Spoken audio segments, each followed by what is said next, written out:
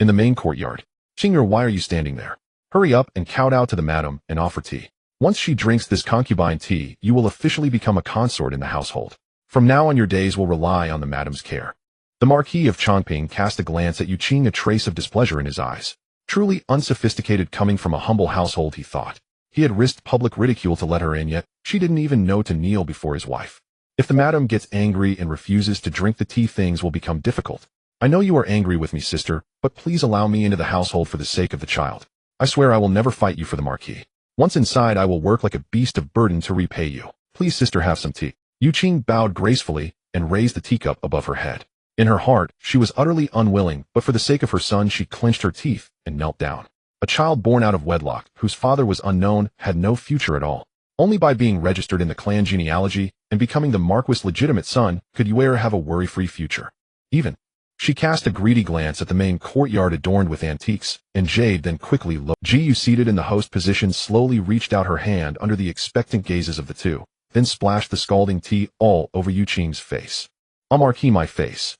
Ji, have you gone mad? Which man in this world doesn't have multiple wives and concubines? I haven't taken any concubines all these years for your sake. Even the 2 bedwarmers before marriage were forbidden from getting pregnant. You should be satisfied. Gu Changping was furious, striding toward her. Rui reacted swiftly and spread her arms to shield Ji. Marquis, the madam only acted this way because she loves you too much. Ever since she heard about the Yue woman, the madam has been crying in bed every night, unable to eat. Ji's beautiful eyes widened slightly. Which eye of yours saw that?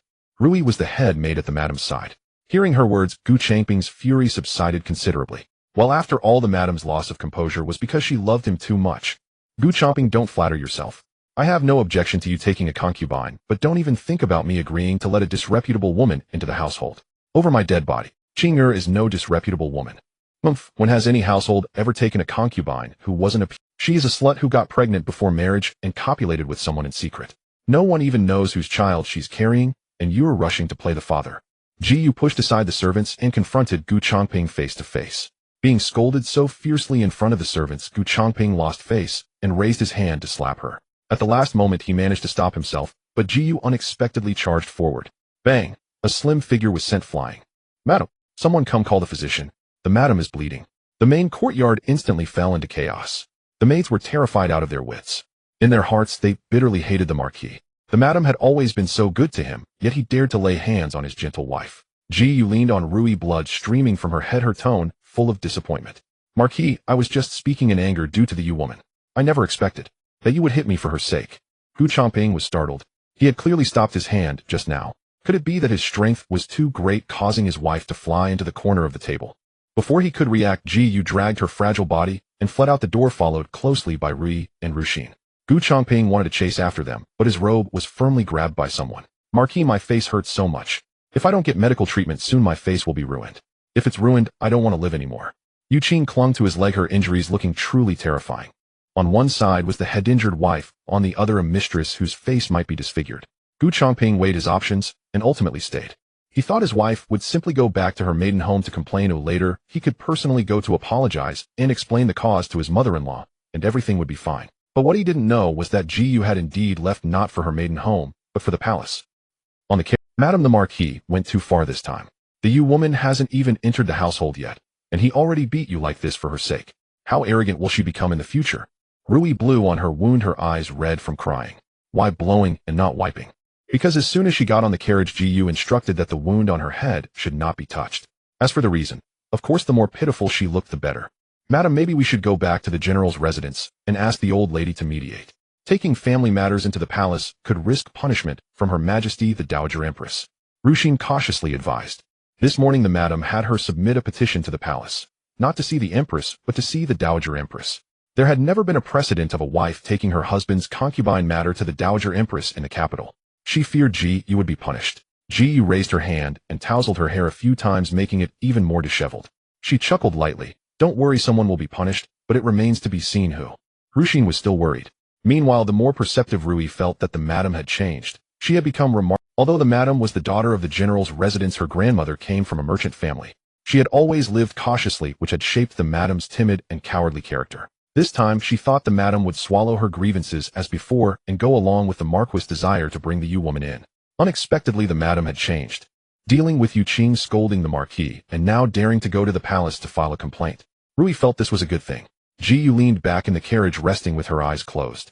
Everyone thought Gu Changping had hit her, even her close maids were deceived. The only one who knew Gu Changping was innocent was her, and everything she had done was for one thing: entering the palace. To see the Dowager Empress. In the original story, Ji Yu agreed to let the Yu woman enter the household today. In the following half-month, the Yu woman would prance around her daily, stirring up troubles and framing her endlessly. The original victim couldn't explain herself and was eventually infuriated to death. What a soft pushover. The legitimate daughter of a general's residence dying because of a mistress, and dying so pitifully. After the original owner died, her 3 children all ended up in tragedy. Her eldest son Gu Huaichuan was framed for cheating in the imperial examinations, permanently barred from court and stripped of his heir status. The twin daughters Gu Jiawan and Gu Jiao. Gu Jiawan tried to avenge the original owner by hiring an assassin to kill the Yu woman, but it failed. She was instead sent to a nunnery and soon died of illness. Gu Jiao, however, betrayed her mother and fawned on the Yu woman for wealth and glory. It was she who leaked the assassination plan. After losing all value, the Yu woman tricked her into marrying her own nephew and seized her entire dowry. In the end, the Yu woman was raised to the position of Marchioness of Changping, and her out-of-wedlock son, Gu Huaiyu, became the heir. The family of 3 lived happily ever after. Ji Yu felt deeply speechless. She was not the original owner who had power and influence, but dared not use it and was fragile-hearted. From the original story, the Marquis of Changping, though fond of illicit affairs, was clearly flawed in a straightforward way. In his view, he could have countless concubines, but only one legal wife. Knowing this made things much easier. If the original owner could survive, she would still be the mistress of the Marquis mansion, with power and wealth, free from worries about food and clothing, and her children would have a smooth life. At most, it would just be being humiliated by Yue. Now what Ji Duan needs to do is to eliminate that humiliation as well, making the Marquis of Changping live under her thumb. Outside the Sinang Palace. "Madam Marquis, the Empress Dowager requests your presence," said Granny Roan with her usual smile. Ji Duan lowered her head and followed into the room. Once inside, she fell to her knees with a thud and said tremblingly, "Your servant has disturbed your majesty, truly deserving death. Ji, you know it is a crime to disturb me over such a trivial matter, yet you still submitted a memorial to enter the palace. You are deliberately breaking the rules." The Empress Dowager's voice was icy cold. Previously, because the name of the Marquis of Changping contained the character Wan, she felt a sense of intimacy and had summoned her to the palace twice. Unexpectedly, she was taking advantage and treating the Sinang Palace as a court of justice. The rear palace must not interfere in politics. Even if the Marquis of Changping has moral failings, it is the duty of the censors to impeach him. Does she want me to punish the Marquis myself? Utterly foolish. Empress Dowager, your servant had no choice but to come to you for shelter. If it truly makes things difficult for you, I will leave immediately and not cause you any trouble. Ji Duan slowly raised her head. The room immediately filled with gasps. "Hiss, your majesty, look at the face of the Marquis of Changping." Granny Roan could not bear to look a second time. How did this happen? The Empress Dowager was greatly shocked. Ji Duan's face was covered with bloodstains, the dried blood presenting a ghastly dark red. Her eyes were red from crying, her hair disheveled, completely lacking the appearance of a noble lady. For a titled lady entering the palace, the greatest taboo is an untidy appearance. Yet she seemed completely unaware, clearly having just experienced a fierce struggle and being terrified. Ji Duan, as if not hearing her question, respectfully kowtowed and said, "Your servant was too rash today. Please forgive me, your majesty. I shall take my leave now." As she bent down, the gold lock around her neck inadvertently fell out. In just an instant, the Empress Dowager's breathing became erratic. How could this object be on her? Ji Duan struggled to stand up, but before she could steady herself, she fainted. Ru E and Ru Xian knelt and went forward to support her. Just as they were about to muster courage to beg the Empress Dowager to summon a physician for their mistress, they saw the Empress Dowager rush down from her throne, disregarding her dignity. Even Granny Roan was startled. For decades apart from when the Emperor was unwell, she had never seen the Empress Dowager so anxious. "What are you all standing there for? Go summon the imperial physician," the Empress Dowager shouted sternly. Fearing that the maids might not be reliable, she turned and ordered Granny Roan, "Go yourself. Make sure to summon all the physicians on duty from the Imperial Hospital. Tell them that if Weiner has any trouble, no one will be spared." Weiner? Granny Roan was puzzled. As she looked up and saw the gold lock on Ji Duan, her body trembled. She then sped toward the Imperial Hospital, cursing the Marquis of Changping's ancestors for 18 generations along the way. Ji Duan was carefully carried to the bed by the palace attendants. Feeling a gentle hand stroking her face, she gradually relaxed. The self-injury scheme had worked. As a transmigrator, she knew many things others did not. For instance, Ji Duan's mother was actually the Empress Dowager's biological daughter. At the founding of the nation, Emperor Taizu had a twin sister whom he trusted immensely, granting her great power. Unexpectedly, that grand princess betrayed his trust, not only amassing troops and interfering in court affairs, but also launching a rebellion. That battle caused hundreds of thousands of casualties and nearly shook the foundation of the state. From then on, Emperor Taizu harbored a deep hatred for twins, believing them to be an ill omen. Among the commoners, it was manageable. A family bearing twins might merely be despised. But the Yan imperial clan absolutely forbade the existence of twins. Once twin siblings were born to the royal family, the female infant would be directly killed, and the male infant would lose his right of inheritance. The Empress Dowager herself had given birth to twins. The male infant was Emperor Chongwen, and the female infant was Ji Duan's mother. To save her daughter's life, the Empress Dowager had no choice but to endure heartache and order Granny Rong to send her away that very night as far as possible. Until Emperor Chongwen ascended the throne, she dared not search for her daughter's whereabouts, fearing that those with malicious intent might discover it and bring disaster. By the time her son had inherited the throne, and she no longer needed to fear anyone, she could no longer find her daughter's trace. The only proof of the infant's identity was a red crescent-shaped birthmark on her back, and a gold lock specially ordered by the Empress Dowager engraved with the character Wan. That gold lock happened to be among Ji Duan's dowry. Her performance today was precisely to claim kinship. After the imperial physician had examined her, Ji Duan timed her awakening. "Lie down quickly." The physician said, "You are weak and injured and need to rest." "Why did you get up?" "That bastard Marquis of Changping is incredibly audacious, daring to touch even." "Don't be afraid. I will definitely see justice done for you and punish him severely." Seeing Ji Duan trying to sit up, the Empress Dowager actually sat on the bedside herself and let her lean against her embrace. Ru Yi and Ru Xin's feelings could no longer be described by mere shock. Heaven, someone slapped them awake. The most honored woman in the country, the current Empress Dowager, actually cares so much about the madam. The way the Empress Dowager looks at her is like looking at her own child. "Empress Dowager." Ji Duan leaned against her, feeling uneasy. "Good child, tell me, where did the gold lock around your—" Ji Duan's age did not match. The only explanation was that it was given by an elder in her family. The Empress Dowager was desperate to know who it was. "The gold lock was worn by my mother since childhood. Later she gave it to me as part of my dowry, hoping it would be passed down from generation to generation. If your majesty likes this design, I can have someone make a duplicate and present it to you after I return." Saying this, Ji Duan removed the gold lock and handed it to the Empress Dowager. The Empress Dowager took it and examined it carefully, confirming it was the one she had left for her daughter. A surge of immense joy welled up in her heart. She had found her daughter. Granny Rong, go immediately and bring General Ji's wife to the palace. The Empress Dowager was eager to verify something. "Speaking of which, my name was insisted upon by my mother based on the characters on this gold lock, despite objections from others." "Oh, then why didn't your mother use the name on the gold lock?" Tears shimmered in the Empress Dowager's eyes. "Your Majesty, you may not know this, but my mother was not the biological child of my maternal grandparents. She was given to them by others to raise.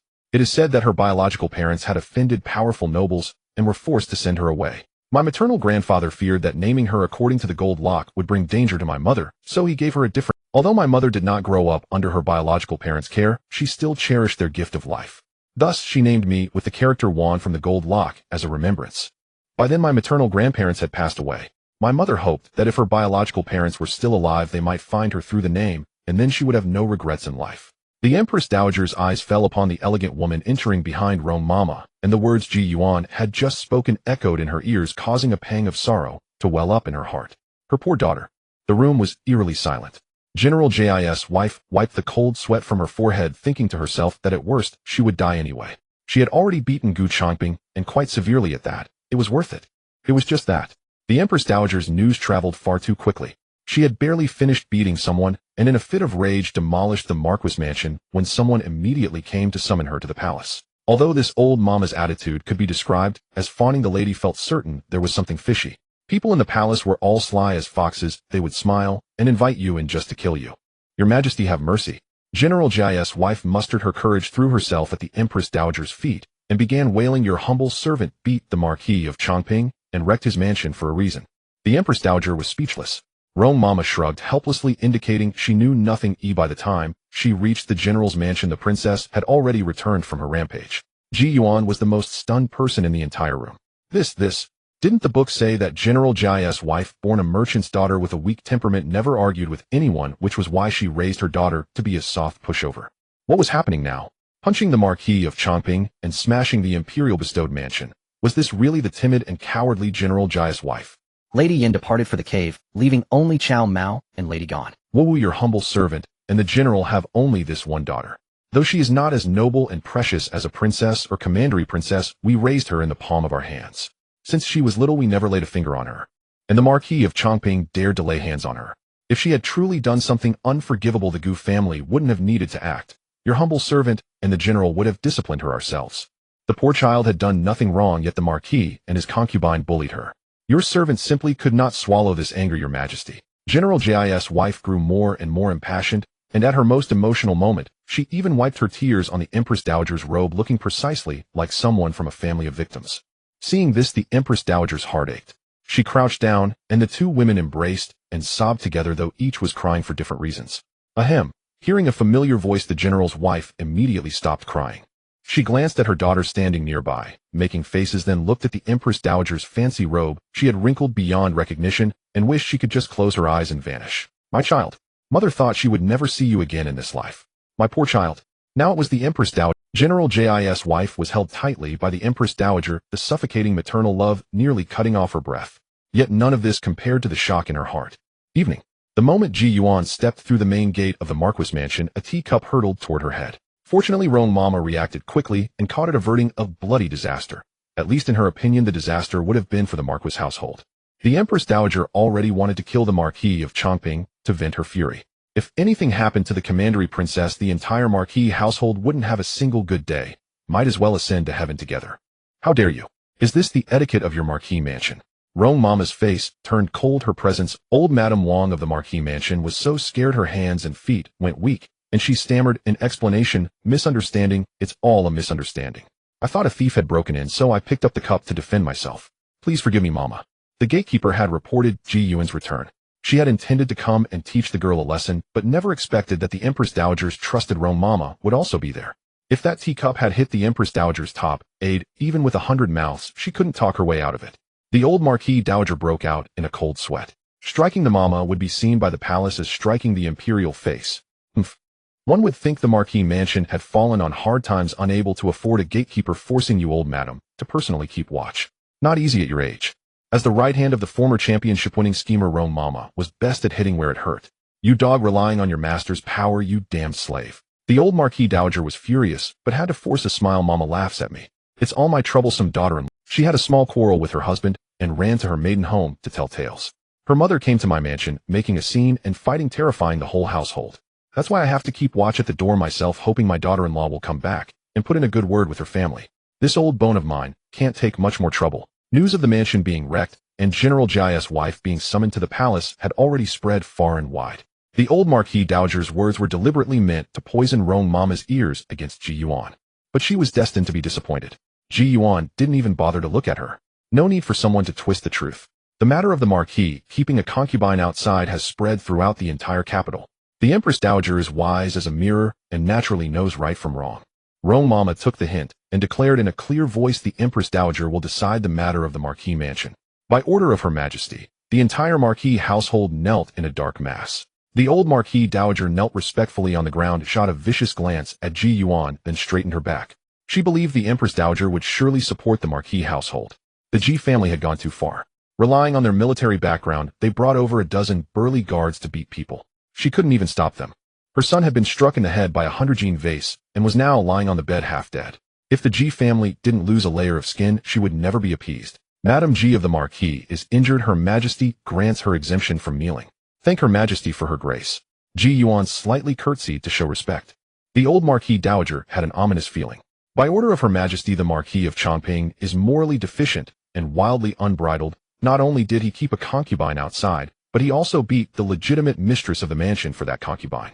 This is an utter outrage against heaven and reason unfit to be called a man. Considering the Marquis' wife pleaded for leniency, I shall not impose severe punishment. Let the Marquis of Changping and his concubine each receive 50 lashes. Carry out the sentence immediately. As the words fell, 20 well-trained swordsmen emerged from behind Rong Mama, splitting into two teams. One to invite the Marquis of Changping, the other to apprehend the concubine. Mama, have you made a mistake? How could Her Majesty punish my son? Ji, it must be your doing. What did you say in front of the Empress Dowager? The old Marquis Dowager widened her eyes in disbelief, then pointed at Ji Yuan. Old madam, speak with caution. These are Her Majesty's orders. Do you mean to say the Empress Dowager is wrong? Rong Mama shielded her like a protective mother hen, leaving Ji Yuan with nothing to do. She had wanted to give that old hag a piece of her mind, but from the moment she entered until now she hadn't even managed to say 2 words. So this is what it feels like to have a backer. Haha, clinging to grandmother's thigh was truly the right move. In this world, nothing is more reliable than blood ties. Seeing the usually formidable old Madame Ho, who always looked down her nose at others, being so terrified, he felt immensely pleased. The lady had suffered no small amount under her hand. Ji Duan, how dare you come back? I am a high-ranking marquis. Your family has gone too far. Staging a disturbance during the day wasn't enough, now you send guards to drag me out of bed. Is your Ji family rebelling? Gu Changping clenched his teeth in fury. He had a thick bandage wrapped around his head, his eyelids swollen. He had only just fallen asleep after taking medicine, and now he was dragged awake by her family. Her Ji family, the entire Ji family, defied all laws. Ji Duan shot him a sly smile. It was indeed her maternal family, but this maternal family was not the one he thought, not something the Changping Marquis could afford to offend. It seems the Marquis still does not know his fault. Men strike hard. Mama Rong even wanted to slap him. Let me go. I am a court official. Who dares touch me? You are. Gu Changping's voice abruptly. He was now pressed down on a long bench, only able to see clearly by squinting sideways. Only then did he realize the one giving orders was the Empress Dowager's palace matron, and the men who had burst into his room were not the general's guards, but the Imperial Guard. The Imperial Guard were the Emperor's personal soldiers. In the entire royal family apart from the Empress Dowager, who possessed one unit, all other Imperial Guard answered only to the Emperor's command. Gu Changping felt the world spin.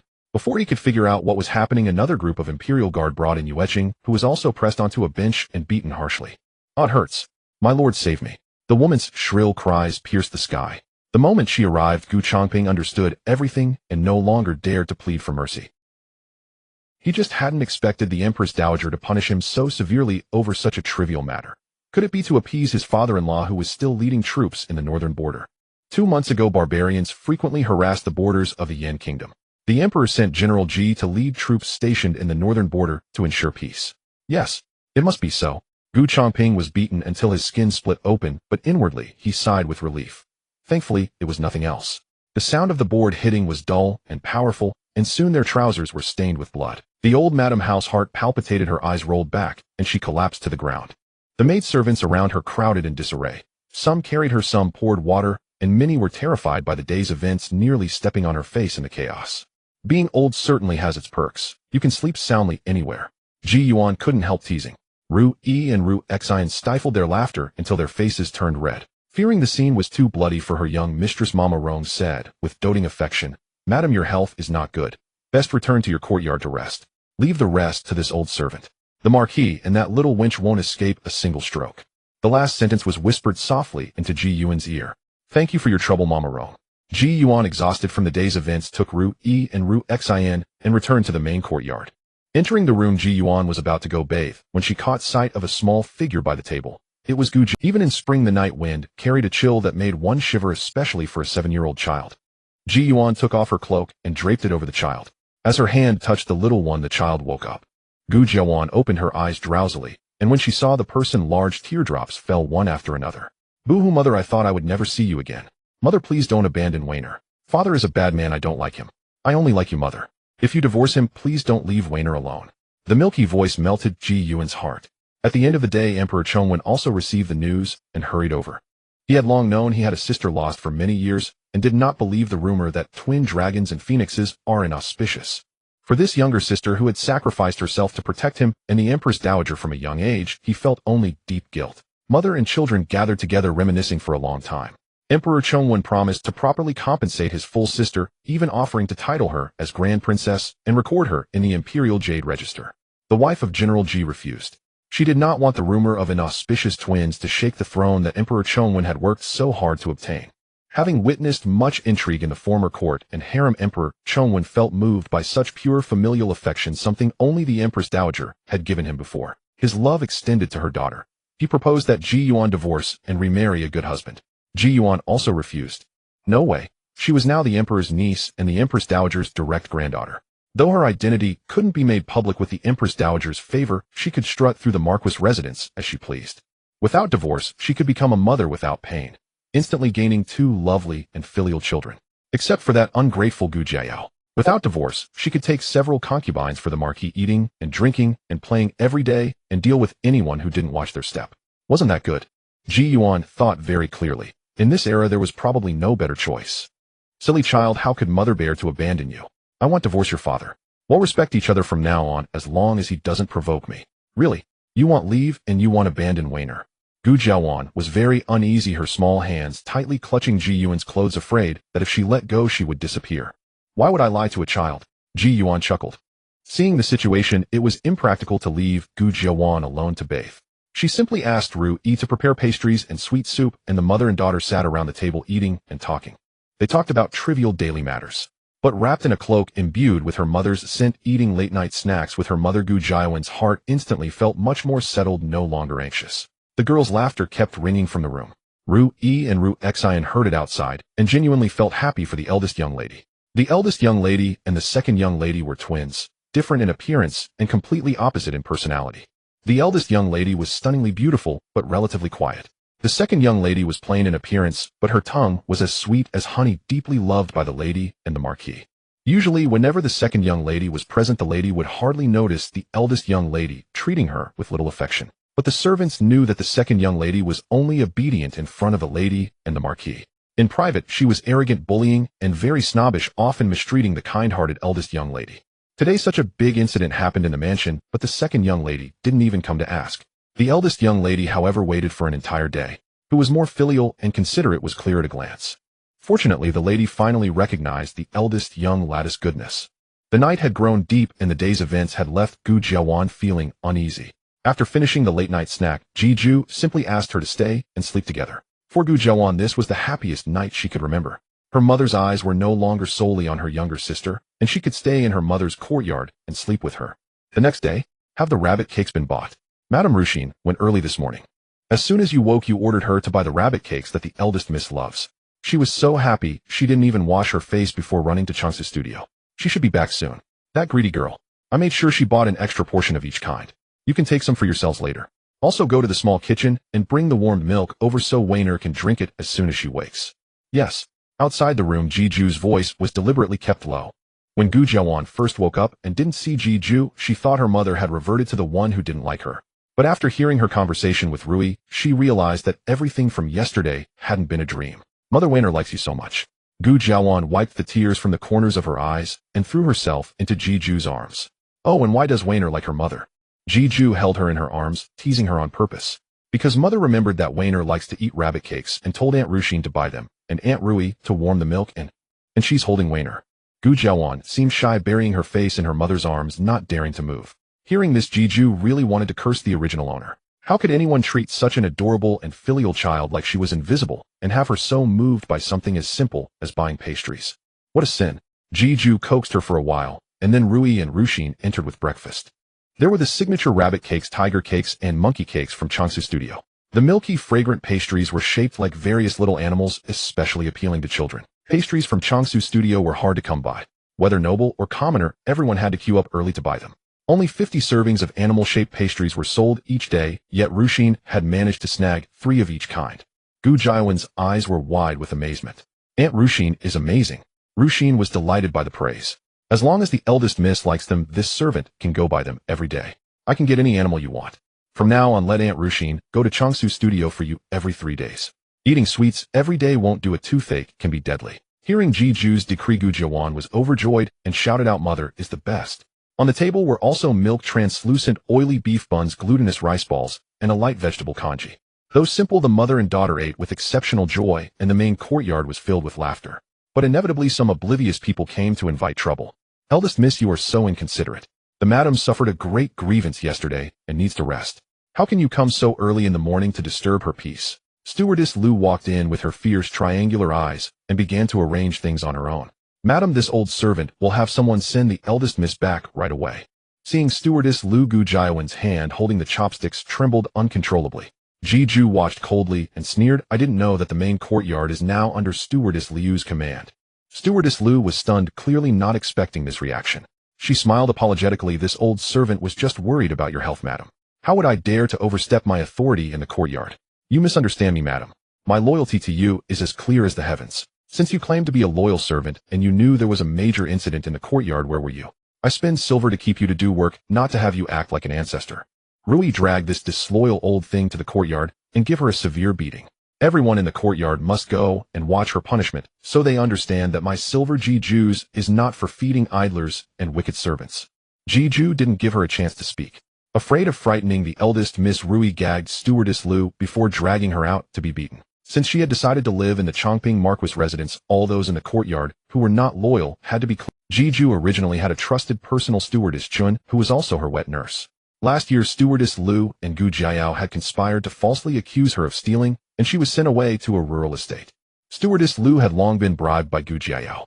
After gaining power, she often sowed discord between Ji Ju and Gu Duan, while praising Gu Jiao to the skies. In truth, the truly filial one was Gu Duan. Gu Jiao was the one with a deep and scheming mind, daring to plant spies in her own mother's courtyard at such a young age. So now the only ones she could fully trust by her side were Rui and Ruxin. She had to bring stewardess Chun back as soon as possible, or she wouldn't feel safe living in this courtyard. She valued her life. Ding! Congratulations to the host for successfully unlocking the loyal servant system. The system only provides a shop exchange service and will not engage in any additional communication with you. The voice flashed through her mind. Upon hearing loyal servant system, Ji Ju's eyes lit up. It was just what she needed when she was desperate. She lacked loyal servants, and without trustworthy people, she couldn't take a single step. Now her golden finger had arrived. Just as Ji Ju was feeling happy, another uninvited guest came to the main courtyard, Stewardess Zhao from the old madam's courtyard. Seeing the bloody scene outside, Stewardess Zhao didn't dare to act presumptuously. Madam, the old madam requests your presence. I see you are in good spirits, so why not do the old madam the honor and go see her? Unexpectedly, Ji Ju nodded in agreement. After yesterday, when the Empress Dowager ordered Changping to be caned, Ji Ju knew that old hag would definitely stir up trouble. It was time to confront her. Ji Ju told Ruxin to stay and play with Gu Duan, while she took Rui and a few maids and headed towards Qingfeng Hall. Qingfeng Hall was the residence of the old Marquis. The old Marquis was a man of integrity who never set harsh rules to make things difficult for others. Unfortunately, he died in the second year after Ji Ju married into the family. After his death, no one in the residence could keep the old madam in check. But now there was. On the way there, Rui mentioned something. While beating stewardess Lu, she had seen Gu Jiao skulking at the entrance, as if wanting to come in. But after stewardess Zhao from the old madam's side arrived, she quietly slipped away. A flash of mockery crossed Ji Ju's eyes. Yesterday, knowing she had been beaten, Gu Jiao never once came to the main courtyard to ask about her for fear of being implicated by Gu Changping. When she woke up this morning and learned that the Empress Dowager had supported her last night, she wanted to come and curry favor. As luck would have it, she ran into the aggressive stewardess Zhao. Gu Jiao, who cared only for herself, naturally wouldn't wade into these muddy waters, and quickly made her escape. Gu Jiao's behavior played right into Ji Duan's hands. She had been worrying about how to distance herself from her, and now the opportunity came knocking on its own. A daughter who only looked out for herself, a thankless wretch abandoned by her mother. That seemed like a plausible reason, didn't it? In the clear wind hall, Ji, you venomous woman, kneel down. The old Marquise pointed at Ji Duan's nose and hurled insults. Ji Duan acted as if she hadn't heard a thing.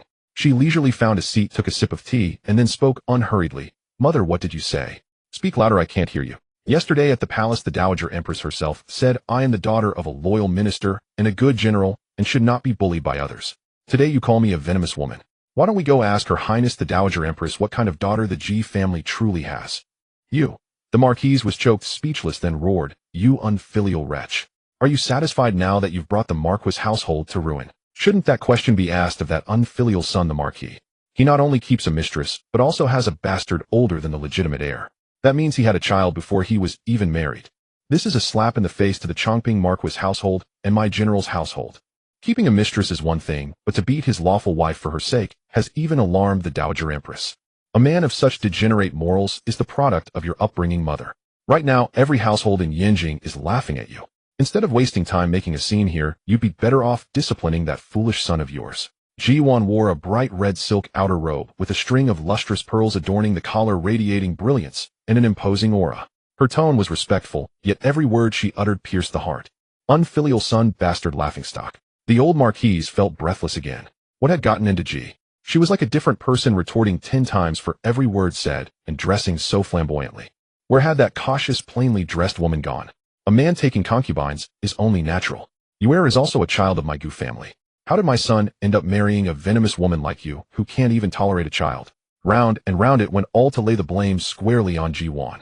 Second sister-in-law Xiong could no longer stand by and spoke up for her. Mother, how can you blame sister-in-law for this? As I see it, that mother and son should never be allowed through the door.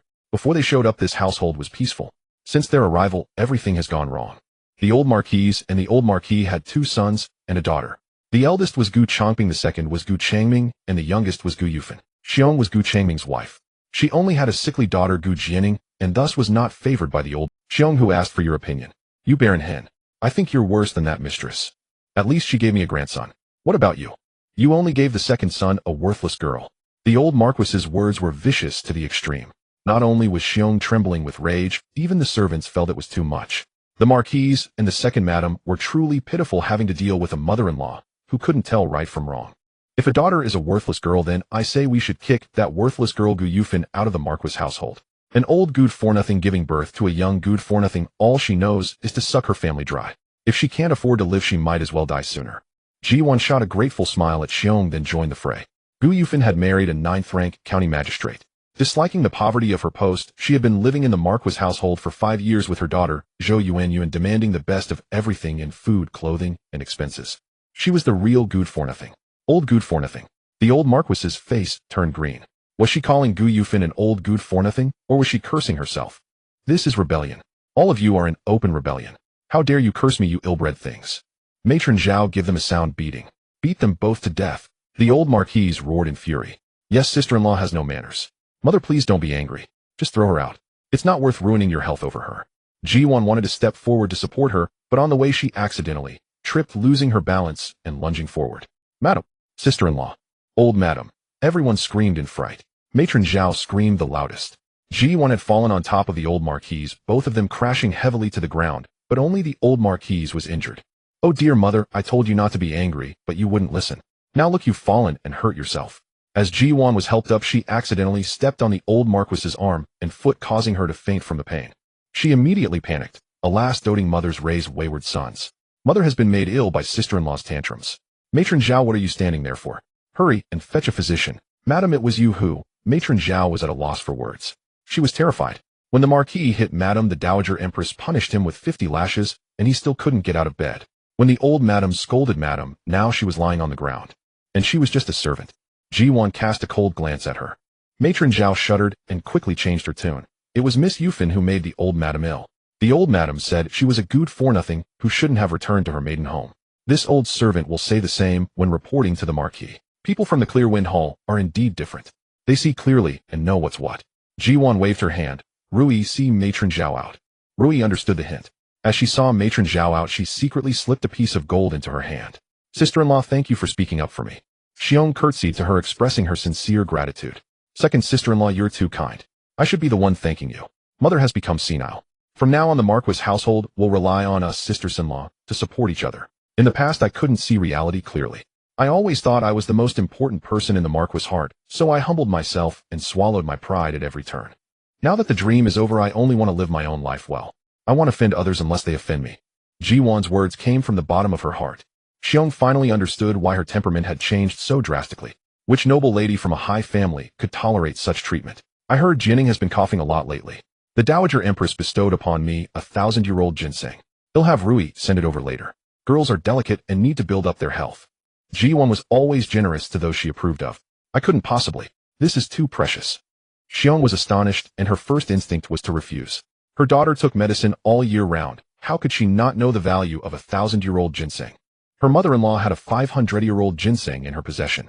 Last year, when Jinning fell into the water and was unconscious, she and her husband knelt outside the Clear Wind Hall all night begging their mother-in-law to save Jinning, but she refused to the death. And her sister-in-law was offering a 1,000-year-old ginseng. Objects are dead, people are alive. If Jinning still acknowledges me as her aunt, she must accept this gift. Ji Duan left after throwing down those words, leaving Xiong standing there stunned for a long time. After leaving Qingfeng courtyard, Ji Yin did not return directly home. Instead, she instructed Rui to prepare the carriage and headed to a secluded tea house. Inside the private room. Now that Ji Yun was alone, having sent Rui to stand guard outside, she could finally examine the shop. The system. Opening the shop, a dense array of personnel information came into view. All loyal servants available for exchange. The name, age, skill description, and rank of each person were clearly written. It was practically a large-scale human trafficking market. Ji Yun took a deep breath, trying to calm her racing heart, but her heaving chest betrayed her excitement. What astonished her most about this shop was not the variety of talented individuals she could exchange, but the loyalty stat of each person, all read 100%. 100% loyalty. This meant they would be loyal only to her beyond anyone's bribery.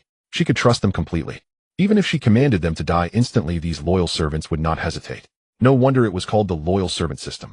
Ji Yun swiped her finger, found the warrior section, and fixed her gaze on a female warrior. Warrior Shuangren. Gender female. Age 18. Skill description all-round warrior.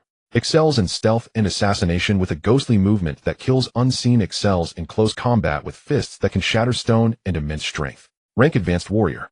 Loyalty 100%. All loyal servants in the shop were divided into 3 ranks: low, intermediate, and advanced. Shuangren was not only a woman but also an all-round warrior of the highest rank, exactly what Ji Duan needed most. Nothing was more important than her own life. Gu Changping had stopped yesterday, but if he ever truly struck, or if someone else wanted to harm her, Ji Duan had no means to protect herself. She had to acquire Shuangren. A female warrior could legitimately stay close to her in the inner courtyard for protection, and her gender would mislead others. Who would imagine that a mere maid by her side was actually a formidable martial artist? She decided on her. When preparing to exchange, Ji Duan was surprised to find that exchanging Shuangren only cost 10,000 taels of silver.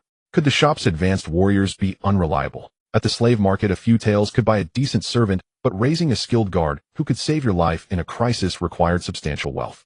At the slave market, a few taels could buy a decent servant, but raising a skilled guard who could save your life in a crisis required substantial wealth. Even so, the Grand Prince spent over 100,000 taels on him annually, and Shuangren cost only 10,000. Whatever she would exchange first and ask later. The moment Ji Duan tapped to exchange, Shuangren's information vanished from the shop. Then a line of text automatically appeared: detected first-time shop discount used. Exchange amounts will revert to normal. So the previous price was a first-time discount. No wonder it was so cheap. With a warrior secured, Ji Duan's overt safety was guaranteed, but she couldn't rest easy yet. She still needed someone proficient in medicine. The moment Ji Duan tapped to exchange, Shuangren's information vanished from the shop.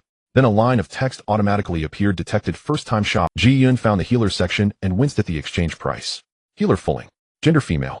Age 25. Skill description: master of both medicine and poison. Skilled in the art of healing, saving countless lives, it deeply versed in toxicology, wielding poison like medicine with needles and stones. Severe ailments are cured with herbs. Life and death are at her whim. Rank advanced healer. Loyalty 100%. Fulling's description made her heart race. Having a peerless master of both medicine and poison by her side meant even a half step into the underworld could be reversed. But who could tell her why an advanced healer costs 600,000 taels of silver? In comparison, exchanging Shuangren was a steal. Ji Duan took a deep breath and decided to put the exchange of Fulling on hold for now. Although the wife of General Ji came from a merchant family, her maternal grandfather had only one daughter, leaving all his wealth to her. Thus, Ji Duan's dowry was astonishingly generous, a full 500,000 taels of silver. At the time, the general's estate publicly announced a dowry of only 200,000 taels. Even that was a sensation in the capital, as the dowry of a noble's legitimate daughter rarely exceeded 50,000 taels. Now the silver needed to exchange an advanced healer exceeded Ji Duan's entire dowry, unless she sold her dowry lands and shops. Those were the foundation of her livelihood, and she certainly wouldn't sell them. The Empress Dowager had bestowed many gold, silver, jewels, and precious antiques yesterday. Adding those would leave a surplus, but Ji Duan didn't want to part with them. She would find a way to earn money first, if all else failed. She suddenly thought of the ready-made fool at home. Your subordinate Shuangren greets the master. Just as Ji Duan was deep in thought, Shuangren had already appeared silently in the room. Seeing her master lost in contemplation, she knelt on one knee and respectfully addressed her. The sudden voice startled Ji Duan. Turning around, she saw a valiant, tall, and delicate-looking woman. Indeed, as described, she moved like a ghost. Ji Duan hadn't even noticed her arrival. No need for formalities. From now on, your task is to protect my safety. Yes. Shuangren was a woman of few words. She rose and silently positioned herself behind Ji Duan, constantly alert to her surroundings. Ji Duan suddenly looked at the table before her and turned to ask Shuangren, "Can you split this table with your bare hand?" This tea house was not only in a secluded location, but also built with fine materials. Each private room had excellent soundproofing, and the tea tables were not made of wood, but of a single extremely hard piece of marble. She wanted to see just how strong Shuangren truly was. Upon receiving the command, Shuangren didn't hesitate. She raised her hand and struck the table. Bang! A light punch, as if merely brushing the stone table. Ji Duan felt a twinge of disappointment. The next second, cracks rapidly spread across the hard stone, and it shattered into a pile of rubble. Ji Duan's eyes widened in shock. The sound of falling stones alarmed Rui, who had been standing by the door. She hurriedly asked, "Madam, are you all right?" "What? I'm fine. Come in." Rui entered the private room and tensed up at the sight of the unfamiliar woman and the mess on the floor. Like a mother hen protecting her chick, she stepped in front of Ji Duan and demanded, "Who are you? How dare you threaten our madam? Don't you know our madam is the daughter of General Ji? Don't worry, Shuangren is one of us. From now on, she is my personal bodyguard." Frostblade recognized her as one of their own and silently tucked away the hidden weapons in her sleeves, saying nothing more. Ji Yin noted this, and thought it would be good to have her accompany Ri, and Ruxin, who a girl of 18, should not remain so withdrawn, or she would stifle herself. Madam, there was only you in the room, just now. How could another person have appeared out of thin air? Rui hesitated, as if she wanted to say more. Having once received kindness from the Ji family, I possess no other skills, but martial arts to repay you, madam. I am willing to stay by your side for life, ready to brave any danger, without hesitation. I fled here from another region. My parents starved to death during the escape. Having once received kindness from the Ji family, I possess no other skills, but martial arts to repay you, madam. I am willing to stay by your side for life, ready to brave any danger, without hesitation. Frostblade knelt on one knee, reaffirming her loyalty and indirectly explaining her origins. Ji Yin was thoroughly satisfied. She had not expected Frostblade to possess not only excellent martial skills, but also the keen ability to read the situation and discern her difficulties. Rui finally came to her senses, wishing she could slap herself. She should not have asked about matters that were not her concern. Either madam had her own plans. Sister Frostblade, I was rude. From now on we are family, all serving the madam. I hope you will forgive me. At Ji Yan's signal, Rui stepped forward to help her up. From then on, Ji Yan had a highly skilled maid by her side. After leaving the tea house, Ji Yan first went to the largest clothing store in Yinjing, the brocade pavilion. Last night she had noticed that Gu Jiwan's clothes were too plain. The fabric was decent, but the colors and styles were too outdated, lacking the youthful vitality of a child. The girl was precocious and already cared about beauty. If others had it, her daughter Ji Yan's child would not be deprived. Although Ji Yan was low-key and disliked flamboyance in dress, her family's wealth allowed her to be meticulous about fabric and quality, always buying the best. The owner of the brocade pavilion recognized her at once and knew a big spender had arrived. Madam Marquis, you've come. My apologies. I did not expect your esteemed presence today. I'm afraid many of the fine fabrics in the shop are gone. Please take a look. If nothing suits your fancy, I will personally bring the fabrics to your residence another day for your selection. The owner smiled warmly, as if he had never heard the rumors spreading outside. He was indeed a tactful man. Ji Yan waved her hand. It's fine. Today I'm choosing clothes for the children at home. Bring out more bright fabrics. The colors must be beautiful and the materials soft and breathable. Summer was approaching and children loved to play, so the fabric of their clothes was crucial. The owner looked confident. You're choosing for the second miss. She likes pink. We've recently received many pink fabrics from the south. They'll have them brought out for you to see immediately. Madam came specifically today for the eldest miss and the young master. Rui interjected at the right moment. It was necessary to clarify who the clothes were for. The Marquis residence was a long-standing customer, and the owner had the measurements of everyone in the household. If he misunderstood and made clothes for the eldest miss and the second miss size, the madam's trip would have been in vain. For the boy, choose fabrics with elegant colors and durable material. For the girl, they must be bright. Goose yellow, water green, bring them all out. They'll take as many as you have. The owner suppressed his surprise. It was the first time he had seen the Marquis of Changping's wife so generous. How strange. Previously, she had only brought the second miss to buy clothes, and had never shown such care for the eldest miss. Being a businessman, despite his many doubts, the owner put on a flattering smile. Madam, you are truly a loving mother. The young lady and young master are fortunate to have such a devoted mother. It's crowded outside. Please move to the inner hall to rest. I will fetch the fabrics and be right with you. No sooner had Ji Yan sat down than the owner brought a pile of fabrics for her to choose from. The fabrics she selected piled up like a small mountain. She chose not only for Gu Huaichuan and Gu Jiwan, but also many for herself, and even for Rui and the others. Among the fabrics for Gu Jiwan, several were ready-made garments in the right size. Ji Yan had the owner pack them directly, so she could change the girl's clothes as soon as she got home. Among the fabrics for Gu Jiwan, several were ready-made garments in the right size. Ji Yan had the owner pack them directly, so she could change the girl's clothes as soon as she got home. A pair of fair, delicate hands reached out and snatched the clothes from Rui. Ji Yan looked up, and her bright smile instantly froze. It was Gu Jiao.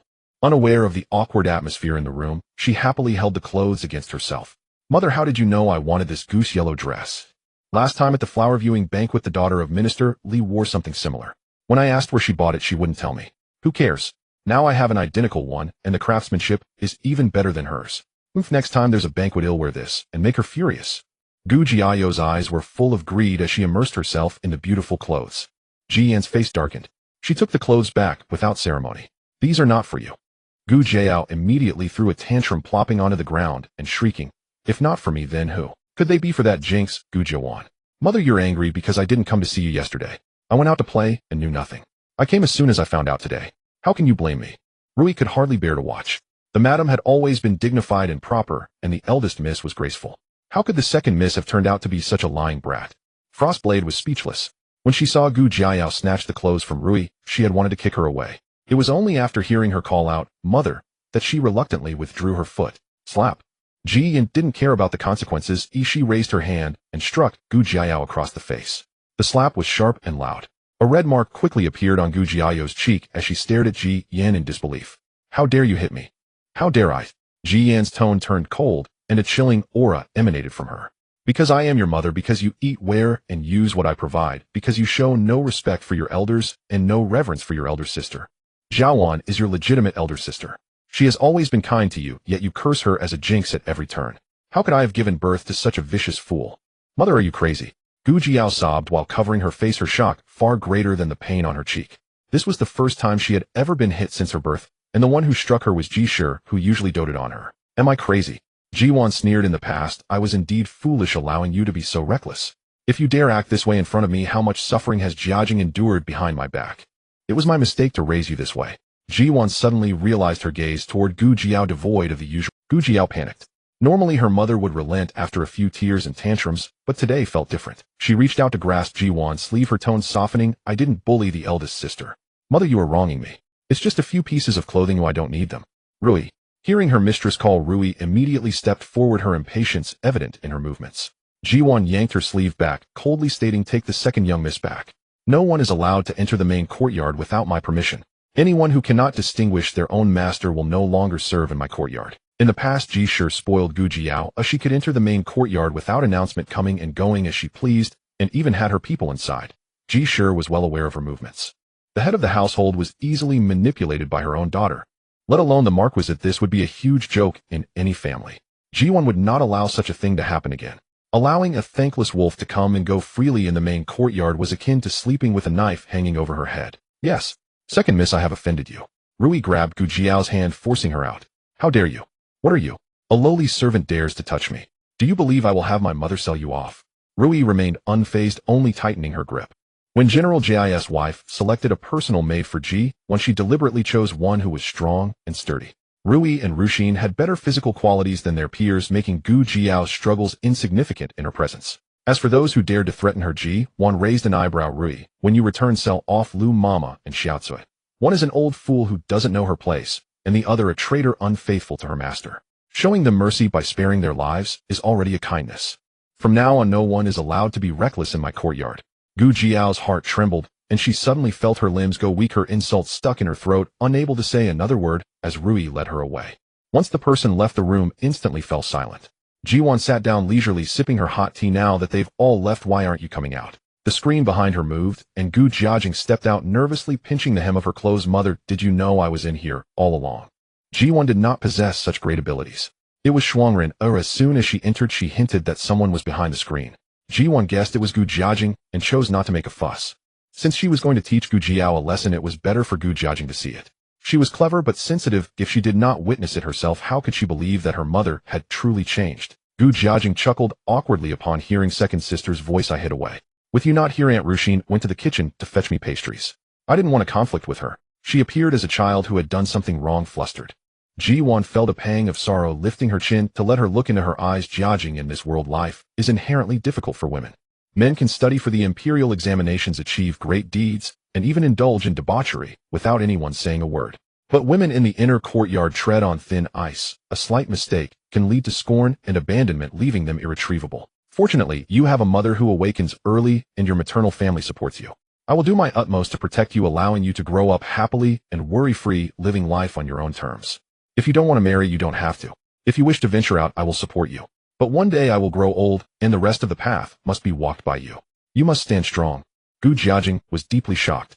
In the past, her mother only taught her to be respectful and obedient, but now she actually said to live according to her own heart, that not marrying was also acceptable. "I know you don't want to conflict with Gu Jiao, because you fear I will be put in a difficult position. From today onwards, you need not have such concerns. Your mother will always stand by your side." Ji Duan grew up in an orphanage with no one to rely on or plan for her. It was incredibly difficult for her to build herself up from nothing. Looking at Gu Jiajing was like revisiting her own past. This time she wanted to be someone else's support. Daughter will heed mother's teachings. "Mother, it's wonderful to be your daughter. From now on, Jiajing knows what to do." Gu Jiajing lowered her thick eyelashes, hiding her reddened eyes, and knelt down straight, solemnly bowing 3 times to Ji Duan. "Dong, dong, dong." Ji Duan accepted with a clear conscience. From this moment on she was true. After dinner Ji Duan changed into more comfortable clothes to visit Gu Changping, who had his own courtyard and had been recuperating there after being beaten. From the moment she stepped into the courtyard Ji Duan's eyes were darting around. That pine tree at the entrance. No, it wasn't worth much, digging it out would be a hassle. The flowers and plants she had planted. Ji Duan couldn't help but criticize Gu Changping's taste. He had randomly planted a bunch of gaudy flowers without trimming them. Fortunately, there were a few precious plants inside that she could uproot when she returned. When she entered the house, Gu Changping was still having dinner. His buttocks were bruised, and he could only lie on the bed while someone fed him, looking utterly humiliating. "Madam." The maidservant saw Ji Duan arrive and quickly stepped aside. "Ah." Gu Changping was startled and bumped his head against the headboard, the freshly changed bandage oozing a bit of blood, causing him immense pain and making him want to weep. Heaven! Ji Duan felt relief at the sight, sitting at the bedside with a smile. Has the Marquis' injury improved? Gu Changping glared at her. Not at all. What's good about it? Can't this woman see that I just bumped my head? Seeing the Marquis in pain puts me at ease. You are indulging your concubine and neglecting your wife. Oh no, it's the matter of your mistress, and it has even reached the palace. The Empress Dowager specifically punished you. If you recover in just a few days, wouldn't that imply that you were beaten lightly? That makes sense. Gu Changping thought about it and realized he had wronged her. The madam truly deserved her title, thinking of him even while suffering herself. Madam, what happened that day was not my intention. I had no idea I would accidentally injure you. If I had known, I would never have raised my hand. After the incident, your mother admonished me as well. The Empress Dowager has also taken your side. I am covered in bruises now. Do you think you could put in a good word with your mother to calm her anger? What he really meant was to ask his mother-in-law to intercede with the Empress Dowager and let the matter rest. Gu Changping grasped her fair, delicate hand by the bedside, but Ji Duan subtly withdrew it. Mother is not home. We can discuss this another time. Where could mother have gone if she's not home? The Empress Dowager took a liking to mother the first time they met and insisted she stay in the palace for a few days. Am I supposed to go to the palace to plead your case? Ji Duan was certain he wouldn't dare. No, there's no need. You should rest at home and recuperate, my lady. I would be heartbroken if you exhausted yourself running about. A fawning smile spread across Gu Changping's face. Just as he had suspected, the Empress Dowager punished him severely out of regard for his father-in-law. As long as His Majesty held no grudge against him, he could still navigate the imperial court. Ji Duan rolled her eyes silently. So the Marquis' apology is merely lip service without any sincerity. I'll take my leave now. Wait. Guanlin, Gu Changping called out loudly. Guanlin hurried into the room and asked in a low voice, "What are your orders, master?" He had been the study companion chosen for Gu Changping by the old Marquis.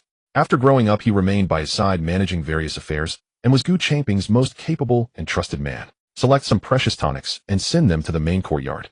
Also, the treasure pavilion has some new headpieces. Buy them immediately and send them to the madam. Yes. Guanlin bowed to Ji Duan and was about to leave. Wait, I noticed Weiner's jewelry box is rather sparse. Pick out some expensive ornaments for her as well, so she can maintain the dignity of the Marquis manor. You have no objections, do you, Marquis? The manor's public coffers were nearly empty, barely covering the monthly expenses of the household. Ji Duan had no intention of tapping into them, or else those people would come begging her for money when they had nothing left to eat. Gu Changping's private treasury was slightly better off, but not by much. The Dowager Marquis insisted on the best in everything she wore and used. The public funds were never enough, so Gu Changping had to allocate a sum from his private purse each month for her needs. With various social obligations on top of that, there was hardly anything left over. Ji Duan had no interest in his private treasury, but she wasn't about to let others benefit from it either. The cost of a few sets of jewelry from the treasure pavilion would be enough to drain it completely. This? Gu Changping hesitated slightly, but when he saw Ji Duan's expression darken, he steeled himself and agreed. No objections. How could I possibly object? Buy them. The madam and the eldest miss belongings must not be taken lightly. Guanlin, you must handle this with the utmost care. It seemed the Marquis was truly sparing no expense. Guanlin knew exactly how much was left in the private treasury. After these purchases, they would have nothing left for the rest of the year. But as a servant, he simply followed his master's orders. It's getting late. I won't disturb your rest any longer, Marquis. Having secured the goods, Ji Duan had no reason to stay, and for once offered Gu Changping a pleasant expression. Gu Changping glanced at the glaring sunlight streaming through the window and twitched his lips. This is late. In the past, his wife would have been frantic over even a minor scratch, crying profusely and personally brewing soup for him. Today she was heartless, not even asking how he was. Well, she must still be holding a grudge.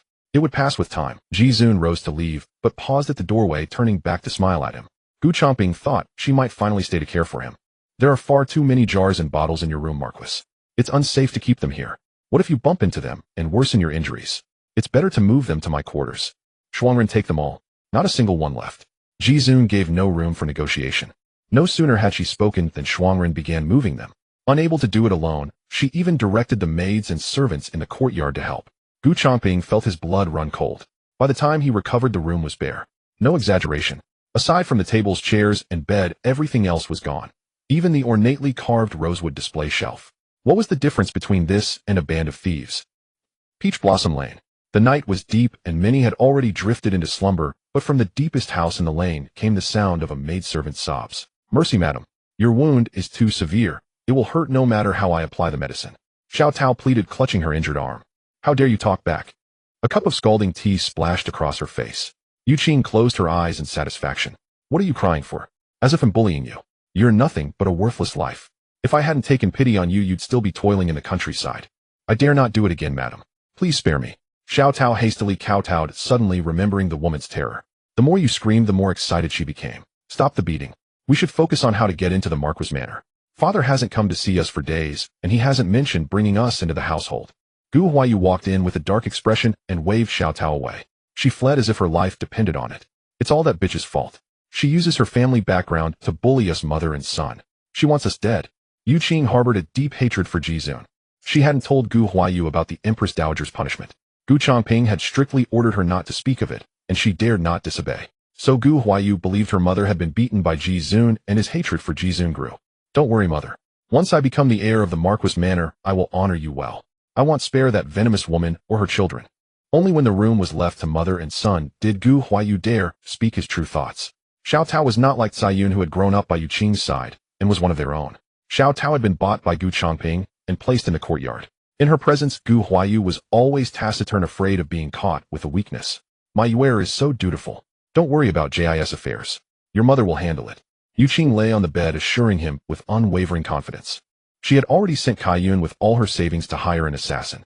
The Marquis of Changping, and she had just been beaten. Everyone would expect them to lie low and behave. Ji would also let her guard down. She intended to catch everyone completely off guard. Thud. The sound of a body hitting the ground was especially jarring in the silent night. Shuangren sheathed her dagger with practiced ease, moving like a specter in the darkness. "Someone MMPH'd." Ruxin was about to call out when Rui covered her mouth and dragged her aside, warning, "Don't shout. The madam is different now. She has her plans. As servants, we must not hold her back or ruin her affairs." "But she killed someone. If the Marquis finds out someone died in our courtyard, it's all over." Ruxin collapsed limply into her arms. "If I hadn't killed him, he would have slain the mistress, then butchered everyone in this yard. Since you're so compassionate, why don't I send you down to keep him company?" Shuangren looked over with a cold, expressionless face and sneered, "Don't forget whose side you're on. I couldn't care less about some blasted Marquis. Anyone who dares harm the mistress, I'll snap their neck." In Shuangren's eyes, Ruxin was utterly useless. As the mistress personal made, her first reaction upon seeing an assassin slain was not relief for her lad's safety, but fear of getting caught. If she were just an ordinary maid, it might be forgivable, but she was the mistress' confidant. That was unacceptable. Shuangren cast a cold glance and turned to enter the room to report. In Shuangren's eyes, Ruxin was utterly useless. As the mistress personal made, her first reaction upon seeing an assassin slain was not relief for her lad's safety, but fear of getting caught. Ruxin tried to win Rui to her side. Rui's comforting hand froze instantly, her expression turning grim. "I think Shuangren is just fine. She's loyal and skilled in martial arts. With her around, no one can harm the lady. As for you, she said one thing that's absolutely right. Don't forget whose side you're on. Given the lad's current status, anyone daring to send an assassin deserves worse than death. Even exterminating their 9 clans wouldn't be too harsh. Think it over yourself." Rui left those words and followed Shuangren inside. She was the lattice maid. Her place was by her mistress' side. As for Ruxin, if she couldn't see reason, there was nothing more Rui could do for her. In the courtyard, only Ruxin and the cold corpse remained. She sat blankly on the ground, staring into nothingness, lost in thought. The Yu woman is quite bold, daring to make a move on me at such a sensitive time. Does she think the lower suspicion on her now will shield her from blame? Ji Duan listened to Shuangren's report and let out a derisive laugh. "It was actually you. Lady, shall we?" Rui had just entered upon hearing this and made a throat-slitting gesture. Shuangren was slightly surprised, raising an eyebrow at her. "Kill her. Don't you think I'm ruthless?" Ji Duan leaned back on the chaise lounge and asked casually, "It is you who is ruthless. She dared to hire an assassin to harm you, madam. She deserves to pay the price. This servant only regrets not being as skilled as Shuangren to slay that assassin with my own hands." Rui harbored a deep, venomous hatred for Yue, wishing she could flay her alive. The madam treated everyone with kindness, never scolding or beating servants, and was especially caring towards the maids who followed her from the general's residence. That shameless wretch, you had no right to humiliate her. The amusement in Ji Duan's eyes deepened. A loyal maid who protected her mistress, brave and faithful. She had not misjudged her. No rush. If I kill her now, everyone will point fingers at me thinking I did it. The Honorable Madame Marquis, bullied by her husband and his mistress, kills the concubine out of spite. It all seems logical. You planned this well, as she was certain I wouldn't kill her even if the assassin failed. Ji Duan saw through it all. The original owner had lost to her for a reason. Though she had royal backing, her mother had only recently been recognized by her family. She didn't want to stir up trouble at this crucial moment of bonding. For now, she only needed to play the role of a victim. Madam, this servant is willing to kill that mother and son. Rui steeled herself and kowtowed heavily before her. You and her son hold great sway with the Marquis. The heir has yet to be named. Oh, leaving them alive is a constant threat. This servant is willing to remove that obstacle for you. If I kill you and her son, it will be because I have long harbored feelings for the Marquis and sought to climb the social ladder. When that mother and son suddenly appeared, they blocked my path. So they deserve to die. Get up quickly. Ji Duan crouched down to help her up. Don't talk nonsense. What would I do without you? Though Shuangren is skilled in martial arts, you are still the one closest to my heart. You two are my right and left hands, who I cannot do without either. That lowly you is not worth my Rui risking her life. I have my own plans for this matter. Her heart was a mix of emotions. She never expected Rui would go this far for her. Before this, she could only trust Shuangren unconditionally, who was summoned by the loyal servant system and could never betray her. Seeing Rui's genuine devotion, she decided to take a gamble and entrust her with her faith. Drip, drip, drip, Kaiyun. Yue Qing dreamed she had fallen into a river. The icy water soaked her clothes, clinging to her skin in a sticky mess. The air was thick with a pungent fishy stench that made her wrinkle her nose, unable to sleep soundly no matter how she tried. So thirsty she wanted water. Kaiyun. She called again, but there was still no answer. Yue Qing finally opened her eyes, and then a piercing scream erupted. Ah! The entire Peach Blossom Lane heard it. Aunt Chin, returning from grocery shopping, covered her ears and couldn't help complaining to the tofu seller at the alley entrance. It's noisy as hell every day, like a haunted house. The women crying at midnight aren't enough. Now they won't even spare us during the day. Pa, if it weren't for her having some backing, I'd have stormed in and taught that little slut a lesson long ago. Oh, Aunt Chin, haven't you heard? The woman in the lane was carried off a carriage the day before yesterday, covered in blood. It was terrifying. Everyone says she was caught by the legitimate wife and beaten. Serves her right. Her tofu stall was open every day, so she knew everything that happened in the lane. The crowd of gossips grew larger. A figure half a man's height covered his face and hurried away, followed by, "Young master, why are you running? I haven't dealt with those old biddies yet. How dare they gossip about the madam behind her back? Let me tear their mouths apart. Once we get into the Marquis residence, we'll make them pay." Kaiyun cursed behind Gu Huayu. "Shut up. Haven't you brought enough shame?" Gu Huayu hissed, afraid her voice would attract more attention. He had lost all face. He was destined to be a marquis, a high minister, and a trusted aide of the emperor. If anyone found out his birth mother was a lowly concubine, and he was a despised, illegitimate son, his life would be utterly ruined. Never before had Gu Huayu hated you as much as he did in this moment. Even if she had become his father's concubine, it would have been tolerable. Why did she have to bear him outside without any status, burdening him with this shameful identity? And Kaiyun, a reckless fool who couldn't read the situation, just jumping into arguments as if she wanted the whole world to know their business. Xiao Tao lagged behind timidly, not daring to make a sound. Early that morning, Gu Huayu had taken her and Kaiyun out to buy Yu's favorite beef pancakes from West Street. They had been cheerful when they left, but by the time they returned, the atmosphere had completely changed. This mother and son were wolves in sheep's clothing. Though Gu Huayu had never struck her, Xiao Tao knew he was a more vicious wolf than Yu. One wrong move and her life would be forfeit. "Ah, help! Someone help me, Kaiyun." The closer they got to the courtyard, the more piercing the screams became. Gu Huayu kicked open the door with a roar. "Mother, what exactly are you trying to do?" But soon he froze, falling to his knees and starting to retch violently, as if he wanted to expel his very entrails. Kaiyun's heart pounded fiercely. Peering from Gu Huayu's position, she nearly fainted. On the bed sat a madwoman drenched in blood. From the strands of her hair to the quilt covering her, not a single spot remained untainted. Above the headboard hung a dark, indistinct object. Upon closer inspection, it was a human head. Blood was still dripping from the severed neck, and that was the source of all the blood on you. Kaiyun recognized the face at once. It was the assassin the madam had asked her to contact yesterday. How could this be? She was on the verge of madness. "Madam, of your dowry of 500,000 taels, 300,000 remain. Adding the profits from over 20 shops over the years, which total 500,000 taels, and the income from the farmlands that fully covers the main courtyard's daily expenses, the silver you currently hold is quite substantial. If we include the items you instructed me to sell, it can reach 700,000 taels." A middle-aged man with a thick beard bowed, reporting in a respectful tone. 700,000 taels. That the things looted from Gu Changping's room were worth 200,000 taels was something Ji Duan had not anticipated. She had only selected a portion of those items for Lai Kai to sell for cash, intending to keep the more precious calligraphy paintings and antiques for her two children, rare treasures of immeasurable value. When she married, Gu Changping, the Marquis' residence had already decayed into an empty shell, but it was still the accumulation of several generations, so there were some treasures left. As for why only 300,000 of her 500,000 taels dowry remained. Simple. Not long ago she had exchanged for a senior merchant from the mall precisely the middle-aged man before her. Like I. Shuangren had hung the assassin's head in Peach Blossom Alley. Yue was probably scared out of her wits and would not cause trouble for a long time. The matter of exchanging for a healer could be set aside for now. With limited silver on hand, using it to generate more was the best course.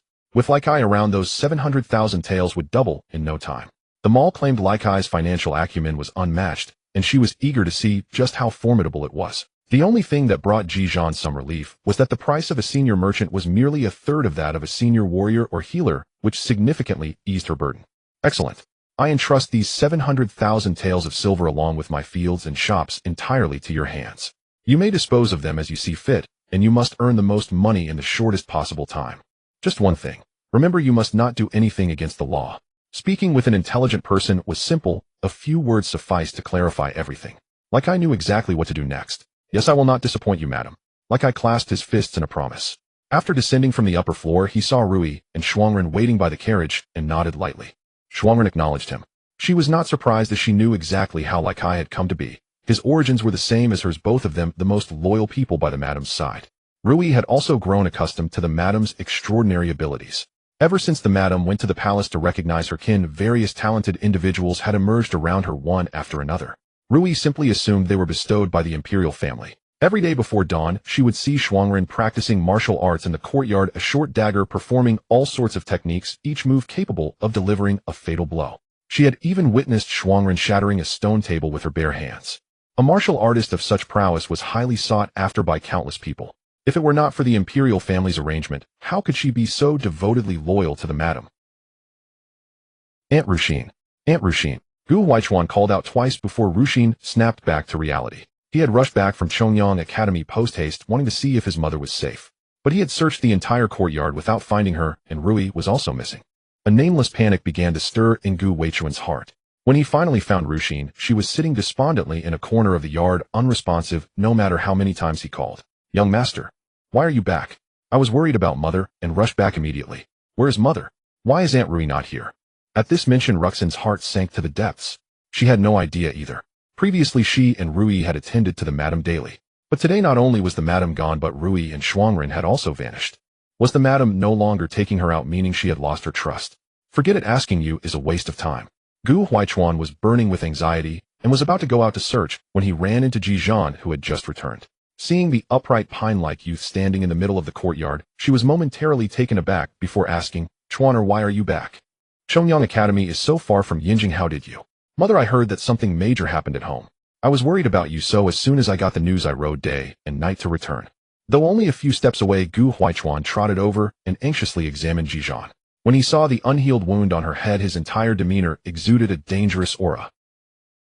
It gave the impression that he was on the verge of turning dark.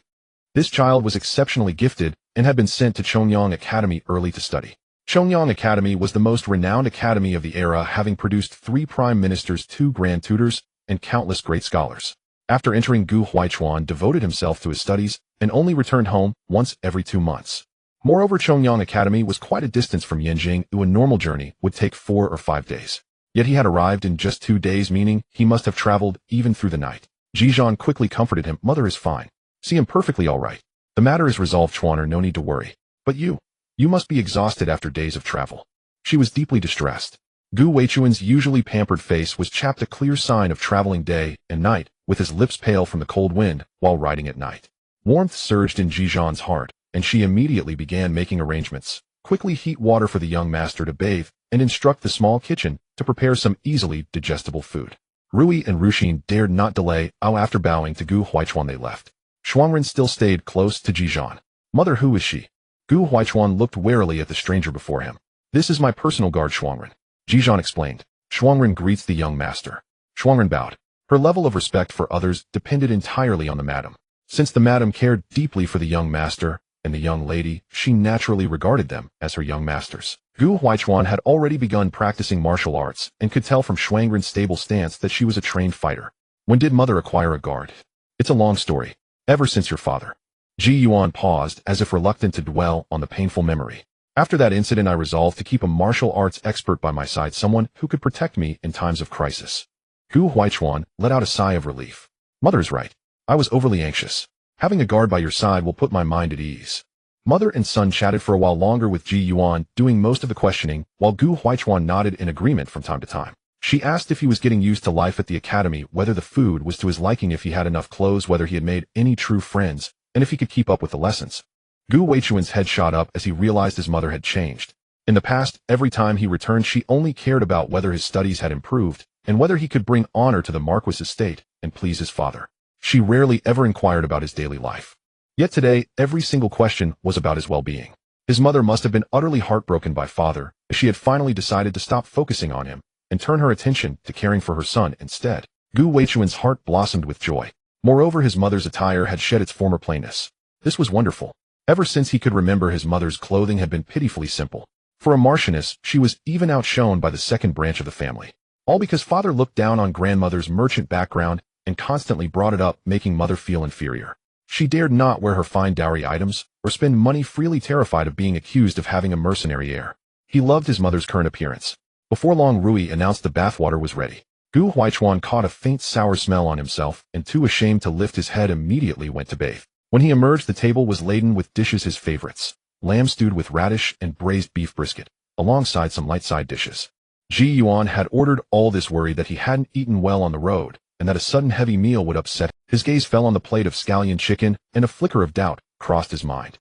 Mother detested scallions, as she never touched anything that even carried a hint of their flavor. Brother, you're really back. Shuangren told me you'd returned, but I didn't believe it.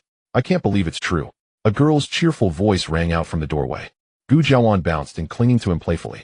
The siblings shared a deep bond, and Gu Huaichuan was genuinely delighted.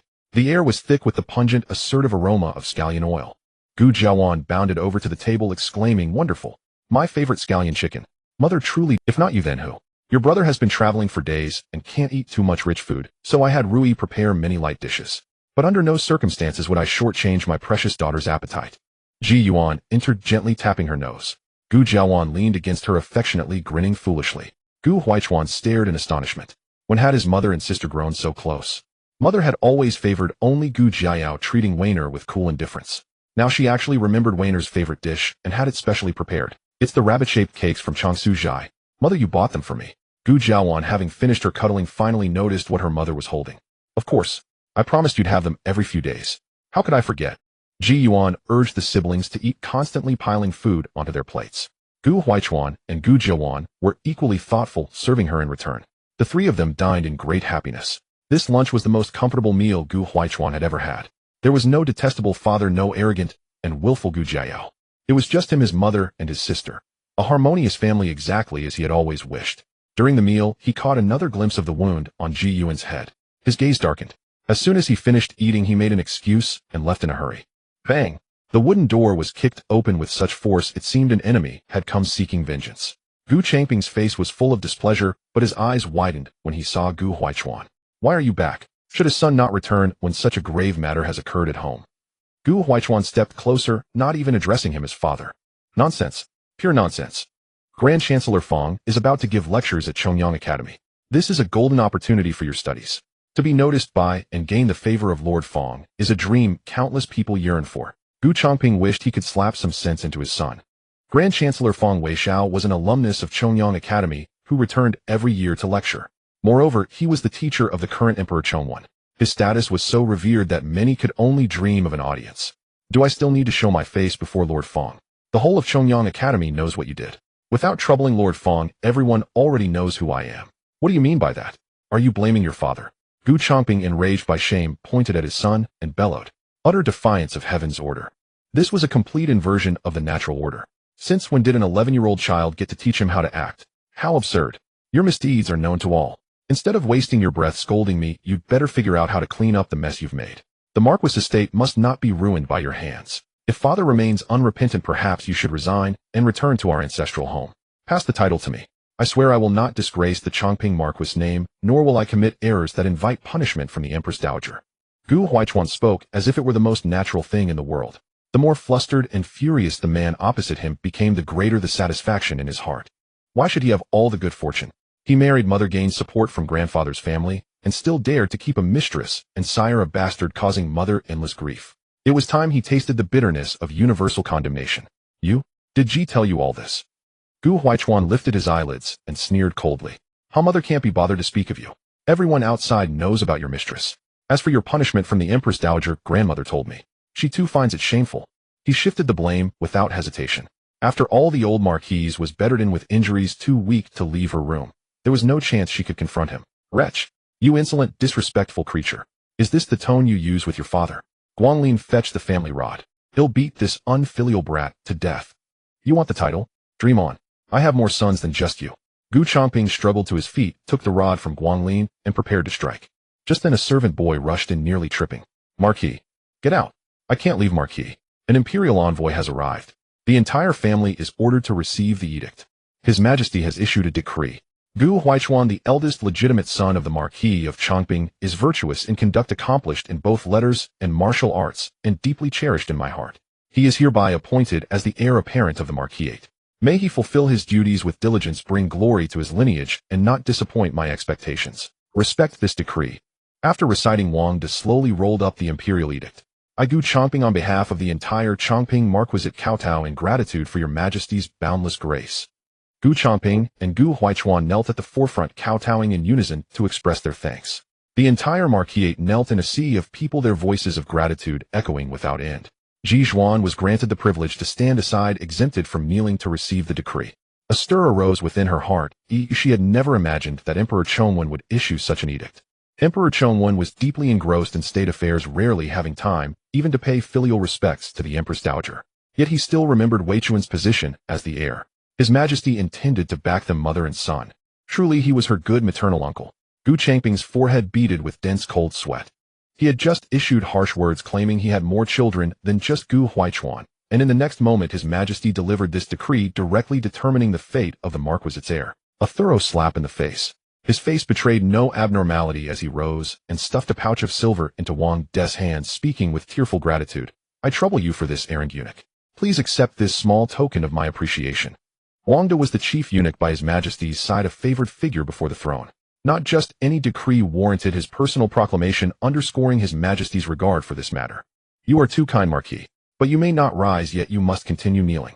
Wang De's reedy voice rang out once more. What did this mean? Gu Changping dared not question further and obediently knelt back down. I have another decree here. Madam Marquis, please step forward to the front. For her. Ji Duan was stunned for the second time that day. But Gu Huaichuan noticed a peculiar detail. This eunuch spoke to his mother in a soft, respectful tone, entirely different from how he addressed his father.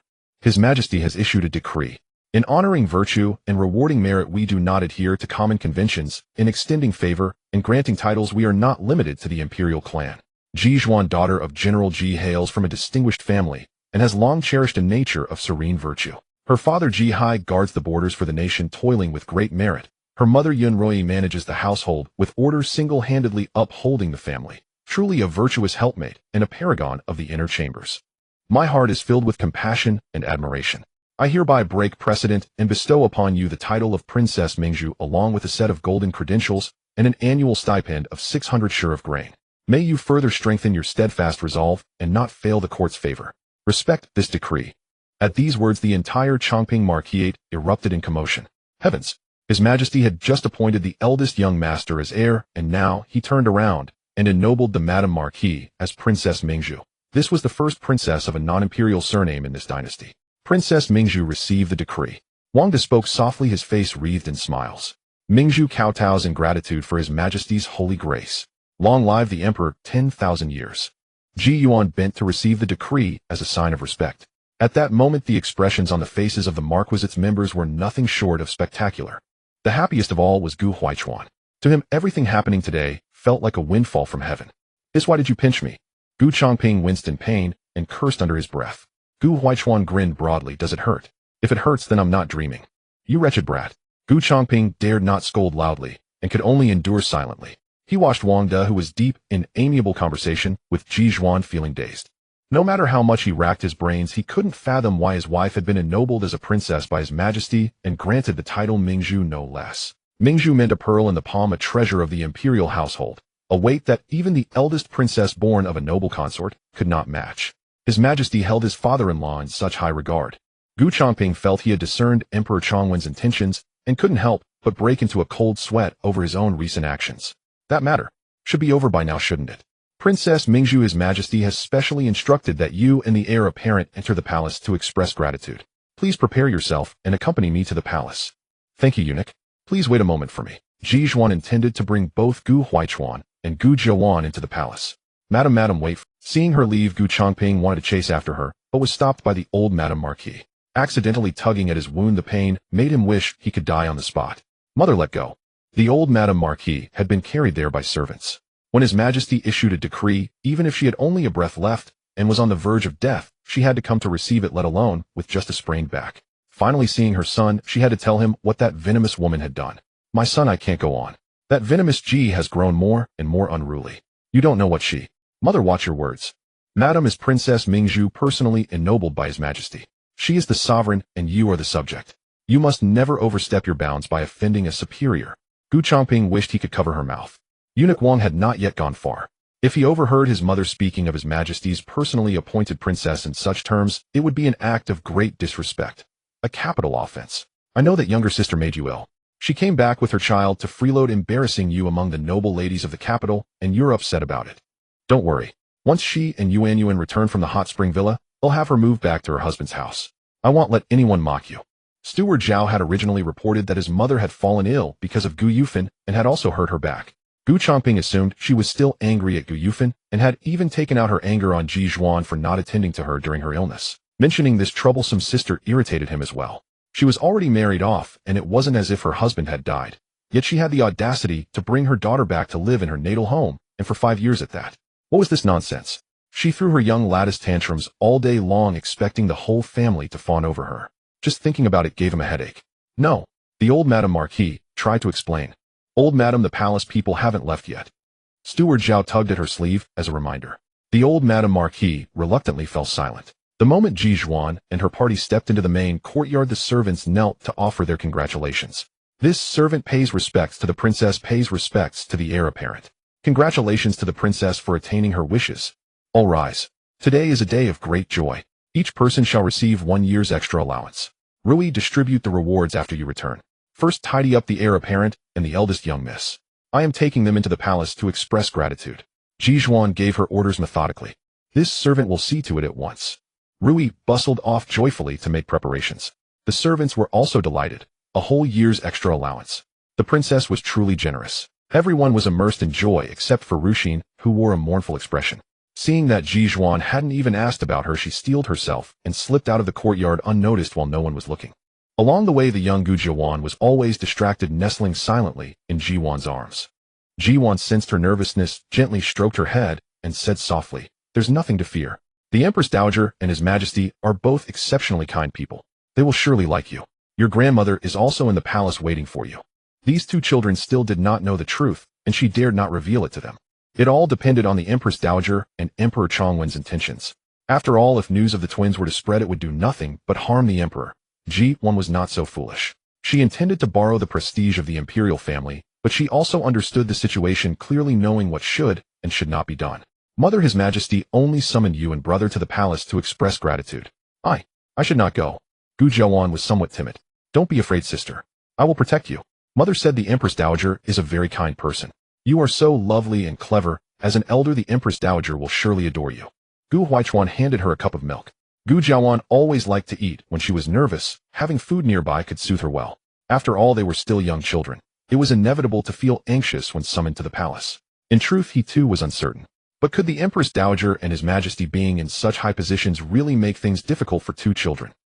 Ji Duan entered the palace gates with Wang De, and halfway they were received by Nurse Rong.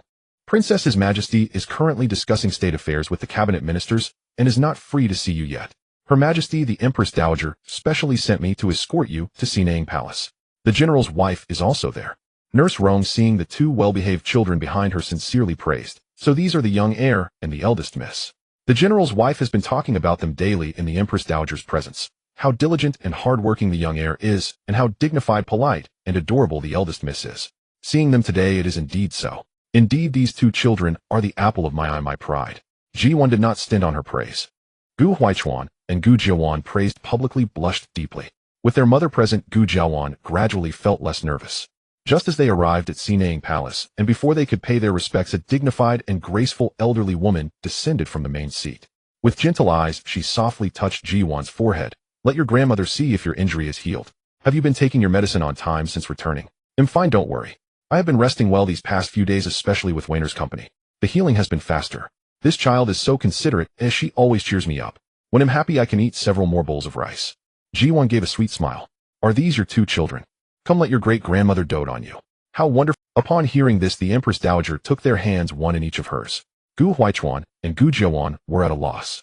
In their imagination, weren't they supposed to kneel and thank the Empress Dowager upon entering?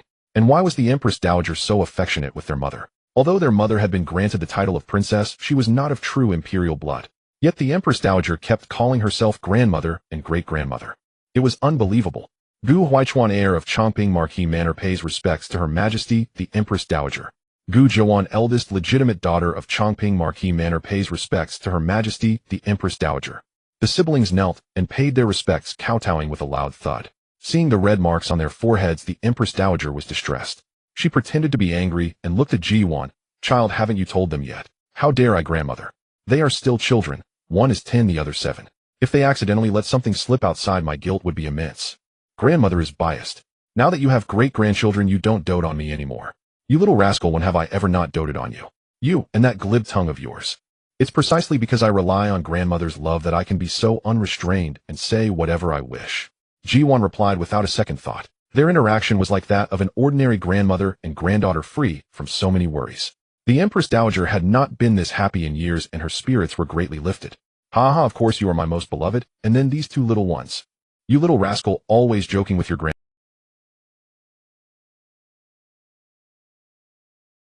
Yin Ruoyi walked over slowly and squeezed Ji Duan's hand, signaling her to stop fooling around. Why are you? The Empress Dowager chided her. When you can't see her, you're always worried, fretting over her injuries. But when you do see her, you restrain her and won't let her speak. Awan is my granddaughter. In Xinang Palace, she can do whatever she wants. I'll indulge her even if she throws a tantrum. Mother, you spoil her too much. Yin Ruoyi muttered under her breath, but in truth, she was the one who most wished for her daughter to be favored by the Empress Dowager. Emperor Chongwen had many princes and princesses, and the Empress Dowager doted on them too, but it was different from her affection for Ji Duan. Each prince and princess was backed by intricate factions, and their mothers had their own schemes. How could they compare to the child of her own flesh and blood? Moreover, she owed this daughter of hers so much. The two little ones were now utterly dumbfounded, staring at each other at a loss for what to do. If they hadn't misheard, their grandmother had just called the Empress Dowager mother. What on earth was going on? Chuan or Weiner, your grandmother is going to tell you a story. Yin Ruoyi crouched down and looked at the two children, then began to narrate from how she was sent out of the palace to how the Empress Dowager found her. Only then did Gu Huaichuan and Gu Jiawan understand. Their grandmother was actually the Empress Dowager's own daughter, the current Grand Princess. Did that mean they also carried the blood of the imperial family? No wonder. Gu Huaichuan suddenly realized. No wonder the lofty imperial family had severely punished their father for hitting their mother, flogging him until his skin was torn, and His Majesty had decreed him the heir and granted their mother the title of princess. So that was the reason. How wonderful. Grandmother will have someone to dote on her from now on. Weiner and brother are happy for grandmother. Gu Jiawan threw herself into Yun Ruoyi's arms. Having not held this little bundle for so long, Yun Ruoyi refused to let go. She did not ask why Gu Jiao had not come. To be honest, she had a greater fondness for Gu Jiawan deep down. Gu Jiao's temperament was also unsuitable for knowing this enormous secret. This child is so forthright and adorable. If mother had seen you as a child, you would probably have been just like this. The Empress Dowager suddenly noticed that Gu Jiaowen's features bore a striking resemblance to her daughter's. Yun Ruoyi had a gentle and serene appearance, while Ji Duan was born with striking beauty. The mother and daughter did not look much alike, but her granddaughter Gu Jiawan resembled her daughter more. Nurse Rome, bring out all the gifts I have prepared. Yes. Young masters, these are all carefully chosen by Her Majesty the Empress Dowager for you. With a clap of Nurse Rome's hands, over a dozen palace maids holding trays suddenly appeared. Each item in their hands was a priceless treasure, symbolizing the Empress Dowager's high regard for the two children. Thank you, great-grandmother, we love these gifts. Both were quick-witted. Knowing now their blood relation to the Empress Dowager, they no longer felt constrained or aloof. The higher one's position, the more one craves sincerity and affection, free from ulterior motives. Thus, the closer they grew to the Empress Dowager, the more she cherished them. True to this, the Empress Dowager drew them to sit beside her and regaled them with many amusing tales, even sharing embarrassing childhood stories of Emperor Chongwen. Yunroi was amused into laughter, and Ji Duan listened intently from the side. The Hall of Compassionate Serenity was filled with joyful laughter. Old Nanny Rong, witnessing the scene, felt tears welling in her eyes. The Empress Dowager had suffered nightmares for years, all concerning the Princess Royal. Not a day passed without her reproaching herself for sending the Princess Royal away. Yet it had been a necessity. In those circumstances, when she was still Empress and her position precarious, if it were known she had borne twins, the Emperor would have been utterly disqualified from the Dragon Throne. Without power, one is but a piece of fish in the imperial harem at others' mercy. Before life and death, nothing else matters. Fortunately, heaven took pity, granting the Empress Dowager a chance for family reunion. Your Imperial Majesty Consort Xian and the second prince seek an audience outside. A palace maid shattered the room's harmony. Why would Consort Xian come? The Empress Dowager waved her hand in acknowledgement. With a glance, old Nanny Rong hurried out to welcome them. The relationship between the Empress Dowager and Consort Xian was hardly amicable, but they were still family. Consort Xian was the Empress Dowager's own niece, and at least she would not let her lose face before other concubines. Moreover, Consort Xian brought the second prince. Old Nanny Rong dared not be negligent as she trotted out and invited them in. Consort Xian, ever diplomatic, paid her respects to the Empress Dowager, then greeted Yunroi and Ji Duan, not even neglecting the two children. What wind blows you to my hall of compassionate serenity? The Empress Dowager sat at the head, resting with closed eyes, not even glancing at Consort Xian. Imperial Grandmother, mother, heard you adore Lady Ji, General Jia's wife, and have kept her in the hall of compassionate serenity. Moreover, father today bestowed upon Lady Changping the title of Bright Pearl Commandery Princess. She wished to see what sort of people they are to earn such favor from you and father. The second prince answered frankly without concealment. Lady Ji, General Jia's wife, and I share a natural affinity. Her daughter is forthright and adorable. I am also quite fond of them. As for the bestowal of the Commandery Princess title, that was your father's decision. It concerns state affairs and I dare not inquire. Consort Xian, you have seen them. If there is nothing else, return to your own palace. After Consort Xian and her son entered, the Empress Dowager was far less courteous. Everyone within the Hall of Compassionate Serenity was her confidant. Whatever transpired within would never be known outside. There was no need to put on a show for Consort Xian. The second prince found himself in a difficult position. Imperial Grandmother, mother actually came more to see you to inquire after your health. You are a filial child. I am content if you come to pay respects regularly. As for your mother, she is the Emperor's consort. Her foremost duty is to serve His Majesty. There is no need for her to constantly hover around me. The Empress Dowager did not follow the second prince's lead and directly gave them their leave. Yunroi, unaware of the truth, dared not speak rashly, but Ji Duan understood everything clearly. The reason the Empress Dowager detested Consort Xian so was that her natal family, the Chunjin Marquis Manor, had originally intended to send someone else into the palace, the manor's eldest legitimate daughter. Consort Xian was merely a concubine's daughter, a bastard child. Yet she had caught the eye of Emperor Chongwen, and they were discovered meeting secretly in the back garden of the Chunjin Marquis Manor. Consequently, the manor had no choice but to send her into the palace. Originally, both the eldest legitimate daughter and Consort Xian were to be sent. However, Emperor Chongwen declined, repeatedly arguing that sending two at once would swell the Chunjin Marquis Manor's ambitions and unbalance the harem's power. The Empress Dowager and Emperor Chongwen were the closest of allies. Even her own family could not outweigh her son in her heart, so she agreed. Thus, in the Empress Dowager's eyes, Consort Xian was nothing but a shameless seductress who had deliberately lured her own brother-in-law. Even though Consort Xian had since borne the second and third princes, expanding the imperial lineage, the Empress Dowager still despised her. Your Imperial Majesty. The atmosphere in the Hall of Compassionate Serenity grew eerily tense. Ji Duan seemed oblivious and spoke up. I must confess I entered the palace without having even eaten lunch. I find myself somewhat famished. Might I beg a meal from your Majesty? Oh, your health is not yet restored, and you dare skip meals. That deserves punishment. The Empress Dowager knew full well Ji Duan was trying to ease the tension. She loathed Consort Xian, true, but she could not disregard her grandson's feelings. If she drove Consort Xian away in front of everyone, a rift would surely grow between grandmother and grandchild. Let it be. How are the preparations in the imperial kitchen?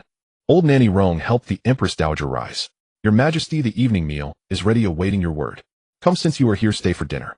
It seems I have arrived just in time to share an evening meal with mother. Emperor Chongwen strode in with long steps. Having finished his state affairs, he hastened to the Hall of Compassionate Serenity. Learning en route that Consort Xian was already there, he ordered the palanquin bearers to quicken their pace. Greetings, Your Majesty.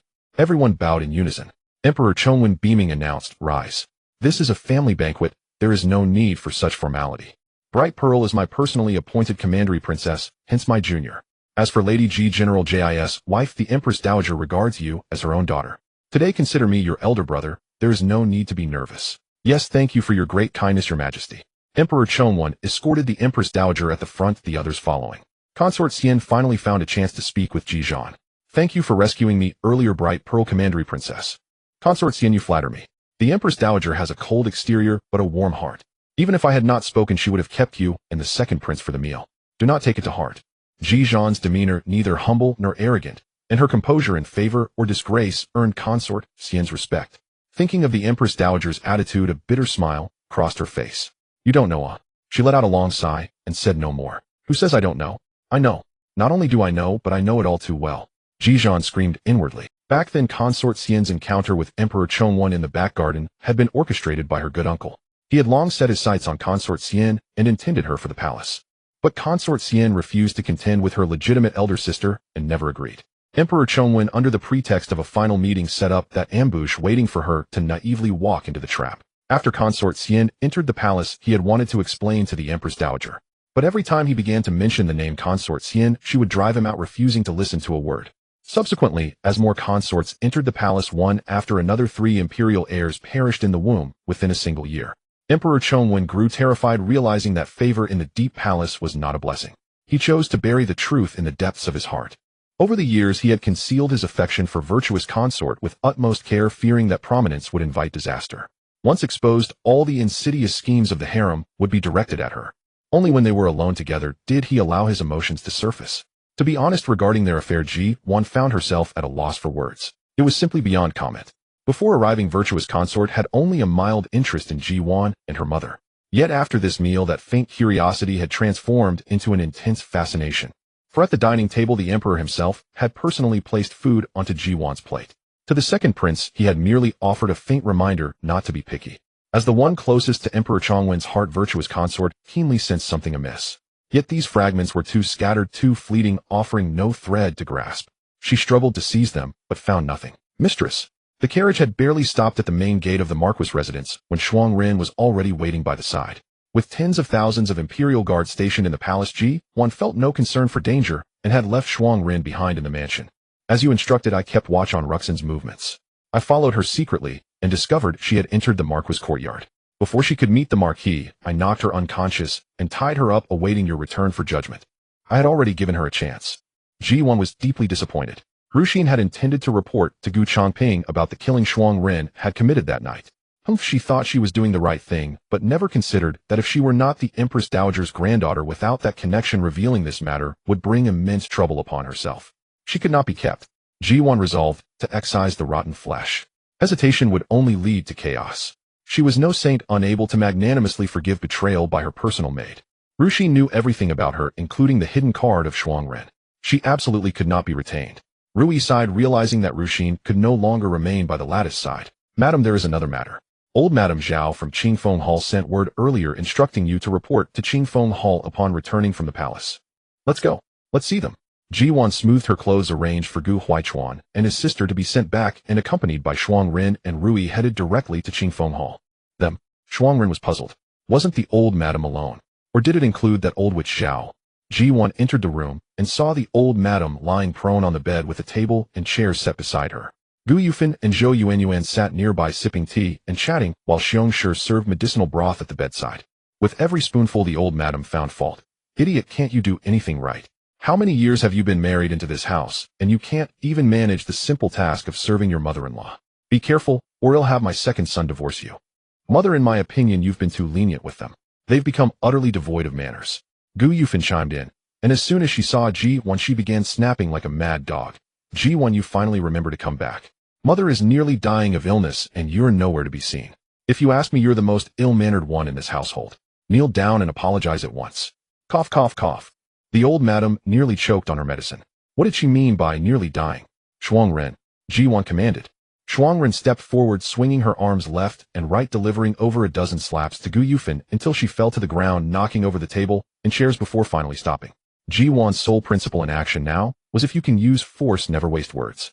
She had the confidence to act with impunity, so why bother with pointless arguments? Wretch! Wretch! This is rebellion. How dare you let a servant? this time without being called. Shuangren knew to continue. She struck with all her strength. Gu Yufin's face was twisted out of shape. Her entire body flew through the air, crashing into Zhou Yuanyuan. The sound of breaking bones was clearly audible. She tried to speak, but a wave of sweetness surged in her throat, and she spat out a mouthful of blood. Stop! Stop immediately! The old madam in front of everyone performed a miraculous revival from the brink of death. Ji, don't think that just because you've become a commandery princess you can do as you please. Do you believe I will go to the palace this very moment and beg the emperor to seek justice for me? Ji Duan seemed to hear the greatest joke and sneered. Go ahead. Whoever doesn't go is a dog. Go ahead. Today when I went to the palace to express my gratitude, the emperor mentioned the Marquis. He said that if this commandery princess is still not appeased, he will have the Marquis beaten several dozen more strokes. He also told this commandery princess to speak up if she ever faces any grievance. Let's see who ends up in trouble. Junju. What Junju? Zhou Yuanyuan helped Gu Yufin up. Gu Yufin had lost 2 front teeth, her gold hairpins scattered all over the floor, and she mumbled incoherently, demanding an explanation. She was the very picture of a madwoman.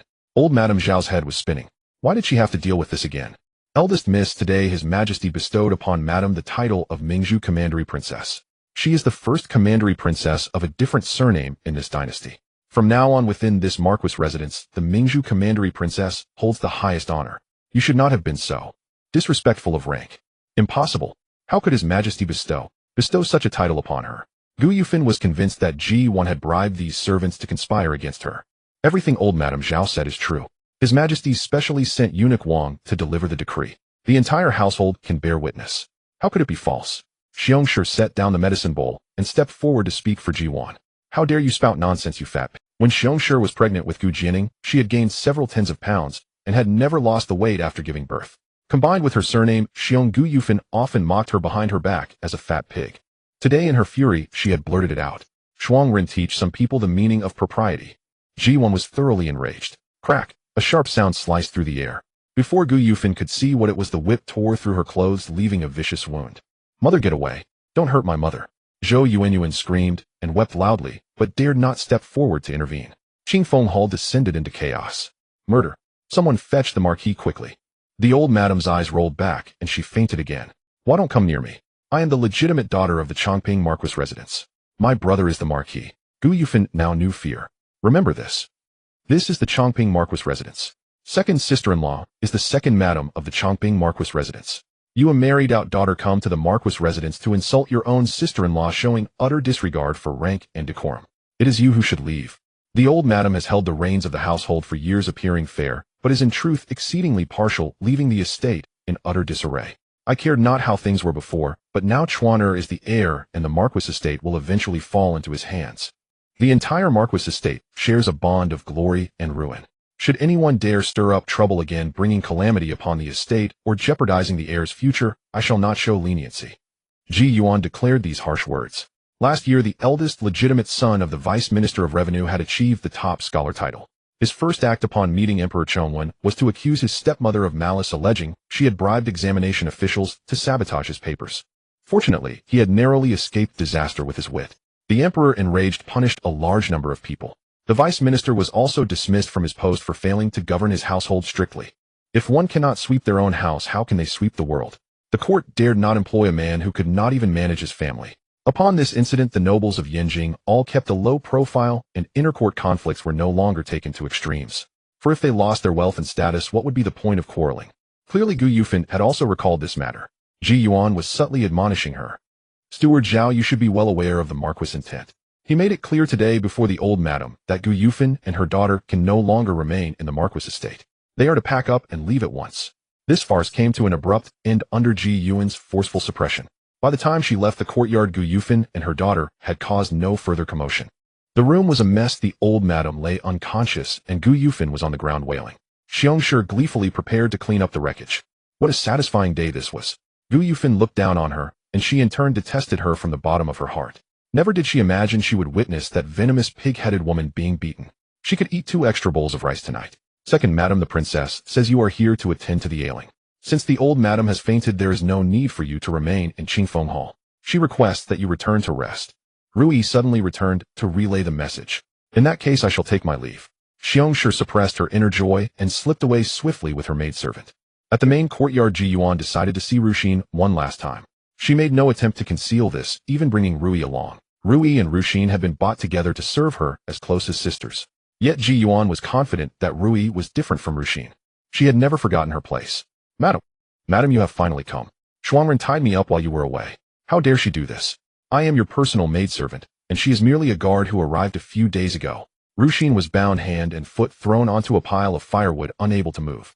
Seeing Ji Yuan, she acted as if she had seen a savior writhing on the ground like a maggot trying to crawl closer. She felt no remorse, instead vehemently accusing others. Shuangren has only been by my side for a few days, but she saved my life and yours. In other words, she is everyone's savior. As for you, the storeroom was packed with firewood and a thick layer of dust covered the floor. The slightest movement stirred up dust everywhere, making one's eyes water. Ruxin coughed violently, her vision blurring. She saw Ji Yuan standing at the door, making no move to enter. Yet you wanted to report her to the Marquis. If Shuangren meets with misfortune, I will have no one to protect me. Have you ever considered that? This princess has no use for a disloyal and treacherous maidservant. Ji Yuan had no intention of arguing further. She had come only to let Ruxin understand her fate. Madam, this servant never meant to harm you. I have been utterly loyal. Even as Ruxin screamed herself hoarse, Ji Yuan did not stay. Shuangren would handle the rest. Find an excuse to send her to a country estate, then dispose of her. It was already time to light the lamps. Ji Yuan had not anticipated Xiongshir's visit. She picked up the elegant, delicate handkerchief and examined it closely. Jinning's peonies are so vivid and exquisite. For one so young to possess such skill, she must have practiced diligently in secret. Thank you for your praise, eldest aunt. Gu Jinning tightened her cloak and smiled shyly. My health is poor, so I can only occupy myself with small crafts. I am glad you like it. I came specifically to thank you. She sat bundled up in a chair, only her head visible, her rosy cheeks inviting a pinch. Third Miss, the princess feared the night chill might harm you, so she ordered this servant to prepare a hand warmer. Rui entered from outside, pressing the item into Gu Jinning's arms. Xiongshir was deeply moved. Her sister-in-law, now a princess, had not become haughty, but still attended to such small details. My sister-in-law is truly considerate. Even I, her mother, forgot to bring a hand warmer for her before leaving. I must thank you greatly. The physician used that 1,000-year ginseng in her medicine. After just a few doses, Jinning's health has improved significantly. She no longer coughs at night. What a relief. Seeing Ji Yuan's teacup empty, she immediately rose to refill it, more eager than when she attended to the old madam. You are too kind, second sister-in-law. We are family. Jinning is a child I have watched grow up. Her recovery brings joy to the entire estate. In Ji Yuan's memory, Xiongshir had never targeted her, and had even spoken up for her from time to time. She was willing to lend her a hand. Unexpectedly, Xiongshir burst into tears, leaving Ji Yuan at a loss. Xiongshir had not meant to. She knew Ji Yuan genuinely wished for Jinning's well-being, so she could not hold back her sobs. During her daughter's years of illness, the couple had witnessed too much of the world's fickleness. The old madam looked down on this granddaughter, calling her a sickly child, and in a critical moment, she would disregard her granddaughter's life for the sake of ginseng. Xiongshir's own family also saw Jinning as a burden, constantly urging her to try for another child. Besides her husband, only Ji Yuan truly cherished Jinning. Regardless of Ji Yuan's motives, whether genuine kindness or a desire to ally against the old madam, her words struck a chord, unleashing Xiongshir's long-suppressed emotions. Princess, 3 people have suddenly appeared in the courtyard. They are not from our compound, and I have checked. They are not from the Marquis estate either. I will call Shuangren to capture them. They are skulking about with unknown intentions. Please stay in your room until it is safe. I will inform you when it— Rui looked as if facing a great enemy, forcing herself to stay calm despite her own fear. Shuangren had been on night watch. After their shift change, Rui had come and spotted 2 women and a man acting suspiciously in the yard. The man was robust and highly skilled in martial arts. He leaped onto the courtyard wall in a flash, looking around like a bandit scouting the terrain to decide where to strike. She was worried about Ji Yuan's safety, forcing herself to overcome her fear and come to check, planning to confirm that everything was fine before calling for Shuangren's help. Ji Yuan thought this girl was sometimes adorably foolish, as Shuangren had just gone out, and if she truly encountered thieves, how could she not know? She was just overly concerned. Seeing her still in the mood to joke, Ji Yuan furrowed her brows and pulled her into the wardrobe, saying, "Princess, stay here and don't move. You must not come out until I return." Ji Yuan was at a loss whether to laugh or cry. She hadn't even had time to put on her outer clothes, wearing only a sleeping garment. Alright, I won't tease you anymore. Those 3 people are all bought by me. But princess, you just woke up. The people were bought by Shuangren overnight. 2 girls and 1 boy, Qing Yin and Qing Yu, are the personal maids chosen for Weiner, and the other one is called Song Shu, who will stay by Chuaner's side in the future. Really, I'm not lying. It was only last night that Gu Jinning came, and Ji Yuan noticed a little maid following her. She realized that in these days there wasn't even a maid by Gu Jian's side. It was impossible for her courtyard to have no maids, so there was only one possibility: the Ji family did not prepare personal maids for her, only some rough servant girls. Gu Jiao had several maids around her. Moreover, she had extra silver and connections to bribe people in the main courtyard, showing just how biased the Ji family was. In the past, she hadn't noticed this point, but now that she knew Ji, one could not remain indifferent and decided to carefully select 2 personal maids. One needed to be clever and adaptable, while the other should be skilled in martial arts like Shuangren. These 3 were all exchanged from the marketplace. Gu Jian was 7 years old this year, so Ji Duan specifically chose younger ones, all 14 years old. Qing Yin was a junior martial artist who could protect her safety, while Qing Yu was an ordinary junior servant, but the description said she had a clever and agile mind, making her very suitable for household life. Song Shu was also a junior martial artist. Gu Huaichuan was about to head back to Chongming Academy for studies, and having someone capable by his side would make her feel more at ease. 2 junior martial artists cost 100,000 liang each, while a junior servant only cost 50,000 liang. She spent 250,000 liang in one go, making Ji Duan feel a heartache. It wasn't that she was unwilling to exchange for higher-level martial artists, but her purse was feeling light, as she simply didn't have the money. Moreover, she had seen the descriptions. The junior martial artists were completely sufficient for the 2 children, though she wasn't quite clear on how strong a junior martial artist's skills truly were. So that's how it is. Princess, you scare me to death. My heart was almost jumping out of my chest, fearing those evil men would rush in and do you harm.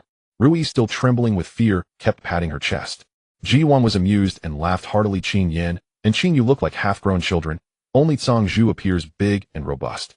I didn't expect it would frighten you so much. I was careless. I'll definitely give you a heads up next time. I wouldn't dare.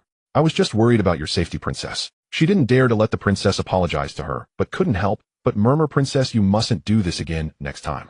All right, my dear Rui, later, I'll need you to run a trip and deliver these 3 to their destination. Leave it to me. If the young lady knows that the princess personally chose her personal maids, she will definitely be overjoyed. Not to mention, when it comes to this matter, Ji Duan felt inexplicably a bit bitter. This child had suffered grievances.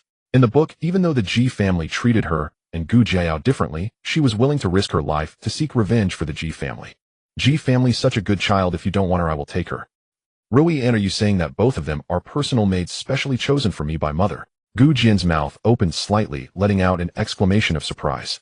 The maids in the courtyard were also delighted. Over the past few days, things had been arriving like a flowing river, and yesterday the young lady even received a reward from the Empress Dowager. They were happy, but also feared it was just a fleeting moment. The maids in the courtyard were also delighted. Over the past few days, things had been arriving like a flowing river, and yesterday the young lady even received a reward from the Empress. Gu Jian looked curiously at the 2 in front of her. Qing Yin and Qing Yu knew this was their mistress and immediately bowed, saying, "We are Qing Yin and Qing Yu, we greet the young lady." Their voices were loud enough to echo in the courtyard. Gu Jian smiled brightly. It had been a long time since the courtyard had such vitality. Qing Yin and Qing Yu had extraordinary demeanor. They didn't look like maids at all, and one could even believe they were young ladies from noble families. Mother truly had put in great effort. Last night, the second madam brought the 3rd miss to the main courtyard for a short visit.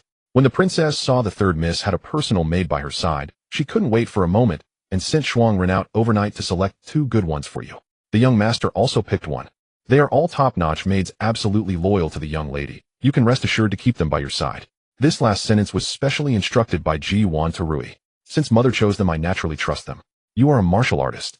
Gu Jian circled around the 2 and suddenly stopped in front of Qing Yin. The young lady has good eyesight. I started practicing martial arts at 3 and have been at it for 11 years now. How did you see through it?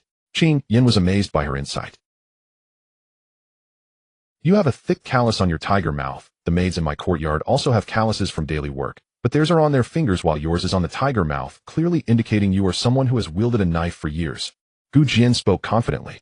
Rui silently watched from the side, filled with admiration. The young lady was only 7 years old, yet so astute. She would surely accomplish great things in the future. Qing Yin, I want to see how strong your martial skills are. I may not be as powerful as Shuangren, but I can surely protect the young lady in times of danger. All of you come over and hold me. Qing Yin pointed, indicating all the maids in the courtyard. There were a total of 8 all rough servant girls with strength greater than average. The maids quickly surrounded her, forming a circle tightly, holding on to Qing Yin, but before they could make any moves, they were suddenly blasted away by a tremendous force. Qing Yin deliberately held back her strength, allowing the few to be thrown out, while still being able to stand firm, preventing injuries. Wow, that's impressive. Being able to quickly deal with 8 people barehanded was already remarkable, and she could control her strength, so deftly indicating an exceptionally deep martial arts foundation. Gu Jian felt she had struck gold. No, it should be said that her mother had an eye for talent, sending such a capable aide to her side. And what about Qing Yu? Gu Jiawan was about to step toward Qing Yue, but the latter moved forward first. Miss, I am not skilled in martial arts like Qing Yin, nor am I as capable. My only strength lies in being more observant than others, allowing me to attend to your daily needs. With Qing Yin by your side, your life will be safe from harm. The only thing I can do is shield you from the schemes of the inner courtyard, ensuring you grow up without worry. Who says you're not formidable? Mother chose you two for a reason. With the two of you by my side, one skilled in letters, the other in arms, I can rest easy and grow up in peace. Gu Jiawan saw it clearly. From now on, I will rely on both of you to assist me. We are not only mistress and servants, but also friends. There is no need to be overly formal. Hearing this, Qing Yin and Qing Yue were deeply moved. They were loyal to the commandery princess, and since she had sent them to care for the eldest miss, they would devote themselves wholeheartedly, even protecting her with their lives. Miss, I have brought Qing Yin and Qing Yue to you. I must now take Sangju to the young master. I shall take my leave. Rui bowed and withdrew. Sangju was a male servant and could not be brought into the eldest miss courtyard. Upon entering the estate, he was made to wait outside the yard. Only after Qing Yue and Qing Yin were settled would Rui escort him to his destination. A guard? Why did mother suddenly think of assigning me a guard? I already have a Ming by my side. Aunt Rui, perhaps you could send Sangju to serve my younger sister instead. I will speak to mother about it.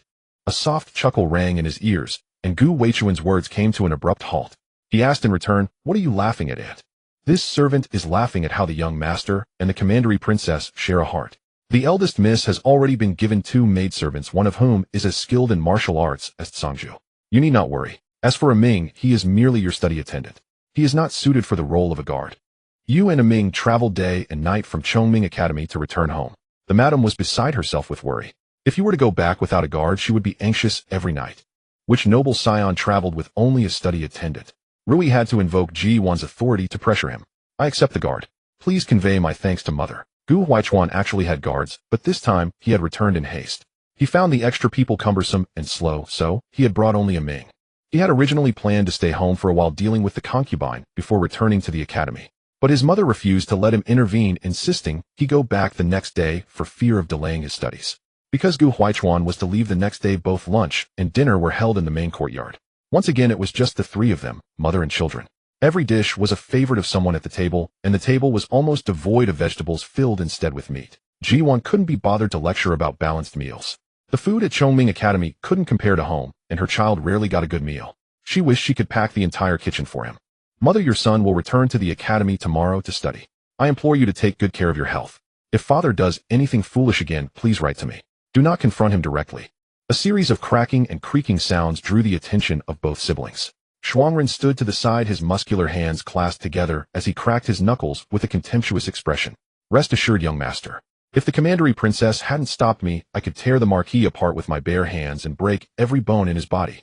Shuangren stood to the side, his muscular hands clasped together as he cracked his knuckles with a contemptuous expression. Rest assured, young master. If the commandery princess hadn't... After dinner, Ji Duan personally inspected the carriage prepared for Gu Huaichuan, ensuring the bedding and provisions were all in order. When he had arrived, traveling through the night on horseback, had chafed his thighs raw. This time he would take the carriage. If he rode again, he would be unable to walk properly for at least half a month. On the night Gu Huaichuan left, the entire Marquis estate could not sleep a wink, except for Ji Duan. With the imposing Shuangren standing guard, the main courtyard was as secure as an iron bucket. Any maidservant who came to report, or any matron who came to request an audience, was unceremoniously thrown out. Thus Ji Duan slept soundly. Gu Yufan had hanged herself in her own courtyard. The maids discovered her and managed to bring her down. A deep purplish red mark encircled her neck, a terrifying sight that frightened the elderly Marquis Dowager, who rushed over. Physicians were summoned, and someone was sent to fetch Gu Changping. The entire household was up all night. Ji Duan found it amusing and had no intention of interfering.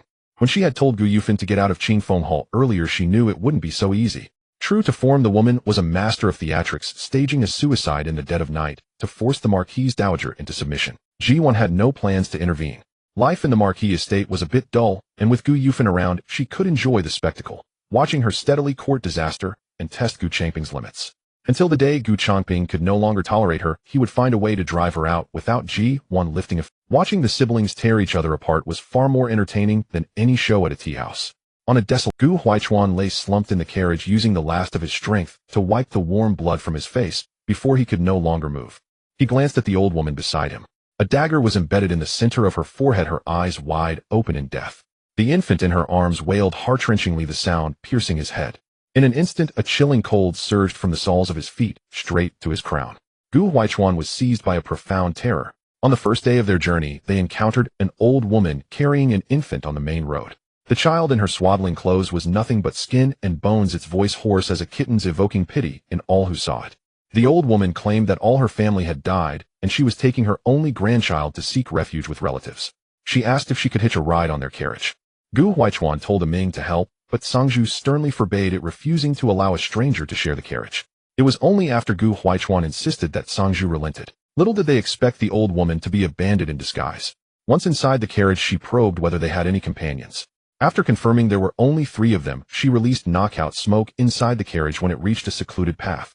Her plan was to knock out Gu Huaichuan first, take the valuables in the carriage, and then find a way to kill the other 2 out. Fortunately, Sangju was sharp-witted. Upon smelling the strange fragrance wafting from the carriage, he immediately realized something was wrong. Without even lifting the curtain, he relied on sound to locate the target and hurled his dagger, striking the old woman precisely between the eyebrows. After this incident, Gu Huaichuan was thoroughly convinced by Kang's abilities. Many instructors at the academy praised him for being mature and resourceful beyond his years, but he was still young, especially when faced with the elderly women and children. He could not help but feel compassion, making him easy to deceive. Had it not been for his mother's foresight in selecting Sangju to accompany him, this journey would certainly have been perilous. It was only 3 days later that Ji Duan received Gu Huaichuan's letter. Reading the beginning, she broke out in a cold sweat, a lingering fear gripping her heart. If Gu Jining had not brought her maidservant that day, she would never have thought to choose protectors for the 2 children, and this time it would have been difficult to say whether Gu Huaichuan could have returned intact. Rui, go to the storeroom and select some precious tonics for the 3rd miss. Tell her to rest well and not worry about anything else. She gave the order. Rui was somewhat puzzled. For no apparent reason, the princess consort had read a letter and suddenly decided to send gifts to the 3rd miss. But she refrained from asking further and immediately went to the storeroom, where she carefully chose several rare medicinal ingredients and delivered them. 2 months passed in the blink of an eye. This, it turned out, was the most leisurely period Ji Duan had ever experienced. Ever since arriving at the Changping Marquis Manor, she had been constantly handling various affairs, dealing with a mistress, raising children, without any chance to rest properly. Thus, during these 2 months, she indulged herself completely, exploring nearly every delightful spot for food and entertainment in Yanjing. She took Gu Jiwan on spring outings, went to the estate to soak in hot springs and pick wild fruits, ordered many beautiful clothes and jewelry, and even hired a troupe for 7 consecutive days to perform in the mansion. The old Marquis Dowager was bedridden, recovering from her injury. How could she, as a daughter-in-law, not go to see her? Having been bestowed the title of Commandery Princess by His Majesty with gifts from both the Empress Dowager and the Emperor, how could the vast Marquis estate not offer her congratulations? That day, the deed to the hot spring estate outside the city was clenched tightly in the old Madame Marquis' hand, until Ji Duan pried her fingers open one by one and took it along with various other treasures. After all, every little bit counts. If she didn't claim them, would she leave them all for others? Gu Yufan was particularly fond of that hot spring estate, and might have coaxed the old Madame Marquis into giving it to her at some point. This was what they called striking first. Ji Duan had taught her a harsh lesson. Upon learning of it, Gu Yufan was furious, smashing everything in her courtyard in a frenzy that lasted a full 5 days before she finally calmed down. Gu Changping's injuries had mostly healed, and since Ji Duan refused to intervene, he had to clean up the mess himself, while also appeasing Gu Yufan, who was lashing out like a mad dog. It left him utterly exhausted, and he would retire early after dinner each day. Occasionally, when Ji Duan encountered him in the estate from a distance, she could see the dark circles under his eyes. How pitiful! Over the past 2 months, Ji Duan had visited the old Madame Marquis at Qingfeng Hall several times, each time leaving empty-handed, but returning laden with treasures, to the point where the old woman would tremble at the mere mention of her name. Later, Qingfeng Hall closed its doors to visitors, the gates tightly shut, not even allowing an ant inside. During this time, Ji Duan had enjoyed many amusing spectacles and was overjoyed each day, but suddenly her laughter faded, because Gu Changping's injuries had fully healed, and that night, he came to her courtyard. "My lady, my wounds are finally better. After being apart for so long, you must have missed your husband, haven't you?" Gu Changping entered the room and attempted to sit on the bed.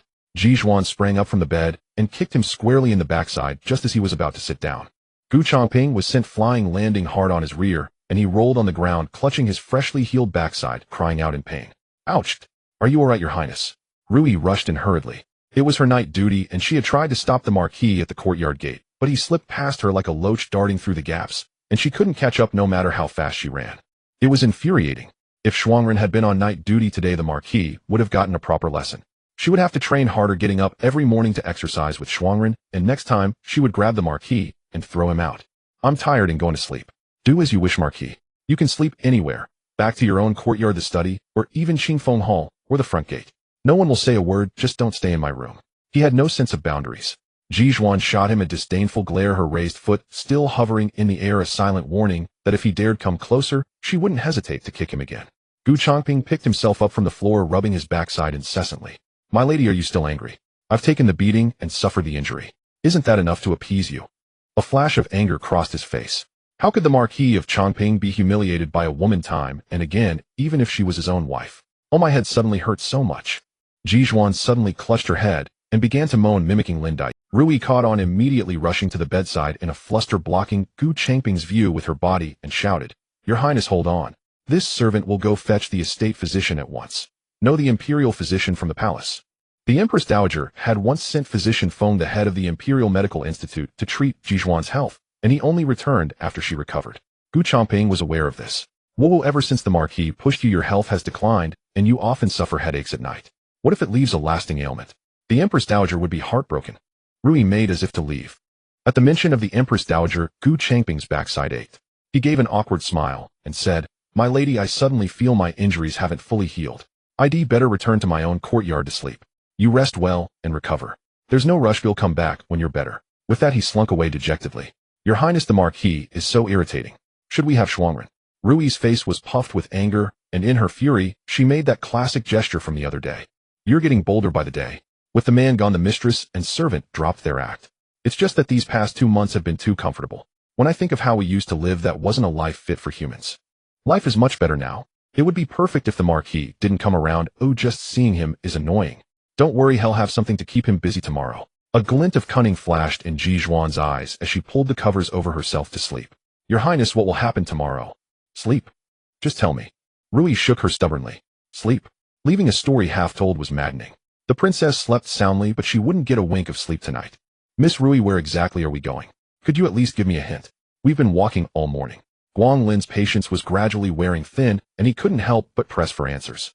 Early that morning, the madam had asked the Marquis to let her take Guang Lin along, claiming she needed to run some errands.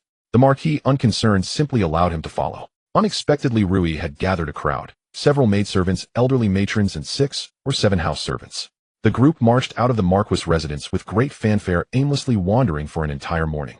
It seemed less like running errands and more like a leisurely stroll. What's the rush? You'll find out soon enough. Rui gave a mysterious smile. She turned the very tactic the princess consort had used on her yesterday against Guang Lin, leaving him as anxious as an ant on a hot pan, while she finally felt a sense of balance restored. Spotting a wonton stall brimming with the aroma of everyday life, she felt her stomach growl. She beckoned everyone to sit down and ordered over a dozen bowls of wontons. Guang Lin, unable to dissuade her, sat down to eat as well. After they had eaten their fill, the group continued forward until they reached the entrance of an alley, where Guang Lin finally sensed something amiss. This isn't. Guang Lin, this place isn't unfamiliar to you, is it? Do you know what we're here for today? Rui suddenly stopped the group, standing in the middle of the bustling market, drawing the gazes of all the nearby vendors. Guang Lin's heart skipped a beat, and one thought surged through his mind. Trouble. Utter disaster. Why would Miss Rui bring people to Peach Blossom Alley? Should he run back and tip off the Marquis? But he had come alone. If he fled, and something happened to the person in Peach Blossom Alley at Rui's hands, how would he explain it to the Marquis? The madam was settling old scores.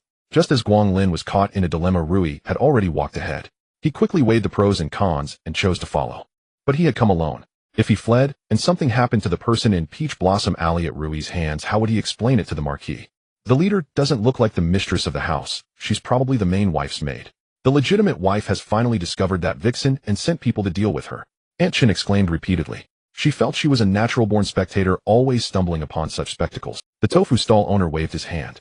I've got business to attend to here. You quietly follow them, and make sure you're not spotted. Be careful they don't beat you too. Noble families care most about their reputation. Come back and tell us all about it. Bam! The courtyard gate was kicked down by 2 house servants, the door panels crashing to the ground with a thunderous noise. Xiao Tao, who was washing clothes in the yard, was startled. Seeing the hostile intruders, she backed away in fear. Who are you people? Miss Rui, this. Isn't this too much? Guang Lin steeled himself to step forward and advise. If he didn't intervene and a tragedy occurred, the Marquis would surely flay him alive. Though the woman of Peach Blossom Alley had been completely neglected lately, she still had a child with the Marquis. The future was uncertain, and he couldn't afford to offend her entirely. What's wrong with it? This residence was purchased by the Marquis, so it's property of the Marquis estate. The princess consort as the legitimate mistress of the household, sending people to manage the estate's assets. What's wrong with that? In my view, it's perfectly justified. Rui put on the airs of a headmaid. All the people she brought were loyal to the princess consort and worked in the main courtyard, so Guanglin alone couldn't stir up any trouble. Well, actually, it was truly embarrassing to say. Guanglin stammered for a long time before blurting out, "Actually, this residence was rented by the Marquis. It's not part of the estate's assets. If Miss Rui damages it, the household will have to pay compensation." In an instant, the courtyard fell into dead silence. Even Xiao Tao thought she had misheard. From their conversation, she gathered that these people were sent by the Marquis' wife.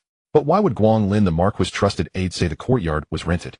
Which Marquis would keep a mistress in a rented courtyard, unwilling to even buy one? That's exactly what everyone present was thinking. Rui was also amazed that the Marquis could come up with such a stingy scheme. "I told you to wash clothes, not tear down the house. Making such a racket. Are you itching for a beating?" Yue Qing, disturbed from her peace, walked out cursing, with Cai Yun supporting her by the side. Ever since she was frightened by that severed head, she had grown haggard. Though her body was unharmed, she suffered from inexplicable palpitations and fear at night, plagued by nightmares of her own head being cut off. "I am the head maid of the princess consort sent on her orders to bring Lady Yue into the mansion.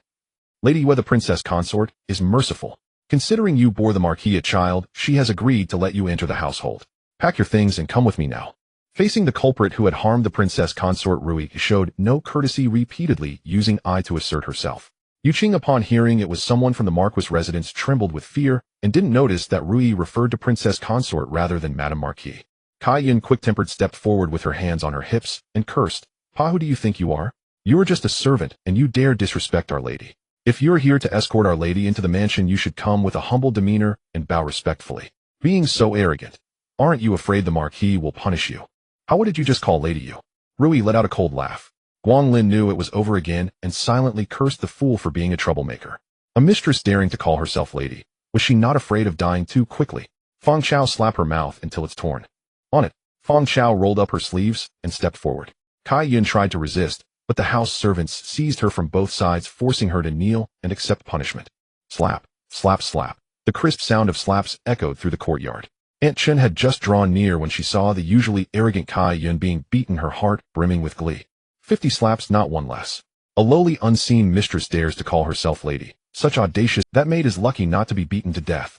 Rui paid no heed to Yue Qing's ashen face, treating her like thin air as she watched Cai Yun endure the punishment.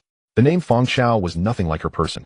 She was a rough maid in the small kitchen who also helped chop firewood.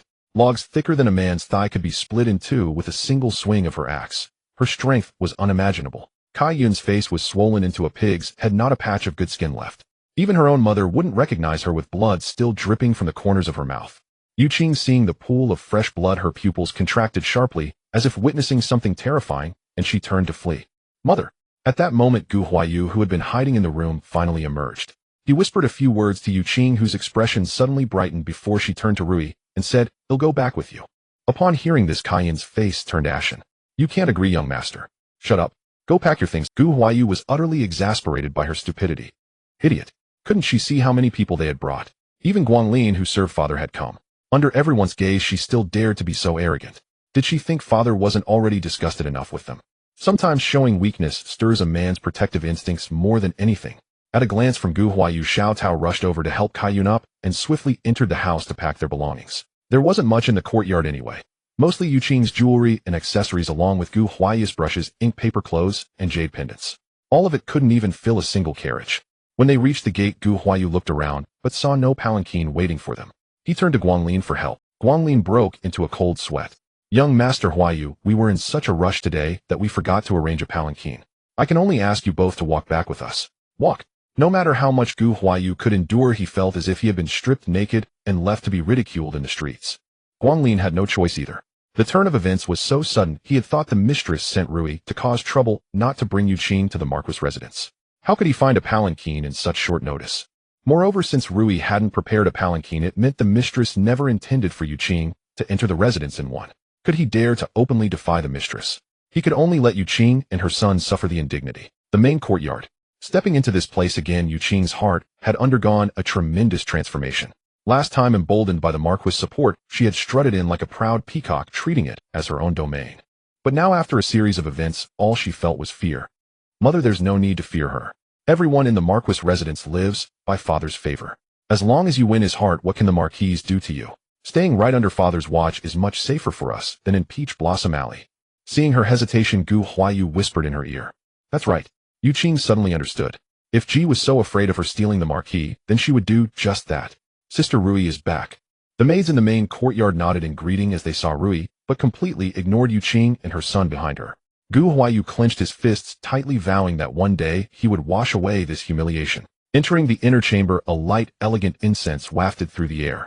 The shelves were filled with antique treasures they had never seen before. In the center, a stunning woman reclined on a lounging chair, sunlight streaming through the window, casting a radiant glow on her shimmering silk robes. The woman casually picked up a fruit, ate it, and tossed the peel into a small bowl. Gu Huayu stared. It was a glazed bowl. What a waste. Glazed, where a priceless rarity in Yinjing was being so carelessly used. Both mother and son were deeply awed by the luxury of the main courtyard. Yue Qing recalled that when she last visited, although it was impressive, it hadn't been to this extent. Gu Huayu believed Ji was deliberately putting on a show to make them realize the gap between them. But this was an unfair judgment of Ji. She wasn't putting on airs. As a modern person, glass was just an ordinary item to her, perfectly suitable for holding fruit peels. However, the reaction of Yue Qing and her son gave her an idea. This could be a golden opportunity to make a fortune. She already had several glazed ornaments in her storehouse, and the Empress Dowager and Emperor Chongwen had recently bestowed even more upon her, so she had completely forgotten how rare glazed ware was in this era. Scarcity breeds value. She didn't need mass production, as she could simply teach the method of making glass to Lai Kai, and have him produce a batch each month to sell. The sudden revelation of a way to wealth filled Ji with joy, and she could barely wait to dismiss them, so she could focus on recalling the glass-making process. But seeing her smile so broadly, Yue Qing and her son thought she was plotting against them, their palms slick with nervous sweat. You are Gu Huayu. Ji wiped her hands with a handkerchief and asked lazily. Yes, Huayu pays respects to. Madam. Gu Huayu's heart was full of trepidation. Enough. Present your tea and withdraw. From now on, you are the Marquis' son. In this residence you must behave and not do anything improper. Ji waved her hand, and a young maid brought a teacup to Gu Huayu. Without a moment's hesitation, he knelt and offered the tea respectfully, saying, Mother, please have some tea. Hearing the word mother, Yue Qing's heart nearly shattered. The child she had carried for 10 months was now calling another woman mother, but this was the price, the cost of their entry into the Marquis residence. Ji responded indifferently and had Rui escort them out. As they reached the gate, Gu Huayu suddenly sensed something amiss. Ji hadn't asked his mother to present tea. This meant she refused to acknowledge his mother's status. Aunt Rui, my mother hasn't presented tea to mother yet. Young Master Huayu, you are the Marquis' son. The princess consort has acknowledged your identity by drinking your tea. As for Yue Qing, Rui smiled sarcastically. She is merely a bed-warming maid, not even a concubine, so naturally, she doesn't need to offer concubines tea. But she must attend the daily morning greetings punctually. A bed-warming maid. Yue Qing didn't know how she reached the courtyard. She felt a chill throughout her body. Gu Huayu called out to her the entire way, but she didn't respond until he was sure Rui had left. Then he shut the door and shook her vigorously. Mother, this is nothing. Just Jis way of humiliating us. As long as we earn father's protection titles and all that are worthless, one day the entire Marquis residence will be ours. Gu Huayu was so agitated that he didn't notice a faint beam of light passing through a tile above, which was quickly covered again. After returning, Frostblade reported Gu Huayu's words to Ji without missing a detail. Ji was not surprised at all. Neither Yue Qing nor her son was trouble-free. Believing they would behave was like believing Gu Changping would never again chase after women. They like to play two-faced games. No matter. A rogue will meet a tougher rogue. When faced with someone even crazier, no amount of pretense will save them. No sooner had they moved into the courtyard of the Marquis residence before they could even lament its shabbiness and crampedness did Mother Yue and her son encounter a major trouble. Kaiyun and Xiaodao, as maidservants who had followed from Taohua Lane, they were permitted to stay. Aside from them, the steward did not assign any additional maids. It was already against propriety for a concubine to have 2 maids. Assigning more would rival the treatment of a proper consort, which was absolutely unacceptable. Seiyun, her face bruised from a beating, clamored for rest as soon as she entered the courtyard. Gu Huayu, unwilling to listen to her incessant complaints, acquiesced. Xiaodao, on the other hand, fetched a basin and cloth to clean the room and wipe down the furniture. At that moment, there wasn't even a gatekeeper in the courtyard. With a loud bang, just like in the morning, the main door was kicked open once again. Gu Huayu's head throbbed with pain. Are all the people in this Marquis residence such troublemakers? May I ask who you are? Newly arrived, and knowing no one, he adopted a humble posture, hoping only to quickly quell the disturbance. He planned to discuss swapping courtyards with Gu Changping once he returned. To his surprise, the intruder showed no regard for his status and hurled the most venomous words at him. So you're the bastard raised outside. Ha, lowly brat, not even knowing whose seed you are, and you still have the nerve to shamelessly enter this house. Gu Yufan spoke whatever came to mind. Gu Huayu felt his self-esteem trampled upon, and finally lost his composure. And who do you think you are? My father is the Marquis of Changping, the master of this entire residence. I am his son, a master no matter what, and it's not your place to criticize me. When father returns, I will tell him everything that happened here today. Ha ha, who am I? Gu Yufan laughed as if she had heard the most absurd joke. My father was the previous Marquis of Changping. My mother was the legitimate Marchioness of this house. I am the legitimate daughter of the Changping Marquis residence. Who do you think I am? A son of an unacknowledged mistress dares to order me around. This is utter rebellion. So you are my aunt. Why you failed to recognize your eminence? Please forgive my transgression. Now you're scared. Too late. A base bastard and a shameless whore, how dare you live next to me? Who gave you the audacity? Gu Huayu looked bewildered. The residence only had these few courtyards they were assigned to live in. Could she not allow anyone to live beside her? This aunt was far too overbearing. Enraged to the point of madness, she ordered her attendants to ransack the courtyard. When the old Marquis had given her the character Yu, it was to treasure her as the jewel of the household. Now that her father was gone, a bastard son dared to share the same name as her. Enraged to the point of madness, she ordered her attendants to ransack the courtyard. Before leaving, she slapped Gu Huayu twice, and even dragged Yue Qing by her hair into the yard, stomping on her several times. Due to his title, Gu Changping had secured a sinecure in the Ministry of Works. After his injuries healed, he went there daily. Upon returning from work, he learned from Guanglin that Mother Yu and her son had been brought back to the residence. Overjoyed, he immediately went to see them. Along the way, he felt immensely pleased, believing his wife had finally come around.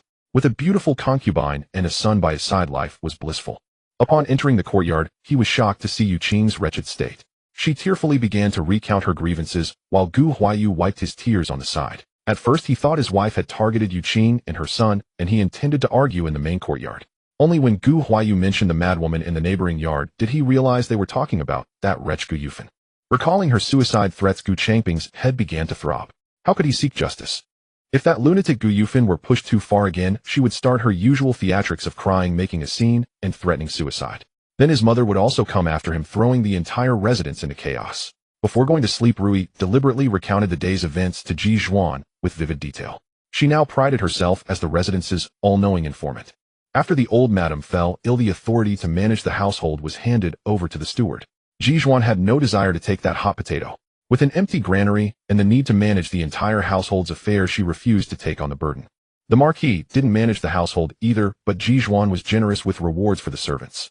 Thus, servants from all courtyards sought to curry favor with those in the main yard, and even the steward showed Rui some respect. Learning of their internal strife, Rui finally understood the faint, enigmatic smile on the princess' lips when Shuangren had reported to her that afternoon. So the princess had deliberately arranged for them to be neighbors, aiming to throw the residence into chaos and make the Marquis himself witness the consequences of his own sins. That night, Yue Qing lay in bed, gazing at Xiao Dao, keeping vigil beside her. After a long internal struggle, she finally made up her mind and gently called her over. Xiao Dao, seeing her abandon her usual violent demeanor, couldn't help but tremble. Gritting her teeth, she approached. She closed her eyes, expecting pain, but instead heard Yue Qing speak in a gentle tone. Xiao Dao, you've been with me since Taohualane. You and Kaiyun are the ones I trust most. Now that we've entered this residence, we have no one to rely on. You are all I can trust. You must understand, only if I am well can you maidservants thrive. If something happens to me, this entire courtyard will be doomed. Do you understand? This servant understands. Her terrified demeanor stirred an inexplicable irritation in Yue Qing. She wanted to jump out of bed and kick her viciously, then hack off her long flowing hair. Unfortunately, she had no capable people by her side now, and Kaiyun was also injured. For now, she had to offer this girl a few sweeteners to ensure her loyalty and prevent any treacherous thoughts. She had only just learned from the Marquis that Ji Shi had been conferred the title of princess by the emperor, making her a quasi royal. Defeating her now was harder than ascending to heaven.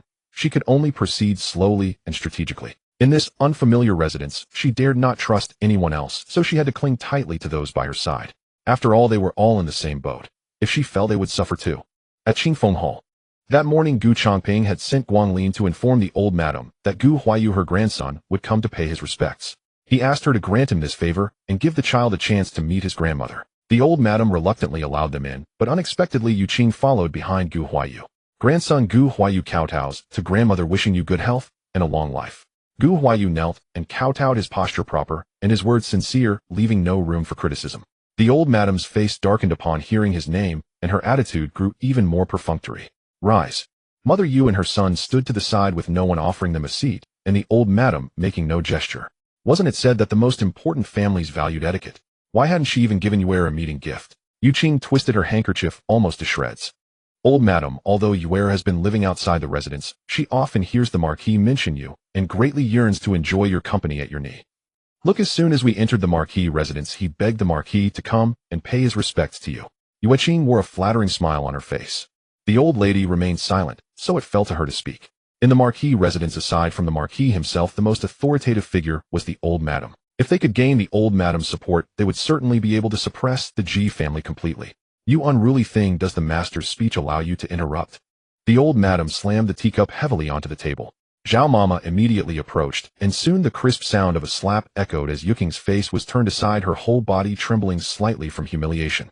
Zhao Mama looked down on such pretentious little harlots. Yue, the old madam is speaking with young master Huayu. We servants do not dare to interrupt. The old madam is merciful to only give you one slap. If you offend her again, it won't just be one slap next time. Mother. The incident happened suddenly, and Gu Huayu in a moment of panic cried out anxiously. Seeing this, the old madam looked down even more on Yu's family. Who was he putting on this show for?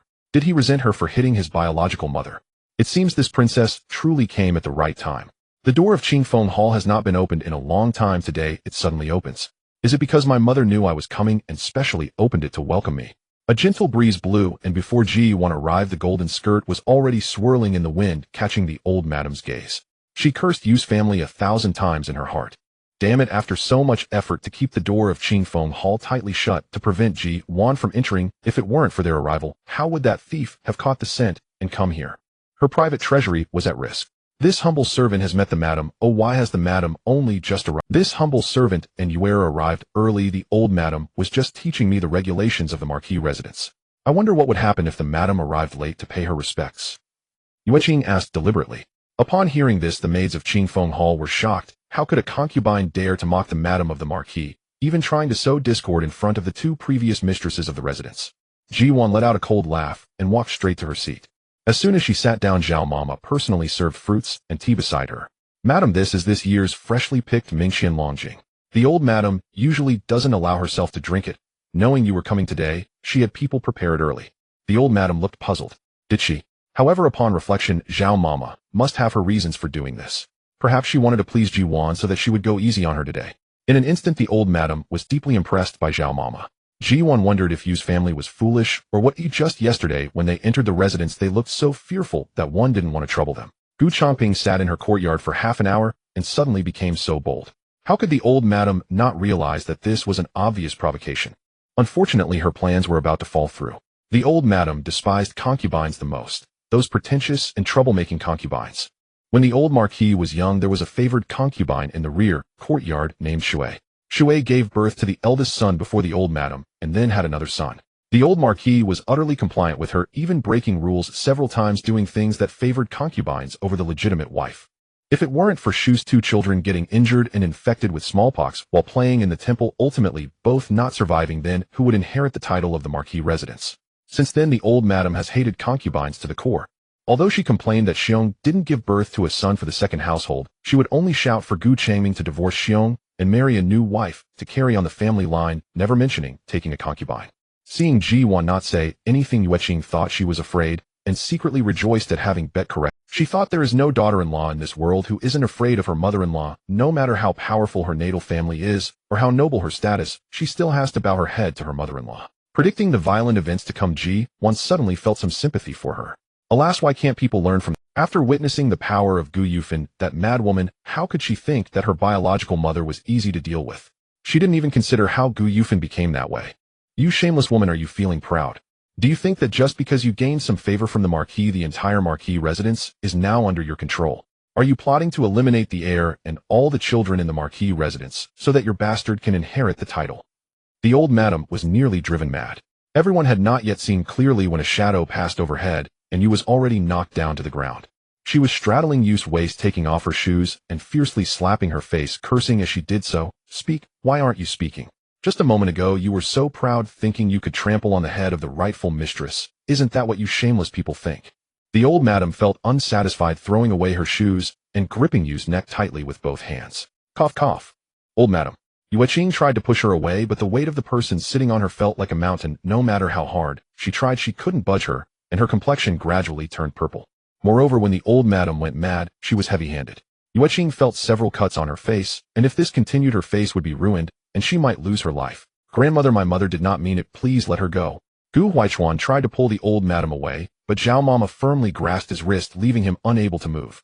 The old madam suddenly thought of Ji Duan and scolded, "Ji, you useless thing, unable to manage your own man, letting a harlot ride on your neck. You are just a coward." Zhao Mama felt a chill for her.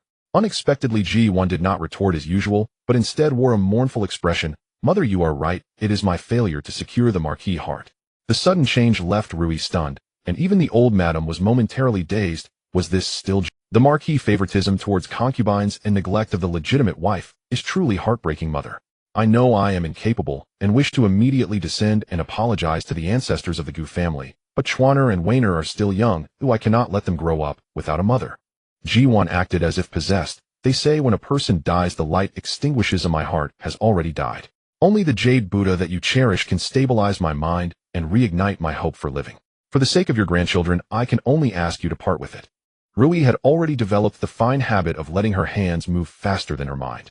The moment the words Jade Buddha left Ji Duan's lips, before she could even finish the rest of the sentence, Rui had already dashed toward the inner chamber's bedside. Everyone in the mansion knew that among the old Marquis's dowry was a Jade Buddha blessed by a revered monk. She treasured it immensely, keeping it by her bedside every day, terrified of losing it. It was said that the Jade Buddha was priceless, with fewer than 10 comparable Buddha statues in all of Yanjing. It was the old Marquis's most precious heirloom. Princess, it's so heavy. Rui nearly stumbled while carrying the Jade Buddha, causing the old Marquis's heart to nearly stop. Heavy is good. Heaviness proves its value. Mother treats me like her own daughter without a hint of stinginess. I must go out one day and sing your praises for your kindness. I shall not disturb you further today. Ji Duan swallowed the last sip of Longjing tea. Unbeknownst to anyone, she had already retreated to the doorway. She pointed at the woman on the ground. Mother, please continue. Don't let me delay your important matters. You, come back, you wretched thing. Truly a bandit. In the blink of an eye, not even a ghostly shadow remained. The old Marquise sat on the ground, weeping bitterly over yet another lost treasure. At this rate, she would soon be stripped of all her wealth. Then what difference would there be between her and a beggar? It's all your fault. You're a jinx, a curse upon our home mansion. When the eldest son tried to take her as a concubine, the Empress Dowager had him beaten. She herself was humiliated in the process. Now that the woman had barely entered the household as a chambermaid, her most precious dowry had been snatched away. If that wasn't a jinx, what was? The more the old Marquise thought about it, the angrier she grew.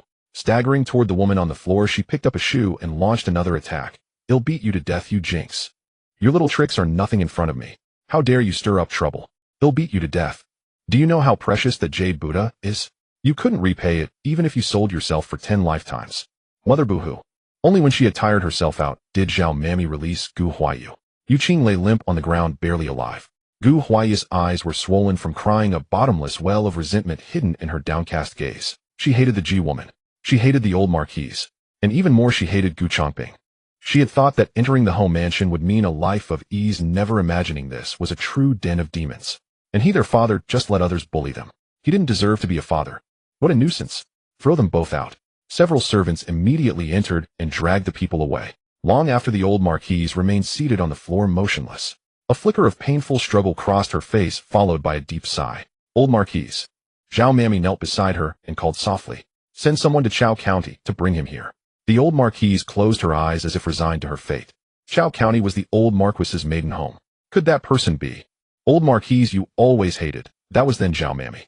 Can't you see things are different now? If I don't do something soon, that Ji woman will walk all over me and he'll never rise again. In the home mansion. Stop. I said stop. Can't you hear me? Gu Jiawan, holding a freshly picked rose, cast a faint glance at the distant figure, chose to ignore her, and turned to leave. How dare you walk away? Xiaomei, grab her. Yes. Xiaomei, following Gu Jiao's orders, rolled up her sleeves and charged forward aggressively. Eldest miss, this servant advises you to behave. If you anger second miss, you'll be in for a world of pain. Her gaze greedily swept over Gu Jiawan, and her breath quickened when she spotted the expensive gold thread butterfly hair ornament atop her head. How beautiful!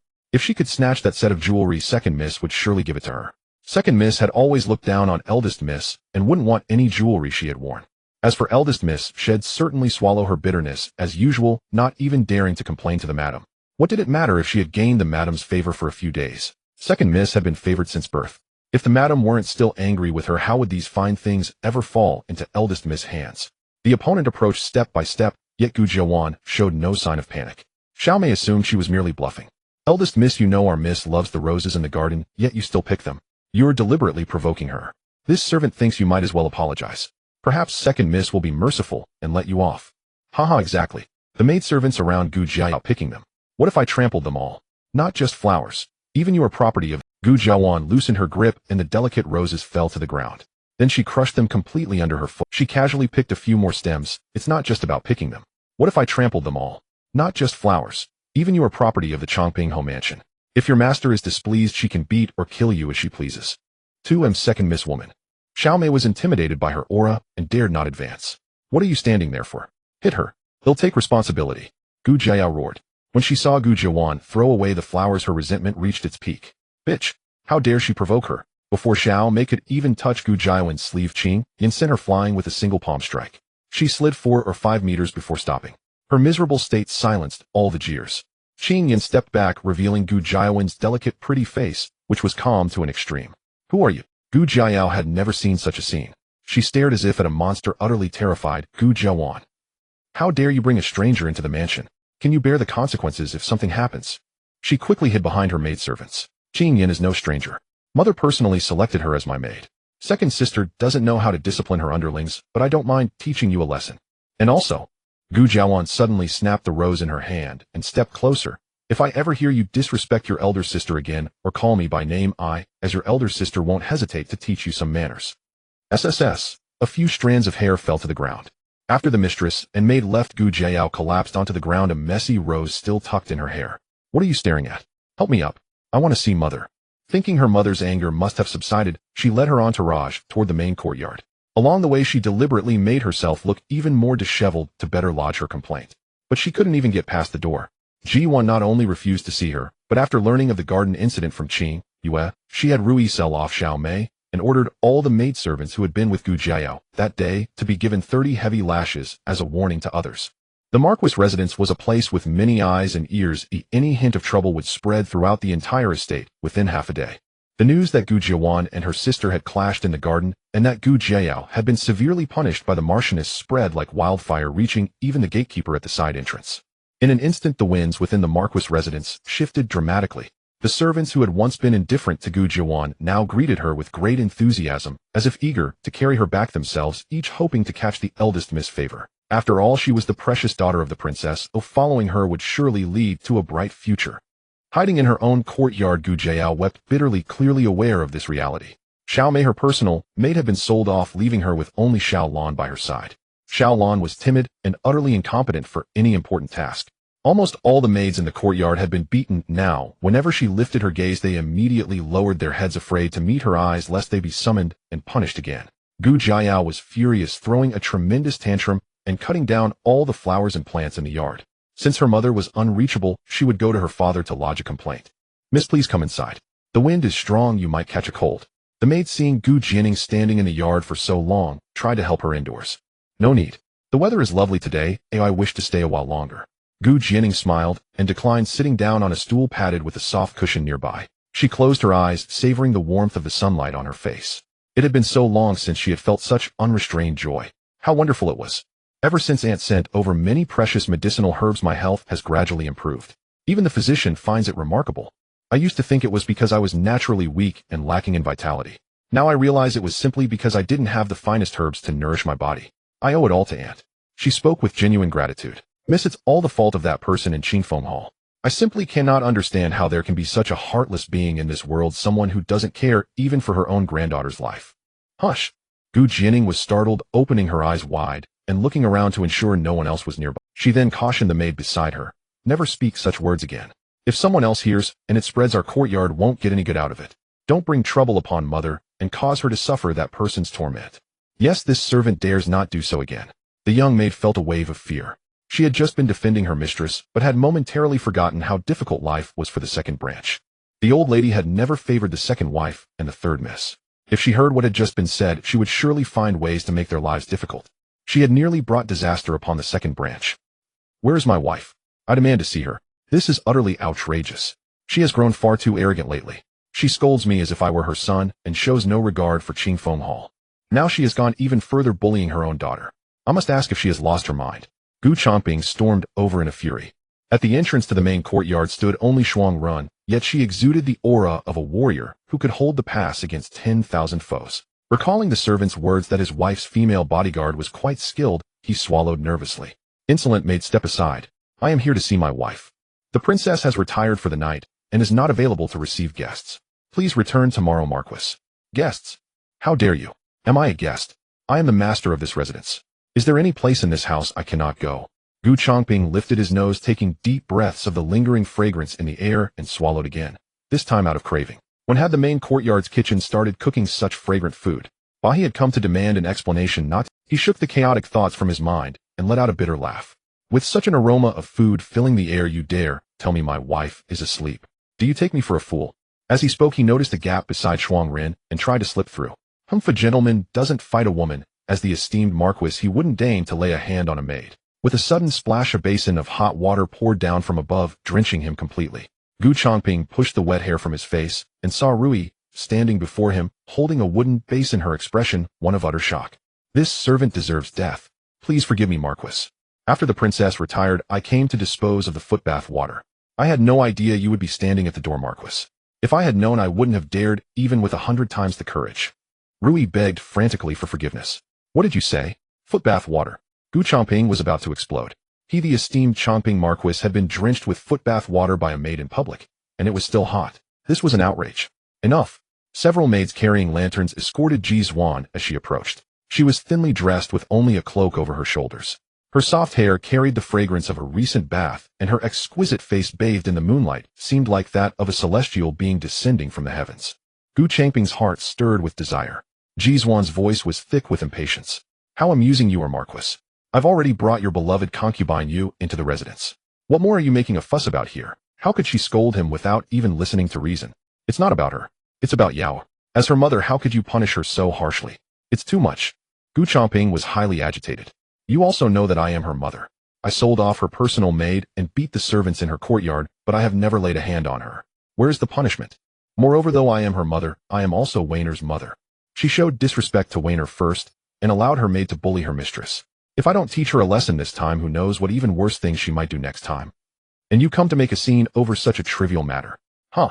You haven't even understood the full story, yet you have the nerve to come interrogate me in the dead of night.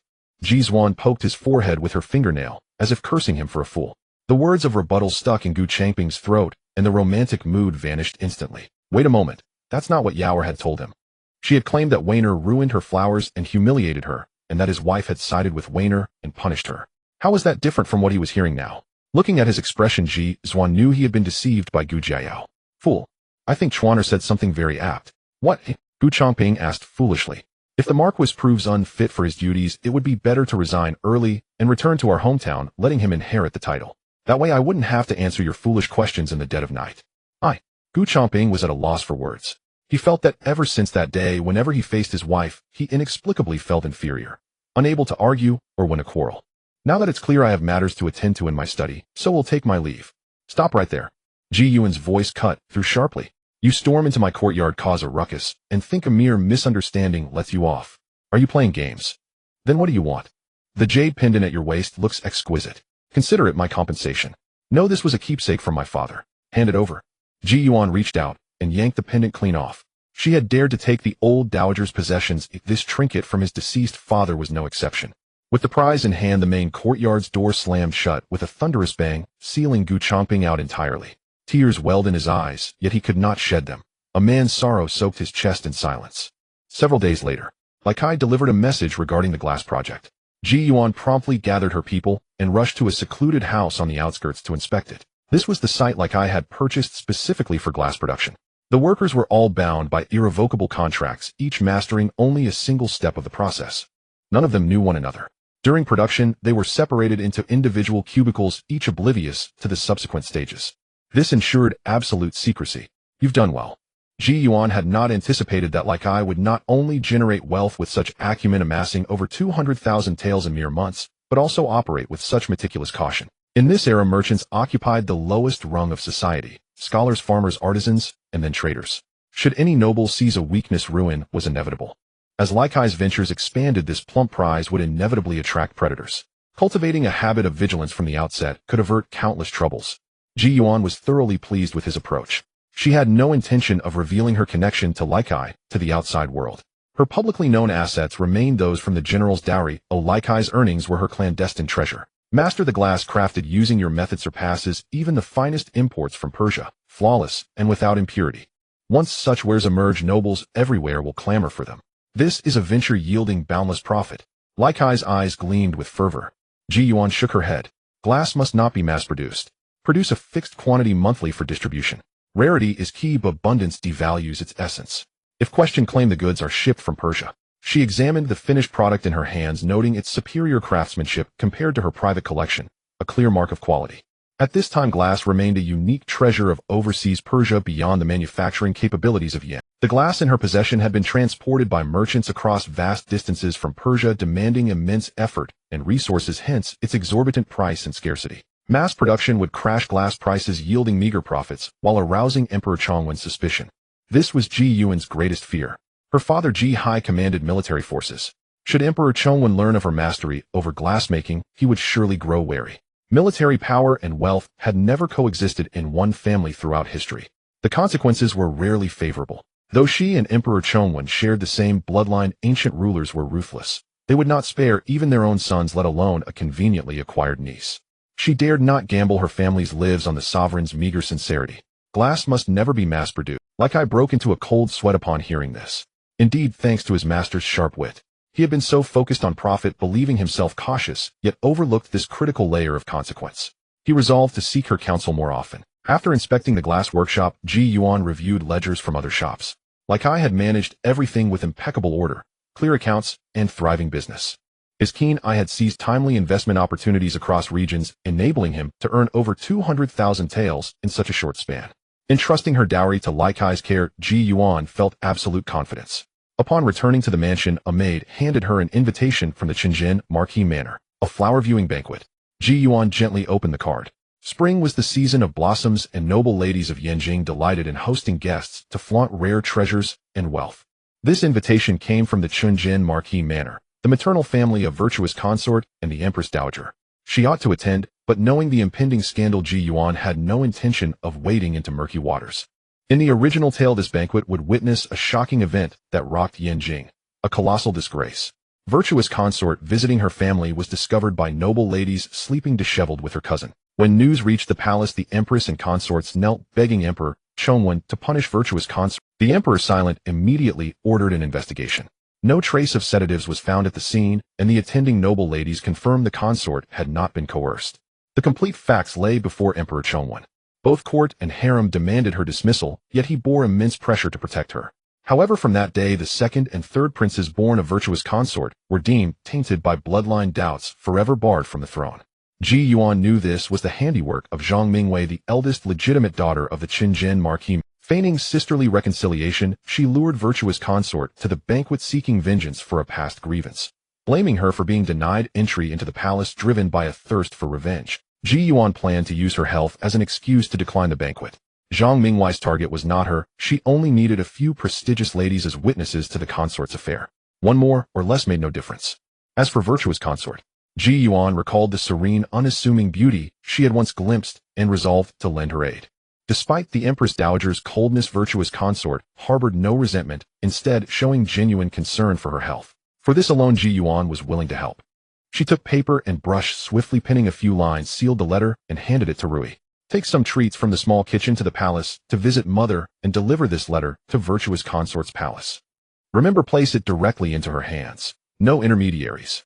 The small kitchen now employed a novice chef acquired from the marketplace. Chef Pang's culinary skills were exceptional. His pastries surpassed even the imperial kitchens, earning universal praise. Ji Yuan had only summoned the chef 2 days prior, planning to bring pastries to the palace for her mother and the Empress Dowager. Now a twofold opportunity presented itself.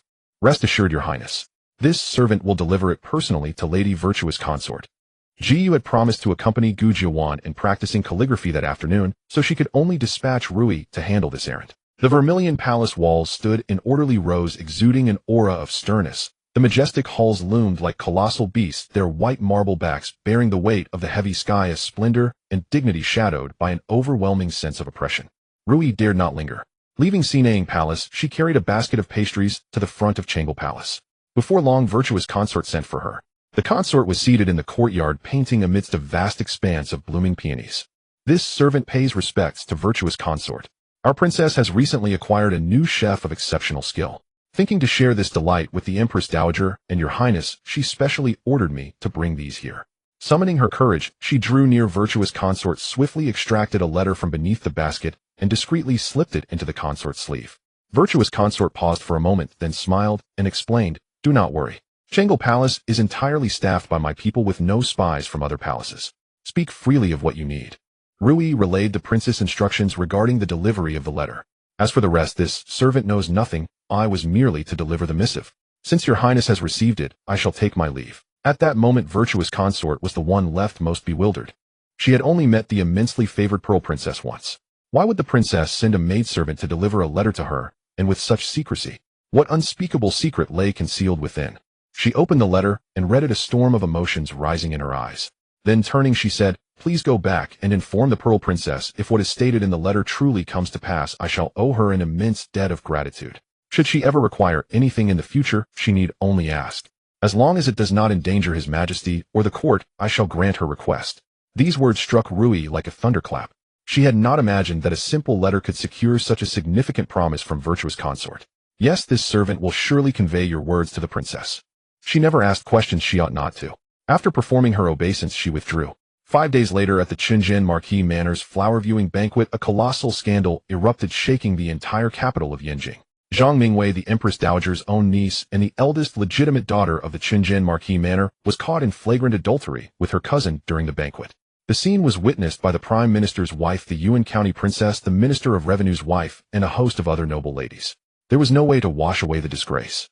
After the incident, Zhang Mingwei vehemently proclaimed her innocence, claiming that Virtuous Consort had framed her. Yet everyone could attest that Virtuous Consort had never left her seat, nor had her maids or female officials moved a step. How could she have orchestrated such a scheme? Having been widowed, Zhang Mingwei had returned to the Qinjian Marquis Manor and never remarried, effectively becoming half its mistress. None of Virtuous Consort's attendants were absent. How could the consort have acted against her on her own turf?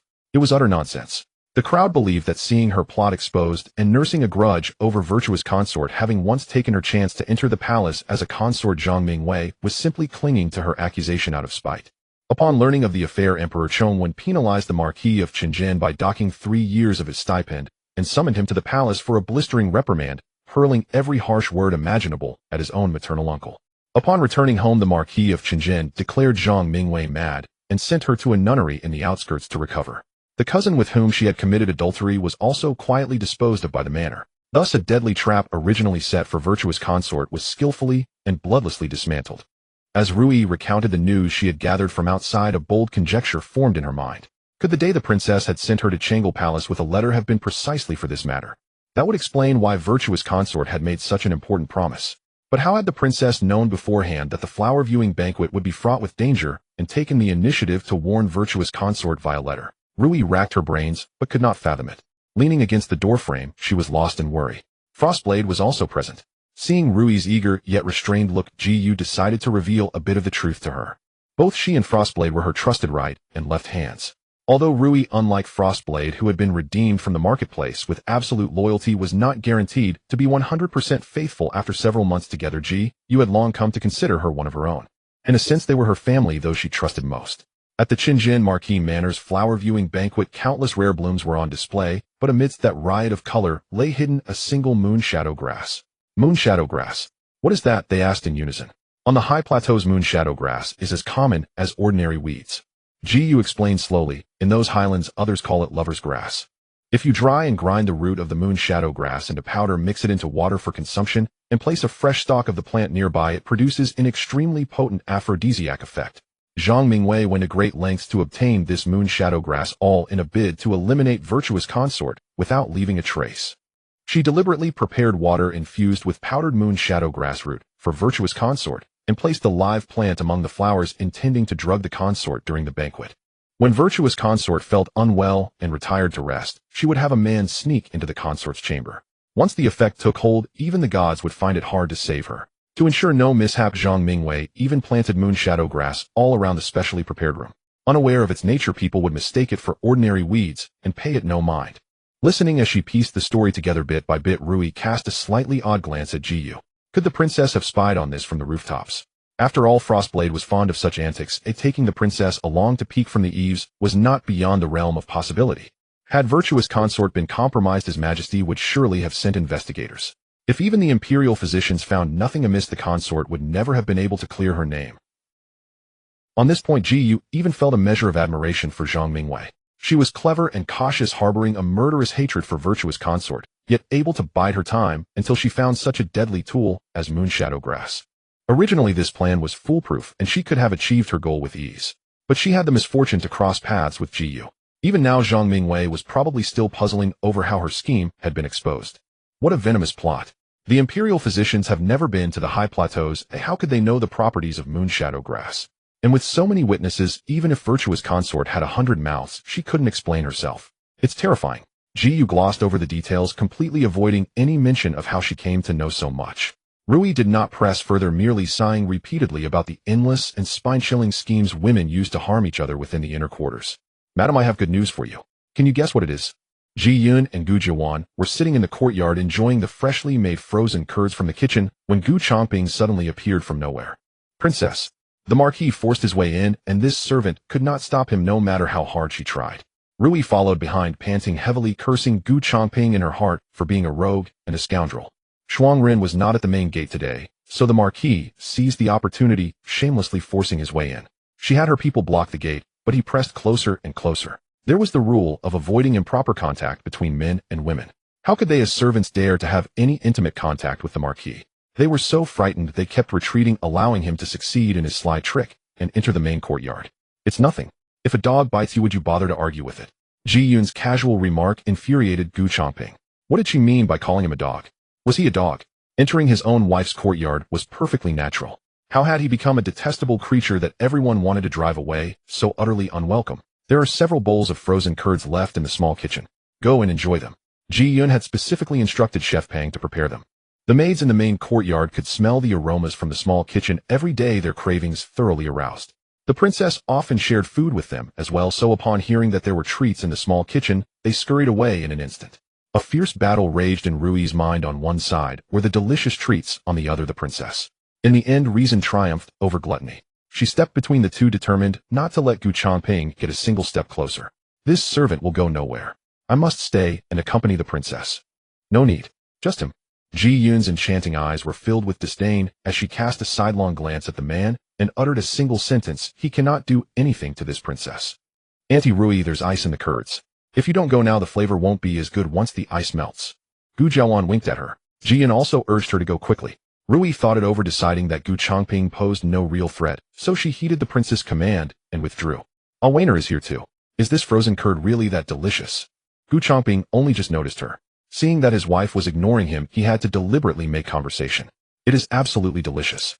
Unfortunately, I can only have one bowl each day. Mother says the curds contain ice and too much is bad for a child's health, so I cannot eat more. Gu Jiawan answered honestly. Your mother is right. Madam, I have come to see you on serious business this time. The spot at Li Jing Academy you have been yearning for has finally come through. Really? Ji Yun's interest was immediately piqued upon hearing this. Li Jing Academy was located in Yanjing. Although not as prestigious as Chongwen Academy, where Gu Huaichuan studied, it was still one of the top schools in the capital. Moreover, the academy had no gender restrictions. Both boys and girls could enroll. As long as a child had reached 7 years of age and their family possessed a quota, they could attend. Gu Jiawan had just turned 7, and Ji Yun had been eagerly awaiting the quota for Li Jing Academy every day, hoping she could begin her studies. Our main branch has 2 quotas, perfect for Weiner and Yaoer to go together. You've always hoped for Yaoer to attend, haven't you? Now she can go. Does that make you happy, madam? Gu Changping puffed out his chest, waiting to be praised. Ji Yun acted as if she hadn't seen it. How long until school starts? Half a month, Gu Changping answered honestly. Half a month. Plenty of time. Ji Yun's eyes lit up. She glanced at the child who was still devouring her food and couldn't help but poke her arm. Go pack your things quickly. You'll be starting school in just half a month, so you won't be able to spend all your time eating and playing. Well, go stay at the estate for a few days today. You can fish, catch shrimp, and play to your heart's content. Once school starts, you must calm down and study hard, understand? I understand, mother. We can go to the estate again. How wonderful. Ever since returning from the estate last time, Gu Duan had been dreaming of going back. The moment she heard they could go, she stopped drinking her curds, jumped up, and exclaimed that her mother was the best. Mother and daughter embraced each other excitedly. Gu Duan nestled in Ji Yun's arms, clinging to her with deep affection. Gu Changping watched somewhat dazed. When had Weiner and his wife become so close? His wife was usually closer to Yauer. Yet today, upon hearing the news about enrollment, she hadn't immediately sent someone to inform Yauer. Instead, she wanted to take Weiner to the estate to play. He even began to wonder if his memory was faulty. Is there anything else, Marquis? If not, please take your leave. Maya, go inform Chef Pang. Tell him to pack his things too. I'm taking him with me this time. Ji Yun grabbed a passing maid at random and gave the order. Chef Pang from the small kitchen was an indispensable travel companion for her. She could not do without him, no matter who else was left behind. Mother, once Sister Qinghua has finished her curds, he'll have her take me back to pack. He'll bring my calligraphy copybooks too. He'll practice for an hour every day without slacking off. Gu Duan revealed 2 shallow dimples as she acted coyly. Before she started school, her mother didn't force her to practice needlework. Instead, she insisted she practice calligraphy daily and read some introductory books. Her mother said that the saying a woman without talent is virtuous was complete nonsense. Only by reading widely could a woman gain knowledge of the past and present and broaden her horizons. She didn't want her to become an ignorant and foolish noblewoman. Instead, she hoped she could be self-reliant and independent, forging her own path in the world. To be able to pursue her heart's desires and do what she wished. Gu Duan deeply agreed, which was why she never complained about the hardships of studying and calligraphy. This was also the reason Ji Yun decided to take her to the estate the moment she heard school was about to begin. Such a promising and diligent seedling deserved a chance to relax her body and mind, didn't she? The main courtyard suddenly bustled with activity. People came and went, and no one had time to bother with Gu Changping. Before boarding the carriage, Ji Yun suddenly thought of Gu Jianing. The second branch also seemed to have one quota. Xiongshi and Gu Changming only had this one daughter, so the quota was undoubtedly hers.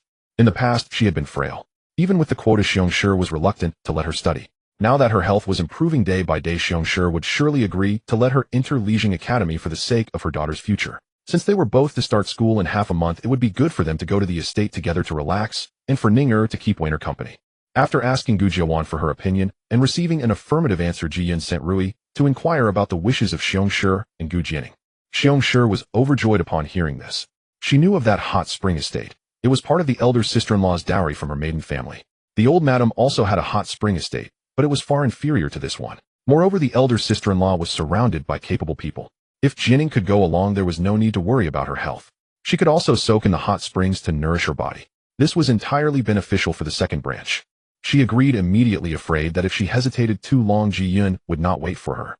Within the quaint wooden cabin, misty vapors swirled around, enveloping the space. At the heart of the room lay a natural hot spring where warm waters bubbled and gushed ceaselessly into a pool built of brick and stone. Qing Yan stood guard outside, sword in arms, attuned to the sounds within.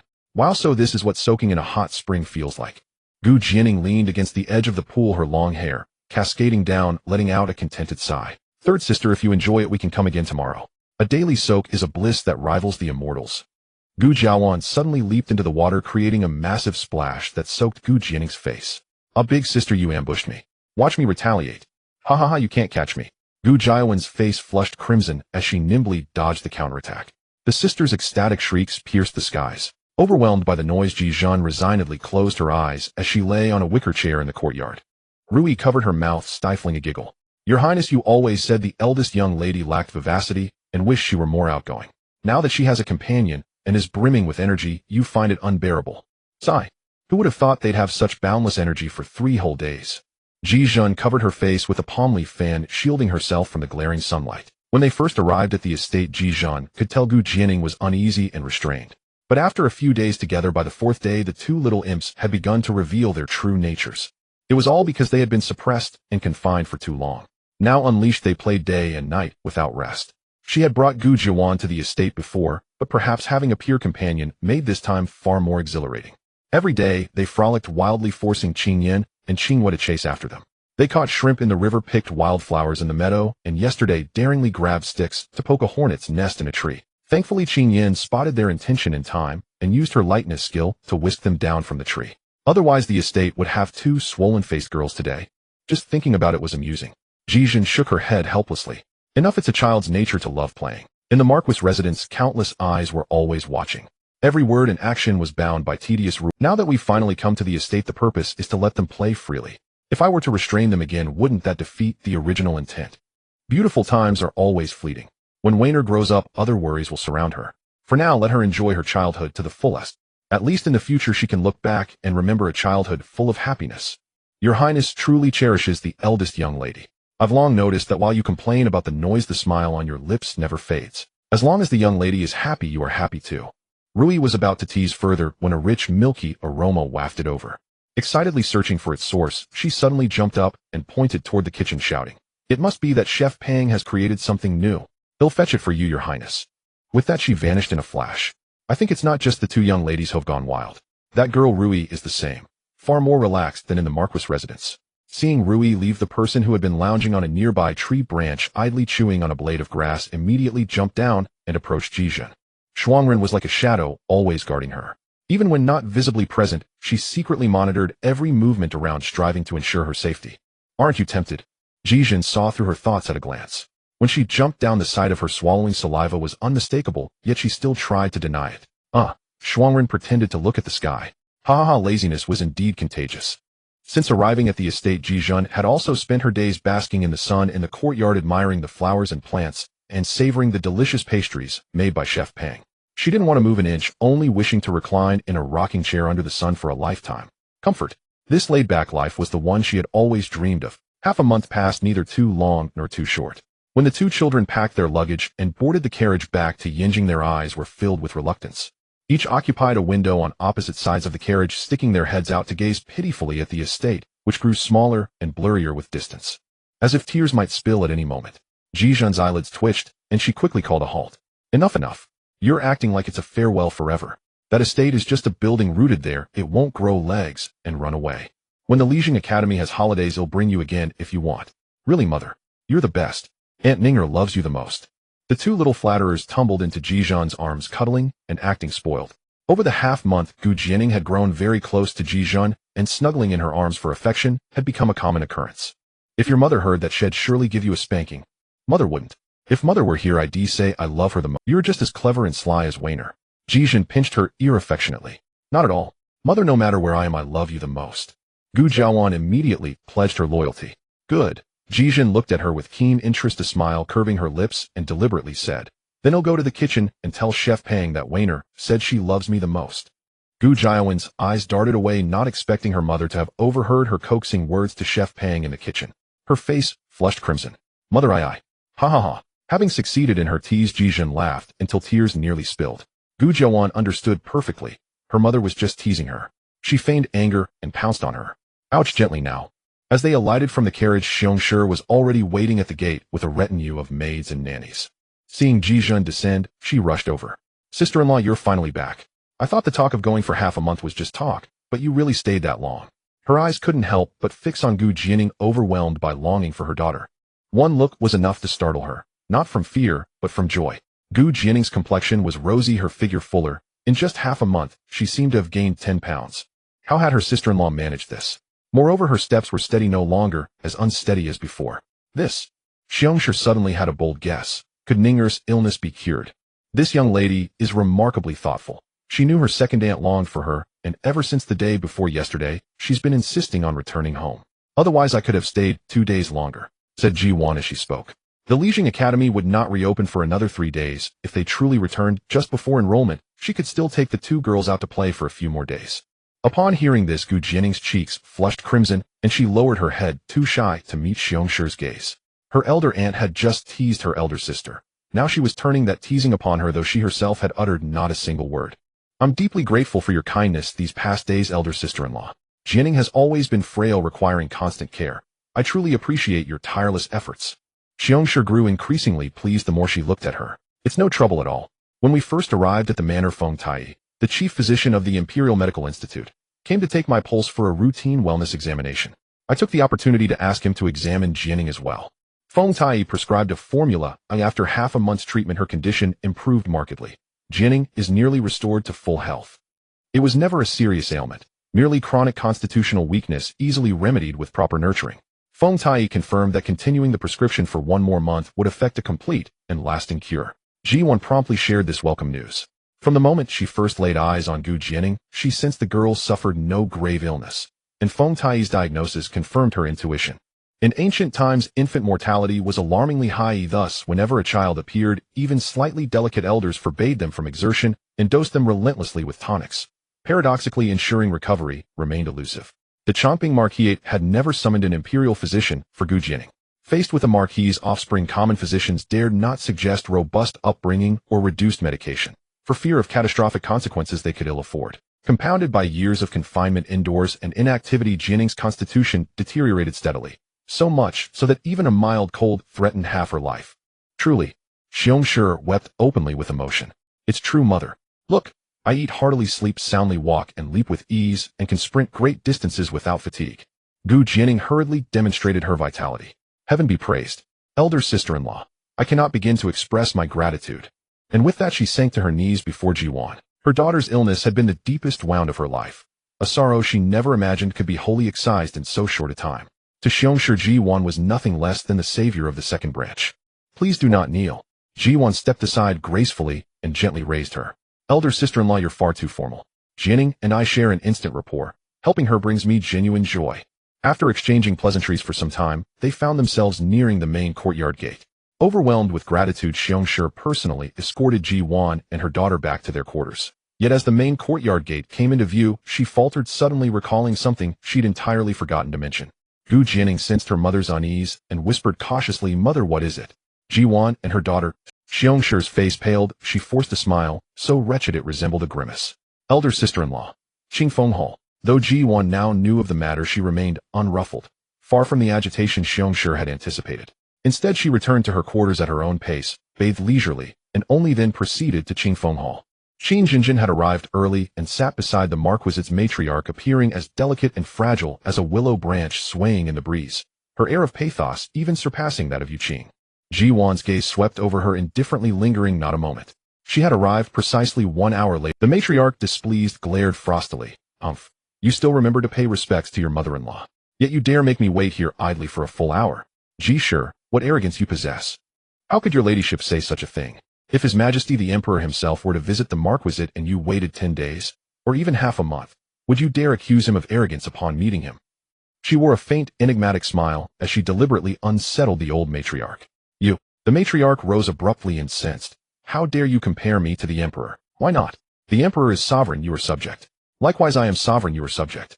When a sovereign commands death, the subject must obey without question. Yet you chafe at waiting merely 1 hour. Your ladyship's usual displays of loyalty to throne and nation, surely those are but for public show. Moreover, you chose to wait here of your own accord. Should I choose not to come, what recourse would you have? Zhao Nursemaid's shoulders trembled visibly at Ji Duan's audacious dismissal of hierarchy. She shrank silently into the corner, pretending invisibility. Had anyone else spoken thus to the matriarch, she would have struck them instantly. But this was Princess Mingzhu, the Marquise herself. Not even 1,000 lives' worth of courage would permit her such insolence. The matriarch waited in vain. Not a single maid dared utter a word. When she finally regained her composure, Ji Duan was already seated upon the principal throne. Reluctantly bound by Ji Duan's earlier rhetoric of sovereign and subject, she retreated to a subordinate seat. Qin Jinjin watched their clash with mounting dread, never imagining her cousin's wife would prove so formidable nor so unafraid of her own aunt. Jinjin pays respects to elder cousin-in-law. Qin Jinjin rose, bowing low, her eyes shimmered with a misty, heart-rending softness. A cousin who schemes to climb into her own cousin's bed. I've never encountered such a one before. Thud. Qin Jinjin's knees buckled and she collapsed onto the floor. Elder cousin-in-law. I swear I never meant such a thing. Jinjin has long yearned for auntie and only came to the Marquis to visit her. How could I have known it would cause such misunderstanding? Yearn indeed. As Ji Duan rolled her eyes, she noticed the matriarch doing likewise, thinking she truly has remarkable restraint. The matriarch and her younger sister harbored such bitter enmity that they had severed all ties utterly, refusing even to acknowledge each other's existence. In the chronicles, Ji Shi never once met her during her entire marriage until her death. And yet, here appeared a cousin. How extraordinary. With a single glance, Ji Duan read the matriarch's thoughts as plainly as ink on paper. She intended to use Qin Jinjin as a counterweight. Jinjin's paternal line having long since declined, rendering mother and daughter eminently manipulable, even if the matriarch loathed them both. Moreover, Gu Changping in his youth had once harbored affection for Qin Jinjin, only to abandon it under the matriarch's stern pressure. It was precisely this memory that prompted the matriarch to summon Jinjin, under the flimsiest of pretexts so feeble it even nauseated her own self. Yi Ru and Shuang Ren exchanged exasperated glances. Did they truly believe the princess cared for the Marquis? Did they truly think their mistress cherished that man? It was my decision. With only 2 women in the first branch's inner chambers, how shall the Marquisate ensure its lineage flourishes? Jinjin is kin from my natal family, thoroughly vetted, upright, and pure. The first young master also holds affection for her. Thus I have taken it upon myself to bring her here. This matter admits no negotiation. Though inwardly apprehensive, the matriarch knew she must project unwavering resolve, or her scheme would crumble. Jinjin stood with her head lowered in the middle of the room, uncertain whether to remain standing or to sit. Ji appeared distracted, her gaze wandering around the room as she surveyed the surroundings. After a long silence, she suddenly spoke. Old madam, your courtyard seems to lack anything of value. You? What do you mean? Marquis Dowager's breath caught in her throat. Even as she struggled to maintain a composed expression, her fingers gripping the edge of the table, and her trembling voice betrayed her inner turmoil. If you insist on inserting a woman into the Marquis' harem, my heart, as the legitimate wife, feels stifled. Unless something eases my mind, I fear things may not proceed as you wish, old madam. Was that a hint of a turning point? The Marquis Dowager's eyes lit up. One must sacrifice to gain. If she wanted something, she would give it. Rui stood by, silently applauding in her heart. The prince's skill at extracting favors was ever growing. Once subtly demanding gifts and valuables from the old madam, now she was practically selling the Marquis like a courtesan. Matron Zhao, go to the storeroom and fetch a few of my cherished items for the Marchioness. Yes. Jinjin watched Matron Zhao depart, her heart swelling with joy. She hadn't expected her cheap aunt to go this far for her entry into the household. 2 jade rui, a string of coral beads, and a ruby headdress were laid before Ji. The Marquis Dowager had truly spared no expense. Though the household's coffers were empty, the Marquis Dowager had amassed considerable wealth through her management and her dowry from her maiden family. Her private treasury might even surpass that of Marquis Gu Changping himself. The Changping Marquis mansion was a gilded ruin, but the old madam's family was wealthy, a key reason the late Marquis had married her. The Wang family had only 2 daughters, the Marquis Dowager and her sister, with no male heir to inherit. Before their deaths, the parents had planned the division of the estate, favoring the Marquis Dowager due to her noble status and greater expenses. Initially, it was to be a 30-70 split, with Qin Zenshin's mother receiving 30% and the Marquis Dowager 70%. But the Marquis Dowager, dissatisfied, insisted on giving her sister only a single share, while she took 90%. When both elders passed and the estate division began, the Marquis Dowager discovered she had been outmaneuvered by Qin Zenshin's mother. Her dear sister had somehow convinced Madame Wang to adopt a male heir from the clan to continue the family line, instantly having the Marquis Dowager's inheritance. The sisters' relationship was shattered from that point on. Though a large portion was taken, the remainder still filled her pockets. Ji refused to believe she was short of money. She cast a faint glance at the items in Matron Zhao's hands, paying them no heed. Instead, she settled into the seat of honor, sipping tea and nibbling pastries, occasionally exchanging light-hearted banter with Rui. Seeing her reluctance, the Marquis Dowager closed her eyes, suppressing her pain, and said, I have a manor outside the city. It may not rival the hot spring estate, but it boasts dozens of fertile acres with excellent yields, and a hill behind it, all included in the deed. Is this enough to satisfy you? Each word of her final sentence seemed forced through clenched teeth. Ji suddenly broke into a harmless smile. That will do. I am weary from my return to the mansion. Please, mother, handle concubine Qin's arrangements. As long as the rules are not broken. When Gu Changping returned and heard of the matter, he reluctantly agreed, even coming to the main courtyard to explain that it was solely the old madam's decision which he had to obey. Ji, unwilling to waste words, simply ordered him to be expelled. That very night, Gu Changping went to Qin Zenshin's quarters and could barely rise the next morning. His eagerness revealed lingering affection for her, a promising drama in the making. But none of this concerned Ji. She ate and drank as usual, utterly unaffected. This puzzled Xiong, who had come to comfort her, fearing she was upset. Was she mistaken? The eldest sister-in-law seemed rather pleased. Meanwhile, at noon, at Chongyang Academy, classes had just ended. Gu Huichuan was heading home for lunch when someone blocked his path. The Duke of Zhengguo's heir, Song Qian. Song Qian, from a military family, had a cold demeanor but acted carefree at the academy, delighting in contradicting the teachers. Forced by his father to study at Chongyang, he was utterly disinterested, spending his days idling with a gang of dressed in black, his bearing sharp and spirited. He blocked Gu Huichuan. Hey Gu, are you still nursing? Rushing home for your mommy's cook's food? Ha ha ha. A chorus of laughter followed. Gu Huichuan's expression darkened. Song Qian delighted in provoking his anger. That was his goal. A man with a face as delicate as a woman's, yet praised with phrases like piled jade, like stone pines, like emerald, peerless beauty, unmatched in the world. Good grief. What nonsense was that flowery talk? He couldn't understand a word. All he knew was that a real man should be as tough and handsome as him, not with a face women would envy. Too effeminate. Moved. Gu Huichuan wasted no words and threw a punch. Seeing him strike first, Song Qian's face lit up with excitement. A fight. He had never feared anyone at Chongyang Academy. But after a few exchanges he realized he was losing ground. Gu Huaichuan drove him step by step to the stairs, and with a final blow, he lost his balance and began to fall backward. At that moment a strong hand pulled him back. Gu Huaichuan, still cold-faced without a glance, he spat out. Next time I hear you speak out of turn, I'll beat you until your own mother wouldn't recognize you. With that he turned and left without a backward glance. Your Highness, you're the heir of the Duke of Xingwo's mansion. How dare he treat you like this? Let's teach him a lesson. Slap. The speaker was suddenly struck. Bewildered, he looked at Song Qian. Your Highness, why did you hit me? Song Qian raised an eyebrow with a cold smile. Stick around me for a few days and think you're somebody. Dare to tell me what to do. He's the heir of the Changping Marquis mansion, not someone you can mess with. Get lost.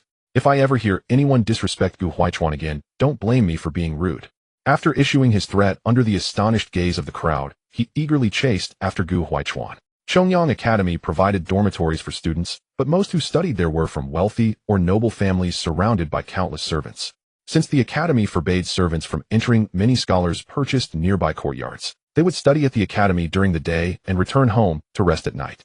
Gu Huaichuan used to eat lunch in the cafeteria, but after hearing that his mother had specially sent a chef from Yinjing a few days ago, he began going home for lunch every day. Was it that delicious? Curious, Song Qian decided to follow him.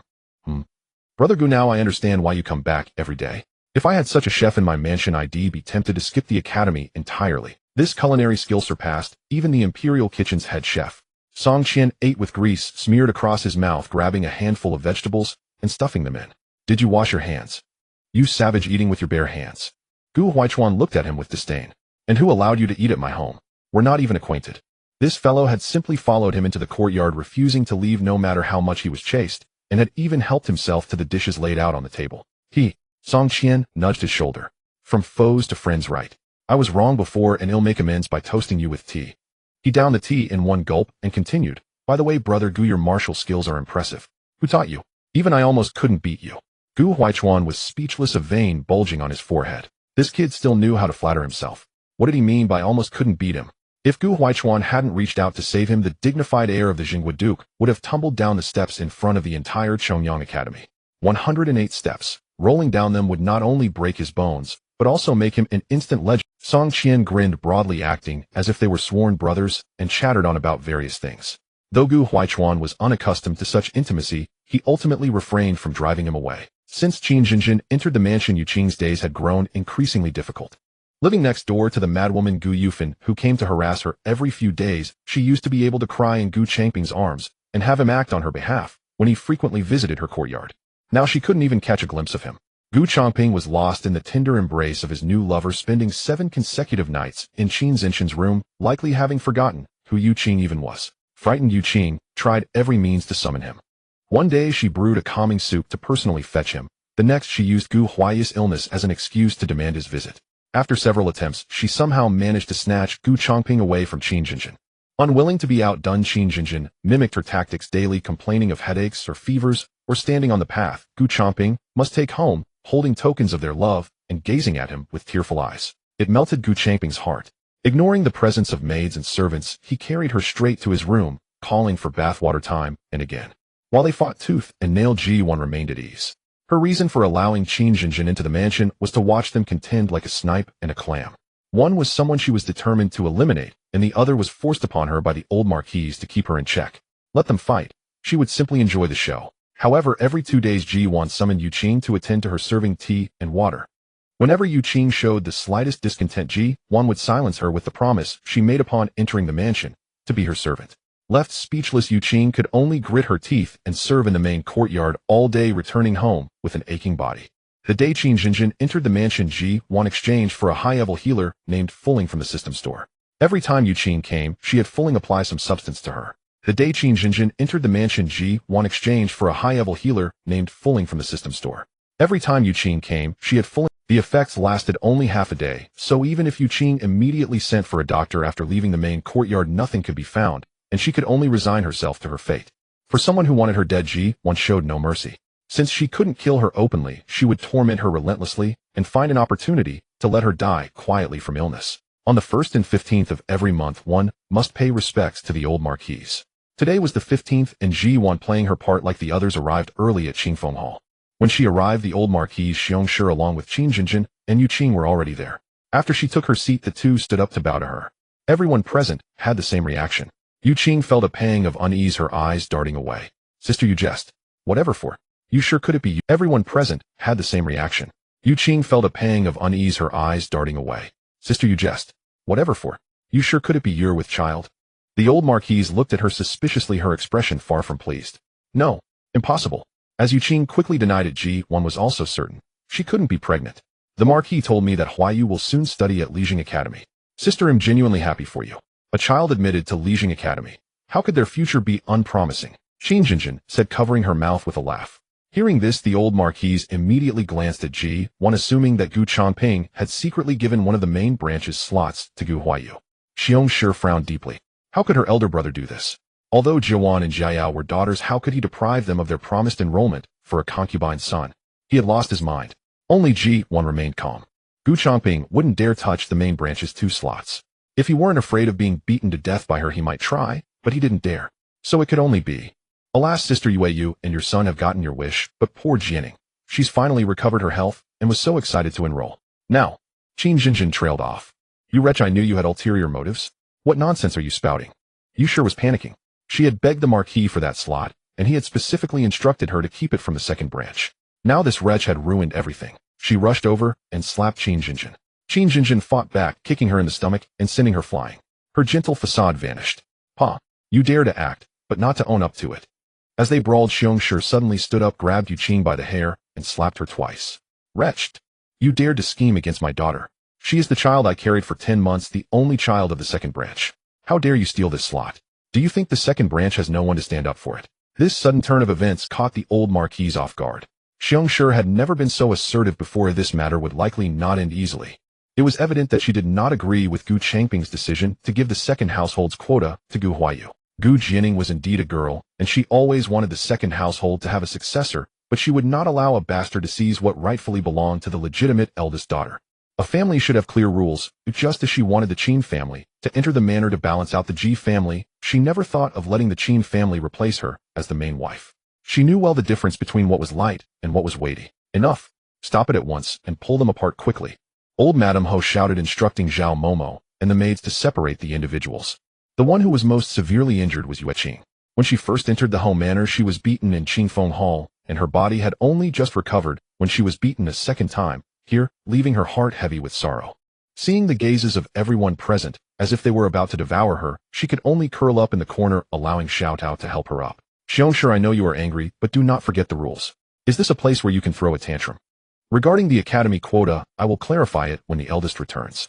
I will not let the second household suffer losses. Old Madame Ho seldom spoke fairly. Xiong Shi's face still bore tears as she skeptically replied, Mother, you are not trying to deceive me to prevent me from causing a scene at the house, are you? By the time Yue Qing Academy opens, everything will be set in stone, and your good grandson will be able to attend school. There is a clan school in the manor, and any descendant of the Gu family can attend. If the eldest is concerned about Gu Huayu, he can also invite renowned teachers to teach in the manor. But the quota for Yue Qing Academy belongs to our second household. Why should it be taken like a thief? How dare you speak such words? Are you trying to go back to your family? Old Madame Ho was furious. She had already made a promise, so what more did she want? Xiong Shi stubbornly turned her head away, refusing to admit her mistake. As a mother, when it came to her only daughter, she did not care about any rules. Anyone who dared to take her daughter's things would not be let off easily. Why is the old lady venting her anger on the second sister-in-law? If anyone should be scolded, it should be the home master. What he did was indeed biased. Not only did he secretly take the second household's quota, but he also allowed the Yue family to hide it, deliberately concealing it from everyone. This is truly despicable. What he did was indeed biased. Not only did he secretly take the second household's quota, but he also allowed the Yue family to hide it, deliberately concealing it from everyone. This is truly despicable. The maids rushed forward, grabbing Yue Qing's hands and attempting to drag her to the ancestral hall. On what grounds do you treat me this way? I want to see the home master. The matter of Yue attending school was a promise made by the home master himself. What right do you have to do this? Yue Qing struggled desperately, but seeing they were unmoved, she could only turn her pleading gaze towards old Madame Ho. Mentioning that Gu Huayu was a boy made old Madame Ho show some signs of wavering. However, in front of everyone, coupled with Yue Qing's concubine status, she was not prepared to side with them. What if he is a boy? In the future, only one could inherit the home manor. The position of heir for Gu Huaichuan was already set in stone. His backing was the Ji family, and his mother was a princess conferred by the emperor. With such multiple layers of identity combined, was there any possibility for the Changping home manor to change heirs? A base-born child with a lowly status and pure thoughts and no use to herself. She could easily be discarded, yet they acted as if they had deep feelings for him. Old Madame Ho looked at the few maids who were gradually unable to subdue, Yue Qing her tone unfriendly. Haven't you eaten? How can a few of you not handle one person? What's the use of keeping useless things around? The maids were startled and quickly increased their strength, soon dragging her out. Their earlier hesitation and failure to use their full strength stemmed from fear that the Yue family might hold a grudge and seek revenge later. Old Madame Ho's words enlightened them. Since they worked in Qingfeng Hall, if they did not put in effort now, they might find themselves sold off in the next moment regardless of what would happen later. Once Yue Qing left, Old Madame Ho shot a fierce glare at Qing Jinjin, warning her not to play any tricks. Do not think that the people present could not see through her little schemes. They simply had no time to pay her any mind. Deliberately mentioning the academy quota was to stir up trouble for the Yue family, so she could benefit from the chaos. If she could defeat the Yue family, that would be best. If not, then let everyone in the manor hate her. This was nonsense. She had endured her disdain to bring her from her old home, to keep her in check against the Ji family, and to solidify her position as the mistress of the home manor, not to let her disturb the household. Ji Duan looked coldly at Old Madame Ho, who was stepping on her own toes. She comforted Xiongshi, preparing to ask Gu Changping about this matter once he returned. Who would have thought that just as one wave calmed down, another would rise? Neither she nor Old Madame Ho waited for Gu Changping to return. He was beaten on the street on his way home by Gu Changping. Gu Changping was inexplicably beaten a few times and, unable to bear it, fought back. The two brothers started a fierce fight in the street. In an instant, rumors spread everywhere about the discord between the brothers of the Changping home manor. Old Madame Ho was so angry that she fainted. Zhao Momo, standing by, tried desperately to pinch her acupoint, but could not wake her up. Qingfeng Hall was in chaos, with doctors being called and medicine brewed, causing a great commotion. After a long time, when she finally woke up, Gu Yufan, smelling the food, wanted to come over and have a bite of meat, and directly asked Old Madame Ho to give the second household's quota to Zhou Yuanyuan. She said that Zhou Yuanyuan was the same age as Gu Jianyao, and since they all went to school, Zhou Yuanyuan should go too. Instead of giving it to that bastard son from the Yue family, it would be better to give it to her granddaughter. It was precisely because of the quota that the family was in such turmoil, and yet Gu Yufan still wanted to take advantage of the chaos, stirring the waters even more. Old Madame Ho was so furious that she threw things at her and refused to see anyone. In the end, the matter regarding the quota was left unresolved. The quotas were fixed, and Gu Changping originally intended to secretly find someone to swap the quota without telling the second household, and then give some things to soothe them after the matter was done. Unexpectedly, the situation escalated, and he was beaten by his own younger brother in the street. The quota swapping could not be completed, and the two brothers had also developed a rift. Now it was unknown how many people secretly laughed at him for being greedy and shameless. He knew nothing of the events that happened in Qingfeng Hall. He only knew that Yue Qing was punished to kneel in the ancestral hall. He thought she had carelessly let slip her intentions and allowed her to kneel for 3 days and nights without going to see her. The first day of school, Ji Duan arranged for a horse-drawn carriage to personally send Gu Jiwan to the academy, while someone in the manor would send Gu Jiao, but she had no intention of bringing her along. In the carriage, Xiongshi and Gu Jianing were also present. The four of them chatted and laughed along the way. Gu Jianing was filled with excitement, completely unaffected by the events that had transpired a few days prior. Arriving at the grand entrance, the two sisters linked arms and entered the academy with cheerful steps, Qing Yan following close behind. Unlike Chongyang Academy, Lijing Academy had less stringent rules, allowing each student to bring a personal maid. Gu Jianing brought her close attendant, while Gu Jiawan brought Qing Yan. Should any trouble arise, Qing Yan could protect them. After seeing them off, Ji Duan could hardly wait to return and taste the new desserts Chef Pang had prepared. Lately, the chef had been showered with praise by the maids, leaving him so overjoyed that he was nearly beside himself, eager to invent 800 novel confections daily for them to sample. Ji Duan's craving was equally intense. The mere thought of the aroma made her mouth water. Before school ended, she happened to encounter Light's Eye, who came to report on business matters. Unable to spare the time, she sent Rui to fetch the children home in a carriage. The moment she heard footsteps at the door, she sensed something amiss. This child had been brimming with joy at the prospect of starting school, practically skipping that morning. Why did her steps now sound so heavy, and why was she deliberately lingering at the entrance, reluctant to come in? Looking up, she indeed saw a crestfallen little face. What's wrong? Did something upset you at the academy? Ji Duan approached, knelt before her, and asked with concern. Gu Jiawan bit her lip, lightly, her eyes flickering with complex emotions. Her lips moved as if to speak, but she swallowed her words. This servant has no idea what happened. When I went to pick them up today, both the eldest and third young ladies were in this state. I questioned them the whole way home, but they refused to say a word. Rui was at a loss with them. All right, if you don't want to talk, then don't. With Qing Yan by your side, no one can harm you. Tell me when you're ready, all right? Ji Duan soothed her gently, then carried her to the table. The table was laden with all sorts of whimsical pastries specially prepared by Chef Pang to celebrate her enrollment. The little girl who usually lit up at the sight of sweets didn't spare them a glance today. She buried her face in her mother's chest and murmured, "Mother, I saw Gu Huayu at the academy." She hesitated, then added, "How did he end up there?" Ji Duan was startled. Gu Changping's plan to swap the second branch's spot had fallen through. The Marquis household only had 3 slots. He couldn't possibly conjure another out of thin air, especially since she and Lady Xiong had personally escorted the 2 girls to school today. The fog in Ji Duan's mind suddenly cleared. Damn it, that scoundrel Gu Changping must have given Gu Jiayao's spot to Gu Huayu. Though she cared little for that ungrateful wretch, she loathed Gu Huayu even more. That boy was deeply scheming, hiding his true nature even better than Yue Qing. In an instant she thought of that person who had kept a low profile since entering the household. While his own mother still knelt in punishment at the ancestral hall, he had the nerve to pull such tricks, clearly looking out only for himself. It was obvious that Gu Jiayao, that fool, couldn't have come up with such a rotten idea on her own. Someone must have coaxed her into it. Gu Changping wouldn't dare, so only Gu Huayu remained. Excellent. After soothing the child in her arms, she grabbed her blade Frost Edge and stormed toward Gu Changping's courtyard. The moment he heard the commotion and came out, she slapped him hard across the face. His ear stung fiercely. "You madwoman," he exclaimed, both ashamed and furious. Slap. Another blow landed. "Gu Changping, how dare you secretly give Gu Jiayao's spot to Gu Huayu? You must have grown a leopard's heart." Hearing this, Gu Changping grew uneasy. Spotting a figure following at the door, he raised his voice. "Nonsense." Yao agreed to this herself. She said she didn't want to go to the academy and willingly gave her spot to Yue. "Yes, I did it willingly," a childish voice rang out. "I just don't want to go to school. What can you do about it?" Everyone turned to see none other than Gu Jiayao, who had been absent for so long. Her eyes were red, but she stubbornly refused to look at Ji Duan. She had been waiting all day for this moment. When she heard that her mother had stormed into her father's courtyard in a rage, she followed immediately. She believed her mother's reaction proved she still cared. Why else would she be so angry with her father over the school matter? She was deliberately trying to provoke her. If her mother wanted her to go to the academy, she'd do the opposite. Let her feel the sting of being cold-shouldered. Ji Duan, instead of getting angry, laughed. Foolish little ingrate. Did she really think the anger was over her? No, it was because Gu Changping had dared to slight her by giving a legitimate daughter's spot to a concubine's son. This was an insult to her, the bright pearl commandery princess. "Very well, I'll ask you one last time, will you go to Li Jing Academy or not? If you change your mind, I'll handle the rest," Ji Duan said, putting on a show for the onlookers. To them, she had always doted on Gu Jiayao. Even after their recent quarrel, no one expected such a rift between mother and daughter.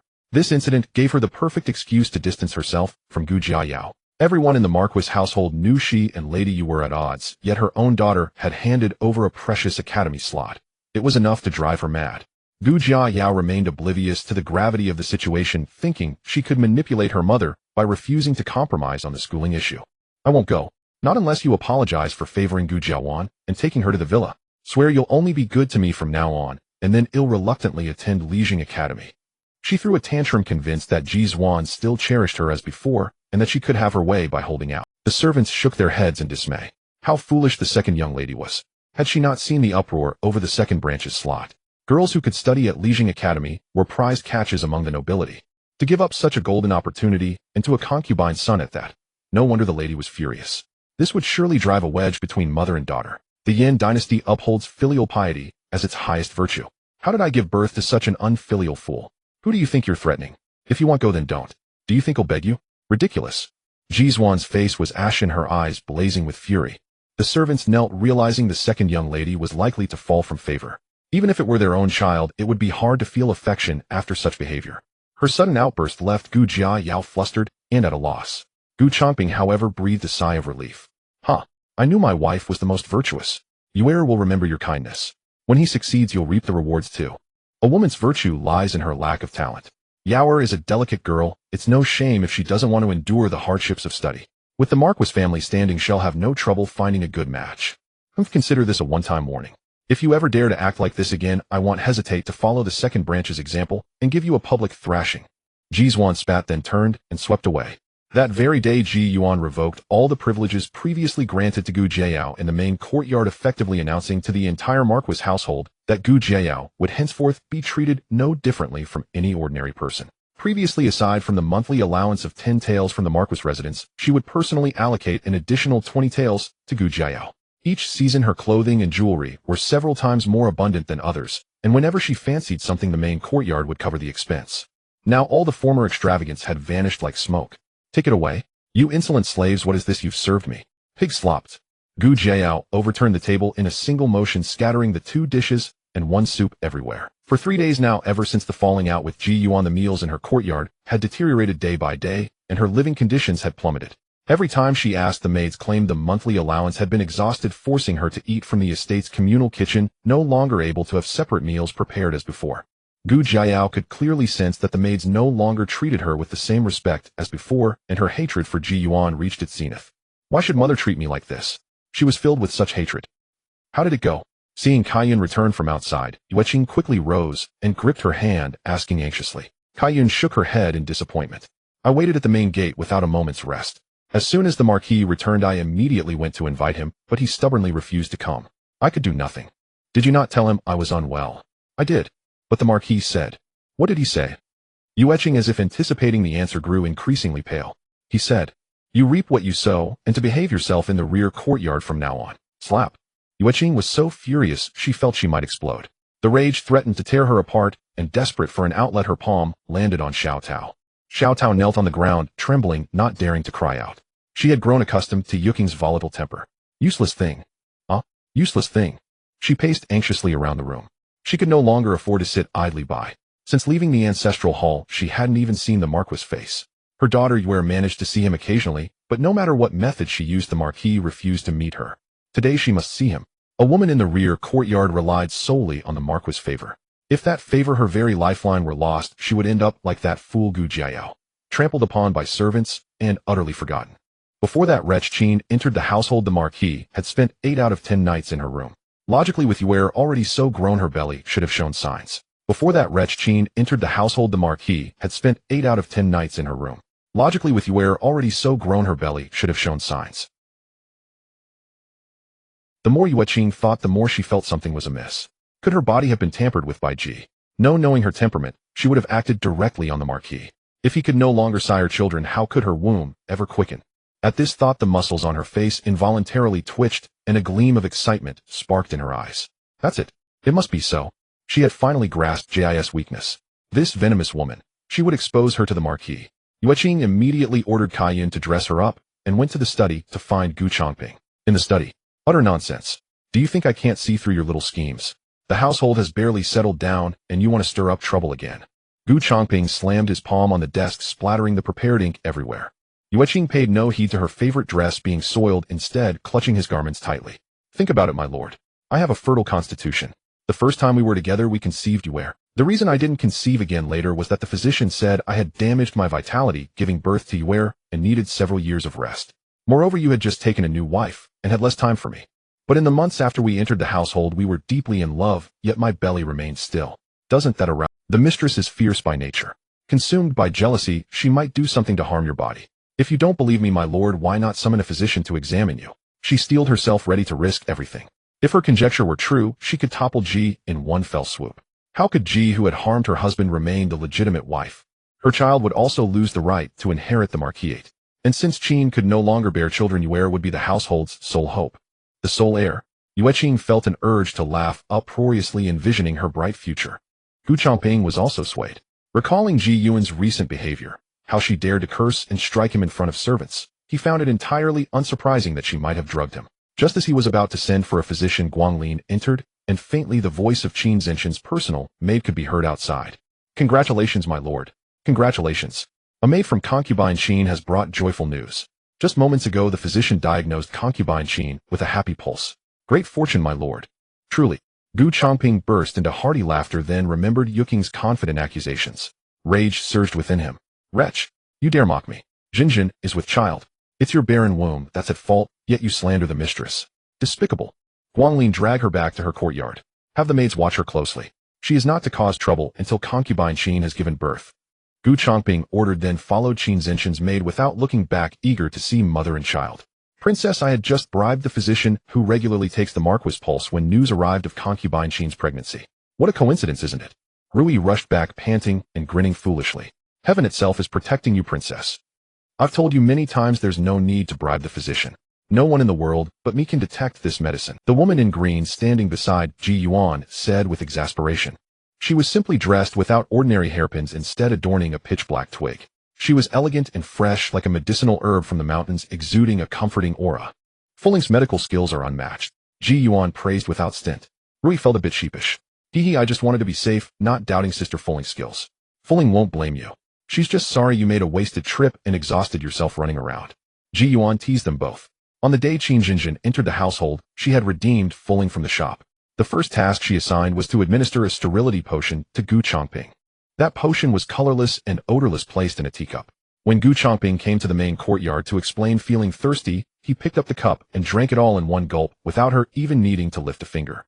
In truth, Yue Qing possessed a modicum of cleverness, and by sheer chance, she stumbled upon the truth.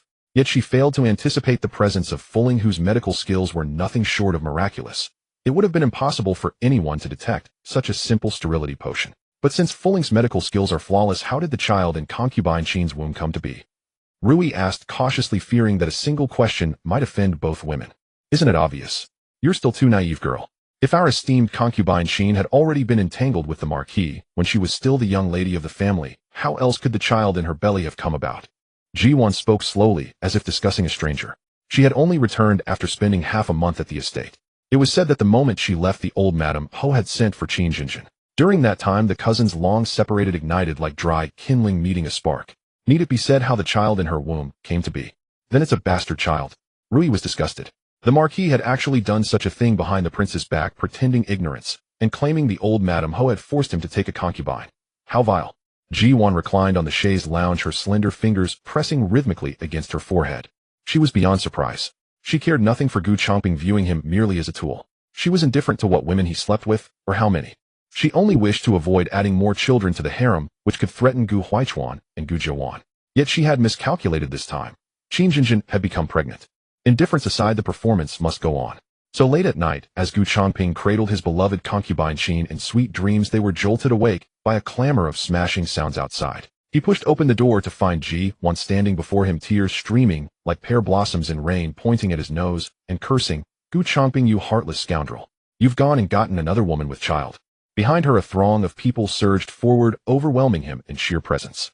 Gu Changping was stunned, truly bewildered. It was his wife herself who had agreed to the concubinage. So why was she now making a scene over the concubine's pregnancy? I permitted you to take a concubine, but I never agreed to let her bear a child. Ji Duan planted her hands on her hips, adopting the air of a spoiled shrew. Gu Changping was speechless. My lady, the child in Qin's belly is a concubine born. It will never surpass our own children. In the future, it will call you mother. I don't care. If I lose my temper and do something rash, you'll just have to bear with it. Ji Duan raised her fist. No, my lady. I recall there are several priceless calligraphy pieces by Master Hui Ming in the study. Why not take them to admire and vent your anger?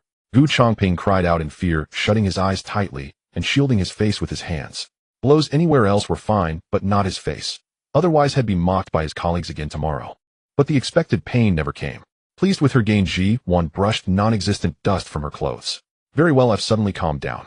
Rui, come with me to the study. Gu Changping was on the verge of tears. He sometimes felt that his wife cared nothing for him, felt no jealousy. Only money, only the thrill of plundering. Time flew by and summer arrived. Yanjing's weather was stiflingly hot. Unable to bear staying home, Ji Duan frequently took Gu Jiuan and Yun Rui to the Carefree Pavilion for pleasure. The Carefree Pavilion was a new restaurant opened just 2 months ago. From obscurity to fame across Great Yin, it had taken only a short time. Its dishes were unique, unlike any other establishment, with flavors so exquisite they could be called divine. Especially in summer, it introduced many iced desserts that were immensely popular among noble women and children. No one knew that Ji Duan was the secret owner of the Carefree Pavilion. Her frequent visits were not only for dining and entertainment, but also for a crucial purpose, to contact Like Ai. Since the pavilion's opening, she had forbidden Like Ai from visiting the Ho residence. His identity as the pavilion's owner was too conspicuous. Frequent visits to the Marquis mansion would inevitably reveal their connection. You take Wainer out every few days. Doesn't anyone in the Changping Ho mansion object? Yun Rui took a bite of jelly and was instantly captivated. Each time she ate it, it felt like the first. She adored it. What if they do? Who dares to say a word? Ji Duan confessed. She no longer pretended, as she simply held no regard for those in the Ho residence. In the past, Yun Rui would have advised her not to be too arrogant. But now, with her true identity revealed and newfound confidence, she felt her daughter deserved the best and should no longer swallow her pride. She didn't want Ji Duan to cling to conventions, suppressing her grievances, to be a dutiful wife and mother. She had asked only out of idle curiosity to probe Gu Changping and the old Madam House intentions. Mother and daughter were of the same temperament. They might inquire, but they cared little for others' opinions. Grandmother, don't worry. Mother is formidable at home.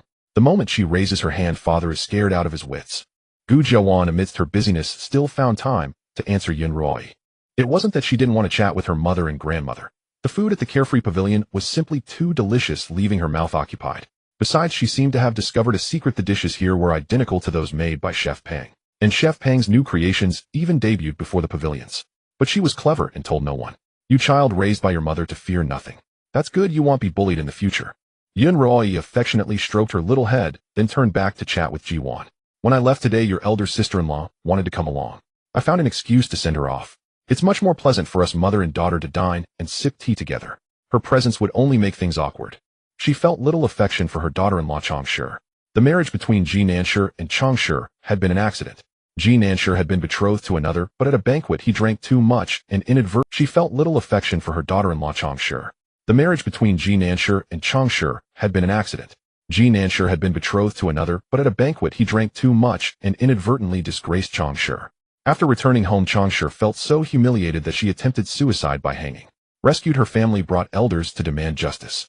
Knowing they were in the wrong, the couple apologized, withdrew from the previous engagement, and allowed the two to marry. Their marital affection was thin and far from good. Moreover, Changshi was somewhat petty, often doing things that displeased Yun Rui, repeatedly testing her limits. Yun Rui simply could not bring herself to like this daughter-in-law. At her mention of Chang, Ji Duan paused, the teacup in her hand faltering. She too disliked this person. In the original story, after Ji's death, General Ji and his wife harbored deep hatred for the Changping Marquis manor, vowing to sever all ties. Ji Hai often obstructed Gu Changping in court, and his subordinates constantly created trouble for the manor.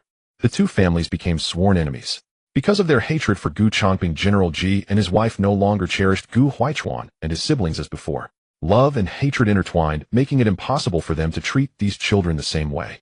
Though the affection waned, it did not mean they completely abandoned the children to their fate. Worried about her grandchildren's life in the Marquis manor, Yun Rui often asked Chang to visit them on her behalf. Gifts flowed like water into Chang's pockets, never to emerge again. Each time she agreed to visit the manor, it was merely a pretense. She used the silver to shop for herself, returning later to tell Yun Rui that the children were fine. But Gu Huaichuan and his siblings were not faring well. In fact, their situation was dire.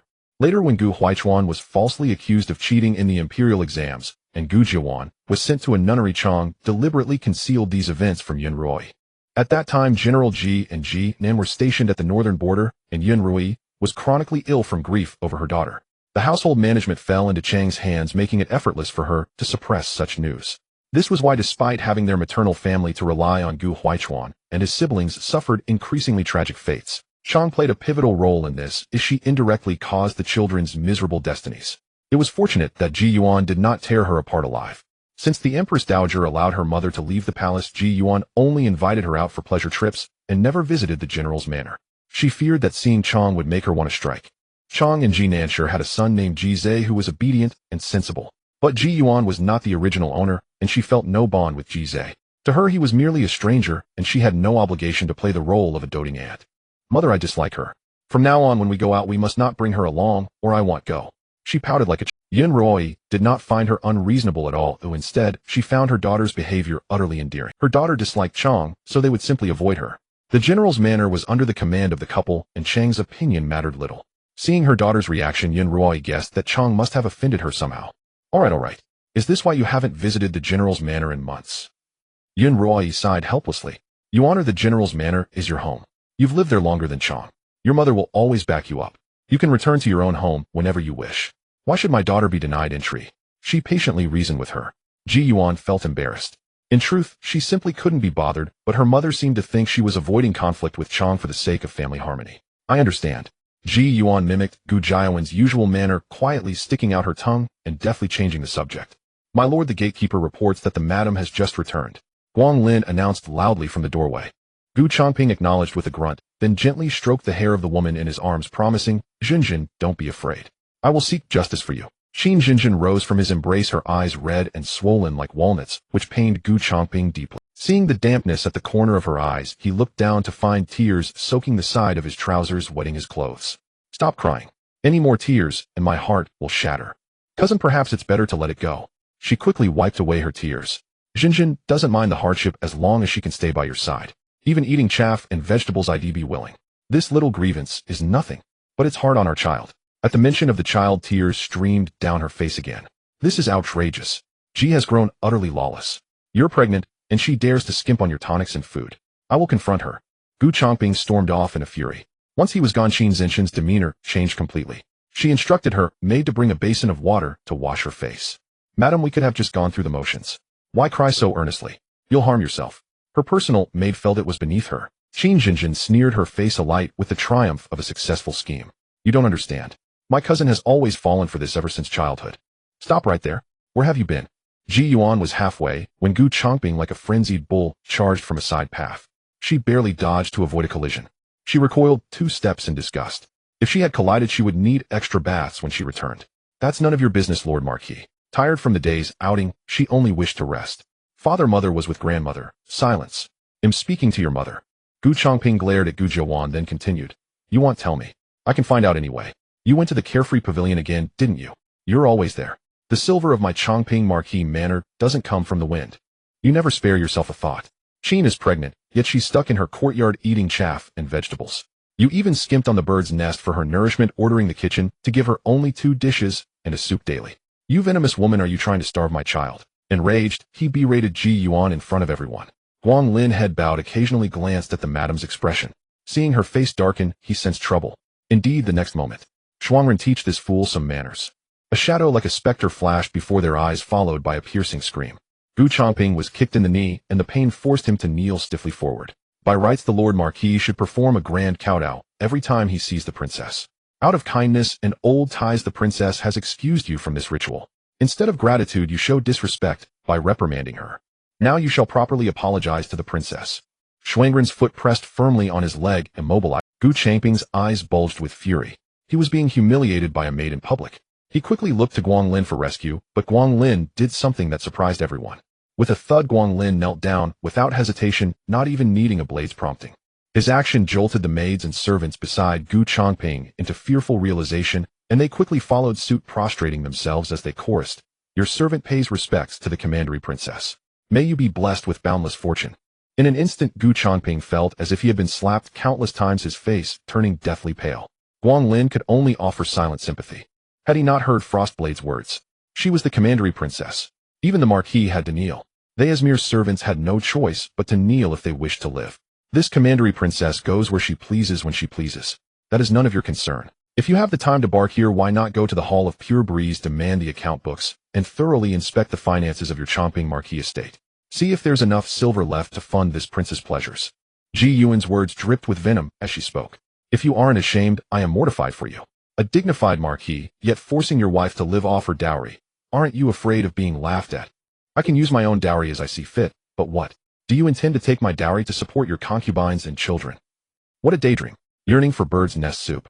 Does the public treasury have enough for her to indulge? A beggar fussing over scraps, and she dares to complain about a simple meal of 2 dishes and soup. The legitimate young ladies of this household receive the same fare, even waner. If not for her pregnancy, I would have her surviving on nothing but the wind. A mere concubine with her head in the clouds, daring to compare her luxury with the mistress. Why not compete with the empress instead?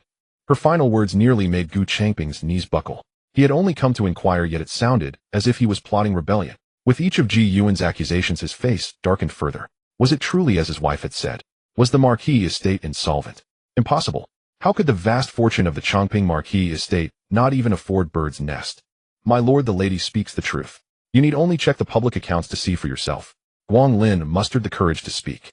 Back at concubine Qin's courtyard, he had waited outside, unaware of what was discussed.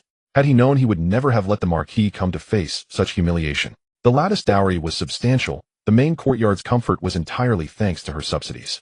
Let alone a concubine like Qin, given the current state of the estate, even the legitimate daughter could only enjoy bird's nest a few times a month unless she paid from her own pocket. At least you have one sensible person by your side. Ji Yuan let out a sarcastic laugh. As far as this princess knows, the Qin family has long declined. You know well the life they lead back home. Since she finds the estate's meals so beneath her, from now on her expenses shall not come from the public treasury. You shall bear them yourself. Then you may shower her with all the delicacies and gold you desire. The mockery was unmistakable. Guang Lin knew best how much remained in the Marquis' private vault. After monthly social obligations and gifts, it barely covered daily needs. Though there had once been many treasures, the lady had grown relentless, plundering valuable items each visit until little was left. With concubine Qin demanding bird's nest daily, Guang Lin feared the Marquis might not even afford to keep him and would send him back to till the fields. Gu Changping realized this too, left speechless by the rebuttal, unaware of when the others had departed. With authority over the household, Ji Duan issued a command cutting off all supplies to Qin Zinshan's courtyard, including meals. Its terrible mistress, the Marquis, went to reason with the lady and was thoroughly scolded. She said, "The public treasury will no longer fund our courtyard. Everything is now the Marquis' responsibility. When I went to fetch dinner, the kitchen staff not only drove me away, but also mocked me harshly." The maid rushed in with a tear-streaked face. Qin Zinshan was deeply concerned about her pregnancy. Both the lady and Lady Yu had sons, so she too must bear the Marquis' son to secure her place in the household. Thus she spent most of her time resting in bed. Hearing this, she shot upright in shock. What? How dare she be so bold, even disregarding the Marquis? Indeed, I heard the Marquis suffered great shame today. Previously, Ji Yuan's reprimands of Gu Changping occurred in private courtyards where servants dared not watch or gossip. But today's quarrel happened on the path back, witnessed by all. Qin Zinshan had thought the Marquis' intervention would soften the lady, ensuring her comfort. Instead, she cut off public supplies entirely. Truly, she feared nothing. "Mistress, what shall we do? What is there to do?" Qin Zinshan's anxiety quickly turned to delight. "Did you not hear the lady? From now on, all my expenses are the Marquis' responsibility. Isn't that even better? No more worrying about others harming my child. Besides, the Marquis loves me. What would he refuse me? Bird's nest is beneath me. I deserve superior red bird's nest. Even if I ate it daily, he would only praise my appetite." She closed her eyes blissfully, already envisioning a life of opulence.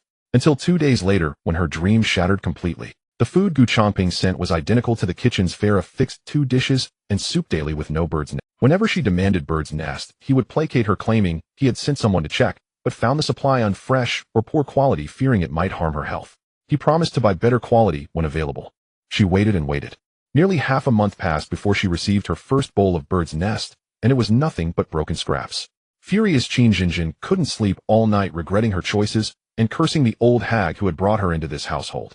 She had believed the Changping Marquis estate was a prestigious house, and the old hag had taken most of her maternal family's wealth. If she won her cousin's favor, she would live a life envied by all. Never did she expect the estate to be so impoverished. She shouldn't have come, even marrying a wealthy merchant. Qin Zinshan was a skilled actress. Despite her inner regret and disdain for Gu Changping's inability to support her and the child, she always greeted him with a smile. Having become a concubine, there was no turning back. She could only pin her hopes on her womb, praying the child would be ambitious enough to secure the title. Then all the estate's wealth, including the old hag's and even the latter's generous dowry, would belong to her and her child. Gu Changping still owned several shops that generated substantial income. He initially intended to use this money to appease Qin Zinshan, but Guang Lin reminded him that the shop's income was settled semi-annually and the next settlement was still over a month away. He had had enough. Every time he visited Qin Zinshan, she would pester him about tonics and constantly mention various new jewelry pieces. So he simply chose to avoid her altogether. Yue Qing, confined to her own courtyard, secretly bribed a maid. Upon learning this news, she felt that heaven itself was aiding her. Thus, night after night, she cradled her pipa and played in the courtyard, hoping Gu Changping would hear and remember her. Her efforts were not in vain, or rather it was Gu Changping's incorrigible libertine nature. He couldn't live without women. He dared not go to Qin Zinshan, and even less to Ji Duan. So this man, unable to control his lower desires, finally remembered there was still someone in the rear courtyard. Yue Qing was released from house arrest. The next day, she dressed in her finest, flaunting herself arrogantly through the mansion, as if eager to announce to everyone that she had regained favor. After the incident with Qin Zinshan, the Marquis Dowager had not intervened. She grew increasingly weary of her foolish niece, and initially did not wish to get involved. After all, with the eldest son protecting her, Qin Zinshan wouldn't die, and the child in her womb would be born safe. However, upon hearing the news of Yue Qing's regained favor, she could no longer sit still. She had brought Qin Zinshan into the mansion to deal with Ji Duan, but now not only was she no match for her, even her favor had been stolen by a concubine. How could this be allowed? If this continued, that pawn would be wasted. She hastily summoned steward Zhao, reluctantly took some tonics from her private treasury, and sent them to Qin Zinshan, instructing her to rest peacefully and nurture the fetus, to be patient, and to avoid direct confrontation with Ji Duan in the future. She also told her to put away those petty tricks, give birth to the child, and securing the Marquis' heart was more important than anything else. And so the Marquis' mansion finally quieted down for a while. Ji Duan, unable to stay idle, still went out daily seeking amusement. When Gu Juan was off from school, she would take her along. On school days, she would roam around Yanjing alone with Rui and Shuangren, having explored the entire city. She frequently visited the Xiaoyao Tower. Looking at the vast sums in the account books, her face nearly split with smiles. Like I was truly her god of wealth. Since the Xiaoyao Tower opened, her silver had multiplied exponentially. The 60,000 taels she had spent on purchasing fulling earlier were all earned back. If she exchanged all the banknotes in her bank for gold, she would probably be crushed under the weight of the gold. Leaving the Xiaoyao Tower, Ji Duan sat in the carriage, savoring the pastries like I had specially packed. The texture was delicate and smooth, making one crave more after each bite. These were creations of the master chef at the Xiaoyao Tower. Perhaps spurred by Chef Peng, the chef had been working diligently, inventing many new items with irresistible flavors. Suddenly Shuangren lifted the curtain from outside, alerting, "Master, someone is following us." Ji Duan set down the pastry, a hint of amusement flickering in her eyes. Who could be tailing her? She was always cautious, even using a secret passage to meet like I at the Xiaoyao Tower. Could she have missed something? Ignore them, continue to the lake. Yes. Shuangren naturally lowered the curtains, sticking close to the carriage. Today's plan was to go boating on the lake. Yanjing had a city lake called Emerald Lake, vast and expansive. The center of the lake was covered with lotus flowers, making it the perfect time for boating and admiring the lotuses. Ji Duan alighted from the carriage. The boat she had arranged was already waiting by the shore. Shuangren followed closely behind, reporting the situation in real time. "Master, there are 6 people behind us. They are highly skilled and adept at concealment. They have followed us all the way and will likely make a move on the boat. Can you handle them?" Ji Duan appeared to be admiring the lakeside scenery, but was secretly conversing with her. Rui, hearing of assassins, immediately pressed close to Ji Duan, trying to keep her expression natural to avoid alarming the enemy. "Master, rest assured.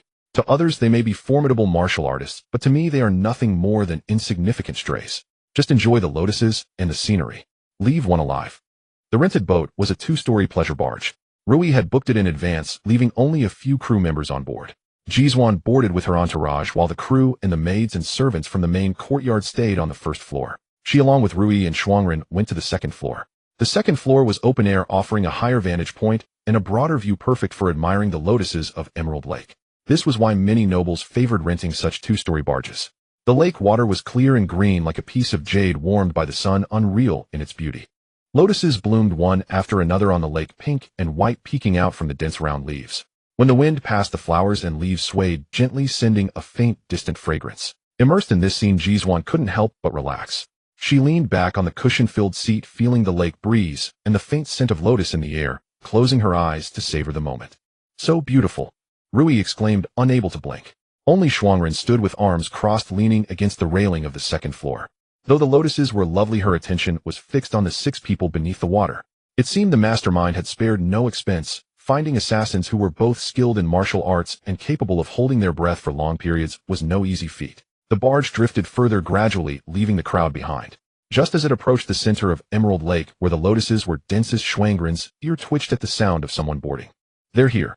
The 6 men silently flipped onto the deck from the water, creeping up to the second floor. At the leader's signal, they lunged at Ji Duan in unison.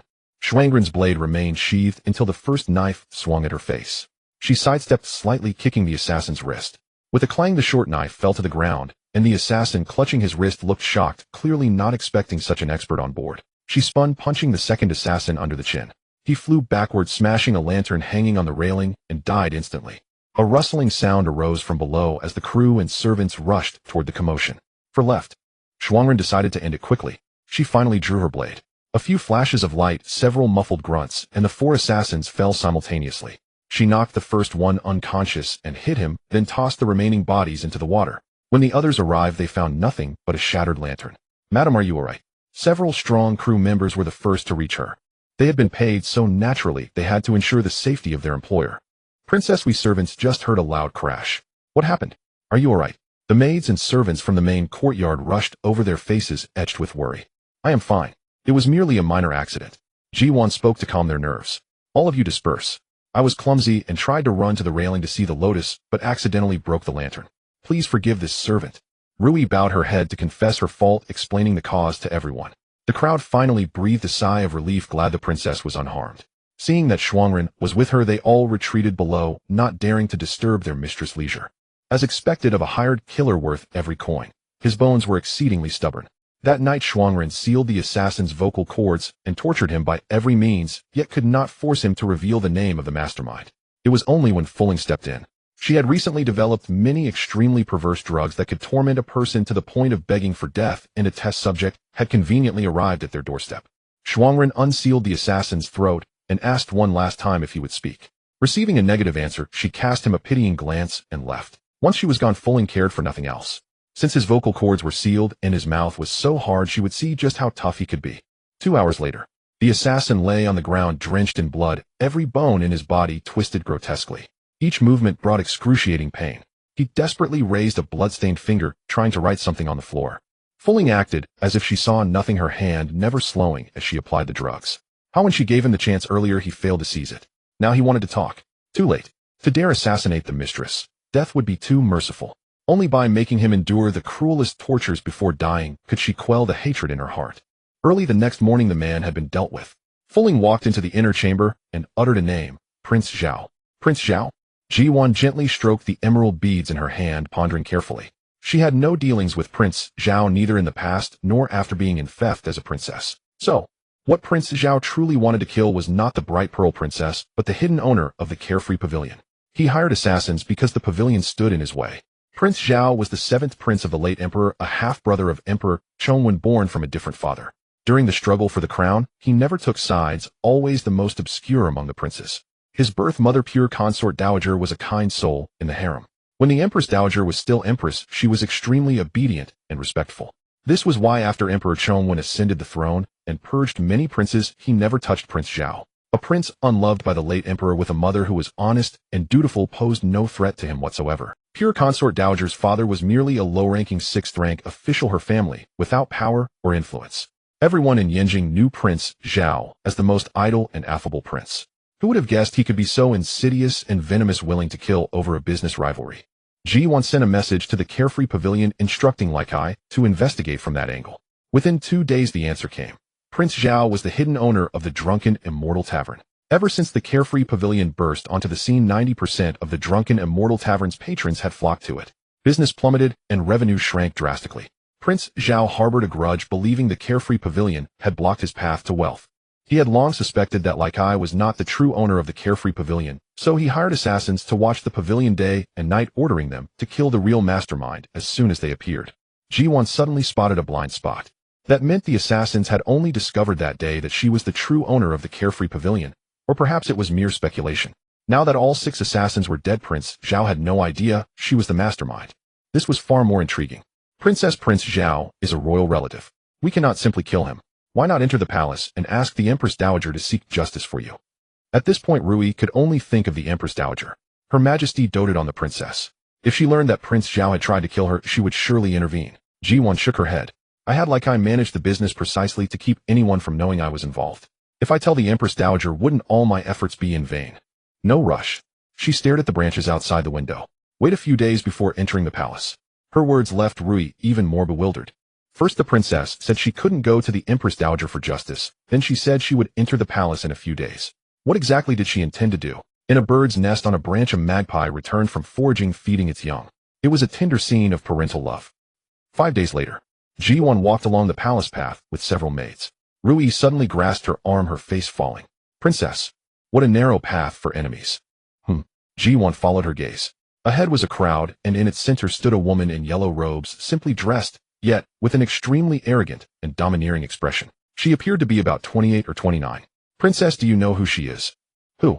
Ji Duan tilted her head to glance at her, then continued walking, a faint smile curling at the corner of her mouth. Shuangren chuckled inwardly. Alas, the princess' old habit of teasing others had not changed, and Rui fell for it every time. She is the princess of Xinxiang, Prince Zhao's daughter. Oh, so it truly is a narrow path for enemies. Ji Duan did not hesitate, quickening her pace to approach. The princess of Xinxiang also noticed them.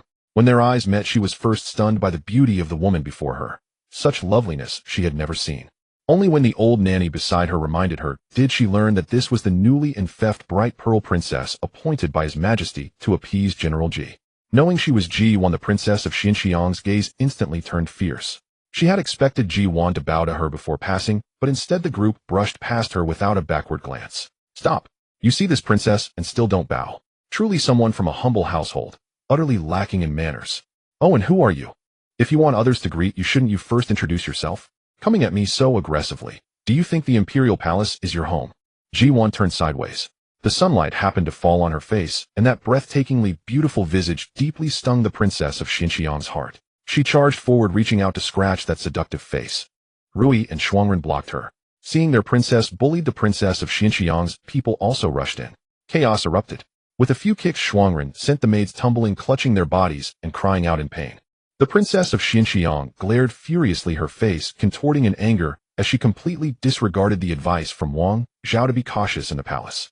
You wretched girl, your mother was nothing but a lowly merchant's daughter. With just a hint of beauty, she caught the eye of General Ji and soared to become a phoenix. Do you truly believe you are the same as us noble ladies? A lowly breed is a lowly breed.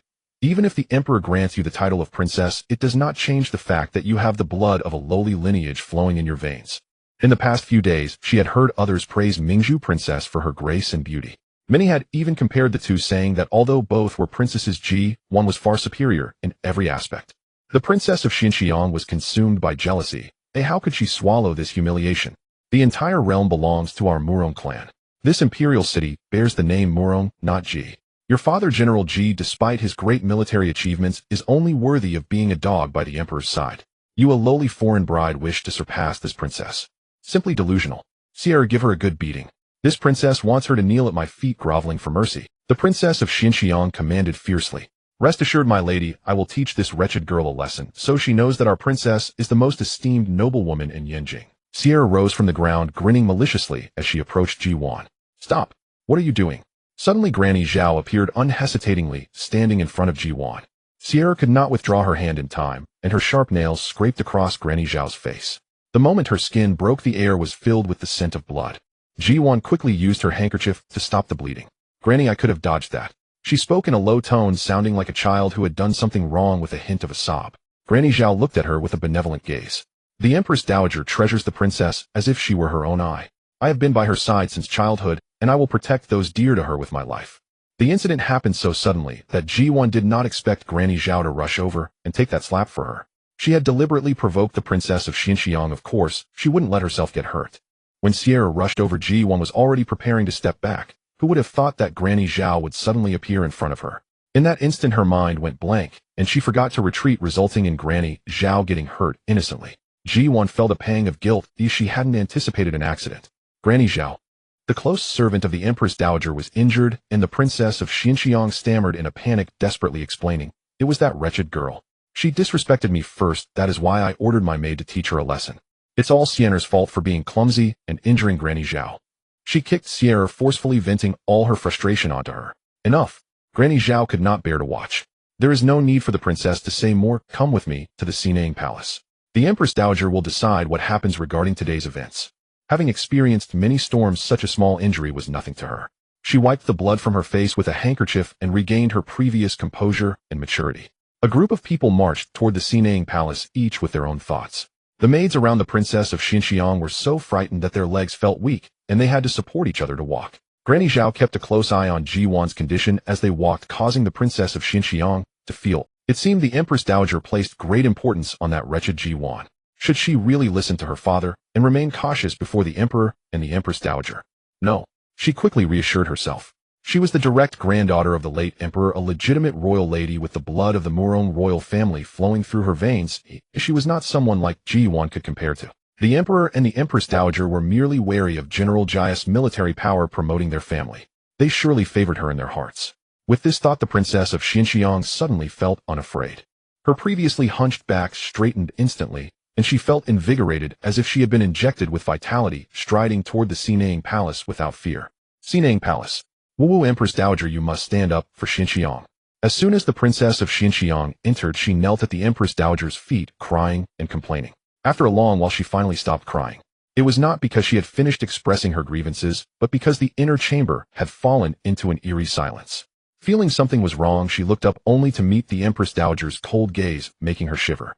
Once you are done, I will hear what Granny Zhao has to say about how you got those injuries. The Empress Dowager kicked her aside and approached Granny Zhao.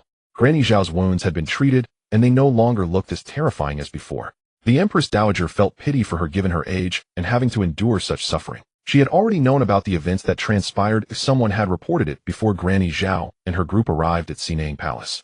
You have been by my side for several decades.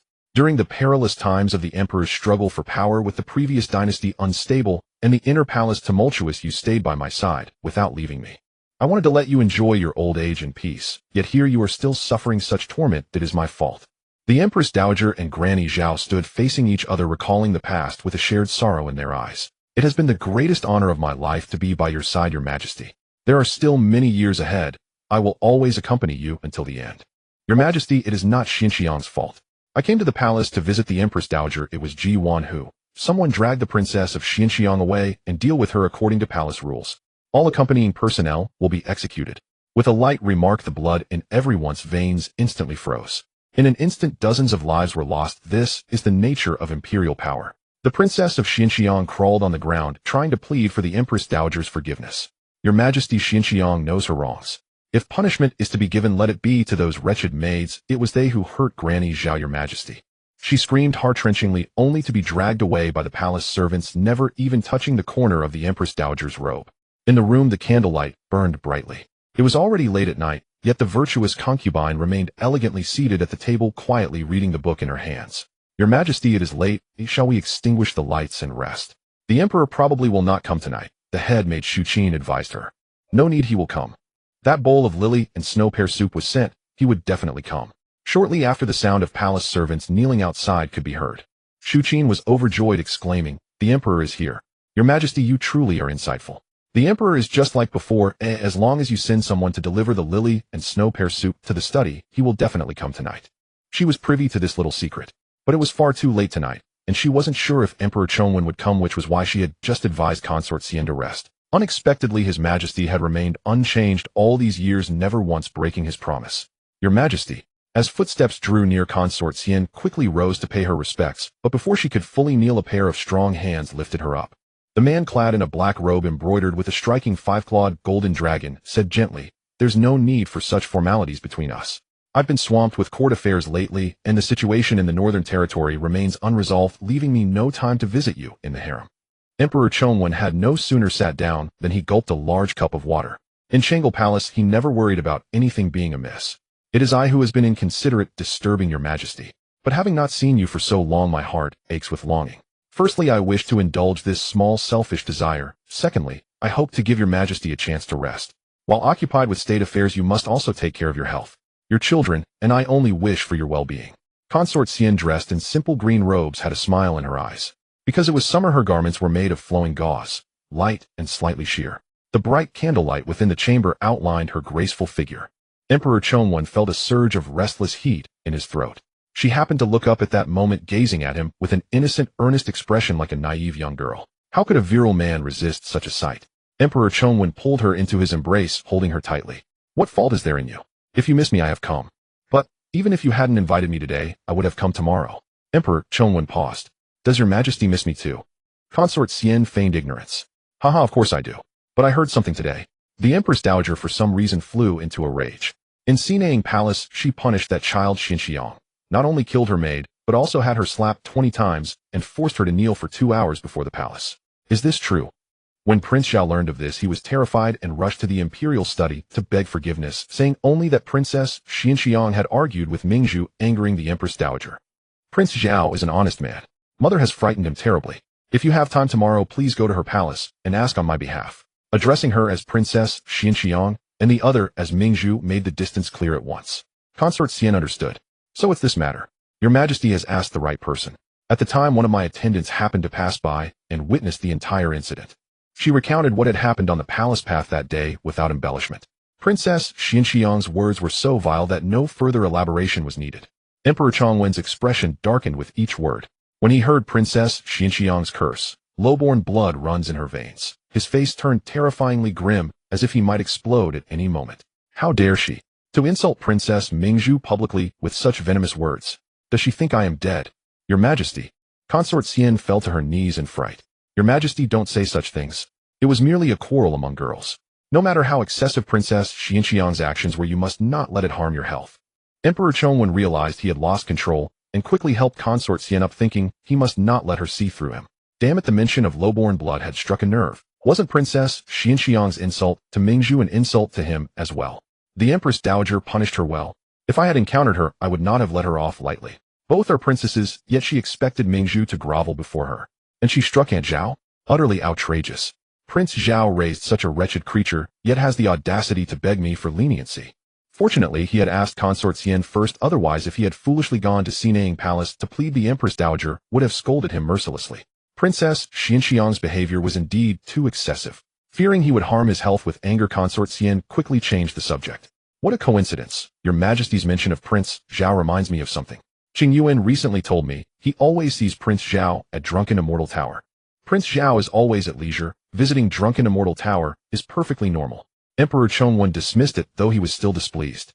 That glutton Qing Yuan spends half the month at Drunken Immortal Tower, and 8 out of 10 times he runs into Prince. Does your Majesty know that a new tavern called Carefree Tower has opened in Yanjing?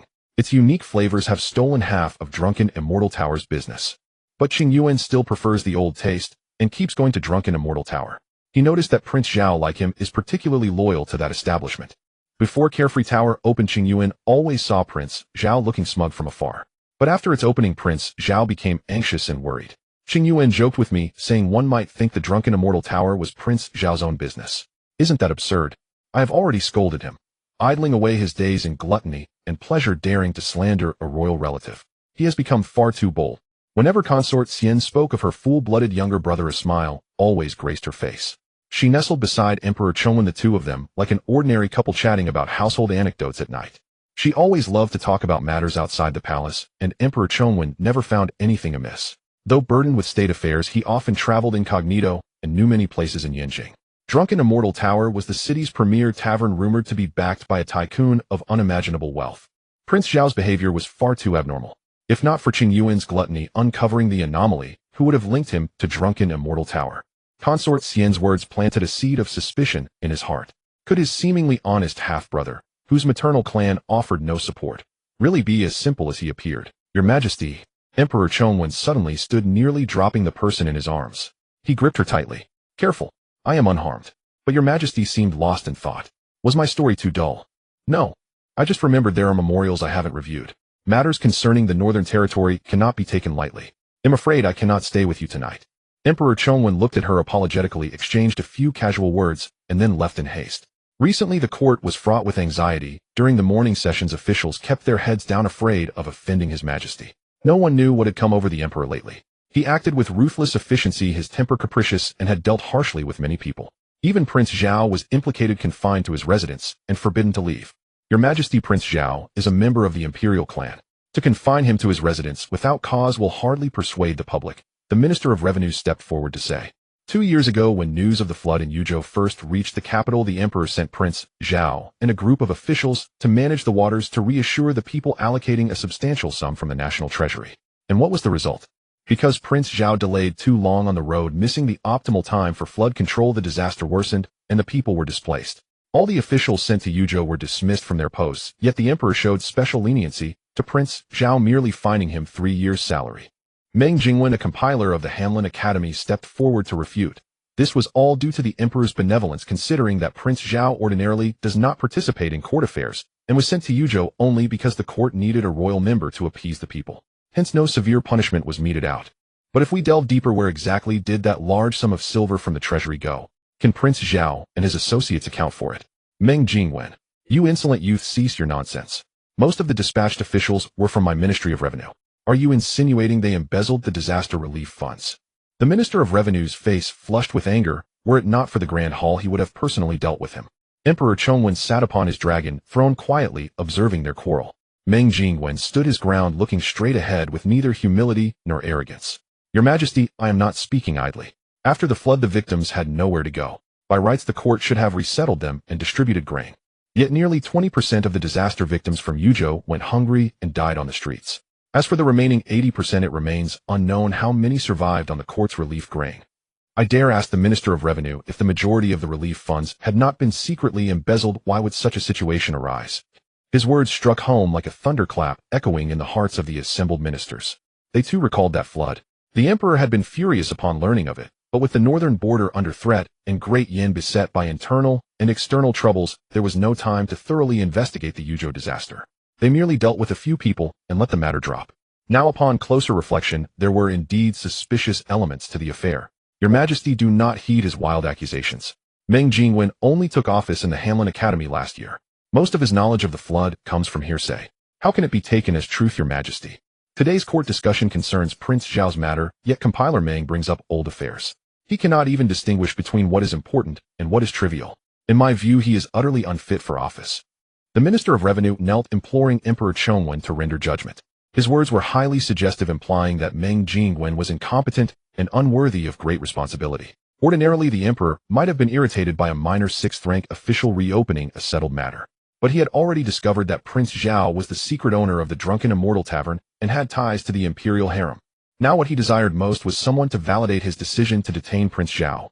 Had anyone else spoken, the ministers might have suspected ulterior motives or manipulation. But this man was the son of the former Vice Minister of Revenue, the top scholar of last year's imperial examinations, who accused his stepmother, Meng Jingwen. Emperor Chongwen held a deep impression of him, having made inquiries that revealed this young man to be upright, of noble character, and a strict adherent to the law. At home, he had endured his stepmother's mistreatment in silence, only taking action when she framed him during the examinations, pushing him beyond endurance. His efforts also contributed to the dismissal of the Vice Minister of Revenue. Before the examinations, Meng Jingwen had secretly submitted a ledger to the Ministry of Justice detailing the Vice Minister of Revenue's years of bribery. Otherwise, the emperor would not have severely punished the vice minister solely over a family matter, dismissing and investigating him. An upright man like this, without factional ties at court, was perfectly suited for his purposes. Minister Zhao's words are incorrect. Although compiler Meng serves in the Hamlin Academy and is unfamiliar with the Ministry of Revenue's affairs, his father once served as Vice Minister of Revenue, indeed a former subordinate of yours, Minister Zhao. It is understandable that he is so well informed about the flood. Exactly. Could it be that Minister Zhao is colluding with Prince Zhao and fears the emperor's thorough investigation?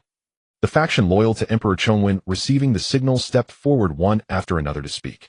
Seeing this, Meng Jingwen quietly retreated to the rearmost position.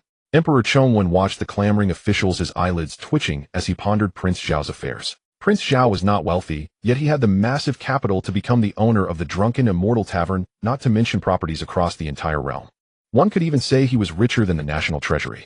Who was the power behind him? The Empress? Or the noble consort?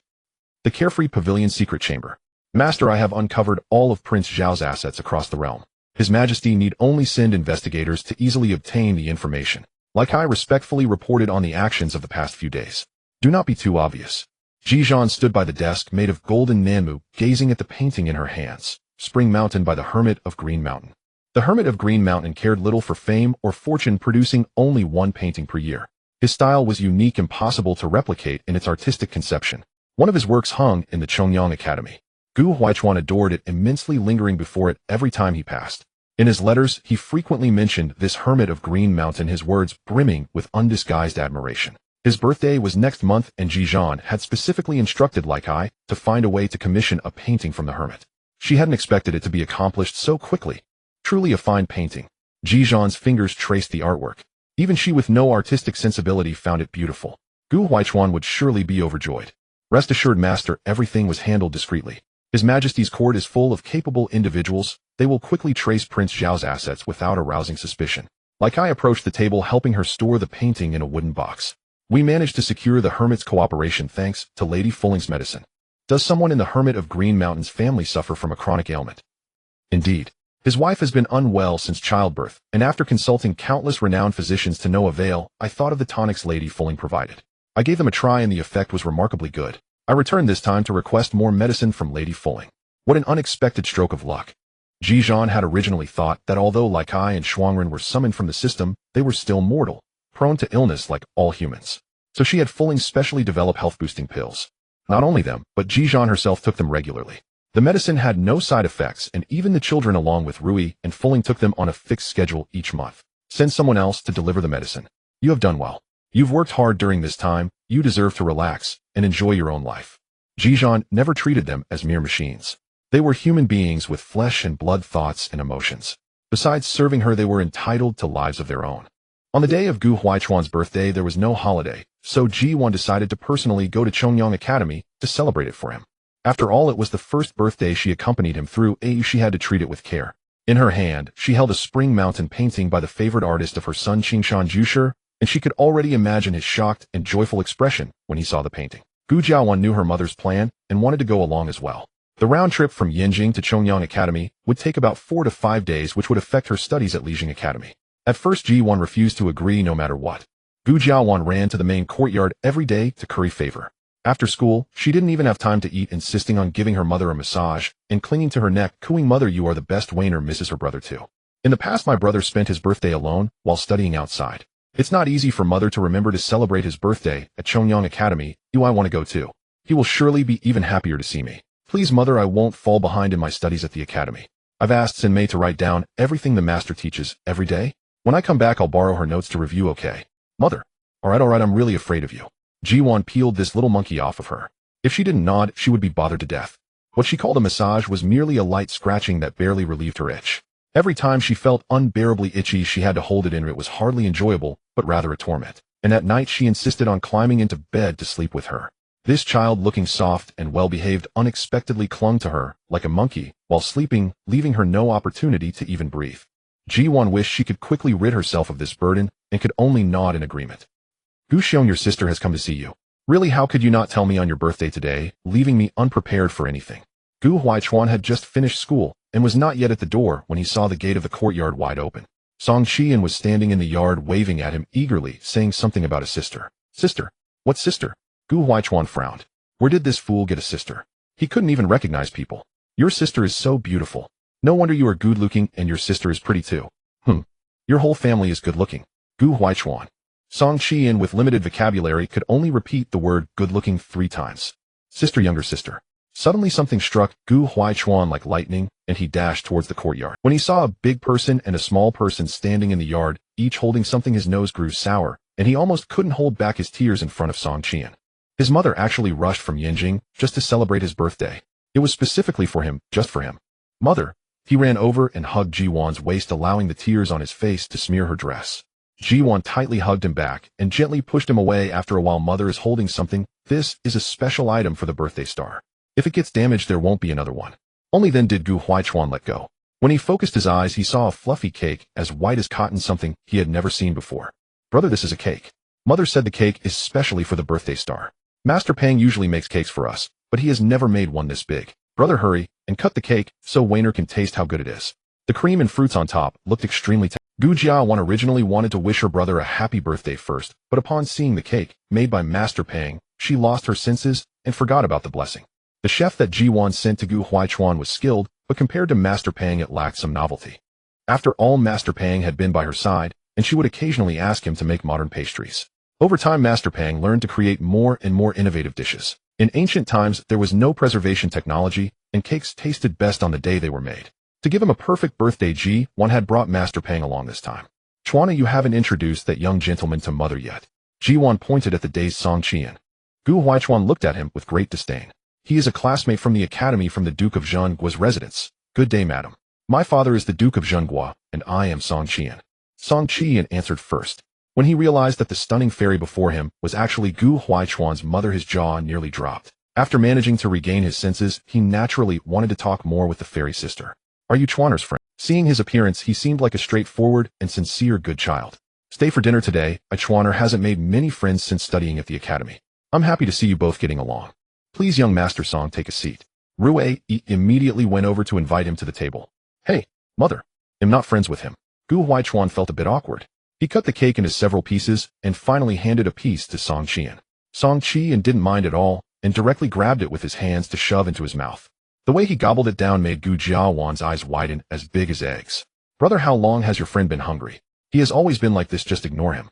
Gu Huaichuan didn't want to admit that Song Qian was his friend. He was too rough. Did the Duke of Zhengua's residence lack food or drink? Song Qian burped, continuing to grin foolishly at Ji Duan. Thank you, madam. The cake you brought is really delicious. Can I also ask your chef to make one for me on my birthday? Shut up.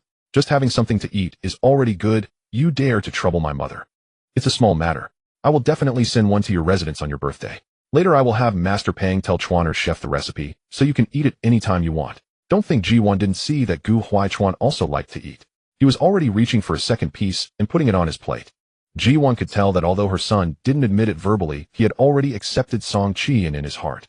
Their contrasting personalities complemented each other, bringing a warm human touch to the normally aloof Gu Huaichuan. Gu Huaichuan only acted like a child in front of her.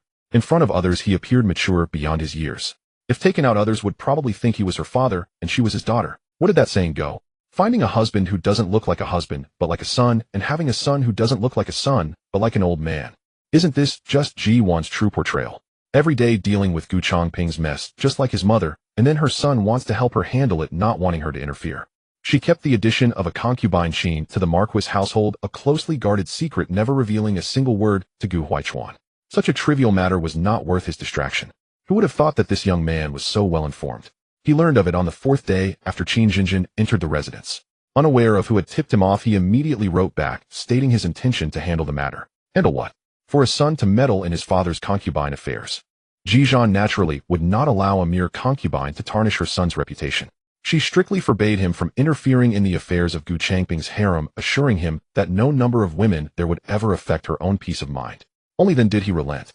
However, every time he returned home on leave, he would go out of his way to cause trouble for Yue Qing and Qin Jinjin, stopping just short of being excessive. Even if Gu Changping was displeased, he could do nothing about it. Brother, mother, and I both have prepared gifts for you.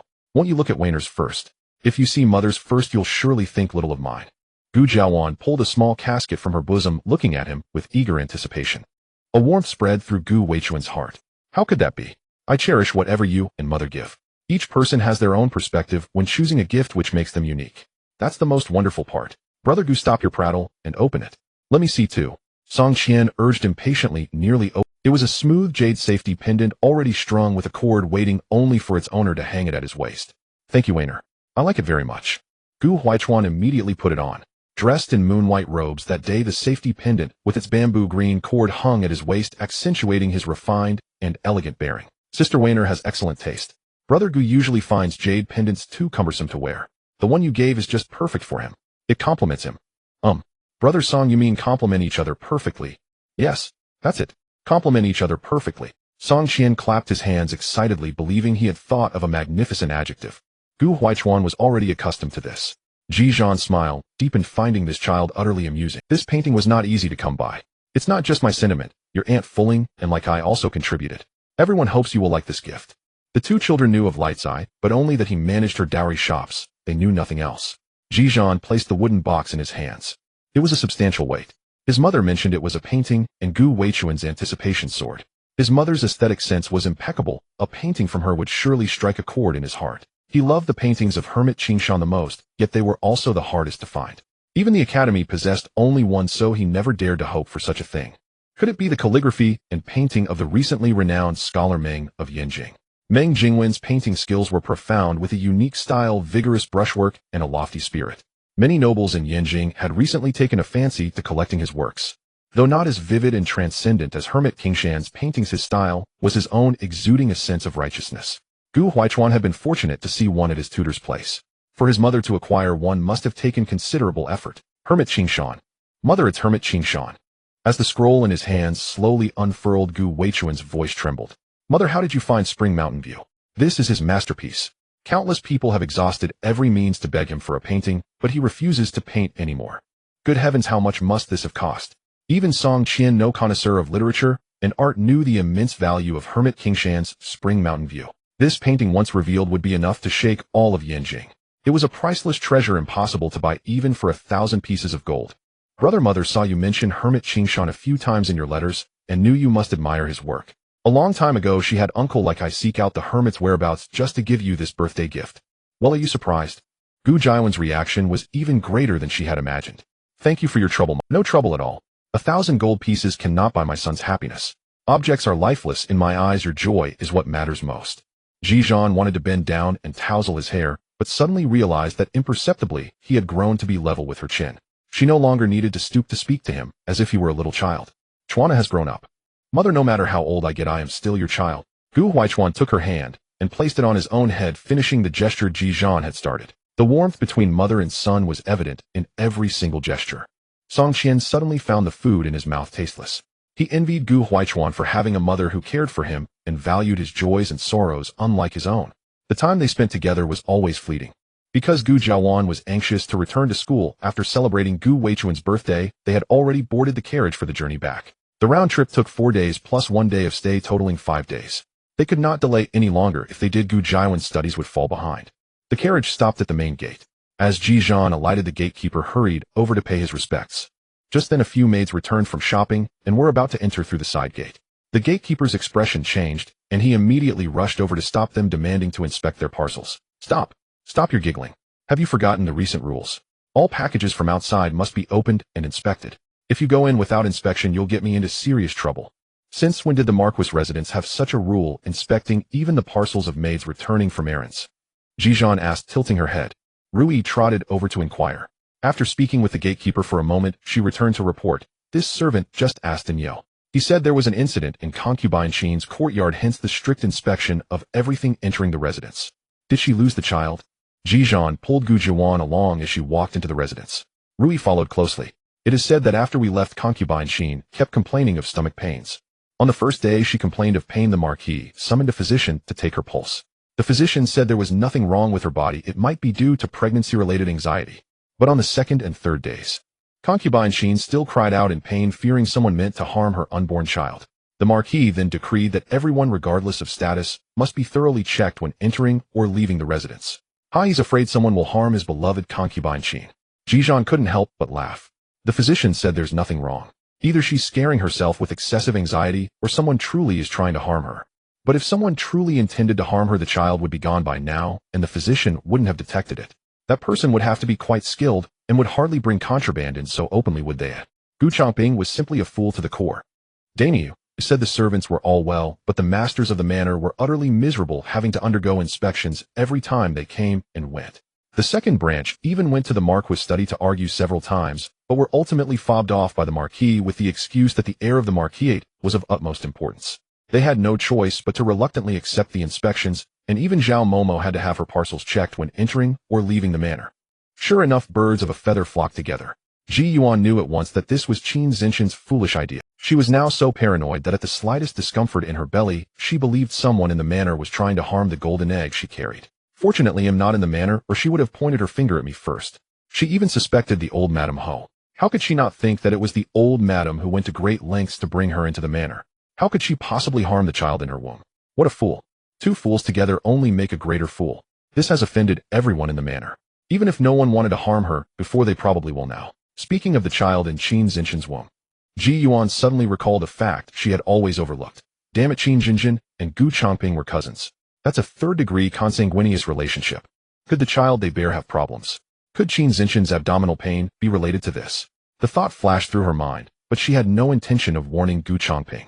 People in ancient times had no concept of consanguineous marriage being forbidden. If she went to Gu Changping and blurted out that Qin Zinshan might be carrying a deformed child, if something did happen later with Gu Changping's intelligence, he would definitely blame her. She wasn't about to be the scapegoat. Escort the eldest young lady back to her room to rest. Everyone has had a long, tiring journey. Rest well tonight. There's no need to attend to me in my chambers. Yes. Rui and Shuangren replied in unison. Shuangren scooped up the drowsy Gu Juan to take her back first, while Rui accompanied Ji Yuan back to the main courtyard to wash up and sleep. It was already afternoon when they arrived home. Ji Yuan had eaten dinner on the carriage. After days of travel, her bones felt like they were falling apart. All she wanted now was a comfortable hot bath and to lie down to rest. Perhaps because she had suddenly returned to the manor, and Qin Zinshan was afraid of her. Qin Zinshan had stopped causing trouble these past few days. Gu Changping came to the main courtyard for a short while to ask about Gu Weichuan's studies and daily life. After all, he was the child's father. Ji Yuan did not resent Gu Changping's concern for Gu Huaichuan. On the contrary, she was quite happy to see him take an interest in his son. As the heir of the Marquisate, the more Gu Changping valued Gu Huaichuan, the more secure his position would be. She detailed everything about Gu Huaichuan at Chongyang Academy. His studies had improved, he had been praised by the master several times, and with Songzhu by his side for protection, there was no need to worry about safety. Seeing that his wife had taken excellent care of the child and managed the household efficiently, Gu Changping felt a surge of warmth in his heart and couldn't help but sigh that his wife was truly good. Those two concubines only knew how to squabble all day. They couldn't compare to his wife's sense of propriety. The main courtyard was like a paradise within the Marquisate. Master and servant's harmonious life, comfortable and pleasant. Gu Changping even wanted to move back. Moreover, after not seeing her for a while, he thought his wife had grown even more beautiful, especially her snow-white skin, which had always been captivating. After a few months of care, it could be described as delicate enough to break at a touch. His thoughts began to wander, and his fingers twitched. Ji Yuan immediately pulled her chair back a foot. You now know about Chuaner's situation, Marquis. If there's nothing else, please leave. I need to have my lunch. She issued a direct order of eviction. My lady, we haven't had lunch together in a long time. Let me stay and dine with you, he begged shamelessly. Ji Yuan remained unmoved. No need. and I don't want to. My lady, Gu Changping suddenly felt a lightness in his body. Turning his head sharply, he saw Shuangren standing behind him, he knew not when. He was suspended in midair, handled like a chick. It must be an illusion. That girl Shuangren with strength enough to lift him by the scruff of his collar. Impossible. And so amidst cries of impossible, Gu Changping was carried all the way to the main gate. Marquis, take care. Bang. He was met with the merciless sound of the door slamming shut. Fortunately, Gu Changping had a strong heart and had grown quite accustomed to such treatment. As long as his wife didn't strike him in public, he no longer got particularly angry. He stood at the door sighing, then turned and headed towards concubine Qing's courtyard. Time flew by, and before they knew it, it was late autumn. That day the sisters Gu Duan and Gu Jining agreed to go paint by the small lake in the manor. A new female tutor had arrived at the academy specifically to teach them painting. The female tutor spoke very gently and was extremely patient when teaching techniques. The sisters adored her, and in turn grew to love painting. The weather was fine that day, so they agreed to paint by the lake. Since they weren't leaving the manor, they didn't bring many attendants. Gu Jiawan had Qingyin and Qingyue, while Gu Jining only brought her 2 personal maids. They gathered first in Gu Jiawan's courtyard. To reach the lake by the rockery from her yard, they had to pass through a narrow path. The moment they stepped onto the path, Qingyin immediately sensed something was wrong. She walked up to Gu Jiawan and gently tugged at her sleeve. Gu Jiawan's movement paused. This was a prearranged signal between her and Qingyin. If someone was following them or there was any danger, Qingyin would subtly tug her sleeve as a warning. Who was lurking and following them? She deliberately stopped and exclaimed, "Oh dear, I think I left the wolf hair brush mother gave me in the courtyard. Qingyin, Qingyue, go back and look for it for me." Qingyu's acting skills kicked in, putting on a troubled expression. "Miss, you couldn't find that brush after you took it out from the study last night. This servant knows you like it, so I searched for it again this morning, but I still couldn't find it after a long time. Going back to look now, we might not find it anytime soon." Seeing that she was determined to have the brush, Gu Jining instructed her own personal maids, "Go back with Qingyue and the others to look. Maybe there's a place we missed. You must find that wolf hair brush." It was a case of being blind to one's own faults. She was like that, always misplacing things and unable to find them while others could spot them immediately. Having her maids help might mean they'd find it quickly. All 4 maids left at once, leaving only the 2 of them to walk slowly towards the lake.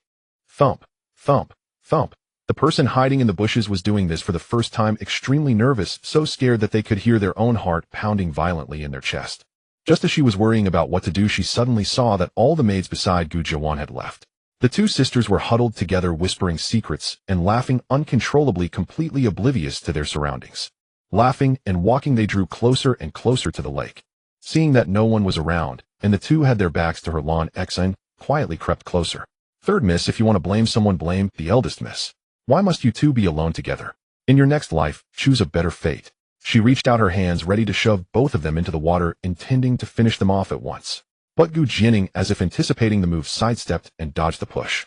Lan Exine then tried to grab her sleeve to drag her underwater, but her hands were suddenly seized in a vice-like. Panicked, she looked up and met Gu Jiawan's eyes, which had already seen through everything.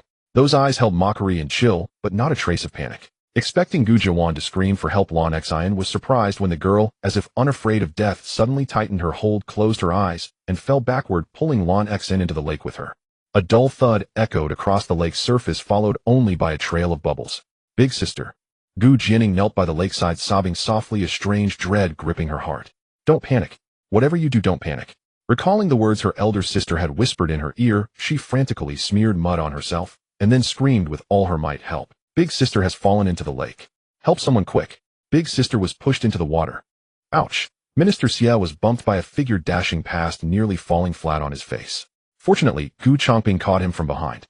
"My lord, are you all right? Let me support you. I'm sturdy. You can lean on me." Colleagues from the Ministry of Works crowded around to show concern, pushing Gu Changping aside. Today, colleagues had gathered for a small gathering at the Marquis residence. Even the Minister of Works, his direct superior, had graced them with his presence. After the meal, Gu Changping had planned to show them around the mansion, hoping to get closer to Assistant Minister Xie. But alas, his plans had gone awry before they even began. "This Qingyue, damn it, have you no eyes? If you hurt Minister Xie, he'll have you sold off." If not for the many colleagues present, Gu Changping would have cursed far more harshly. "Marquis, this servant didn't mean to." The eldest miss and third miss forgot their paintbrushes while painting by the lake, so they sent this servant and Qingyin back to fetch them. "I was worried the young ladies would be in trouble alone by the lake, so I hurried back. Just now I heard someone calling for help, and in my panic." Qingyue was on the verge of tears. Her eyelashes fluttered with fear as she knelt before Minister Xie, speaking these words. Minister Xie, being a gentle man, did not take it to heart. Enough, she was only anxious for her mistress. Minister Xia waved his hand, signaling her to go and check. I think I heard some crying too from behind that path on the right. Someone said hesitantly. That path leads to the lake. Gu Changping's face turned pale. Quickly, if it's one of the young ladies who has fallen and we must save her. Any delay will be disastrous. Minister Xia reacted swiftly, leading the group towards the lake. The Marquis of Changping's daughters were still young, not yet at the age of strict gender segregation. No one would object if they had to touch a child to save her. Anyone who would criticize such an act would be worse than beasts. Help! Someone pushed Big Sister into the lake. As they drew near, they saw a disheveled little girl kneeling by the lake, sobbing and shouting, "Uncle, please save Big." Several sheets of drawing paper were scattered on the shore. Gu Changping couldn't swim, so he turned to Wang Ji behind him, who was an excellent swimmer. Brother Wang. Before he could finish his plea, Qing Wei had already plunged into the water. She swiftly approached Gu Jiuan, who was thrashing in the water, and dragged her ashore from behind. Gu Jiuan was barely conscious. Eldest Miss, please don't scare me. The earlier panic had not been an act. She had guessed the eldest miss intended to draw people over herself, but she never expected her to put herself in such danger. Had she known, she would never have left. Gu Jiuan leaned weakly in Qing Yu's arms, her voice as faint as a kitten's. Seeing Gu Changping, she murmured, "Father. Weiner, don't be afraid. Father is here. I will stay with you. You'll be fine." Gu Changping was almost in tears. He may not have been close to this daughter, but even a tiger wouldn't eat its own cub. She was his own flesh and blood, and she had almost lost her life to a murderous plot. In that moment, his fatherly love for Gu Jiuan blazed with unprecedented intensity. He did everything himself, carrying her all the way back to her courtyard, and sent Guanglin to the palace to summon an imperial physician. "Princess, you've been watching over the eldest miss for a whole day and night. If you don't rest, you'll collapse. We servants are here watching. We'll inform you the moment she wakes." Seeing her unmoved, Qing Yue knelt and kowtowed in apology. "It's all this servant's fault. I should never have left the eldest miss alone by the lake. Please punish me." Alas! Gu Jiuan had been burning with fever since returning. Ji Duan had had Fulling prepare and administer medicine, but the girl showed no signs of waking. How could she not worry? Weiner may seem gentle and obedient, but she has a strong will. She deliberately sent you all away. Punishing you would do no good. Let today's lesson be a warning to all of you. She is still a defenseless child. Anyone could easily take her life. From now on, unless you are dead, never leave her alone outside again. If you do, don't blame me for being ruthless. Ji Duan had stayed up all night, dark circles under her eyes. She nearly stumbled when she stood up, but Fulling was, "Mistress, the eldest miss just needs to rest for a few days after taking the medicine. The reason she hasn't woken is the fever. She's already broken into a cold sweat. Her body is no longer in danger. If you collapse, who will deal with the mastermind behind this?" Fulling had repeated these words countless times, unsure if her mistress had heard them. The eldest miss was a good swimmer, but even with a plan, the terror of being dragged underwater by an adult woman in the lake was truly horrifying. It was too risky. What did Lan Xian say? Ji Duan soaked a cloth in hot water, wiped the sweat off Gu Jiuan once more, and finally stepped out of the room. Lan Xian was the personal maid of concubine Qin, having served her since childhood. After Gu Jiuan was rescued, the servants who rushed over also pulled Lan Xian out. At least there was no danger of a dead body destroying the evidence. Thanks to Qing Yu's quick thinking and making a scene. Now all of the Marquis colleagues from the Ministry of Works know about the attempt on the eldest miss life. Even the Minister of Works saw it. The Marquis can't just sweep this under the rug, even if he wants to spare concubine Qin for the sake of her pregnancy. Guanglin is interrogating Lan Xian. That girl is a tough nut to crack. She claims she was bullied by a maid from the eldest miss courtyard and only wanted to scare the eldest miss, never expecting things to turn out this way. The second madam came by earlier. As you instructed, I told everyone outside that the eldest miss has a high fever that won't subside, and that you need to stay by her side constantly without time for visitors, so I sent her back. Rui kept a close watch on developments outside, while Ji Duan stayed by Gu Jiuan's side. There's no such thing as an unbreakable will in this world. Even the hardest bone can be shattered with an iron rod. Since Gu Changping's men couldn't extract anything, Shuangren, you take over from Guanglin. I just want to hear the truth from her. Whether she lives or dies doesn't matter. Meals were kept ready outside, waiting for her to emerge. Ji Duan picked up a bowl of hot soup and sipped it slowly. As the warmth spread through her, her strength gradually returned. That Qin Jinjin was behind this was beyond doubt, but behind her there must be an invisible hand guiding her. Otherwise, with Qin Jinjin's intellect, she would never have conceived such a roundabout scheme. If she wanted to strike at me, the most direct target would be the heir Gu Huaichuan, not a daughter, who couldn't inherit the title. The reason Ji Duan had Shuangren take over the interrogation was to use Lan Xian as a lead, following the clues to uncover the true mastermind. That person might not have directly instructed Qin Jinjin to act, but they must have hinted through some means that doing so would benefit her. Thus, any inconspicuous figure in the manor could be the direct instigator of this incident. This person must be rooted out to prevent future calamity.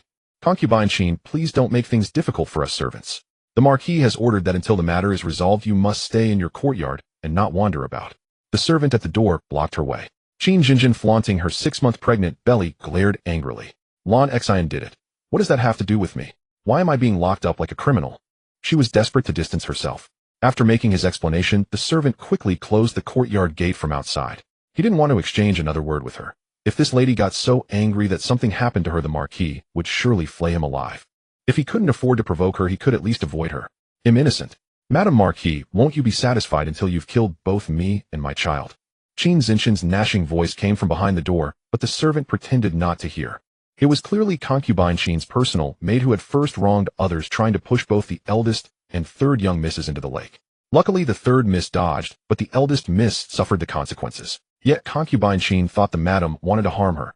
How could she think that way? Alas, the Marquis truly has misfortune in his household. Qingfeng Hall. Gu Changping had refilled his teacup time, and again showing no sign of leaving. Old Madame Zhao stood by attending to him, her legs growing numb from standing. The second master had been waiting outside since early morning, refusing to leave, without seeing the old madam, unmoved by any persuasion. She knew in her heart that with such an incident occurring it would be strange if the second master did nothing. The old Madame Marquis was furious upon learning what Qin Jinjin had done. She couldn't believe that woman could be so foolish enough to attack 2 children in broad daylight within the manor, only to be caught red-handed by the Marquis and his colleagues from the Ministry of Works. If word got out, the Marquis' reputation would be utterly ruined. A concubine who could be bought and sold, daring to plot against 2 legitimate young ladies. If taken to the authorities, she would face the harshest punishment. The old Madame Marquis wished she could kill Qin Jinjin to vent her fury. But things had already come to this, and she was carrying a child. The eldest son hadn't mentioned how to deal with her, only interrogating her personal maid Lan Xian. There was nothing she could do. Second master waiting here any longer won't yield results. Why not return first? The third miss has been frightened. Having you by her side will surely bring her some peace. Old Madame Zhao pleaded earnestly. But Gu Changping suddenly stood up and shouted toward the inner room.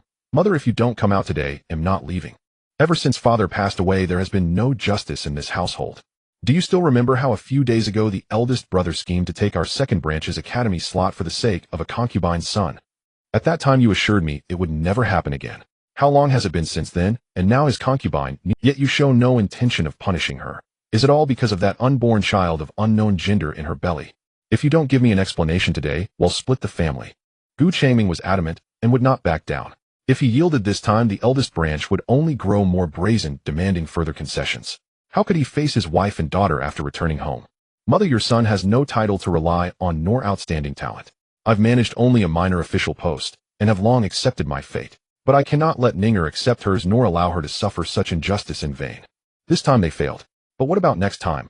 The autumn lake water is so bone-chillingly cold. If 2 young girls fell in, it would be hard to say whether they could survive. Just look at Ji Duan. The eldest sister-in-law is still watching over her in the courtyard. Second son, you're trying to drive me to my grave. If 2 young girls fell in, it would be hard to say whether they could survive. Just look at Ji Duan. The autumn lake water is so bone-chillingly cold. If 2 young girls fell in, it would be hard to say whether they could survive. Just look at Ji Duan. The eldest sister-in-law is still watching over her in the courtyard. Indeed, upon learning of Qin Zinshin's misdeeds, the old Madame Marquis had fainted from rage on the spot and was already showing signs of a stroke. That night, thank heavens, Gu Jiawan finally regained consciousness. Though Ji Duan was angry at her for acting on her own and not cherishing herself, she couldn't help but feel pity. She held her in her arms and slept with her through the entire night. It wasn't until the 3rd day that she found the time to deal with Lan Xian. Lan Xian couldn't hold out for half an hour under Shuang Ren's hands before confessing everything. As Ji Duan had said, there's no such thing as an unbreakable will. If there is, it just means the tools aren't hard enough. Lan Xian fully confessed to Qin Jinjin, instructing her to harm Gu Jiawan and Gu Jianing. Ji Duan had thought Qin Jinjin was only targeting Gu Jiawan, but she had planned to harm Gu Jianing as well. And her reason for harming others was so absurd that even Gu Changping felt ashamed to hear it. It was because she feared the child in her womb was a daughter and would be abandoned by Gu Changping. With several legitimate young ladies already in the manor, she feared that after being cast aside, a concubine's daughter would face ostracism and have no standing in the household. But it was concubine Qin who pushed me into the water. Seeing that she was still in the dark, Ji Duan revealed how Yue Qing had pawned her jewelry to bribe the maid, then guided Qin Jinjin to make her move. The initial targets were meant to be the sisters Gu Jiawan and Gu Jiao. As it happened, Gu Jiawan and Gu Jianing were lingering by the lake together, and Lan Xian caught sight of them, thus deciding to eliminate them first. As for why Gu Jianing had to be harmed as well, Qin Jinjin believed that her own daughter would be born as a concubine's child while the second branch had a legitimate daughter. To ensure her daughter would not be looked down upon, she resolved to eradicate all legitimate daughters of the Marquis manor. Insanity.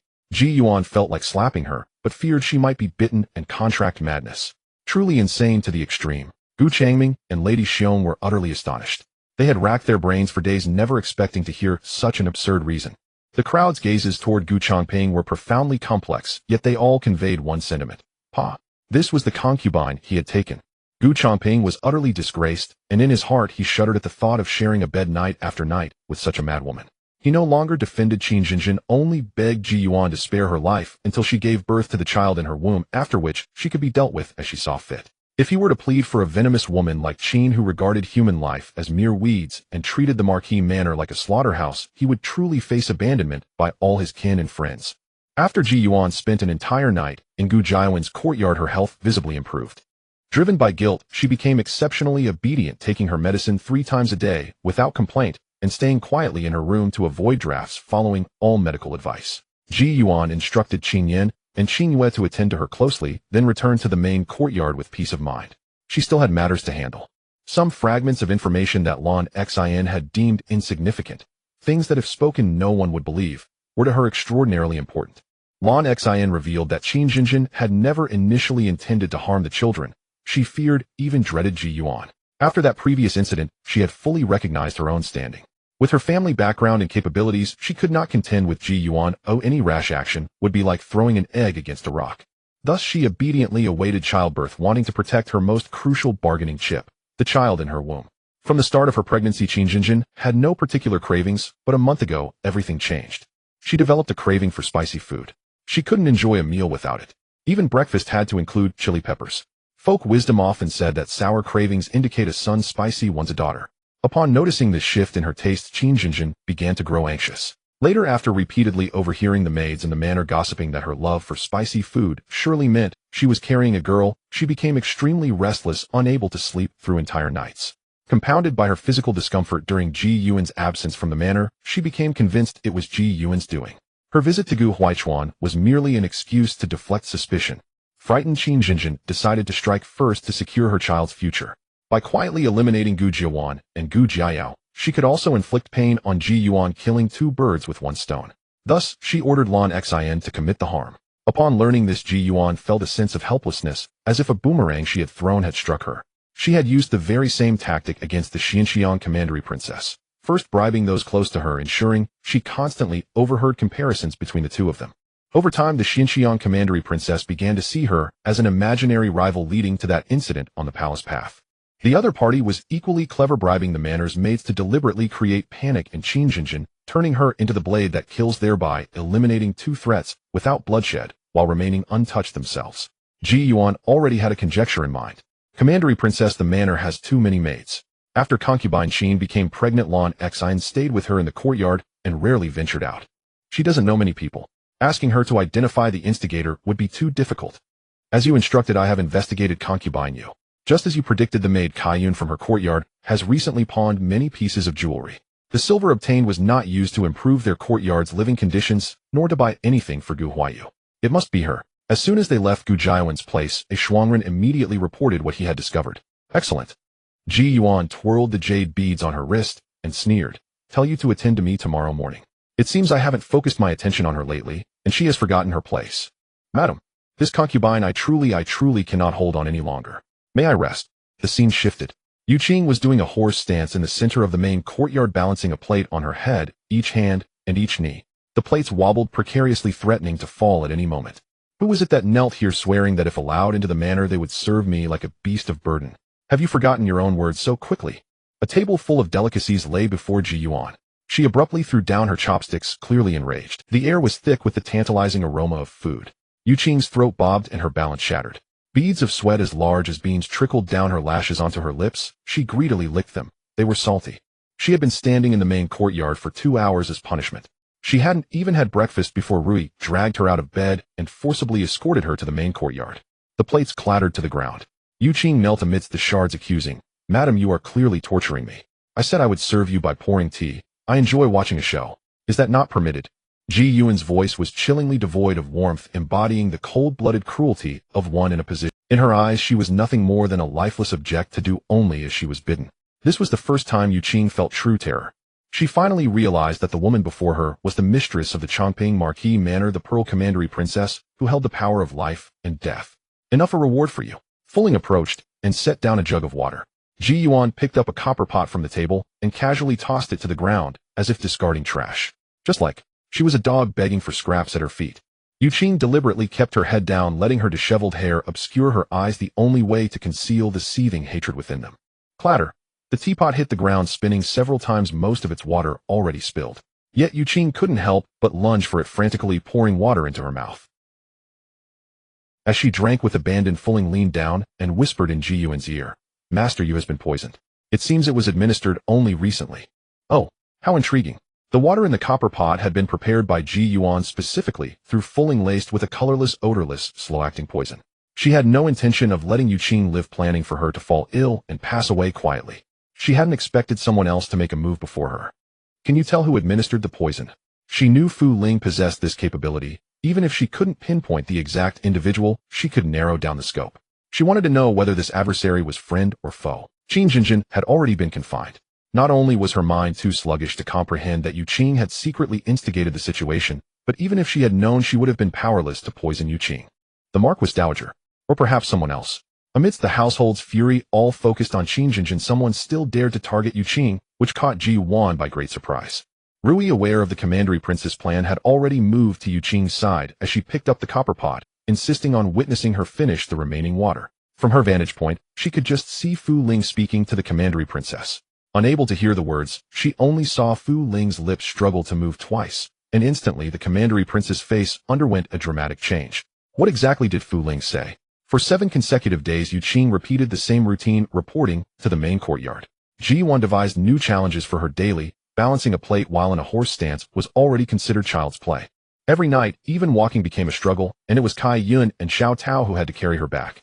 Yet Ji Yuan's methods were so skilled that she left not a single mark on her body. Thus, even if she went to Gu Changping to complain, he, burdened by guilt over Qin Jinjin's deeds, and feeling he had no right to face Ji Yuan, and believing Yue Qing had not suffered much, had no desire to seek trouble in the main courtyard. Misfortunes never come singly. For Yue Qing, each day began with a nightmare the moment she opened her eyes, and trouble also struck at Lijing Academy. That afternoon, she was in the main courtyard picking nettle hairs off a piece of clothing with her fingers. Ji Yuan had given her the garment, claiming it had accidentally gotten caught with nettles during an outing. Since the clothes were invaluable and couldn't be discarded, she ordered Yue Qing to meticulously clean them by hand. Suddenly, Gu Huayu was carried back to the mansion by servants. During his break, he had accidentally fallen from a flight of steps, breaking one of his legs. The shattered bone pierced through flesh and skin, exposed to the air, a ghastly and bloody scene. With the Marquis away from home, and the Qingfeng Hall tightly shut with no one to be seen, the servants had no choice but to come to the main courtyard to report to the Marquis' wife. Impossible. My Yue was studying peacefully at the academy. It must be you blind, wretched servants who have made a mistake. It cannot be him. Upon hearing this, Yue Qing let out a frenzied shriek, oblivious even to the burning pain in her hands. With the broken bone protruding through the skin, given the current medical conditions, Gu Huayu's leg was surely doomed. No wonder Yue Qing preferred to deceive herself rather than believe he had truly broken his leg. A crippled son was utterly disqualified from the title of nobility. He couldn't even sit for the imperial examinations. Ji Yuan watched her hysterical state and found it utterly ridiculous.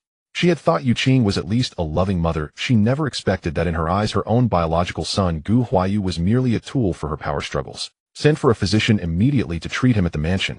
Also dispatch someone to the Ministry of Works to inform the Marquis. This matter requires his handling upon return. Yes, your orders. This servant will go at once. The servant, having received the command, dashed out immediately. Yue Qing remained collapsed on the ground, shaking her head manically and muttering to herself. Impossible, they weren't talking about Yue. No.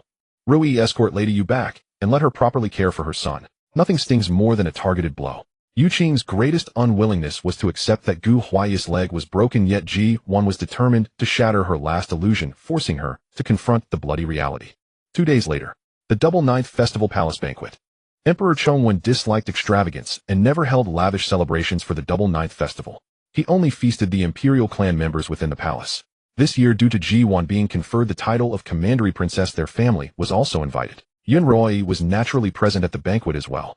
She sat closely beside the Empress Dowager, their gestures intimate. It seemed the rumors were true. The wife of General Ji had somehow won the Empress Dowager's favor, who treated her like her own daughter.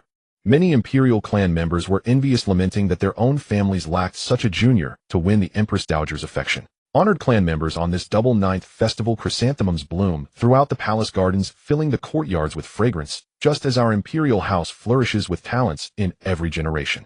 Come, let us all raise a cup together, wishing for the unity of our clan and the eternal peace of our state. After Emperor Chongwen raised his cup, the palace banquet officially began. All present were members of the imperial clan, and the atmosphere was relaxed as everyone drank and conversed merrily, except for the specially pardoned Prince Zhao. He sat at the banquet in trepidation, while the Xinxiang commandery princess hid behind the princess of Zhao, not daring to utter a single reckless word from the start of the feast. She had learned her lesson thoroughly last time in the palace. Upon returning home, Prince Zhao had scolded her severely. Had she not been injured, he might have resorted to physical violence. The shadow of the imperial palace was deeply etched into her very being. She wished she could curl up in a corner, let alone dare to stir up any more trouble. Prince Zhao, Emperor Chongwen called out. Prince Zhao immediately rose, raising his cup with profound trepidation. Your Majesty, your subject is deeply aware of having committed a grave error and is filled with shame. Thanks to your Majesty's benevolence in permitting me to join the clan members for the double ninth family banquet, I am eternally grateful. Your subject presumes to toast your Majesty, wishing you robust health. And may our great Yan's fortunes flourish. He bowed so low his head nearly touched the ground.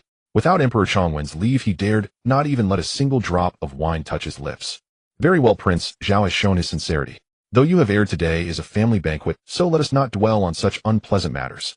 Emperor Chongwen's expression was composed as he raised his cup and drained it in one gulp. Prince Zhao then emptied his cup. Gu Changping was attending such an occasion for the first time, sitting so close to his Majesty, mere steps away. He didn't know where to put his hands or feet. He mimicked Ji Duan's every move, drinking when she drank, eating pastries when she ate, like a copycat. After this happened countless times, Ji Duan finally lost her temper and hissed at him in a low voice. Gu Changping, that's enough. With so many people at the banquet, his Majesty won't notice you. Drop that uncouth behavior and act properly, don't embarrass me. Yes, you're right, my lady. He'll do as you say. He coughed awkwardly a couple of times to mask his unease. Gu Huichuan happened to be on leave and came along as well. He and Gu Zhewan sat beside Ji Duan, looking far more at ease. Having dared to be so audacious in the Xinang Palace and not being strangers to dining with Emperor Chongwen, what was there to be nervous about? The siblings chatted and laughed, and time passed quickly. Catastrophe often strikes in an instant. A palace attendant, seeing Prince Zhao's cup empty, stepped forward to refill it. Suddenly a warm splash landed on the back of his hand. He looked up in terror to see the blood spewing from Prince Zhao's mouth. Prince Zhao's eyes bulged, his pupils dilating, and he collapsed to the ground. Your Highness. The Princess of Zhao was terrified out of her wits, and everyone's gaze turned towards them. Emperor Chongwen also rose from his seat, his expression inscrutable, and ordered, summon the imperial physician immediately. The Prince of Zhao was clearly poisoned. Every member of the Murong imperial family was exceedingly shrewd. Upon realizing the food might be tainted, they immediately set down their wine cups and turned to caution the women and children beside them not to eat recklessly. Some children still held pastries in their hands, only to have their mothers frantically toss them to the ground.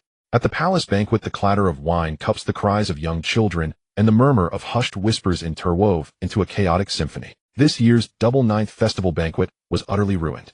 While awaiting the imperial physician, Emperor Chongwen silently observed the reactions of his consorts.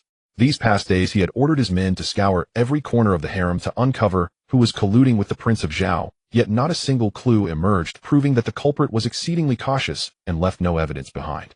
Thus he orchestrated today's events. The poison in the Prince of Zhao's wine was deliberately administered by his order, all to observe the consort's reactions once the prince fell. The Empress reacted the most violently. The moment the Prince of Zhao collapsed, she sprang from her seat in terror and instinctively turned her gaze toward him. It wasn't her. Emperor Chongwen knew the Empress' nature. Born into a family of military generals, she had always been forthright and unguarded, and even as the Empress, she remained unchanged. She was genuinely frightened. Virtuous consort was startled, but showed no excessive reaction. It was just like usual. When he occasionally jumped out from a corner to scare her, she never lost her composure. Noble consort's response was also normal. Among the attending consorts, nearly every reaction seemed reasonable, leading Emperor Chongwen to momentarily doubt the accuracy of his investigation. Just then his gaze was drawn to the fourth prince seated below. The fourth prince, born of noble consort, was turning to speak with the third prince. Emperor Chongwen noticed his stiff neck and, following the line of his body, saw the taut muscles of his hands hidden within his sleeves, clearly not relaxed. What was he nervous about? Unaware of being observed, the fourth prince quickly glanced up at the unconscious Prince of Zhao on the ground, a flicker of hidden delight passing through his eyes before he casually looked away. It was fleeting, yet Emperor Chongwen caught it. Was he pleased because with the Prince of Zhao dead, no one would ever know of his and noble consort's collusion with the prince? Good, very good. Having obtained the answer he sought, Emperor Chongwen flicked his sleeves and strode away. The crowd remained bewildered, leaving the empress to rise and take charge of the situation. When the imperial physician arrived, fortunately the Prince of Zhao had not consumed much wine and was not deeply poisoned. After timely emesis he was saved. The palace banquet hastily concluded. After leaving the grand hall, Ji Duan instructed Gu Changping to take Gu Huaichuan and his sister back to the mansion first, as she needed to visit the Empress Dowager at Sinang Palace. The Empress Dowager was advanced in years and should have been enjoying a peaceful retirement, yet blood had been spilled at the banquet. Worried she might be frightened, Ji Duan went to Sinang Palace with Yun Ruoi. Grandmother, did tonight's incident with the Prince of Zhao frighten you? She held the Empress Dowager's hand and found the Empress Dowager remained composed, turning to speak with a kind smile. Today Chuaner and Weiner were also present. If anyone needed worrying about, it should have been them first. It's rare that you still remember this old woman. Of course Weiner and Mother are worried about grandmother. Mother, if you feel unwell, let the imperial physicians examine you. Otherwise, how can your daughter leave with peace of mind? Yun Rui's brows furrowed slightly, her face etched with concern. What do you mean by leaving? Who said you could go? You must stay in Sinang Palace and keep this old woman company for a couple more days. The Empress Dowager caressed her face lovingly, appearing somewhat weary. After a few words, she bade Ji Duan to return first. From the Empress Dowager's demeanor, Ji Duan deduced that she was aware of the Prince of Zhao's poisoning, meaning the poisoner could only be Emperor Chongwen. He was testing to see who in the harem was colluding with the Prince of Zhao, secretly cultivating power. The banquet began in the evening. After it ended, Ji Duan lingered at Sinang Palace for a while. By the time she returned to the Marquis residence, many had already retired, and even the gatekeeper Dinyo was drowsy. Upon seeing her return, he shuddered abruptly, his drowsiness vanishing. Madam. Ji Duan nodded lightly and headed to the main courtyard with Rui and Shuangren. Before reaching the courtyard, she saw two small figures standing by the gate in the moonlight, Gu Huaichuan and Gu Jiwan. It's so late, why aren't you in bed? What are you doing in my courtyard? Mother. Gu Huaichuan's lips trembled, but he eventually bowed his head and admitted his fault. Your son knows he was wrong. Please punish me, Mother. Why should brother admit fault? If anyone should, it's me. Gu Jiwan stepped forward. I knew someone was following us that day, but I wasn't sure if it was concubine Qin or the bed servant Yu. Either way, I wanted to take the chance to topple them, so I put myself in danger. It's all Weiner's fault for causing Mother such worry. Mother punished me. She didn't understand why her brother was taking the blame. It should be hers. Gu Huaichuan was deeply ashamed, unwilling to let Weiner know of the sordid deeds he had done in secret. But Ji Duan had no intention of saving his face. Since both were present, she might as well lay everything bare. Excoacaria cochinchiensis. This should be familiar to you, shouldn't it? While not highly toxic, steeping clothing in its sap and wearing it daily will cause bleeding gums, incessant nosebleeds within half a year, and ultimately death from internal hemorrhaging. Ji Duan stared coldly at the one who dared not meet her eyes. Such a crude method would be obvious to anyone with a basic knowledge of medicine. I know you're clever. You realize that you instigated concubine Qin to harm Weiner, and in your fury, you sought revenge for your sister. But I told you before, stay out of the affairs of the inner courtyard. Your petty tricks will eventually be discovered. When that happens, you won't only fail to kill you, but will also ruin yourself. That day, Fulling had immediately recognized that Yue Qing was poisoned by Excoacaria cochinchiensis. Someone had soaked her undergarments in the sap. She also guessed that Gu Huaichuan was the culprit. A large patch of Excoacaria cochinchiensis grew near Chongwen Academy. While Gu Huaichuan attended classes during the day, Sangju practiced martial arts on that very ground. Last holiday, when Sangju accompanied Gu Huaichuan back, his hem was stained with Excoacaria cochinchiensis. Fulling, having nothing better to do, explained the plant's medicinal properties and toxicity in detail. Originally intending to warn him to be careful and avoid harm, she inadvertently taught Gu Huaichuan how to harm others. In an instant, it felt as if all the air had been sucked from Gu Jiawan's lungs, leaving her inexplicably dizzy. Brother, did you poison Yu Tongfang? But it was concubine Qin who pushed me into the water. Seeing that she was still in the dark, Ji Zhan revealed how Yue Qing had pawned her jewelry to bribe the maid, then guided Qin Jinjin to make her move.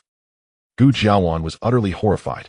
She had never imagined the inner courtyard could harbor such intricate machinations where a single misstep could cost her life, leaving her dead without ever knowing why. Mother, this is not brother's fault. He did it to protect me. Please forgive him. Having learned the full story, she resolutely stood before Gu Huaichuan, shielding him as if ready to defend him to the death. You think I intend to strike him? Ji Zhan retorted. No. Gu Jiawan knew she was in the wrong. They had both erred, yet now their mother appeared as the villain. Yu's personal garments are all handled by the maid she brought. The one who did your bidding was Xiao Tao. Ji Duan's gaze swept past her, landing directly on Gu Huaichuan. Mother, your foresight is unmatched. I noticed early on that Xiao Tao and you were at odds beneath the surface. I also saw many wounds on her, new and old alike, and deduced that you must have been abusing her in private. So I secretly bribed her to work for me. Gu Huaichuan now held nothing back, answering whatever his mother asked without the slightest concealment. And you? Her eyes flickered, stopping on Gu Duan. Do you think I came today only to scold your brother and leave you untouched? Do you think I don't know what happened to Gu Huai's leg? Having finished one matter, she brought up another. A chill ran down Gu Jiaowen's spine, as if countless icy hands were crawling over her back. Mother, how did you find out? Huh? In such a large academy, was Gu Huaiyu blind? Could he have fallen down the stairs and broken his leg all by himself? Did anyone see you when you made your move? No.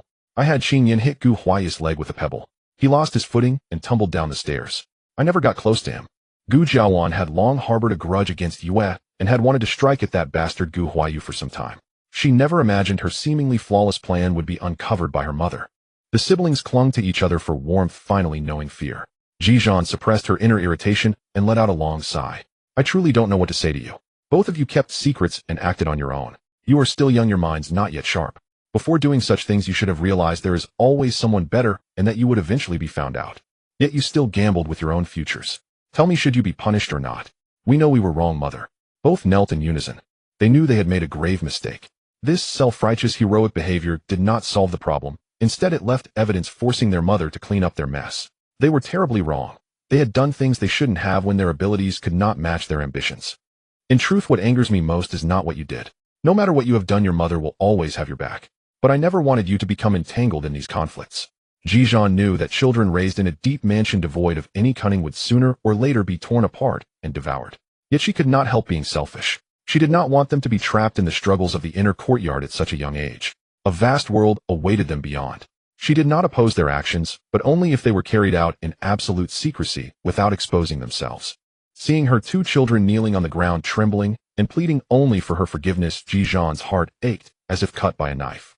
She stepped forward and wrapped her arms tightly around them. Mother!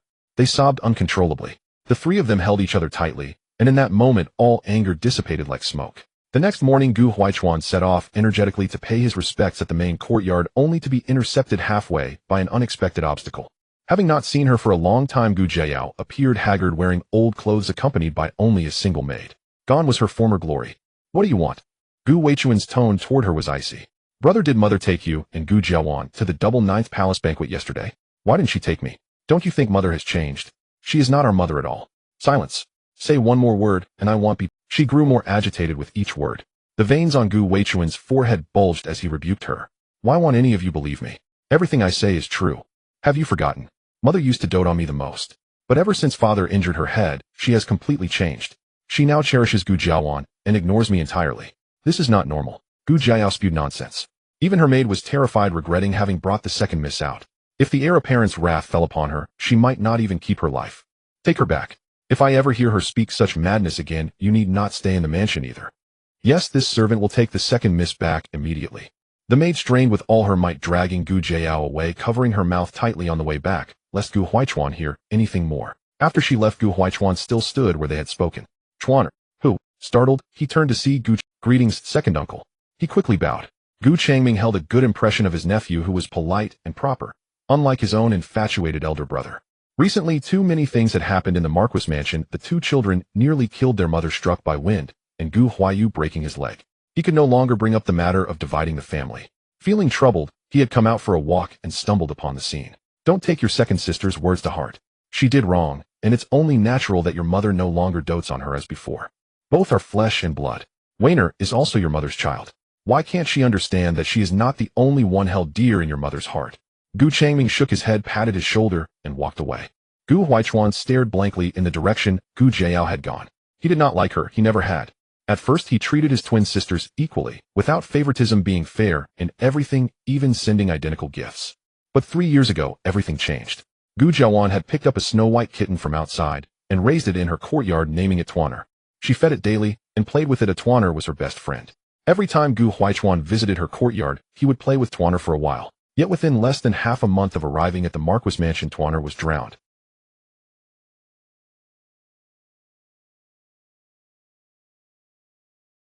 It was Gu Jiao who taking advantage of the solitary to the edge of the vat trying to climb out. But Gu cats can swim. After falling into the water, Tuaner struggled desperately to the edge of the vat trying to climb out. But Gu Jiao, like the king of hell holding the book of life and death, repeatedly pushed Tuaner back under the water until it drowned. By the time he arrived, it was too late. He pushed Gu Jiao aside and scooped Tuaner out of the water. The palm-sized kitten was drenched, but there was no longer any sign of life. Never again would it nuzzle his palm with its furry little head. How cruel. She and Weiner were twin sisters, and by all rights they should have been closer, yet she had to compete with Weiner in everything. A 4-year-old girl, just to make her own sister sad, actually drowned a living creature in the water. Gu Huaichuan feared Gu Jiwan would be heartbroken, so he didn't tell her. How could such an innocent child understand that her favorite little friend had been killed by her own sister? He didn't tell his mother either. His mother had always doted on Gu Jiao, and even if he told her, it would be useless. In her eyes, it was just a stray cat they had picked up from outside. Why would she blame Gu Jiao over such a trivial matter? I know. I've always known. Gu Huaichuan stared vacantly into the distance. Mother. But since she has taken your place and done even better than you, why can't I accept her? When he learned that his father had brought a concubine into the house, he rushed back on horseback precisely because he feared his mother might do something rash in despair. But she didn't. Not only was she not driven to death by anger, but she carved out a completely new path for herself. It was then that Gu Huaichuan realized she was no longer the same Ji Shi. She cherished herself, and also cherished Weiner achieving what his mother had never done before. He didn't know what had happened, and he had been sad and distressed, wanting to write and question her countless times. But everything Ji Duan did warmed his heart, drawing mother and son closer together. Gu Huaichuan was greedy for this warmth. In the past, in his mother's eyes, only Gu Jiao seemed important. He and Weiner were dispensable. If his mother ever spared him any attention, it was only because he was the only male heir in the household destined to inherit the title. Moreover, Gu Huaichuan asked himself, if his former mother had faced a concubine and a secondary wife, could she have done any better? No. She would have hidden in her room, crying all day. She wouldn't dare defy her husband's taking of a concubine, nor disrespect her mother-in-law. She would only vent her anger on Weiner, and when her body was utterly spent, she would simply leave, abandoning her young children to struggle on their own. Thankfully, Ji Duan had no idea what Gu Huaichuan was thinking, or she would have been utterly stunned. Indeed, no one knows a mother better than her child. His conjecture was exactly the same as Ji Shi's original fate. Gu Huaichuan took a deep breath, casting aside all of Gu Jiao's recent words. From now on, he would have only one mother. After Gu Jiao's stunt, he had no desire to go to the main courtyard to pay his respects. He was too full of wrath now, so better to let Weiner accompany their mother. He turned and headed in another direction. Your Highness, why are you here? The maidservant guarding the door was startled. Her voice alerted the others, and another young maid ran out. When she saw Gu Huaichuan, she looked on the verge of tears. Every month the heir would come to the courtyard and make a scene. After he left, concubine Yu would fly into a rage, making life miserable for the servants. Your Highness, you cannot go in. The eldest young master has injured his leg and is recuperating in the courtyard. Please let it go this month. If the Marquis finds out, none of us will be able to explain ourselves. Gu Huaiyu was older than Gu Huaichuan, and by seniority in the Marquis household became the eldest young master. Hearing his former title, Gu Huaichuan's expression turned foul. Ridiculous. There is no place in this Marquis household that I, the heir, cannot go. If my father blames anyone, let him come to me. Ignoring everyone's attempts to stop him, he followed the well-worn path into Gu Huaiyu's room. The bitter, acrid smell of Chinese medicine assaulted him, and he instinctively held his breath. Gu Huaiyu interpreted his expression as disgust. What do you want? Gu Huaiyu leaned against his bed, glaring at the doorway. They were natural adversaries, and he didn't believe Gu Huaichuan had come out of kindness to visit him. Seeing only Xiao Tao attending him, Gu Huaichuan was somewhat surprised. Concubine Yu was so mercenary that after her own son's crippling injury, she didn't even bother to pretend anymore. At the very least, she could have sent 2 more maids to serve him. If he had accidentally injured his leg, his mother would have worriedly stayed by his bedside without leaving. Where is concubine Yu? Is she just letting you rot here all alone? Gu Huaichuan dropped a bombshell with his opening. Don't go too far. Gu Huaiyu's remaining shreds of self-esteem were brutally trampled. He roared and tried to get out of bed, but Xiao Tao held him down firmly. Eldest young master, the doctor said your leg must not be moved recklessly or the injury will worsen and be even harder to heal. I beg you, please. She knelt on the ground, pleading. Gu Huaiyu finally stopped struggling. It wasn't that he felt sorry for Xiao Tao, he wanted to save his leg. Even though everyone said it was impossible, he still believed that if he took good care of it, his leg could be saved. I was going to talk with you a bit more, but seeing you in this pitiful state will spare you. I wouldn't want anyone saying Gu Huaichuan didn't even want to stay in that room a second longer. Before leaving, he cast a brief glance at Xiao Tao. Xiao Tao immediately lowered her head. In Gu Huaiyu's eyes, she was afraid of Gu Huaichuan. Get out. All of you get out. Do you all look down on me? Do you think that with a broken leg I'm a useless cripple good for nothing in this household? After they left, Gu Huaiyu threw his head back and roared at the ceiling, then went berserk, hurling everything on the bed to the floor. Eldest young master, you mustn't think that way. Where is my mother? She. Xiao Tao stammered, afraid to speak. Gu Huaiyu sneered, a chill in his eyes that could have killed. She's gone to see my father again, hasn't she? I'm not stupid. I know she's gone to his study to seduce him. Using my broken leg as an excuse to cry a few times so my father will pity her and give her another child. Do you think she really cares about me? What mother wouldn't worry about her injured son instead of focusing all her energy on dressing up, wanting to have another child? He slumped on the bare bed, sneering bitterly, speaking so much to Xiao Tao for once. Eldest young master. To be honest, this servant also thinks concubine you went too far this time. Don't lose heart. Even if she has other children in the future, they will be too young. How could they compare to your standing? And you are, after all, the Marquis' firstborn. That makes you different. If the Marquis knew that concubine you spends all her time dolling herself up and never asks about your injury, what would he think of her? Xiao Tao tentatively reached out and gently stroked his back. When he didn't resist, she carefully spoke these words. Xiao Tao, you're all I have. You'll help me want you. In the study. After the rain, Gu Changping was preparing to indulge in another passionate encounter with Yue Qing, as it had been a long time since they had experienced such fervor, and he found himself reluctant to let it go. Suddenly, there was a loud knocking at the door. Guanglin reported that Gu Huaiyu had attempted to take his own life by biting his tongue. Fortunately, the maid in the courtyard discovered it in time and stuffed a handkerchief into his mouth, preventing a catastrophe. He merely bled a little and was not in danger of death. The doctor was on his way. The messenger was Xiao Tao, and Gu Changping hurriedly dressed and called her in to ask questions. Upon hearing that Gu Huaichuan had just visited Yue Qing, immediately put on an act, clutching her heart and exclaiming in pain.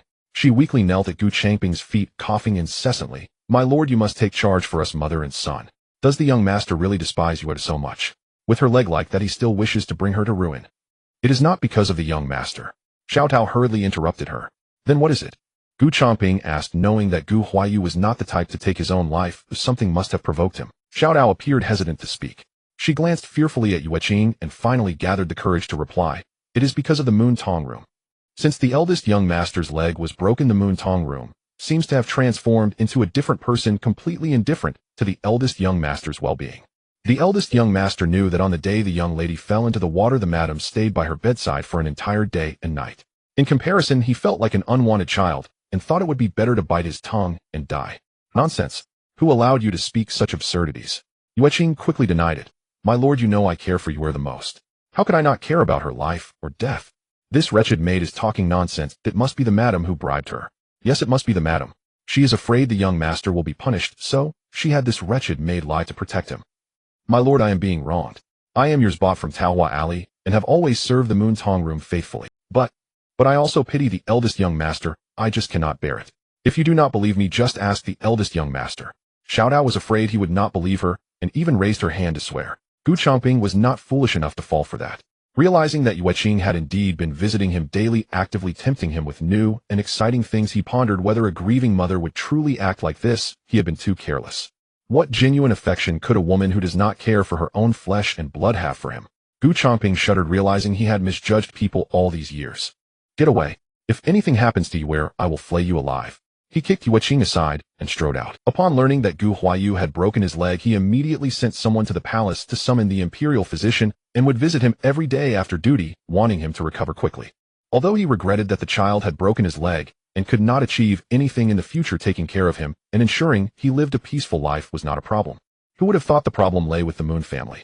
That fool. To him, Gu Changping now realized why Yue Qing clung to him every day at such a critical moment. She still had the heart to think of these things truly lower than a pig or dog. After Gu Huaiyu's failed attempt to take his own life, Gu Changping's subsequent violent behavior toward Yue Qing quickly spread to the main courtyard. Ji Duan felt it was enough to listen. His women were like a chorus, unable to stay quiet for even a moment. In the afternoon, Gu Huaichuan was preparing to return to the academy. She was busy packing, preparing many of his favorite foods and a new thick outfit, leaving her no time to deal with those matters. Late at night, with a creak, the door opened unexpectedly. Yue Qing was startled and broke into a cold sweat. She called out loudly but received no response. Kaiyun had long been knocked unconscious, lying at the door like a dead. Then a ghostly figure limped closer. She shrank back under the covers in fear, and as it approached, she realized it was Gu Huaiyu. You little beast, how dare you come to see me? She hated Gu Huaiyu. In just a few days, the bond that once existed between mother and son had devolved to a point where they could scarcely bear to look at each other. Mother, are you happy? From today on, father has completely seen through your true colors. He will no longer sleep with you. From now on, this courtyard will only have the two of us. You will spend the rest of your life facing my face, seeing your detested crippled son every day. Are you happy? Gu Huayu laughed maniacally. Madman, you are a madman. What good does it do me to fall out of favor? The madam has a son, and Qing Jinjin will soon have a son too. I originally could have had you, but who told you to accidentally break your leg? Who can you blame? If I do not hurry to have another son, how will our mother and son find a foothold in the Marquisate? Why can't you understand, fool? You ruined our last chance for a comeback. The once accessible wealth and glory turned into mere illusions. Yue Qing wished to strangle him, venting the hatred within her heart. Yet remembering how Gu Changping had treated her harshly during the day, she eventually lowered her hands, silently praying that her efforts over the past few days had not been in vain, hoping she was already pregnant. Gu Huayu saw through her intentions. His leg was broken, and each step was agonizing, but he was not alone. Xiao Hao. Xiao Hao emerged from the darkness, holding a white silk ribbon as she rushed to the bed and tightened it around Yue Qing's neck. Cough, let go. Yue Qing struggled desperately, but she was no match for the physically strong Xiao Hao. Her face gradually turned red, her nails digging into Xiao Hao's arm, her legs kicking wildly on the bed as she was on the verge of suffocation. Finally, just when she was about to collapse, Gu Huayu finally spoke. He smiled gently as if no rift had ever appeared between mother and son. That's enough, mother. You are tired, you should rest early. I will come to see you again when I remember you one day. Xiao Hao supported him as they slowly walked out of the room. When would that day come? Yue Qing's face was as pale as paper, her pupils trembling anxiously in their sockets. She had just come close to death.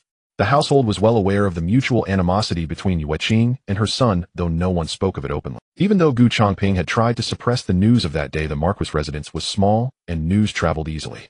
A few inquiries with familiar maids and servants were enough to uncover the truth, and everyone scorned Yue Qing's cold-blooded actions. Gu Yufan in particular was especially disdainful.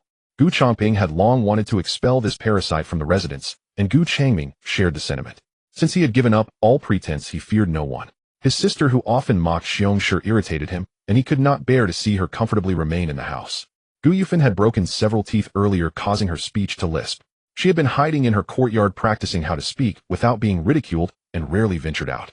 After the old Marquis' wife fell ill, Gu Changping and his brother insisted that Gu Yufan attend to her at the Qingfeng Hall. She went reluctantly, only to find that she was expected to do all the nursing alone with not a single maid in the room. Only an elderly matron Zhao, who was as old as her mother, was present. Whether intentionally or not, everything Zhao did was clumsy, and Gu Changping forbade Gu Yufan from bringing her own maids. In desperation, Gu Yufan called for Zhou Yuan to help. Every day she washed and combed the old Marquis' wife's hair, fed her medicine, and wiped her body. After a few days, both mother and daughter were miserable. They even begged at the main courtyard's gate, but Ji Duan refused to open the door. When Gu Yufan cursed her for being heartless, Ji Duan sent Rui to invoke filial piety. After all, Gu Yufan had always valued filial piety and had often urged the old Marquis' wife to impose rules on her daughters-in-law. Now that the tables had turned, she wailed and complained that she could not manage, but she had to do it regardless. Gu Yufan found no favor anywhere and was kept awake every night by Yue Qing's screams. She vented all her anger on Yue Qing, finding excuses to harass her next door whenever she had free time during the day. During the day, Yue Qing endured Gu Yufan's bullying. At night, she was terrorized by Gu Huayu, afraid to sleep lest she die in her dreams. As ruthless as Gu Huayu was, he only dared to scare her, not actually kill her. After all, the great Yin dynasty revered filial piety above all. Although his disability prevented him from taking the imperial exams, he could still rely on the Marquis residence to survive. If he were charged with harming his biological mother, he would spend the rest of his life in the Shuntian prefecture prison. However, over the months, he noticed Yue Qing's health deteriorating. Fearing she might truly die, he begged Gu Changping to summon a physician. The physician diagnosed her with heart palpitations, excessive dreaming, and depletion of qi and blood, stating that her body was weakening and she might not live long. The news struck like a thunderbolt. Upon hearing the diagnosis, Gu Huayu felt an indescribable mix of love and hatred. He hated her enough to wish her dead immediately, but knowing she was truly dying, memories of their childhood stirred reluctance in his heart. After that, Gu Huayu restrained himself considerably. But for Yue Qing, there was little difference. She often woke in the middle of the night to find Gu Huayu standing silently by her bed staring at her. Terrified, she dared not sleep, preferring to hide in a cabinet all night rather than close her eyes. Qing Jinjin somehow learned of this news. Her belly was already 8 months along, and she suddenly abandoned her former despondency. She began eating properly and dressing herself meticulously, a renewed hope kindling in her heart. For the past 2 months, every day had been agonizing. She counted down the days of her life, each passing day bringing her closer to the end. But now someone suddenly told her that you was dying. The Marquis' wife did not get along with the Marquis. If you died, wouldn't the Marquis have only her as his woman? There was still a chance. If she could give birth to this child, and invoke their past affections to soften the Marquis' heart, she might survive. Over the past 6 months the glass business had flourished. Whenever Ji Duan had free time, she would sketch designs in the courtyard and hand them to Lightsai, instructing the workers to craft them according to the drawings. Since they aimed for a long-term business, they had to strive for excellence. Not only did they surpass others in quality, but their designs also offered a refreshing novelty. Now all the nobles in the Great Yin knew that a mysterious merchant in Yue Qing controlled a vast supply channel for glass. While others might take 3 to 5 months to import goods from Persia, he could deliver shipments every month. Not only was the supply stable, but the glassware was also more exquisite than anything brought by previous merchants with a greater variety of styles. Instead of just cups and bowls, there were many new designs. It was said that the Prime Minister's wife had recently purchased a glass vase that refracted a spectrum of dazzling colors and sunlight. Many noble ladies eagerly sent invitations to her residence for a glimpse. Soon after, the Sinaying Palace acquired a rare glass phoenix. The phoenix was so lifelike and beautiful that it seemed otherworldly. As the king of birds, the phoenix symbolized supreme honor, and the glass ornament appeared tailor-made for the Empress Dowager. Ji Duan had spent 2 days sketching the design, then instructed Lightsai to have the workers meticulously craft it. This was the only one of its kind in the entire Great Yin, created solely to delight the Empress Dowager. Indeed, the Empress Dowager, who had seen countless treasures, received the glass phoenix with the joy and surprise of a child receiving candy. She held it in her hands, playing with it for half a day before reluctantly setting it down. When the Empress Dowager inquired, Ji Duan simply said that her men had encountered a merchant at the docks with such an item and had purchased it immediately. Fads are inevitable in any era. Previously, people might have admired the beauty of glass, but were reluctant to spend so much silver on a household ornament. However, after the Prime Minister's wife and even the Empress Dowager showed their fondness for glass, everyone scrambled to acquire a glass piece. This greatly distressed the merchants who specialized in importing glass from Persia to the Great Yin. How had they missed such a reliable supply channel from Persia? Today, Ji Duan planned to visit the Xiaoyao Tower for a drink and to hand over her new sketches to Lightsai. The weather was splendid with the sun shining high. Even inside the carriage, she felt warm, rendering her cloak unnecessary. Halfway through the journey, she ordered the carriage to stop, intending to walk a while. "Your Highness, look at that sugar figure stall at the end of the street. Isn't that the monkey sugar figure the eldest miss wanted? Let me buy one first. She'll be delighted when she sees it tonight." Rui stood on tiptoe, pointing excitedly at the last stall where a white-bearded old man was selling. Ji Duan smiled and nodded. As soon as Rui left, Frostblade stepped closer, staying by her side without leaving. She strolled leisurely down the street, soaking in the lively atmosphere of the marketplace. Occasionally she stopped at stalls, buying anything she fancied with a generous wave of her hand. The stallholders eagerly awaited her arrival, hoping the goddess of wealth would visit them. Suddenly a woman wearing a veiled hat was jostled and stumbled toward her. Her maidservant was too slow to catch her, but Frostblade's quick eyes and swift hands seized her arm, steadying her. "Many thanks." The person murmured her thanks, then bowed after regaining her footing. "My sincerest apologies, madam. I nearly injured you just now." "It's nothing. The streets are crowded. Please be more careful, madam." Ji Duan vaguely noticed the woman's hair was styled in a married woman's bun, and she seemed unwell, prompting her extra caution. They were merely strangers crossing paths, and after exchanging a few words, she prepared to leave. Just as they passed each other, the woman's hood was lifted by the wind, revealing a corner of her face. Ji Duan caught sight of a familiar visage. Xue Lingrong. Hearing her name called, Xue Lingrong halted and turned curiously. In her earlier panic, she hadn't gotten a good look at the beautiful woman before her, but now she realized who it was. She had changed from before. More radiant and dazzling, her features accentuated to their full potential, captivating anyone who laid eyes on her. An awkward silence hung in the air. Ji Duan instantly regretted calling out her name. Xue Lingrong was the former fiancé of her esteemed elder brother. Xue Lingrong's mother, like Yun Rui, was the daughter of a merchant. Their families were old friends, sharing similar backgrounds and temperaments, and had been close confidants since childhood. After Xue Lingrong's mother married a wealthy magnate from Jiangnan and gave birth to a daughter, Ji Hai, who cared little for social status, agreed to a child betrothal with the Xue family at his wife's behest. Thus, Xue Lingrong and Ji Nansha grew up as childhood sweethearts and betrothed partners. The Xue family's business spanned the realm, and Xue Lingrong accompanied her father to Yanjing annually to inspect their ventures. During her stays, Yun Rui would invite her to reside at the general's mansion. As far as Ji Duan knew, her half-brother was deeply smitten with Xue Lingrong. In his youth, his greatest wish was to marry her soon. Yet who could have foreseen the events that transpired? Lady Chang threatened suicide, forcing Ji Hai and Yun Rui to call off the engagement to the Xue family to avoid a death on their hands. Ji Nansha was made to marry Lady Chang, leaving no victor in the affair except her. After the betrothal fell through, Xue Lingrong returned to Jiangnan. Word had it she married Lin Feng, the nephew of imperial physician Lin. The Lin family, a lineage of physicians, was of respectable standing. With the broken engagement and the distance between them, the Xue family had long ceased contact with the general's mansion. Ji Yuan could never have dreamed of encountering Xue Lingrong on the streets of Yanjing today. Little sister Yuan, it's been so long. Are you well? Xue Lingrong broke the silence, first her voice as soft and gentle as ever. I am well. And you, sister Xue, what brings you to Yanjing? You might know that my husband is the nephew of Imperial Physician Lin from the Imperial Hospital. He comes to Yanjing every year to celebrate his uncle's birthday. I accompanied him this time to pay respects. Xue Lingrong's eyes darted away and she clutched her sleeves tightly, as if hiding something. Your brother. How is he? Could you pass a message to him for me? Of course, sister Xue. Whatever you wish to say, I will deliver it faithfully. Ji Yuan agreed readily. Yet Xue Lingrong hesitated. After a moment of inner turmoil, she finally shook her head. Never mind, never mind. Seeing her mistress' indecision, the maidservant beside her wanted to speak, but was restrained. Shanhu, do not be impertinent. Madam. Shanhu was nearly in tears. She knew that if her mistress forbade it, it could not be said. Acting on her own would incur her mistress' wrath. But if she remained silent, how could her mistress endure? The general's mansion held considerable power. With their aid, her mistress could surely escape her misery. Ji Yuan sensed something amiss and patiently pressed for answers, but Xue Lingrong evaded the topic entirely. Instead, she inquired about Ji Yuan's recent life.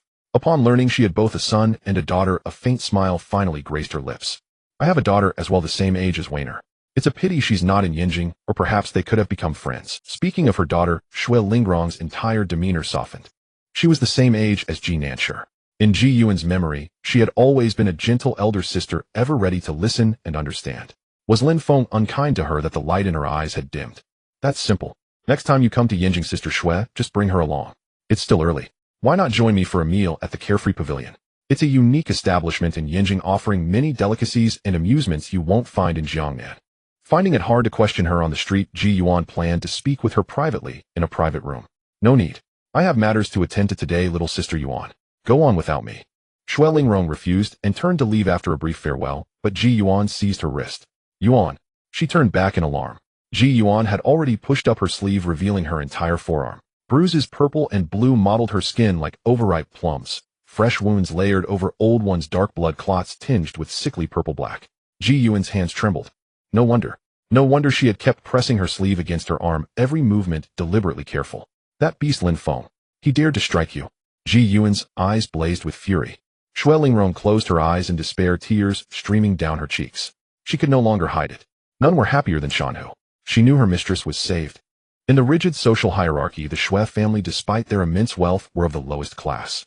The Lin family, backed by Imperial Physician Lin, a 7th-rank official with vast connections, was a force to be reckoned with. It was this fear that had kept Xue Lingrong silent, enduring the abuse. At the general's mansion.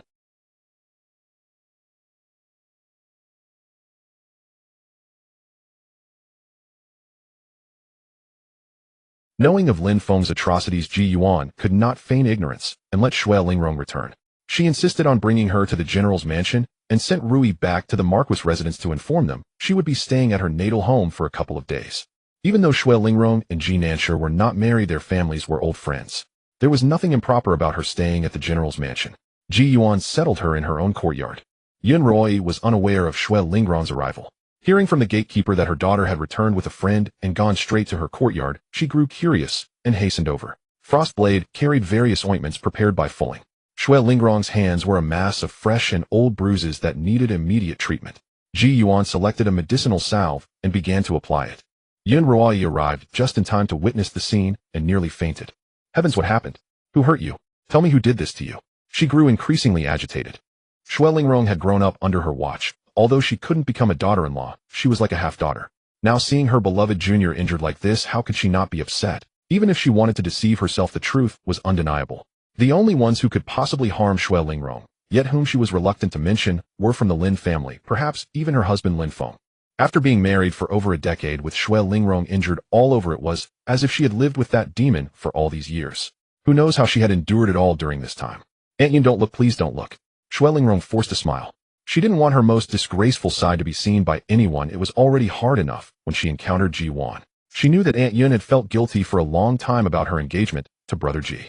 Although the two families had not met in years, Aunt Yun would always send many precious gifts to the Xue family during the holidays, asking Xue's parents to pass them on to her. Aunt Yun was considerate. First, it would prevent gossip, and second, it was a way to let herself know that although the engagement between their families had fallen through, the friendship remained. The Ji family would always regard her as their daughter. He treated you like this, and you still won't speak. Aunt Yun turned angrily to leave. If you won't say anything, I'll pack my things and go to Jiangnan. I'm going to the Shui family, to the Lin family.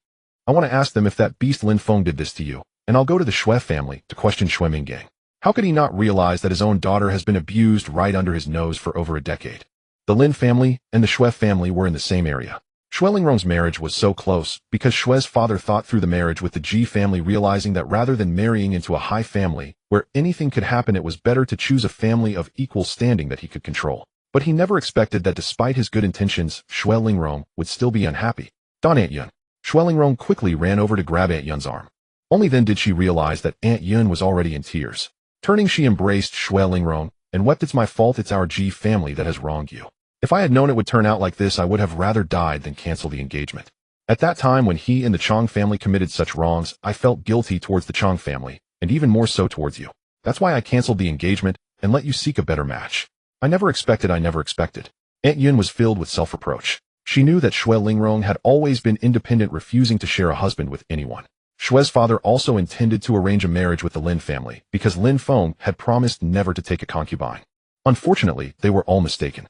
Ji Duan stepped forward to support both of them, leading them to sit on the couch calmly, saying, "Mother, let's first hear what Sister Shui has to say about what happened." I asked her, but she wouldn't say anything, hoping that your presence would make her open up. Both of them surrounded her, and at this point Shui Lingrong knew she could no longer hide. But before revealing the truth, she asked Aunt Yun, "May I ask what the nickname of Brother Ji's child is? Can you tell me?" Ji Zhe. Ji Duan felt a surge of suspicion. Oh, why was she suddenly asking about this?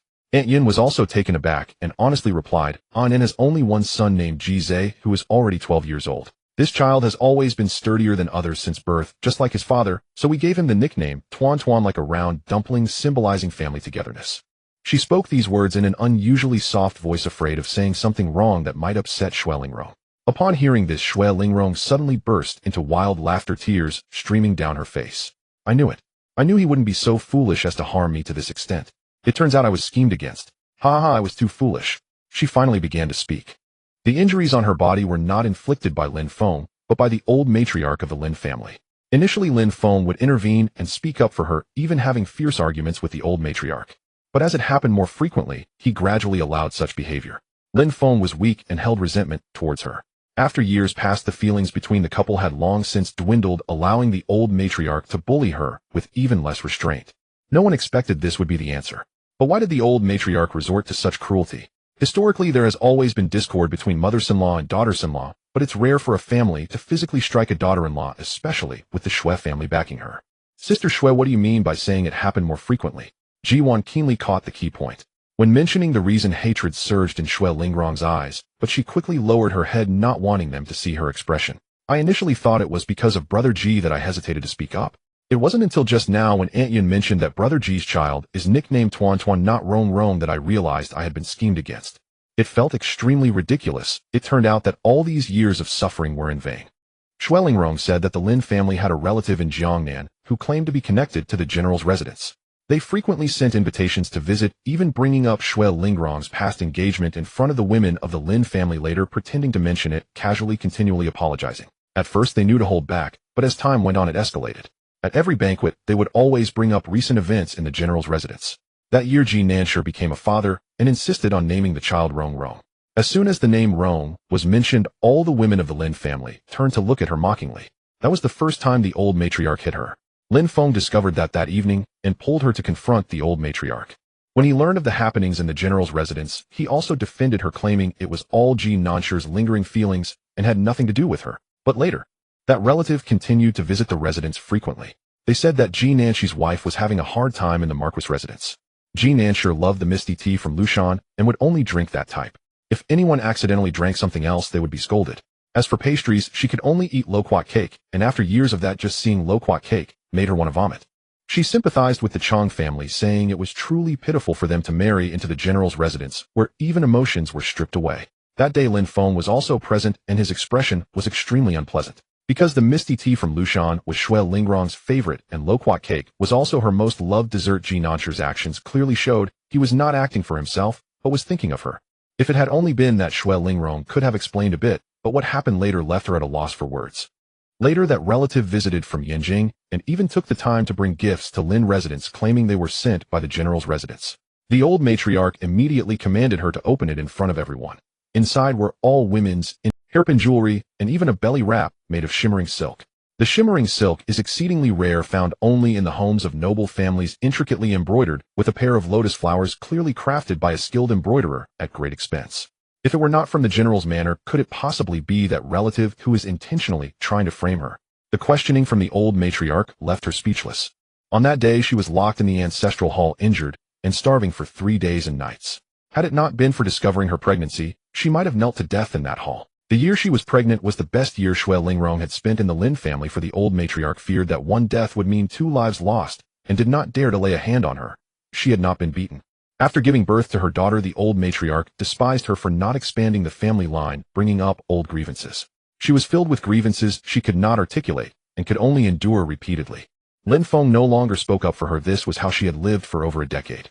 Xue Lingrong had tried countless times to seek a divorce, but was always pressured by the old matriarch, using Lin Tai, who was a 7th-rank official and had treated many nobles possessing extensive connections. Xue's parents were already aged, and she did not want to seek help from the general's manor. Helpless, she could only swallow her anger until now. If it weren't for encountering Ji Duan today on the street, she wouldn't know how long she could hold on. Divorce. You must divorce. Yun Ruai cried with red eyes. What is Lin Tai? That old woman dares to strike at you just because she has a 7th-rank official backing her. I will make her pay 1,000-fold. But the things you mentioned, Anan has never done them. Ji's childhood nickname was Tuanshuan, and he had never required Changshi to drink Lushan mist or eat loquat cakes. He rarely spoke to her all year round. I will send someone to Jiangnan to capture that scoundrel relative and interrogate her. I refuse to believe she won't confess. The thought of the scheming person behind it made her grit her teeth. If discovered, she would definitely send her to meet the king of hell. I know. Xue Lingrong raised her hand to wipe away her tears. Upon seeing that belly wrap, she knew it was absolutely not made by Ji Nanshi. Although he was reckless, he had stubbornly refused to break off the engagement at that time. In the end, it was General Ji who fiercely beat him with 100 military sticks, telling him that if he made a mistake, he had to acknowledge it and not delay his own happiness, which was why he finally agreed to break the engagement. How could someone who cared for her so much, knowing she was already married, do such a thing? She had also sent someone to investigate, but found no leads. That relative indeed had dealings with the general's manor, and she was afraid that out of 10 things, 5 could be true. Afraid Ji Nanshi would fall into madness and truly do something drastic. Sister Xue is that relative surnamed Zhao. Ji Duan suddenly spoke up. How would Wan know? Madame Lin's surname is Zhao. Oh, she later married into a branch of the Lin family, which is why she often comes to the manor. Xue Lingrong was taken aback. If she didn't understand this, Yun Ruai would truly be foolish. Furious, she stood up, and the teacup beside her shattered on the ground. A storm was brewing. It's her. How could I not have thought of that? Only a petty person like her could do such vile things. Ji Hai, coming from a military background, had always insisted that Ji Duan and her brother train with him every morning. Neither had crafted a weapon, and he urged them to study martial arts to protect themselves in critical moments. Unfortunately, Ji Duan was lazy and often slacked off practicing for a few days before quitting. The long knife Ji Hai specially forged for her hung in her room. Yun Ruai walked to the rack where the knife was displayed, drawing it out without hesitation as she walked outside. Ji Hai sent someone each month to maintain this knife, and as it was drawn, a cold light flashed, dazzling Xue Lingrong and filling her with a foreboding sense. Hiding garden. Changshi lounged in a chair, playing with a grape from the western regions, and suddenly tossed it aside, causing it to roll out onto the ground. This is a tribute, a gift for you. She didn't even lift her eyelids. The serving maid immediately bowed several times, gratefully picking it up to taste, putting it into her mouth, without even wiping it. Thank you, madam. Seeing her like a dog picking up something she didn't want, and being grateful, Changshi's vanity surged. Hey, look, this is the benefit of having power and influence.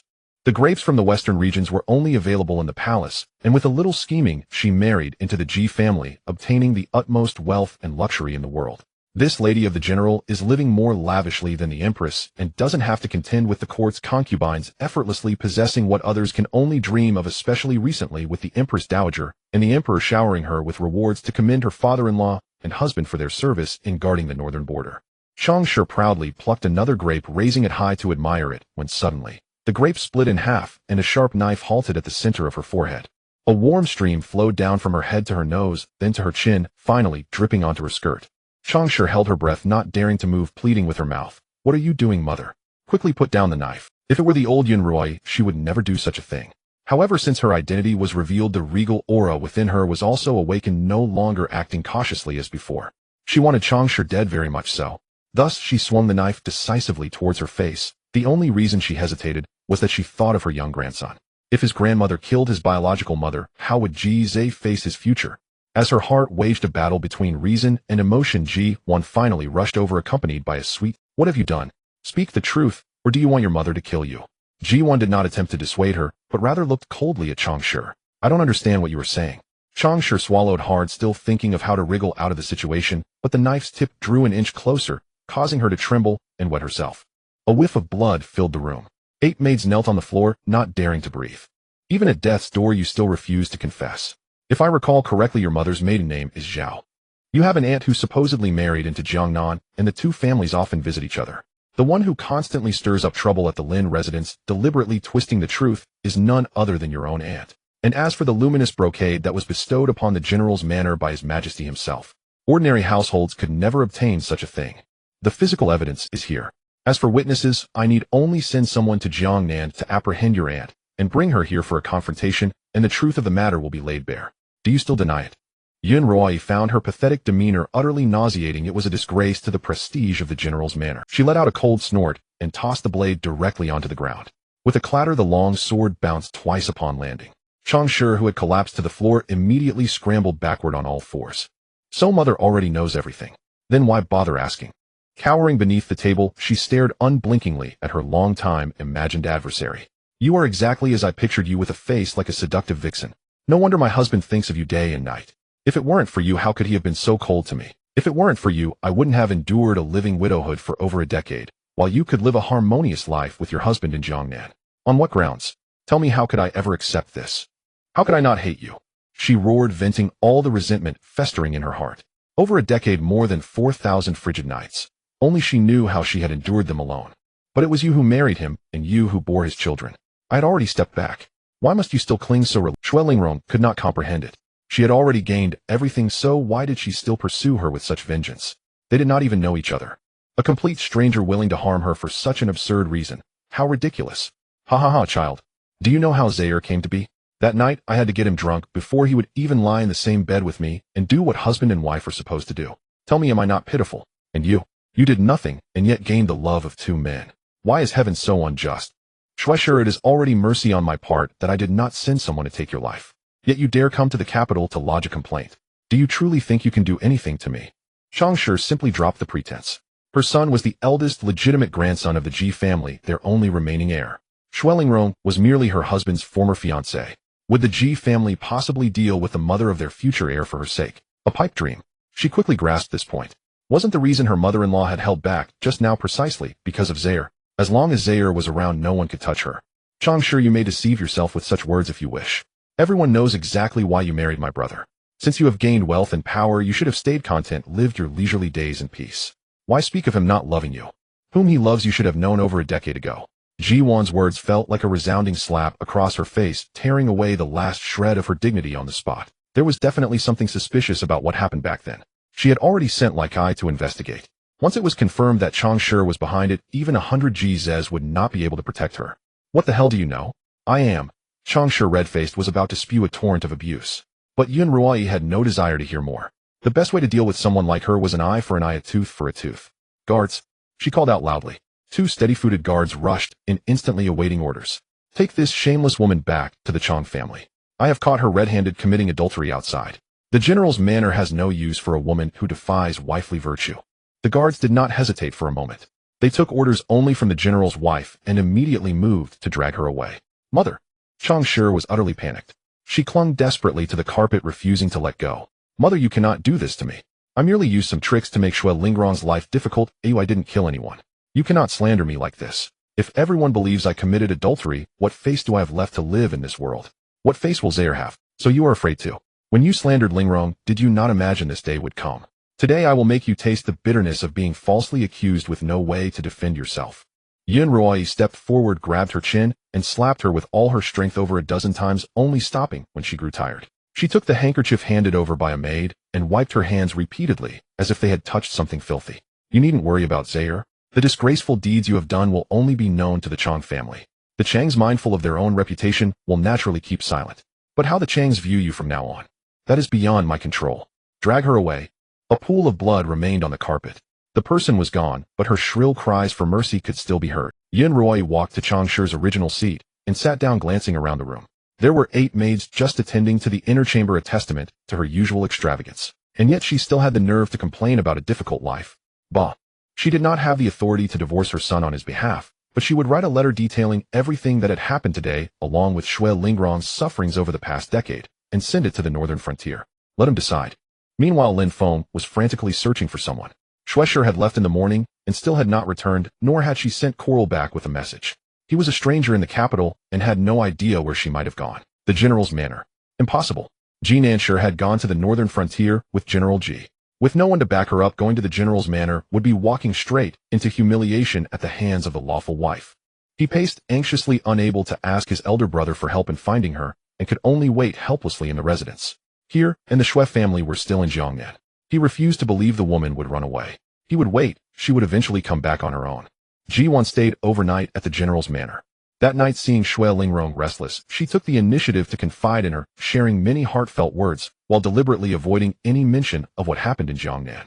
They reminisced about the amusing anecdotes of their childhood, and the gloom in Xue Lingrong's heart was largely dispelled. Early the next morning, Yun Rui quickly packed her things, and declared she was going to Jiangnan. She would go there to seek justice for Xue Lingrong, and ensure she got a divorce from the Lin family.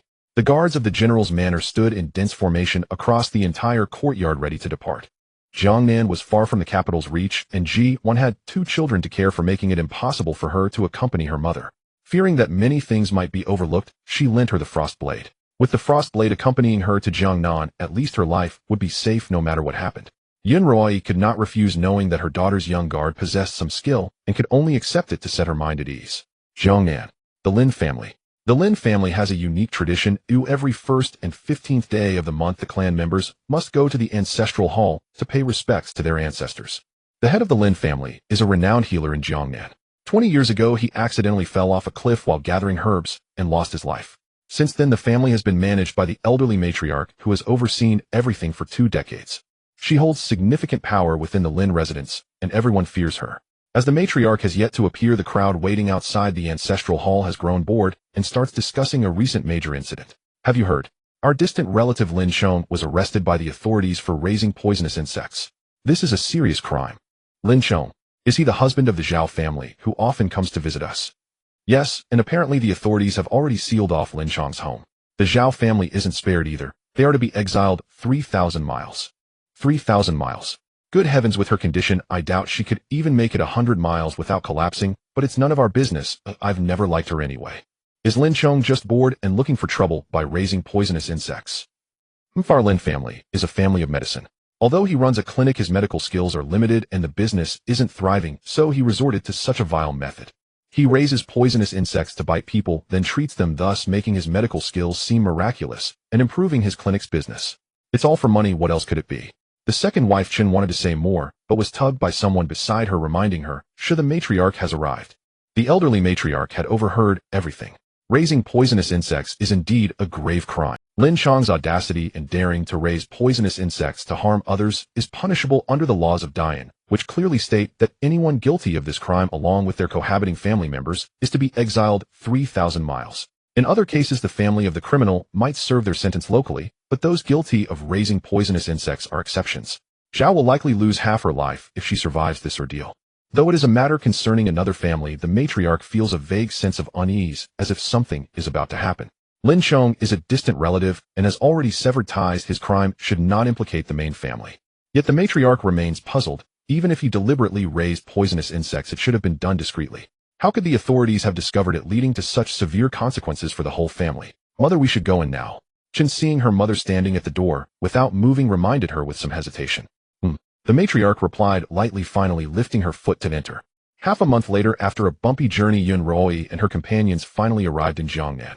Standing on the familiar Fukum Street, she truly understood what it meant to feel more anxious upon returning home. She grew up in Jiangnan. The family estate of the Yun family was just in front of her. After her parents' death, the family's business in Jiangnan was managed by others. Having married into Yanjing for decades, she never expected to return this time for atonement. Jiangnan is not short of wealthy merchants, with the Yun Xue and Jiang families being the top 3.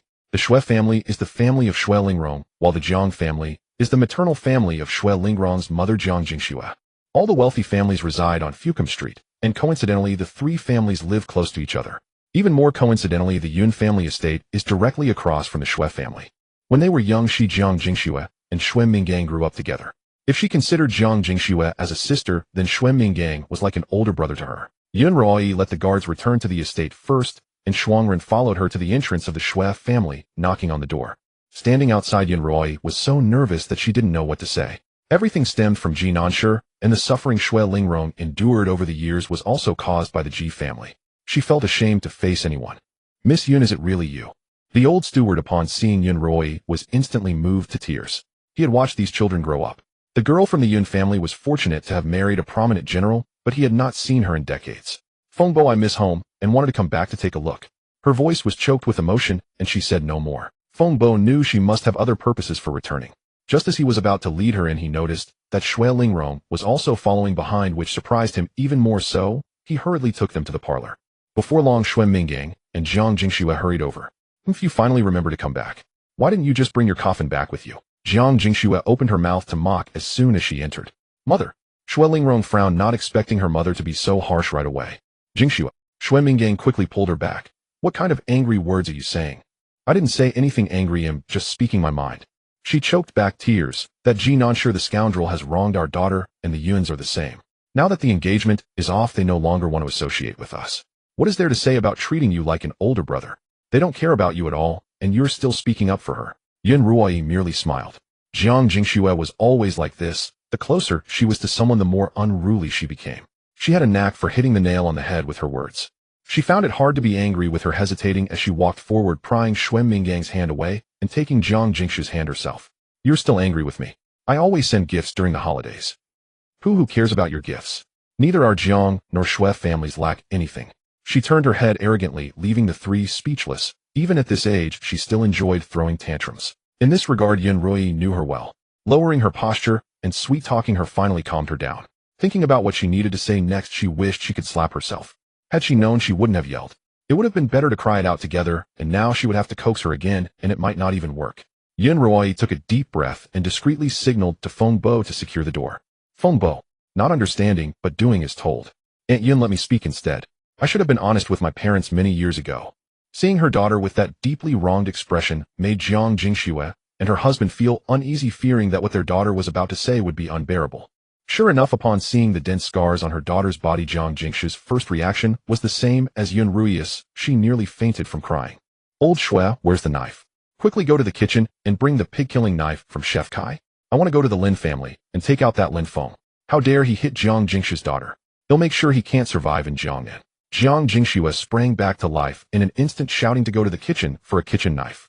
She was surprisingly strong, and the maids and servants in the courtyard gathered around, barely managing to restrain her.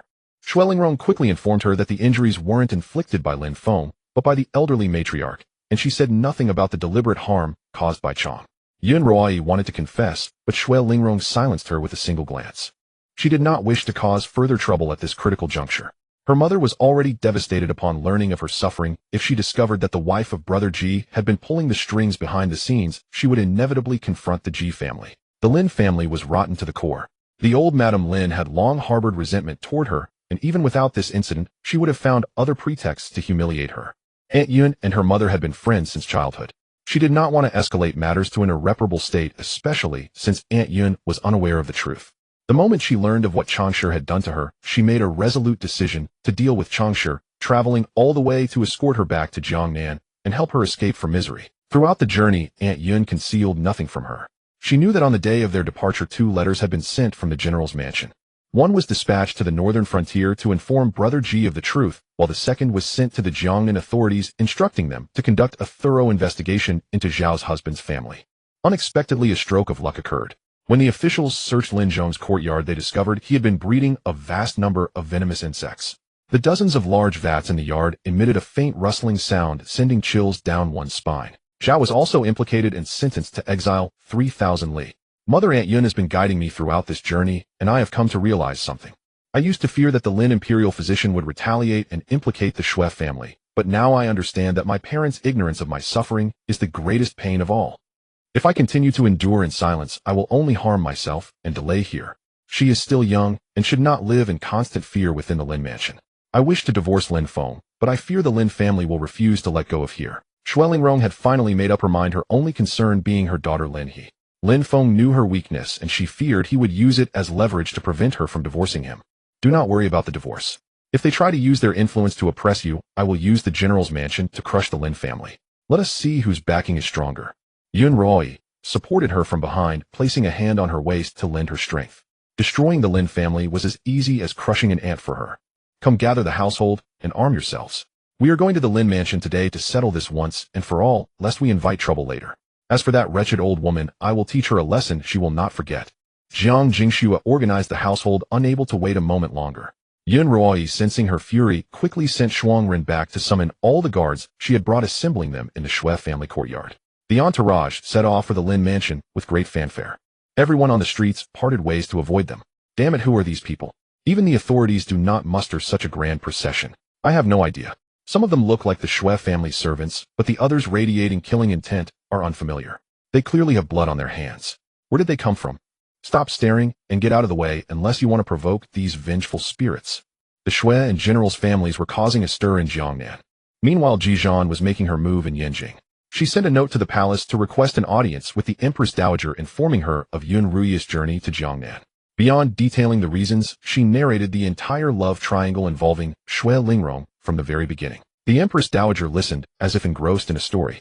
Upon hearing that Ji Nansher had ruined everything by getting drunk and becoming entangled with Changsher, forcing him to break off his engagement, she slammed the table in outrage, cursing Ji Nansher as a heartless scoundrel. Then she felt a pang of regret. Alas, such a beautiful union had been shattered by a single accident. Grandmother, I suspect that the incident was no accident, but a deliberate scheme by Changsher. My brother has an extraordinary tolerance for alcohol. The wine at ordinary banquets would never cause him to lose his senses. I have already sent my men to investigate. We await the truth. Ji Duan sat with the Empress Dowager on a small couch, a tray of melon seeds and fruit between them, as she munched with relish. If Changsher truly caused this ruining my grandson and that Xue girl's lives, I will punish her severely. In my view, Changsher was undoubtedly coveting the wealth and status of the general's mansion and deliberately schemed to marry your elder brother. Otherwise, the human heart is made of flesh. After more than a decade of marriage, if she truly cared for him and put in the effort, how could she fail to warm that stone-cold heart of his? The Empress Dowager shook her head. From the mere description, she could tell that Changsher was deeply calculating. At banquets, men and women were always seated separately. The more a family valued propriety, the less they would commit such errors. Yet Changsher could accidentally wander to the wrong place and accidentally bump into Ji Nansher. What a coincidence! The Empress Dowager, well versed in the intrigues of the harem, was not fooled. Then, upon hearing that Xue Lingrong had been abused by the Lin family for over a decade with Changsher as the root cause, she nearly ordered her immediate execution. In her youth, she had loved reading storybooks filled with tales of lovelorn men and women and unfulfilled desires. She had once yearned for a beautiful romance, but as fate would have it, she was destined for the palace and had long since abandoned such hopes. Now that she stood at the pinnacle of power, should her descendants suffer the same fate? Your mother did well to go. If she had not, I would have sent someone to Jiangnan myself to force the Xue and Lin families to divorce. The Lin family is despicable. By the way, you mentioned that the Lin family is backed by Imperial Physician Lin, the Empress Dowager suddenly asked. Ji Duan had long since investigated Imperial Physician Lin's background. Yes, Lin Feng is Imperial Physician Lin's nephew. Over the years, most of the silver earned by the Lin family's medical clinic has ended up in Imperial Physician Lin's pockets. I remember now. He is the Imperial physician who takes the pulse for Pure Consort. This Lin fellow has no notable skills and has even become entangled with Pure Consort. In a few days, I will find some fault and force him into retirement. The Prince of Zhao harbored improper ambitions, and Pure Consort was undoubtedly complicit. Grandmother, you are wise and mighty. With Imperial Physician Lin gone, let us see how the Lin family can continue to be arrogant. Ji Duan raised her fruit box in a toast, coaxing her like a child. The Empress Dowager, advanced in years and lonely in the palace, was like an old child at heart. Rarely encountering such a matter, she naturally wished to play the hero, and Ji Duan was more than happy to indulge her. In truth, she had no intention of severely punishing Imperial Physician Lin. Like I had investigated and found that, as the Empress Dowager said, he had little talent in medicine and had only risen through the ranks by flattering the consorts. He was fond of shirking his duties, but had never committed any grave offenses. The blame lay with his nephew and his entanglement with Pure Consort. It was only natural that the Empress Dowager would make an example of him. Master Xue, what are you doing? The gatekeeper, seeing Xue Minggang arriving with a large crowd, shrank back and asked, "Get out of the way. This is none of your concern. If you dare to block us, you will be beaten too." Yue Qing led dozens of servants with the 10 strongest standing in a row, and together they rammed open the Lin family's main gate. The gatekeeper hid to the side, not daring to run and report the news. After all, with such a massive crowd, a single kick from each of them would be enough to trample him to death. Old Madam disaster has struck. The Yue family's old madam and master have stormed in with a crowd, even smashing the main gate. You must come out and see. The matron rushed in urgently. Old Madam Lin nearly scalded herself with tea. How dare that Yue man act so brazenly? Is there no law in this land? She gathered her maids and strode out furiously, determined to see what the Yue family intended. But the moment she reached the courtyard gate, she was stunned. 70 or 80 fierce men had surrounded her courtyard, making it impossible for even a fly to escape. Yue Qing stood at the gate wielding a club, waiting for her. Old Madam, be careful. Fortunately, the young maid beside her pulled her aside just in time. The stone missed her, chipping a corner of the step, but smashing a deep crater into the paving brick. It was clear the one who threw the stone intended to kill. Looking over, Jiang Jingxue was aiming another rock at her. In-laws, speak properly. This is against the law. You trespass, destroyed my courtyard, and try to harm me. If the Lin family reports this to the authorities, do you think the Yue family will escape? On the way, Yun Ruoyi had been soothing her anger. Jiang Jingxue had calmed down considerably. She knew that if she struck first, she would be in the wrong. So she had deliberately thrown the stone wide. Seeing the old hag still shouting, she deliberately hurled another stone at her feet. In panic, old Madam Lin scrambled backward, only to be knocked down by the maids and servants fleeing behind her. A dozen people all piled on top of her. A crisp crack rang out. Her back was broken. Serves you right. This is what evil gets. Jiang Jingxue spat on the ground, hands on her hips. I came today to seek justice from this vicious old crone. All irrelevant people clear off, or my whip won't show any mercy. She took the whip Yue Qing handed her and cracked it in the air a few times.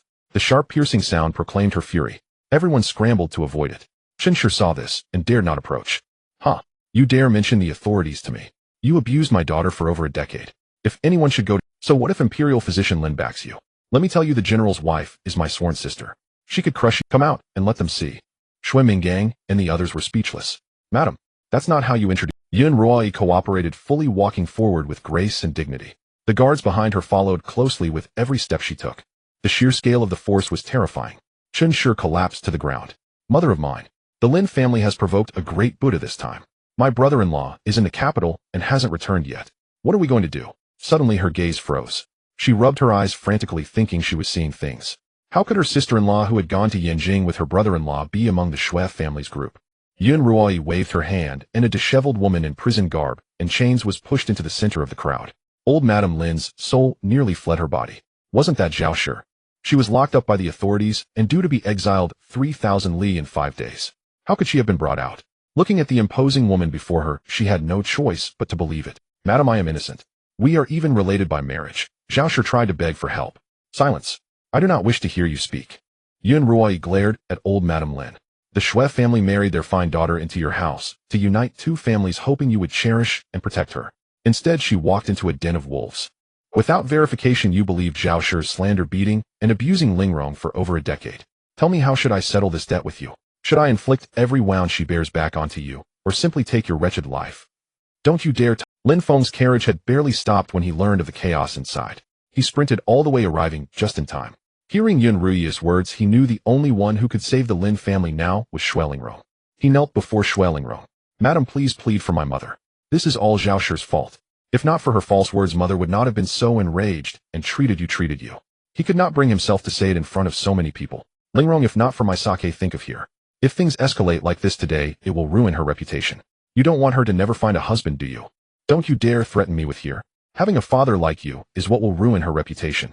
We are divorcing today. Jiang Jingxue lashed her whip, cutting his back open to the bone. Finger. Old Madam Lin screamed in anguish, but her back was broken, and she could only lie on the ground, unable to move. What is going on? Lin Feng, why are you kneeling? And why is your mother on the ground? Are you all trying to tear the house down?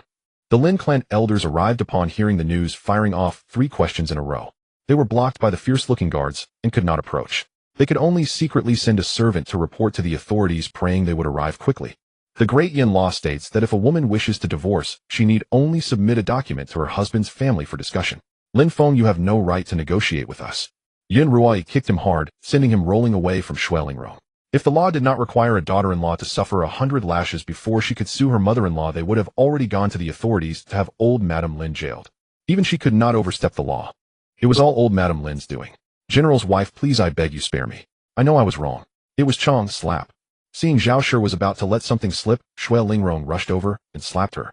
She struck hard, and Zhao Shi, having not eaten for days, saw stars and collapsed. Jiang Jingxue rolled her eyes. Is this your home that you can just fall asleep anywhere? Look at the situation. Zhao Shi had brought this upon herself. The Lin family was at fault, but so was she. Jiang Jingxue kicked her a dozen times to vent her anger, then ordered her to be sent back to prison. Death was too easy, as she would make her wish she were dead. The scene was utter chaos. Old Madame Lin wailed on the ground. Lin Feng knelt in a cold sweat. Zhao Shi struggled against being taken away, and the Lin clan members gathered outside watching the commotion. Humiliation, disgrace. In an instant, all these terrible feelings surged over Lin Feng. His regret was overwhelming. You have two choices now. First, let this vicious old crone atone for what she did. I want her to suffer every injury my daughter endured one by one. Second, you as her son can bear the punishment in her stead. You are not blameless in this. I will give you 100 lashes and this matter will be settled. Choose. Jiang Jingxue advanced on him, whip in hand, seeing through his thoughts. Don't think you can stall until the authorities arrive. Even if they came today, you'd still be in the wrong. Even an upright official finds it difficult to adjudicate domestic disputes. Minor quarrels between in-laws rarely draw official intervention, so long as no lives are lost. Magistrates moved by sympathy for women habitually turn a blind eye. Today's presence of the general's wife renders such leniency all but inevitable. The Lin family erred first. No magistrate with even a modicum of sense would dare intervene. Do they not revel in wielding power to oppress others? She would make them taste utter helplessness, the very agony her daughter had endured silently for over a decade. Could Lin Feng and that wretched matriarch truly not bear a single day of it? As officials failed to arrive, Lin Feng realized all was lost. The general's household basked in imperial favor, far beyond the Lin family's reach. No one would rescue them today. Had he only intervened when his mother first raised a head, was lost. The general's, I've come in my mother's stead, but 100 lashes is excessive. Might we? Oh. The first syllable had barely left his lips before Jiang Jingxue's whip cracked down. She cared nothing for his hollow protests. His feigned innocence enraged her further. Had he not stood by coldly again and again, permitting such cruelty, that vile matriarch would never have tormented Lingrong for over a decade. 13 years. It takes but 13 years to raise a child. Lingrong bloomed like a delicate flower in the Shui household, nurtured by love and tenderness. Yet after marriage, she suffered 13 years of torment. How could she not burn with hatred? A crooked beam breeds crooked rafters. You think yourself blameless, daring to haggle with me. But rest assured, I've wielded this whip for over 30 years. I know precisely how to inflict excruciating pain without claiming life. Your wretched existence remains, for you must witness the Lin family's ruin and your own disgrace. Jiang Jingxue spat contemptuously. Lin Feng struck mid-roll, screamed, and writhed, just as the spittle landed squarely in his open mouth, forcing him to swallow it involuntarily. Ugh! Agony seared his back and arms. Ignoring all else, he plunged his fingers deep into his throat, retching violently, only to be struck again across the thigh. Walala, pain, pain, pain, pathetic wretch. After a dozen lashes, Lin Feng crawled, teeth knocked loose, to Jiang Jingxue's feet, shrieking that he wished to retract his choice. He would now stand aside and let the matriarch bear the punishment instead. Hearing her filial declaration, the Lin matriarch nearly suffocated. Only the frantic pounding of her maid's hands on her chest kept her breath from failing entirely. Humph, changing your mind now? Too late. You showed such spine when given the choice earlier. No retreat now. Every one of those 100 lashes shall fall. Jiang Jingxue swung the whip with renewed ferocity. Alas! Clan elders shook their heads in dismay at Lin Feng's abject weakness. This affair was beyond their authority. The Lin matriarch and the late Lin patriarch had two sons, the elder Lin Feng, the younger Lin Luan. Now the unfilial Lin Feng knelt begging strangers to flog his own mother, while Lin Luan had vanished without trace. What remained for them to manage? To linger here merely courted misfortune. Perhaps the next lash would fall upon them. Having lived 70 or 80 years, they knew well what warranted intervention and what demanded silence. Discretion, after all, ensured longevity. My son. The Lin matriarch nearly collapsed. Jiang Jingxue exhaled sharply, then instructed Feng Bo to produce the pre-drafted divorce decree. Seizing Lin Feng's limp hand, she pressed his blood-stained palm onto the document. Before slipping into unconsciousness, Lin Feng glimpsed the decree. It stated plainly that the divorce resulted solely from the Lin family's wrongdoing, the prolonged cruel mistreatment of their daughter-in-law, and that their daughter Lin he would remain solely under Shui Lingrong's custody. Vengeance fulfilled. Divorce sealed. Jiang Jingxue finally ordered her retinue back to the estate. Knowing her temperament, Yun Roi understood full well that breaking the Lin matriarch's spine would not suffice. To injure both Lin Feng and the Lin matriarch simultaneously within the Lin compound risked fatal consequences and irreparable scandal. En route, Yun Ruoyi had already informed Shuangren that her arsenal held several potent toxins. Poisons inducing relentless nightmares and terror-induced death, those causing festering, agonizing necrosis of the skin, others triggering irreversible madness, leaving victims trapped in perpetual lucid torment. Each bore the mark of fulling, synonymous with peerless craftsmanship. Jiang Jingxue selected the most excruciating Baigu Ku, withered white bone. Its victim perishes only after 1 year, but throughout that span endures unspeakable torment. Swarms of venomous insects gnaw relentlessly at flesh and bone, each moment a visceral awareness of tearing sinew and grinding marrow. Death arrives only when internal organs liquefy and rupture. As Jiang Jingxue delivered Lin Feng's first lash, Shuangren had already dusted the Lin matriarch with the toxin, unseen, unremarked. 1 year hence the old matriarch would collapse, life extinguished. Xue Lingrong did not deign to glance at the figures sprawled upon the ground. She walked straight to the courtyard to collect Lin He, and commanded Coral to gather her dowry and attendants, returning them all to the Xue residence. From this day forth, she severed every bond with the Lin family. Lin Feng lay insensate for 3 days and nights before regaining consciousness, learning then that no magistrate had appeared, confirming his darkest suspicion. Soon another calamity struck the Lin family. Lin Tai, their pride, their esteemed imperial physician, had fallen from grace, dismissed by a powerful patron and forced into retirement. Their greatest patron had crumbled. Clan elders convened immediately, appalled by the matriarchs and Lin Feng's recklessness, provoking forces they should never have challenged. Now even Lin Tai could no longer shield them. To avert further catastrophe, only one path remained: replacing the clan head. Traditionally, the Lin matriarch governed the household with Lin Feng designated heir, yet their incompetence rendered them unfit. So the elders resolved to appoint a new successor, explicitly excluding both of the matriarch's sons. When Lin Luan delivered this news, the matriarch and Lin Feng, still bedridden, were struck dumb, thunderstruck by their own clan's abandonment. They clung fiercely to nearly half the Lin family's assets, yet their objections were met with utter silence. For since the Xue household's assault, the Lin family's apothecary business collapsed overnight, plunging the entire clan into ruin. 13 years prior, Lin apothecaries had flourished across Jiangnan, a feat made possible only through the Xue family's patronage. As Jiangnan's wealthiest merchants, their capital enabled the Lin clinics to thrive. Now all knew the Xue and Lin families were sworn enemies. The Xues withdrew all support. With Lin Tai disgraced, the Lin clan scattered like monkeys from a fallen tree. Many clinics could no longer procure herbs, capital froze, leases expired, wages went unpaid. Trapped in an inescapable spiral of decay. Every day someone would report on the Lin family's news to the Xue residents. Jiang Jingxue did not avoid Xue Lingrong. She wanted her daughter to listen closely and understand the fate that awaited the Lin family, who treated her so harshly. Since the day she encountered Ji Duan and Yin Jing, Xue Lingrong had not lived with Lin Feng again. After more than half a month, her mentality gradually calmed down, no longer trembling at every little disturbance as she once did. Hearing about Lin Feng's miserable state, she felt not the satisfaction of revenge, but rather an indescribable sadness rising within her. She hated herself for being unable to see through people, deceived by a seemingly kind face at that time, and also hated herself for being weak, wasting the best years of her life. What did it matter if Lin Feng was suffering? Her best years had already been wasted on the Lin family. The only thing worth celebrating was that after moving into the Xue family, her daughter Lin, he visibly became more lively and cheerful. Previously, she had known that her parents often quarreled, and that her grandmother frequently scolded her mother, which had fostered a timid and weak character. Only during the festival visits to her maternal grandparents did she show the demeanor expected of a child. Watching her daughter improve day by day, Xue Lingrong felt an immense relief in her heart. Yun Ruoyi was not in a hurry to return to Yanjing, coming every day to find Jiang Jingxue and her husband to chat over tea. The three of them resumed their previous intimacy, yet they were surprised that under the interference of the Xue family, the Lin family had not gone bankrupt. Jiang Jingxue sent someone to inquire, and learned that Lin Feng had actually become involved with a girl from the He family, and they were to be married in 2 days.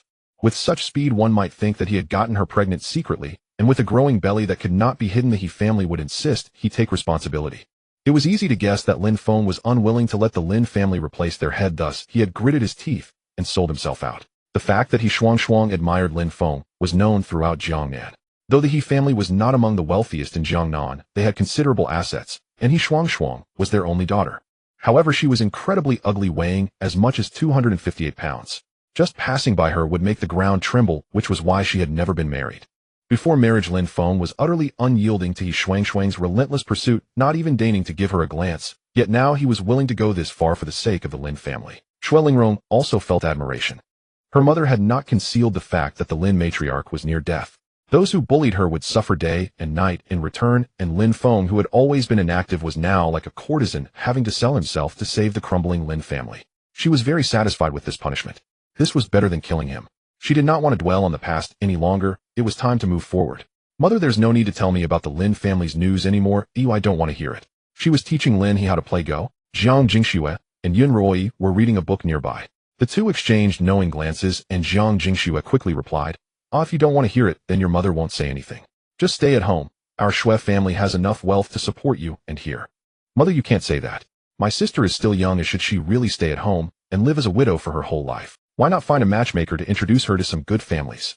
The couple she connects have always lived very happily. For my sister, who is marrying for the second time, she should choose carefully. Contacting a matchmaker would be most appropriate. At that moment, Jiang Jingshu's daughter-in-law Lu Shi entered the room, followed by a little maid carrying a food box. This is the loquat paste that my sister likes most, and the green dumplings that he loves.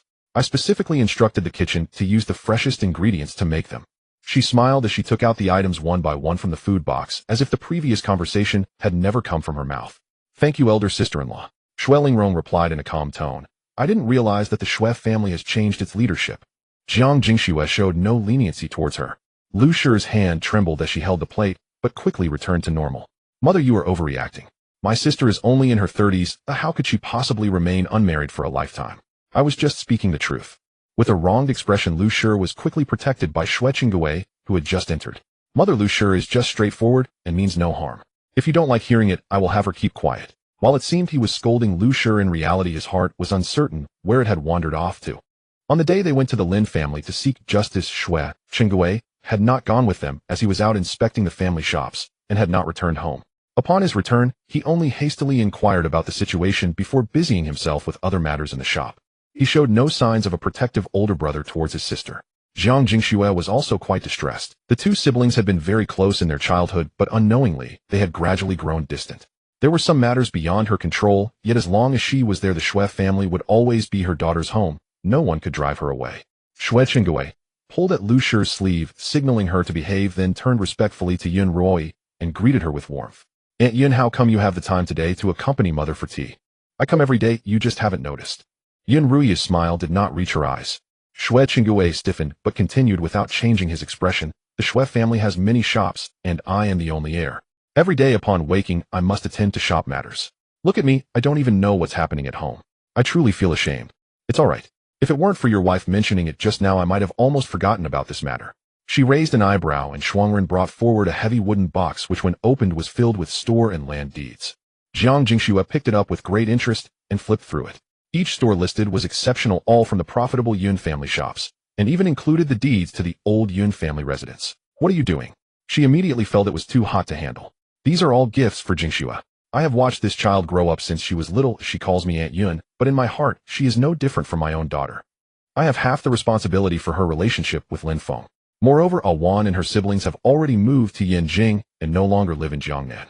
Rather than leave the old residence empty, it is better to give it to Lingrong, who she will definitely cherish it well. If in the future she does not wish to marry and someone at home speaks ill of her, she can stay at the old Yun residence.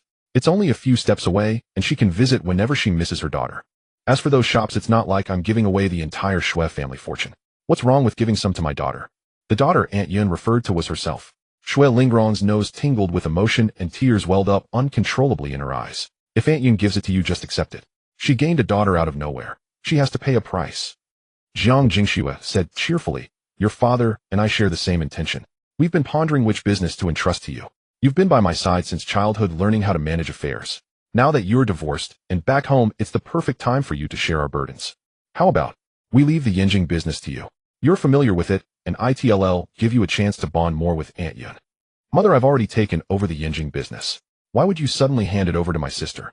Yue Qing's head throbbed with frustration. The Xue family's enterprises span the nation, with Yanjing and Jiangnan being the most lucrative.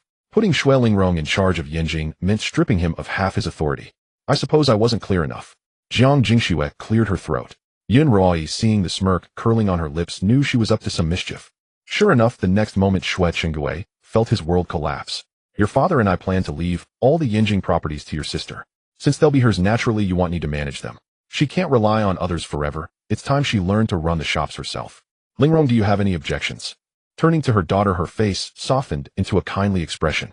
After what happened with the Lin family, I've realized it's better to rely on myself than on others. Mother and father, your love touches me deeply, and I will not disappoint you. Here we'll study hard too, and won't let grandmother down. The little one, innocent and naive, mimicked her mother's words, making Jiang Jingxu burst into laughter. All right. If my precious grandchild grows up capable of managing shops, your grandfather and I will prepare a grand gift for you. Mother, since ancient times, it's been men who inherit the family estate. My husband is your only son. When Lingrong married, you already gave her a generous dowry. How can a married daughter come back to claim a share of the family property? Please don't speak in anger. Lu Shi wished she could slap herself. If only she hadn't spoken out of turn. Her mother-in-law must be furious that she resented her sister-in-law staying home. Compared to Yanjing's lucrative businesses, Shui Lingrong's presence in the Shui residence was trivial. Why would I say such things in anger? Your husband is my son, but Lingrong is flesh of my flesh. In my eyes, they are no different. As for you, don't forget your place. Jiang Jingshu's gaze shifted, and the entire room turned icy. Shui Qinggui, drag this fool you married out of here. Don't disturb my tea with the general's lady. Mentioning the general's lady was clearly a warning to Lu Shi, a threat to keep her in line. Knowing his mother's decisions were irrevocable, Shui Qinggui slunk away with Lu Shi in disgrace. Husband, mother has gone too far. I only said a few words, and now she's giving the properties to Shui Lingrong, and even preparing something for Lin He. Our mower gets nothing. Once outside, Lu Shi couldn't hold back her complaints. The entire Shui family will belong to mower in the future. He's 13 now, and all he's ever gotten from mother are 2 small shops. How biased she is. Slap. Shui Qinggui's slap carried 9/10 of his strength. Her face twisted, and a metallic taste exploded in her mouth. Husband. Silence. Father and mother are still alive, and even if they weren't, I'm still here. Since when did the Shui family become Shui Mo's alone? If I ever hear you speak like that again, it'll bring them over from Levying Lane. Lu Shi had borne him a son and a daughter. Shui Mo was her eldest, and while he was the only male heir among the grandchildren, that didn't mean Shui Qinggui had no other sons. He kept another woman in Levying Lane, who had given him twin boys, only a year younger than Shui Mo. When that woman became pregnant, Shui Qinggui had wanted to bring her into the mansion as a concubine. But her background was tainted. She was a notorious Yangzhou courtesan, and Shui Minggang and Jiang Jingxu flatly refused to allow her in. Shui Qinggui could only settle her in Levying Lane. Every time he returned from a far-head visit, that went first. Lu Shi was well aware of it. Are you threatening me? Go ahead if you dare. Let's see if mother will let that promiscuous Yangzhou courtesan through the... Lu Shi stared at him in disbelief. He had always been gentle with her, never raising his voice, let alone striking her. They say a virtuous wife is a treasure. Now I truly understand. Shui Qinggui closed his eyes and let out a heavy sigh, feeling utterly drained. Now he understood why his parents had opposed his marriage to Lu Shi from the start. They said she was unfit to be the mistress of the household, and they were right. Lu Shi was a complete fool. Knowing full well that Lingrong was the apple of mother's eye, and had just endured such an ordeal, she still dared to court death in front of mother, provoking her into handing over Yanjing's properties to Lingrong with just a few words. Anyone would think she was a mole. Father and mother didn't approve of my marrying you at first, but they eventually relented. Do you think they rejected Lu Shi solely because of her background? They were protecting your dignity. Now that you've enraged mother, do you think they'll still take your side? Shui Qinggui tossed out the words and walked away without looking back. Yin Ruoyi returned to Yanjing by water. She had taken a carriage to save time on the way here, but on the return trip, she wanted to sail, etching the scenery of her homeland deep into her memory. That day, Shui Lingrong held her in her arms while Jiang Jingxu and her husband stood beside Old Feng. Everyone gathered at the dock to see her off, their faces etched with reluctance. Jingxu, there's something I need to confess to you, or you'll never sleep peacefully again. Wrapped in a blue cloak by the water's edge, Yin Rui ordered her guards to board the boat first, then took Jiang Jingxu's hand, ready to reveal the truth. But Jiang Jingxu had gently covered her mouth and whispered, I already know. Clever as I am, I sensed something was off. Under my interrogation, Lingrong finally told me everything. I was angry, but the fault isn't yours. Without you, Lingrong might never have escaped that misery. And I know you'll give her an explanation. Still, I must punish you. I order you to come visit me every 5 years. No excuses. As you command, I shall obey. Now go quickly. Yinjing. Changping Marquis Mansion. The night was as dark as ink, deep and silent. What does lady you want with me? Xiao Tao walked quickly ahead. Gu Changping had to lengthen his strides to barely keep up with her. He frowned and asked again, why the rush? This servant does not know. Xiao Tao stopped and knelt to beg forgiveness. It's just that lady you seems to be on her deathbed. She begged me for a whole day and night to secretly invite you, my lord, saying she wishes to see you one last time. I have served her for so long and couldn't bear to refuse. Please punish me, my lord. After all, the Marquis had personally declared he never wanted to hear anything about Lady Yu again. Gu Changping waved his hand. Enough will go with you. Once he and Lady Yu had shared a tender romance. She had borne him his eldest son Gu Huaiyu. Since she was dying, and had only this small request, he was not heartless enough to refuse a final visit. When they arrived at the courtyard, the gate was wide open with no one in sight, and an eerie silence reigned. Gu Changping entered first, and soon reached the door. He pushed, but it was locked from the inside. He could faintly hear a woman crying. "Lady Yu," he called coldly. The crying stopped at the sound of his voice. Footsteps approached, and he sensed her rush to the door, pressing her body against it, yet she refused to open it. "My lord, is that you, my lord?" The woman's voice was highly agitated. "Yes, I heard you wished to see me one last time. I am here now. Is there anything you wish to say? My lord, do you remember when we first met? You praised me for my gentle nature, talent, and beauty, saying I was the woman of your dreams. But now you lock me in this pitch-black room where I cannot even see the sunlight. Why won't you give me another child?" Her voice grew shrill, piercing Gu Changping's eardrums. He stepped back. "You brought this upon yourself. Yue was gravely injured, yet you only wanted another child. Are you even a mother? Excuses? All excuses. It's all your fault. If you had given me another son, our future would be secure. You, his father, don't love Yue. You've destroyed his path. You both betrayed me. You'd rather give that bitch Qing a child than have one with me. And that ungrateful wretch Gu Huaiyu wishes me dead every day. You're truly father and son, both cold-blooded, each more heartless than the other." "Ha ha!" She shrieked her accusations, and then came the sound of a heavy object falling. Gu Changping guessed she had collapsed from exhaustion. Xiao Tao had told him that Lady Yu was now nothing but skin and bones, barely able to walk, and the physician said she had only days to live. "You all want me dead, don't you? Fine, but I'll take someone with me. You bastards, ha ha. I won't let you off easy even in death." Her laughter grew more manic, especially chilling in the silent courtyard. Suddenly a thought struck Gu Changping. He grabbed Xiao Tao's arm. "Where is everyone?" "My lord, what people?" Xiao Tao was startled. "The people in the courtyard. Besides you and Saiyun, there were 2 maidservants. Where have they all gone?" "Father." At that moment, Gu Changping heard a faint cry for help from inside. It was Gu Huaiyu. "That madwoman, you had actually kidnapped Gu Huaiyu to threaten him. What are you trying to do, you lunatic?" Gu Changping kicked the door with all his might, but the heavy wooden door stood firm. He ordered Xiao Tao to fetch some servants, and together they forced the door open. The sight that met his eyes made Gu Changping's blood boil. He could have killed Lady Yu right then. He wished he had never opened that door. The dim room was like a purgatory, filled with a thick, nauseating stench of blood. A massive pool of blood stained the floor, with clear drag marks leading from the bed to where Gu Huaiyu lay. Gu Huaiyu was curled up in agony, one hand clutching his groin, the other holding. Gu Changping's eyes rolled back, and he collapsed. 2 servants rushed in and saw the scene. Forgetting to even help the Marquis, they fell to their knees and vomited. The eldest young master was holding his manhood. "That madwoman, you had actually castrated her own son. Ha ha ha, if you want to ruin me, you'll all die with me. Let's all die together, ha." The woman was nothing but skin and bones, her eyes huge and hollow, her eyeballs bulging. Loose, sallow skin hung on her frame like a demon wearing human flesh. Covered in blood, she charged at Gu Changping with a knife, aiming to castrate him too. Luckily, a servant reacted in time and kicked her away. She weighed less than 60 pounds, and the blow killed her instantly. That grotesque creature, neither human nor ghost, lay twisted on the floor, utterly lifeless. With 1 dead, 1 injured, and 1 unconscious, there weren't enough people to manage. The 2 servants carried the unconscious Gu Changping and the barely alive Gu Huaiyu to Gu Huaiyu's room. One stayed to watch while the other went for a physician. Xiao Tao went to the main courtyard to inform Ji Duan. Ji Duan hurried over and stood in the yard, surveying the scene from a distance. From the chaotic traces in the room and Lady Yu's horrifying corpse, she could deduce the gruesome events that had just transpired. Rui dared not approach the bloody sight, fearing it would haunt her nightmares for days. Ji Duan and Shuang Run were the only 2 present who remained expressionless. "Lady Yue, when you killed Chuaner and Weiner in your past life, did you ever imagine this day would come?" She knew Yue Qing would never give her an answer. She had ordered her death, and her demise was no surprise. Only the brutal manner of it was unexpected. Gu Huaiyu, filled with resentment, had tormented Lady Yu night after day, making her life worse than death. Ji Duan thought that would only hasten her end, but she had underestimated her ruthlessness. She would bite off a piece of her enemy's flesh even in death. After tonight, if Gu Huaiyu survived, it would surely be the most unforgettable night of his life. Having witnessed the tragedy of mother and son, she left satisfied. Gu Changping was unharmed, and the physician was on his way. There was nothing more for her to do. When Gu Changping woke, his first instinct was to check his crotch. Relieved to find everything intact, he sat up abruptly and roared, ordering that Lady Yu's body be thrown to the dogs in a mass grave.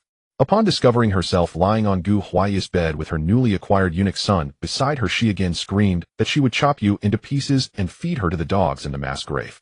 The physician who was taking Gu Huaiyu's pulse shook his head at him. "Marquis, the young master's injury there is beyond saving.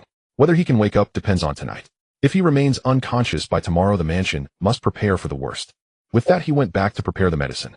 Marquis, since you had not yet awakened, I dared not disturb you rashly. All the maids from concubine Yu's courtyard are waiting outside ready for your interrogation. Guanglin had been waiting nearby. Seeing Gu Changping rise, he quickly helped him straighten his robes. As one who knew Gu Changping's mind inside out, he knew the Marquis would summon people for questioning as soon as he awoke. Bring them in. Just as Guanglin was about to leave, Gu Changping added, No, we'll question them outside. Send more maids to attend to the young master. They must be fully alert. Whether Yue can survive depends on tonight. Fearing to disturb Gu Huayu, he decided not to conduct the questioning indoors. Besides, the room reeked of blood, and he could no longer bear to stay there. Yes, my lord.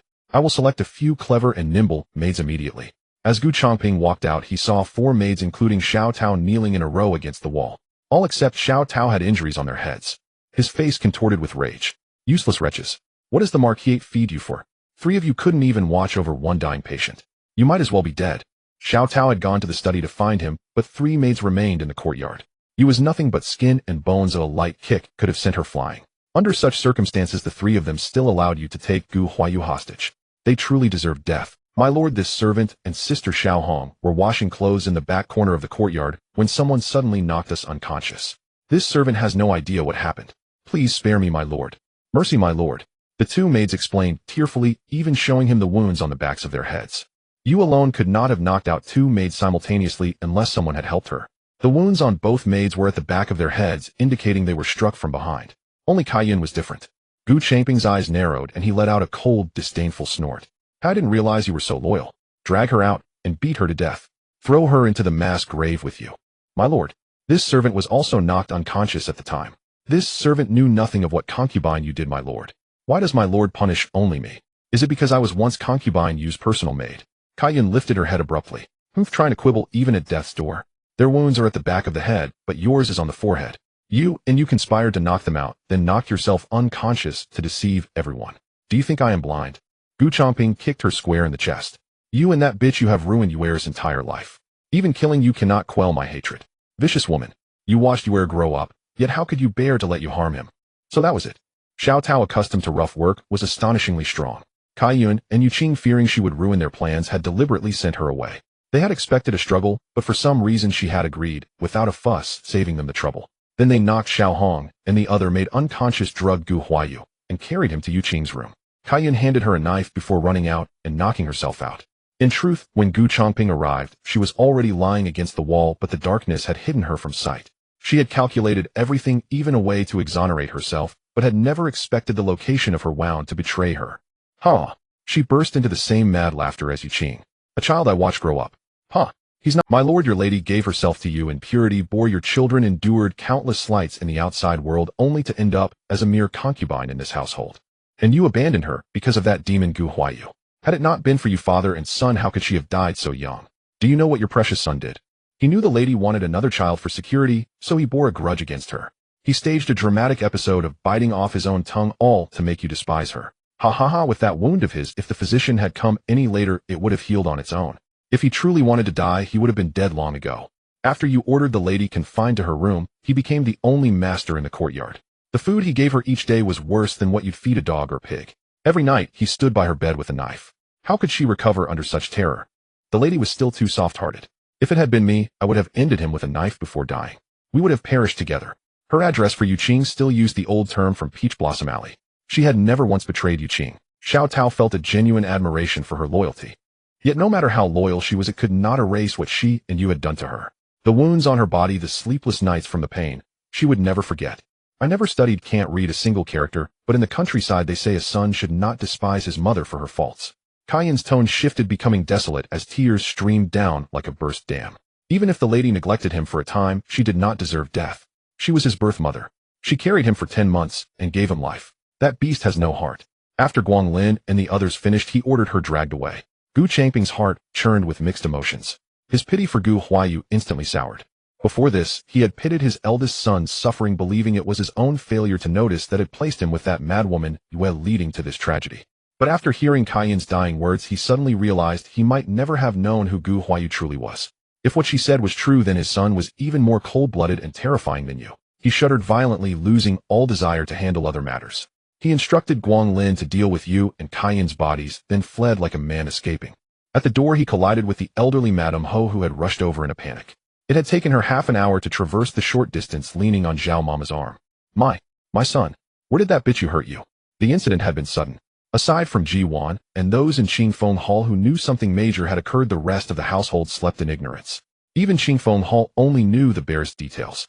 When the elderly Madame Ho heard that Gu Changping had entered Yue Qing's courtyard and not emerged, and that the Marquis's physician had been summoned in the dead of night, she immediately jolted awake. Despite Zhao Mama's protests, she insisted on coming.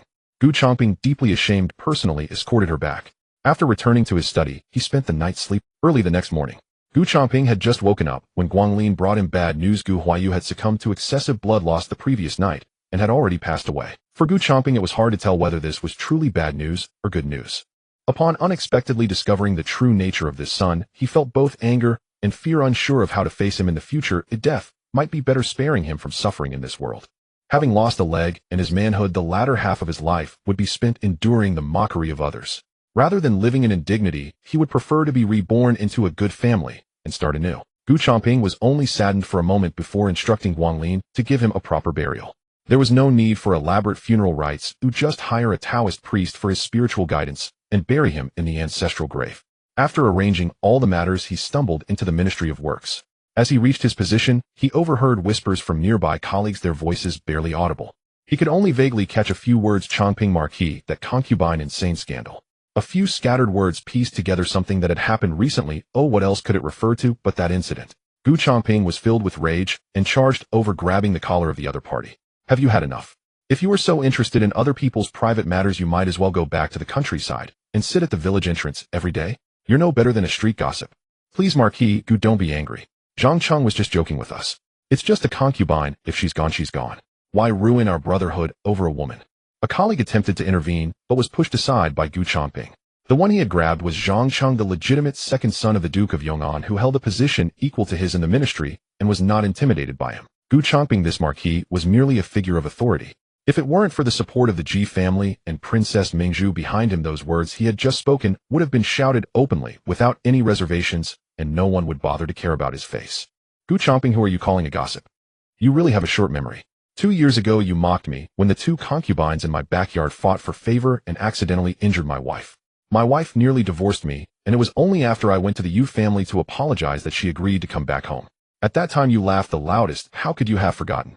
Sure enough, it's easy to talk when it's not your own skin at stake. You find other people's affairs amusing, yet I can't even mention my own. Zhang Cheng felt his blood boil, clenching his fists and ready to fight. Seeing the situation escalate, several people rushed to hold them back, saying, "Calm down, everyone is a colleague. If this gets out of hand, it will be hard to explain to the minister." Bringing their superior into the fray was indeed the most effective way. The 2 glared at each other before turning away, each returning to their seats. After sitting down, Gu Changping found that no one said anything further.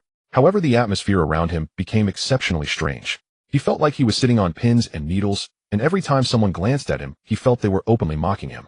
They mocked him for insisting on taking that concubine who had now caused such a scandal. He had taken great precautions against the incident that harmed Gu Huayu, instructing Guanglin to keep those in the know quiet, but where had things gone wrong? The incident that had just occurred last night spread like wildfire, and now almost everyone in the ministry knew about it.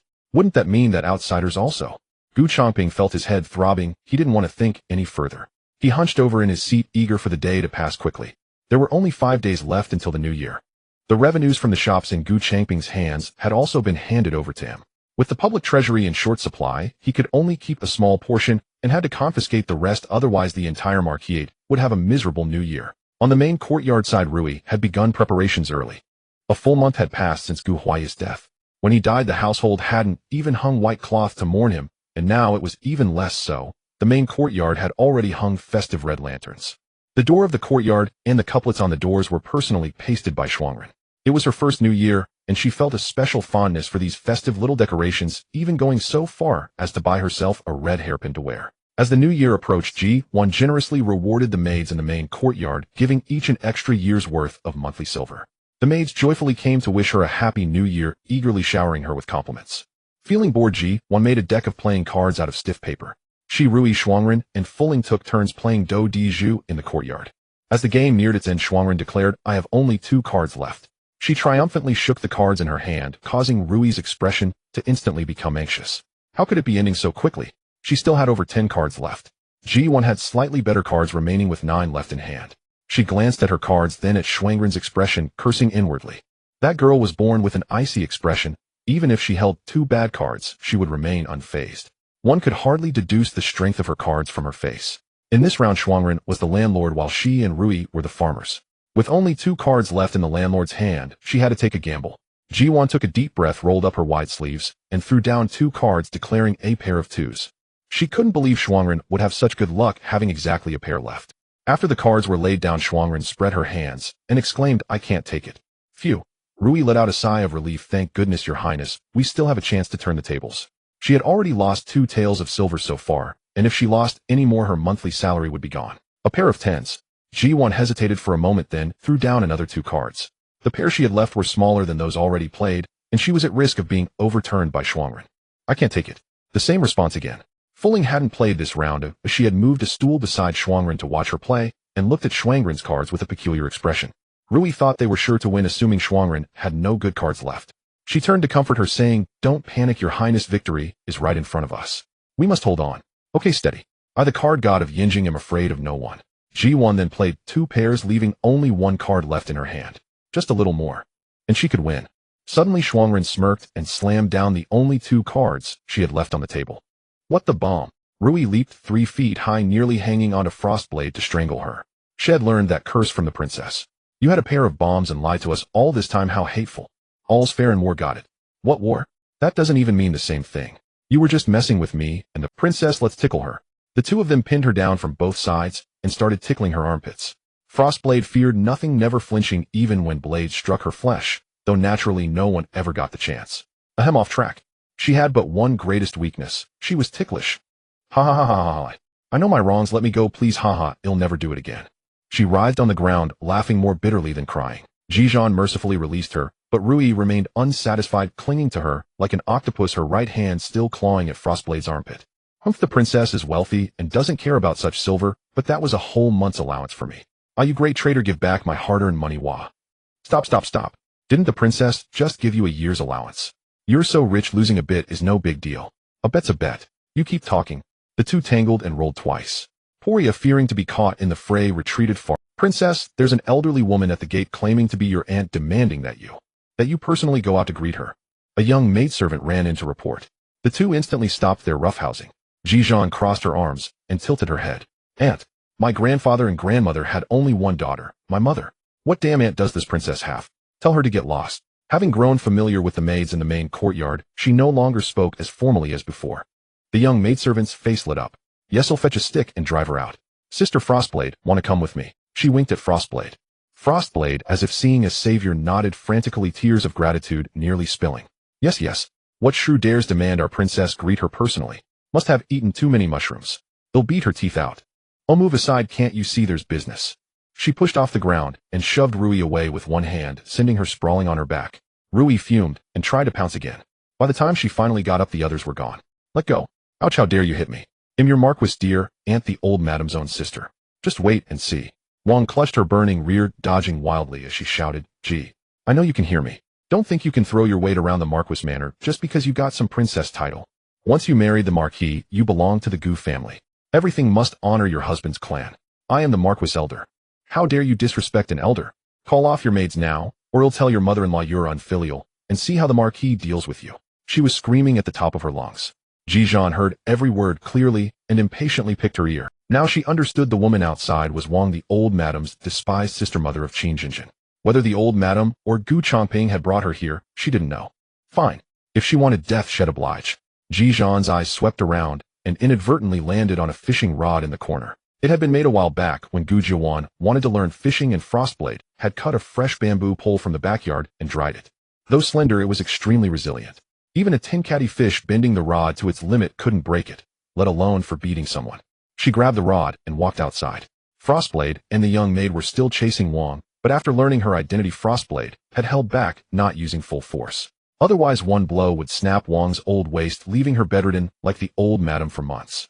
"Everyone clear out," Ji Duan roared. The 2 understood and dodged swiftly, leaving only Wang standing dumbfounded. Then a sharp pain struck her thigh as the slender rod lashed mercilessly against it. Ow! Murder! The next second her hand was struck the bamboo, cutting through skin and drawing blood. A long welt swelled rapidly. She let out a pig-like screech. Help! Someone help! Murder! The Marquis owned and is being killed. If you know, this is the Changping Marquis Manor, and I am its mistress. How dare you come shouting at my gate? Do you seek a quick death? Ji Duan didn't care about consequences. She struck a few more times with the bamboo rod, venting her anger first. Only when Wang knelt and begged for mercy did she slowly stop.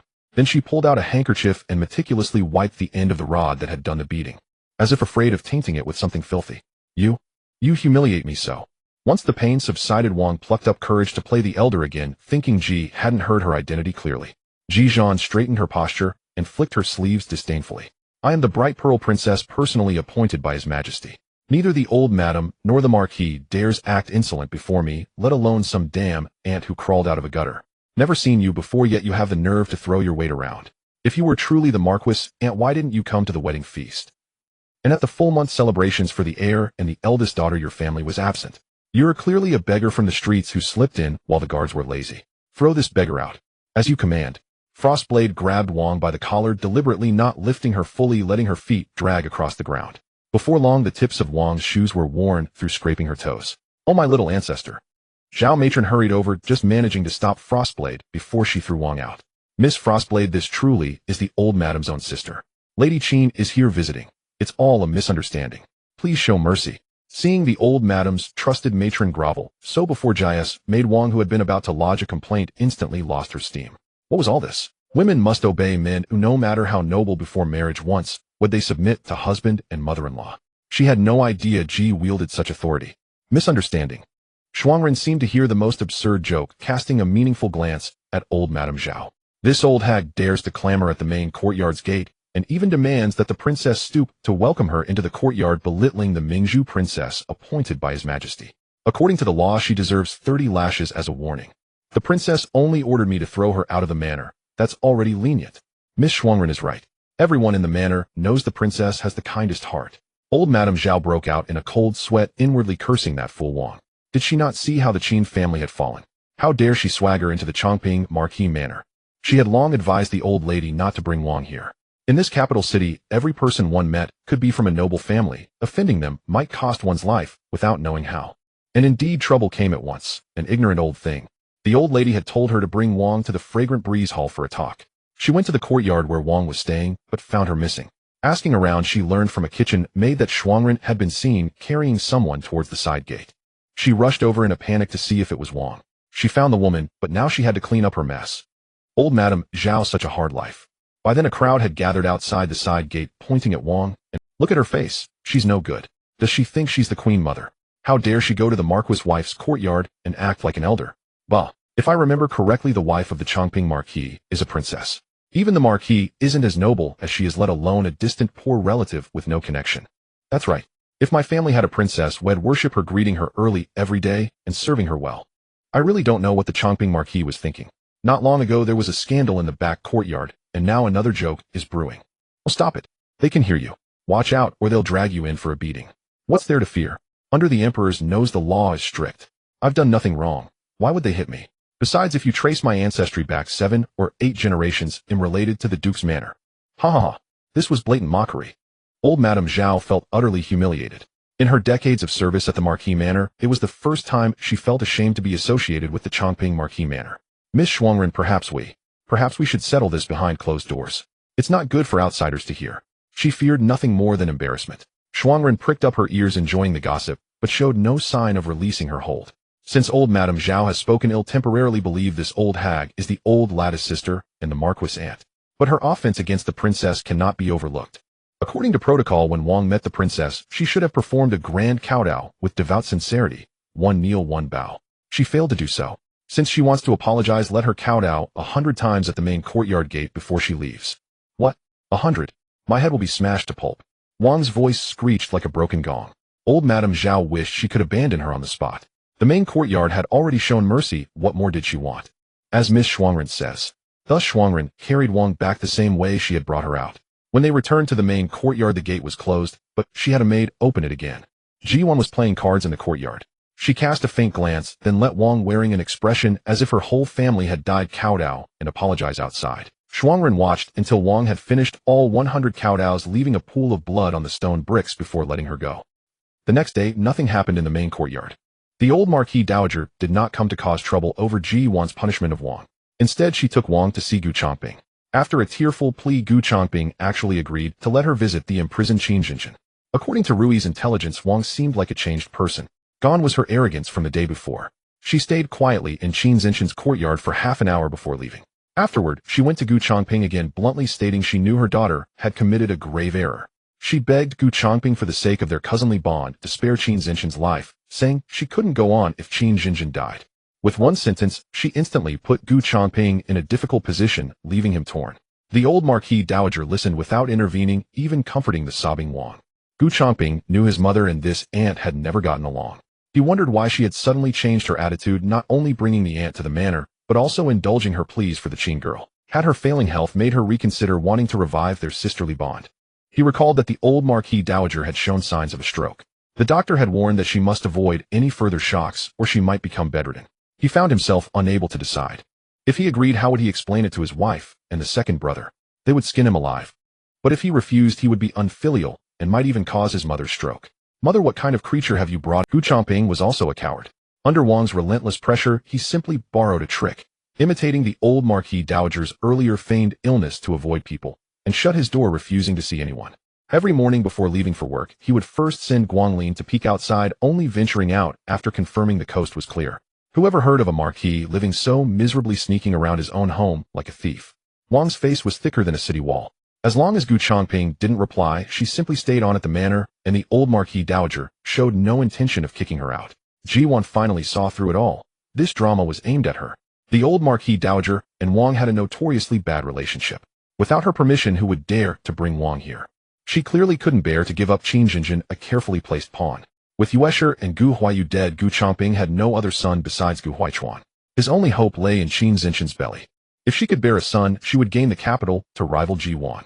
The old Marquis Dowager intended to see this through to the end, having chosen Qin from the start and supporting her all the way. Fine Ji Duan wanted to see what tricks she had up her sleeve to change Gu Changping's mind and placate the furious Gu. According to the hexagram, these two sisters, though born of the same mother, have conflicting 8 characters and clashing fates. The elder sister was born under the element of fire, while the younger entered the world bearing water. Fire and water are incompatible. They are natural nemesis. If the younger sister thrives, the elder will suffer illness and misfortune. Flesh and blood turn to bitter enemies. Truly, heaven plays cruel tricks. The white-beard Taoist master furrowed his brow, stroked his beard, and sighed. Heavenly mystic Taoist, could it be that the calculation is wrong? Perhaps you should recalculate it just in case there's an error somewhere. The more old Madame Ho listened, the more alarmed she became. The birth horoscope that Zhao matron had presented belonged to her and Wang.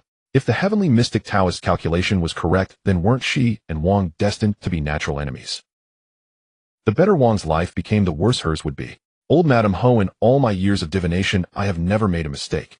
If you do not trust me, why did you invite me here for this reading? Farewell. The heavenly mystic Taoist rose with indignation on his face, preparing to leave. Please stay, Taoist. I did not mean it that way.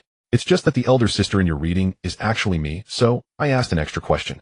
Old Madame Ho grew anxious, reaching out a trembling hand to detain him. Seeing her like this, the heavenly mystic Taoist sat back down.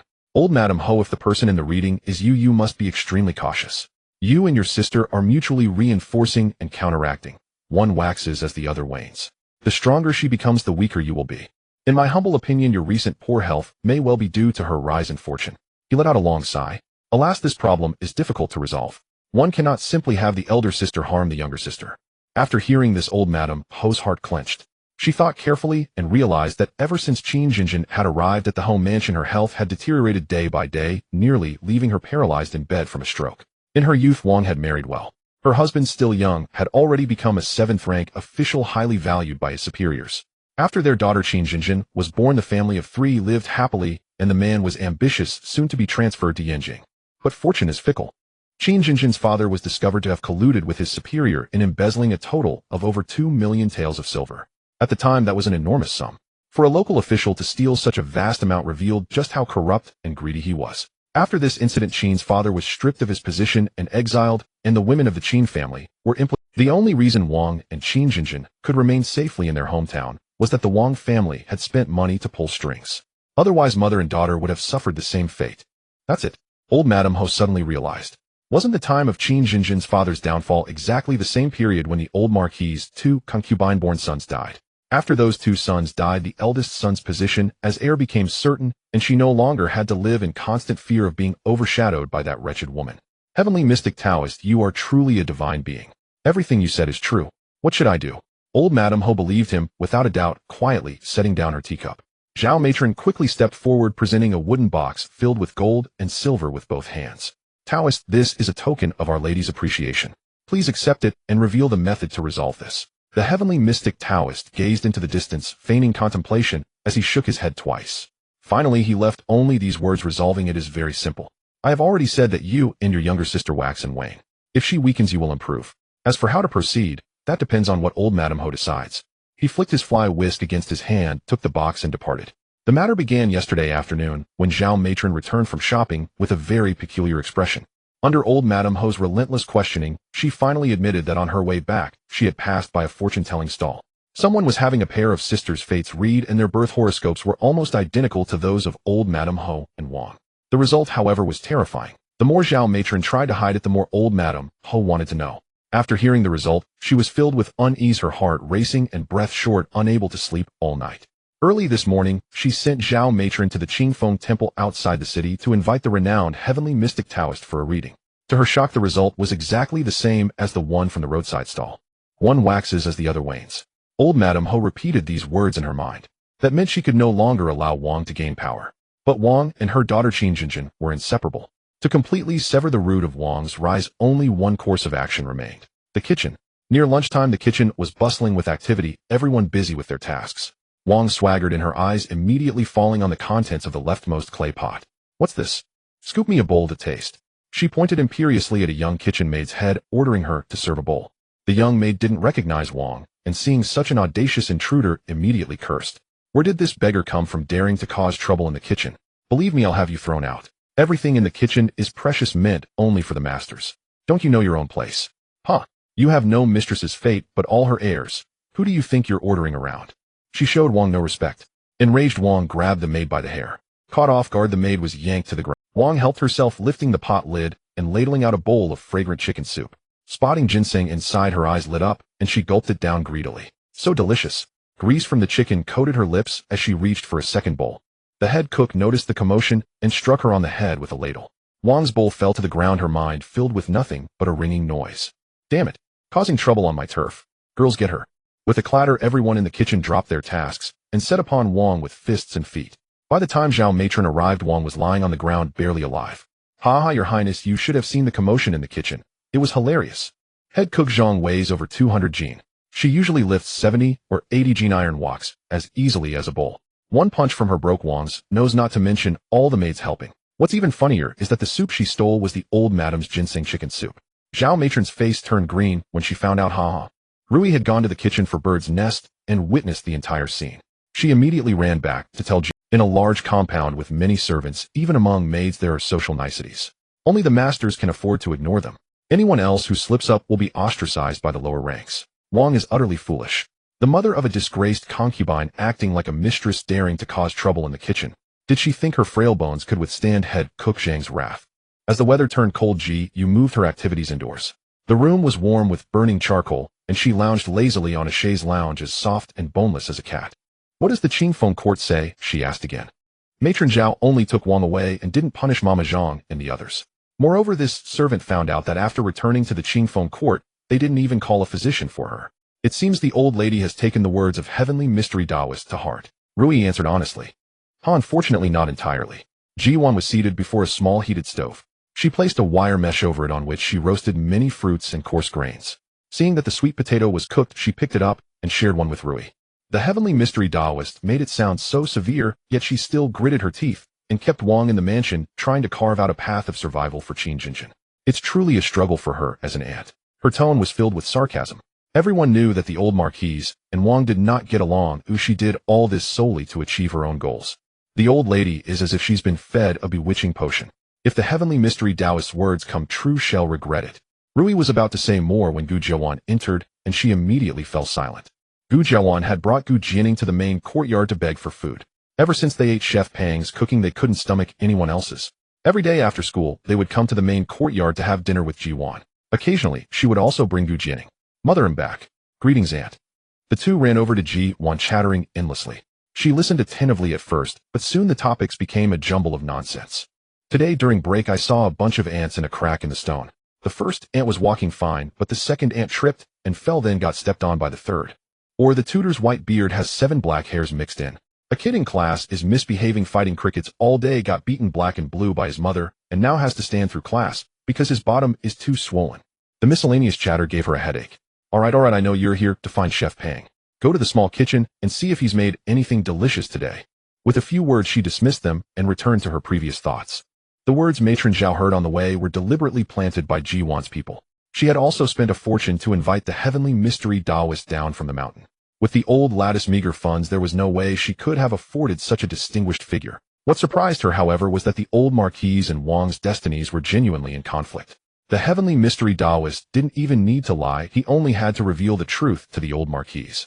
When everyone learned of this, they were stunned. Even Rui thought Ji Duan had paid too much and the Taoist was just being obliging. Only after repeated confirmation did she believe it was all true. Ji Duan was also astonished by her own deductive ability. Was she really this accurate? She hadn't expected the destiny theory alone to make the old Marquis expel Wang and abandon Qin Jinjin, but she intended to plant a thorn in her heart. The old Marquis knew Qin Jinjin had harmed Weiner, yet still wanted to spare her wretched life. This crossed Ji Duan's line. It was utterly disgusting. So she would disgust her right back. Killing the heart is the ultimate revenge. Whether the destiny theory was true or false, from now on, whenever the old Marquis faced any trouble, she would think of Wang and regret her decision. Over time, even the strongest constitution would wither in melancholy. Not to mention that her body was already a flickering candle in the wind, ready to be extinguished at any moment. It hurts so much. Is the Marquis there? Is he outside? He is. The Marquis and the Madam are both outside waiting for you to give birth, concubine. You must hold on. Childbirth is like walking through the gates of hell. You must conserve your strength and not fall asleep. Once you safely deliver this child, good days will surely follow. The midwife, hired from outside and unfamiliar with the mansion's affairs, kept encouraging her. Qin Jinjin lay on the bed in agony, her forehead and body drenched in sweat. Upon hearing that Gu Changping was waiting outside for her to give birth, her anxious heart finally settled. Hold on. My cousin has come. It proves he still cares for us, mother and child. As long as I safely deliver this baby, he surely won't have the heart to punish me. Her heart-wrenching screams could be heard even from outside. The night was cold, and waiting in the courtyard would be unbearable. Ji Duan ordered a brazier to be lit in the side chamber, and everyone moved there to wait. As they entered, their frozen bodies began to warm. Gu Changping said gratefully, "As always, my wife knows how to arrange things. You've worked hard, madam. Even for Qin giving birth in the dead of night, you came to watch over her. There is no one in this world more magnanimous than you." He hadn't intended to come today, but his mother had sent Matron Zhao to insist. As the mistress of this Marquis mansion, these concubines' children also call me mother. It is only right that I come to see. Ji Duan, draped in a snow-white fox fur, without a single blemish, looked exceptionally elegant and noble even in the dilapidated room. Flattery was easy to give. Let him talk. Besides, Qin Jinjin would be his only child. The real reason she came today was to verify a suspicion she had long held. If that suspicion proved true, the expressions on the old Marquis and Gu Changping's faces would be priceless. What a pity for the child, though. Apart from them, the old Marquis and Wang had also come. The old lady had pinned all her hopes on Qin Jinjin's belly. She would have come even if knives were falling from the sky, let alone just cold weather. As for Wang, having just been beaten by over a dozen people, she didn't want to come. But as Qin Jinjin's mother, not attending her daughter's childbirth would invite gossip. Seeing Ji Duan again, she didn't even dare to share a brazier with her. She quietly moved her stool to a corner. Having been beaten twice since entering the mansion, she had finally learned her lesson and knew to behave. As soon as Ji Duan sat down, an array of pastries and hot milk tea were brought out, placed only by her side. The aroma was tantalizing. The old Marquis swallowed upon smelling it, but out of pride she refused to ask for any. She felt that as an elder, Ji should offer it to her first out of respect. Gu Changping was more sensible than his mother. He knew that to get anything from his wife, he had to coax her with sweet words. My lady. He rubbed his hands together, excitedly moving closer. The pastries made in your small kitchen are exquisite, even better than those at the carefree pavilion, not to mention the taste. I've never tried such tempting treats. Could I have two? Ji Duan's expression was filled with disdain as she witnessed the pathetic display of the old Marquis. She couldn't bear to look any longer, feeling ashamed for him, a dignified Marquis reduced to such a state. Wang sure trembled like a sieve now, realizing that the Ho residence was entirely under the control of the Ji. She had previously boasted about being the Marquis and expecting him to bow to her, but now she couldn't even hold herself in high regard. Her face truly hurt. Rui, bring a plate for the Marquis and serve him a bit of everything. You and Shuangren should eat, as well we don't know how long we'll have to wait. Seeing his pleasant attitude, Ji Duan generously rewarded him with a plate of food. Gu Changping immediately dug in his mouth, watering at the delicious morsels. Goodness, does the lady eat this well, every day? Madam, may I? He said, his face adorned with a fawning smile. No, absolutely not. Ji Duan flat. Whatever he might say, it would always be a no. He was merely asking if he could have a little more, or if he could eat in the main course. What a dream that would be. Giving food was like raising a dog. If you fed it too much, the dog wouldn't want to leave. Did he think he was as cute as a dog? Raising him was less appealing than keeping a dog. Gu Changping was unaware of Ji Duan's thoughts. After being rejected, he felt a bit down, but continued to eat the snacks in front of him. After some relentless coaxing, he managed to score a small cup of hot milk tea. Wow, wah. A baby's cry suddenly jolted everyone awake. It had only been half an hour since it started. Qin Zinshan's labor was relatively short among the many mothers, but as time dragged on, those waiting in the side room began to feel drowsy. The old Marquis wife was the first to awaken, her aged eyes sparkling with excitement as she called out, "Is it a boy? Hurry! Quick, bring the child to me." "Oh dear! I told you our Zinshan is blessed, as she has given birth so quickly.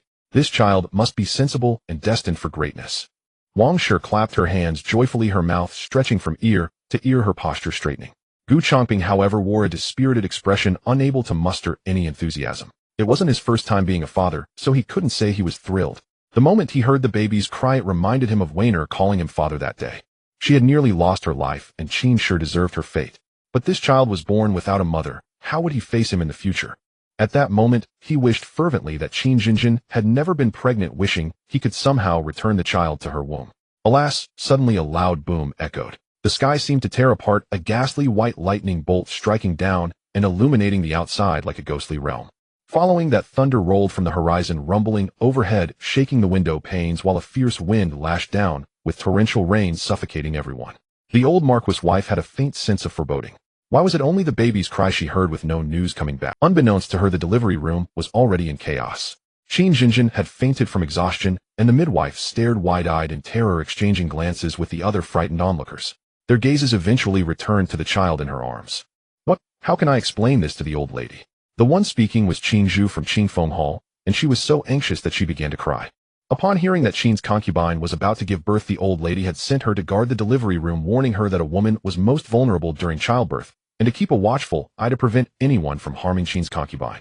After watching for nearly half an hour without any foul play, it was Qin's concubine who encountered problems. Old Lady Marquis. Qin Zhu moved slowly, navigating the pressure as she approached the side room. As soon as she entered, the old Marquis wife panicked. "Why did you come by yourself? Quickly bring the child to me." Did Qin's concubine give birth to a boy or a girl? She was desperate to know the child's gender. If it was a boy, her efforts would not have been in vain.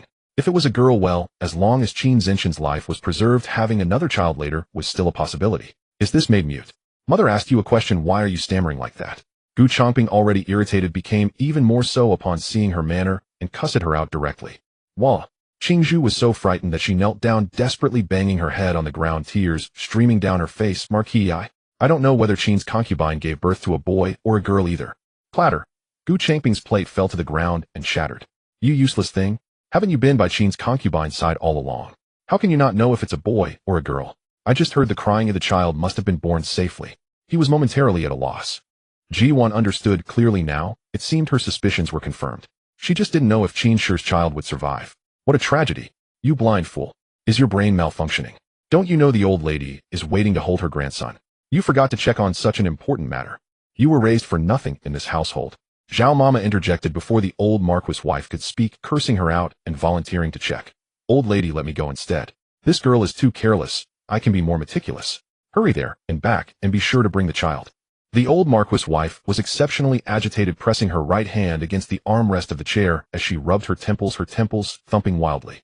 Receiving the instruction, Zhao Mama grabbed Qin Zhu by the ear and dragged her out.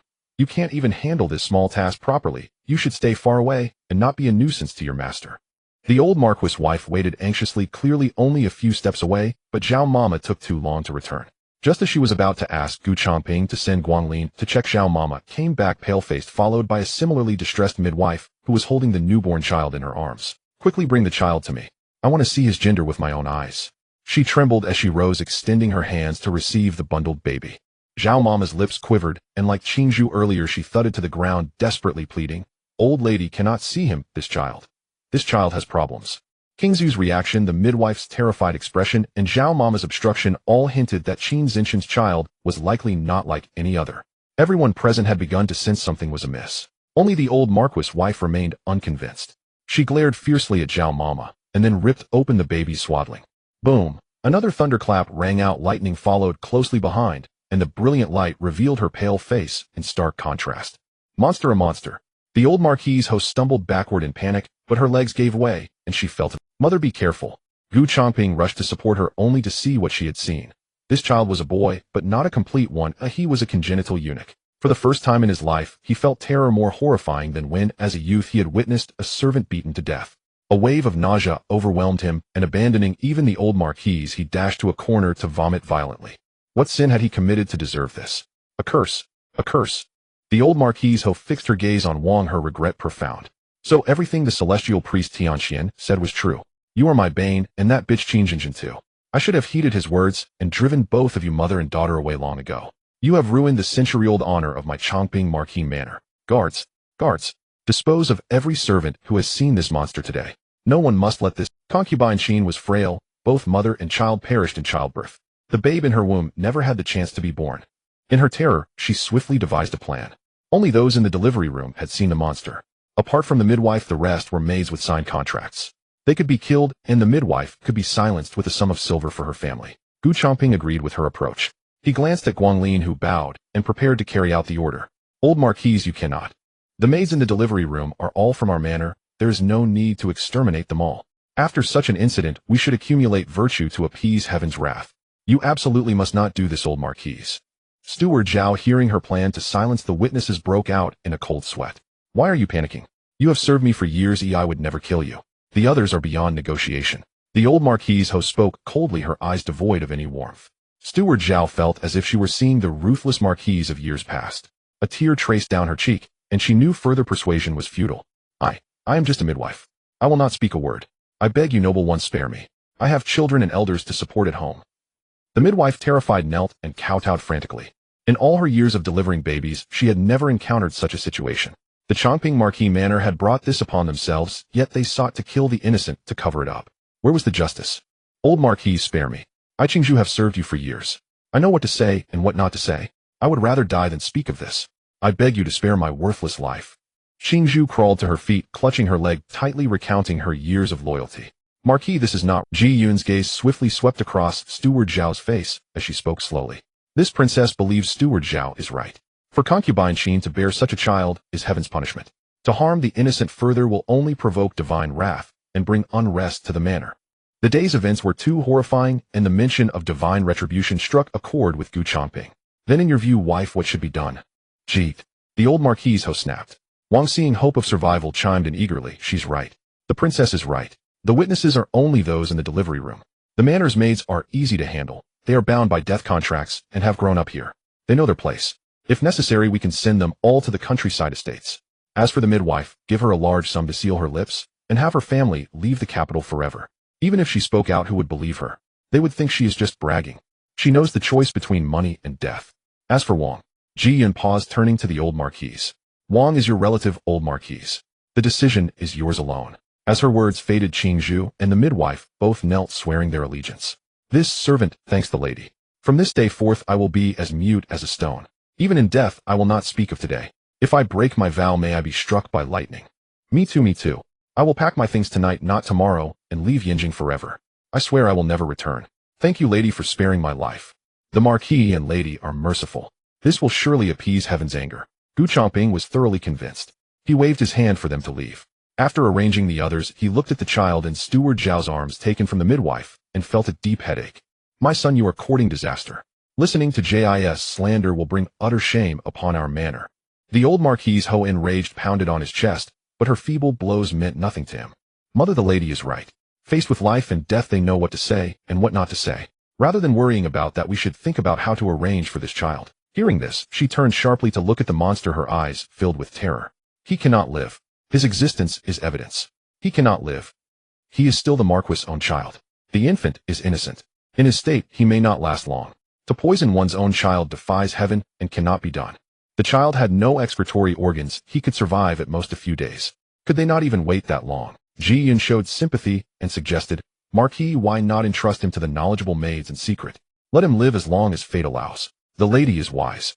You are truly my virtuous helpmate. I don't know what the manor would do without you. For Gu Changping, his wife, was his savior tonight. He wondered why he had never noticed her remarkable ability to handle matters before. Ignoring the old Marquis's objections, he made the final decision to follow Ji Yun's plan. As Ji Yun had expected, the child died the next day. According to Qingzhu, he passed away in his sleep peacefully. Along with him, Qingjin also died. Ji Yun did not bother to inquire how she died, likely at the hands of those two. It was enough that she was gone, or else Weiner's suffering would have been in vain. The child still often dreamed of drowning at night, his small face pale and bloodless. He could only sleep peacefully with Qing Yue by his side. Wang had vanished, and Ji Yun had no idea where the old Marquise had sent her. These insignificant extras were beneath her notice. The couple from the second branch knew nothing of the previous night's events. The news was immediately suppressed, and Gu Changping and the old Marquise did not bother to inform them. They remained ignorant of the truth. Upon hearing that Qingjin had died in childbirth, a great weight lifted from their hearts. They no longer had to worry about how to seek justice if Gu Changping had chosen to protect her. As the new year approached, the mansion lacked any festive atmosphere. Apart from the main courtyard, which had long been decorated, the steward had only ordered couplets and lanterns to be placed at the main gate, leaving all other courtyards untouched. He had specifically instructed the servants to refrain from frolicking and making noise within the estate, lest they incur the master's wrath. The servants believed that the Marquis Dowager and the Marquis were too grief-stricken to celebrate the festival after concubine Qing's tragic death, and that they forbade any joy or laughter in the mansion. They could only feel pity. That day, Gu Changping returned home from his duties and stormed directly into Ji Duan's courtyard. The maidservant guarding the door was stunned by his disheveled state and forgot to stop him. Heavens! Who has the Marquis offended this time? Madam, you must seek justice for your husband. I can't go on living. Gu Changping, dragging his battered body, limped into the room. Achoo! Ji Duan sneezed unexpectedly, thinking it was bad luck. Without even lifting her eyelids, she asked, "What is it now?" She cast an impatient glance and then burst into laughter. "Ha ha, you look like this, and Denyo still recognized you and let you in. It seems you've made plenty of enemies. Did you provoke second master again?" Gu Changping's face was beaten black and blue to the point where even his own mother wouldn't recognize him. His right eye was swollen into a fleshy ball, leaving only a slit. If his assailant hadn't been merciful enough to leave him one good eye, he might not have found his way home. His lips were split, blood dripped down his chin, and the knees of his trousers were torn, revealing bruised and battered skin. He looked utterly pitiful. "Why come to me when you've been beaten? By convention, if the junior is hit, the senior should step in. Go find your mother." Her interest piqued, she put down her storybook and began to tease him. "The Marquis wouldn't be thinking that I, the commandery princess, am so domineering that you want to take me as your mother, would you? That's not impossible. Kneel and kowtow 3 times, and perhaps he'll be in a good mood to agree." You. Gu Changping was so furious he was speechless. Rui was immensely pleased to see his constant. "Master, the small cake you ordered is ready. Chef Pang asked me to bring it by. And where did this beggar come from? Get away from master at once." Shuangren entered carrying the dessert, and upon seeing the wretched figure in the room, kicked him with enough force to send a 300-pound sow flying. Before being launched, Gu Changping by some miracle grabbed a small cake, and then fell to the ground contentedly. "Ouch, it hurts. Are you blind?"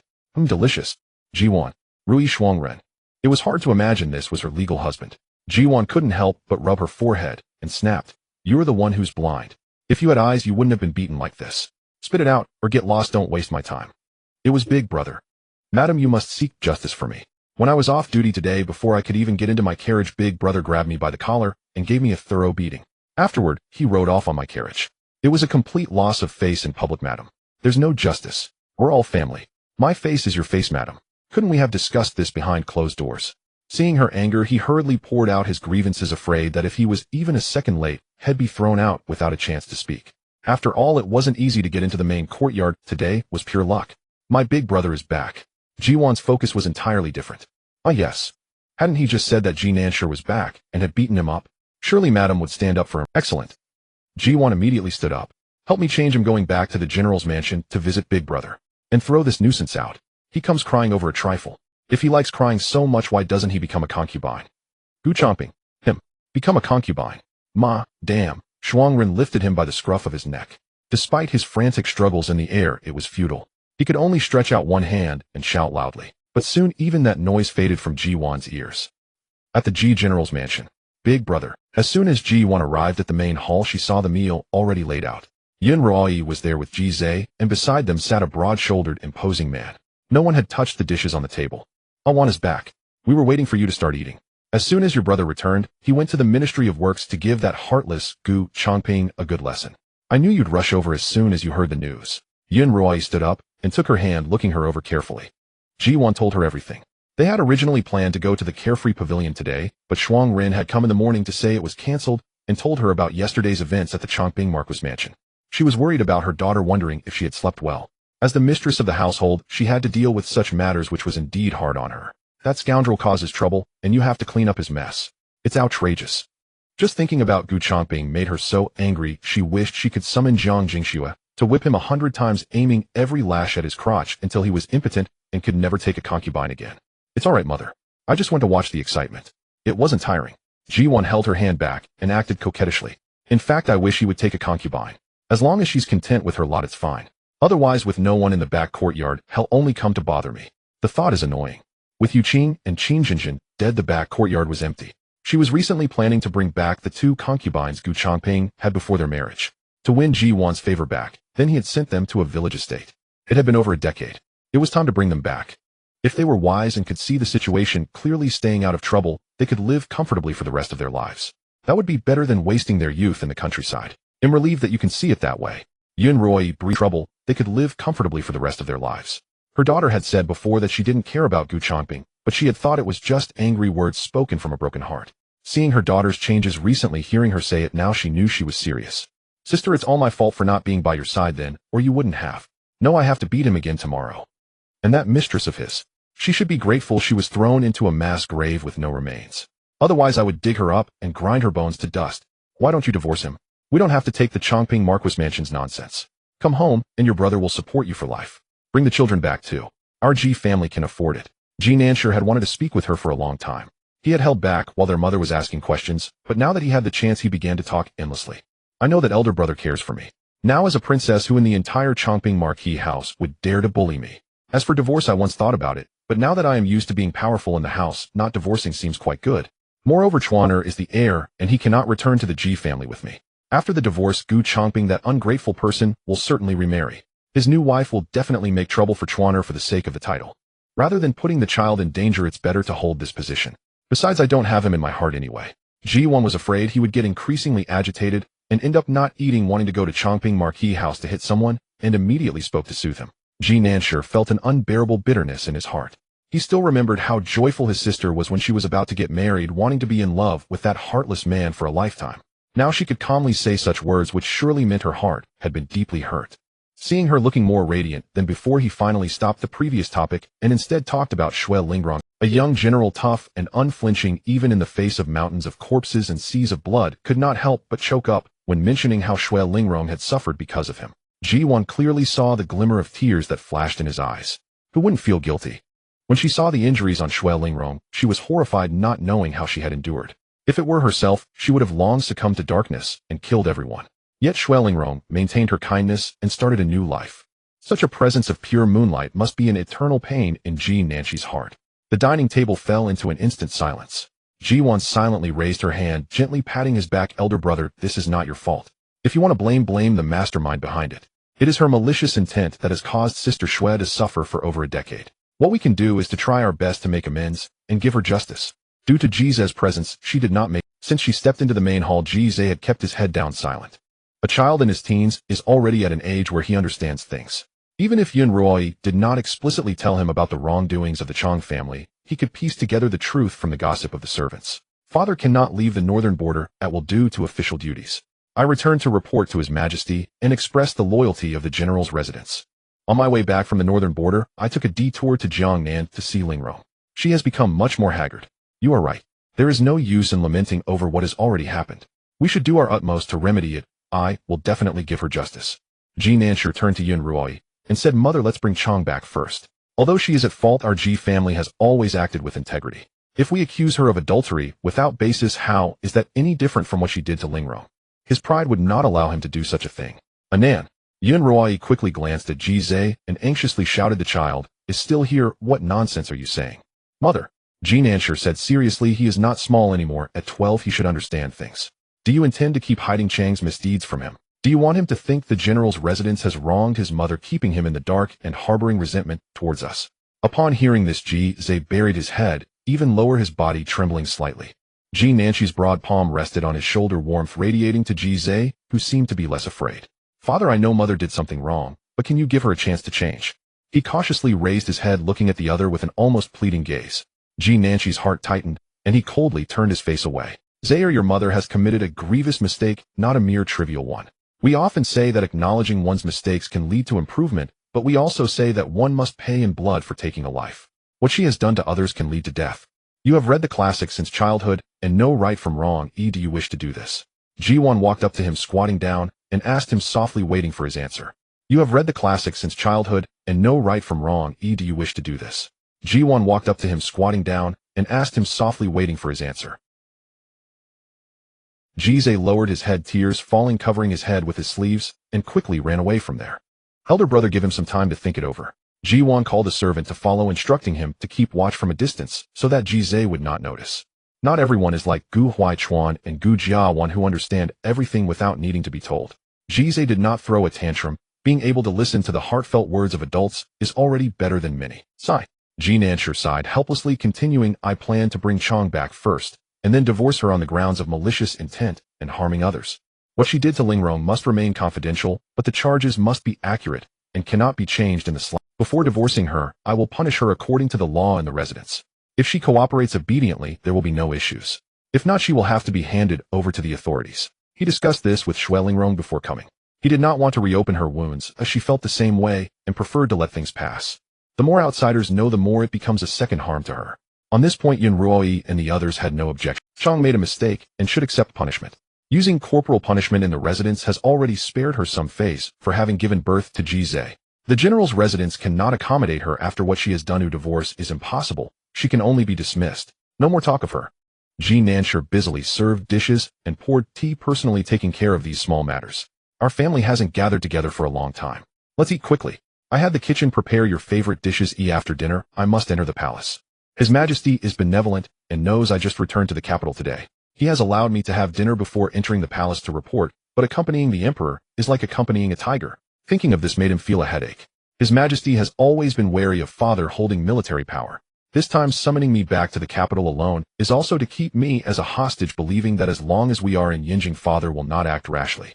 Sigh. Father is devoted to the country, loyal and sincere, and has never had any other intentions. This time entering the palace will surely be another test. Ji Duan and Yun Ruoi exchanged glances, both tacitly closing their mouths. After learning about their origins, Yun Ruoi decided not to tell Ji Hai and Ji Nanshi, thinking the same way as Ji Duan, not daring to use that slender kinship to gamble on the emperor's loyalty. Not telling the father and son duo allows them to maintain their respect for imperial power, showing their loyalty to Emperor Chongwen. As for whether to reveal this later, it depends entirely on Emperor Chongwen's wishes after this visit to the palace. In the imperial study, how has General Ji been lately? After concluding the routine inquiries about the northern frontier, Emperor Chongwen turned his attention to the great general still stationed there. It is father's honor to serve your Majesty. Though the northern frontier lacks the comforts of the capital, he finds joy in his duty and as well. Guarding the borders and protecting the realm is a desire shared by every son of the Ji family, and my father is far more at ease in the north than he ever was in Yinjing. Ji Nanshi replied, bowing his head. His words were true. His father, accustomed to wielding sword and spear, felt constrained and ill at ease within the confines of Yinjing. And what of you? Your talents are no less than your father's. What plans do you have for the future? Do you intend to remain in the northern frontier for life? Emperor Chongwen sat upright on his grand armchair, gazing at him. His tone suddenly softened, like an elder relative inquiring after a younger generation long unseen. Ji Nanshi, flattered and yet apprehensive, replied, all under heaven is the king's land, all within its shores are the king's subjects. Your servant awaits your Majesty's command, and would face 10,000 deaths without regret. In his heart he grumbled, did he even have a choice? If he said he wished to return, would the emperor allow it? Truly the sovereign's heart was unfathomable. He had concealed nothing, and still the emperor felt the need to test him. How amusing. Did your mother not tell you? Seeing his expression, Emperor Chongwen was greatly pleased and burst into hearty laughter. Forgive your servant's impertinence, your Majesty. What should my mother have told me? The longer he remained in the palace, the more Ji Nanshi felt he could not understand Emperor Chongwen. In the past, the emperor would never have had such patience for trivial questions. He could not even remember when he had left the imperial study. All he knew was that the emperor had been exceptionally pleased, saying he wished to keep him in Yinjing. Ji Nanshi's sole thought at that moment was disaster. Disaster. The emperor intended to keep him as a hostage. the Ji family was doomed. But then the emperor changed his tone, explaining that keeping him was for an important task to monitor the fourth prince, ideally gaining his trust to learn of his every move. Ji Nansher was utterly bewildered without even understanding the reason. The emperor simply left him with a parting remark and returned to state affairs, ordering the chief eunuch to escort him out. Your family will attend the New Year's Eve palace banquet. After it concludes, have your mother take you to Sinang Palace. Then you will understand everything. What could it all mean? Young General Ji. Young General Ji. Ji Nansher, hearing his name called, finally snapped back to reality. Before him stood a kindly-faced matron in palace attire. The Empress Dowager requests your presence at Sinang Palace for a discussion. It is growing late, young General Ji, so you must make haste to return home before the palace gates are locked. Matron Rong explained patiently, then gestured for him to follow. And so in a daze he followed Matron Rong the entire way. The moment he entered Sinang Palace, he wished he could knock himself unconscious and relive the day anew. It was all too bewildering. The Emperor and the Empress Dowager were truly mother and son, both skilled at uttering words that left him confounded. How did you handle Miss Shue's matter? The man before her was graceful and handsome, having inherited his mother's fine features. A flicker of satisfaction passed through the Empress Dowager's eyes before she immediately asked the question that had been on her mind. Your Highness, your servant. Ji Nansher felt as though his very undergarments had been stripped away. The Empress Dowager had investigated him, even knowing everything about Ling Rong. Was she also planning to move against the Ji family, waiting for them to make a mistake? As long as he had not divorced his wife, Madame Chang's actions represented the entire Ji clan, and they could not escape blame. He dropped to his knees smoothly, about to beg forgiveness, when the Empress Dowager said, Your mother never mentioned you were a stutterer. Enough nonsense. Did you not go to Jiangnan to see her? Ji Nansher. She suffered so much because of you, and you didn't even go to see her. Since ancient times men have been fickle. Matron Rong looked at him. What a heartless wretch. The Empress Dowager's heart was breaking as she clutched her chest with an expression of utter despair. Matron Rong shook her head with a smile. Seeing the young master's anxious look, she knew the princess had told him nothing. Your servant is terrified. The Empress Dowager's actions had truly frightened him. He declared loudly, Your Highness, if Madame Chang has done wrong, the general's mansion will not shield her. We will give Miss Shui a proper accounting. Moreover, before returning to the capital, I had already gone to Jiangnan to apologize to Miss Shui in person. He had hesitated several times before deciding to reveal that last part. He had no idea why the Empress Dowager was asking, but decided to take a gamble, answer whatever was asked, and keep his mouth shut otherwise. Really, you had better not be deceiving me. Though she asked this, the Empress Dowager was visibly relieved. You two were childhood sweethearts, deeply in love in your youth. Now that she has divorced and returned home, and you and Madame Chang are not meant for each other, separation is inevitable. Do you not wish to rekindle that old flame? As I said just now, there are so many faithless and heartless people in this world. Can you bear to see her leap into another fiery pit? Your servant has no right to interfere in her life, but I will protect her, as I would a younger sister. Your Highness, if you continue, you will only confuse the young master. I observed him following behind me the whole way, and it is clear the princess has not told him anything. Matron Rong kindly reminded, lest the Empress Dowager's words overwhelm him completely. The Empress Dowager finally realized her mistake. Her mind had been solely on whether the two could reunite, completely overlooking that Ji Nansher had been utterly bewildered since entering Sinang Palace. Knowing it must be her daughter's doing and momentarily at a loss, she had Matron Rong recount the entire story from the beginning. After hearing it all, Ji Nansher felt his legs go weak. Fortunately, Matron Rong was observant and had a palace attendant bring him a chair to sit on, sparing him from embarrassment. He secretly pinched his thigh, and only upon feeling the sharp pain did he realize it was not a dream. All the strange feelings he had experienced since entering the palace suddenly found a logical explanation. The emperor's enigmatic smiles and concern for his well-being were because he and his mother were full siblings. That would make him the emperor's own nephew. No wonder his sister had been suddenly in theft as a commandery princess. It had nothing to do with his father, but everything to do with his mother.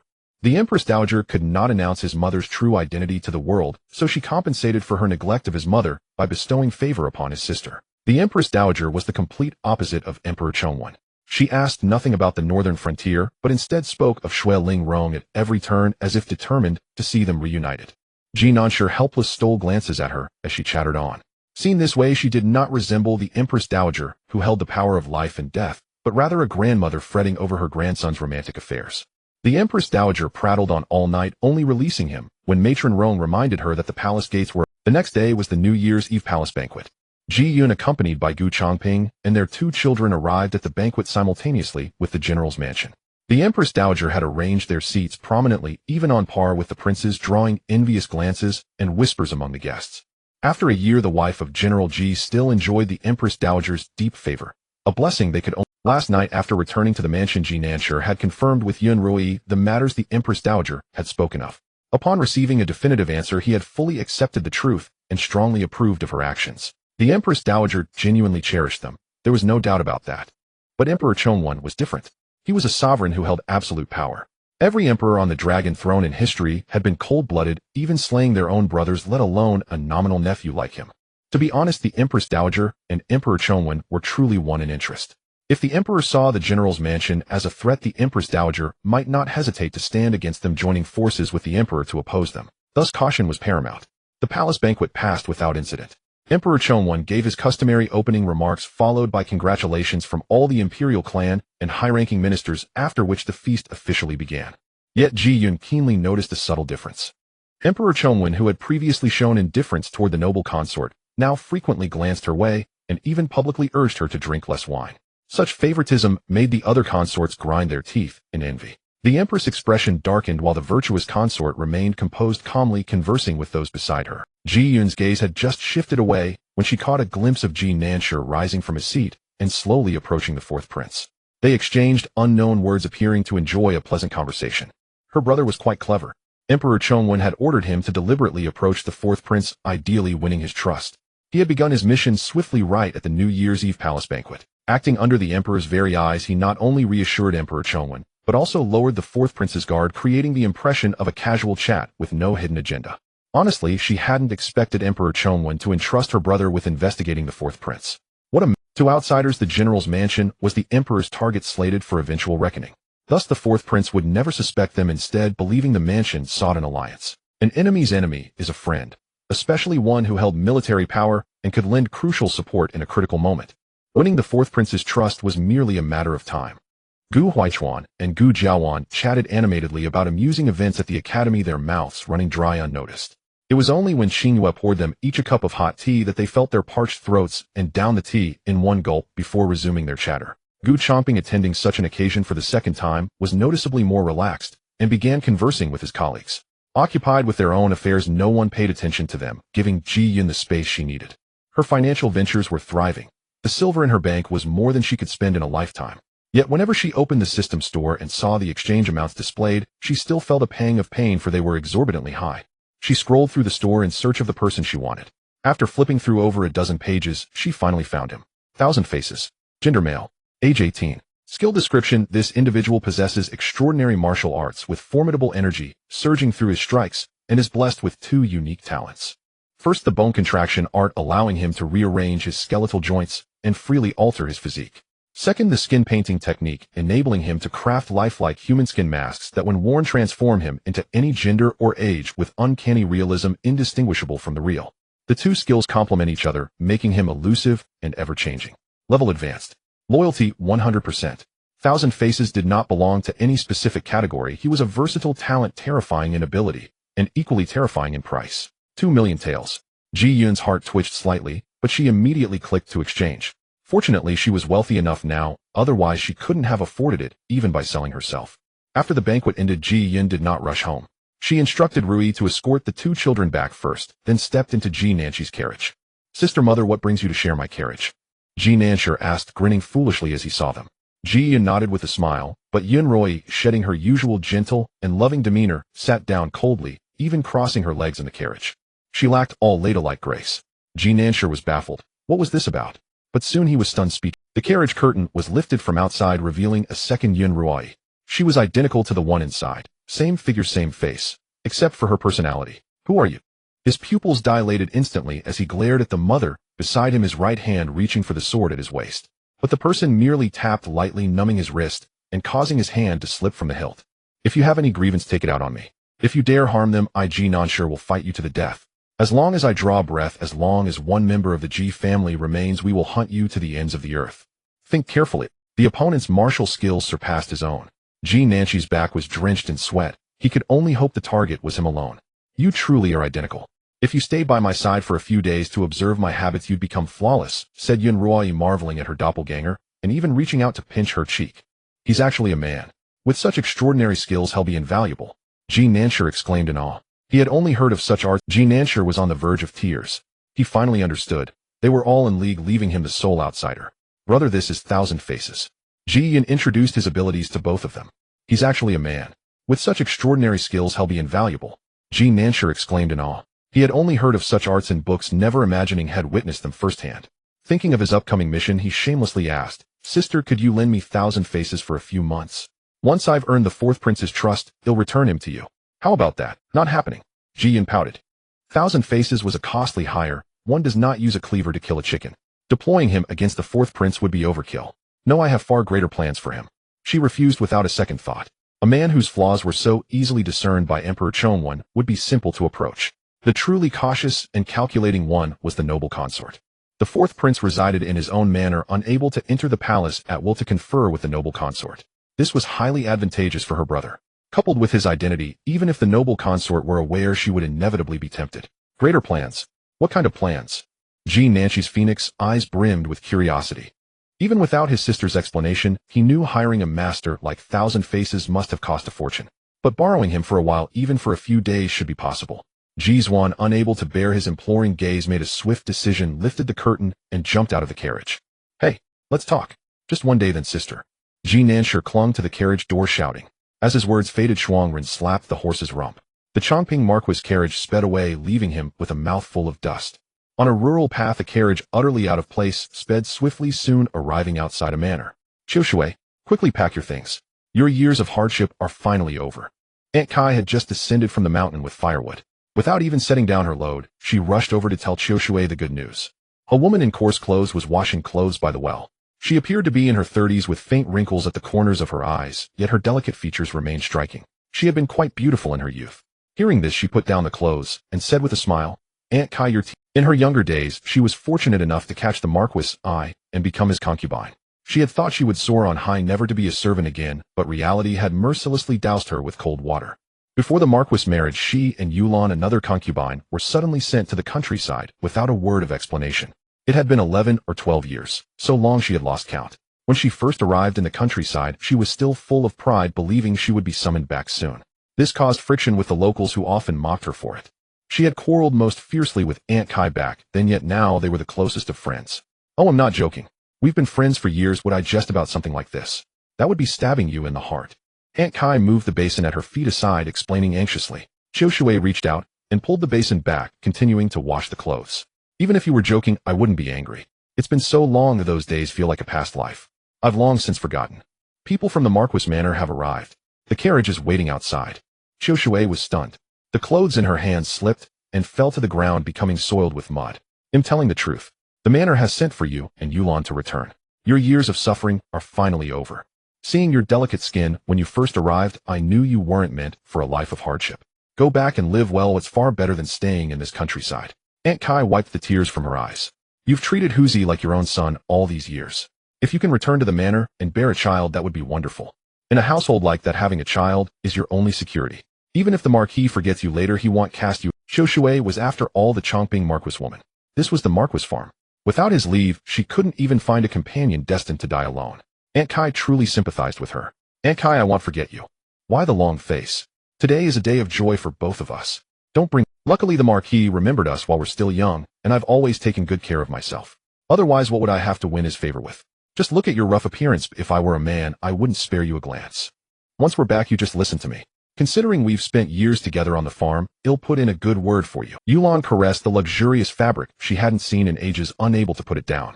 Amidst her joy, she still found time to berate others. Such a joyous occasion was like a gift from heaven, a dream she dared not even entertain. Yet she still wore that gloomy expression. What a jinx. The Marquis must have grown tired of his wife at home and thought of taking us back. I knew it. He shouldn't have sent us to the countryside in the first place. Now he regrets it. Hey, are you listening to me? Yulan called out several times without a response, then yanked hard on her sleeve. Qiushui didn't want to argue. She ignored her completely, sitting in the carriage and gazing out at the scenery, a tinge of reluctance welling up in her heart. Life in the countryside was hard, but the people in the village were good, sincere, and cheerful. There had been many misunderstandings at first, but later they all got along very well. She was reluctant to leave this peaceful life. Yet at the thought of seeing the Marquis again, a smile slowly spread across her lips, and anticipation filled her heart. The main courtyard. Esteemed sister, when will the madam arrive? My legs are getting sore. May I stand up? Yulan could no longer bear kneeling. She looked up and called out to someone with a pitiful expression. Unfortunately, she had chosen the most disagreeable person in the courtyard. Shuangren cast her a cold glance. What nonsense. You can't even endure a quarter of an hour of kneeling. Useless. And do I look older than you? If you can't speak properly, then shut up. She had been observing the two concubines. They were the ones who insisted on kneeling to await the princess' arrival to thank her for bringing them from the farm. Now they made it seem as if she had forced them. Concubine Xiao was fine, kneeling properly without asking a single question, knowing her place.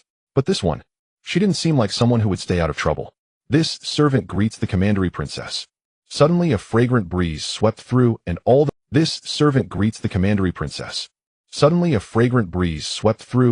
the maids knelt in unison to welcome the courtyard's mistress. Rise. The woman's voice was like shattered jade striking ice clear and cold yet tinged with an air of noble grace. Qiu Shui prostrated herself respectfully on the ground. Without even looking up, she knew the lady was an exceedingly beautiful woman, but why did the maids call her commandery princess? Before being sent to the estate, she knew the Marquis was to marry the legitimate daughter of General Ji. Had something unforeseen occurred leading him to wed a commandery princess instead?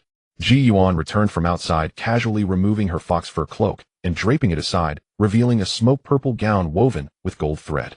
The fabric was embroidered with winding peonies, their golden strands shimmering like sunset light upon water, exquisite and regal. She turned her head with a smile, her purple robes set against snow-white skin blending elegance with an enchanting allure as if a peony had taken human form. Yulan was stunned, utterly mortified. She had actually dared to say such things in the carriage. If a woman who looked like that was considered a yellow-faced wife, then they were no better than dishwater. Why is concubine Xiao still kneeling? Rise and take a seat.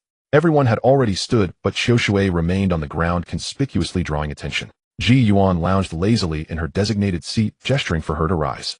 This concubine thanks the lady for her great kindness. If not for the lady, this concubine would have been confined to the estate forever. From now on I will be obedient and cause no trouble. As soon as Qiu Shui stood, she quickly poured a cup of tea, walked before Ji Yuan, and knelt. This concubine feels the same. Yuan finally grasped what the lady had said. She was promoting them to concubines. She immediately imitated Qiu Shui, hurrying to kneel beside her. Rare to find someone sharp. Ji Yuan raised an eyebrow with a smile. Rise. I brought you back to serve the Marquis. There's no need to visit the main courtyard without reason. As long as you stay in your place, avoid scheming, and fulfill your duties, the Marquis estate will ensure a life free from worry. With a wave of her hand, Rui brought forth 2 gifts for them, then had young maids escort them to their quarters. Gu Changping stood outside Kushui's courtyard for a long time before daring to enter. Not because he was unwilling, but because he sensed a trap. Hadn't the lady always disliked these concubines? With Yu and Qin gone, she should have welcomed the peace. Why would she suddenly recall his 2 pre-marriage chambermaids and have them brought back? There must be a scheme. Perhaps it was a test. The moment he stepped in, he'd be thrown into a sack and beaten. But recalling that the lady had barred him from the main courtyard for over a year, and that Yu had gone mad, and was confined while Qin was locked away for her misdeeds, he had been alone far too long. A flicker of temptation stirred within him. It's just a cut on the neck. He'll risk it. Gu Changping steeled himself and pushed open the door. Seeing her face again, he realized he still remembered things about her, like the cinnabar mole at the corner of her brow and how she always spoke with her head bowed. She had been only 17 when sent away, delicate and fair, weeping quietly without uttering a single plea. Marquis. A gentle female voice broke his reverie. Gu Changping looked up to find Qiu Shui, eyes moist, staring at him. This concubine pays respects to the Marquis. Her voice was as soft as ever, like fine rain falling on a lake, barely stirring ripples. Yet after over a decade it carried a deeper weight. Qiu Shui was dressed simply, with only a silver hairpin in her hair, appearing overly plain. She hadn't expected the Marquis to come. Gu Changping averted his gaze, his tone awkward. No need for formalities. Rise. He walked to the table and sat down. Qiu Shui followed quietly a half-step behind. Have you fared well all these years? Hearing this, she felt a flicker of surprise along with a suppressed, almost resentful emotion, but it quickly dissipated without a trace. She curved her lips into a faint smile. In answer to the Marquis, this concubine has lived well. At the estate, I lacked for nothing, and the people there treated me kindly. You were wrong back then, but the lady is of noble birth. Had I not dismissed the chambermaids before the wedding, the Ji family would never have allowed her to marry me. The Marquis estate needed a mistress of high status, as you well know. Regardless, you're back now, and I will find ways to make amends. He explained, unprompted. Kushui's heart suddenly turned cold, all expectations of him extinguished. What did the past have to do with the lady? Had the lady known her or Yulan before the wedding? It was merely the Marquis' excuse to climb the social ladder. He wanted a wife from an illustrious family, but couldn't control his desires, so they had to suffer. Qiu Shui believed this was the truth. She was no longer the naive, easily fooled girl of the past. She knew that to survive in the Marquis estate, she needed his favor, so she played the role of docile obedience. But that didn't mean she was foolish. Had talk of compensation. Since her return, the Marquis hadn't sent a single gift. Instead, the lady had bestowed many things, and even assigned her clever maids. To Chiu Shui, that was true substance. Sensing the chill in the air, Gu Changping cleared his throat and got straight to the point, pulling her toward the bed while blowing out the candle. The next day, he visited Yulan. Unlike Kushui's reserve, Yulan was fervent and passionate. So much so that Gu Changping nearly couldn't keep up. But he liked that, someone who knew how to please him and humble herself. Men, after all, craved such things. For several days straight, he went to Yulan's quarters, leaving each morning with legs, so weak his colleagues teased him. With Gu Changping visiting every night, Yulan grew smug. She used every trick to seduce him, hoping to conceive quickly and secure her place in the estate. The general's residence. A dilapidated courtyard. Madame Chang, gagged with cloth, lay on a wide bench, enduring punishment. With each strike from the guard, her body convulsed. Soon blood streamed across the bench, dripping onto the stone floor, the scene reminiscent of a pig slaughter. The acrid stench of blood filled the courtyard, lending it an eerie, ghostly air. This yard once housed a mad maid who in a fit of insanity hanged herself from the beam on a silent night. Since then it had been abandoned. None expected it to be used again. The law decreed that slanderers and rumor-mongers should be severely punished with 100 strokes. Given Madame Chang's frail body, a full 100 strokes would kill her. Out of consideration for his son, Ji Nansher decided to split the punishment into 3 sessions. After the strokes were administered, she would be sent to a nunnery in the outskirts to live out her days. During the execution, neither Ji Nansher nor Yun Rui appeared. Only the guards carrying out the order. They followed instructions, ignoring Madame Chang's struggles entirely. She had been observing the 2 concubines. They were the ones who insisted on kneeling to await the princess' arrival to thank her for bringing them from the farm. Now they made it seem as if she had forced them. Chang's lips were parched and cracked. As soon as she opened her eyes, she felt a dizzying vertigo and an excruciating pain that pierced her very bones and limbs. She forced herself to look around and found that she had been carried back to her room. There wasn't a single maidservant attending to her, only Ji Zhe, who was weeping by the bedside. Ji Zhe quickly poured a cup of water and carefully fed it to her. Mother, just bear with it a little longer. After you endure 2 more rounds of punishment, you won't have to suffer the lashings again. Then, what did you say? Chang couldn't believe her ears. She still had to be beaten twice more. Zaire, you are Ji Nanshi's only son, the future master of the general's mansion. Your father will surely listen to you. Go and tell him to stop the beatings, or they will kill me. Mother. Ji Zhe lowered his head. You were the one who wronged him first. Father only had you punished secretly within the mansion, not making it public, which is already a consideration. Slap. Before he could finish, a slap landed on his face. Chang's limbs were weak, so the slap wasn't very heavy. Ji Zhe fell to his knees with a thud, pleading earnestly, Mother, I beg you, stop being so stubborn. Just follow father's arrangements. Take the required lashings, and then go live in the nunnery for a few years. Once your son grows up and gains the ability, I will surely find a way to bring you back, so we can enjoy family bliss together. He thought optimistically that as long as he achieved great feats in the future, his father would not stop him from bringing his mother back. But Chang thought otherwise. She dug her long fingernails deep into Ji Zhe's arm, refusing to let go even when she heard him cry out in pain. Even you side with that bitch. You think I was wrong too. Her nails dug in tighter, piercing Ji Zhe's skin and drawing blood. He tried to pull away, but seeing her frail state, he feared hurting her. Her nails dug in tighter, piercing Ji Zhe's skin and drawing blood. He tried to pull away, but seeing her frail state, he feared hurting her, so he could only plead desperately. Mother, you're hurting me. Please let go, all right. The maidservants outside heard the commotion and rushed in. One pulled Chang away while the other took Ji Zhe to bandage his wounds. Upon learning of this, Yun Rui immediately ordered that Ji Zhe be forbidden from seeing Chang again. Was this woman insane? Zaire was a filial child. His heart must be in more pain than anyone else's right now. Chang had made a mistake herself, yet she blamed her son. Upon learning of this, Yun Rui immediately ordered that Ji Zhe be forbidden from someone go tell the physician treating Chang's wounds to be less diligent with the medicine. Reduce the dosage so that woman heals slowly and she won't have the energy to torment her own son. Yun Rui dispatched someone to carry out the order. For 3 consecutive days, Chang was soaked in medicinal baths, yet her wounds showed no sign of improvement. Her wounds ached terribly, and her heart burned with rage. If she couldn't deal with Ji Nansher and that bitch Shui Lingrong, couldn't she at least take it out on these servants? She screamed, maniacally summoning all the maidservants who used to serve her, intending to beat and scold them as she once did to derive a twisted pleasure from it. The moment she opened her mouth, several of them raised their fists and struck her face. How dare you? You dare hit me? Do you have a death wish? Chang's eyes widened in disbelief. Pa, do you still think you're the young mistress of the general's mansion? Look at yourself in the mirror. You're no better than a beggar on the street. We may be servants, but we were born to mothers and raised by fathers. The general and his wife treat us with kindness. What gives you the right to beat and curse us at will? Green Willow spat in her face, her eyes full of contempt. And what about Sister Qingqing?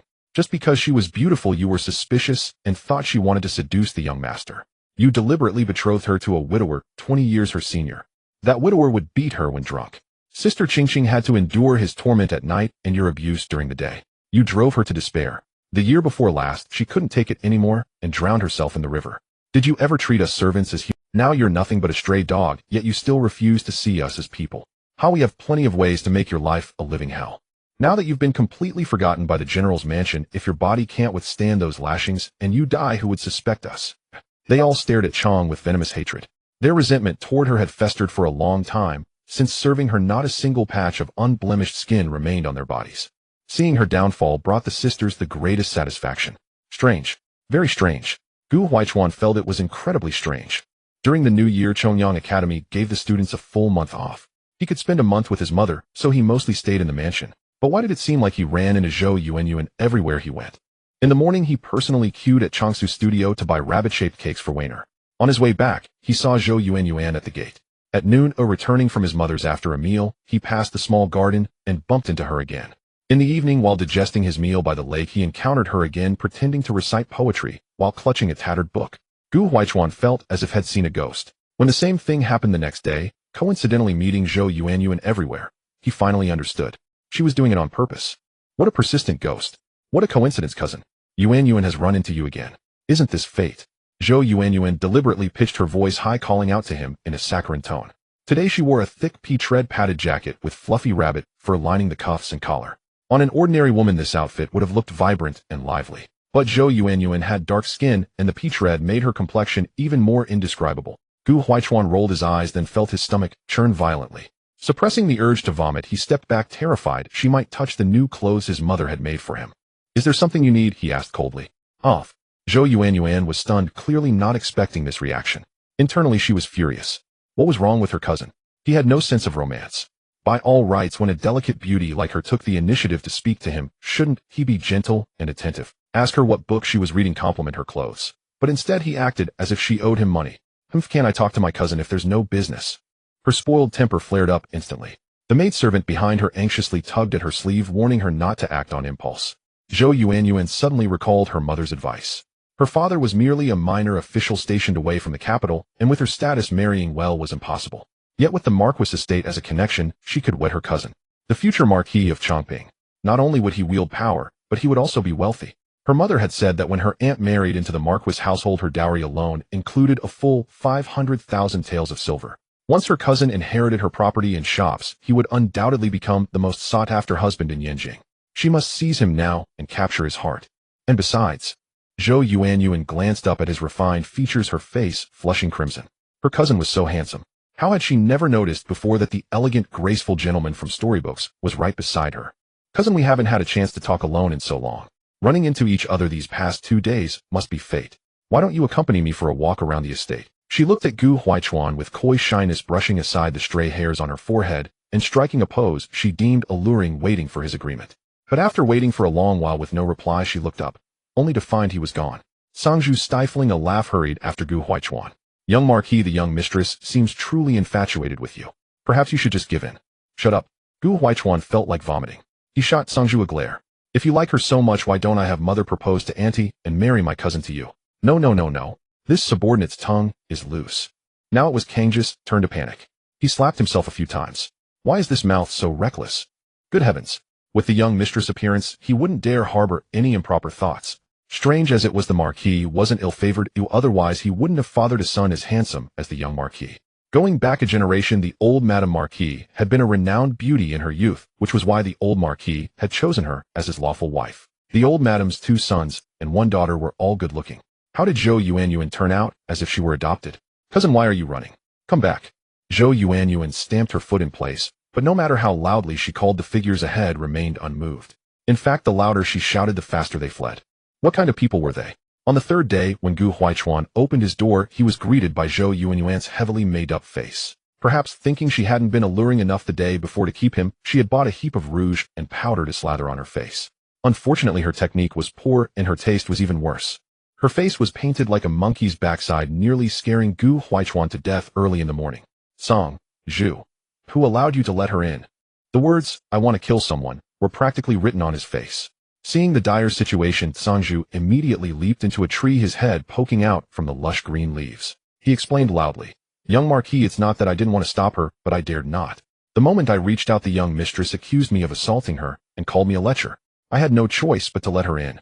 The words, "I want to kill someone," were practically written on his face. Seeing the dire situation, Zhu immediately leaped into a bam. Gu Huaichuan slammed the door shut. "Zhou Yuanyuan, get back to your courtyard. If I see you again, I'll have Zhu take action. Cousin, how can you be so heartless? We grew up together, childhood sweethearts, innocent playmates. Who is your childhood sweetheart?" Gu Huaichuan's head was pounding. The voice outside continued its monologue. "In 2 or 3 years you'll be of marriageable age. Instead of seeking some insincere woman outside, why not marry me? I'm someone you know well, and we share the same bloodline. If we become husband and wife, it'll surely be filial to aunt and uncle, and grandmother will be delighted. Why not do it?" Zhou Yuanyuan was still lost in her fantasy of becoming the young madam. Gu Huaichuan abruptly yanked open the door. She couldn't dodge in time and fell backward onto the ground. Without a glance, he strode away. He was heading to Qingfeng Hall to demand an answer from his grandmother. He wasn't foolish. His good aunt didn't have the wits for this. He could easily guess who was behind the schemes. At Qingfeng Hall, Gu Huaichuan didn't even wait for the maid to announce him. He burst straight into the room. The old Madame Marquis was nestled in a blanket, holding a bowl of dark, murky medicinal soup. Startled by his arrival, she paused, then beckoned him over. "Chuaner, it's you. It's been a while since you visited Qingfeng Hall. What brings you to your grandmother today?" She felt both love and resentment toward this grandson. He had been clever and endearing since childhood, and with him inheriting the family estate, the Marquis household wouldn't fear decline. Yet he was the son of Madame Ji, and once he inherited the title, he would favor her side. Her own position in the household would become increasingly precarious. Grandson pays respects to grandmother. Gu Huaichuan bowed to her and cut straight to the chase. "Grandmother, I wish to ask what I have done wrong to earn your—" "What nonsense is this?" The old Madame Marquis furrowed her brows in displeasure. "Oh, my little ancestor, don't speak recklessly. The old madam has doted on you since you were small. How could she be displeased?" Stepmother Zhao braced herself to mediate, guessing that the young mistress' antics had displeased the young Marquis. First there was concubine Qin. Grandmother knew she had committed a grave sin. 2 of my sisters nearly died because of her. Yet you stubbornly brought her mother here to pressure father, trying to spare her life. I'm not foolish. I know grandmother hopes concubine Qin will bear a son to support her own child. But there is only one title in this Marquis estate. If grandmother sides with a concubine's son, does that mean you wish me ill? Gu Huaichuan stared into her clouded eyes, speaking each word deliberately. No, that's not it. The old Madame Marquis denied it vehemently. And now Zhou Yuanyuan. An ordinary official family's marriage is valued for family background and character. A good family benefits the husband. High moral character brings peace and prosperity to the clan. May I ask grandmother, which of these does Zhou Yuanyuan possess? If grandmother wishes to marry her to me, this would destroy the century-old foundation of our Changping Marquis. Gu Huaichuan showed no leniency, slapping a heavy accusation on her. If she hadn't nearly had a stroke, a full stroke would have been better. It would save her from idling and scheming all day. The old Madame Marquis' face flushed a purplish red, her lips quivered violently, and drool trickled from the corner of her mouth unnoticed. She pointed at Gu Huaichuan and cursed. You insolent brat, how dare you speak to me like this? Where is your father? Summon him here. I want to ask him how he raised such a fine son." She enunciated the last few words with particular emphasis, making it clear they were sarcastic. The air was thick with a suffocating tension, so heavy it was stifling, and the maidservants dared not even breathe. Gu Huaichuan remained utterly indifferent, continuing, "Grandson speaks nothing but the truth. If grandmother is dissatisfied, by all means go complain to father. I came today only to make it clear I will never marry Zhou Yuanyuan. Grandmother, you might as well give up on this idea." Having said his piece, he saw no reason to stay. The two of them came in a whirlwind of fury and left just as the news that her precious son had been pestered by Zhou Yuanyuan for days had reached Ji Yuan's ears early that morning, right when Zhou Yuanyuan had cornered him. She had initially thought her son had his own plans and could handle this matter without her intervention. However, upon hearing that he had stormed out of Qingfeng Hall, she sensed trouble. This matter required a preemptive strike. The great Yin placed the utmost importance on filial piety. Otherwise, if word got out, it would be said that the heir of Changping Marquis was unfilial and disobedient. Rui, about today's events. Ji Yuan called Rui over and whispered a few instructions in her ear. Go and do as I said. After you're done, go to the Ministry of Works and inform the Marquis of everything that has happened these past few days. He will know what to do. She had no doubts on this point. She knew Gu Changping's nature all too well. Though he was often unreliable, he could still distinguish right from wrong in this matter. There was no way he would ever approve of Zhou Yuanyuan. In his eyes, the future wife of the Changping Marquis must come from a prestigious family that could aid the household, or at the very least be from a respectable scholarly family with students scattered everywhere. Marquis, it seems we ran over something just now. The carriage wheel is broken, and now we may have to walk home. Gu Changping was already vexed, and now his carriage had broken down on the way home from work. He descended from the carriage in a huff, with Guang Lin reaching out to support him, explaining cautiously, "We've already reached West Street. Just 2 more turns, and we'll be at the Marquis residence. You only need to walk a short distance." He knew the Marquis was in a hurry to get home, and was certainly irritated, but a broken carriage wheel was beyond his control. Even Guang Lin was baffled. How could a perfectly good wheel just break like that? As they were about to pass West Street, they encountered a group of older women gossiping at the street corner. They first looked around to ensure no noble carriages were passing by before starting their chatter. "Zhang Dejias, I heard your son has been seeing that tofu beauty who sells tofu. Stop being so picky. That girl, though she runs her own business alone, is quite virtuous. A good girl like that you'll be hard-pressed to find another, even with a lantern." An elderly woman cracking sunflower seeds advised her earnestly. The others nodded in agreement. "Aunt Lou is right.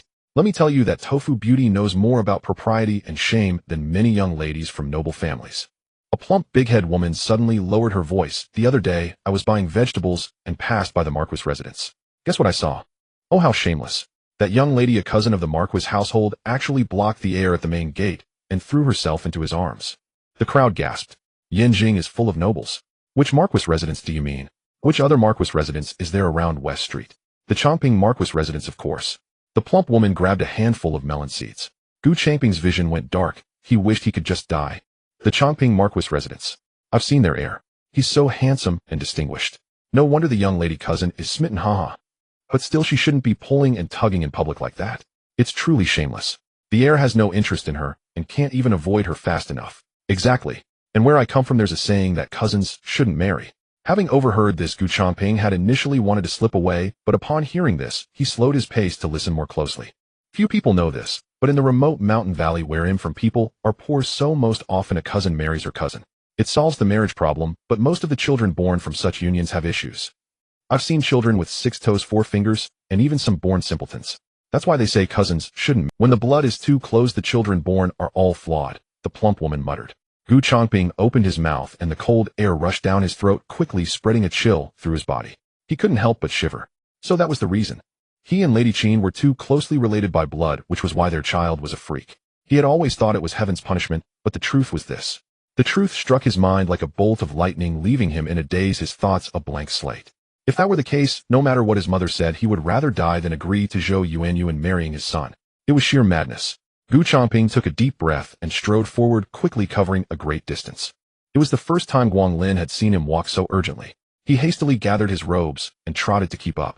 That evening, everyone in the household was laughing at Zhou Yuanyuan's expense. As soon as the Marquis returned, he went straight to Qing Feng Hall, where he had a fierce quarrel with the old Marquis. Standing in the courtyard, he railed against Gu Yufan and her daughter for their wishful thinking, telling the old lady to abandon the idea. All the maids in the courtyard heard it, and even passers-by caught an earful. Everyone thought Zhou Yuanyuan was delusional. Look at their heir, so elegant and refined, with impeccable family background and appearance. How could an illiterate, ugly, and untalented young lady cousin like her ever aspire to him? After dinner, Zhou Yuanyuan went for a walk in the back garden. Along the way, she felt countless eyes on her, making her extremely uncomfortable. When she returned, she heard from Gu Yufan about what had happened at Qing Feng Hall. Feeling utterly humiliated, she ran to her room, wept bitterly, and threatened to kill herself. Gu Yufan complained about Gu Changping's cruelty. She pinched her thighs hard until tears came to her eyes, then immediately ran to his study to cry and plead. But this time Gu Changping did not indulge her as he usually did. He directly ordered Guang Lin to throw her out, and warned that if she dared to scheme again, he would kick both mother and daughter out of the house. Failing with Gu Changping, she turned and went to the main courtyard to find Ji Duan. At the gate, she threw a tantrum, accusing Ji Duan of looking down on her and her daughter and deliberately trying to humiliate her. She was then beaten a few times by Frostblade. Only then did she tuck her tail between her legs and scurry away. Frostblade, another one who came looking for a beat, the Drunken Moon Pavilion. As the door curtain was lifted, the air rushed in with a pungent fragrance that assaulted the senses. Ji Nansher instinctively held his breath, yet his expression remained utterly unchanged. This humble one is Hongzhuang, greetings to all the young masters. The newcomer wore her hair piled high in a cloud-like bun, with a thin veil barely covering her jade-like arms. Though it was still the depths of winter, she was dressed as coolly as if it were summer, and a small golden bell tied around her ankle chimed with every step she took. She was a veritable enchantress, a siren meant to beguile the heart. Amidst the drunken haze of rouge, dreams shatter in the arms of tenderness. The name Hong Zhuang is truly well chosen. He praised her with a tone neither warm nor cold. This humble one thanks the young master. You are the first to compliment my name. Might I ask, young master, do you prefer my name, or do you prefer me? Hong Zhuang strummed her zither, smiling. He is not someone you can trifle with. Just focus on serving me well. The man pulled her into his embrace with a single motion and raised an eyebrow at Ji Duan. What do you think, brother Ji? Didn't I tell you this was a fine place? Pick whoever you fancy. Beauties like Hong Zhuang are a dime a dozen at the Drunken Moon Pavilion. You should come out with us more often to enjoy yourself. Staying at home all day is so dull. The speaker was Zhuang Hong, son of the vice minister of the Court of Judicial Review. As soon as he spoke, his other idle friends echoed him loudly. Ji Duan offered a silent smile, then turned and drained the wine from his cup in one gulp. With a beauty in his arms, Zhuang Hong's breathing immediately grew ragged, leaving him with no mind to spare for Ji Duan. Half an hour later, Zhuang Hong and his companions were utterly lost in wine and women, their eyes glazed with intoxication as they simply hugged the courtesans and flirted. Only Ji Duan remained as steady as a mountain. Suddenly, an ordinary-looking man lifted the curtain and entered, speaking in a low voice. Young general, our master requests your presence. He invites you to a private room for a chat. It would be impolite to refuse. A faint, almost imperceptible smile curled at the corner of Ji Duan's lips. He knew the fish had taken the bait. Had he gone directly to the fourth prince's residence to pay a visit, it would have been tantamount to declaring to the world that the Ji family had chosen a side, something he could never do. Even if he were unafraid, the fourth prince would be terrified of the consequences. Emperor Chongwen was inherently suspicious by nature, and being in the prime of his life, how could he possibly permit anyone to openly align themselves under his very nose? Such an act would only plunge the fourth prince into a sea of trouble. The wise course of action was to pretend to indulge in pleasure with these dissolute young men while secretly making contact with the fourth prince. Only this would make one seem like a genuine person seeking to pledge allegiance. His younger sister had sent him a message revealing that the Drunken Moon Pavilion was actually a property of the fourth prince. That was why he had deliberately fallen in with Zhuang Hong. His true aim was to come to the Drunken Moon Pavilion to meet the fourth prince.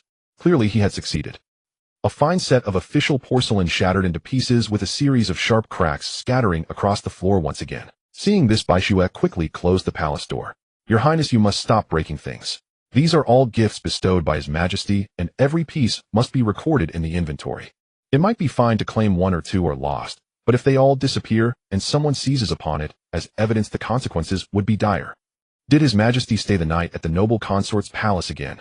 Consort was face twisted in fury, her youthful features etched with anger. She had just turned 17 this year, and in the month since entering the palace, she had only been favored by His Majesty once. Since then he had spent every night exclusively with the noble consort, never thinking of her again. A day or two was bearable, but if this continued, her chambers would become a cold palace. Was she destined to grow old and die alone in the palace? Do the Empress and virtuous consort have no objections either? Are they just going to stand by and watch the noble consort monopolize His Majesty without lifting a finger? The virtuous consort has never been fond of vying for favor. As for the Empress, even if she wanted to contend, she cannot control where His Majesty wishes to go. Your Highness, you are still young and have plenty of opportunities. Please do not let this ruin your health. Bai Xue lowered her head, trying to soothe her. Am I not young and beautiful enough? Why would His Majesty rather go to that noble consort than come to see me? What is so appealing about that old woman? She must have used some sorcery to seduce His Majesty, or else he would never treat me this way. The more Consort Gu thought about it, the angrier she grew, and she hurled another teacup to the floor. Your Highness, the palace is not like home. There are eyes and ears everywhere.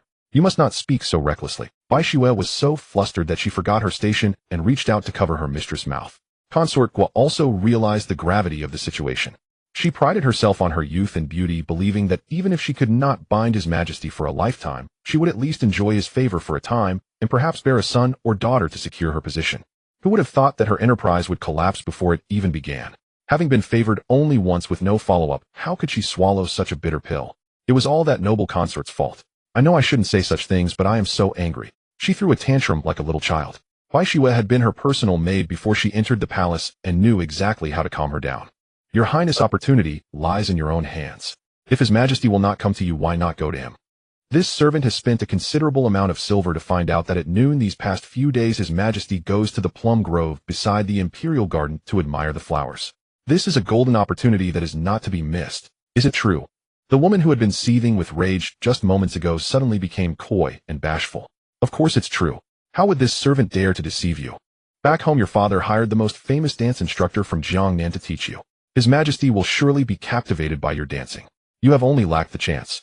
Now admiring the plum blossoms in the imperial garden is the perfect opportunity. Quickly change my clothes. I must go to the imperial garden at once and wait for His Majesty. Consort Guo was too excited to even bother with lunch. She flung open her wardrobe and began picking out her favorite dresses one by one, determined to present her most beautiful self to His Majesty. Bai Shue stood there watching her naive face, a flicker of pity passing through the depths of her eyes. Your Highness, you are too impulsive and foolish in a crisis. Following you will only lead to my death in the end. I am merely seeking a path to survival for myself. Do not blame me. She composed herself, walked over, and personally picked out the final dress for her. Your Highness. Shu, what are you shouting for? Keep your voice down. Consort Guo turned back and glared at Bai Shue, warning her. If you ruin my plans, I will not let you off easily. This servant did not mean to. It is just that my stomach suddenly aches and I need to. Enough, say no more. I do not wish to hear it. If you are going, go quickly and do not let anyone see you. She had hidden herself in the plum grove in advance, all to wait for His Majesty's appearance and present her dance. No one was going to ruin her plans. A quarter of an hour later. Several palace maids were passing by the plum grove when they noticed some scattered jewelry on the ground, finding it strange. Following the trail with their eyes, they were so horrified that the items they were carrying fell to the ground. There lay Consort Guo sprawled on her back, facing the sky, the blood on her head already dried. Beside her was a blood-stained rock. Her eyes were wide open, a look of terror frozen on her already cold face, never to relax, even in death. Your Majesty, the imperial consort has grown arrogant and lawless, even committing murder openly in the palace. I implore you to steel your heart and punish the culprit severely. Meng Jingwen knelt and submitted his remonstrance.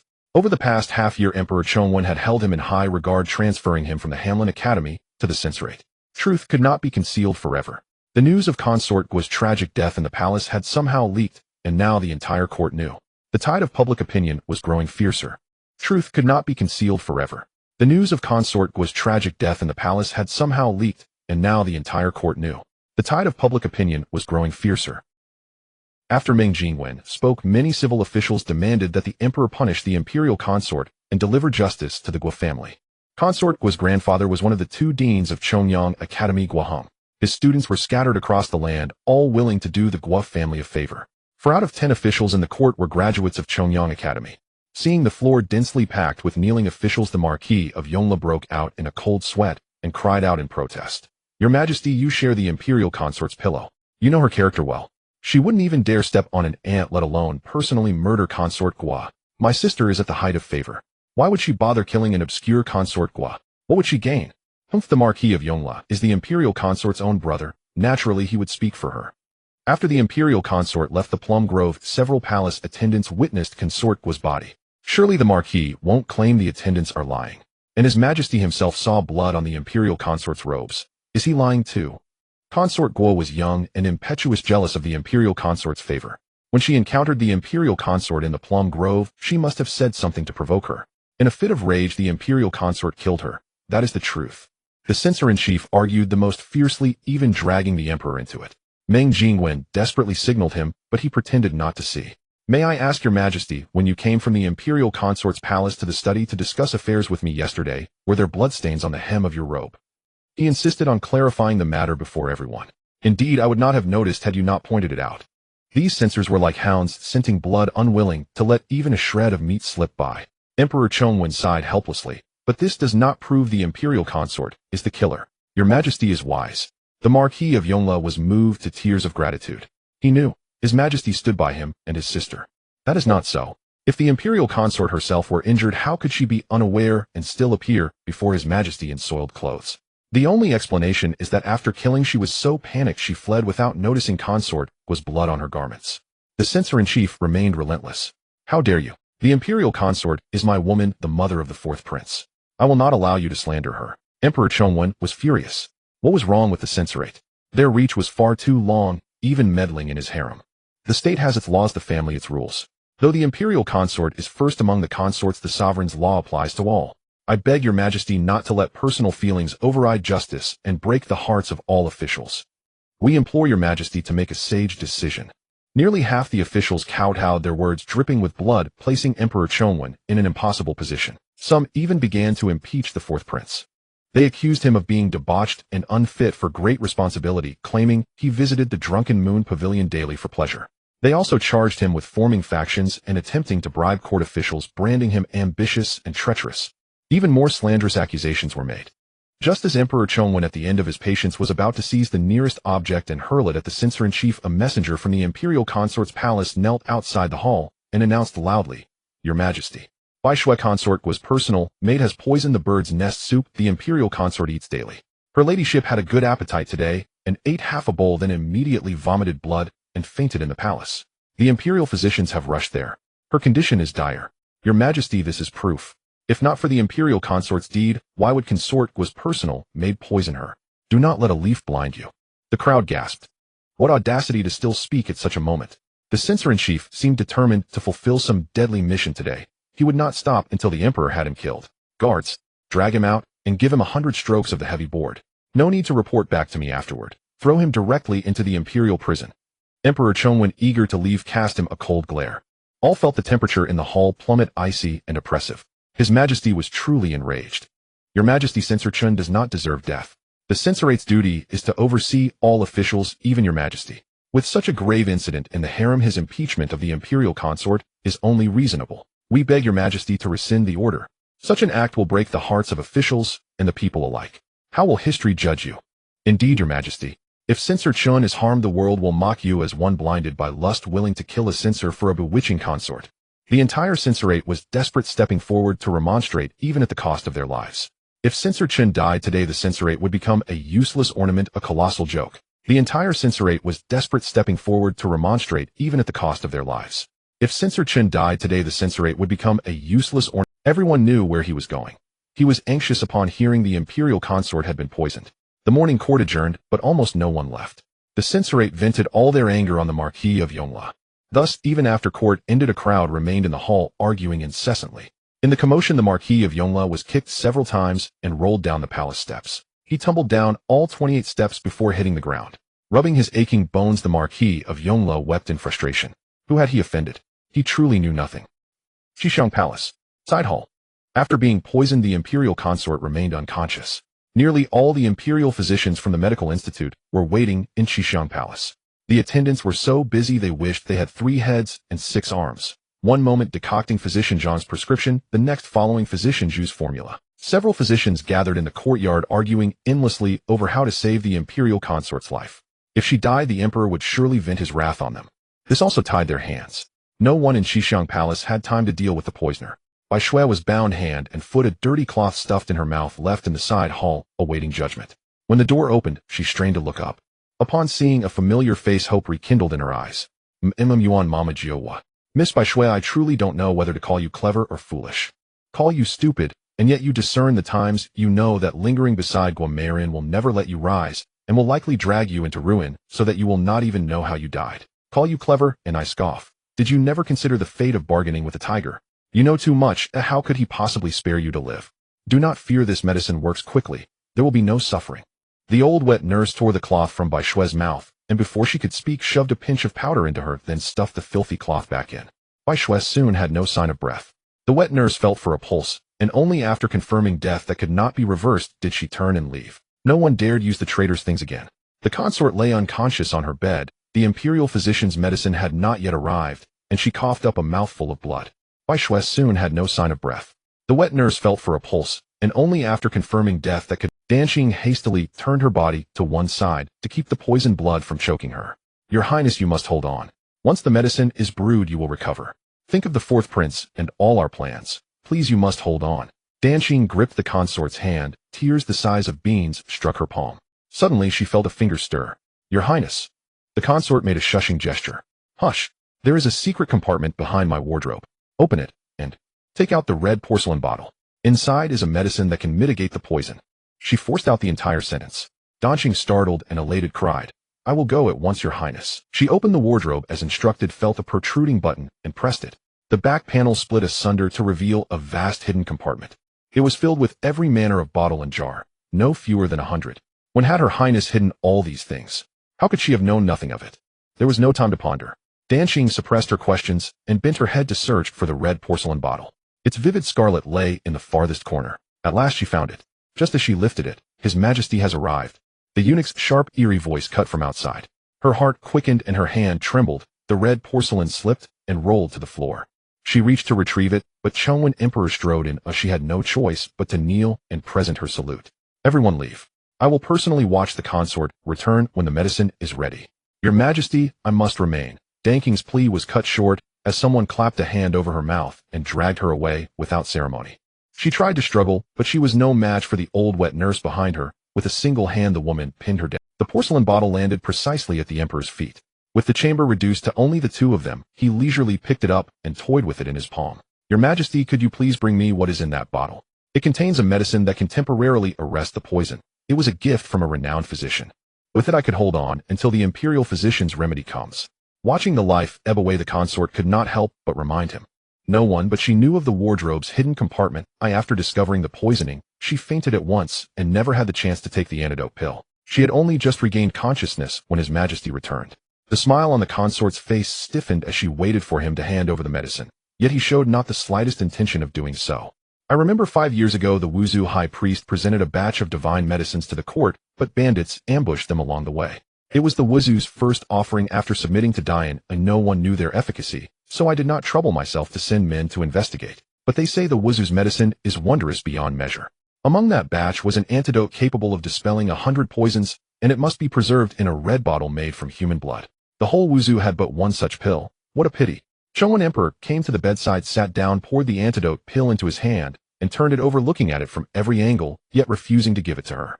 The consort's blood was already saturated with poison, and her mind clouded. She did not catch the emperor's earlier words. Only later did she realize there was but one such pill in the entire Wuzhu. From his cold demeanor, she understood everything in an instant. The man who sat at the bedside now bore no trace of the indulgent affection he had lavished upon her in recent days. She burst into a mad, racking laugh. What are you laughing at? His Majesty's tone was soft, but it chilled. I laugh at you, she cried. Ha! Though you sit on the dragon throne as sovereign of all beneath heaven, you sell yourself like a courtesan, bartering your body to accomplish your ends. You are lower than a harlot. The hand came down. Her facial muscles convulsed, and she collapsed like a rag doll sucked of bone. She contorted in pain. A trickle of black blood slid soundlessly from the corner of her mouth. I thought I had been secret. I never imagined you would discover it. You hid your tracks well, but your father, that cunning fox, hid deeper. He even dared seize the imperial medicine. No wonder he met the king of the underworld early. Today you will join him. As for your foolish son, if he had not lost his composure in public, I might never have uncovered that it was you colluding with Zhao Wang. When you die, the Yongle Marquis will in time be impeached by the enraged censors, the Yongle household will collapse, and all your lifelong plotting will yield nothing. Do not worry. I will not kill that fool, at least not until he has divulged everything he knows. Over the years, your alliance with Zhao Wang must have amassed untold wealth. Let me guess. You have secretly been mining iron and forging weapons in preparation for rebellion, have you not? Watching the consort's pupils constrict with terror, the emperor's smile broadened. I knew you would leave aids for the fourth prince, though once alarmed they would seize what they could and flee. That is why I laid this trap, to watch the fish take the bait. Half a year, 3 years. I could wait. But you and the Yongle household will never have that time. Would it not have been better to remain meek in the harem? You bear a prince at your knee. He could lawfully inherit the realm. Why rush to your own doom? This was something Chongwen Emperor could never fathom. He had always been even-handed with his sons, showing no partiality. Several princes had reached maturity, and yet he conferred no princedom upon any. Instead, he bestowed princely households so they might dwell outside the palace. What then had driven the consort to risk everything? What made her resolve to gamble with fate in such a desperate manner? Do you think everyone is the empress? And those women in the harem, they were all fooled by you, not even knowing who their enemies were. You could make them target anyone you wished. Consort N was pushed down the steps when she was 7 months pregnant, resulting in 2 deaths. The blood stained the entire imperial garden red. And Consort Shu, you favored her exclusively for a time, directing all the open and covert attacks from the harem toward her until she was driven mad with fear.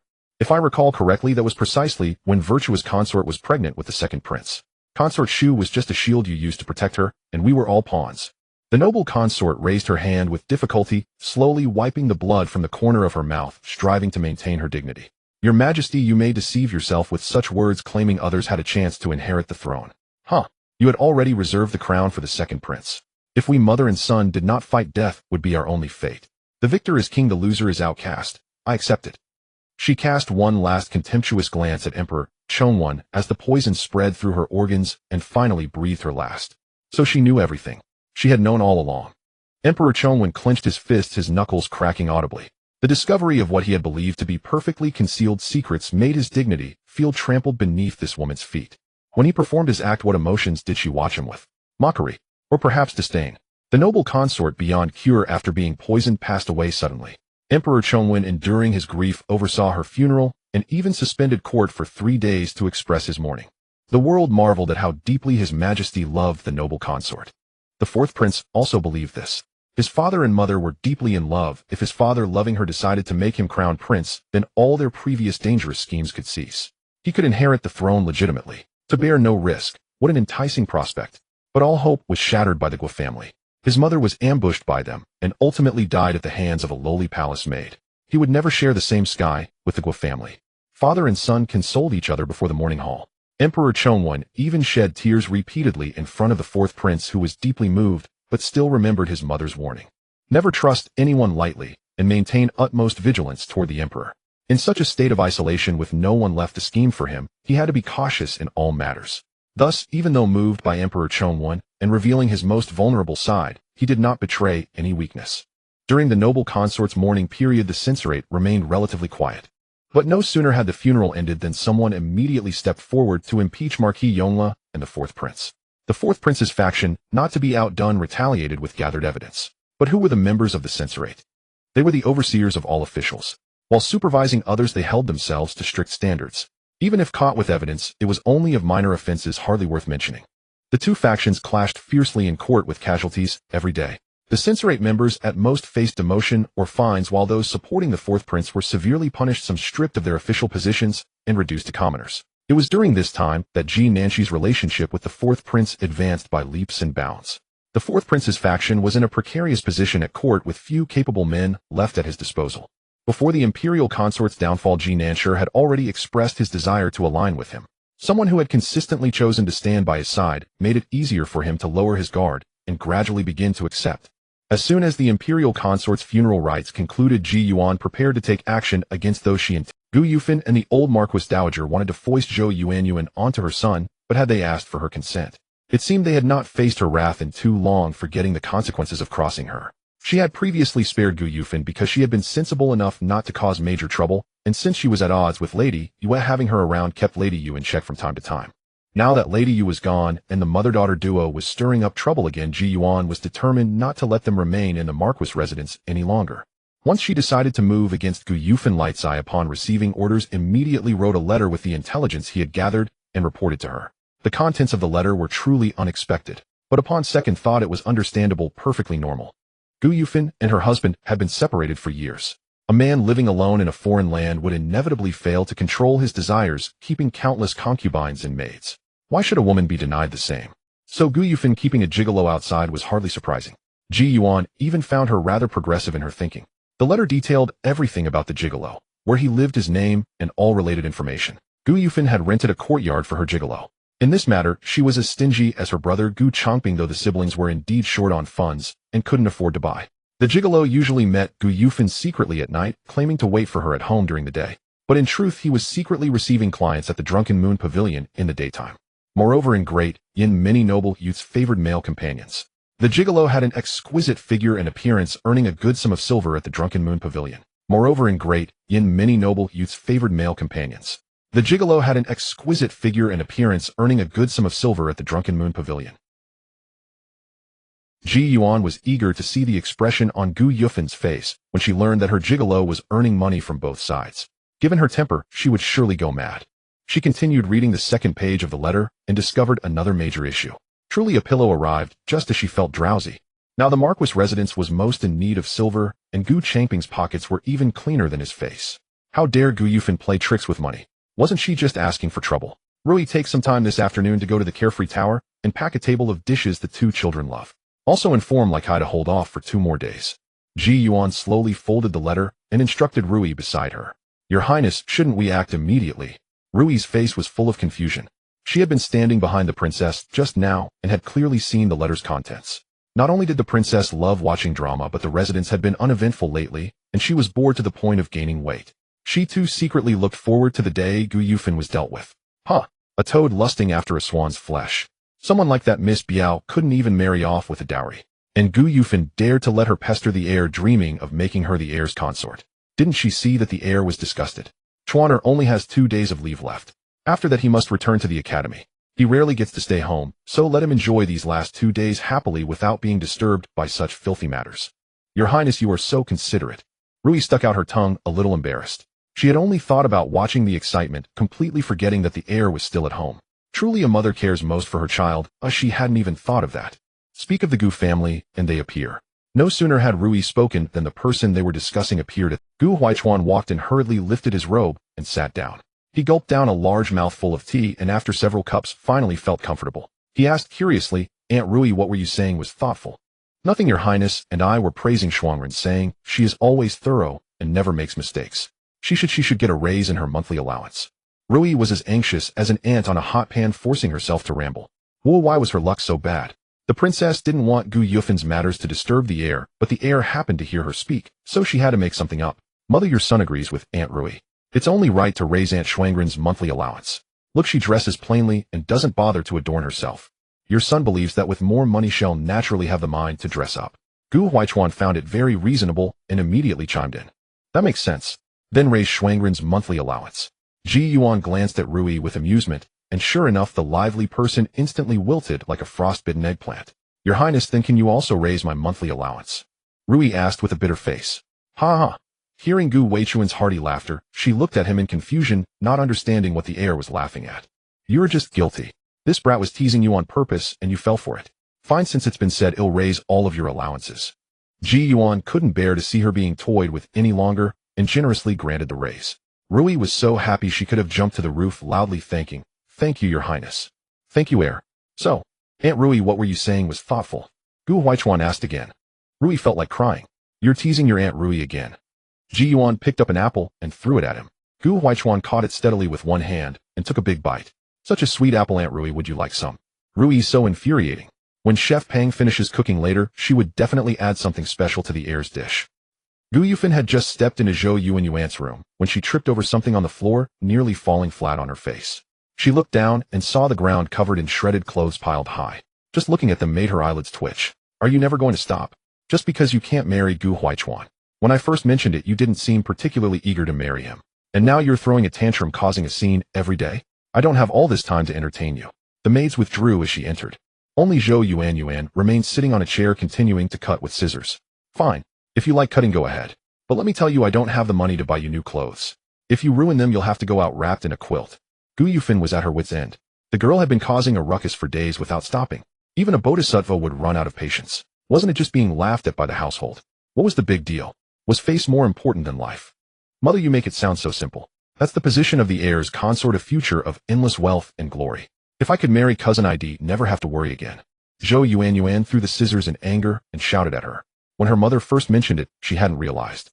Later she understood she had to marry someone eventually. Compared to suffering in another family, marrying into the Marquis residence was the best choice. With grandmother around, the eldest aunt wouldn't dare mistreat her. And the eldest aunt had a rich dowry which would all be hers in the future. Power and money. Only a fool would refuse. Otherwise she might end up marrying some nobody. Just look at her mother. Wasn't she a legitimate daughter of the Marquis residence, married off poorly? Your eldest uncle absolutely refuses. What can I do? Your grandmother was scolded by your uncle, and now she's angry with me too, refusing to see me. Where am I supposed to turn for justice? She threw things, and Zhou Yuan threw things too. Soon everything on the table was cleared. She was the one who wanted to cry. The old one ignored her, and the young one caused trouble all day. Every day, she opened her eyes and ran between the two. Even a plow ox wasn't as tired as she was. If a maid hadn't come to report that her daughter was causing a scene with scissors in her room, and she feared the girl might do something foolish, she wouldn't have bothered to come. Mother, I'm your only daughter. If I marry well, you'll enjoy a comfortable old age. What does it matter if uncle scolds us now? There will be endless blessings later, mother. Gu Yufin was somewhat swayed, but remembering her eldest brother's threat to kick them out if it happened again, she hesitated. If it failed, they would have no refuge left. The stakes were too high. If you don't agree, you'll kill myself.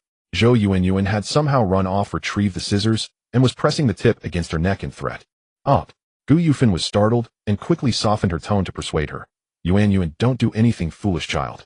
I only have you. Be good, put down the scissors. No, unless you go to grandmother and make her find a way for me to marry cousin. One must risk a child to catch a... Zhou Yuan knew this well. She closed her eyes, steeled herself, and lightly drew the blade across her fragile neck. A thin line of blood soon appeared. Fine. I agree. Gu Yufin nearly fainted and had no choice but to consent. Then while Zhou Yuanyuan was elated, she lunged forward, snatched the scissors, and hugged her daughter, weeping inconsolably. Wu, do you want to die? If I'd known you'd threaten me like this, I should have strangled you at birth. Mother, we have no choice. If we don't gamble now, once grandmother is gone, where will we have a place to stay? Zhou Yuanyuan cried along with her. In these past days, she had learned many truths overnight. Nothing mattered more than living well. Face, reputation, none of it was important. As long as she became the heir's consort, and later the Marchioness, no one would dare gossip about her. Mother, do give it a try. I spent days selecting this hairpin just for you. Look at the emerald embedded in it, so elegant and magnificent. Only such a treasure can truly match your status. Gu Yufin sat across from the old marquise, holding a wooden casket in both hands, urging her to take it. The old marquise remained unmoved. Mother, she cooed with a petulant tone, her face etched with grievance. Are you still angry with me? I did it all for Chuaner's sake. I thought Yuan being his cousin and so familiar would make the perfect wife for him. Take Madame Ji for instance, she continued. The Ji family holds power and influence, but we can't control them. Now she constantly overshadows you in the manner, even disregarding big brother the Marquis himself. If Chuaner ends up with a wife like that, the two of them could join forces. Where would that leave you in this household? Hearing this, the old Marquis's stance softened slightly. She knew her daughter spoke the truth. Earlier, when she had tried to arrange a match between her granddaughter and grandson, she had harbored the same thought. If her granddaughter, who stood by her side, became the future Marchioness, the manor would remain firmly in her grasp. But her eldest son had quarreled fiercely with her over this, flatly refusing to agree to the marriage. He even made a harsh declaration if she meddled further, he would not hesitate to sever their mother-son bond. At her advanced age, the old marquise had never been so defiantly challenged by her own son. Last time, her second son had threatened to divide the family, but backed down when she fell ill. Now her eldest had openly humiliated her in front of everyone. The entire household was laughing at her. She would rather offend her daughter than court further trouble. Leave now. I'm old and can no longer help you. Don't waste your efforts on me. She averted her gaze from the wooden casket and directly ordered her out. The emerald hairpin was decent in design, but the gem's luster was ordinary, nothing worth coveting. A daughter knows her mother best. Seeing that the old marquise was actually pleased, Gu Yufin promptly picked up the hairpin and tucked it into her hair, praising effusively, Mother, you still look as radiant as in your youth. Other ladies your age dare only wear dark colors and avoid adornment lest they invite ridicule. But not you, Mother. When you step out so beautifully dressed, anyone would think you're barely over 40. The old marquise, soothed by the flattery, let her anger subside. I forgive you this time. But go back and speak properly to Yuan. She must never provoke Chuaner again. She's far too reckless. The thought still infuriated her. She had only asked Zhou Yuanyuan to exchange a few words with Chuaner, but the audacious girl had dared to block the heir's path at his own gate. If not for that, her eldest wouldn't have stormed in to demand an accounting. A worthless piece of mud that couldn't be plastered on the wall. I understand, Mother. I've already scolded Yuan. She's just young and impulsive. After all, she truly loves Chuaner and hopes to marry into the manor, to fulfill her own heart, and to continue serving you, her grandmother. It's a pity she lacks such fortune, alas. With that, Gu Yufin shed a few crocodile tears. Yuan's misfortune is one thing, but I pity you, Mother.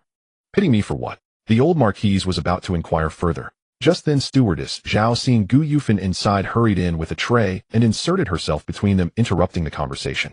My lady, it's time for your bird's nest soup. One bowl daily, never to be missed.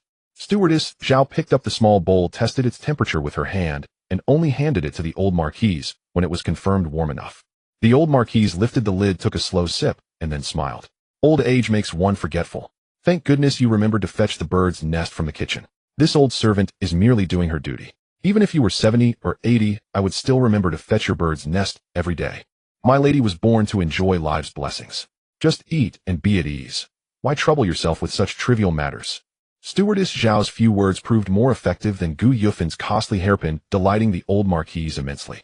Out of their sight, stewardess Zhao secretly rolled her up. Just eat. She knew full well that the eldest miss had ulterior motives. She would first sweet-talk the old lady, then find some excuse to coax her into continuing the match between Zhou Yuanyuan and the heir. She was trying to drive a permanent wedge between the old marquise and the marquis. Stewardess Zhao was determined to prevent this. After all, the eldest miss was a married daughter. If the marquis truly couldn't tolerate her, he could simply send her back to the Zhou family. But the old marquise was different. She would spend the rest of her life in this manner. Falling out with the marquis would bode ill for her. Just as she was about to speak, her words were cut off. Annoyed, Gu Yufin glanced at the bird's nest soup and immediately covered her mouth in feigned shock. What a treacherous servant! How dare you deceive your mistress and shortchange my mother's bird's nest? The old marquise looked up. Why are you scolding her? Mother, don't shield her. You used to eat bloodbird's nest every day? But look what stewardess Zhao brought today. Surely mother's eyesight hasn't failed so much that she can't tell bloodbird's nest from ordinary. Her voice was loud, but the old marquise was mortified. The manor had long been living beyond its means. Even this bird's nest was a filial offering from her eldest son, who scraped together silver from his meager allowance to buy it daily rather than let her use her dowry. At this thought, the old marquise felt a deeper pang of guilt. Her eldest had truly worn himself out for this. Eldest, miss, you wrong this old servant.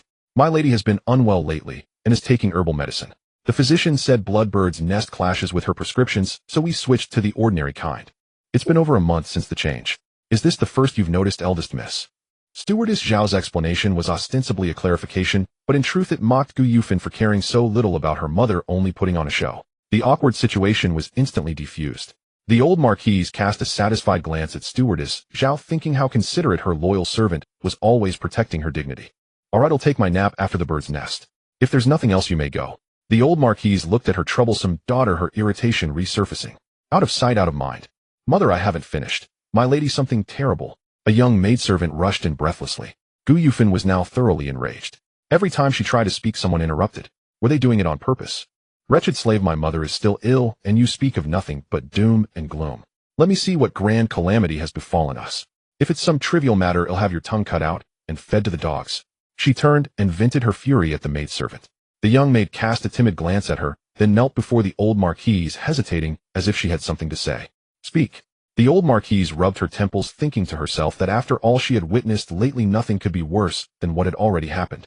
My lady, as I was about to leave through the side gate for some errands, a crowd appeared outside. Over a dozen burly men blocked the entrance, refusing to let anyone pass. Speak. Speak. She glanced up at Gu Yufin, unsure how to continue. Stop stammering, and the old marquise slammed her hand heavily on the table. The maidservant trembled like a leaf in the wind and stammered. Those men said the eldest young lady owes them usury money. If it's not repaid today, they'll block the side gate and prevent anyone from coming or going. They also said they'll wait at the main gate for the Marquis to return from his duties and demand payment from him personally. Say, if they still can't get the money, they'll take it to the authorities. In an instant, Gu Yufin's face turned deathly pale. How dare they come here? This is the Changping Marquis manor. She grew anxious. You wretched creature, look at the mess you've made. Why did I have to give birth to such a detritus? The old marquise clutched her chest in anguish. When this good for nothing married, she had given her a generous dowry. Moreover, she had been living in the manor all these years with the household covering her expenses according to her pre-marriage allowance. And yet she dared to borrow usury money outside, and even let the creditors come knocking at their door. This was utterly unheard of. Miss Guo, no, I should say Mrs. Zhou, come out and pay your debts. Hiding in the Marquis manor like a coward. Your Changping Marquis manor is a noble house, and we brothers dare not barge in recklessly. But a debt must be repaid. It's only natural. We're just claiming what's rightfully ours, and that's not against the law, is it? If you still refuse to pay, well, go and reason with the Marquis himself. Leaning on Zhao, the old nanny, the old marquise hurried to the side gate, arriving just in time to hear the shouting outside. She immediately ordered the side gate to be opened. There over a dozen burly men lounged casually outside.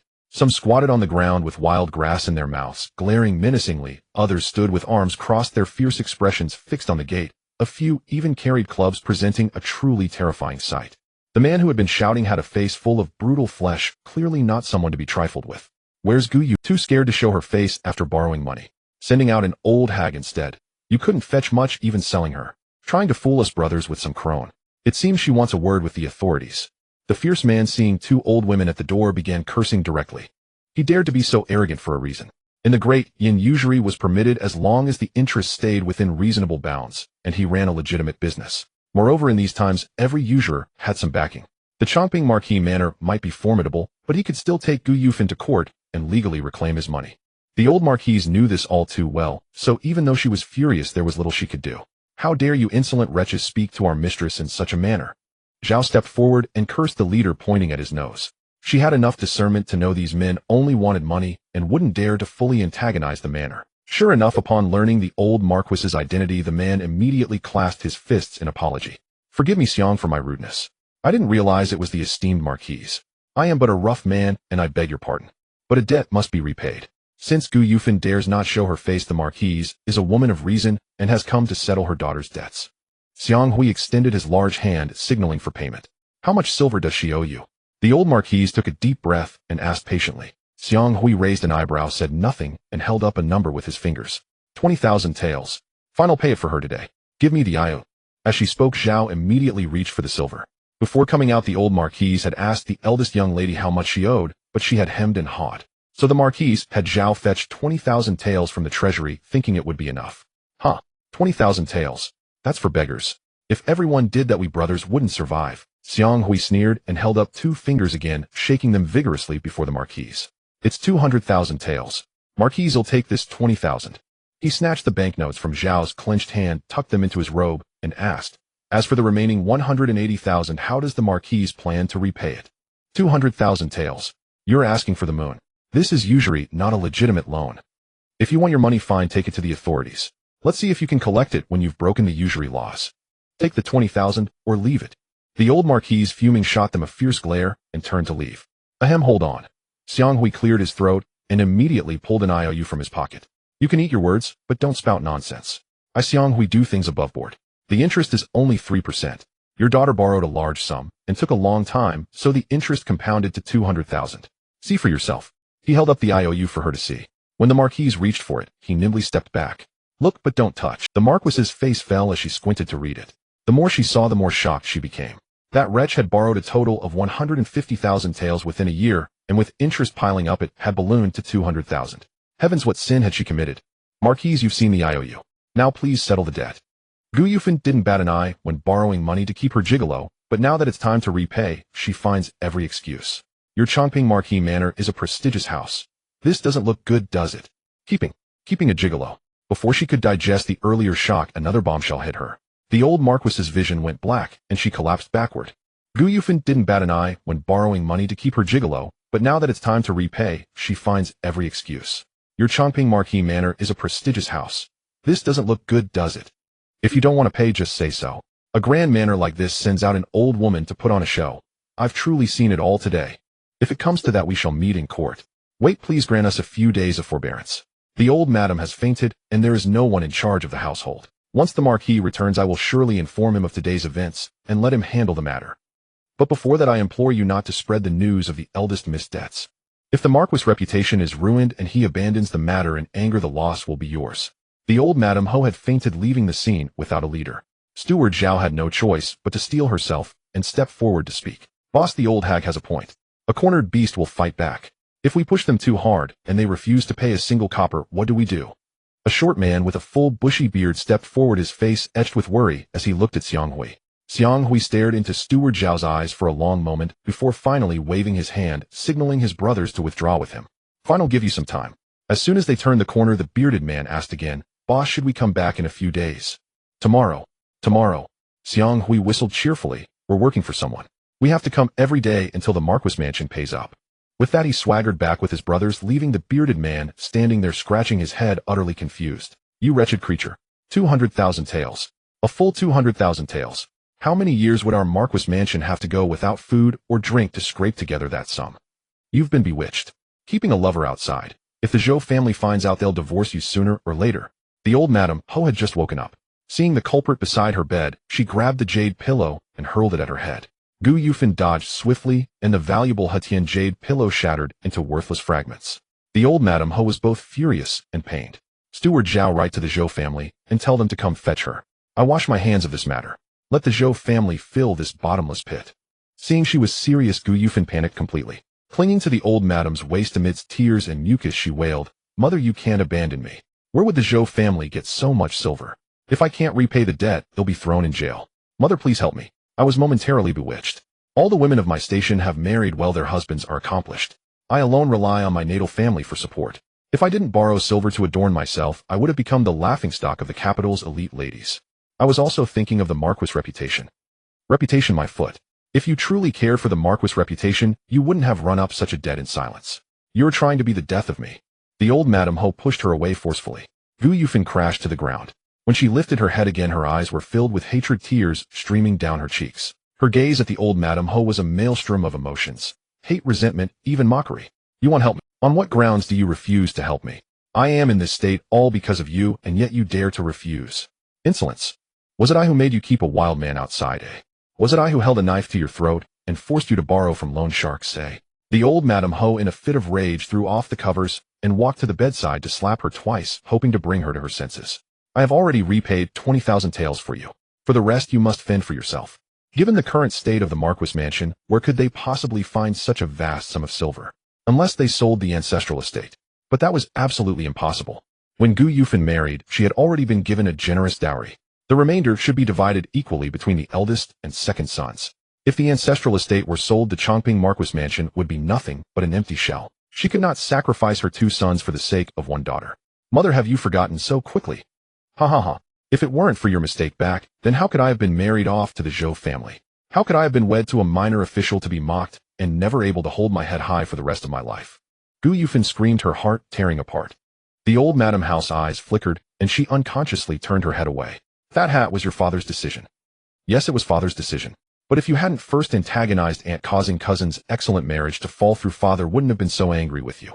In a fit of rage, he married me off to anyone just to appease aunt's wrath. In the end, it's all because of you. I was just a girl of a dozen years knowing nothing, and you ruined my whole life. You and father never loved me. And now you watch me walk to my death. Are you even my mother? Gu Yufan poured out her grievances amidst a torrent of tears. A pang of guilt struck the old Madame Ho. It was true that she had made a mistake back then, but regarding her daughter's marriage, she had begged the old Marquis not to blame their daughter and not to send her to the Zhou family. But he had refused to listen. He was determined to make an example of her, believing that since Gu Yufan's daughter had ruined Gu Qingji's daughter's marriage, their daughter's marriage must be used as recompense. She had tried her best. This matter was my fault that implicated you. But to make amends, I gave you a substantial dowry. Go ask your aunt. Did your cousin have such a generous dowry when she married? Every loss has its gain. If you had married according to the usual rules, I wouldn't have given you such a large dowry. It's been over a decade, and you still hold such a grudge. The old Madame House heart ached. She pointed a finger at Gu Yufan's heart and demanded, in all these years I have treated you well. When you didn't want to suffer in the provinces with Zhou Quan, I brought you back to the mansion and let you do as you pleased. Every time you taunted Xiongshi, I turned a blind eye. I let you throw your weight around the mansion. Isn't that enough? Mother, but you ruined my entire life. What is a decade or so compared to that? The emotions pent up for years finally exploded. Gu Yufan's hands clenched into fists, her voice suppressed, yet manic. You dare to ask about my dowry? How do you know? In the 5th year of my marriage, that beast Zhou Quan squandered my entire dowry. He took in concubines every year. As soon as one got pregnant, she would clamor for delicacies.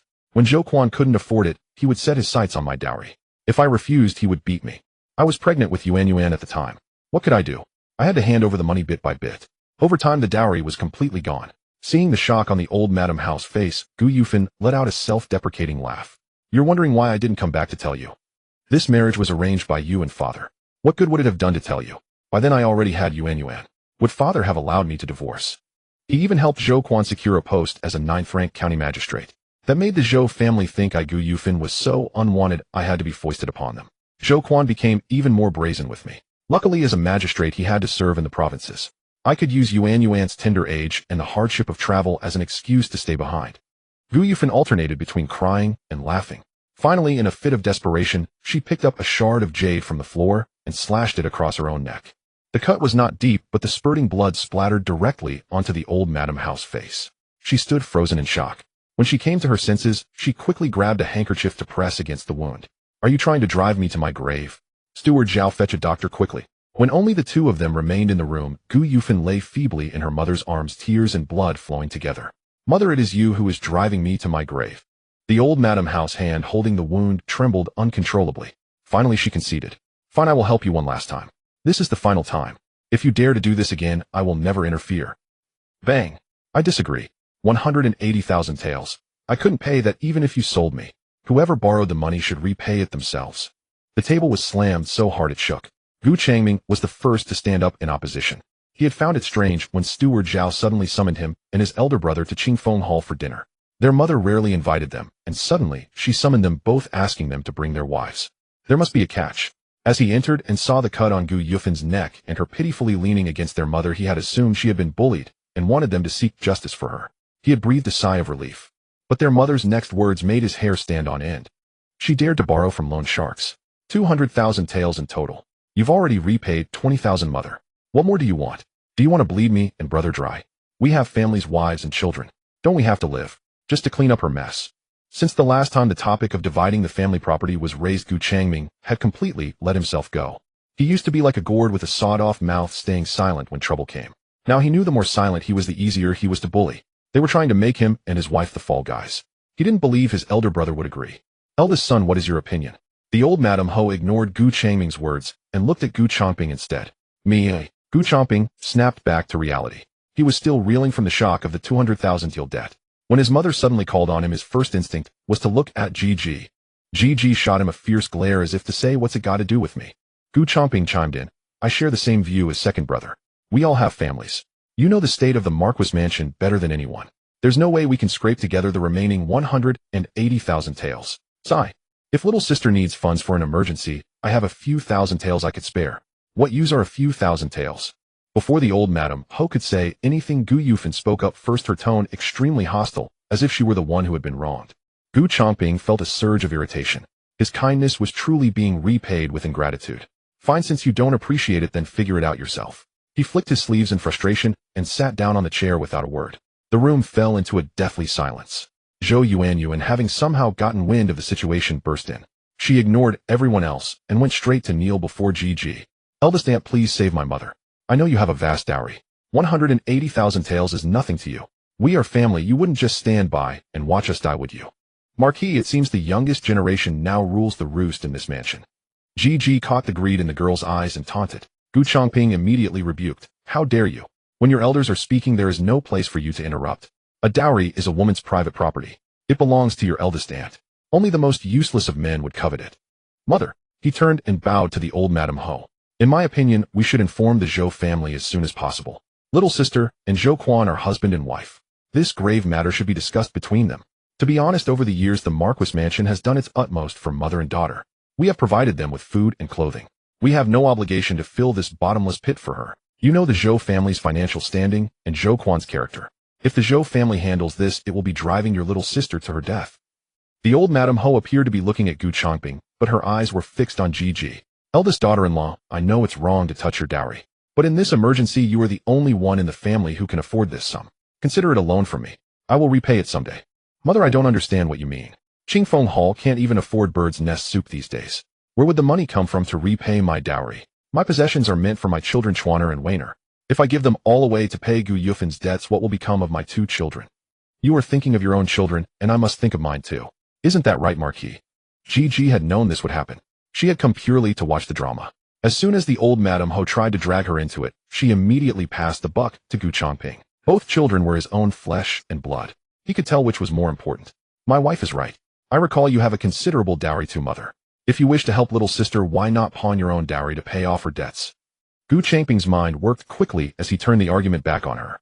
The old Madame Ho clearly hadn't expected such a reply from him. You are siblings. Now that your sister is in trouble, the two of you are just passing the buck." She clutched her chest, pretending to be on the verge of collapse. The 2 brothers sat calmly in their seats, neither making a move. In the past, they would have rushed over in a panic, fussing over her and calling for a doctor. In this situation, wasn't it obvious she was faking it? "Eldest aunt, I beg you. For the sake of our family ties, please help my mother." Seeing that she couldn't sway Ji, Zhou Yuanyuan resorted to a desperate plea. She banged her head hard on the floor, quickly splitting the skin on her forehead. The sight pained the old Madame Ho. Ji, she is begging you like this. What more do you want? You are true. That's a funny thing to say. If kowtowing a few times could extort a fortune, there would be no beggars on the streets. Everyone would just go around kowtowing. What's the difference between this and robbery?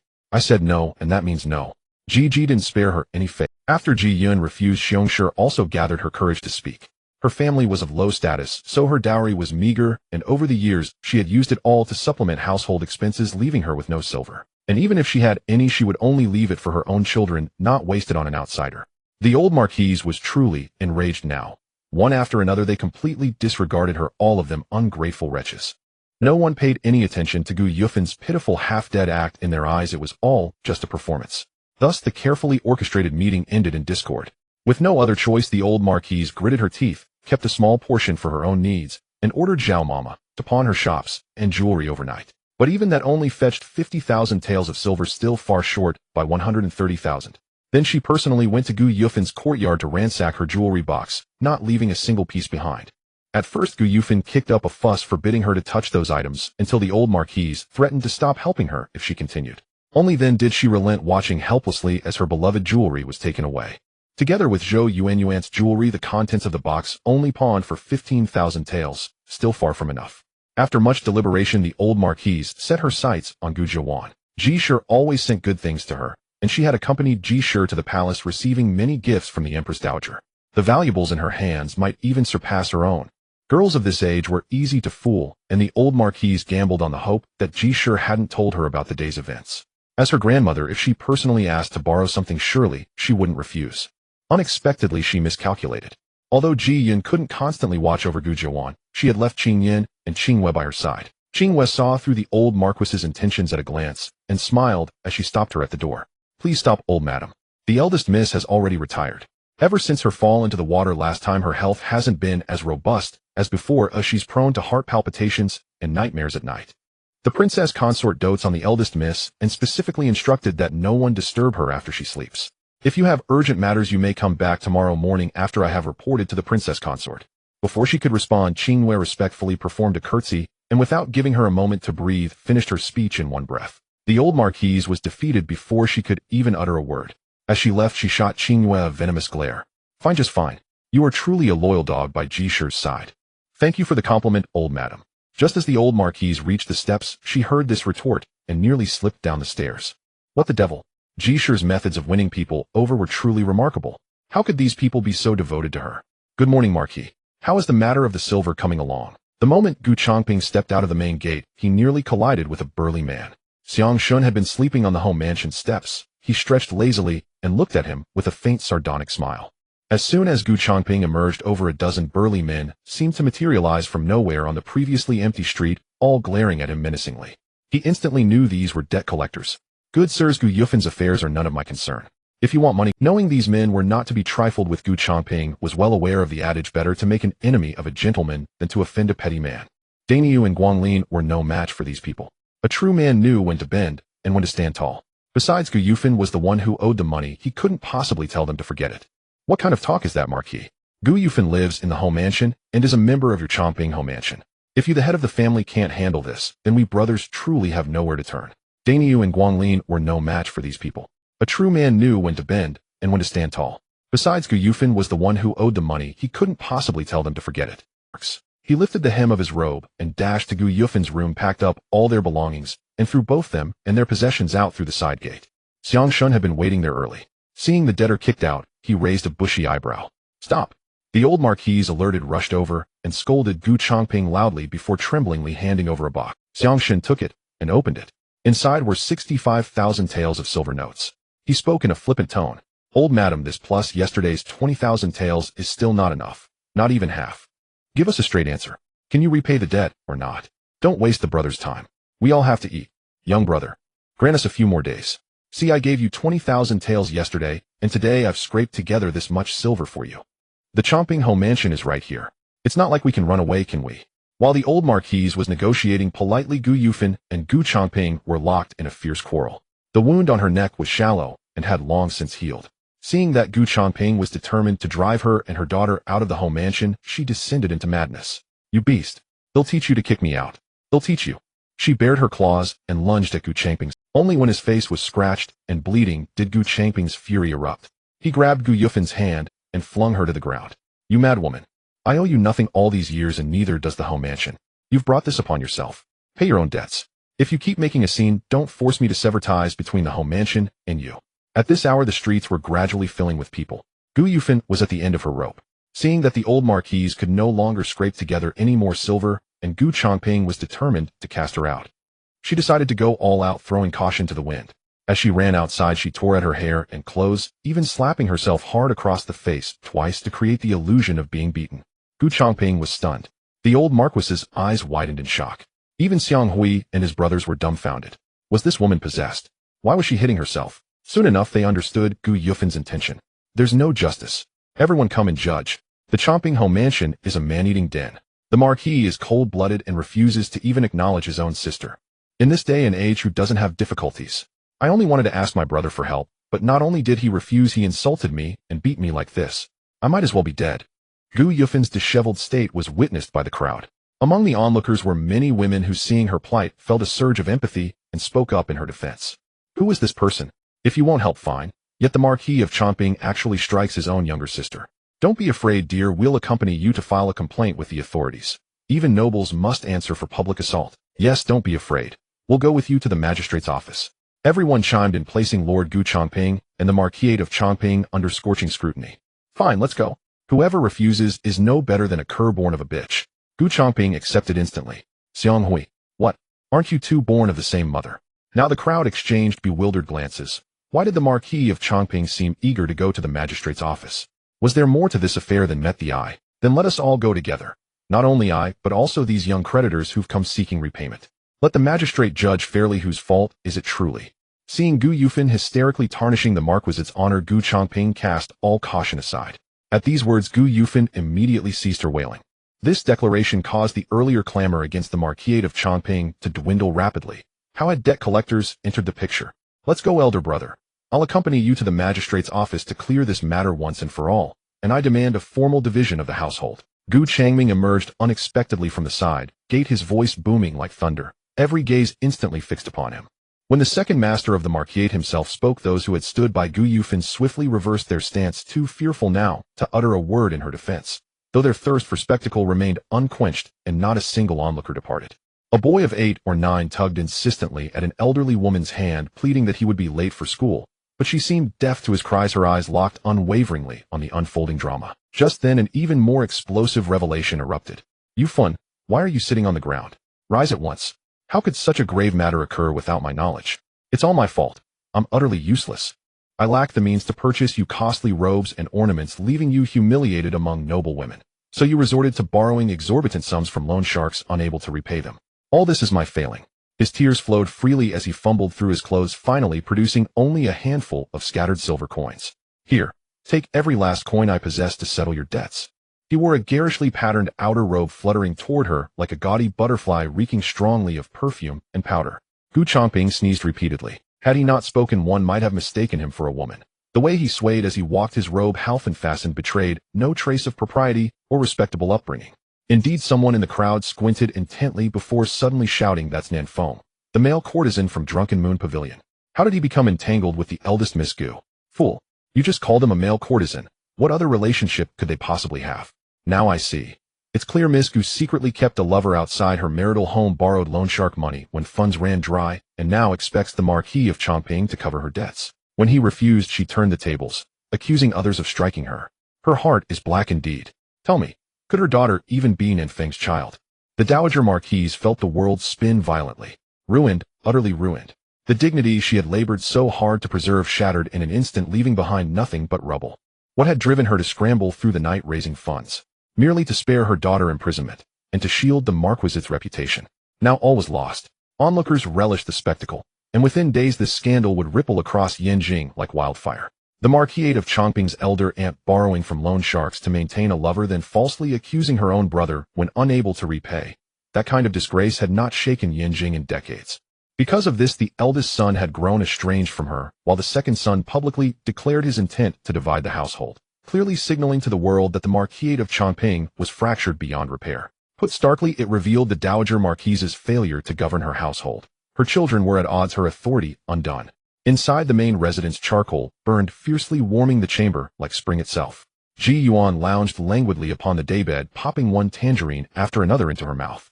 Madame Xiong sat restlessly nearby, agitated as a moth trapped in flame. Her usual craving for the main residence's delicate pastries, now utterly tasteless. "Elder sister, aren't you anxious at all?" She nearly lunged forward to shake Ji Yuan awake. The moment chaos erupted at the side gate, Shuang Rin had scaled the wall with practiced lightness, observing the scene before returning periodically to report developments. Madame Xiong's heart clenched tight with dread. "It's Gu Yufan who's disgracing herself, not us. Why? But I know your concern lies in her tarnishing the reputations of our unmarried daughters. Rest assured, she is married out. She belongs to the Zhou family now.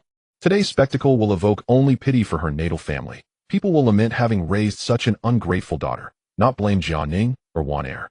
Seeing Madame Xiong break into a cold sweat, Ji Yuan finally sat upright and offered gentle reassurance. "Yet with such a grave incident unfolding, shouldn't we intervene?" Madame Xiong pressed again. "Why ever not? This isn't a formal banquet where hosts must appear to observe decorum. It's a crisis. Gu Changping and Gu Changping resolving it is precisely appropriate. They are siblings, however acrimonious the dispute, it remains a matter internal to the Gu family. We bear no Gu surname. If we intruded, who knows what accusations might rain down upon us." Ji Yuan understood well that darkness dwells in every heart. With common folk gathered at the side gate, ancient tensions between mothers-in-law and daughters-in-law, between sisters-in-law, would inevitably surface. Empathizing with Gu Yufin's plight, they'd naturally align themselves with her. Why step forward only to invite? Let the Gu family clean up its own mess. From the outset, her sole aim had been to expel Gu Yufin and her daughter from the Marquisate. In the end, the Dowager Marquise felt nothing short of profound disillusionment, nay outright hatred, for Gu Yufin. She attempted to reclaim the silver from Xiang Hui, but her aged limbs stood no chance against his strength. Finding the Gu family unwilling or unable to repay, Xiang Hui marched Gu Yufin and her entourage straight to the magistrate's office. There Gu Yufin received 40 strokes of the cane and a 5-year prison sentence. Ordinarily, defaulting on debt warrants only 1 year's incarceration, but the sum involved was staggering, and Xiang Hui wielded powerful backing, prompting the magistrate to impose the harsher penalty. Should someone else settle her debt in full before her term ends, her punishment may be commuted. Zhou Yuanyuan was also sent back to the Zhou residence by the old Madame Ho. It was said that when she was escorted through the gate, only a young maidservant came to receive her, her reluctance plain to see. A clear sign that her days in the Zhou household would be difficult. Gu Changping, having learned from his bitter experience, decided to propose a division of the family estate at Qingfeng Hall, even though the old Madame Ho had ultimately chosen not to assist Gu Yufin any longer. They argued for a long time, and in the end the old Madame Ho relented and agreed to the separation. However, the two branches were to remain under the same roof, with only a small side gate separating the second branch's courtyard from the main Ho residence, allowing for casual visits. From then on, the second branch's food, clothing, and expenses would no longer be drawn from the communal family funds, and Gu Changping reclaimed his rightful share of the family property. Although the silver allocated from the communal funds was modest, with their own fields and shops, they could generate wealth without having to endure others' disdain. Xiong, sure delighted to have gained control over the second branch's household affairs, visited the main courtyard for several consecutive days, her demeanor perpetually cheerful as she spoke with Ji Duan. She no longer adhered to her former strict propriety, and even took the initiative to suggest warming wine in the courtyard. The two of them engaged in a long, intimate conversation that lasted until dawn. Seeing the second branch prosper so splendidly, Gu Changping shamelessly knocked on Ji Duan's door, pleading with her in a honeyed tone to manage the household. Ji Duan naturally refused. She wouldn't accept the paltry assets of the Ho residence even as a gift, let alone manage them for him. He merely thought she had done well with her dowry and wanted to bask in her glory. Get lost. Ji Duan kicked him out. Gu Changping had grown accustomed to this. At first he would fly into a rage, feeling that she dared to strike her own husband, thus humiliating him. Later, although still somewhat disgruntled, he managed to console himself, rationalizing that his wife must have been in a bad mood that day to resort to violence. In the end, while rubbing his sore backside from the kick, he would secretly feel relieved that his wife had not used much force. Winter passed, and spring arrived in the blink of an eye. Another 3 years had gone by. On this day, just as Ji Duan's carriage reached the palace gate, and the Imperial Guard on duty were about to let her pass, it was suddenly stopped. Hold on. Who was in the carriage? Why are you letting people in without a routine inspection?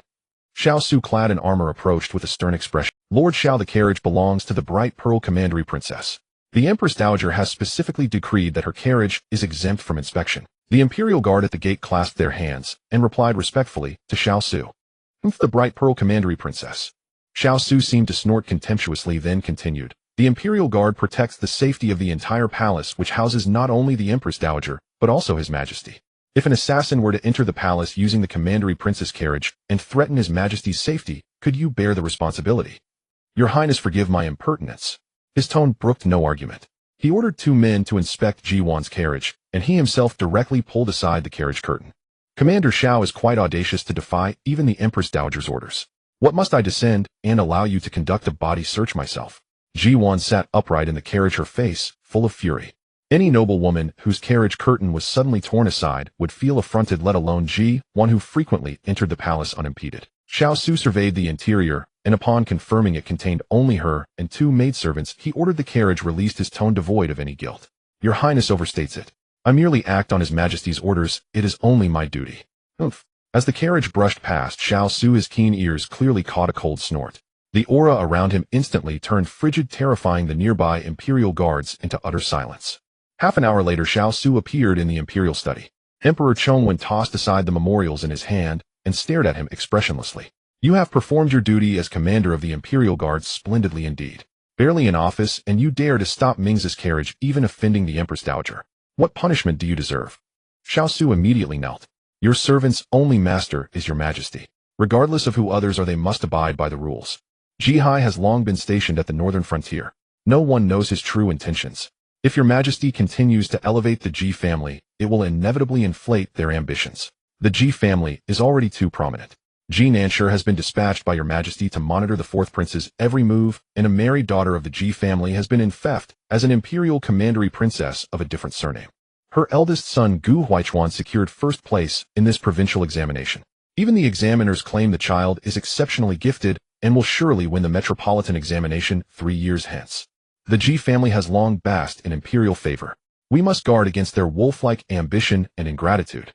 Your majesty must be on alert. Commoners pursuing the imperial examinations must first pass the prefectural exam, then the provincial and metropolitan exams. Those who pass the metropolitan exam take the palace exam in the same year.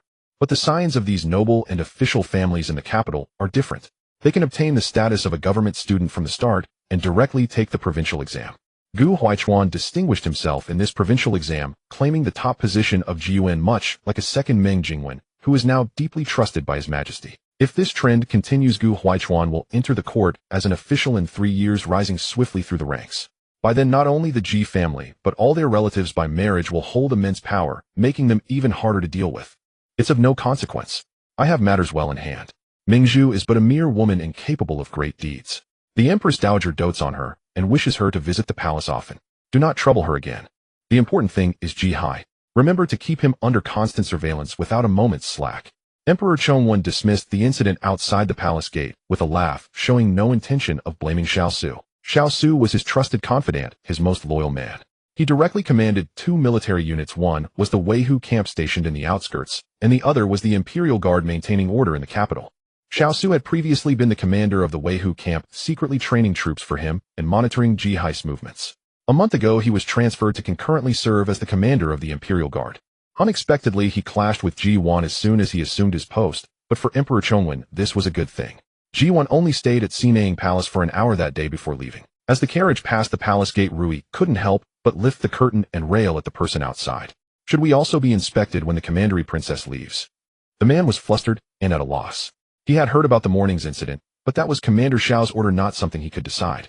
Besides, he hadn't been on duty at the gate that morning. He felt like crying. Rui, do not be impertinent. Ji Duan's voice came from inside the carriage, and the guard at the gate breathed a sigh of relief. Thank you for your understanding, Your Highness.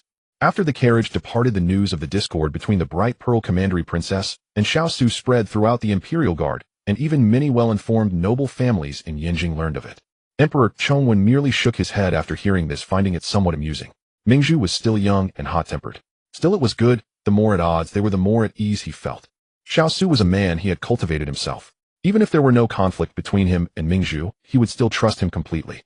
Moreover, Mingzhu was so impatient today, undoubtedly, because she had heard of that matter. The carriage traveled all the way, finally stopping before the gates of the Changping Marquis Manor. Ji Duan could wait no longer. She lifted the curtain, jumped down, and hurried all the way back to the main courtyard. Rui and Frostblade quickened their steps to follow behind. Along the way, many maids and servants cast sidelong glances, wondering what had happened to make the madam so anxious. Yet they dared not pry into the affairs of the main courtyard. Summon Fulling at once. Have her prepare ample wound medicine and precious herbs, and dispatch them to the northern frontier immediately. Before she had even entered the main courtyard, Ji Duan wore a face full of worry and shouted to those within. Your Highness, you have returned at last. Wound medicines have already been prepared in abundance. Oh, we await your return to see what else is needed. Fulling answered her at once. The group entered the courtyard and quickly ordered the gates shut. After the doors closed, Rui's anxious voice could still be heard. Your Highness, you must not panic. The general sustaining injuries in the northern frontier is a common occurrence. If you let rage and worry consume you each time, your health will surely suffer. The general is blessed by heaven and will come to no harm. But father. Ji Duan's voice grew fainter until it was inaudible. A nondescript little maid, having overheard nothing useful, rose from the weeds by the wall and swiftly ran up. Frostblade, hearing the footsteps fade, signaled that it was safe. Ji Duan winked at the others. Rui instantly relaxed. Your Highness, all this play acting day after day is so exhausting. Why not just make that spy disappear from the manor? Are you daft?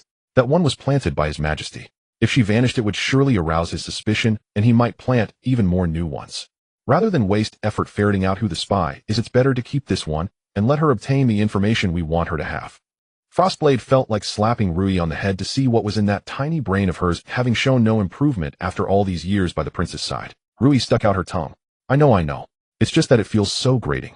His Majesty is the prince's own maternal uncle, yet he doesn't trust her. Truly, the imperial family is heartless.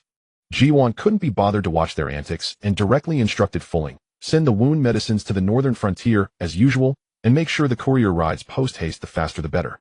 Fulling, holding 2 large bundles, nodded to her. Rest assured, Your Highness. These are ordinary wound medicines, but the herbs used are extremely precious. Even if intercepted by someone with ill intent along the way, it won't arouse suspicion. They did this every time, preparing only common wound medicines, but ensuring the herbs were of the finest quality. Ji Duan had long anticipated that Emperor Chongwen would surely try to have her shipments inspected en route. If she had sent genuine miraculous elixirs, it would inevitably invite suspicion. To the outside world, she was merely a noblewoman of the inner chambers, not entitled to items beyond her station. Seeing these wound medicines, Emperor Chongwen would only think she was worried about her father's condition and feared a lack of good herbs in the northern frontier. The reason Ji Duan had rushed back in such a flurry was that early that morning news had arrived from the northern frontier that Ji Hai had been assassinated, the wound a mere 2 inches from his heart and lungs. Over these 3 years there had been dozens of such assassination attempts, too many to count. At first Ji Duan had been genuinely terrified. So she exchanged for martial artists and healers from the marketplace and sent them to the northern frontier. The subsequent reports of injuries were all smokescreens to mislead Emperor Chongwen. The only one in this world bold enough to openly assassinate General Ji, who guarded the northern commandery, was Emperor Chongwen himself. He truly played both sides, coaxing Ji Nanshe into investigating the 4th prince's background, while repeatedly sending assassins after Ji Hai. Truly, a monarch's heart is unfathomable. 3 years ago, when the assassinations of Ji Hai first began, Yun Rui had been so anxious she couldn't sleep. It wasn't until Ji Duan told her she had sent 2 extraordinary individuals to Ji Hai and she herself understood Fulling's abilities that she finally felt at ease. She too had gained a new understanding of Emperor Chongwen. Apart from the Empress Dowager, she no longer harbored any illusions of sibling affection with him, wishing only to protect her own family. Parched. After gulping down 2 large cups of tea, Ji Duan rolled her eyes while lounging on the chaise. No, next time I must write to father telling him not to exaggerate so much. It's always either nearly pierced the heart and lungs or broken arms and legs. He's not made of bronze or iron, impervious to blades. After suffering a severe wound, he bounces back to the northern frontier camp in a few days, lively as ever. If it happens too often, His Majesty will inevitably grow suspicious. Ever since Ji Duan sent the martial artists and healers, Ji Hai had been free of worries. Each time he encountered an assassin, he would first kill them, then fabricate the illusion of being wounded, which conveniently allowed him to rest at home for a few days. But did he have to make it sound so dramatic every time?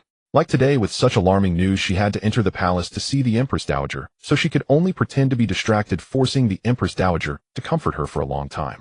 The Empress Dowager was completely unaware of Emperor Chongwen's actions, and they could not possibly tell her the truth. Thus, she became the busiest person in the conflict between the 2 sides. Whenever news arrived, she not only had to comfort Ji Duan, but also Yun Rui, and would often lie awake at night wondering if her son was behind the attacks. If so, how would the siblings ever face each other in the future? Fortunately, Ji Duan frequently visited the palace, each time bringing Fulling's calming herbal remedies for the Empress Dowager, which greatly soothed her mind. Madam, the medicine for today is ready. Please drink it while it's hot. Seeing the maid bring another bowl of pitch-black herbal concoction, its odor nauseating even through the door, Yulan let out a dry heave and knocked the bowl to the floor. The medicine spilled across the ground, and the porcelain bowl shattered with a sharp sound. What quackery is this? I've been drinking this filth for 3 whole years with no effect. Go find another clinic. Madam, this is already the 18th one we've tried. The maid answered tremblingly. Concubine Shio hasn't conceived either. Could it be that the Marquis is getting on in years? So a sharp slap cut her off. Realizing she had misspoken, she knelt begging for forgiveness. This servant spoke out of turn. The Marquis is in the prime of his life. Oh, how could he be infertile? You're right. The mistress has borne 3 children, and the 2 who passed away also conceived. There's no reason why Qiu Shui and I cannot. It must be because we endured too many hard days at the farm, washing clothes and cooking with our own hands, ruining our health. That has to be it.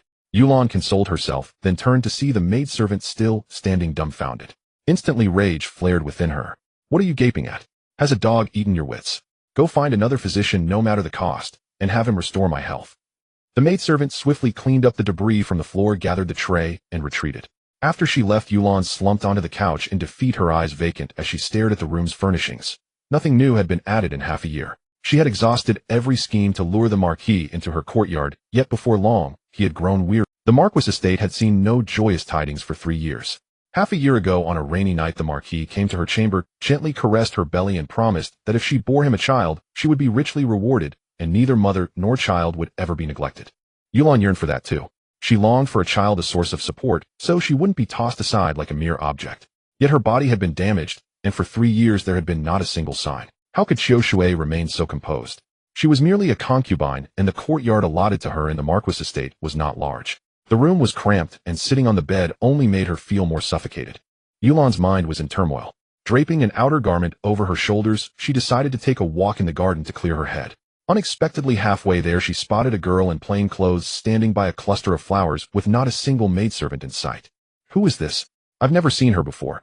Yulan was curious. She didn't look like a maidservant, nor was she one of the estate's ladies. Could she be a relative of someone? Concubine, this is the legitimate second miss of the estate, the twin sister of the eldest miss. You may have forgotten, but you saw her when you first entered the estate. In recent years both the eldest and second misses have grown taller, and their appearances have changed somewhat. Perhaps that's why you didn't recognize her. The maidservant explained. The mistress' daughter. Yulan raised an eyebrow, finding it hard to believe. Everyone in the estate knew the mistress had a generous dowry. Though the heir and the eldest miss dressed simply, their fabrics were exquisite. Even the small jade hairpin on the eldest miss' head was priceless. Yet this rarely seen second miss bore no resemblance to a legitimate daughter of the Marquis estate, as she might as well be a concubine's child. Concubine Xiao and I visit the main courtyard every few days to pay respects to the mistress. I've even seen the heir who studies away from home several times. But I've never once laid eyes on this second miss. Are you sure you're not mistaken? I dare not lie, concubine. I was born into the Marquis household and have served here for over a decade. How could I confuse the ladies of different courtyards? This is indeed the second miss, but... The maidservant's voice trailed off. None of them dared to speak of this matter lightly for fear of inviting misfortune. Speak your mind. Why hem and haw? Don't forget who your mistress is. You serve me now, and we are one. The more secure my position in the Marquis estate, the better your life will be. To keep secrets from me, are you harboring disloyalty? Yulan scrutinized her from head to toe, her gaze icy and disdainful. I dare not. The maidservant was on the verge of tears. She had no idea concubine Yu was so difficult to please. According to the estate's rules, a concubine was entitled to 2 personal maidservants and 2 rough service maids. It had always been Xier and Sister Rong who attended to concubine Yu. The 2 were sisters, and recently their father had passed away, so they had requested leave to return to their hometown. She was a rough service maid from the courtyard, accustomed only to washing, sweeping, and menial tasks. Forced to step in as a personal attendant to concubine Yu, she could do nothing right. Seeing no one around, and the distant second miss oblivious to them, the maidservant lowered her voice and revealed how the second miss had fallen out of favor with the mistress. So the second miss is essentially like a motherless child. A glint of inspiration flickered in Yulan's eyes as she silently began to formulate a plan. Not exactly. The second miss' food, clothing, and expenses still follow the estate's standard for a legitimate daughter. It's just that the mistress no longer supplements her. Then it's the same as having nothing. Yulan put on what she thought was her warmest smile and slowly approached Gu Jiao. Second miss, why are you here all alone? Startled, Gu Jiao's hand brushed against the flowers, causing the branches to tremble wildly. The butterfly she had been patiently waiting to catch fluttered its wings and flew away. How annoying. Second miss, you may not know me. I am a lowly concubine dares to speak to me. Calling yourself I. Do you know no manners? If it had been a few years earlier, Gu Jiao would have struck her without hesitation. Yulan clenched her teeth, a wave of indescribable fury burning in her chest barely restrained. The maidservant silently retreated to a spot where the second miss couldn't see her, her back soaked with fear. Before she could finish speaking, concubine Yu had already rushed out. The second miss held even her own elder sister in contempt, cursing the eldest miss right in front of their mother. How could she show any kindness to concubine Yu? In the second miss' eyes, concubine Yu's status was beneath contempt. Second miss, I am at least your stepmother. Stepmother? Huh, you're not worthy.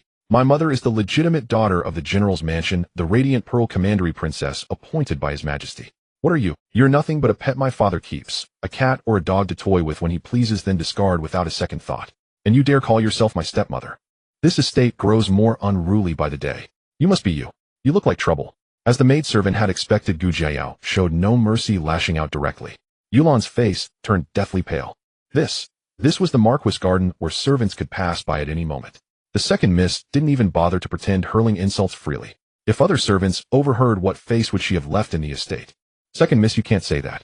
I am after all the Marquis concubine. Seeing you alone in the garden, I feared something might happen to you, so I came to check. How can you speak so cruelly? Yulan covered her face with a handkerchief, feigning heartbreak. Gu Jiao couldn't help but laugh. I've seen plenty of these tricks. What could possibly happen to me in my own garden? You, on the other hand, approaching me deliberately when no one's around. What's your real motive? Before you became a concubine, you were just a maidservant. Didn't the masters beat and scold you often? Now after a few harsh words from me, you cry. Save that affected act for when my father sees it. To me, it's just nauseating.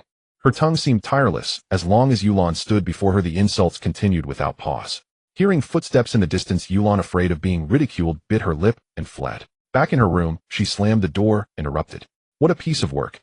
A daughter abandoned by her mother dares to look down on me. Does she really think she's still the exalted second miss? She scorns concubines, yet she's worse off than one. At least there was a time when the Marquis came to me every day. When did he ever remember to visit her? She cursed alone in her room, careful not to let anyone overhear. Even in her folly, she understood that no matter how unloved Gu Jiao was, she was still the daughter of the Marquis and his wife. If they learned she had insulted her, they would surely punish her. The frustration of not being able to vent openly was suffocating. After a long while, Yulan calmed down, hurled the pillows and blankets from the bed to the floor, and stomped on them viciously before summoning the maidservant to replace them. The maidservant barely dared to breathe as she changed the bedding. Having witnessed concubine, yes, humiliation firsthand, she was terrified of being beaten or scolded. Any mistake now would remind her mistress of the earlier incident, and that would be the end. Stop! Just as she finished and was tiptoeing out, she was suddenly called back. Tell me, what must I do to win over the second miss? Yulan asked stubbornly. The maidservant was on the verge of tears, thinking, why must you fixate on the second miss? Wouldn't it be better to spend this time captivating the Marquis? Tack out your tongue. When no answer came after a long pause, Yulan lost all patience and pinched her arm. The mistress was so hurt by the second miss that she never inquired after her again. I think no matter what, the second miss is still just a child. She lacks her mother's companionship. Perhaps. The maidservant forced herself to fabricate an answer. Perhaps if you appear before the second miss often and keep her company, she might eventually accept you. Companionship. Yulan repeated the word under her breath. If not for her own barren womb, she wouldn't bother approaching Gu Jiao again. An ill-mannered brat. No wonder the mistress disliked her. But there was no other way. 3 years had passed, and she hadn't even seen the shadow of a child. If she didn't resort to more schemes, the Marquis might bring a new woman into the estate one day, leaving her to wither away alone in her courtyard. No, she would never let that happen. The Marquis had doted on Gu Jiao when she was young. Later, when the mistress turned against her, the Marquis seemed to forget about her as well. If she could make the girl close to her, then use her to rekindle the Marquis' fatherly love, she would be unmatched in the Marquis' harem. Not only could she use Gu Jiao to lure the Marquis to her courtyard regularly, but she could also gain a source of support, essentially adopting a daughter. And as a legitimate daughter of the Marquis, the girl's future marriage would be far from poor. Once she had a son of her own, the girl could even help him. It was a triple win. Cough, cough, cough. Gu Jiao downed a bowl of medicine, but a sudden itch in her throat made her cough, spitting out the potion she had just swallowed. The maidservant held a basin for her to spit into, then cleaned the mess from her clothes. Miss, the medicine is all out. The physician said you must take 3 doses a day to recover. He'll go brew another bowl. Rest in bed for now. He'll call you when the medicine is ready. I won't drink it. It's bitter as poison and does nothing. What kind of quack did you find? Gu Jiao shook off her hand and buried herself under the covers. 3 days ago she had gone to the garden without a maidservant. On the way back, a torrential downpour caught her, without an umbrella soaking her completely. She returned with a high fever that had yet to break. Every movement left her aching all over, and her throat was hoarse beyond belief. After 3 days of bitter medicine with no effect, she was too irritated to swallow more useless potions. Miss, the physician was summoned by the steward, the same one who has treated you since childhood. Perhaps this cold is particularly severe. A few more days of medicine should help. Get out, she roared, and the maidservant had no choice but to retreat. Gu Jiao lay in bed, drifting into a dazed sleep for half an hour. In her dream, she returned to the days when she was deeply cherished. All the servants in the estate treated her with utmost respect, her siblings deferred to her, and even her mother loved her as she once had. Just as her dream was at its sweetest, she was abruptly disturbed. Let me in just for a moment. I've brought a folk remedy for colds from the countryside. The second miss hasn't recovered after so many days. It must be the wrong medicine. Drink this, and it will cure her instantly. I can't, please don't make this difficult for me. The estate doesn't allow private medications. We can only use what the physician prescribes. If something goes wrong, I can't bear the responsibility. Voices argued outside. Gu Jiao knew it was you again. She had been coming for days claiming to visit, but she couldn't be bothered to respond, ordering the maidservant to keep her out. And now a new excuse. Just when she was looking for someone to vent her anger on, someone foolishly walked into the trap. She immediately told the maidservant to let her in. Yulan entered alone.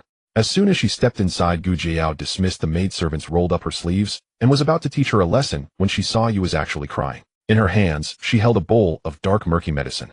Second miss, I know you don't want to see me. Just drink this medicine and it'll leave immediately. Medicine? Who knows if you've poisoned it? The physician's medicine didn't work. What good would your folk remedy do? Gu Jiao sneered dismissively. Then she saw you roll up her sleeve, revealing a thick bandage around her wrist with traces of blood seeping through. How would I dare harm you? If I did, I wouldn't survive either. This countryside prescription requires human blood as an ingredient, so I cut my own wrist. Please, second miss, drink this medicine for my sake. Gu Jiao's heart trembled in disbelief. Impossible. We're not related. Why would you be so good to me? Second miss, forgive me for saying this, but it may sound laughable. I'm older now with no child of my own. When I learned you had no one to cherish you, it broke my heart. Some have children, yet fail to treasure them. I pray for one but cannot have it. We share the same plight, so I wish to care for you a little more. As she spoke, Yulan began to weep again. Something in those words struck a chord with Gu Jiao. Almost as if possessed, she picked up the bowl of medicine and drank. As per tradition, on the 1st and 15th of each month, the younger generation of the household were required to pay their respects to the old Marquis Dowager at the Hall of Clear Breezes. On the 15th day of the 3rd lunar month, everyone gathered there to fulfill this duty. Ji Duan and Xiongshi were in no hurry. They had arranged to meet in the garden before strolling over together. By the time they arrived, voices could already be heard from within. It seemed the old Marquis Dowager was in good spirits today. Sister-in-law, I didn't expect brother's 2 concubines to arrive so early. But what use is it to fuss over the old lady? With all that free time, they'd be better off figuring out how to keep brother's heart. Xiongshi always spoke her mind bluntly. After years of living together, Xiongshi and Ji Duan had become not just sisters-in-law, but also close confidants. She knew well that Ji Duan cared nothing for Gu Changping. Ever since that scandalous incident when the woman from the Yue clan had come knocking, Ji Duan had never allowed him to stay overnight in the main courtyard again. Who would care after that? She had her own wealth, leisure, and authority, everything she needed. Why would she bother about a worthless husband and his few concubines? Old madam, I have no particular skills, but I am good at making little treats, said a soft voice. Just now on my way here, I saw the peach blossoms in the garden in full bloom. If you permit, I could make some peach blossom cakes tomorrow to offer you a taste of something fresh. It's a recipe from my hometown, quite different from the flavors of Yanjing. The woman's voice inside the room was gentle and soothing, warming the hearts of all who heard it. Good, good, good. The fact that you thought of me already makes me very happy. Who else remembers this old woman but you? When Ji Duan and Xiongshi entered, they saw the old Marquis Dowager, smiling with kind affection, patting Xiongxi's hand twice. This intimacy was something even Xiongshi, her own daughter-in-law, had never experienced. She turned to Ji Duan and whispered, I thought both concubines had arrived, but it's only one. The old lady has taken a real liking to Xiongxi lately. She always knows how to please her. She's clever. She knows that without a child to rely on, she needs to find a patron to secure her place in the house. If you're so envious, why don't you come to the Hall of Clear Breezes every day and try every trick to win the old lattice favor? She'd treat you just as fondly. Maybe she'd even feed you herself. Ji Duan's thin lips parted slightly as she whispered back, Forget it. The mere thought of that scene was terrifying. Xiongshi waved her hands frantically. Just then Xiongxi noticed them and quickly rose to bow. This humble one pays respects to the Marquis' wife and the second lady. Rise, no need for formalities. Ji Duan had a favorable impression of her. Since entering the household, Xiongxi had always observed her place. Although Ji Duan had said she need not come to the main courtyard for morning greetings except on the 1st and 15th, Xiongxi came every day. Yet she was always tactful, never intruding into the courtyard. She would merely bow briefly outside before leaving. For 3 years, except when unwell, she had done this every single day. Ji Duan noticed this and was therefore unusually lenient with her. She was also aware of Xiongxi's efforts to get close to the old Marquis Dowager.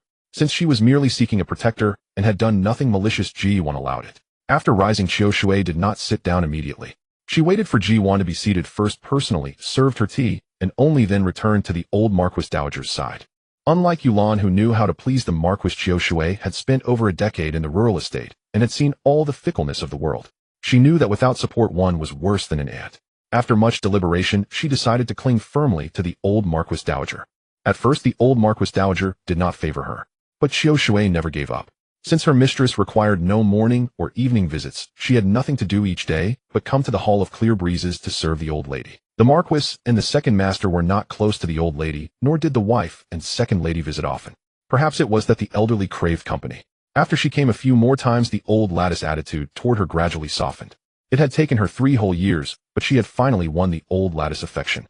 Xiongxi treasured this hard-won sense of security and was deeply grateful for her mistress' tolerance. Had she encountered a domineering and cruel mistress who tormented concubines daily, she would not have lasted 3 years. She would have been reduced to dust long ago.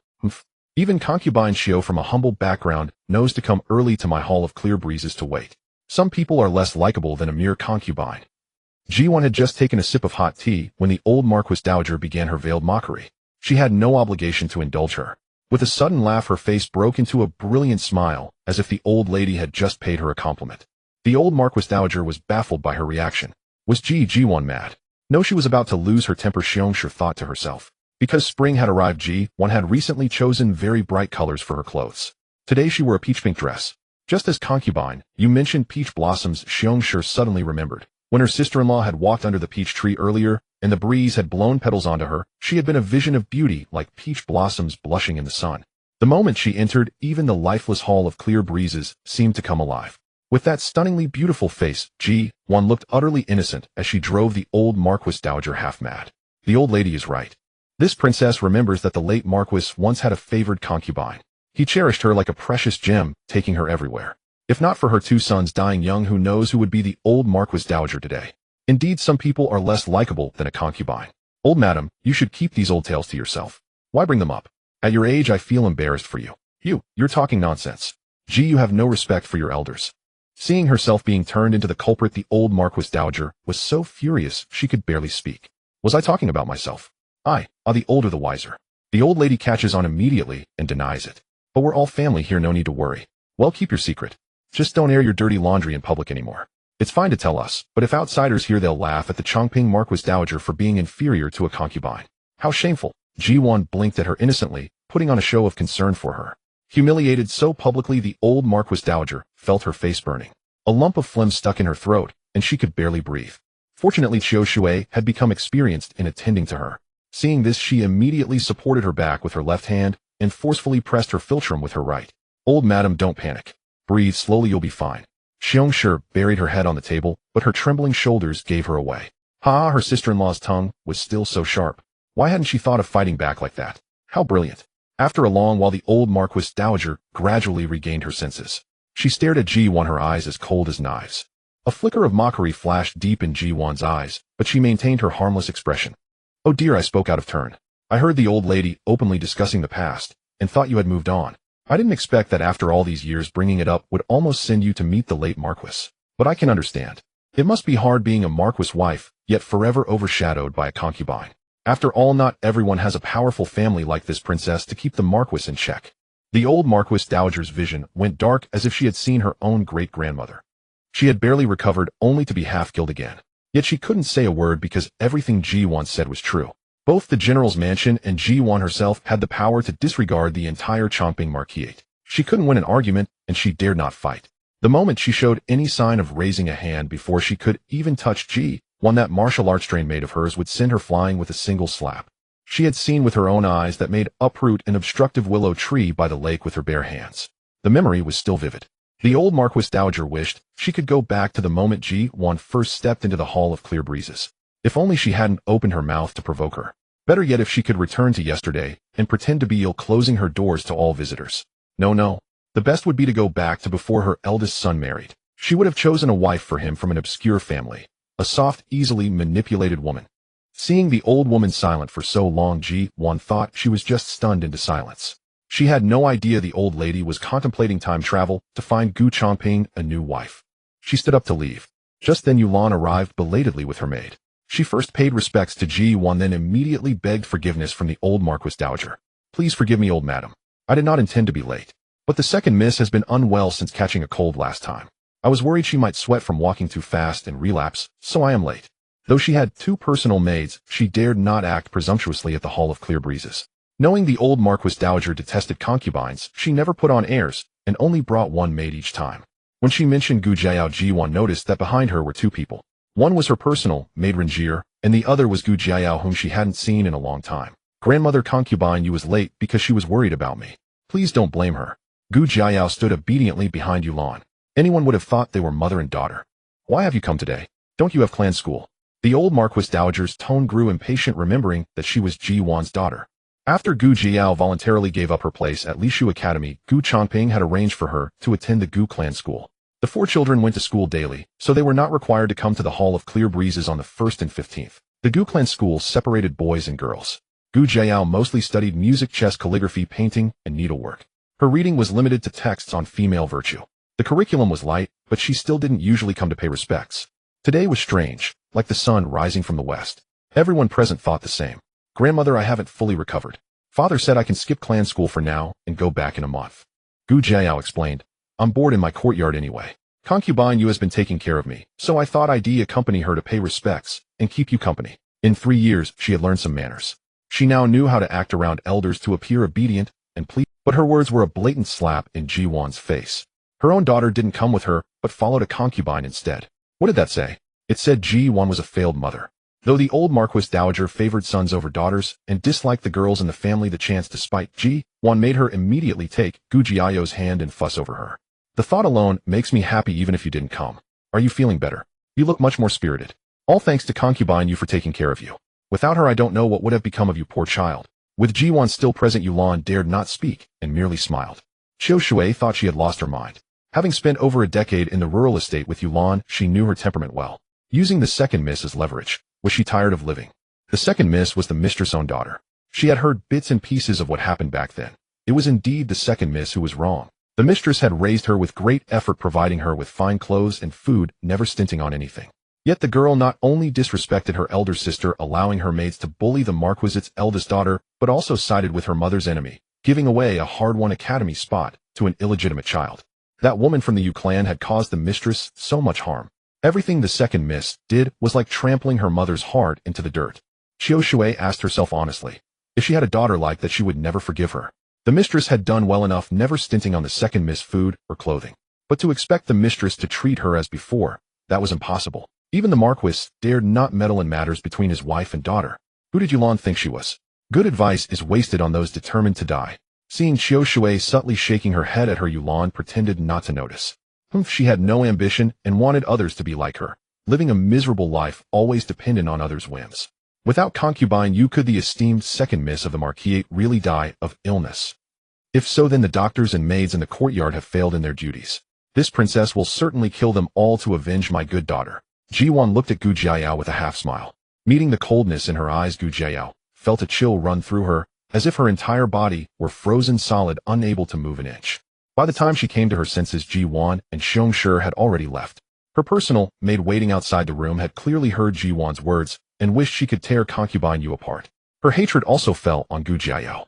As servants, they asked for nothing more than to work diligently for their masters, earn their wages, and have enough to eat and wear. They had taken meticulous care of the second miss, so how had it all become someone else's credit? Yulan stared at the distant figure that was almost out of sight, stunned. The mistress hadn't deigned to speak a single word to her. Was she truly beneath her notice? That night, the study was brightly lit with candlelight flickering, causing the handwriting on the desk to blur and dazzle the eyes.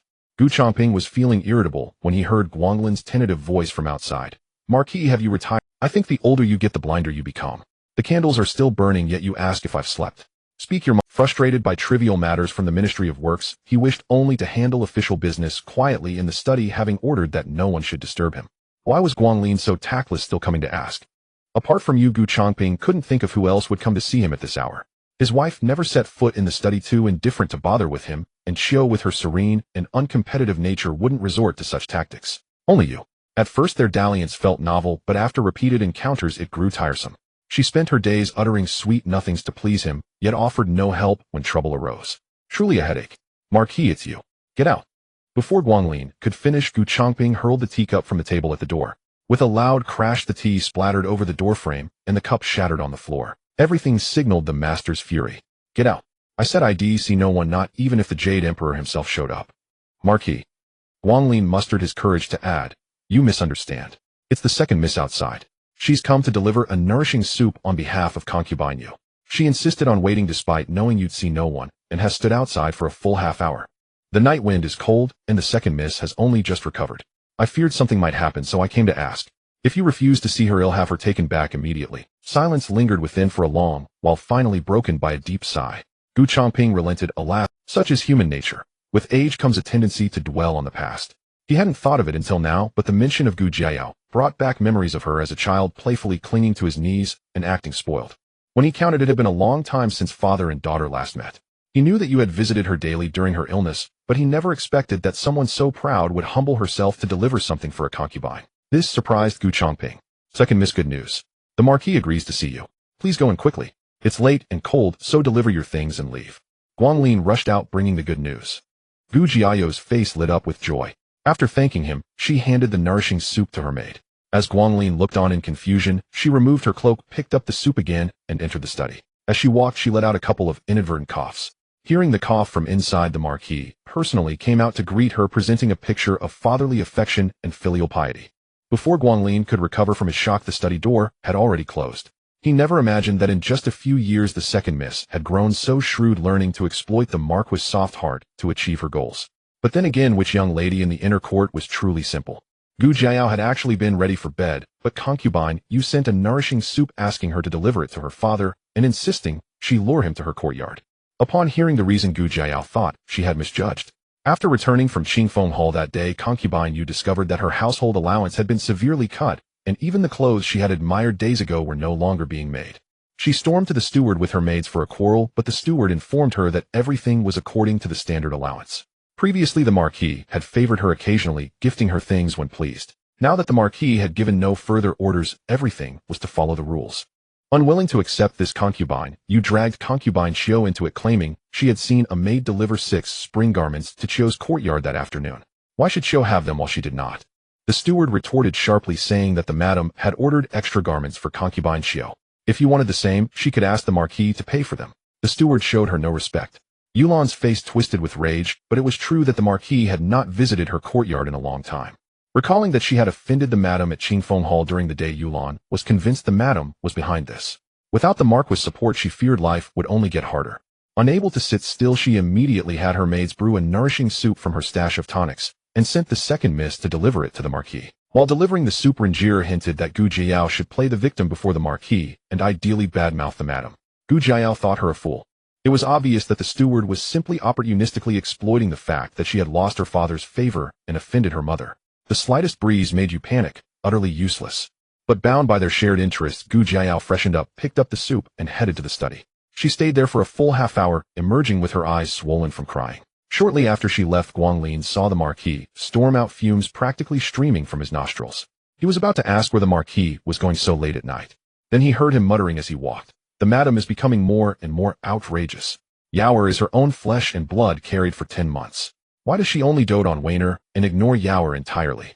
It's been years. Shouldn't that anger have passed? There's no eternal enmity between mother and daughter. Yet her heart is so narrow she can't even forgive her own child. I'm going to confront her. Hearing this, Guanlin quickly ducked behind a large tree, relieved he hadn't called out to the Marquis. Otherwise, he would have had to accompany him to the main courtyard. Oh, Marquis, others learn from their mistakes, but you charge headlong into the same wall until you are battered and bruised. Is the madam someone you can trifle with? Besides, the madam simply isn't as attentive to the second miss as before. The allowance due to a legitimate daughter remains untouched, and no one dares to tamper with it.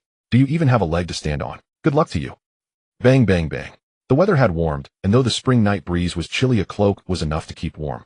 Ji Duan was playing cards in the courtyard with only a few cards left in her hand. She was focused, plotting her winning move, when the sudden knocking startled her.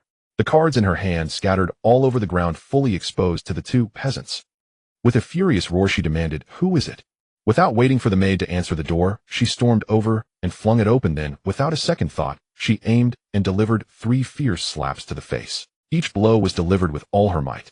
Gu Changping was stunned, seeing stars, and nearly collapsed. This wasn't right. Shouldn't the maid have come out first, engaged in a back and forth, and only after refusing him entry would he make a scene to draw the lady out? Why was today different? Do you have a death wish? Ji Yuan, hands on her hips, saw that Gu Changping could still stand, and kicked him squarely in the lower abdomen. Gu Changping curled up on the ground, clutching his stomach, writhing in pain. Even as he rolled, he cursed. Ji, you have such a venomous heart, trying to murder your husband. I came today to seek justice for Yaoer. As her biological mother, you ignore her completely. Now she's closer to a concubine than to you. Don't you feel any shame? So that was it. Ji Yuan was speechless. What shame should I feel as a princess? Has the household denied her food or clothing? Her provisions and attire are exactly the same as Jia Ning's from the second branch. If that's the case, is the second branch also neglecting their own daughter? Come, I'll accompany you to make a scene at the second branch too. Not just the second branch, let's go to every noble family in the capital with daughters, and raise a ruckus to seek justice for all legitimate daughters. Are you out of your mind? She's an ungrateful wretch. Why should I treat her with sincerity? Whether from the pain of the kick or not, Gu Changping curled up on the ground, silent for a long time. Ji Yuan refused to let him off easily. She grabbed his ear and shouted, 3 years ago she gave up the chance to study at Lishu Academy, handing the spot to the son of concubine Yue, wasting all my efforts. Now she's always trailing after concubine Yue, putting on a show of mother-daughter affection. It's her own lack of ambition. I think the heavens made her be born into the wrong family. If she likes concubines so much, she should have been born into their wombs as a concubine's daughter. Gu Changping's ears were nearly deafened by the shouting. Earlier, Gu Jiao had cried in his study, and in a surge of emotion, he had rushed straight here. Now having cooled down in the night air, he was much clearer-headed and knew he was in the wrong. Indeed, in the matters between mother and daughter, Gu Jiayao was the one at fault. But he was caught in a dilemma. Shuangren and Rui were eavesdropping by the door. He couldn't bring himself to admit he was wrong, so he could only keep making excuses. That's because you don't care about her. Yaoer is still a child at the age when she needs her mother's love most. If you didn't neglect her, how could she grow close to a concubine? It's all your fault, your favoritism. Yes, I am biased. But how dare you say that? When we both favored Gu Jiayao and neglected Weiner, why didn't you speak up for her? Now that Gu Jiayao sheds a few tears and whispers a few words in your ear, you soften. Do you have no spine? Ji Duan twisted his ear hard, and a piercing shriek like a pig being slaughtered echoed through the air. Lights flickered on in the nearest courtyards. Use that pig brain of yours. When you were a child, if the old lady had ignored you, would you have sought comfort from a concubine? Impossible. The legitimate wife and the concubine are always at odds. I am the legitimate son of the main wife, the heir of the Marquis. How could I ever? Gu Changping answered instinctively, then his voice trailed off, and he dared not meet Ji Yuan's eyes. Guilty. You know it's impossible, yet you still come here barking at me. Get lost. If you ever show up outside the main courtyard late at night again, they'll break your legs, cut out your tongue, and sell you off to the countryside to farm. Ji Yuan stamped on his chest, delivering her threat with venom. I understand, I understand. Ignoring the pain, Gu Changping was utterly humiliated. This was the worst beating he had received in 3 years. He had lost all face and several maids had witnessed it all. He could only miserably contemplate silencing them, but he knew he couldn't win a fight. Between Ji Yuan and Gu Jiayao, Gu Changping ultimately chose to abandon Gu Jiayao. After all, he could just placate the girl with a few words later. The lady was not someone to trifle with. "Oh, lady, I know I was wrong. He'll get out of here right now immediately." Gu Changping's face was plastered with a fawning smile as he carefully tried to lift her pearl-encrusted shoe away. From his angle, the lady was still so beautiful. He was instantly filled with regret. If only he had known this would happen, he would never have gotten involved with concubine, Yue, leaving himself unable to even return to his own room. Such a beautiful wife was at home, yet he couldn't even touch her. However, seeing how worried you are about Gu Jiayao, I do have a good idea. Ji Yuan slowly lifted her foot and said meaningfully. Gu Changping nodded eagerly. Please, my lady, speak. He'll do whatever you say. He was overjoyed, thinking Ji Yuan had finally relented and decided to make amends with Gu Jiayao. The words were spoken softly and soon dissipated in the wind, though no one else heard them. After hearing her, Gu Changping frowned deeply, his face first turning purple, then green, and finally relaxing. It seemed what his wife said made some sense. The next day at noon, though Yulan hadn't waited for the Marquis to visit her courtyard the night before, she heard that after Gu Jiayao left the study, the Marquis had gone to the main courtyard and made a scene. He must have taken her words to heart. Seeing her goal achieved, she made her specialty pearl meatballs early in the morning and took them to Gu Jiayao. Gu Jiayao, wanting to strengthen their bond, invited her to stay for a meal. They were eating when the steward arrived. He was beaming, unusually polite. "So you're here, concubine you. I went to your courtyard and didn't find you, so I thought I'd deliver this to the second miss first. I didn't expect to find you here too. Saves me a trip. The Marquis instructed me early this morning to prepare gifts for you and the second miss. Even the lady added many fine things. Congratulations." Several people followed behind the steward. Yulan glanced up and saw they were carrying fine silks and satins and even a few pieces of gold jewelry. She immediately puffed up with pride. Those snobs. Yesterday they didn't even acknowledge me. Now that the Marquis has spoken, they come crawling to flatter. They're destined to be servants for life. Gu Jiayao immediately recognized the butterfly-shaped gold hairpin among the items. A few days ago, a jeweler had brought a selection of ornaments for Gu Jiawan to choose from. She had happened to see them and remembered this hairpin. Was her mother sending it as a gesture of reconciliation? She had long forgotten the conversation with Gu Huaichuan in the garden. At the time, she was simply furious jealous that her mother favored Gu Jiawan and had made up an excuse to vent her madness and comfort herself. In reality, it wasn't what Gu Huaichuan thought, that she had discovered the truth. She was waiting for her mother to bow her head and admit that she loved her the most, not Gu Jiawan. What she had waited 3 years for in vain, she never dreamed would come to pass, all because concubine Yu in her haste had urged her into action. Was her mother seeking her forgiveness? Gu Jiao's heart pounded like thunder, a tidal wave of joy crashing over her. She trembled with excitement, yet desperately hid it from the steward. For an instant, she was once again the proud, untouchable, legitimate daughter of the Marquis, cherished by her parents 3 years ago. She had her pride. Sending mere gifts via a steward was far too easy a way for her mother to win her back. The steward observed her shifting expressions, finding it laughable. Did the second miss truly expect the madam to deliver the items herself? For such an affair, it was generous enough that the madam had added anything at all. Indeed, every pot finds its lid. When the Marquis first assigned him this task, he thought it a great difficulty, whose such a matter was unheard of anywhere. Now, seeing how both of them behaved, they were a nest of fools perfectly suited as mother and daughter.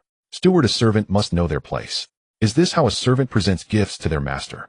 If so, I will not accept them. You can explain that to the Marquis yourself.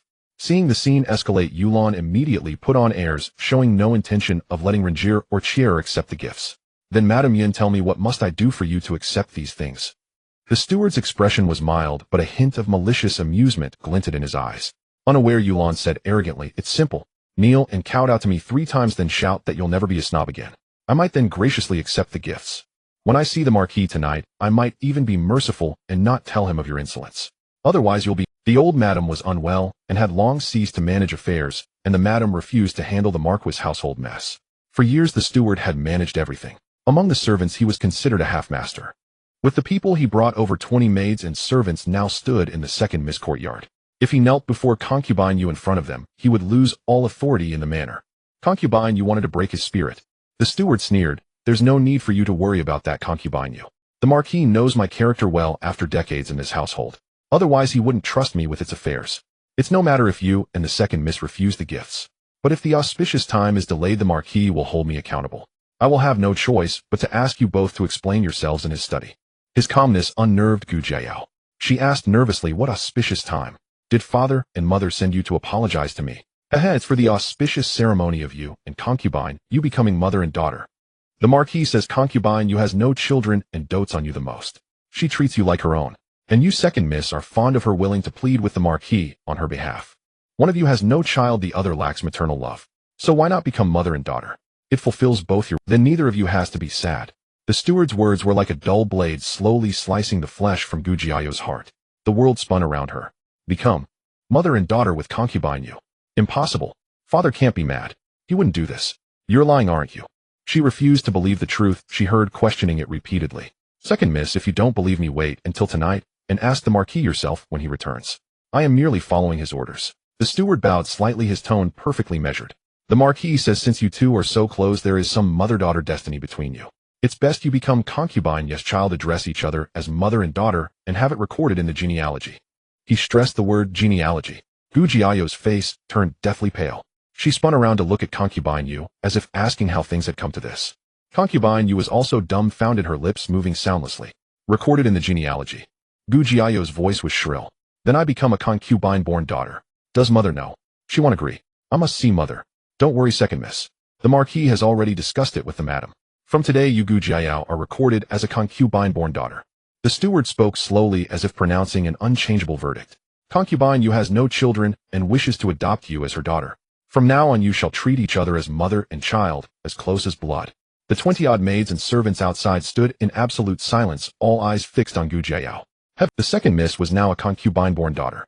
This was worse than death for her. Seeing her disbelief, the steward produced the genealogy he had prepared, stepped 7 feet away, opened it, and held up the page with her name. Why stand so far? Because he knew the second Miss temper too well. He feared she might go mad and tear the genealogy, and then the Marquis would bury him alive. Indeed, Gu Jiao stared at the page, her pupils contracting sharply, then lunged forward. Stop her, the steward yelled, and people immediately blocked her path. Gu Jiao could only glare helplessly. She saw her name on the page. Ridiculously, the small characters, legitimate born, beside it had been crossed out, replaced by a despicable concubine born. She was now to be grouped with those she had always despised. How could this be? Her voice trembled. I'm going to the main courtyard to see mother. She must still be angry about the past. If I just apologize, she'll forgive me. She won't abandon me. I'm her child, born of her womb. Gu Jiao tried to rush out. The steward added calmly, second Miss, the madam won't see you. Do you need me to remind you of what you did yesterday? For years you've wanted the madam to bow to you first. You needn't think about that anymore. From now on your mother is concubine Yue. The madam is no longer your mother. At most she is your legal mother. These words were like a bucket of ice water, drenching her from head to toe. Gu Jiao stood frozen, unable to move. For 3 years, she had been at odds with her mother, wanting her to relent. Seeing the steward bring gifts today, she thought her mother had finally repented. It was all worthless. Her mother was more cold-blooded than she imagined. She had cleanly and completely severed her from her side. The steward urged again. Second Miss, the Marquis ordered you to go to the ancestral hall and offer 3 sticks of incense to the ancestors to complete the ceremony. Don't delay the auspicious time, or the Marquis will be angry when he returns. Isn't this what you and concubine you wanted? Why the long faces? It's inauspicious. Gu Jiao shot him a venomous glare. She suspected he said that last part on purpose to enrage her. Concubine Yue finally came to her senses, her expression a complex mix of fear, bewilderment, and a hint of secret delight. She had wanted to get close to the second miss, yes, but she had never intended to completely offend the madam. She had to live under the madam's rule and didn't want her life to be difficult. Besides, she had only seen the second miss as a stepping stone, a tool to get close to the Marquis. Once she had her own child, the second miss could help him. Now that the girl was a concubine-born daughter, how could she help? But on second thought, at least she had a child now. That was better than Shui. Yower. Concubine, you ventured cautiously, her voice fawning. Perhaps we should just obey the Marquis for now. When he and the madam have calmed down, we can go, and before she could finish, a slap landed on her face. Gu Jiao's eyes were filled with fury, as if she wanted to tear apart that hypocritical face. Who do you think you are? How dare you call me Yao? If you hadn't given me that terrible idea to badmouth mother to father, would things have come to this? Stop pretending. The courtyard was so quiet that the rustling of leaves in the wind could be heard. 20-odd pairs of eyes stared at Yulan, some mocking, some gloating, but none sympathetic. Concubine, you dared not fight back. She bit her lip hard, her knuckles turning white. Second miss, please. The steward gestured, warning her it was time to go to the ancestral hall. Gu Jiao tried to resist, but with a look from the steward, several sturdy maids surrounded her and carried her. Let me go. I'll kill you all. The first night of concubine Yu and Gu Jiao becoming mother and daughter. Gu Jiao lay in bed staring at the canopy, growing angrier. If not for concubine, yes, terrible idea, to badmouth her mother to her father. How could she have ended up like this? A concubine-born daughter. Not only was she inferior, but she would also have to call Gu Zhouan elder sister. She wished she could strangle that wretch concubine Yu. Concubine Yu couldn't sleep either. She tossed and turned under the covers, her mind full of the slap she had received. Her face no longer hurt, but she was furious. Over 20 servants had been in Gu Jiao's courtyard and had seen everything. How could she hold her head up after this? Besides, it was the Marquis' idea. Who would have thought his mind would be so addled as to come up with such a scheme? It wasn't her fault, so why was she being blamed? Humph. She didn't dare confront the Marquis or the madam, so she took it out on her. Just wait, you reckless girl. They'll have plenty of chances to make you pay until you can't cry for help. Feeling a bit better, she hugged the quilt and drifted off to sleep. But no sooner had she entered her dreams than someone smothered her head with the quilt, straddled her, and started beating her wildly. Who is it? Cher. Beaten all over, concubine Yu yelled from under the quilt, hoping someone would save her. But she couldn't see that Cher was standing in the room, watching anxiously, wanting to help, but too afraid. After all, Gu Jiao had been the legitimate daughter for over a decade. Even though she was now a concubine-born daughter, the maids who had served in the Changping Marquis manor since childhood were still afraid of her. When Gu Jiao was exhausted from beating her, she climbed down from the bed panting. Concubine Yu threw off the quilt and glared at her. It's you. Have you gone mad? You caused me to go from legitimate to concubine-born. Father and mother have abandoned me. Beating you is nothing. I want to kill you. I caused it. Huh. If the Marquis truly cared for you, he wouldn't toss you around like an object. The truth is, you're worthless. In the eyes of the Marquis and Madam, you're less than a dog. I heard the eldest miss has a dog. It hurt its leg jumping from a height the other day. The Madam even called an imperial physician to treat it. Even a beast gets the Madam's care. Can you? When you had a fever, the Madam didn't even come to see you. Concubine, you goaded her mercilessly. If I hadn't saved you with my blood medicine back, then you might be dead by now. Is this how you repay me? You're truly an ungrateful wolf. No wonder the Madam loathes you. If I were her, I wouldn't want you either. She dared not lay a hand on Gu Jiao, lest the incident reached the Marquis' ears by morning. He had just made them mother and daughter, and if she beat the daughter she had so desperately sought, he would never forgive her. But she could scold. Greatly provoked, Gu Jiao went mad and lunged at her again. Frightened, concubine, you shrank back onto the bed and shouted at Cher, who was on night duty. Are you dead? Standing there. Stop her. What are you afraid of?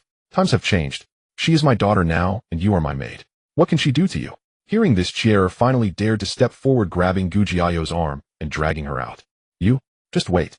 One day you'll make sure you die a horrible death. Gu Jiao clung to the doorframe with both hands, holding on just long enough to finish her threat before reluctantly letting go and being sent back to her own courtyard. From that day on, her monthly allowance was halved and half of her maids were taken away. With each change, the hatred in her heart. She went to cause trouble at concubine Yes place every day. The entire courtyard was in chaos for days, and the commotion even reached Gu Changping's ears.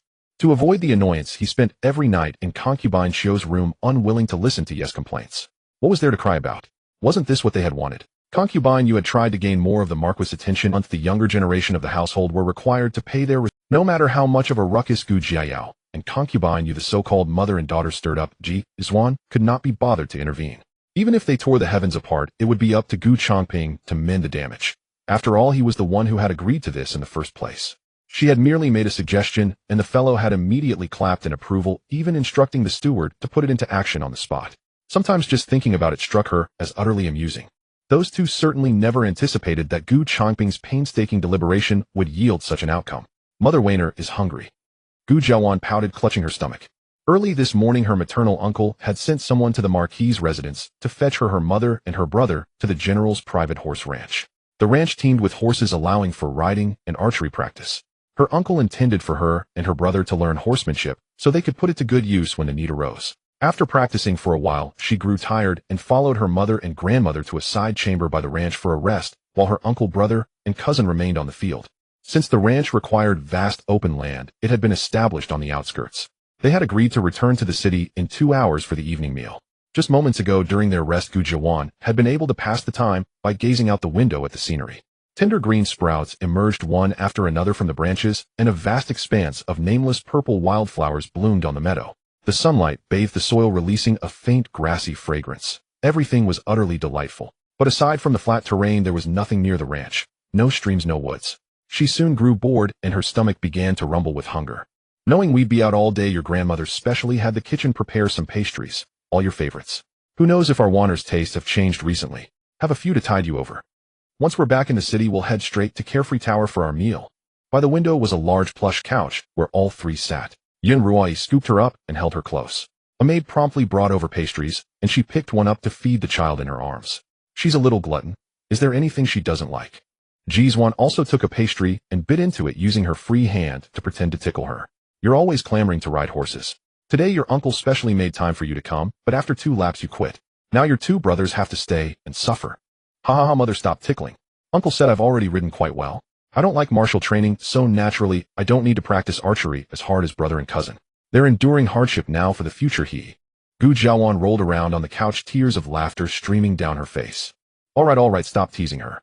As the saying goes, grandparents dote on grandchildren. Ji Duan had only been roughhousing lightly, but Yun Roy couldn't bear to watch, firmly grabbing her mischievous hand. If you keep this up, I'll tickle you too. No. Heavens. Above. Me. Ji Duan collapsed onto the couch, wailing up at the ceiling with half a pastry still in her mouth. She looked nothing like a mother. The two were clearly just a pair of children. Yun Roy gently stroked her hair, torn between laughter and tears. Oh, you're even more rambunctious than Wanner. You're making a spectacle of yourself in front of the child. Who dares to laugh at this princess? Ji Duan's lips curled into a smirk as she sprang up. Gu Jiawan covered her eyes, playing along. This humble one dares not, your highness. I have elders above and children below. I'm just out here trying to earn a living. I wouldn't dream of mocking your highness. Yun Roy let out an "I-O" and collapsed in laughter, clutching her stomach. Just as the mother-daughter antics wound down, Gu Jiawan looked up and saw Shuangren walking in with several food containers from Carefree Tower. An irresistible aroma wafted from the boxes, and she could almost drool. Young miss. Shuangren paused, holding the containers, and looked at her hesitantly, pointing at the corner of her mouth. You're drooling. How am I? Gu Jiawan's face flushed crimson as she frantically wiped her mouth with her sleeve. After several swipes, the sleeve remained dry, and she realized she'd been tricked. Sister Shuangren, you're picking on me too. Her pink cheeks puffed up in indignation. Shuangren pretended not to notice, setting the dishes on the table as she said, Oh, perhaps this subordinate was mistaken. But if the young miss talks too much, the food will get cold. Mother, you had this prepared all along. At the mention of food, Gu Jiawan threw her arms around Ji Duan's neck and shrieked so loudly that both Ji Duan and Yun Ruoi had to cover their ears. Don't I know you? You'll get hungry after a bit of play. Others eat 3 meals a day, but you could manage 4 or 5 without issue. Let's go to the ranch and call your uncle and the others back. We'll eat once everyone's here. Ji Duan tapped her forehead affectionately, preparing to head to the ranch. A mother knows her daughter best. The moment she saw her daughter yawning from boredom, she knew she'd be hungry soon. Too hungry to be satisfied by mere pastries. So she had secretly sent Shuangren to Carefree Tower to pack a meal. With Shuangren's lightness, skill, a round trip was faster than riding a horse. If high-level martial artists weren't so expensive and scarce, Ji Duan might have considered opening a delivery service. She'd surely make a fortune. As soon as Ji Duan stood up, the other two insisted on following. So the 3 generations headed to the ranch together, planning to call the others back for dinner. But as they drew near, they witnessed an extremely perilous scene. Dust billowed across the ranch. Ji Nanshi and Sangju were nowhere to be seen, leaving only Gu Huaichuan and Ji Zhe practicing on the field. Gu Huaichuan was ahead by a stretch when unexpectedly Ji Zhe suddenly accelerated from the side and rear, charging straight at Gu Huaichuan's horse. Ji Duan caught a flash of malice in his eyes and instantly understood his intent. This was no ordinary competition. He deliberately aimed to send Gu Huaichuan crashing to the ground, ideally breaking his leg, so he could never stand again. The moment the horses collided, Gu Huaichuan's mount reared in fright, its front hooves lashing out, as its entire body lurched violently. Half of his body was thrown from the saddle, his foot slipping from the stirrup, and it seemed he would be flung off at any second. Chuaner, hold on. Chuaner. Brother. Several cries rang out. The next second Shuangren moved, but before she could get close, the startled horse bolted, leaving only a cloud of dust behind. In the nick of time, Gu Huaichuan pressed his palm firmly against the horse's neck, engaging his core with a sudden burst of strength to wrench his tilted body back upright. He clamped his legs tightly against the horse's flanks, his boots digging into its sides, causing the beast to flinch in pain. He shifted his weight sideways, following the horse's tilting momentum, and instead used the force to straighten its head. As the hooves hit the ground, they kicked up a cloud of sand, and the horse's body heaved violently twice before he finally managed to steady it. Ji Duan hadn't expected anyone to be there, unsure if they had seen what just happened. Feeling his horse slow down once he was sure it was safe, he gritted his teeth, let go of the reins, and threw himself off. Zaire. Yin Ruoi had barely recovered from her terror when she saw Ji Duan tumble from the horse, rolling several times on the ground before stopping. The skin on his face and hands scraped raw. Though she resented him for hurting others, she still cried out in instinctive worry. By the time she came to her senses, Gu Huaichuan was already in Shuangren's arms. His heart pounded like a war drum, his palms slick with cold sweat. Once set down, he immediately ran to Ji Duan. Mother, I thought I'd never see you again. I've made you worry. Even in his own fear, his first thought was to comfort Ji Duan. Ji Duan held him tightly, her heart filled with the relief of surviving a disaster. She looked at the crushed grass and hard earth on the ground in the distance, a chill running through her entire body. Fortunately, Cang Zhu had been unwavering in personally teaching Gu Huaichuan martial arts every day, laying a solid foundation. Though his skills couldn't match a peerless master like Shuangren, they were more than enough to handle such a minor crisis. Otherwise, falling at that speed would have resulted in far more than the mere flesh wounds Ji Duan suffered. 8 broken bones would have been the least of it, and he could have easily lost his life. Consumed by rage, Ji Duan didn't hesitate for a moment. She rushed to Ji Duan and slapped him so hard that he was knocked to the ground. And it wasn't on purpose. I'm hurt too. Why do you blame everything on me? Ji Duan in pain lay on the ground, staring at Ji Duan in shock. He couldn't believe she would dare strike him right in front of grandmother. What's going on? Ji Nansher had just returned to the stable to find the scene in utter chaos. His son was lying on the ground, seemingly injured. His nephew looked terrified, being checked over by his mother, and his sister stood directly opposite his son, glaring at him with fury. Just moments ago, a stable hand had reported that a horse had bolted and was rampaging through the stables, injuring over a dozen people. They couldn't handle it and had come to find him. Thinking Cang Zhu was skilled in martial arts, Ji Nansher had brought him along. Together, they subdued the panicked horse, never expecting that in just that short time a major incident would occur in the stable. Father Zaire doesn't know what happened either. The moment he called out Father, tears streamed down Ji Duan's face. He explained between sobs, after you left, Father, cousin and I continued practicing in the stable. For some reason, my horse suddenly went mad and rammed into cousin's horse, almost knocking him off. Anne happened to see it and thought I did it on purpose. I don't blame her. She's just protective of her son. After all, cousin has a mother who dotes on him, doesn't he? What an act. Shuangren cursed inwardly, then spoke up. Young general, the situation was extremely critical.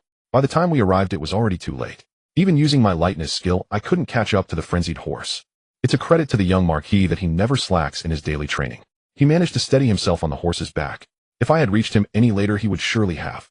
She left the rest unsaid, but Ji Nansher could imagine the tragic scene. Her words were measured and impartial, simply stating the danger of the moment, without the insinuations. But Ji Duan's earlier remark, after all, cousin has a mother who dotes on him, had deeply stung Ji Nansher. He knew that the matter of Lady Chang was an eternal wound in Ji Duan's heart, making him sensitive and paranoid. So he first walked over, pulled his son up from the ground, and carefully examined his injuries. Only after confirming there were no broken bones did he breathe a sigh of relief. When he turned around to ask about his nephew, who was still in his mother's arms, he saw his mother looking at him as if he were a fool. Ji Nansher instantly understood everything. That brat Ji Duan thought no one had seen his mischief. Little did he know he had been caught red-handed by his mother and sister. That's why his sister had that murderous look and his mother's eyes were filled with deep disappointment. Gu Huaichuan said nothing, silently taking Gu Jiawen's hand to comfort her. The little girl was utterly terrified. Besides, his uncle was not a man blind to the truth. He knew his uncle would give him justice. And even if his uncle failed him, wasn't his mother still there? Speak. Why did you do it? Hearing this accusation, Ji Duan didn't react at first, then felt his hand. Speak. Why did you do it? Hearing this accusation, Ji Duan didn't react at first, then felt his hand. If you dislike me so much, why did you even have me? Ji Duan started with a bitter laugh, then grew extremely agitated. He screamed, his eyes red, as if venting all the pent-up emotions in his heart. Zaire, your aunt, and I saw it clearly. You took a silver needle from your sleeve and pricked your own horse. The startled horse then rammed into Chuaner. and now you still try to deny it. Chuaner is your cousin.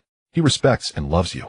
Knowing you were upset over losing your mother, he has always been tolerant and yielding towards you. Why would you want to harm him? Yun Rui's heart ached. She couldn't understand how her good grandson had turned out this way. Seeing that the truth was out, Ji Zhe dropped the act. He pulled a dagger from his sleeve and lunged at Ji Ju's neck. Shuangren wouldn't give him the chance, kicking him squarely in the chest. Yun Rui was terrified out of her wits. Gu Huichuan and Gu Jiuan, crying out, "Mother!" rushed over to surround Ji Ju protectively. Ji Zhe was sent flying, coughing up a mouthful of blood, his teeth stained red. But Ji Nanshi felt no pity. If Cang Zhu hadn't intervened, he would have been the one to deliver that kick. How dare he? How dare he try to kill his own aunt in front of so many people? Your hatred stems from the fact that I met Shui Lingrong on the street, which set off a chain of events that led to your mother's tragic death. Ji Ju's tone was certain. Lady Chang had been punished 3 times. The first 2 times were nothing serious, but after the 3rd punishment her health steadily declined. She didn't even make it to the nunnery before she died. Since then Ji Zhe had become withdrawn and silent. Worried about him, Yun Rui often asked Gu Huichuan to keep him company, thinking the 2 cousins being close in age would get along. She never imagined it would give him the opportunity to do harm.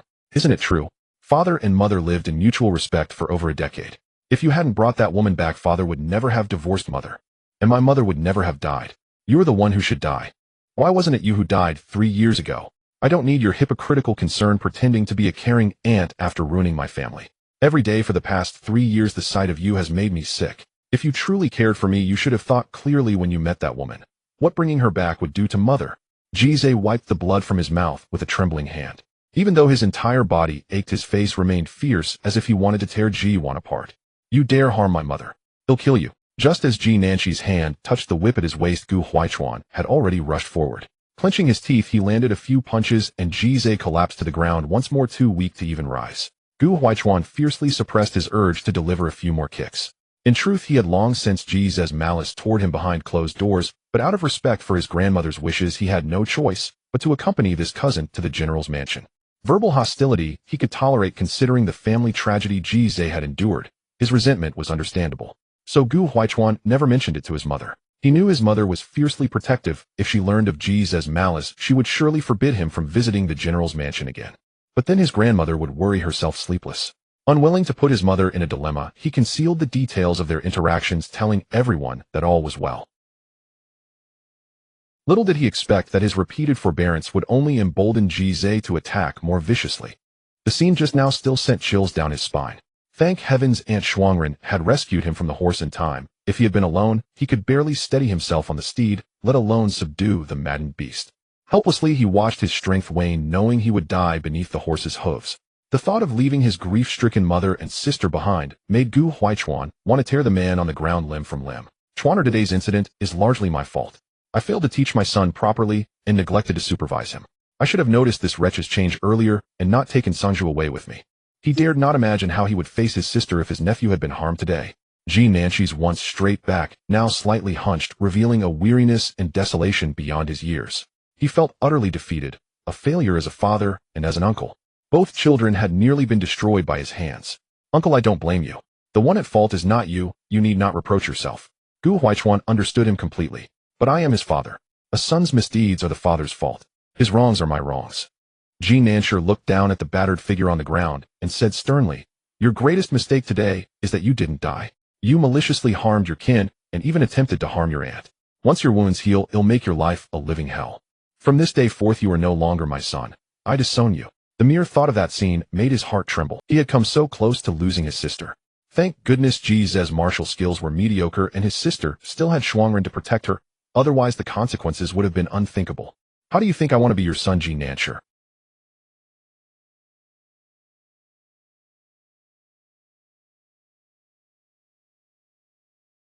Go on, kill me today if you have the guts. You say you'll wait until I'm healed. That's exactly the lie you used to deceive my mother, sending her to her death. Now you want to use the same trick on me. Ji Zhe's face twisted with fury as he accused word by word.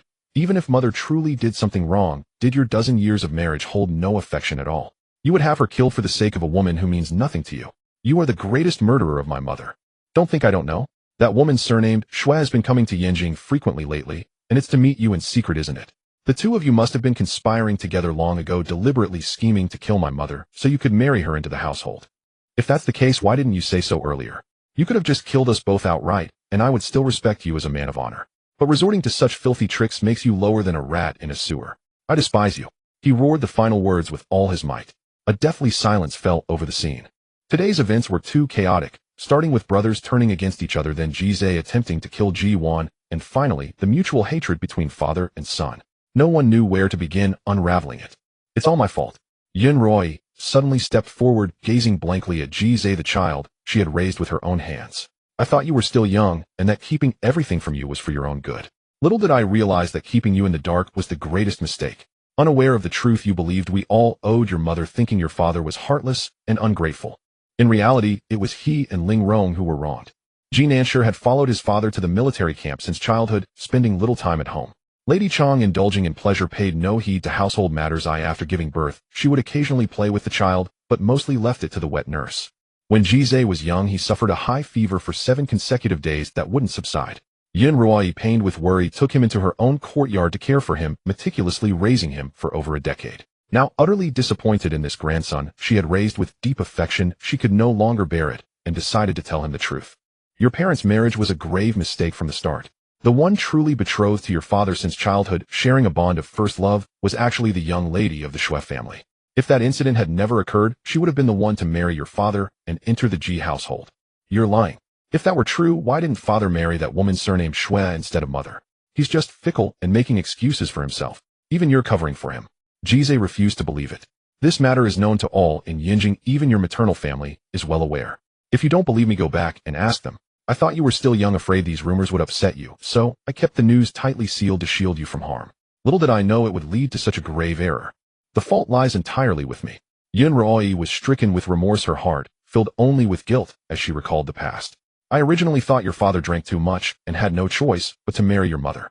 It wasn't until her actions against the Shui girl were exposed that I grew suspicious and sent people to investigate. She didn't reveal that the truth was uncovered by Ji Duan, knowing that given Ji's hatred for his daughter, he would never believe it if she said so. It turns out everything was your mother's deliberate doing, the handiwork of the Chang family. She knew beforehand that your father would attend the banquet. She bribed the host's maidservant to slip an aphrodisiac into his wine, then deliberately walked into him in the male guest's area. Under the drug's influence, it's easy to imagine what happens when a man and woman are alone. Though your father struggled to resist, by the time the maidservant led a crowd over, it was too late. Everyone saw them disheveled and embracing, leaving your father with no choice but to marry her. He stood frozen as if nailed to the spot, his eyes wide, lips slightly parted, yet unable to utter a sound, only shaking his head repeatedly. His face gradually paled, his breathing growing rapid. He didn't want to believe his grandmother's words, but the facts were laid before him, impossible to avoid. After several seconds, he finally squeezed out a hoarse whisper. "Impossible, this can't be. Though I never favored your mother, I treated her with respect throughout our marriage, never wronged her, and never took a concubine, granting her ample dignity and honor. Over the years, she often embezzled household funds to subsidize her family. I pretended not to notice, considering it compensation to her. Ji, you only see your mother's grievances, but have you ever considered that I am the truly wronged one?" In an instant, Ji Duan seemed to transform back into that aggrieved teenager, his voice filled with sorrow. "Ling Rong and I shared a deep connection, just one step away from marriage, but Lady Chang's scheming ruined everything, leaving me with lifelong regret. If she had stayed in her place and been a proper young general's wife, none of this would have happened. But her greed knew no bounds. She wanted to destroy everyone, and that exposed her true nature. We never held her misdeeds against you, so how could you, without knowing right from wrong, harbor such malice toward your own? Chuaner often came to the mansion to keep you company, knowing you were in low spirits. Your aunt frequently brought you delicious treats and fun things, hoping to cheer you up. Can't you see any of this devotion? If you still choose to deceive yourself and harbor ill will toward everyone, I don't mind sending you down to ask your mother yourself what the truth really is." Having poured out all the words he had kept bottled up, Ji Duan instructed Sangju to escort the women back to the side chambers and have a physician examine Gu Huichuan's injuries while he stayed behind to deal with Ji. From that day on, Gu Huichuan never saw Ji again. He heard that his cousin had been confined to his courtyard by his uncle, receiving a daily punishment until 100 lashes were completed. Considering his youth, only 10 lashes were administered each day. When his backside was raw, the physician would apply ointment, and the beating would resume the next day. There was no room for leniency in this matter. 3 days later.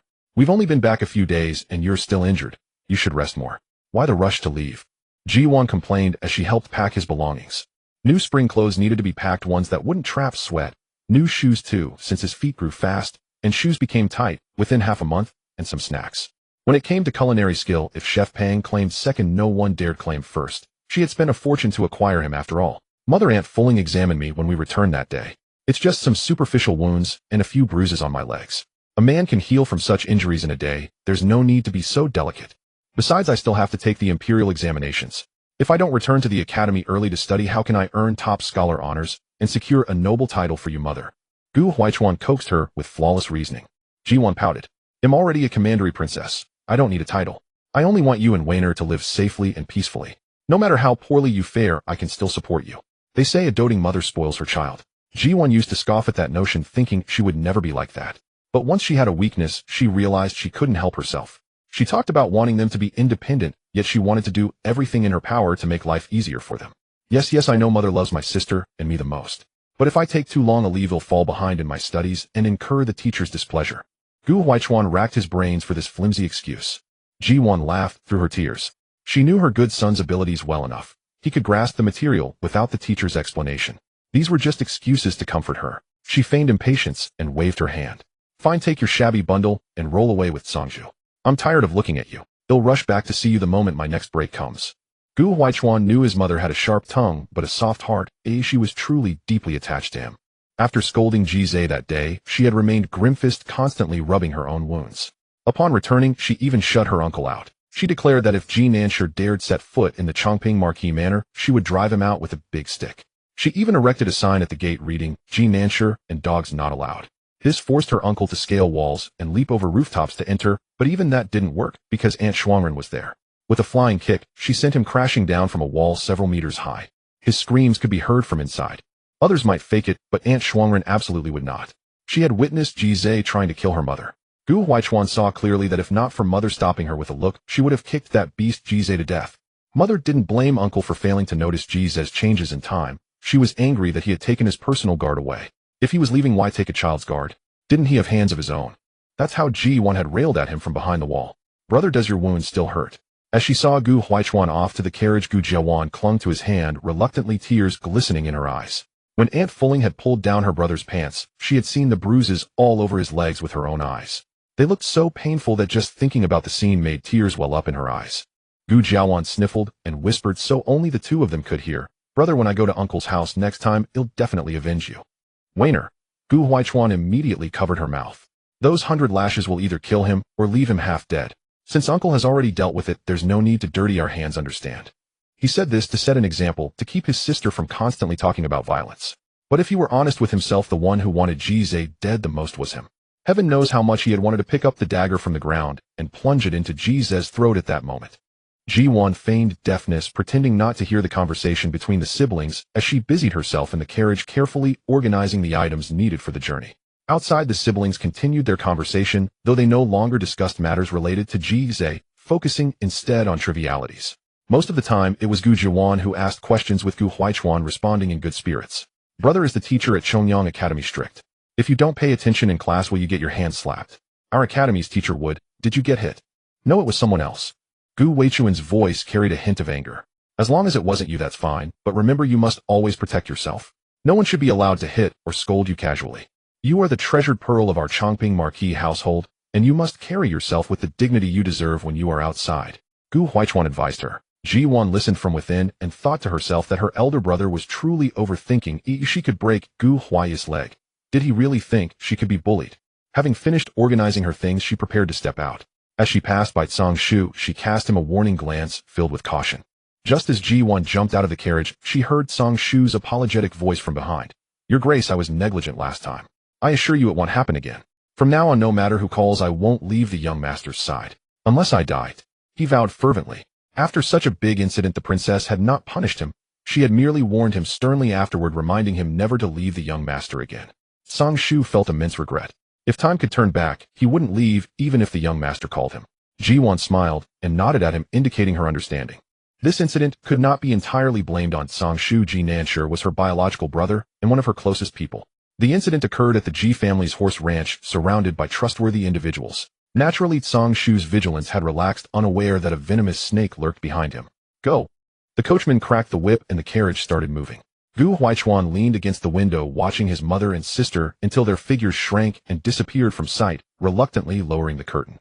Clatter! The maid dropped the plate in shock, her voice trembling as she pleaded, Young master, please don't do this.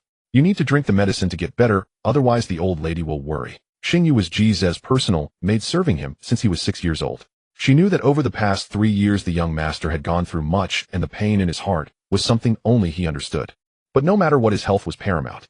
I won't drink it. Go tell grandmother that I want to see her. I want to know the whole. Ji Ze's weak voice came from behind the bed curtain. On the other side the person lay naked on the bed. Ji Nansher's whip struck mercilessly, leaving no part of Ji Ze's body unscathed. If he wore clothes the wounds would stick to the fabric and tear open when removed, so the doctor instructed him to lie bare on the bed while ointment was applied. For 15 years Ji Ze had never felt such humiliation. Young master, the old lady will not come. Xingyu hesitated for a moment, but decided to tell him the truth. I have been there at least 5 times, but on the second visit I was stopped outside the door by people from the old lattice courtyard. The messenger said to keep the young master in the room to reflect. The old lady will not see you. Ji Ze lay on the cold hard bed, bore the pain from the wounds on his back, tearing with every breath. He couldn't believe that his grandmother was so heartless as to refuse to see him. He hadn't uttered a sound when he was hit, but now he slowly buried his face into the pillow, cold tears streaming down. Through the curtain, you could sense his disappointment. She carefully tidied up the mess on the floor and quietly retreated to prepare more medicine. If the young master refused to drink the medicine, then she would keep boiling it. If he knocked over one bowl, she would bring him another, determined to see him drink it. The lady had died in such a manner, and with that lesson in mind, she couldn't afford to be negligent in this matter, fearing that the young master might follow in the lattice footsteps. After a brief silence, footsteps once again echoed in the room. Ji Ze, feeling agitated, shouted outside, I said I won't drink the medicine, so I want. Take it away, you're not allowed to come in tonight. Young master, it's me. A slender voice sounded from inside the room. Ji Ze abruptly lifted the curtain, discovering that the visitor was Feng Chong, the gardener from his grandmother's courtyard. What do you want? Did grandmother agree to see me? Ji Ze's face finally showed a smile, but just as he was happy for less than 2 seconds, he realized something was off. Feng Chong was just a gardener. Even if grandmother wanted to see him, she wouldn't send him. You weren't sent by grandmother, so what is your intention? He instantly grew alert. Feng Chong was slender and fair-skinned. Ji Ze remembered him vividly at first glance, thinking that if he wasn't a gardener, he could easily be the lead actor in any opera troupe. He had only come to the household a year ago, when several pots of precious Yaohuang peonies cherished by grandmother had rotted at the roots, wilting day by day, with no improvement despite all efforts to nurture them. Someone recommended Feng Chong to grandmother, claiming he had a talent for tending to flowers. Grandmother placed her hope in him, and within half a month the peonies surprisingly revived. Since then he had remained in the household, specializing in caring for grandmother's rare flowers. Young master, if I were you, I wouldn't want to see the old lady. I know you want to ask about the lady, but think about it, the lady is dead. Isn't it just letting them speak as they wish? You've lost the support of the people. Before long the young general will marry Shui Lingrong, and when their child is born there will truly be no place for you in the general's residence. The young master should plan for himself. Feng Chong quietly approached the bedside, speaking through the curtain with great tact. His voice was soft and gentle, filled with persuasive undertones. Ji Ze was captivated, unconsciously clenching his fists. Why are you helping me? Because you can help me too. Young master, have you never thought that the lattice death is suspicious? The lady was in good health, and the 100 lashes were administered in 3 rounds. The first 2 times were fine, so how could the 3rd time? Feng Chong paused. You have become irreconcilable with the general's residence. To seek revenge alone is impossible. Only by working together can we succeed. Ji Ze slowly lifted the curtain to reveal his head. His eyes held no tears, only a chilling light. Feng Chong pressed a jade whistle into his hand. There's no rush to agree. Just remember, someone is willing to hand you a knife. It's up to you to dare to take it. If you decide, blow the whistle at noon. With that, Feng Chong vanished into the night like a ghost. Xiaoyao Tower. Ji Duan and her companions ascended the wooden stairs, and upon pushing open the private room door, were greeted by the evening breeze mixed with the fragrance of wine. She had a fixed private room at Xiaoyao Tower, which offered the best view facing the countless lights of the city. She sat down and poured herself a glass of plum wine, warmth spreading from her stomach with the first sip. After finishing her first glass, Rui couldn't help but lick her lips, eager to pour herself the second glass. Shuangren snatched the wine jug from her hand, saying, with your drinking capacity, you dare to have a second glass. At this rate you'll end up serving the princess instead, while the princess and I will be the ones serving you. Hee. Rui chuckled awkwardly. This plum wine is indeed delicious, comparable to what Master Pang brews. What do you think, my lord? Unbeknownst to them, Lai Kai had already appeared behind them. You scared me to death. Lai Kai, are you a ghost? You appeared without a sound, and almost gave us a heart attack. It's not us, but it's just you. Shuangren shot her a look, correcting her. This wine is nice. Where did you find such a good— Ji Duan extended her hand to offer her wine cup, and Shuangren, in perfect understanding, poured a glass for her, while Rui could only watch enviously. Master Pang's wine has a smooth texture and delicate flavor, while this plum wine is bolder and richer, perfectly showcasing the fruit aroma. It's a bottle of fine wine. Ji Duan praised it enthusiastically. Lai Kai smiled with his eyes narrowed into slits. I knew my lord would like it. This recipe comes from the southeastern region known for its abundant green plums. However, the plums are sour and astringent, making them hard to eat. Many simply rot on the trees without anyone touching them. A tavern owner thought of using the plums to brew wine. I happened to taste it while traveling there, and bought the recipe, bringing it back for the princess to enjoy. Ji Duan loved fruit wines, so when he traveled to other places he would keep an eye out for any appealing fruit wine recipe. As long as he found something delicious, he would gather it all for his lord to taste regardless of his circumstances. You sent me a message late at night for me to come here, so it can't just be for me to drink this plum wine, right?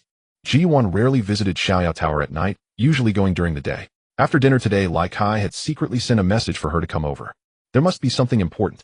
I just wanted you to have a taste first. Lai Kai cleared his throat and said seriously, ever since King Zhao died, the fourth prince has taken over his businesses. I have been closely monitoring the fourth prince's merchant fleet, as per your instructions. Recently I discovered that his merchant fleet has frequently been heading toward a desolate mountain in the southwest, a place so deserted that even hunters rarely visit. In such a barren place, can there be any business? So I sent a few people to investigate, not daring to get too close, watching their movements. That place is most likely a newly discovered iron mine. Moreover, the iron mine there is richer than any resource they currently possess.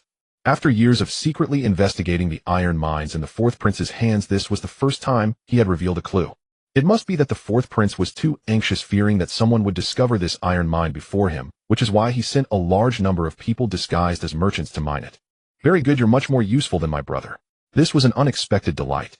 Ji Duan did not hold back her praise. After the poisoning incident at the last palace banquet, King Zhao had survived by sheer luck, but the residual poison in his body had never been fully cleared, and within less than a year he had passed away. He had privately reached an agreement with the concubine and the fourth prince, which the Zhao Wangfei was completely unaware of. Therefore, after King Zhao's death, those connections and resources returned to the fourth prince's hands. With the concubine dead, Yongla Marquis fallen, and even King Zhao gone, the fourth prince had no trustworthy people by his side, so he was particularly cautious. Even Ji Nanshe, who had gained his trust, had not been able to learn the location of the iron mine from him. What use is he? 10 Ji Nanshis are not worth one Lai Kai. Princess, should we inform His Majesty about this matter? No need. Previously I had you investigate King Zhao's background to report to His Majesty, so he could deal with King Zhao. But now His Majesty has already extended his hand into the general's residence. The times have changed. With the fourth prince around, His Majesty has internal troubles and external threats, so he won't easily move against anyone and won't have the time to deal with the Ji family. If something happens to the fourth prince, His Majesty will have no worries and will focus all his efforts on the Ji family. At such a time we should instead help the fourth prince cover up and prevent His Majesty's people from discovering any anomalies. Ji Duan's expression clearly showed her excitement. If she guessed correctly, the newly discovered iron mine by the fourth prince was of great value, not an ordinary iron mine, but the largest iron mine in the territory of Dian. In the original story, the virtuous concubine's reputation was ruined because of the flower banquet incident, leading to her being impeached by the officials, and the second and third princes were also questioned regarding their bloodlines, losing their qualifications to inherit the throne. In the harem, there were only 3 princes. The empress had no sons, and besides the second and third princes, the only one left was the fourth prince born of the concubine. Neither King Zhao nor the concubine had met with misfortune. With their assistance, the fourth prince was soon established as the heir. Emperor Chongwen was in good health, and no one knew how many more years he would live. The fourth prince, now the heir, was impatient and feared that Emperor Chongwen would take a new consort and give birth to more princes, which might shake his position. Thus he allied with King Zhao to rebel. The reason they dared to rebel was that King Zhao had discovered a large iron mine in the southwest, the largest iron mine in the territory of Dian. With this resource, the fourth prince's faction could forge a large number of weapons and armor. Yes, I will arrange for people to continue monitoring that iron mine and send another team to clean up their traces so that His Majesty does not detect any clues. They were all smart people. As soon as she spoke, Lai Kai knew exactly what to do and had guessed her thoughts almost perfectly. He felt no fear in his heart. Instead, he was extremely excited. He never expected that as a mere merchant he could have a day to wield power alongside his master. How exhilarating.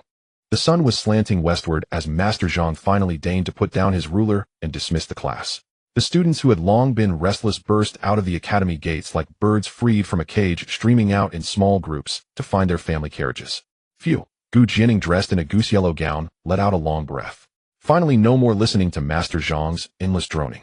He's the most long-winded teacher in the entire academy, always repeating the same things until my ears are numb. She casually slung her book bag over her shoulder and took Gu Jiawen's hand. Wanjia, how about we go for an outing to the estate in a couple of days? The weather's warm now, and the sun is lovely. Let's ask, and I'm sure she'll agree. Alright, even if you hadn't suggested it, I was thinking the same. Mother promised earlier that once it warmed up she'd take us out to Gu Jiawan agreed with a smile. She too wore a goose yellow spring gown of the same style, though the fabric and patterns differed slightly, marking subtle distinctions between them. They had specially instructed the tailor to make these matching outfits, wanting to wear sisterly attire together. Hand in hand they walked toward the Changping Marquis carriage. Xingyu, after searching for a long while, finally spotted the person she was looking for. She hurried forward a few steps only to be blocked by a cool, aloof woman. Stop! Who allowed you to approach our young lady? Qinjianji, don't you remember me? I'm Xingyu from the eldest young master's side. We met at the general's mansion. She quickly raised the box in her hand and called out to Gu Jiawan. Miss Weiner, I'm Xingyu. Our eldest young master has come to realize his mistake. He is too ashamed to face the commandery princess, and being confined to the mansion he cannot leave. Thus he ordered me to deliver this apology gift. I beg you to accept it and pass it on to the princess. Recognizing it was Ji Zez made Gu Jiawen's face darkened, and her previously radiant smile vanished with, if your cousin wants to send something to Aunt, he could simply have it delivered to the mansion. Why ask you to pass it on? Gu Jining blinked, asking. Gu Jiawan shook her head at her, then turned to refuse. No need. We can't afford. With that, Gu Jiawan prepared to board the carriage. But Xingyu persisted, trying to shove the box into Gu Jiawen's arms. Xingyan sneered and squeezed her wrist hard. Xingyu winced in pain, and the hand holding the box slowly shifted to the left. Just then a sharp, urgent horse's whinny pierced the long street. Most of the carriages had already left the academy gate, leaving only a sparse few. The young man on horseback rode unimpeded, but just as he tightened the reins to turn, a hand holding a wooden box suddenly thrust out. Unable to dodge, he crashed into it violently. The wooden box shattered on the ground, its contents, jewelry, smashed into pieces. Fortunately, the maid's hand was unharmed. The young man looked up, meeting Gu Jiawen's startled face. Assuming the box was hers, he quickly apologized. Water my, I'm sorry. Urgent family matters call me home. He'll repay you tenfold for the broken items next time. With that, the young man in black riding gear spurred his horse away. Gu Jining was stunned. When she came to, she heard the person beside her murmuring 3 words, Song Qian. What was he doing here? Gu Jiawan felt confused. Just yesterday she and her mother had seen her brother off on his return to Chongyang Academy. Her brother had delayed his departure due to injuries, but Song Qian should have arrived long ago. What grave matter in his family had forced him to rush back? As you can see, it's not that I don't want to accept it. The gift is ruined and there's nothing I can do. Gu Jiawan spread her hands to Xingyu and turned to board the carriage. She understood the difficulty of a servant's position and didn't wish to make things hard for Xingyu. But accepting a gift from that beast Ji Zhe was something she couldn't bring herself to do. Who knew what schemes he harbored? Could he have poisoned it? Xingyu was on the verge of tears. Miss Weiner clearly just didn't want to accept it. But with the gift broken, it couldn't be delivered either. She could only watch the carriage recede into the distance, returning to report her failure with reluctance. At the main courtyard. Mother, I ran into Song Qian at the academy gate today. He was rushing back in a panic without a single servant. I wonder what happened at home to make him so anxious. After dinner, Gu Jiawan leaned on the table recounting the afternoon's events.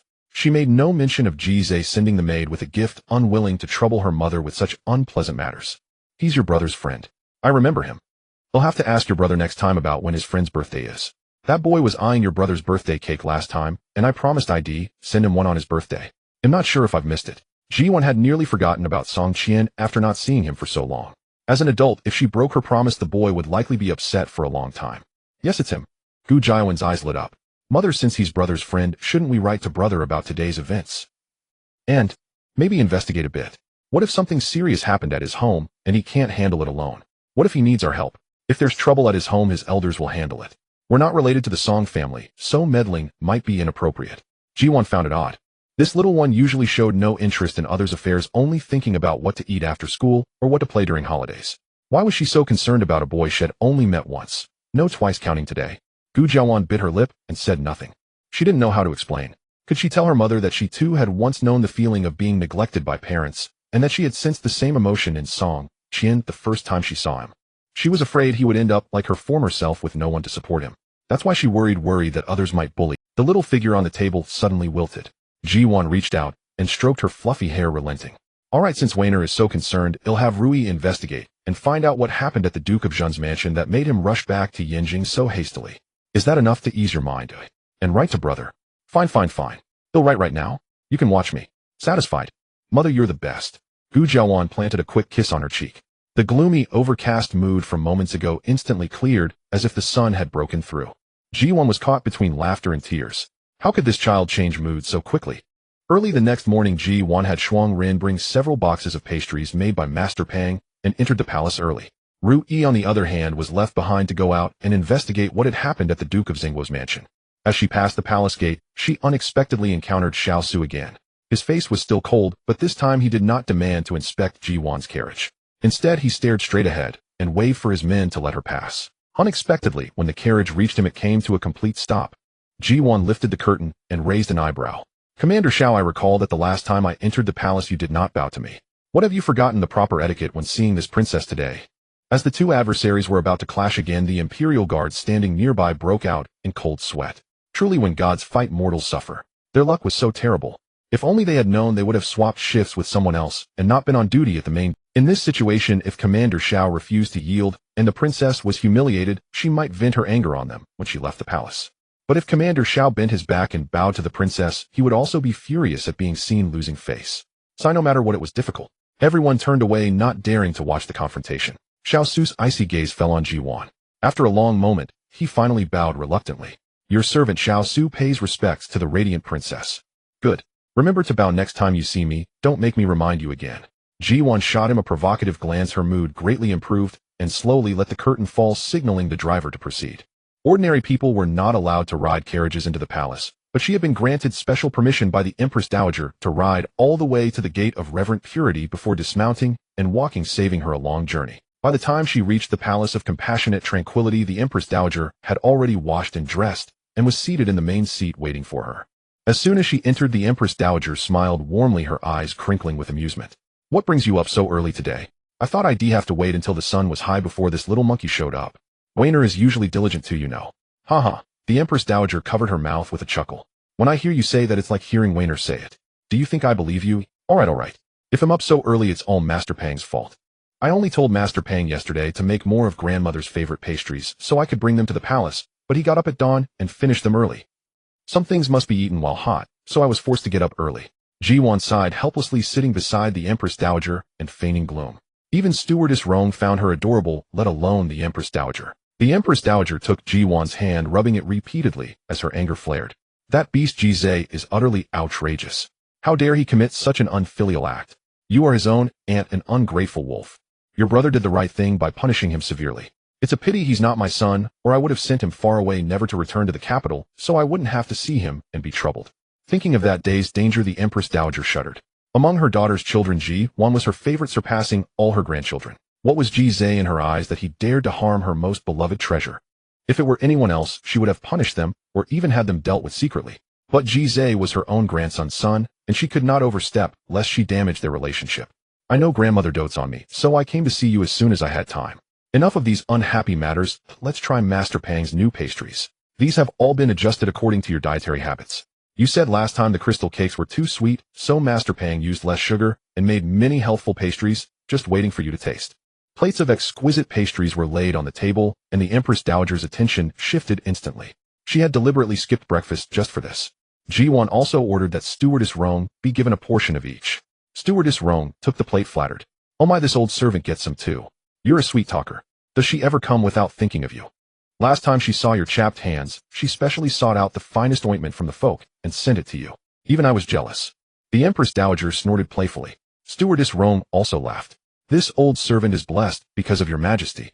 Without you, the princess wouldn't remember me." They teased each other, filling the room with joy. Every month, the Empress Dowager most looked forward to Ji Duan's visit. With this ray of sunshine around, she could eat an extra bowl of rice. But inevitably, some oblivious person came to disturb. Virtuous consort walked gracefully into the hall, first performing a proper grand salute to the Empress Dowager. Rising, her gaze swept over Ji Duan, and she nodded with a faint smile. She personally poured a cup of tea and offered it, speaking softly. "And I didn't know the radiant princess was here, or I wouldn't have come to disturb you today. But I thought it had been some time since I paid my respects, so I wanted to see you. How is your health? If you hadn't come, I'd be better." The Empress Dowager's tone was cold, not even deigning. Ji Duan quietly shook the Empress Dowager's hand, and the cutting remark on her lips was held back. Virtuous consort was accustomed to the Empress Dowager's attitude. She found a seat for herself and began chatting with Ji Duan. "I haven't seen the radiant princess in a long time. You are as radiant as ever." Virtuous consort was accustomed to the Empress Dowager's attitude. She found a seat for herself and began chatting with Ji Duan. She spoke softly and gently, completely unconcerned that Ji Duan had not bowed to her. She dared not demand a bow from the Empress Dowager's beloved, or she might never enter the palace of compassionate tranquility again. Ji Duan was also aware of this, so she responded with a slight nod. Virtuous consort, you flatter me. It is an honor for our chef to be favored by you. I brought many pastries today, and since everyone present should share, if you like, you may take a box home with you. In that case, I won't be polite. As if afraid Ji Duan might change her mind, she immediately had her palace maid take the food box from Shuangren, accepting the pastries with a cheerful smile. The Empress Dowager rolled her eyes twice in succession. Annoying. Not only did she disturb her pleasure, but she also ate her pastries. This virtuous consort was becoming more and more insufferable. Under normal circumstances, the Empress Dowager would have expelled virtuous consort long ago, but the current situation was peculiar. Emperor Chongwen had finally decided to infect the princes. Virtuous consort, having borne the most imperial sons among the harem, was the mother of the second prince and the third prince. At this critical juncture, the Empress Dowager could not afford to let the court and harem witness discord between her and virtuous consort. After all, they were still family. Harming virtuous consort was trivial, but affecting the two princes was grave. Thus, even with deep reluctance, she endured it. She chatted and laughed with Ji Duan throughout, acting as if virtuous consort did not exist in the Palace of Compassionate Serenity. Leaving the Palace of Compassionate Serenity, virtuous consort returned to her own palace and eagerly opened the food box. A palace maid smiled and said, "Your Highness truly favors that chef from the Pearl Princess residence. Why not speak to His Majesty and request that chef to cook for you? That remark is best left within these palace walls." Virtuous consort cast her a glance. "Haven't you noticed the Empress Dowager also delights in those pastries? Even she hasn't asked the Pearl Princess for the chef. If I did, what would that look like?" This servant didn't think that far. The palace maid bit her lip and lowered her head. Virtuous consort picked up a pastry and took a large bite. "This flavor is indeed exquisite. Once tasted, it lingers long in memory." This servant didn't think that far. The palace maid bit her lip and lowered her head. Virtuous consort picked up a pastry and took a large bite. "This flavor is indeed exquisite. Once tasted, it lingers." The maid stood dumbfounded, watching virtuous consort crumble 4 or 5 pieces. Confused, she asked, "Your Highness, don't you enjoy these pastries? Why crush them all?" "Shoo." Virtuous consort pressed a finger to her lips, signaling her to lower her voice. "Don't ask, oh, just break them. Hand me anything you find immediately." "Yes." The maid dared not inquire further and silently crumbled the pastries. Soon the room filled with an irresistible aroma, making her salivate with each piece. Suddenly her hand hit something hard. Looking down, she saw a neatly folded slip of paper embedded in the pastry's center. So this was what Her Highness sought. "Your Highness, I've found it." She quickly handed the slip to virtuous consort. Virtuous consort slowly unfolded it. Her expression turned solemn, then trembled with excitement. Having served Her Highness for so many years, the palace maid realized the letter's contents were of grave importance. Suppressing her shock, she stepped back silently. So that was why Her Highness had risen early to visit the Palace of Compassionate Serenity, to exchange messages with the Pearl Princess. She had wondered why virtuous consort was suddenly so diligent. Virtuous consort finished reading the letter swiftly. Without a moment's delay, she instructed the maid to leave the palace and summon the second and third princes. The Duke of Zhen's mansion. Early in the morning, Song Qian strode straight into the main courtyard without waiting for an announcement. Song was stood guard at the door, smiling apologetically, yet firmly blocking the entrance. "Young master, the madam suffered all night, without sleep, and has only just rested. Please return. Last night you said she was asleep. The physician said her condition was critical and she couldn't be disturbed. Today you claim she was in pain all night. Do I have fool written on my face?" This servant. I misremembered. Nursing the madam day and night during her illness has made me scatterbrained. Young master. Without a glance, Song Qian grabbed her arm, blocking the door, and flung her aside. The force was gentle, yet she couldn't resist. Song was staggered half a step, her face turning pale as she watched the door pushed open. Inside, faint incense mingled with the bitter scent of medicine, churning the stomach. Madame Chun reclined on the bed, her jet black hair loose over her shoulders, her complexion indeed pallid. Her gaze flickered at Song Qian's entrance, then she closed her eyes. She appeared utterly frail. "Mother." Song Qian stood 3 steps from the bed, his voice steady. "Your son heard you were gravely ill and rushed back from the academy day and night. Are you better?" Cough, cough. Qinsher opened her eyes again, her voice barely a whisper. "Perhaps I ate something wrong. I've been vomiting and having diarrhea for days, unable to eat, wasting away to nothing." Nanny Xiang was so worried, she summoned the imperial physician from the palace. He said many foods conflict with each other. Eating them together can cause poisoning. He advised me to be more careful. This minor matter shouldn't have been written to you, but your father is away. As the eldest son, I feared I might suddenly pass, so I called you back. Mother, don't say that. As long as you're well, it's only right that I return. Seeing his mother wasn't as ill as Nanny Xiang's letter suggested, Song Qian breathed a sigh of relief. Since you're back, stay a few more days before returning to the academy. They'll feel more at ease with you here. Just as he was about to mention his return journey, he met Chen Shi's hopeful gaze. After an inner struggle, he finally nodded in agreement. Cough, cough, cough. Chen Shi burst into a violent fit of coughing. Songwa quickly poured her hot water and turned to him. Young master, you've seen the madam. Please leave so she can rest properly. Very well. Mother, your son will take his leave. Send for me if you need anything. Song Qian didn't leave immediately after exiting. He stood in the courtyard for a while until morning dew soaked his boots, then finally turned away. Just outside the courtyard, he ran into his younger brother Song Qingyan, who was about to enter accompanied by Nanny Xiang from their mother's chamber. The two were chatting cheerfully. Nanny Xiang carried a food box. Her smile faltered slightly at the sight of Song Qian, then she composed herself and curtsied. Greetings, young master. Song Qingyan, however, was enthusiastic. He hurried over, tugging at his brother's sleeve. Big brother, when did you return? You just left for Chongyang Academy. Why are you back so soon? Why didn't you come find me? The young man's peach blossom eyes curved in innocent delight, his tone brimming. Song Qian fondly ruffled his hair. I heard mother was gravely ill. I was worried and came back specially. Tui. Who cursed like that? Mother is unwell, but not gravely ill. I had dinner with her last night, and she had a good appetite. Song Qingyan fumed, oblivious to Nanny Xiang's grim expression. Song Qian cast a sidelong glance at her without expression. Indeed, he said coolly, who knows which accursed soul, perhaps in a foul mood after a family death, took it upon themselves to twist the master's words. Brother, this person is truly wicked. If I ever catch them, I'll teach them a harsh lesson. At these words, Nanny Xiang's face turned even paler. Song Qian's gaze brushed over her face before settling back on Song Qingyan. The youth was clad in a moon-white brocade robe cinched with a jade belt, his bearing even more aristocratic than that of the Duke of Zhengguo's legitimate eldest son. What mattered most was that those were all carefully prepared for him by their mother. As for himself, he glanced down at the black robe he wore. It seemed his wardrobe held nothing but black, lifeless and dreary, wholly unsuited for a boy his age. Their mother had never paid such matters any mind. Song Qian's thoughts drifted back to his childhood. His mother had never held him. His every need was tended to by his wet nurse. But the moment his younger brother was born, she took over all care herself, even rushing to comfort him if he so much as cried out in the night. Overwhelmed by this stark disparity, he had felt insecure from a tender age, and for a time, he had even vented his resentment on his young brother Song Qingyan. Yet his brother was so endearing, so full of trust, calling out brother again and again, clinging to him and refusing to let go. In this household with a stern father and an indifferent mother, the only warmth Song Qian had ever known came from his foolish little brother Song Qingyan. In the end, the last vestiges of bitterness in his heart slowly faded away.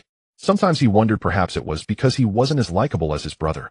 Though he had resigned himself to his fate, the day's events still stung. Not wanting his brother to notice anything amiss, he quickly grasped his shoulders and steered him forward. I've just come from mother's place. Go and see her now. All right. Big brother, don't go anywhere. Wait for me to see mother, and he'll come find you. Tomorrow is your birthday. I didn't know you'd be back, so I already sent your gift to the academy. But that's fine. I still have plenty of things. I can give you another present. Song Qingyan held his brother's hand, refusing to let go, insisting on a promise.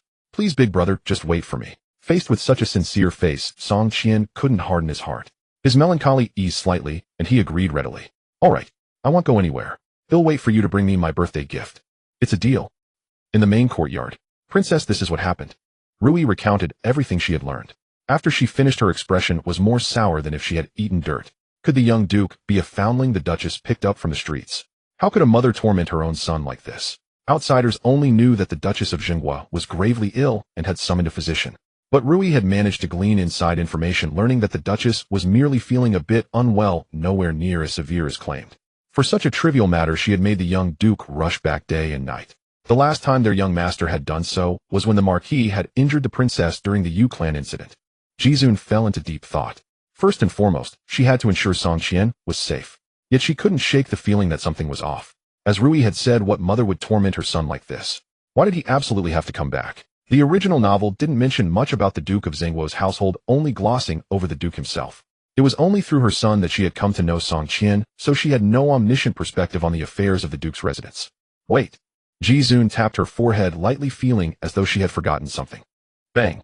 Just as Shuangren was also finding the Duchess' actions baffling and was racking her brains, a deafening crash startled both her and Rui. The original novel didn't mention much about the Duke of Zhengguo's household, only glossing over the Duke himself. It was only through her son that she had come to know Song Qian, so she had no She finally remembered what she had forgotten. Before leaving, Gu Huaichuan had mentioned that this term the renowned Marshal Saint Yin Nantian had been specially invited by Zhao Peizhi, one of the two deans of Chongyang Academy, to visit the school. Rumor had it that Yin Nanshan's visit wasn't just to see his old friend Zhao Peizhi, but to select a final disciple to whom he would impart his lifelong knowledge. This was the martial saint Yin Nanshan, the object of worship for countless martial artists in Great Yin. Even if one wasn't chosen as his final disciple, merely having the opportunity to receive his guidance would lead to immense achievements in martial arts. The students of Chongyang Academy were all from wealthy or noble families, many from lineages of military generals. Everyone would seize this chance, including Song Qian. The Duke of Xingguo's mansion was a premier military family. Song Qian's martial prowess was already exceptional, ranking among the top at the academy. Last time her son had told her he had used the boxing techniques taught by Zhu to defeat Song Qian. But in martial arts, Song Qian was both gifted and diligent, always staying one step ahead. In everyone's eyes, barring any accidents, the position of final disciple was undoubtedly Song Qian's. Song Qian himself must have valued this opportunity greatly. Otherwise, why would he, who always traveled back to the academy with her son, have left his injured good brother behind this time? There must be something more important waiting for him. Why had she only thought of this now? Ji Duan wished she could smack her own head. But it was too late. Yin Nantian would only be at Chongyang Academy for one day. On that very day, Song Qian was on his way back to Yinjing, consumed with worry over his mother's illness. So the Duchess of Xinghua had staged this entire act just to make her own son miss the chance to be chosen as Yin Nanshan's final disciple. What was she after? Was she insane? Damn it. Was she even a real mother? Huff. Ji Duan took a deep breath and spat out a few words. What do we do? I want to kill someone. So do we, the two replied in unison. Group leader, there's something else. Rui timidly raised her hand, unsure whether to speak. Speak. Ji Duan felt utterly defeated. After hearing such a distressing tale, she couldn't imagine anything more heartbreaking. Tomorrow is also the young Duke's birthday. At these words, everyone present nearly lost their minds. Even Fuling, who had just entered and caught wind of it, couldn't contain herself. Her hand clutching the poison itched terribly. Madness. Ji Duan's heart ached as if bleeding. If she, an unrelated elder, felt this way, how could his mother not feel any pain? She suddenly thought of Gu Jiayao.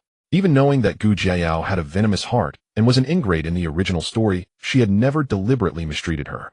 How could the Duchess of Xinghua bear to do this? On the eve of Song Qian's birthday, to set such a cruel trap that would destroy his future.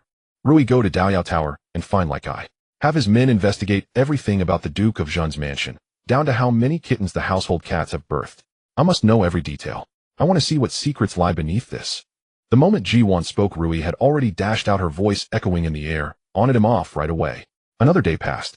Dawn broke. Song Qian, clad only in a thin undershirt, practiced martial arts in the courtyard. A silver spear pressed against his waist and thrust forward, its force sweeping across the area, causing the newly bloomed buds on the pear tree to tremble on their branches. Unknowingly, an hour slipped by. He exhaled a mouthful of turbid breath, his undershirt drenched with sweat. Young master, the hot water is ready. Please change your clothes and take a bath. Though the weather has warmed recently, you must still take care not to catch a cold. Nanny Zhao, seeing him hand the spear to a servant, immediately brought a clean cloth to wipe the sweat from his brow, earnestly reminding him to change his clothes. I know, Nanny. They'll go right away.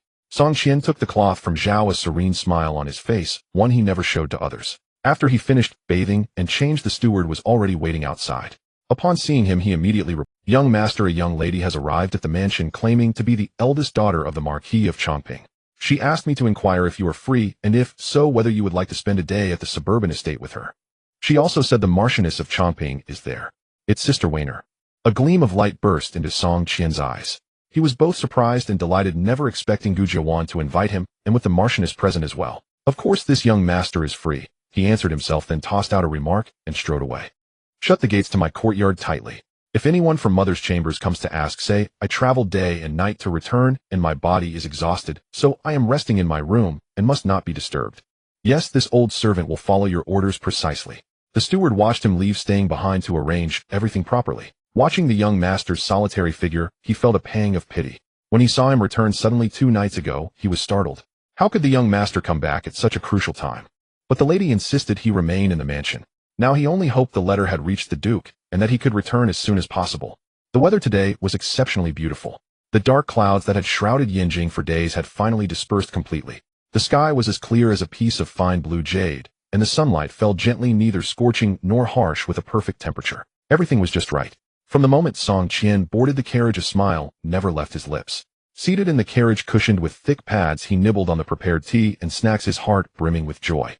Your Highness, everything is ready at the estate. If we depart now, we'll arrive just in time for lunch. Rui's voice came from outside. Ji Duan nodded in acknowledgement, then reached out to adjust Song Qian's turned-up collar. Why are you in such a hurry, child? You didn't even dress properly before coming out. The carriage isn't going anywhere. It would have been fine to wait until you were ready. Her voice was warm like the spring morning sun, soothing the boy's heart bit by bit. He replied with a smile, Aunt Ji, I never expected you and Sister Weiner to invite me to the estate. I was so happy I wanted to see you right away. His words were straightforward and sincere, making Ji Duan's eyes sting. Is it good? These were all made by Master Pang. The chefs at Chuaner's place can't compare to his. If you like them, have a few more pieces. She guessed he hadn't eaten breakfast.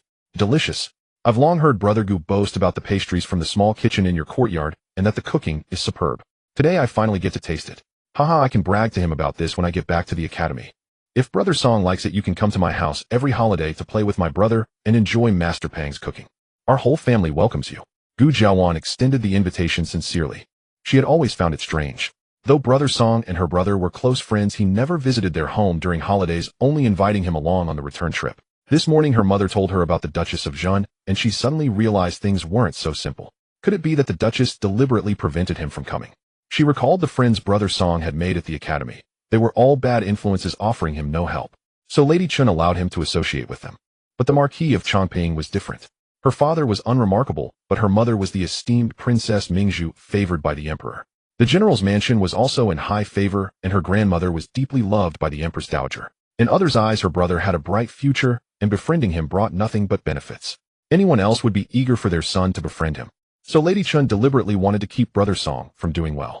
Alright, since Sister Weiner invites me, he'll definitely come find you to play next time, as long as you don't mind my big appetite. Gu Huaichuan devoured 5 pieces of pastry and downed half a pot of tea, accidentally burping as he spoke. Embarrassed, his face flushed red, feeling for the first time that his skin wasn't thick enough. Noticing his discomfort, Ji Duan quickly covered for him and introduced him to Gu Jianing. You haven't met this one. This is Ninger, full name, Gu Jianing, Weiner's cousin. She's the same age as her, just a few months younger. Hello, Cousin Gu. Song Qian greeted her first. Hello, young Master Song. Meeting the Duke's heir for the first time, Gu Jianing was nervous and stammered. The carriage rolled unhurriedly toward the estate. Along the way, the group saw many beautiful sights. Song Qian was the most curious, sitting right at the front, gazing around, once again envying Gu Huaichuan. He was born and raised in Yanjing, yet he never knew such splendid scenery existed outside the city. His father was always busy with official duties, only giving him money to spend and occasionally guiding his martial arts in his spare time. His mother loved to go out, but she only ever took his younger brother. She never thought of him. This was in fact his first time on a spring outing with an elder. In his heart, he felt his bond with Aunt Ji had grown closer. How wonderful. Gu Jianing felt the same. Having been cooped up indoors for so long, everything she saw now felt new. A patch of wildflowers on a ridge, a few yellow cattle grazing on a distant slope, each made her gasp in delight. Sister, look. There's a small river over there. Gu Jiawan followed her gaze, and indeed saw a narrow stream shimmering like scattered silver under the sunlight. She took a few more glances and exclaimed in awe, how beautiful. With their company song, Qian no longer felt embarrassed by his own excitement, and he would turn to discuss everything he saw along the way with them. Ji Duan watched quietly from the side.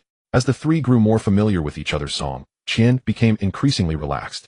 Everything was moving in a positive direction. Your Highness, Rui suddenly spoke up, the manor is near. I can see that large locust tree from afar, still tied with the red cloth bag the eldest miss left last time. It's unmistakable. Gu Jiawan's eyes lit up at once.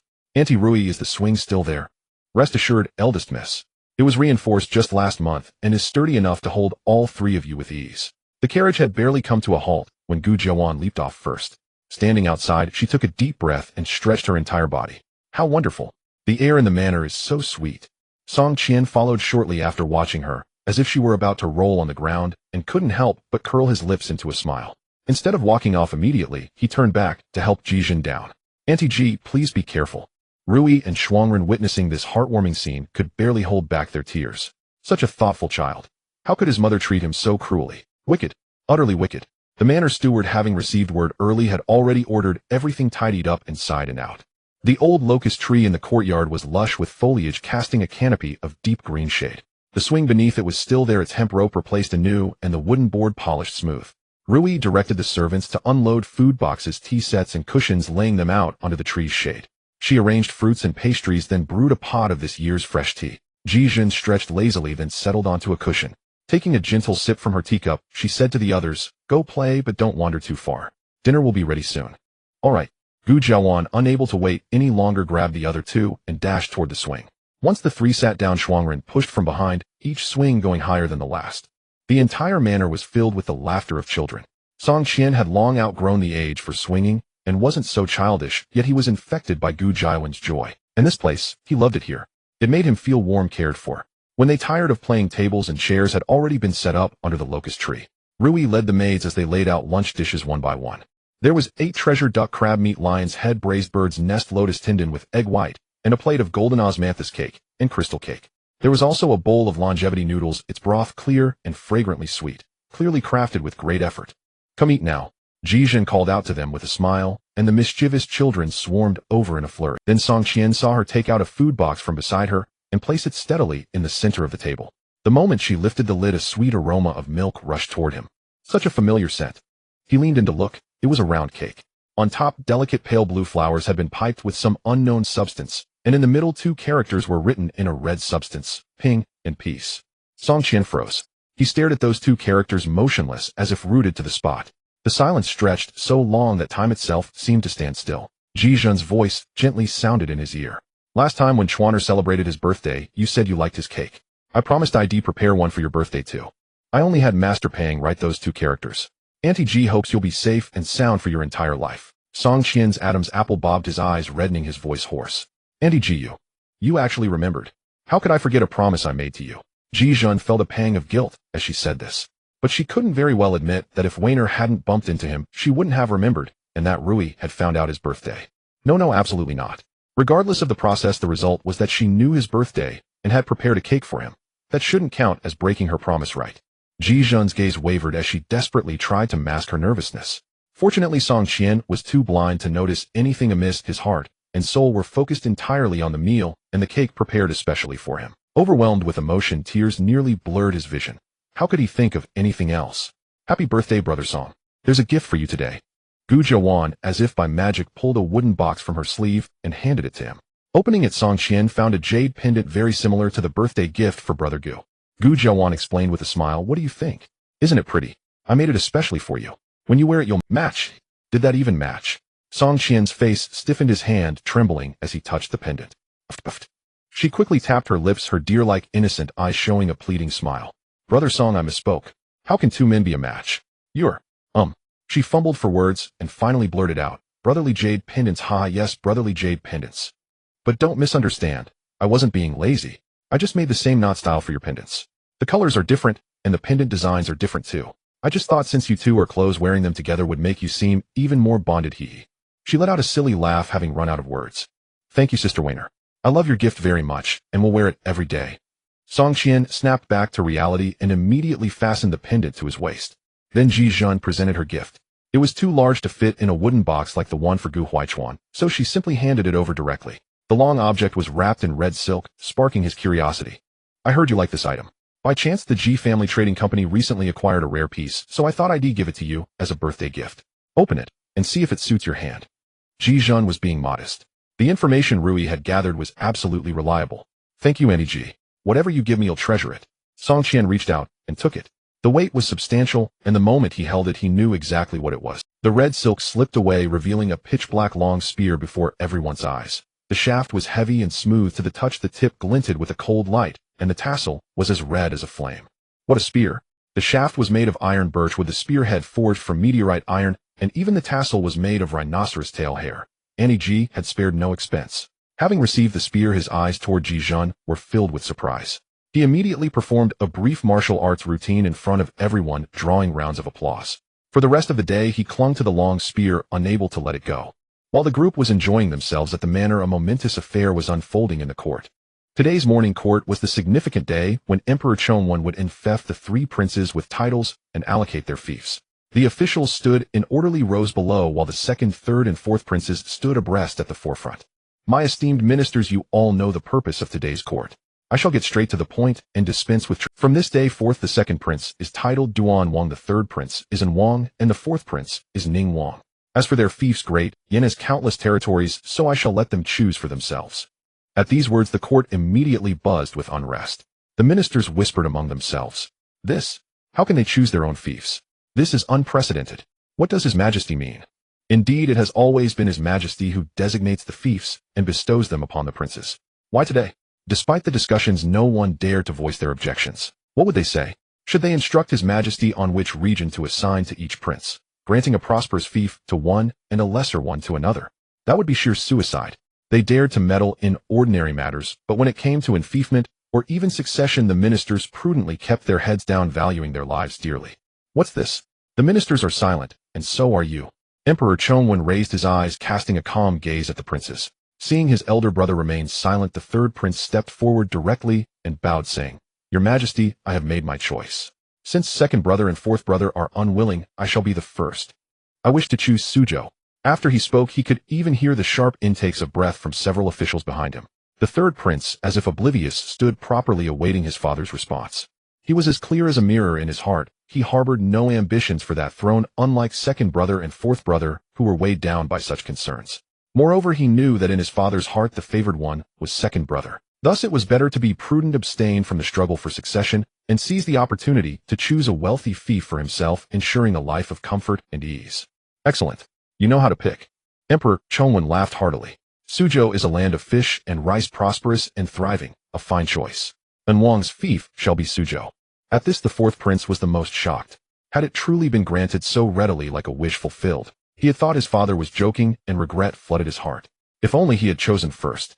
Half of the empire's taxes came from Jiangnan, and that brat had snatched it away. The officials present were all astonished. Only Prime Minister Feng Weixiao remained calm, as if he had anticipated Emperor Chongwen's actions. Two still haven't chosen. The middle one has already picked, yet you, the elder, and the younger, remain silent. Emperor Chongwen tapped the armrest of his dragon throne, and the hall fell silent instantly. The fourth prince quickly stepped forward, fearing that a good place might be taken if he delayed. I wish to choose Jinzhou. Jinzhou had fertile land. The fourth prince quickly stepped forward, fearing that a good place might be taken if he delayed. I wish to choose Jinzhou. Jinzhou had fertile land and convenient transportation. Though not as wealthy as Suzhou, it was still an excellent fief. Since Suzhou had been permitted, Emperor Chongwen raised no objection to Jinzhou and granted it with a wave of his hand. Overjoyed, the fourth prince knelt to express his gratitude. I thank your Majesty. The third prince, as if waking from a dream, followed suit and knelt. I too thank your Majesty. This brought a smile to Emperor Chongwen's face. This naive lad, taught by consort Xian to be too innocent, would be counting money for someone who sold him. Choosing Suzhou suited his mind. Its wealth would grant him a stable life without laborious effort. Otherwise, if he went elsewhere, it might be troublesome. With both princes having chosen, only the second prince remained. Emperor Chongwen did not rush him, idly fiddling with his prayer beads, waiting for him to speak. After a long pause, the second prince finally stepped forward and said in a low voice, Your Majesty, I have also decided. I choose. He deliberately paused, then continued, I choose Taizhou.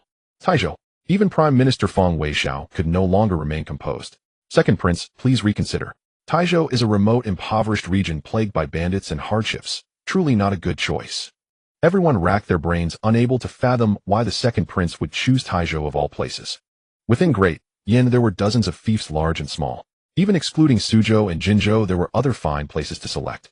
Why would the second prince insist on the most remote and poorest Taizhou? Could it be that after the good fiefs were taken, he was so disheartened that he gave up? That couldn't be. This was a matter that concerned his entire life. No, I disagree. Your Majesty's second brother cannot choose Taizhou. Before Emperor Chongwen could speak, the fourth prince grew anxious. He blurted out impulsively, then realized his mistake, and quickly explained, I mean no offense. It's just that third brother and I chose prosperous lands. If second brother is given such a poor place, it would invite ridicule. Your Majesty, I beg to differ. The second prince met Emperor Chongwen's scrutinizing gaze and calmly explained his reasons for choosing Taizhou. Though Taizhou is remote and impoverished, all lands under heaven belong to the sovereign, and all subjects within the realm are his servants. As a prince, I should share your Majesty's burdens and concerns. The people of Suzhou and Jinzhou are your Majesty's subjects, but so are those of Taizhou. Taizhou has long been mired in hardship. I wish to test my ability to change its plight and bring prosperity to that region. Excellent. Truly, my son, full of ambition. Emperor Chonglong exclaimed, rising to his feet in excitement. Remember your words today, and never forget your original intention to seek the welfare of the people across the realm. I grant your request. In that moment, Emperor Chongwen experienced the greatest emotional surge of the morning court. Having sat on the throne for so long, he had grown numb and mediocre. He never imagined he would see such youthful drive in his own son. What he himself had failed to achieve, he could now entrust to his son to accomplish. Moreover, in his private heart, he favored the second prince for the throne. So even if he chose the poorest, most desolate fief, it mattered not. One day the entire realm would be his. What was a mere Taizhou? Your Majesty, no. The fourth prince, unwilling to give up, tried to speak again, but was cut off by Emperor Chongwen. Enough. My decision is made. Since your brother has such aspirations, I must support him. It is settled. Your Majesty is wise. Feng Weixiao shouted, leading the chorus. He too was convinced by the second prince's reasoning. Indeed, after years in officialdom, they had long forgotten their original aspirations. If someone could accomplish this, why not? Amid the crowd's cheers, the fourth prince ground his teeth, audibly, his knuckles turning white as his veins bulged. Taizhou. Why did he have to choose Taizhou of all places? Could there truly be such a coincidence in this world? That day, they did not return to the city until dusk had painted the sky. On the journey back, Gu Jianing, utterly exhausted, slumped against Gu Jiawen's shoulder, snoring soundly, without a trace of a lattice decorum. Another elder might have scolded her, but Ji Ju was different. She actually delighted in seeing them like this. It was how children should truly be. Otherwise, how exhausting it would be to maintain a proper demeanor in the manner all day. Gu Jiawan gently adjusted the cloak draped over Gu Jianing, tenderly shielding her from the chill. Soon she too drifted off to sleep, nestled against the one beside her. In the carriage, only Ji Ju and Song Qian remained awake. Song Qian clung tightly to the long spear, refusing to let go, cherishing it dearly. He kept lifting his head to grin foolishly at Ji Ju. Neither spoke, afraid to disturb the sleeping ones in the carriage. But every time she sensed his gaze upon her, Ji Ju would respond with a look of tender warmth. The carriage soon arrived at the gates of the Duke of Zhen's mansion. The contentment and joy in Song Qian's heart gradually faded, replaced by a cold detachment. Yet he knew that all good feasts must end, and the time to part would come. He had just jumped down from the carriage ready to bid Ji Ju farewell, when Rui produced yet another large bundle from somewhere. Aunt Rui, what is this? Young master, the princess consort specially ordered these new clothes for you from the tailor. Song Qian stood frozen, clearly not expecting that besides the precious spear, Aunt Ji had also prepared garments for him. Thank you, Aunt Ji. I have clothes to wear. The young man smiled shyly. Ji Ju explained gently. I know you don't lack clothes, but I happen to hear from Chuaner that you always wear black. A child your age should wear brighter colors, not be so somber. So I took the liberty of choosing some vibrant hues and had them made into clothes. I don't know if you'll like them. If not, no. I like them very much. The young man, usually carefree and lighthearted before others, was so nervous this time that he even forgot to say thank you. After their farewells, the carriage turned toward the Marquis of Changping's residence. Just as they were about to round a corner, Rui, sitting up front, suddenly said, Your Highness, young Master Song is still standing at the gate. Ji Ju lifted the curtain to look out. Sure enough, Song Qian stood there motionless, clutching the pile of clothes, watching them depart. The solitary figure of the youth in the darkness was inexplicably forlorn. It was but a fleeting glance, the carriage sped past, and he was soon out of sight. Ji Ju slowly let the curtain fall, an indescribable feeling stirring within her. She closed her eyes, and a voice in her heart told her, next year. As he opened the door, he was met by the Duke of Zhen's icy, grim face, a sight he had long grown accustomed to. Compared to his mother, his father was still better, for he treated. As he opened the door, he was met by the Duke of Zhen's icy, grim face, a sight he had long grown accustomed to. Compared to his mother, his father was still better, for he treated both him and his younger brother with the same severity. Father, Song Qian called out respectfully, his demeanor a stark contrast to the innocent, childish air he had worn during the day. In the Duke of Zhen's mansion, he could only be the unyielding heir capable of bearing the family's heavy responsibilities. You unfilial son, how dare you call me father? Is this how I taught you? Your mother has no brains, and neither do you. That was Yin Nantian.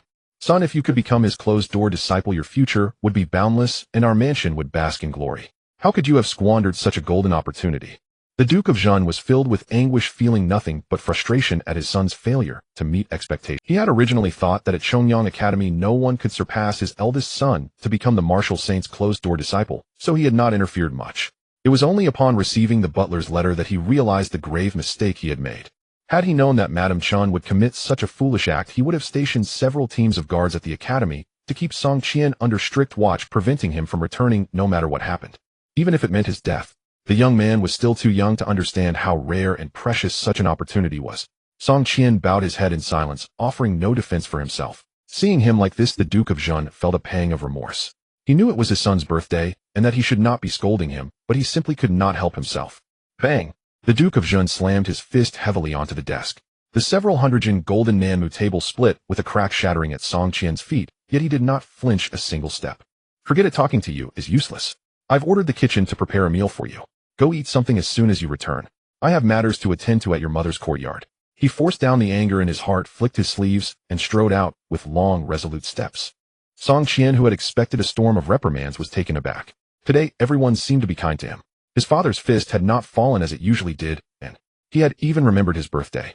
What transpired in the main courtyard later that night remained unknown to all. Song Qian only knew that in the dead of night the mansion urgently summoned an imperial physician from the palace, twice. The next day Song Qian came running to him in tears saying that their mother had been confined to her courtyard by their father, and that aid to the Qin family had been cut off. Last night she had thrown a tantrum threatening to hang herself. These matters had been secretly relayed to Song Qian by Nanny Xiang through the dog hole by the main courtyard wall. At a loss, he could only turn to his trusted elder brother. Nanny Xiang said father was furious this time, and he even struck mother. Brother, what happened? Everything was fine before father left. Brother, please think of a way to help mother or she'll die.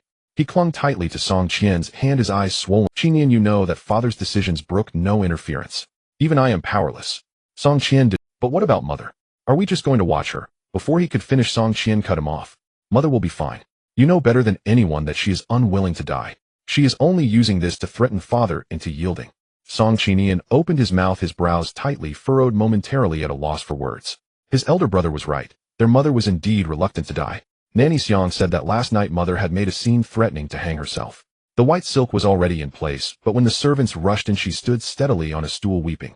Hardly the posture of someone truly intent on self-harm. Yet later the main courtyard still summoned the imperial physician. But father has also cut off the Chun family support. Mother cares most about the Chins, as she won't agree. And what about uncle? If he comes to the mansion to confront father, Qian. Song Qian refused to let him continue, cutting him off. Even if uncle comes, it has nothing to do with us. Father will handle it properly. You must remember you are a son of the Duke of Xingwo's mansion, not of the Qin family. Mother's surname may be Chun, but yours is Song. Everything you wear, eat, and use comes from the Duke of Xingwo's mansion. Over the years the Duke's mansion has never failed to assist the Qin family. We owe uncle nothing. If he knows gratitude, he won't cause trouble. If not, then father will see him for what he truly is. Song Qian stood frozen, staring blankly at his elder brother's serene face, as though the events of the previous night had left no mark on him. He suddenly felt that his brother was so far away, sitting right before him, yet separated by an entire green lake, too distant to see clearly. Brother, are you blaming mother? The moment the words left his mouth, the one stunned was Song Qian. What have you heard? His brother's reaction was too alarming. Song Qian flinched, then stammered. I was crouching outside the dog hole, and overheard some maids in mother's courtyard talking. It was too far to catch everything, but I gathered that mother delayed you from something important. Phrases like, the lady insisted the heir return, the martial saint only stays for a day, and the duke nearly tore the roof off, drifted to him. He didn't understand the details, but even a fool could tell it was nothing good. His first reaction was disbelief. His mind buzzed as if struck by a club. How could mother harm brother?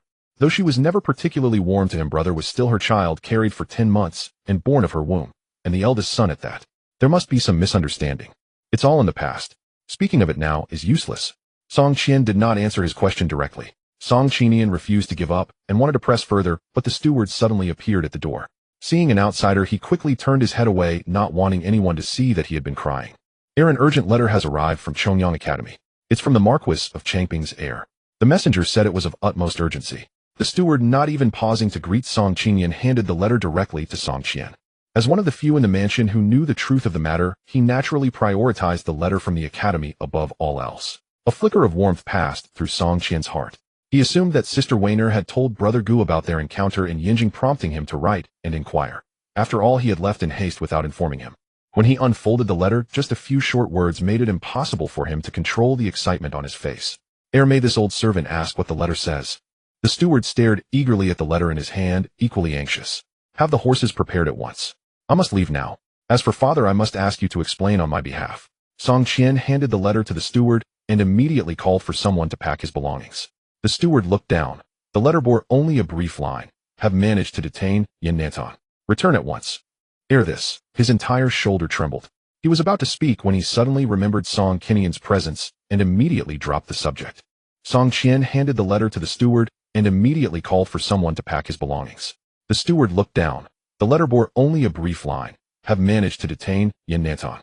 Return at once. However, the mansion currently lacks sufficient men. Would you consider waiting until the Duke returns to arrange an escort for your journey back? Given the gravity of the matter, no error could be tolerated. The steward wished for him to wait for the Duke's return. There's no time to wait. It's already a trial for Brother Gu to bear the pain. I must take the finest medicine from the capital to him immediately, or his leg may be. Song Qian's face was troubled. There are a few guards in the mansion, they will suffice. The two spoke in riddles before Song Qian, who though bewildered nodded earnestly. Brother is right. The Marquis of Changping's heir's leg is of utmost importance. Go quickly. When father returns, I will explain on your behalf. Although he too dreaded facing his father, fearing his anger had not yet subsided, he was willing to brave it for his brother. Good. I cannot attend to you now. Go back and rest first. Song Qian patted his shoulder and instructed a maid to escort him back to his courtyard. As he left, he kept turning back, reluctant to part with his brother. Without another word, Song Qian took his packed belongings, remembering to bring his newly acquired spear. Under the steward's watchful gaze, he mounted his horse and departed with 12 guards. How could I blame you? You have watched me grow up since childhood, just like my wet nurse. Both of you have always had my best interests at heart. I know this. Without another word, Song Qian took his packed belongings, remembering to bring his newly acquired spear. Under the steward's watchful gaze, he mounted his horse and departed with 12 guards.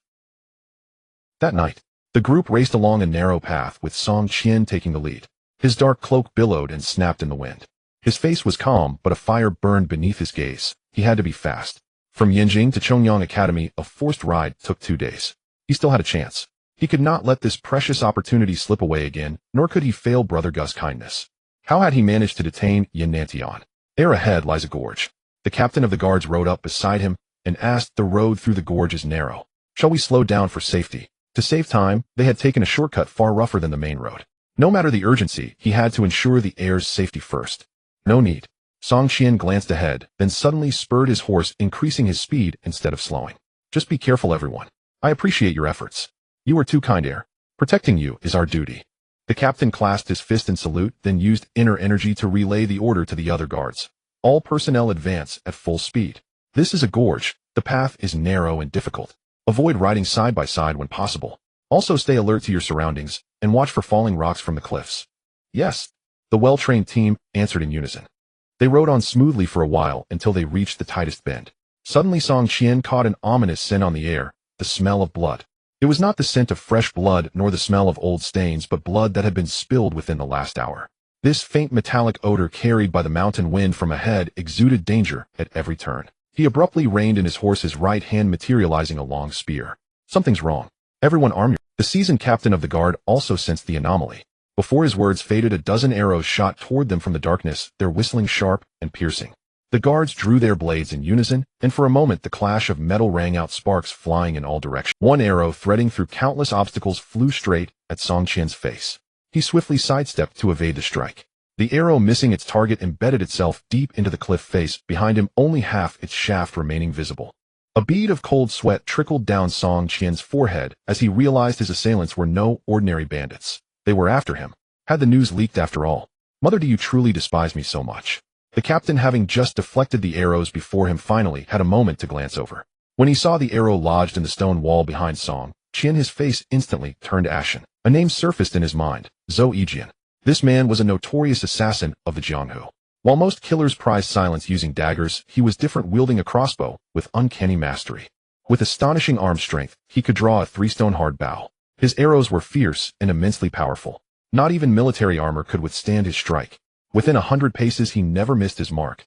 The Jianghu knew only his surname Zhou, and so they dubbed him Zhou Yijian, meaning that with a single arrow he could slay his target, rarely needing a second. A close call.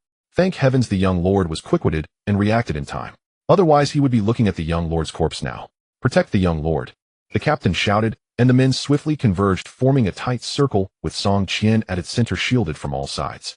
Then from the shadows a horde of black-clad figures emerged, double their number and all without masks, exuding an arrogance that suggested they were certain no one would leave alive. Their movements were swift and lethal, each strike a killing blow. Clearly they were assassins hired at great expense. The 12 guards, including the captain, fought with coordinated desperation. The stalemate stretched on the circle unbroken. Suddenly 3 more whistling sounds pierced the air.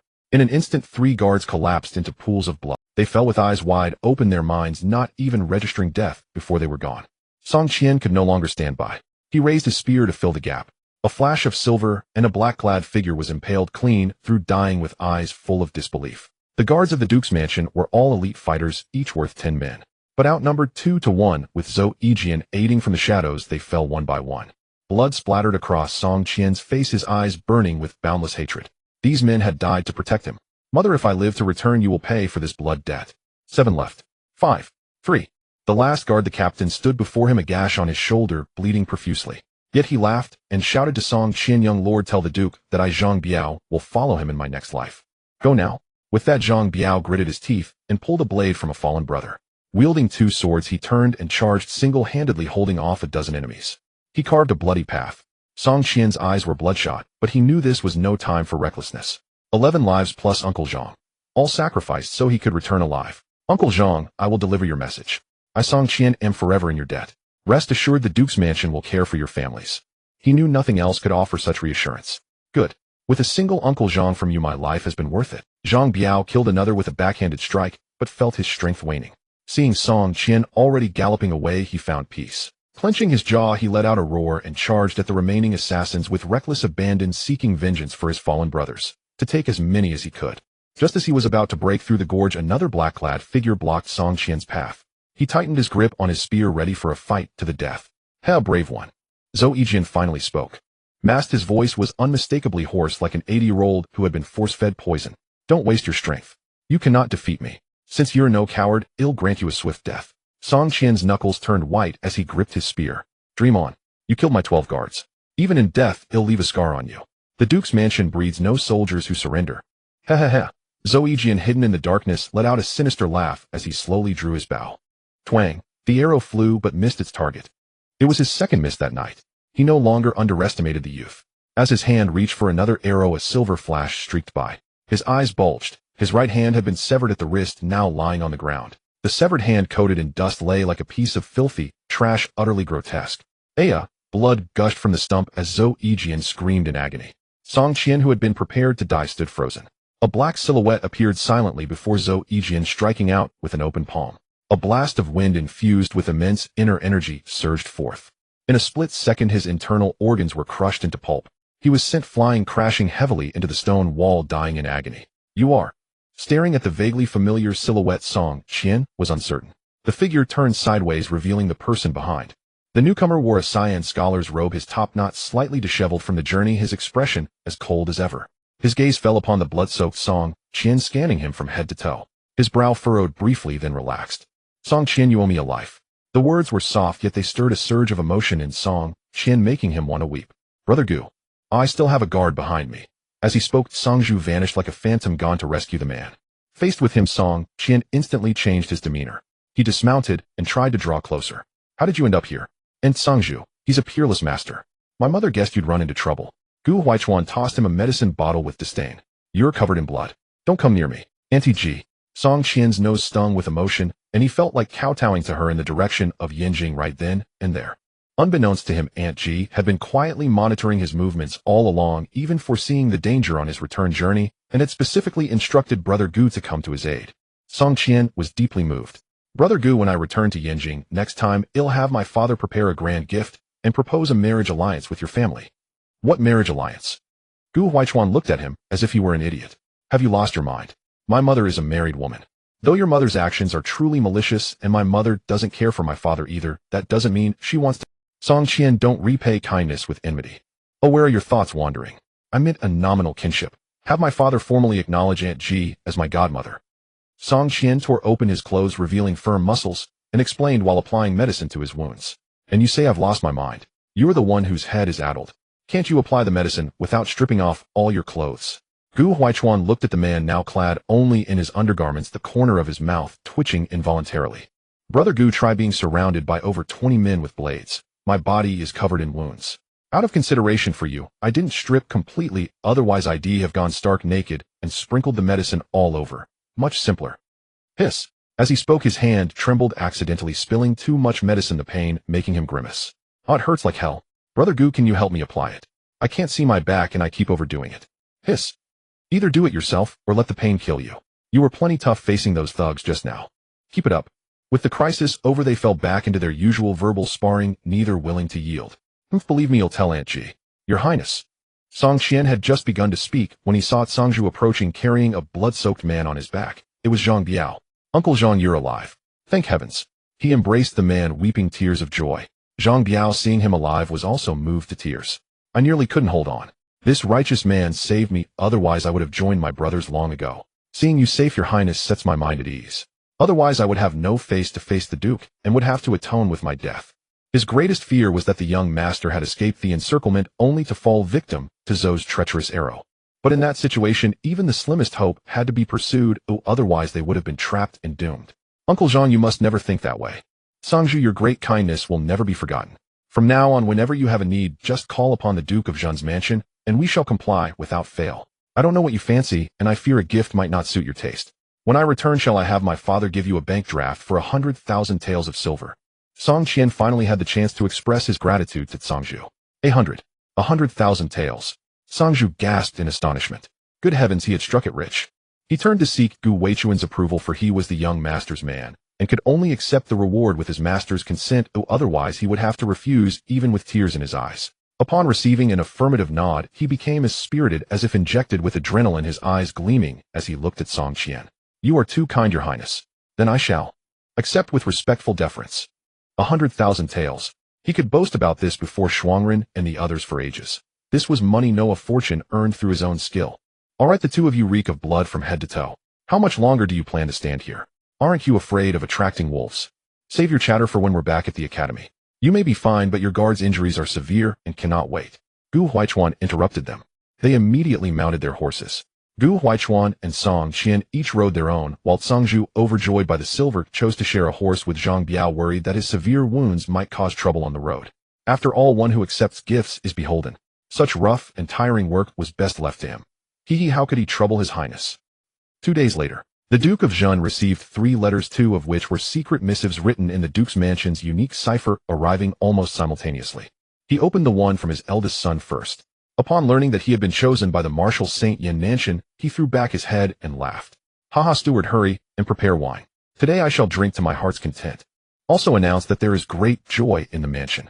All servants shall receive an extra half-year's wages. In the letter, Song Qian wrote that Yin Nantian would take him on a journey across the land, imparting his lifelong martial arts mastery along the way. The journey would last 3 years, after which he could return home.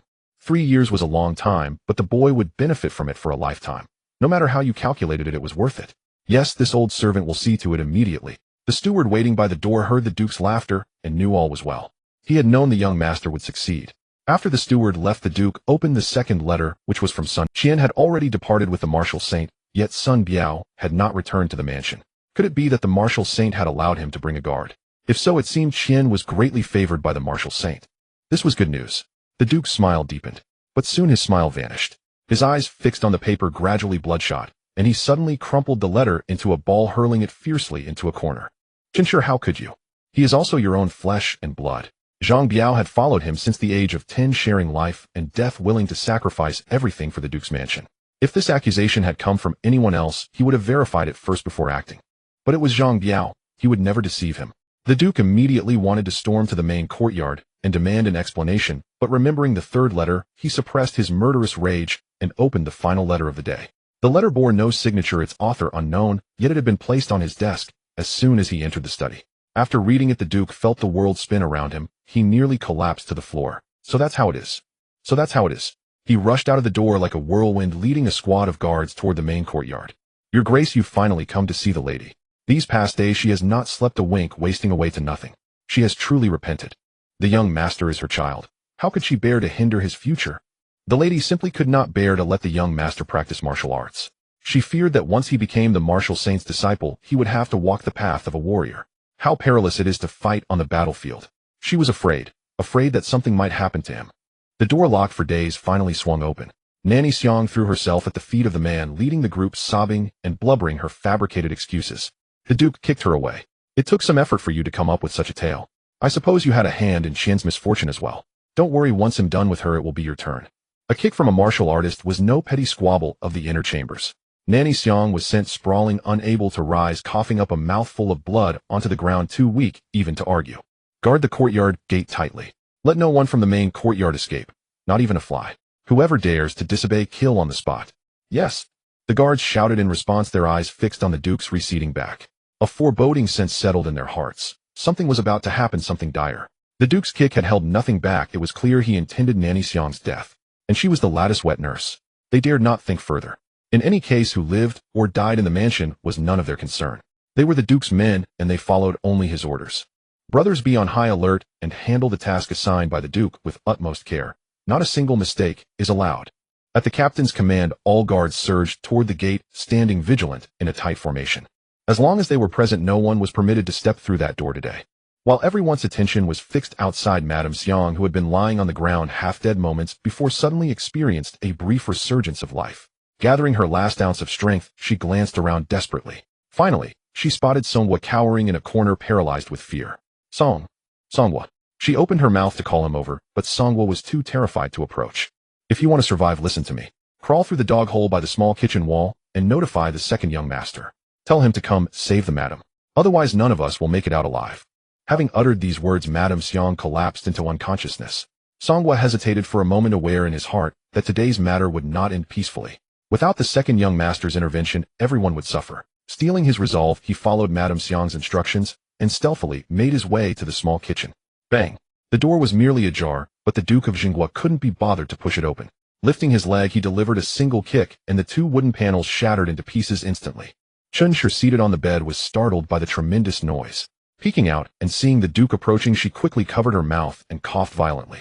Her appearance was such that anyone would believe she was gravely ill and at death's door. Cough, cough, cough. Husband, I know you're still angry about my decision to bring Aner back, but I did it all for his own good. I would rather he achieve nothing in life than lose his youth on the battlefield. You are not a mother, so naturally you cannot understand my... Before she could finish, the Duke of Jinghua drew the sword at his waist and swung it toward her. The blade landed precisely atop her head. Her hair, adorned with pearls and jewels, was instantly severed in half, leaving Chunshi with nothing but a bald. Her eyes widened in terror, her throat trembling. Husband, what? What are you doing? No matter how angry you are, you wouldn't kill me, would you? Aner is a good child. Even he doesn't hold a grudge against me. Why must you be so furious? Put down the sword. Her eyes widened in terror, her throat trembling. Husband, what? What are you doing? No matter how angry you are, you wouldn't kill me, would you? Aner, when have you ever called our child that in my absence? The Duke let out a cold laugh. You venomous woman, you still dare to mention Qian. If the heir of Changping Marquis hadn't arrived in time to rescue him, my son would now lie rotting in the wilderness with no one to bury him. No mother in all of Yanjing could understand your actions. I couldn't before either, but now I see clearly. Chunshi, you deserve to die. Marquis, I don't understand what you're saying. What happened to Aner? Chunshi tried to bluff her way out.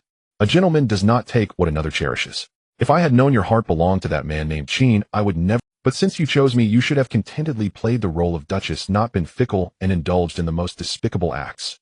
Chunshi was stunned, naively thinking he knew nothing and was merely testing her. But soon the Duke's words plunged her into an icy abyss. Once I'm done with you, we'll fetch that brat for a blood test. If I discover he isn't my son, I'll send him down to join you immediately. The third letter on his desk had revealed this truth. Song Qinian was not his son at all, but a bastard born from Chunshi's illicit union with her cousin Qin Lang. Upon reading that letter, he suddenly understood why over the years his wife had treated their two sons so differently. This was the reason. Qian was his son, and she disliked him, naturally extending that aversion to the child born with him. Song Qinian, however, was her son with Qin Lang, so she doted on him and handled everything personally. She had deliberately schemed to deprive Qian of the chance to become Yan'anqian's disciple, even going so far as to hire assassins at great cost to intercept him on his return journey, all to pave the way for that bastard. She wanted Song Qinian to inherit the Duke of Zhengguo's estate. The Duke's blood ran cold. He dared not imagine that had he remained in the dark, the century-old legacy of his house would have been handed over to another. What a venomous scheme. No, you can't. Chunshi, abandoning all dignity, crawled over and clung to his leg. Qinian is your own son. You cannot doubt him based on idle gossip. It will harm your father-son bond. I admit in my youth and folly I once admired my cousin, but that was in the past. Since marrying you, I have never... You don't need to tell me. Whether your words are true or false, I'll verify it soon enough. The Duke closed his eyes in anguish, turned his wrist, and swept his long sword across Chunshi's neck. The woman who had been with him for over a decade crumpled to the ground. Oh, what? Tears streamed from the corners of her eyes. Chunshi pressed her hands desperately against her neck, but no matter how hard she tried, it was futile. The clothes on her chest were soaked with blood, and the world before her eyes grew blurry. The Duke did not answer, walking resolutely toward the door. Regardless of whether Song Qinian's parentage was true or false, her hiring of assassins to kill Qian was an undeniable fact.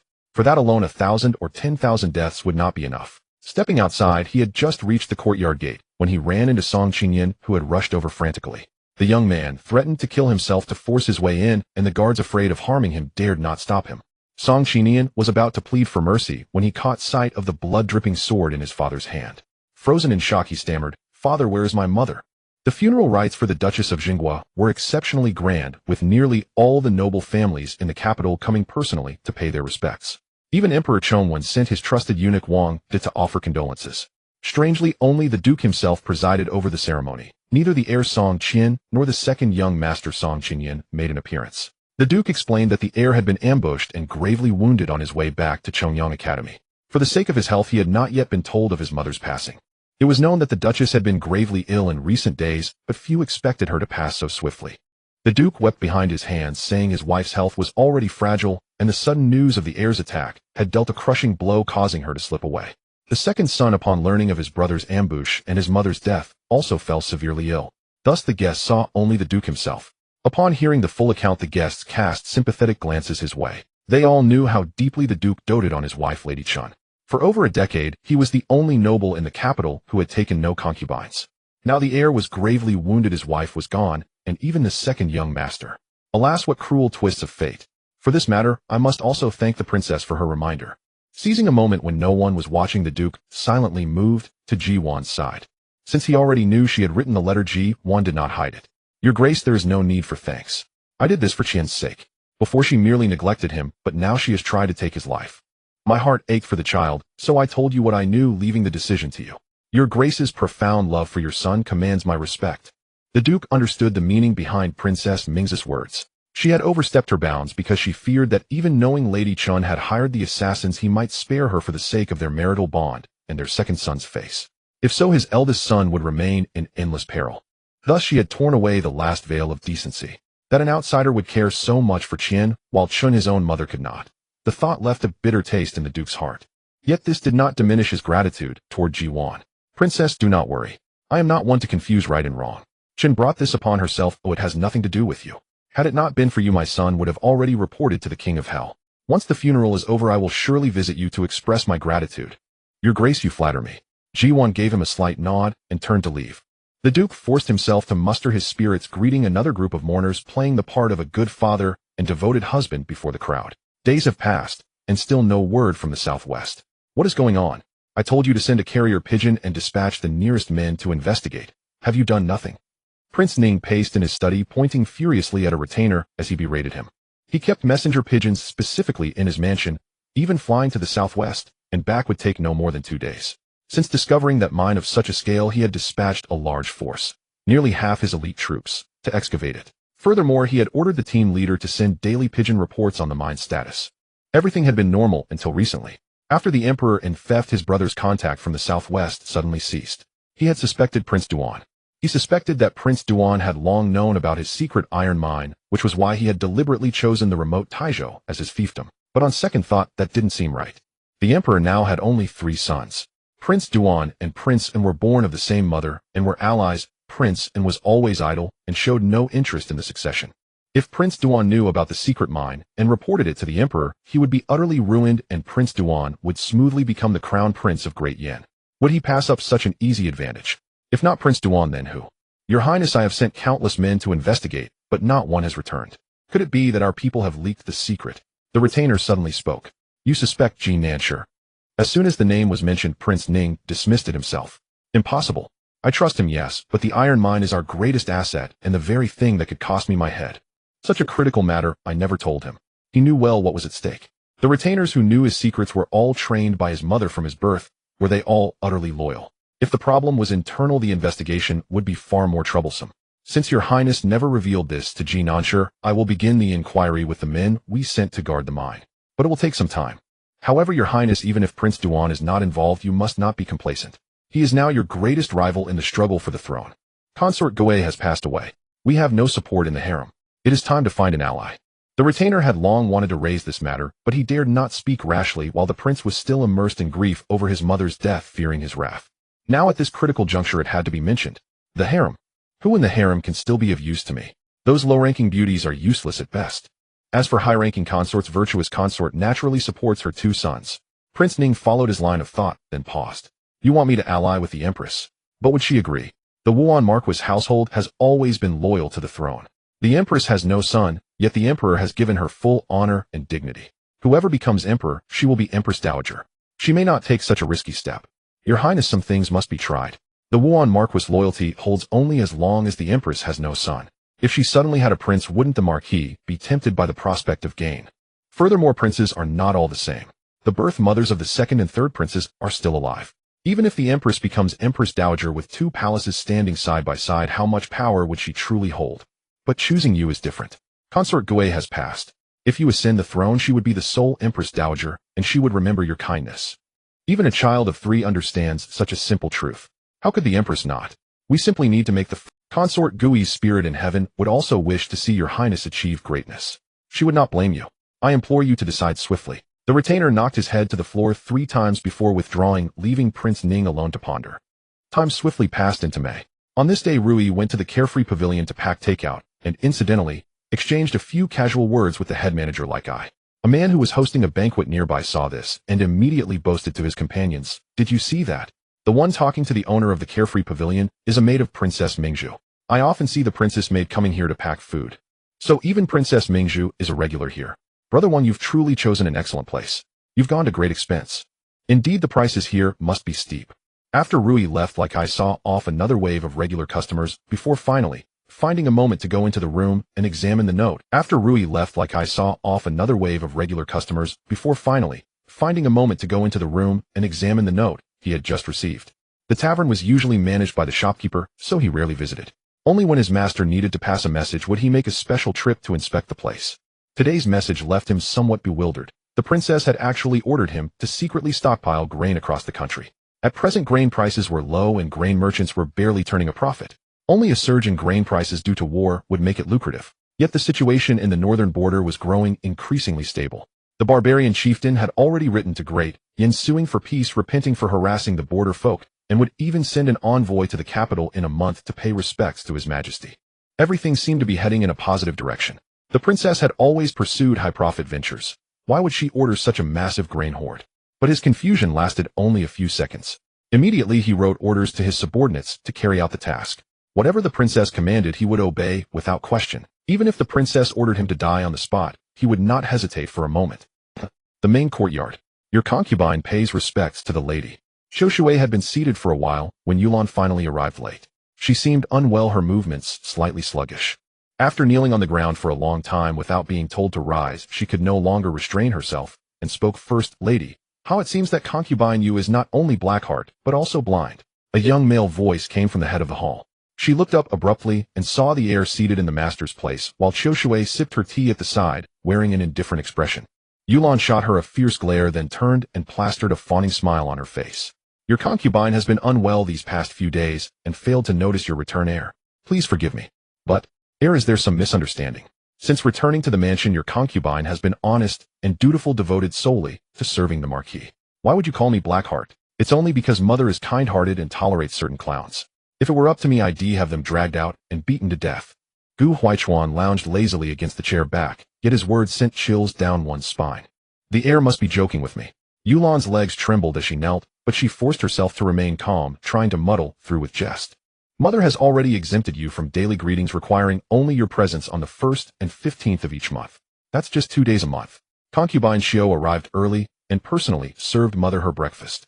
"Yet you are so arrogant as to keep mother waiting.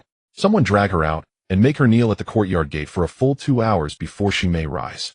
Sangju walked in expressionlessly and personally seized her, hauling her to her feet. "Ere, your concubine truly was unwell and thus arrived late. It was not intentional neglect of the lady, I swear." No matter how loudly she cried out, Gu Huaichuan remained unmoved. He even found her too noisy and ordered Sangju to gag her. The young maidservant, quick-witted, fetched a piece of white cloth from somewhere and handed it to Sangju, gesturing for him to gag concubine Yu. But Sangju waved his hand, then reached into his garment, through the collar, fumbling inside for a long while without retrieving anything. This spectacle amused even Gu Huaichuan. Finally, from some unknown part of his body, he pulled out a pitch-black tattered rag.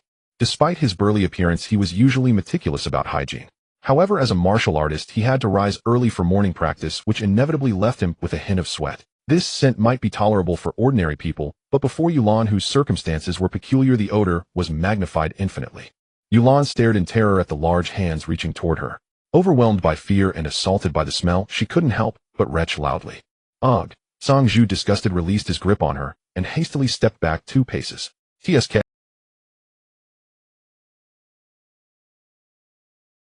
He was a man who cherished cleanliness. What was wrong with this concubine Yu vomiting in his direction so early in the morning?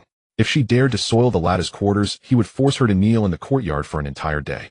Yulan's reaction furrowed Gu Weichuan's brow. Fortunately, after retching for a while, she brought up nothing. Just dry heaves that made tears stream down her face. Concubine, you, this heir sees you simply don't want to be punished. Stop putting on this act for me. Gu Huaichuan, a young man not yet of age, didn't grasp what such behavior meant for a woman, but Xiao Shui sensed something amiss. Heir concubine, you seems to be. She paused mid-sentence, uncertain if her guess was correct. In the 3 years since returning to the mansion, neither of their bellies had shown any signs. Xiao Shui too yearned for a child to secure her place in the Marquis household. Like Yulan, she had sent maids with silver to seek out many gynecological experts outside. The physicians all said her body was fine, so the problem must lie with the Marquis himself. Perhaps he was getting on in years, or his indulgence in carnal pleasures during their absence had ruined his health, leaving no one in the rear courtyard able to conceive. If that were the case, then how could Yulan be? Concubine Xiao, if you have something to say, speak freely without any reservations. Facing her, Gu Huaichuan showed rare patience. His mother had once told him that concubine Xiao was kind-hearted and virtuous, a good person. Over time, Gu Huaichuan had found this to be true, so his attitude toward her was vastly different from his treatment of concubine Yu. Concubine Yu, on the other hand, was nothing but trouble, always stirring up discord in the rear courtyard. Regarding the incident with Gu Jiao last time, he knew exactly what scheming she had in mind. It was just a blind cat catching a dead mouse. Coincidentally, both he and his mother disliked Gu Jiao, so his mother played along and made them a mother-daughter pair to torment each other. Otherwise, if she dared to set her sights on Weiner, he would waste no time grabbing his sword, storming into her room, and cleaving her in two. This concubine has never borne a child, and isn't sure if it's true, but I once heard older women say that pregnant women are prone to drowsiness and vomiting. Concubine, yes, symptoms resemble that, but this concubine cannot be certain. Upon the heir's urging, Xiao Shui voiced her doubts. Pregnant. Hearing this, Gu Huaichuan shook his head with a smile. He had never considered such a possibility. He was well aware that his mother had given his father a sterility potion. How could a man incapable of fathering children get a concubine pregnant? Convinced that concubine Yu was just trying to avoid punishment, he was about to order Zhang Zhu to drag her away when Yulan threw herself at his feet, weeping profusely. Heir Xiao Shui is right. This concubine is indeed pregnant. The child in my belly is your own blood brother. You cannot punish me by making me kneel for 2 hours. In my condition, even half an hour of kneeling would cause a miscarriage. This child was hard won. Please, heir, for the sake of the blood ties between you, spare me this time. If something happens to the child, you too will be punished by the Marquis. Her voice trailed off to a mosquito-like whisper on the last sentence. Such blatant threats she dared not utter with her back straight, for before her stood the undisputed heir, not the disfavored second Miss Gu Jiao. Unless she could guarantee giving birth to a boy, how could she dare offend the sole heir of the Marquis household? That would be rushing to her own death. She caused trouble daily, but when it came to life and death, she knew her limits. Are you threatening me with father? Do you think it will work? Gu Weichuan's voice turned icy, sending chills down one's spine. Yulan shuddered. No, this child was her last bargaining chip. She had to protect him at all costs. Just as she braced herself for a desperate struggle, Gu Huaichuan unexpectedly ordered her, sent back his change of heart quicker than turning a page. This heir thinks concubine Yu has a point. This child is after all my sibling. If anything happens, I can't bear father's wrath. Best to escort concubine Yu back. This time a minor punishment as a warning. A fine of 2 months' silver. Do you have any objections, concubine Yu? Concubine, the heir is asking you a question. Renjinner's back was drenched in cold sweat. Seeing her mistress still kneeling in a daze at the heir's feet, she rushed over and shook her shoulders vigorously. Yulan snapped back to reality, nodding repeatedly, and didn't even remember how she got back. Phew, concubine, that was close. When the heir was speaking, why were you kneeling there motionless? As soon as they returned, Renjinner immediately asked her. Something's off. What? I said the heir is off. Yulan sat down, drank some hot water, and continued. Don't you find the heir very strange? He was ready to kill me at first, and when he heard I was pregnant, his face showed nothing but disdain. He didn't even care when I threatened him with the Marquis. But suddenly, for no apparent reason, he changed his mind and let me return. I feel there's some conspiracy behind. Her heart pounded wildly. She stood up and gripped Renjinner's hand anxiously. Do you think he plans to harm my... She had originally intended to hide this until after the 3rd month before telling the Marquis, fearing that the lady might harm her baby. After 3 months, the fetus would be stable, and with the Marquis' protection, she could stop worrying. But today she was forced to reveal it. In the heir's heart, the lady was everything far surpassing the Marquis in importance, as evidenced by her tardiness to pay respects today. Yulan feared that while the lady might not care about this child, the heir might take action against her baby first. Concubine, you are surely overthinking things. The heir is but a child. No matter how ferocious he appears on ordinary days, even he fears the Marquis when mentioned. When you first mentioned your pregnancy, his disdain was merely a front. He would never dare to lay a finger on the young master. Renjinner hurriedly comforted her. Really? Yulan was now at a complete loss, desperately needing a pillow. Truly, Now that the main courtyard knows, we can go to the study when the Marquis returns from duty today and share this wonderful news with him. With the Marquis backing you, what do we have to fear? You're right. As long as I have the Marquis' protection in this household, I need not be afraid of anyone. Not only Yulan, but even Qiu Shui and Sangzhu could not fathom why the heir had let the matter slide so effortlessly. Qiu Shui did not wish ill upon Yulan, but she sensed the heir was not one to fear the Marquis, nor would he spare her due to her pregnancy. Why then? Bursting with excitement, Gu Huaichuan waited in the main courtyard, determined to stay until his mother returned and personally tell her the good news. It was not until the afternoon that Ji Duan, accompanied by Rui and Shuangren, leisurely returned to the mansion. Yesterday, Xuelingrong had come to Yanjing to oversee the Xue family's business. After learning this, Ji Duan and Yun Rui went to the Xue residence to play cards with her until the dead of night before reluctantly retiring. She had slept until noon, had lunch at the Xue residence, and only then unhurriedly made her way back. Upon returning, she saw her beloved son sitting dazedly in the room. Fearing her eyes were playing tricks, she quickly wiped them with her sleeve. Seeing him still there, she suddenly remembered it was his day off. Oh no! She had been so addicted to playing cards lately that she had not only forgotten her son's day off, but also left him alone at home, making him wait for her all day. She truly felt sorry. Well. Ji Duan's steps slowed, as if approaching an execution ground. Rui and Shuangren, sensing the tense atmosphere, did not even follow her inside, and slipped away immediately. She hastily explained, "Your Aunt Xue came to Yanjing after so long. I went to her residence yesterday to keep her company. Once she starts talking, she never stops, and absolutely refused to let me go. That's why I kept you waiting." Although her dear son sometimes acted like a mama's boy, always siding with her and putting her first, he was actually quite difficult to appease. Last time, when the Empress Dowager kept her in the palace for a night, causing him to wait in vain all day without seeing her, it took Ji Duan a long time to make it up to him after she returned the next day. At that time, she had sworn never to let such a situation happen again, since his returns home were rare. Yet here it was happening a second time so soon. Thinking of this, Ji Duan felt a pang of guilt, hoping this time he would be easier to soothe. "Mother, you're fine." Before she could react, Gu Huaichuan sprang up from the chaise lounge in a single bound, rushed over, and grasped her hand. His eyes sparkled as he looked at her. "Mother, you've kept me waiting so long. I've been waiting forever. Come, I have something important to tell you." He wasn't angry this time. Ji Duan rejoiced inwardly. "Haha, let me sit down, and you can tell me." After listening to her son's vivid account, Ji Duan finally understood the mischief brewing in his mind. He intended to make his father wear this green hat so securely that it could never be removed. Concubine Yue, at odds with Gu Jiayao and anxious about her inability to conceive, had come up with the scheme of substituting a phoenix for a crow. Ji Duan was indifferent. She was not the captain of an abortion squad. There was no need to harm the child in concubine Yes womb. Moreover, in just 9 months the woman would reap what she sowed, saving Ji Duan the trouble. Concubine Yu valued the child above all else. For the remaining 9 months, she would surely huddle in her nest like a quail, causing no further trouble. A win-win situation.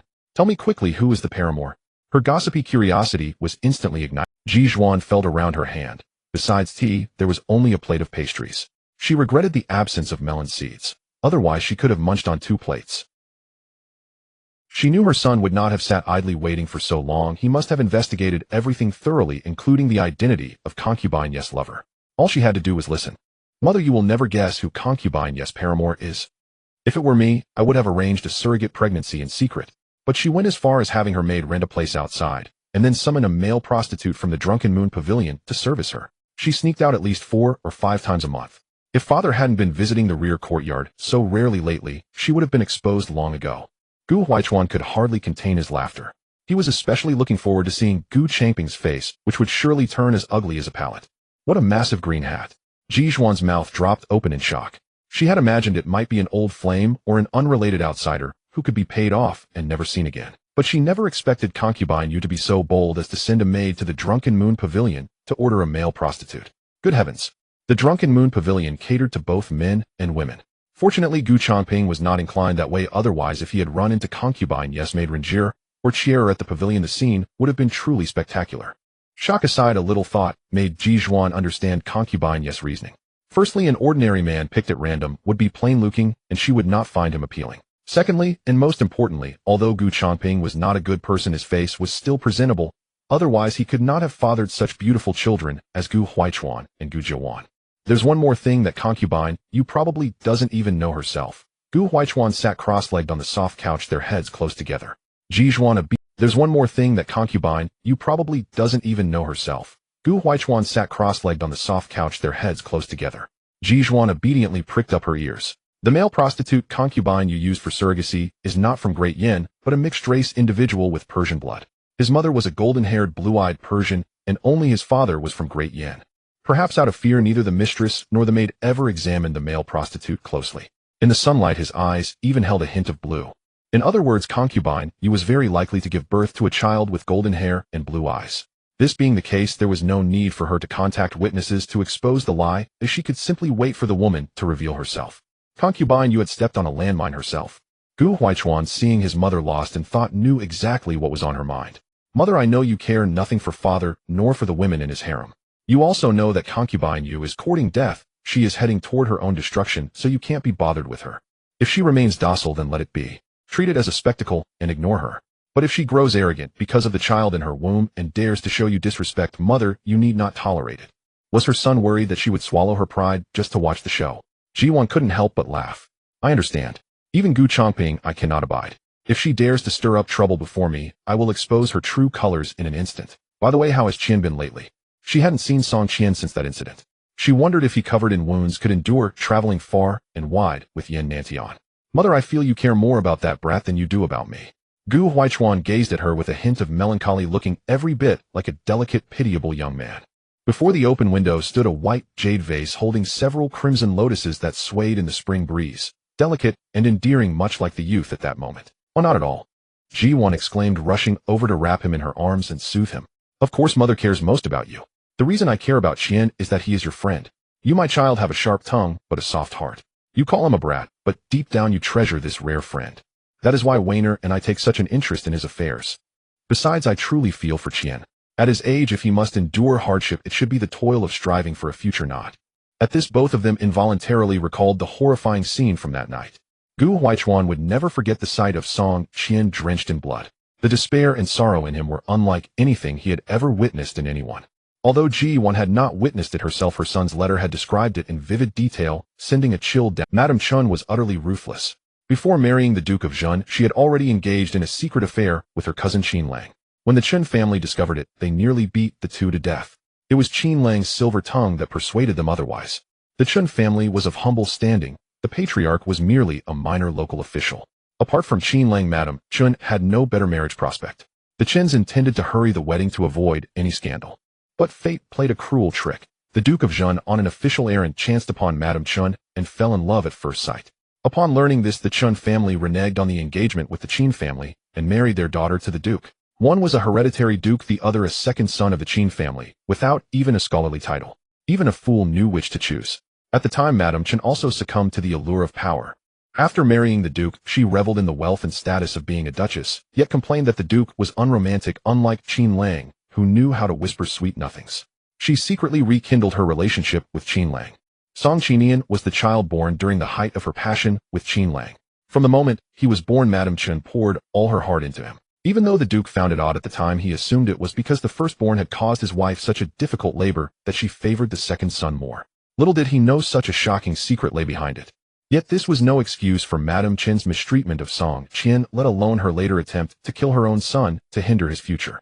Yet this was no excuse for Madame Chen's mistreatment of Song Qian, let alone her later attempt to kill her own mother. Don't worry. The moment I arrived that day, I immediately applied the special remedy Aunt Fulling had prepared. Do you not trust her skills? Within 3 days, most of his wounds had healed. Moreover, the martial saint who travels far and wide possesses countless miraculous medicines. That brat is his last disciple.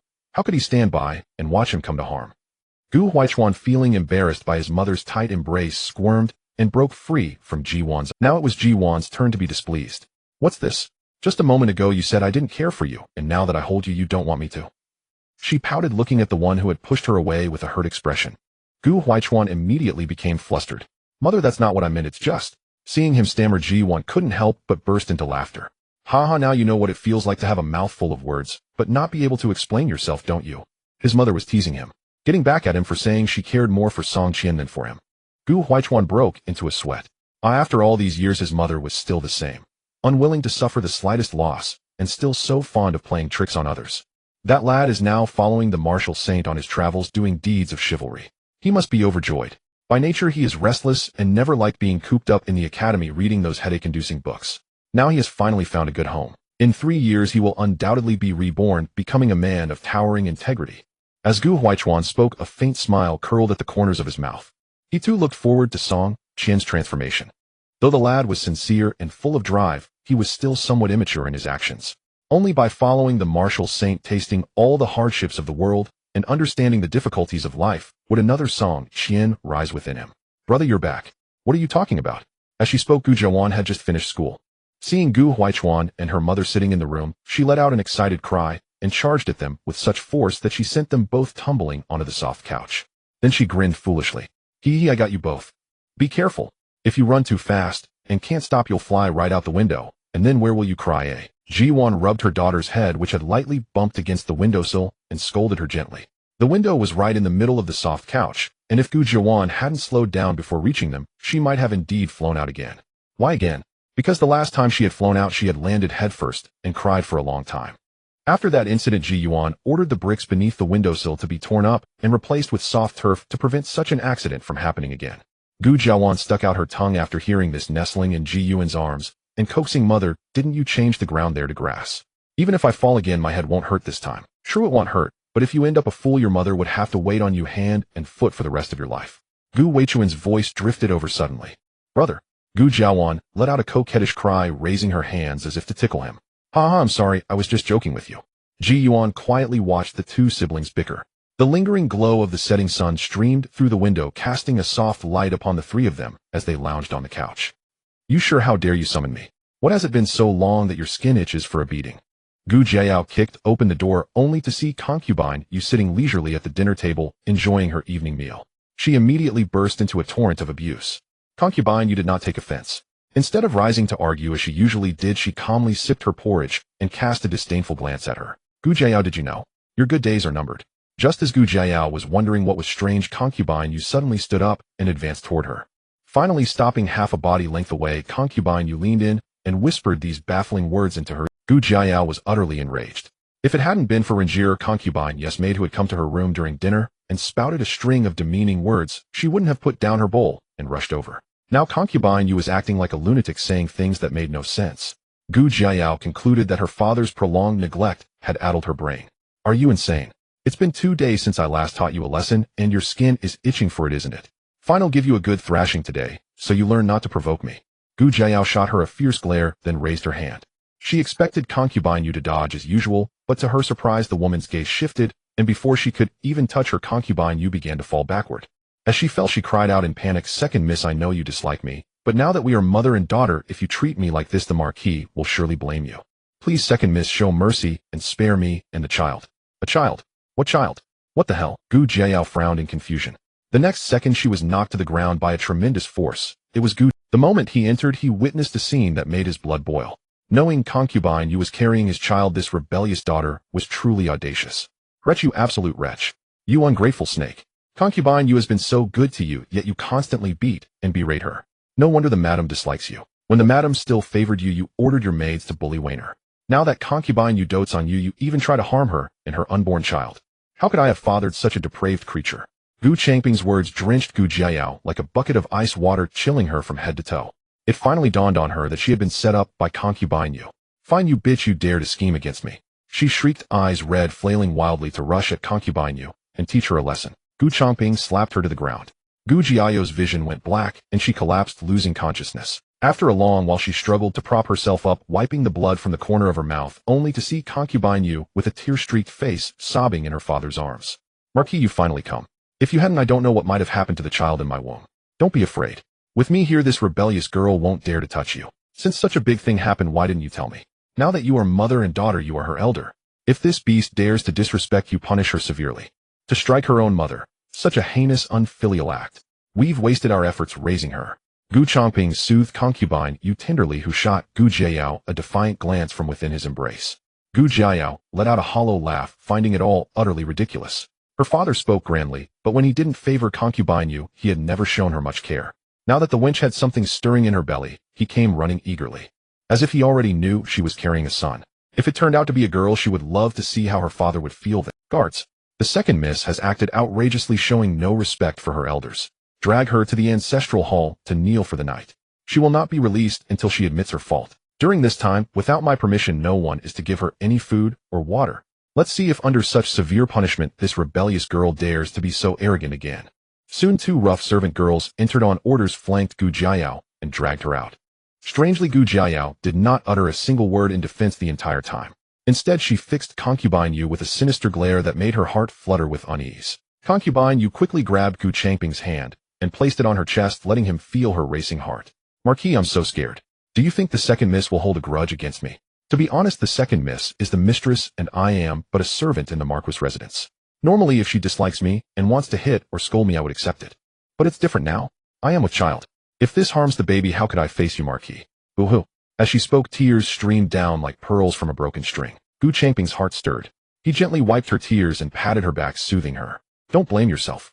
It's all that beast's fault. You were just trying to protect your child. And you knowing you were pregnant, why didn't you tell me? If something happened due to carelessness, how could we bear it? Marquis, I have never been a mother before. This is my first pregnancy. At first I didn't think about it. I only assumed it was an indisposition that delayed my monthly cycle. Concubine Yes' explanation seemed reasonable. Since she and Xiu had been brought back from the estate, her belly had shown no signs.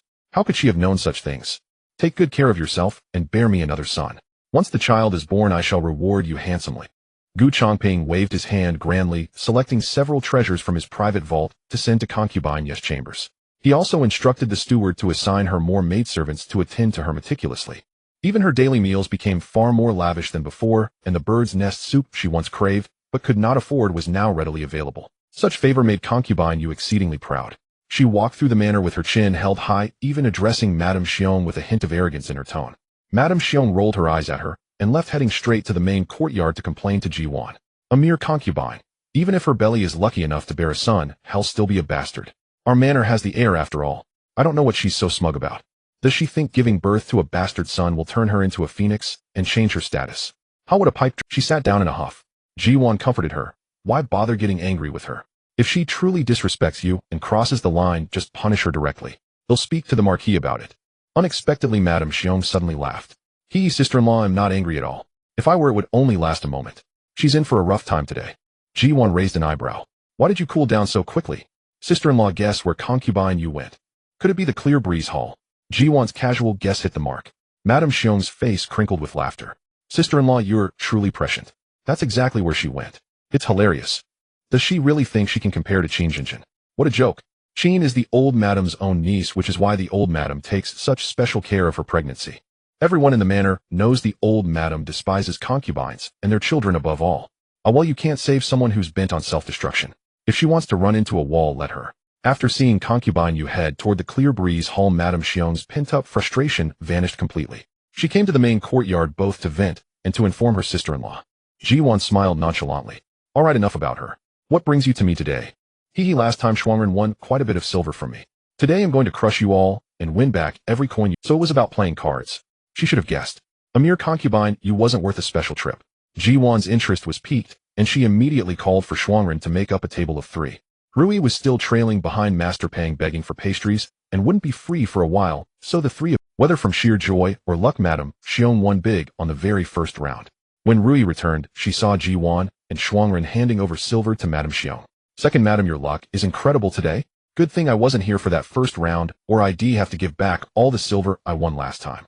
Rui clutched her purse with a look of lingering fear. Come on, you think you can escape? Madame Xiong grabbed Rui and pulled her into the game. Seeing this, Shuangren silently withdrew and gave her seat to Rui. Second Madame's luck was just too good today. It wouldn't be fair to let her win. Only from the 2 of them, Rui had to lose a round 2. That bit of silver was nothing to the mistress, but to her it was a significant sum. Clear Breeze Hall.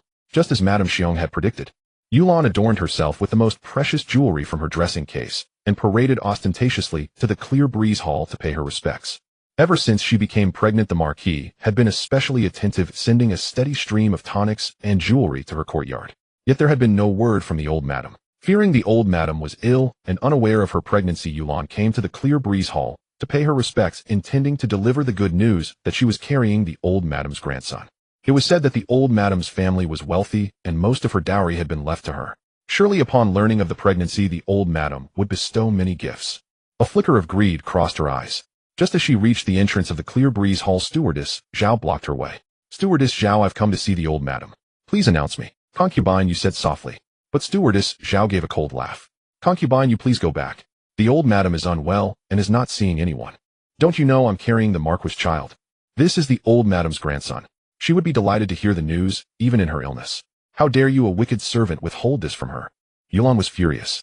She believed that in the entire Marquis manor, aside from the Marquis, the madam, the old madam, and the heir, she had to defer to no one. Everyone else should yield to her given her precious belly. She never expected a wretched old woman to stand in her way. One would think you're carrying a golden nugget in there. The old madam already knows about your encounter with second madam on the road.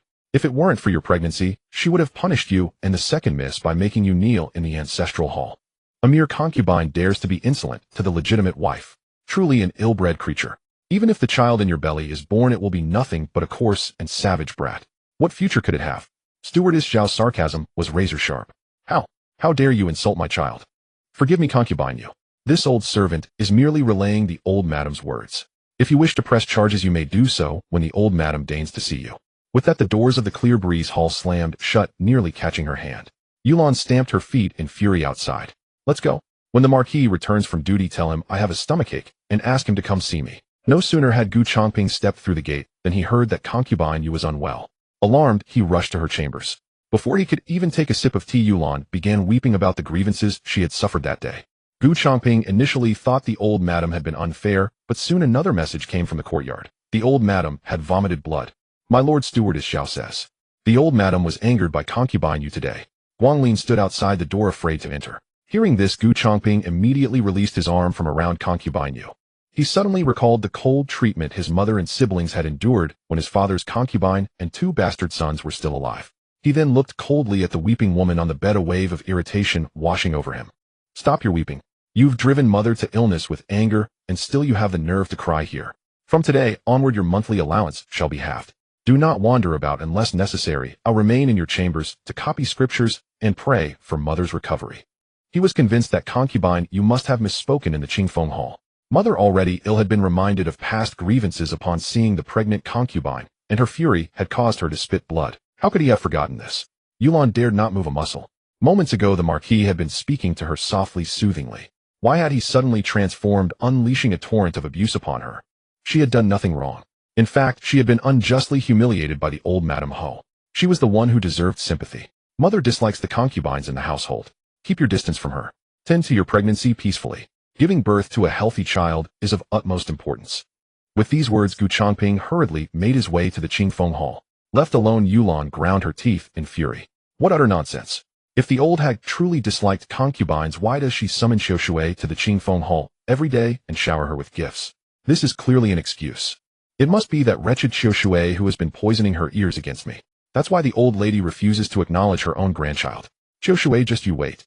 Having been humiliated by Gu Changping, Yulan's heart burned with resentment. She needed an outlet for her fury. On any other day, she would have taken it out on her maidservants. But times had changed. She was pregnant now and had to be cautious on all fronts. If she frequently beat and scolded her maids, they might harbor grudges and fail to serve her properly.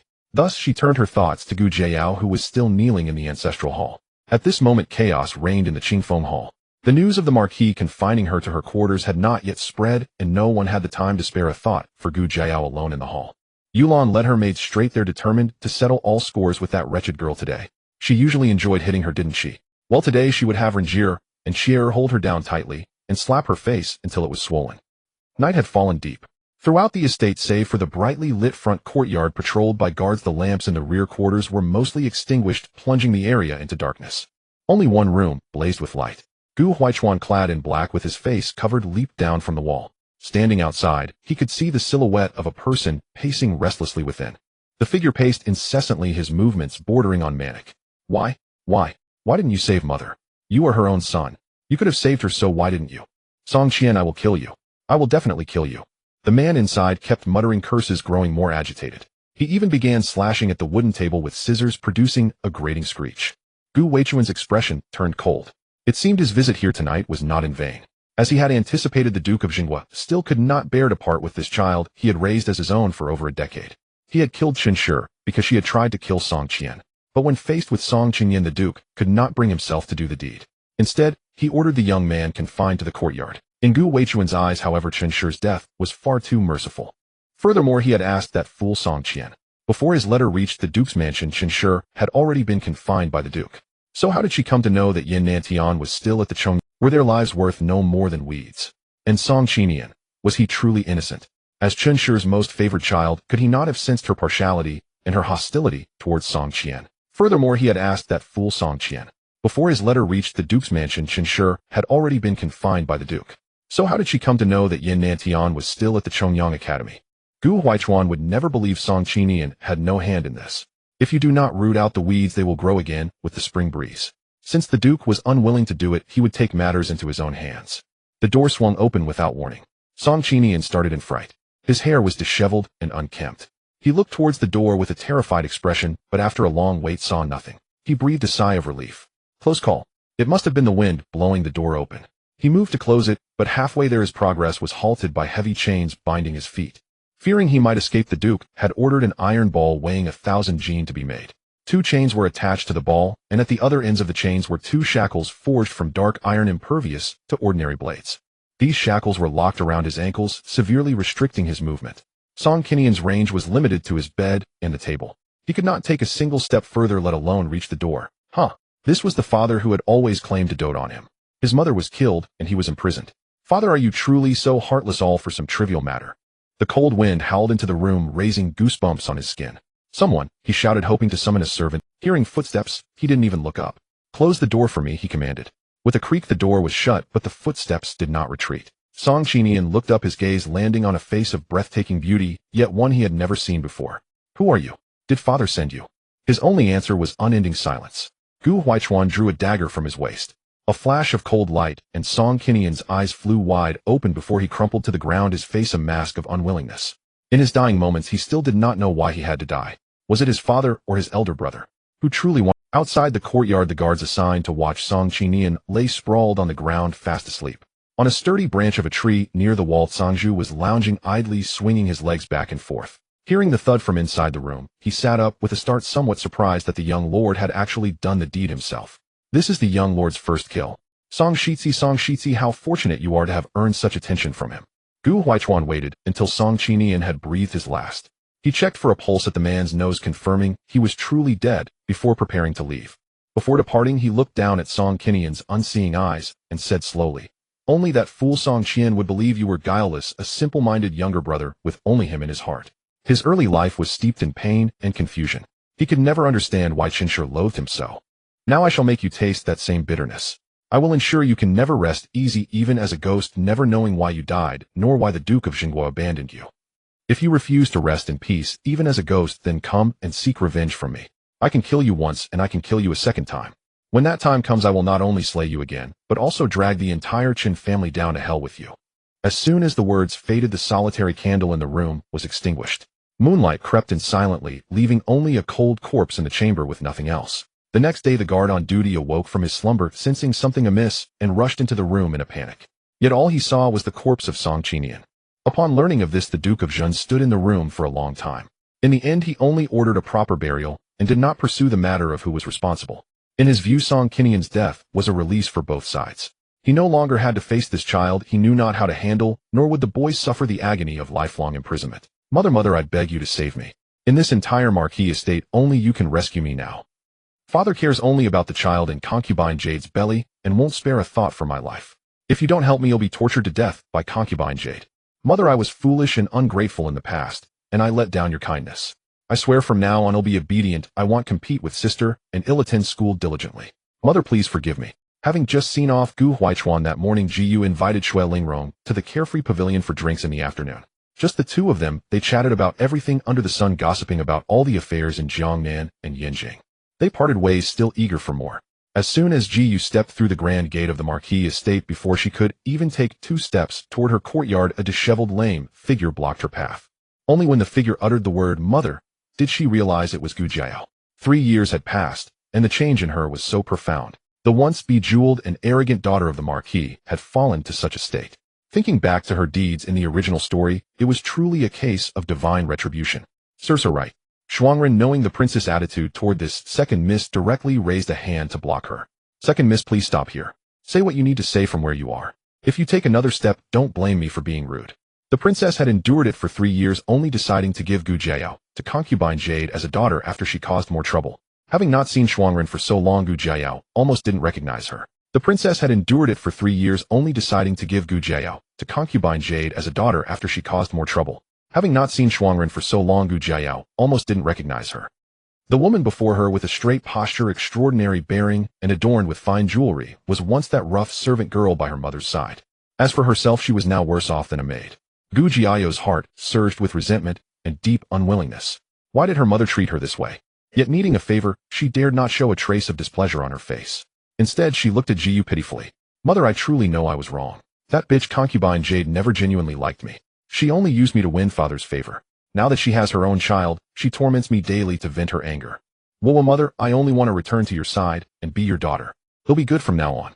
Please just go and speak with father. I beg you. She knelt on the ground, knocking her head forcefully.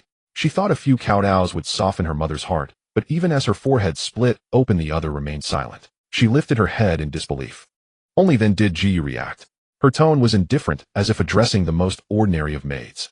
Gu Jiayao, I am no longer your mother. Concubine Jade is your mother now. You chose your own path. No matter how hard or bitter it is, you must walk it alone. With that, she turned and left without a backward glance.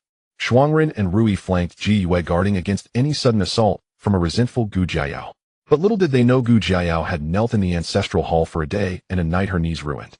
It had taken her a full hour to crawl and stumble from the hall to the estate's main gate. Keeping pace with an ordinary person was utterly impossible. Mother, how cruel you are. 3 years ago you abandoned me like this, and now 3 years later you still refuse to save me. Are you just going to watch me die? You are utterly unworthy of being my mother. No matter how the person behind her screamed, Ji Yu never looked back. Passing maidservants overheard Gu Jiayao's words and shook their heads.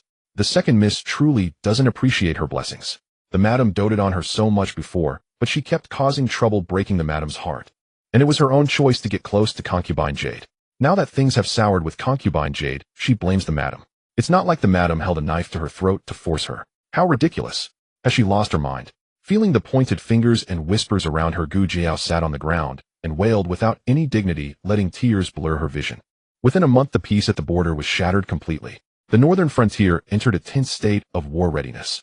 The trigger was a small barbarian squad that, under cover of night, sneaked into a village of Great Yin at the border between the two nations. That remote village housed only a dozen families. Apart from the able-bodied young men who had gone to the city for work, there were just over 30 men, women, and children left. In a single night, they were all slaughtered by the barbarian squad. It was a peddler from a neighboring village who discovered the scene by chance. By then, the 30-odd corpses had already rotted and stank. The terrified peddler, scared out of his wits, rushed to Yingzhou, the prefecture of the northern frontier, to report the crime. Soon Jihai learned of the news and immediately deployed troops to patrol the border villages to prevent such incidents from occurring. Furthermore, scouts sent by the army to the barbarian lands returned with word that the barbarians were amassing their forces and would soon arrive at the gates of Yingzhou. Alarmed by the intelligence, Jihai promptly ordered the entire army to prepare for battle and wrote a secret memorial, dispatching it by express courier to Yanjing to present to Emperor Chongwen. Alarmed by the intelligence, Jihai promptly ordered the entire army to prepare for battle and wrote a secret memorial, dispatching it by express courier to Yanjing to present to Emperor Chongwen. Since sending the express memorial, Jihai had not faced any further assassination attempts. He understood clearly that His Majesty had temporarily set aside his intent to kill, choosing to unite against a common foe.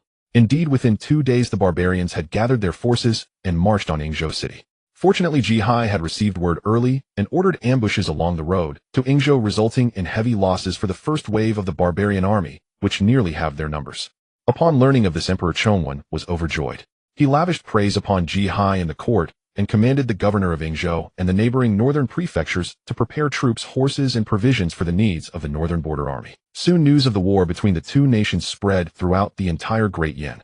It was only then that Lai Kai suddenly realized why his master had secretly instructed him to stockpile grain and fodder some days earlier. Although he possessed remarkable talent in commerce and profit-making, a once-in-a-century business prodigy, the prince's political acumen far surpassed his own. In this society of royal power, the ability to discern the direction of politics was far more crucial than mastering the lifeline of commerce. Lai Kai was utterly impressed. Before he could go looking for her, Ji Yuan had already sought him out. She had received news of the barbarian invasion even earlier than Emperor Chongwen. Back then, she had exchanged in the system mall for a master artisan skilled in crafting weapons and armor, a dozen loyal and dexterous servants, and a high-level martial artist. Today, she summoned Lai Kai to personally escort this group to the Taizhou iron mine. The Great Yin army's marching strategies and weaponry were indeed more advanced than those of the barbarians. However, the barbarians were inherently ferocious. If they lacked strategy, they would resort to human wave tactics, displaying a fearless ruthlessness on the battlefield. To some extent, this ferocity could intimidate the Great Yin army, instilling fear in the soldiers. Therefore, Ji Duan aimed to give the army an overwhelming advantage in weaponry, making those beast-like men tremble with terror. At the Taizhou iron mine, when Lai Kai arrived at the mine entrance with his group after traveling day and night, they were stopped by a line of soldiers dressed in civilian clothes. Lai Kai immediately produced the token of General Ji from his bosom. Seeing it was the general's token, the gatekeeper officer promptly cupped his hands in salute and ordered the guards to let them in. Upon reaching the actual iron mine mouth, Ji Heis, two adjutants Han Fong and Xiao Dashu were already waiting. Both recognized Lai Kai. Seeing him, Han Fong quickly approached. "Manager Lai, we have taken over this place as per the general's orders." He noticed the dozen or so robust men behind Lai Kai and looked at him with confusion, lowering his voice. "This matter must be kept secret. Before we left, the Grand General instructed us to act with caution. Manager Lai, bringing so many people all at once. What if word leaks out? General Han, you worry too much. These are all people sent by the princess, absolutely trustworthy." "The princess? Why has the eldest miss sent so many people?" Xiao Dashu was still unaccustomed to the title princess and continued to call Ji Yuan eldest miss. In his impression, the eldest miss was a timid woman of the inner chambers. After marrying the Marquis of Changping Gu Changping, she had stayed within the household, raising children and managing domestic affairs. How could she understand matters of military campaigns? Moreover, the eldest miss lacked the intellect for it. Han Fong, however, knew more. He was aware that the martial artist and the healer by the general's side were sent by the eldest miss. Yet, like Xiao Dashu, though he respected the eldest miss in his heart, he still believed those two capable individuals were simply lucky finds by her. Now suddenly sending over a dozen more people, wasn't that just adding to the chaos? After all, those stationed here were the general's personal guards, utterly incapable of betrayal. But who knew whether these people casually brought in by the eldest miss were truly loyal? Lai Kai took in their reactions and wished he could slap them hard to make them see clearly who the real fools were. But he acted with great diplomacy. "General Han, this is Master Duanmu, Yi the artisan, and Mr. Master Duanmu. Yes, forged weapons and armor are unmatched in the world. The eldest miss sent him to create arms that can suppress the barbarians, enabling the Grand General's soldiers to slay them as easily as cutting vegetables. As for Mr. Qin, he is a martial arts expert responsible for protecting Master Duanmu Yi and sharing the burden of guarding this mine with you too. The remaining dozen or so are Master Duanmu's apprentices. With them, the production of weapons can be accelerated." Upon hearing this, the two opposite them were momentarily stunned. "Haha, Manager Lai, don't take this the wrong way, but if the eldest miss is fooling around, why are you joining in? We've already brought veteran artisans from the army to craft weapons. With them, we can definitely boost production. As for this Master Duanmu you mentioned, just send him back where he came from." Xiao Dashu laughed as if he had heard a huge joke. Han Fong remained silent, but it was clear he shared the same. Hearing this, Lai Kai dropped the pretense. "Don't forget, General's Taizhou is the second prince's fiefdom. By rights, this iron mine belongs to him. The second prince only agreed to let us mine and smelt weapons here because of the princess. Now you want to drive us away. To put it bluntly, who is driving whom? And General Chao, you said your artisans can only rely on this rich mine to produce more weapons with no improvement. Master Duanmu is different. The weapons he makes are over 10 times better than those currently used by the northern border. These are all skilled artisans the princess went to great lengths to find. With a few casual words, you want to send them away. Forgive me, but I cannot comply." As his words ended, Qin Jinshan released an immense pressure. Under this force, Han Fong and Xiao Dash's legs gave way, and they nearly fell to their knees. They hastily drew their weapons and drove them into the ground, gripping them to steady themselves, avoiding embarrassment before their subordinates. When Qin Jinshan finally withdrew his pressure, both men were drenched in sweat. Such formidable martial arts. The eldest miss had another expert of this caliber by her side. They had clearly underestimated her. Han Fong exhaled a turbid breath and cupped his hands to Qin Jinshan. "I was blind and rude to you, sir. Please do not take offense." He then turned to apologize to Lai Kai. "Manager Lai, my apologies. We left in haste, and the general did not explain fully. We only just learned that this mine was secured because of the eldest miss. Since that is the case, the eldest miss may send whomever she wishes. We have no objections." Xiao Dashu was still unconvinced. He thought the young lady understood nothing. Could finding a martial arts expert to intimidate them truly compensate for her lack of knowledge in weaponry? This was nothing but a waste of precious time, letting this group squander rare iron ore. With a cold snort, he turned and walked away without even a farewell. Han Fong kept apologizing profusely. By now he realized things were not as simple as Xiao Dashu had assumed, or perhaps even he had been blind, underestimating the young lattice abilities. "Princess, it's time to rise and freshen up. Sleeping any longer will delay the hour." Rui for the first time pushed open the door and stood by the bed, calling her softly. Ji Duan stretched lazily, finally showing signs of getting up. I understand. Today the Empress was hosting a fundraising banquet in the palace, inviting noble ladies from the capital to raise funds for the Northern Army. All proceeds from the donated items would go toward military supplies. The banquet was grand, and even Ji Duan could not afford to slight the Empress. She quickly washed and dressed, donning a simple outfit. It would be inappropriate to wear anything too ostentatious during wartime. As she stepped out of the courtyard, she found Xiongshi already neatly dressed waiting by the gate. How long have you been standing here?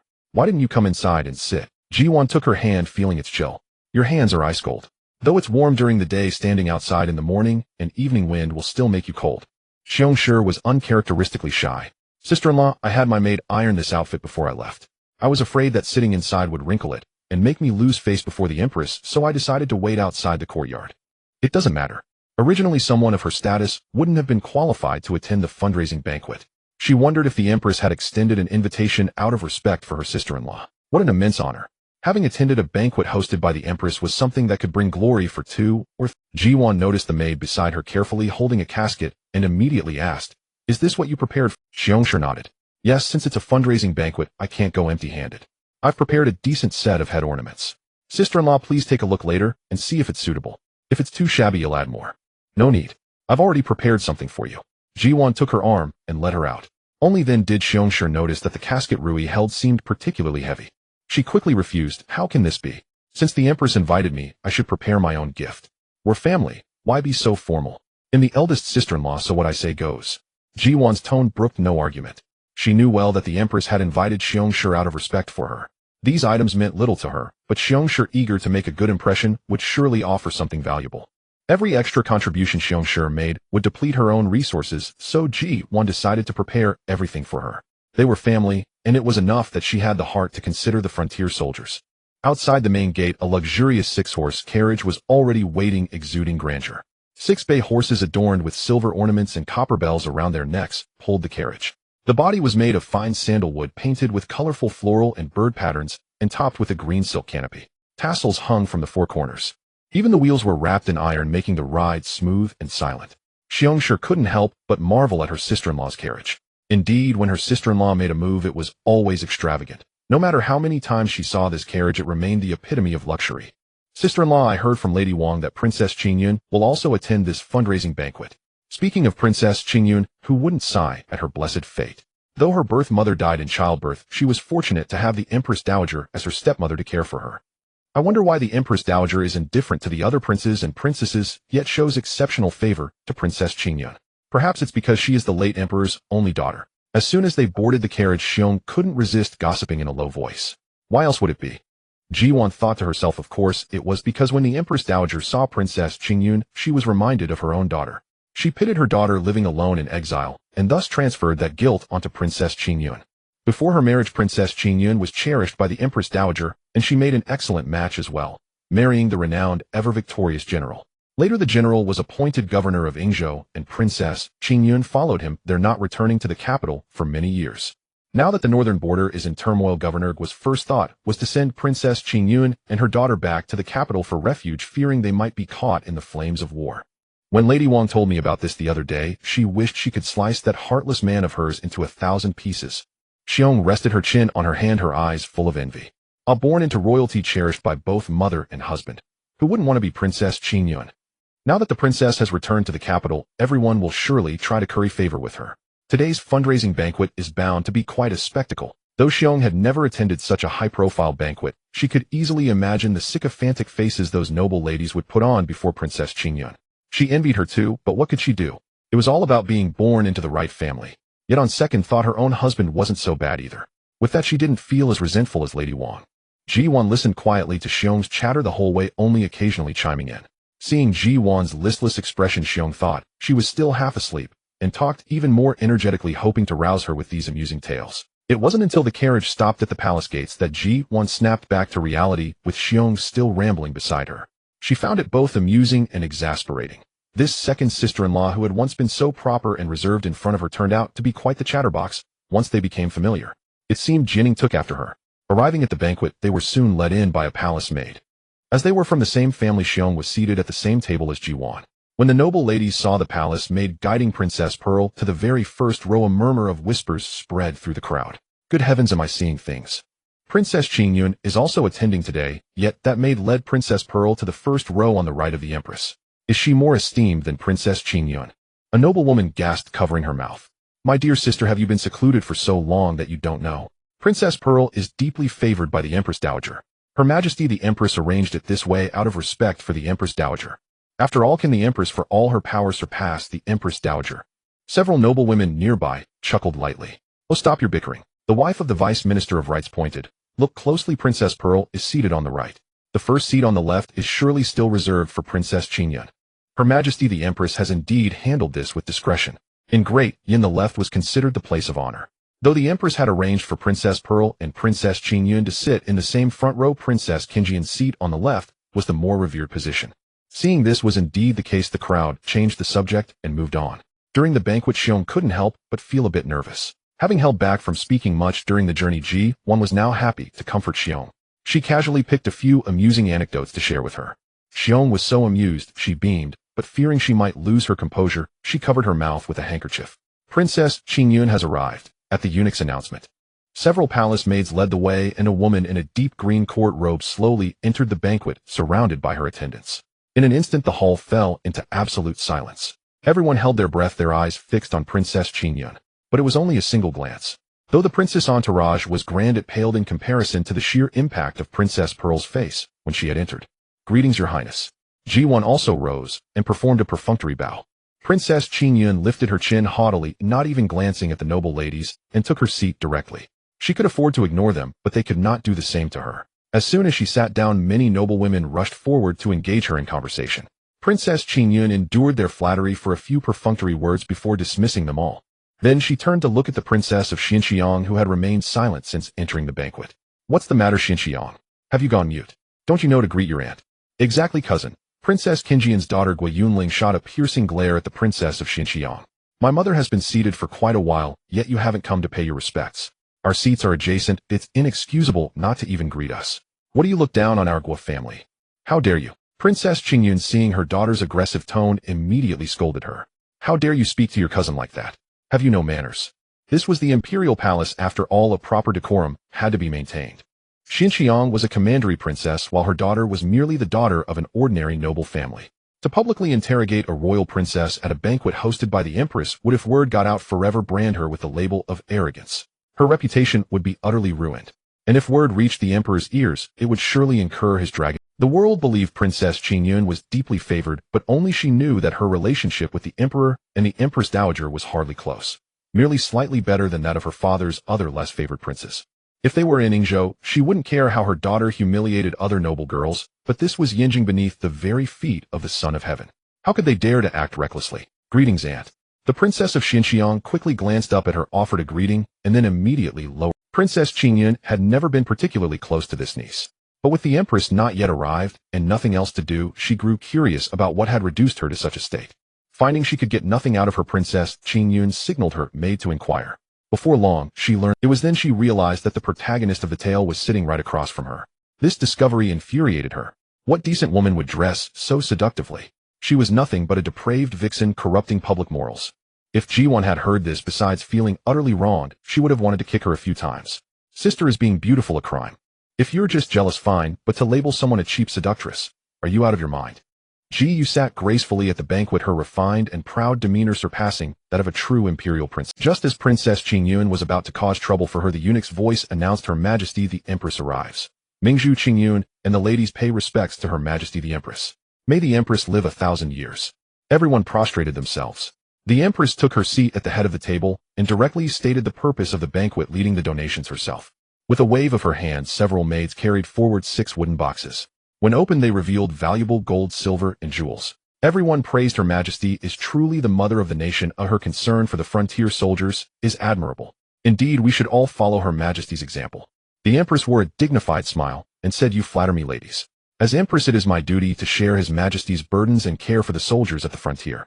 Subsequently, the noble ladies also donated the gold and silver jewelry they had brought. When it was Princess Qingyun's turn, instead of placing her items in the donation box, she approached Ji and deliberately asked, So, this is the imperial conferred princess of a different surname, Princess Mingzhu. I have heard of your reputation at the frontier. I wonder what Princess Mingzhu will donate today. Mother Princess Ming's husband is from the Changping Marquis residence. How can a mere Marquis estate compare to our princess mansion? What good things could she possibly donate? Guo Yunling sneered disdainfully. Oh, I had forgotten that point. Princess Qingyun pretended to be surprised. Princess Ming's mother was from a merchant family, naturally lacking the heritage of noble houses. Moreover, the Changping Marquis estate has long declined. I misspoke. Please do not take offense, little sister. The mother-daughter duo played their parts in unison, making it obvious they were targeting Ji Yu. Yet no one dared to intervene. Since the Empress remained silent, they dared not speak. Moreover, the Empress would certainly not side with Princess Mingzhu, as Princess Qingyun's family, the Wuan Marquis residence, was closely tied to the Empress by marriage. The husband of Princess Qingyun Guo Jushui, the governor of Yingzhou, had a mother who was the Empress' own aunt. Thus, Governor Guo was the Empress' cousin and Princess Qingyun was her cousin-in-law. In comparison, the Empress naturally favored Princess Qingyun. As expected, when the Empress heard the barbs in Princess Qingyun's words, she pretended not to notice and turned to chat with other noble ladies. Ji Yu did not even rise, she only smiled faintly and said slowly, Princess Qingyun is right. How could my possessions compare to the treasures of your princess mansion? After all, the Yun family is merely one of the 3 wealthiest families in Jiangnan, not the wealthiest in Dian. Naturally, what I bring would not meet your standards. Besides, I am merely favored by the Empress Dowager, who occasionally bestows gifts upon me.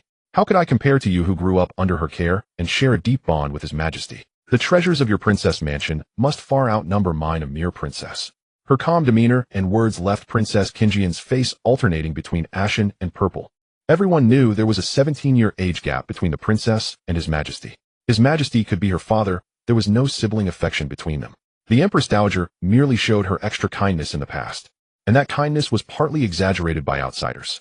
After speaking regardless of Princess Qingyun's reaction, Ji Yu ordered Rui to open her wooden box. When the box opened, the noble ladies shielded their eyes, exclaiming, so bright.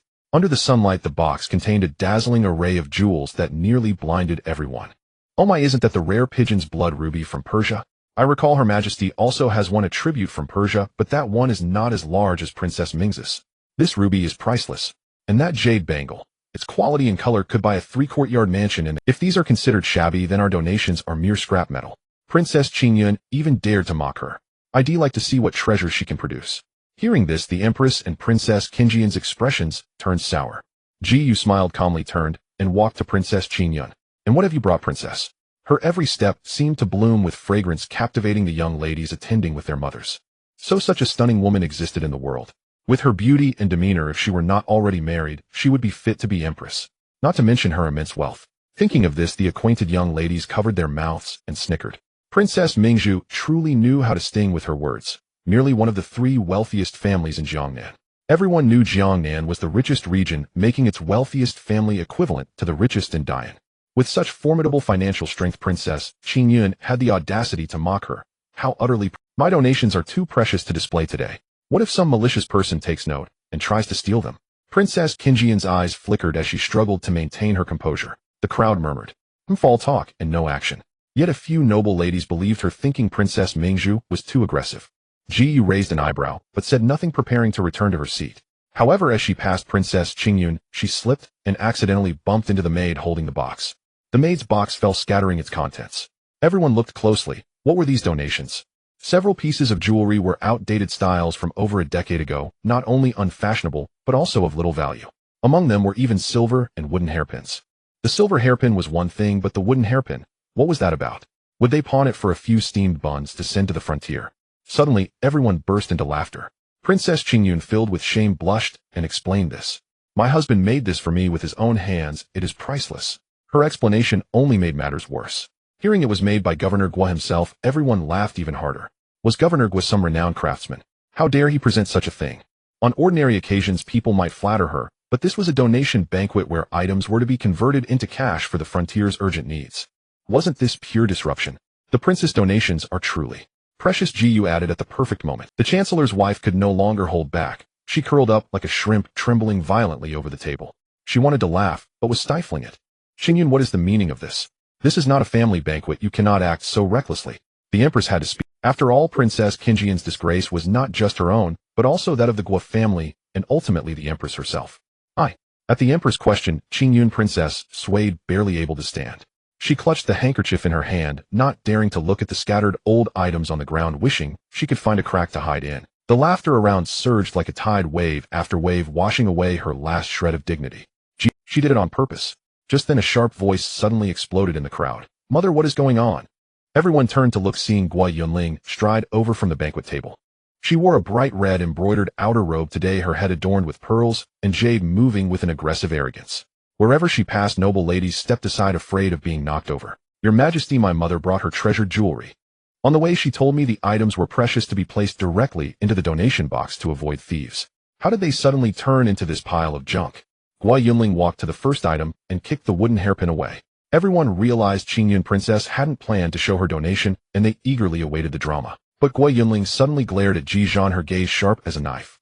Someone must have tampered with them. At these words, the noble ladies covered their mouths, snickering. In her panic, Qingyun Princess had already admitted the wooden hairpin was a gift from her husband. Now her daughter was claiming the items were swapped. Truly ridiculous. Were they treating everyone as fools? Yet Gu Yunling, unaware of her foolishness, continued. I know all my mother's jewelry. They're extraordinary, not this rubbish. She lifted her chin with innate arrogance. Just now Mingzhu Commandery Princess was closest to my mother and bumped into our maid. Who knows if she swapped the items? Your Majesty, please have her searched. The crowd gasped. Gu Yunling's words were too much, not only implying Mingzhu Commandery Princess was guilty, but demanding a search. This was a blatant insult. Even if Mingzhu Commandery Princess accidentally bumped into their maid, it was just a moment. Everyone saw, and it wasn't enough time for anything. To defend her mother's face, she committed such folly, disgracing the Gu family. This uproar revealed her as a hollow, arrogant fool, and many families considering marriage to her abandoned Yunling. Qingyun Princess panicked, pulling her daughter's sleeve and kneeling to the Empress. Your Majesty, perhaps the maids were greedy and secretly swapped the items on the way, causing today's embarrassment. I will punish them severely. At this, the maids turned pale and knelt with a thud. Even the Empress wished to end this farce, but her path was Mother. Gu Yunling looked at her in confusion, still loud. What are you afraid of? We've done nothing wrong. If the items were swapped, why should we cover for others? Your Majesty, please. Your Majesty, I don't understand. Just now Qingyun Princess admitted the wooden hairpin was a gift from Governor Gu. Yet Miss Gu insists I swapped the items and demands a search. Though I'm not as noble as Qingyun Princess, I won't let anyone slander my reputation. I beg your Majesty to investigate and uphold justice. Ji Duan wept before the crowd. The Empress, seated above, paused with her hand on the armrest. She glanced at the unusual Qingyun Princess and the self-righteous Gu Yunling, her eyelids twitching. She understood now. There was no swap. Qingyun simply didn't want to donate valuable items and secretly brought junk to pass off. But her daughter, unaware, tried to clear her mother's name, leading to this impasse. Could she say this openly? If she did, where would Qingyun's face go? Where would the Wuan Marquis' face go? The Empress stood, her voice measured, calming the commotion. Mingzhu, I know you're wronged. I won't believe Yunling's not. She was overly concerned, not knowing Qingyun Princess would face this. In her panic, she guessed wildly. Please be magnanimous and overlook a child's mistake. Your Majesty, I'm not wrong. My mother's items were swapped by her. That wooden hairpin wasn't made by my father. He never makes hairpins. Mother only admitted it to spare you trouble, but you can't disappoint her. Gu Yunling persisted relentlessly. Rascal, shut up. Qingyun Princess saw darkness before her eyes. Was she trying to ruin the Gu family? Did she think this was private? In front of everyone, she dared to repeatedly instruct the Empress. Did she want to die? Oh, so even the wooden hairpin wasn't made by Governor Gu. After the incident, Qingyun Princess used that as an excuse, clearly guilty and wanting to cover up. Yet her daughter kept bringing it up. Couldn't she see the Empress' dark expression? This family was utterly foolish. The mother, scheming, thought she could deceive everyone, and the daughter, foolishly unaware, sought justice. Even if the Empress wanted to help, she couldn't. Everyone saw clearly.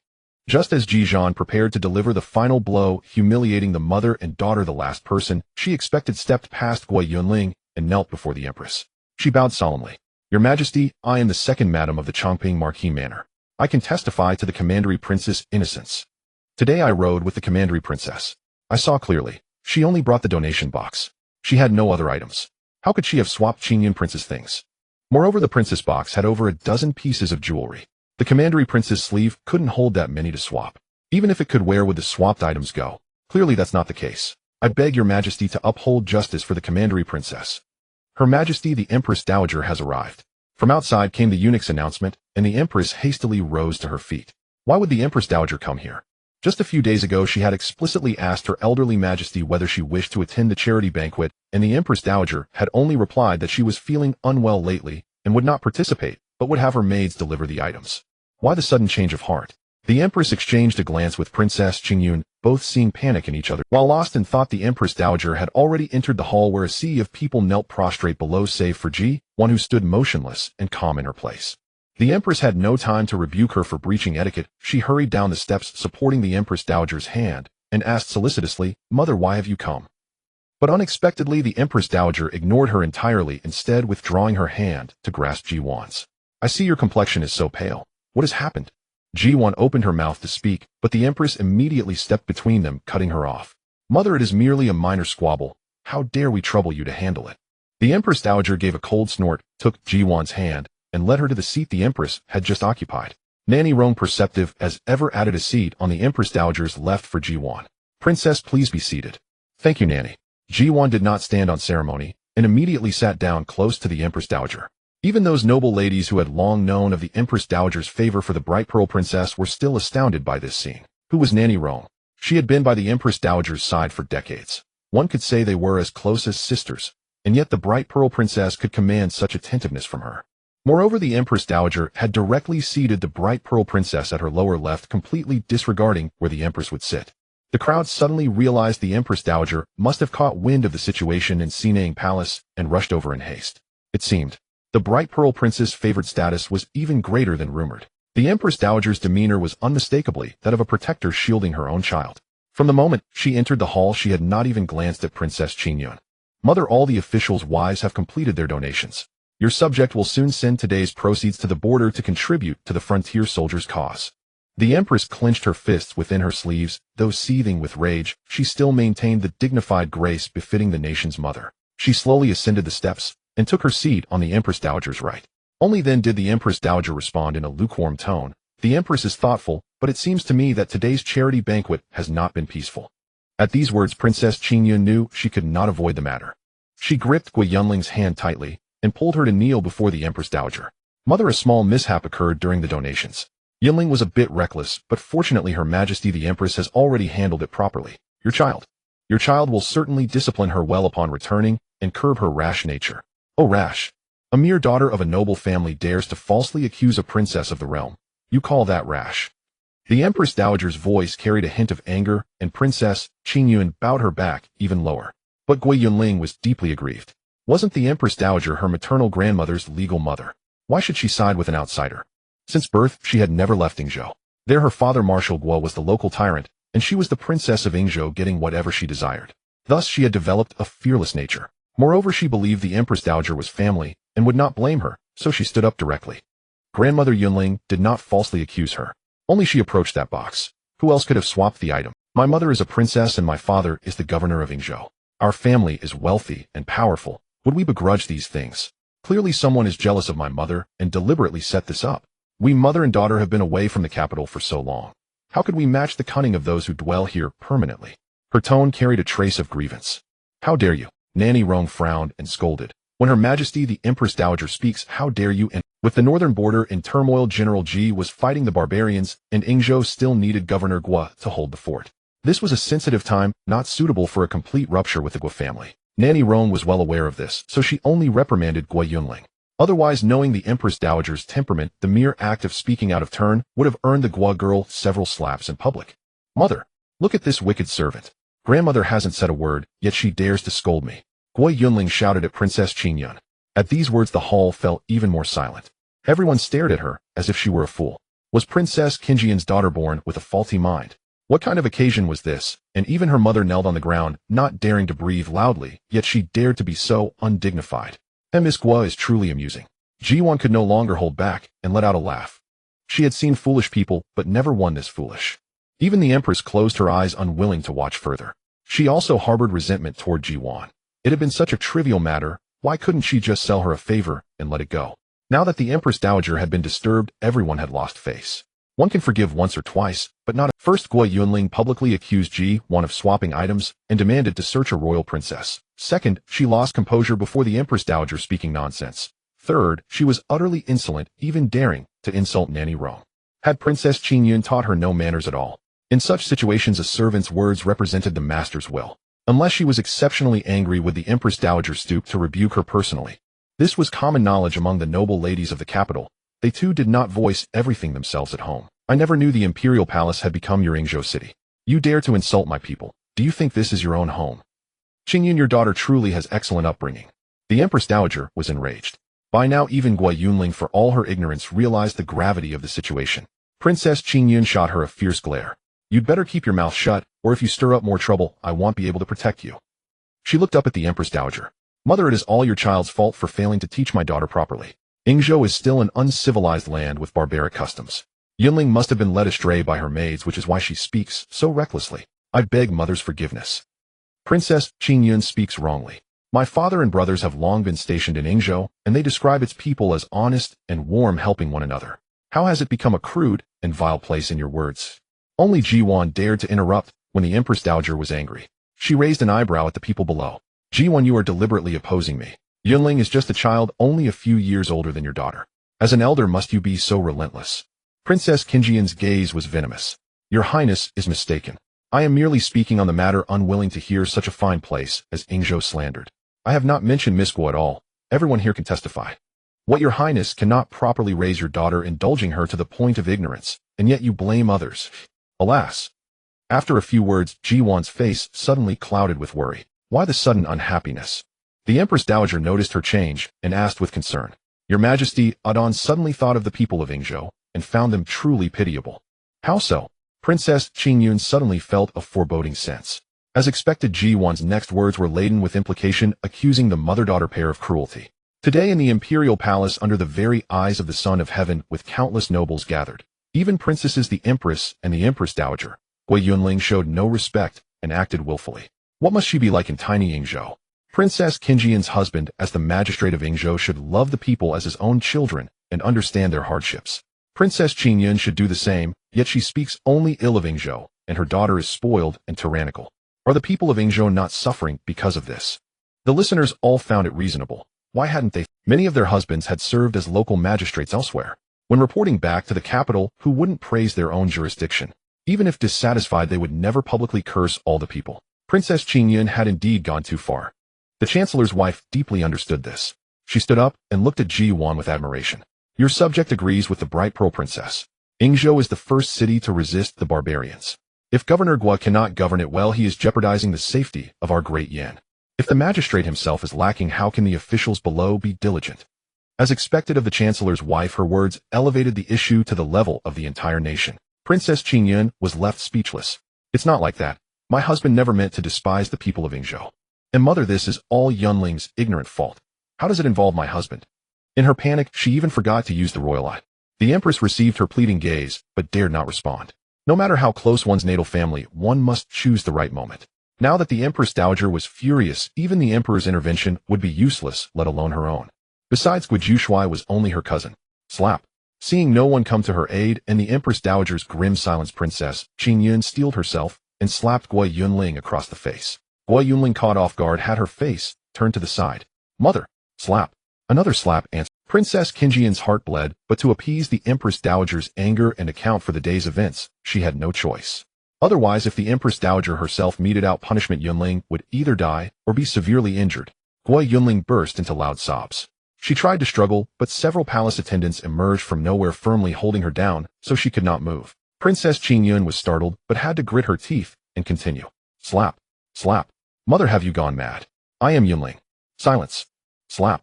The hall was filled with nothing but the crisp sound of slaps and Gui Yunling's cry. After the 20th slap, the Empress Dowager finally spoke. Enough. Let it end here today. She has learned her lesson. Any more, and her face will be ruined. Qingyun, you must discipline your child properly in the future. Do not disgrace the imperial family. Yes, Qingyun admits her fault, and will strictly discipline this unfilial daughter. Princess Qingyun knelt on the ground, her voice trembling slightly. With the matter resolved, the Empress Dowager had no intention of staying longer. Supported by Ji Duan, she prepared to return to Xinang Palace. I had hoped you would come to Xinang Palace after the charity banquet to chat with me, but I waited and finally had to come see for myself. Then Adon will go home late today and make up for the lost time accompanying you well. Ji Duan smiled sweetly at the Empress Dowager's heart melted, and she kept patting her hand, laughing. You are far more endearing than your mother.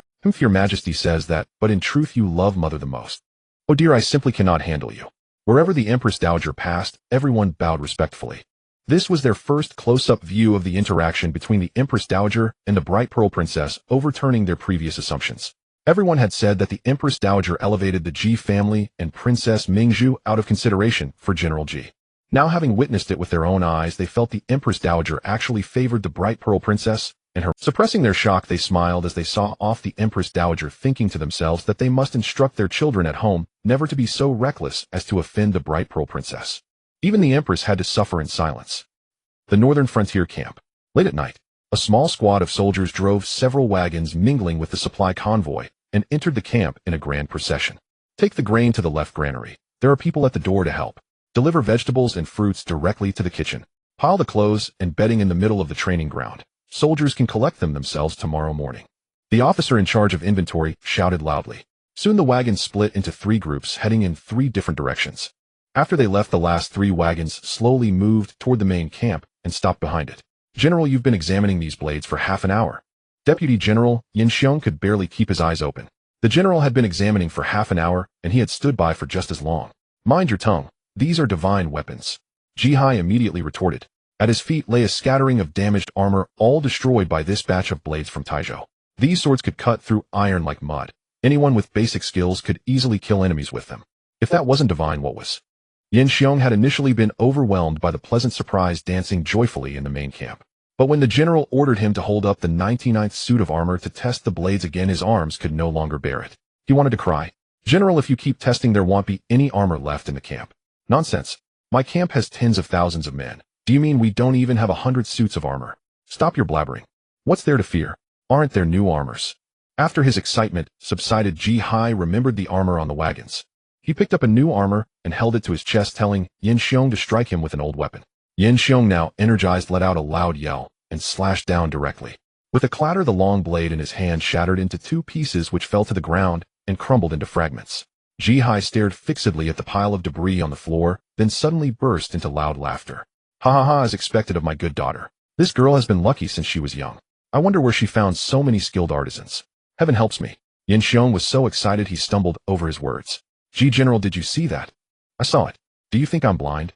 Ji Hai patted his chest, sat down in the main seat, and forced down his excitement to appear composed. He had just examined the armor on his body. Under such violent impact, it bore only a faint scratch.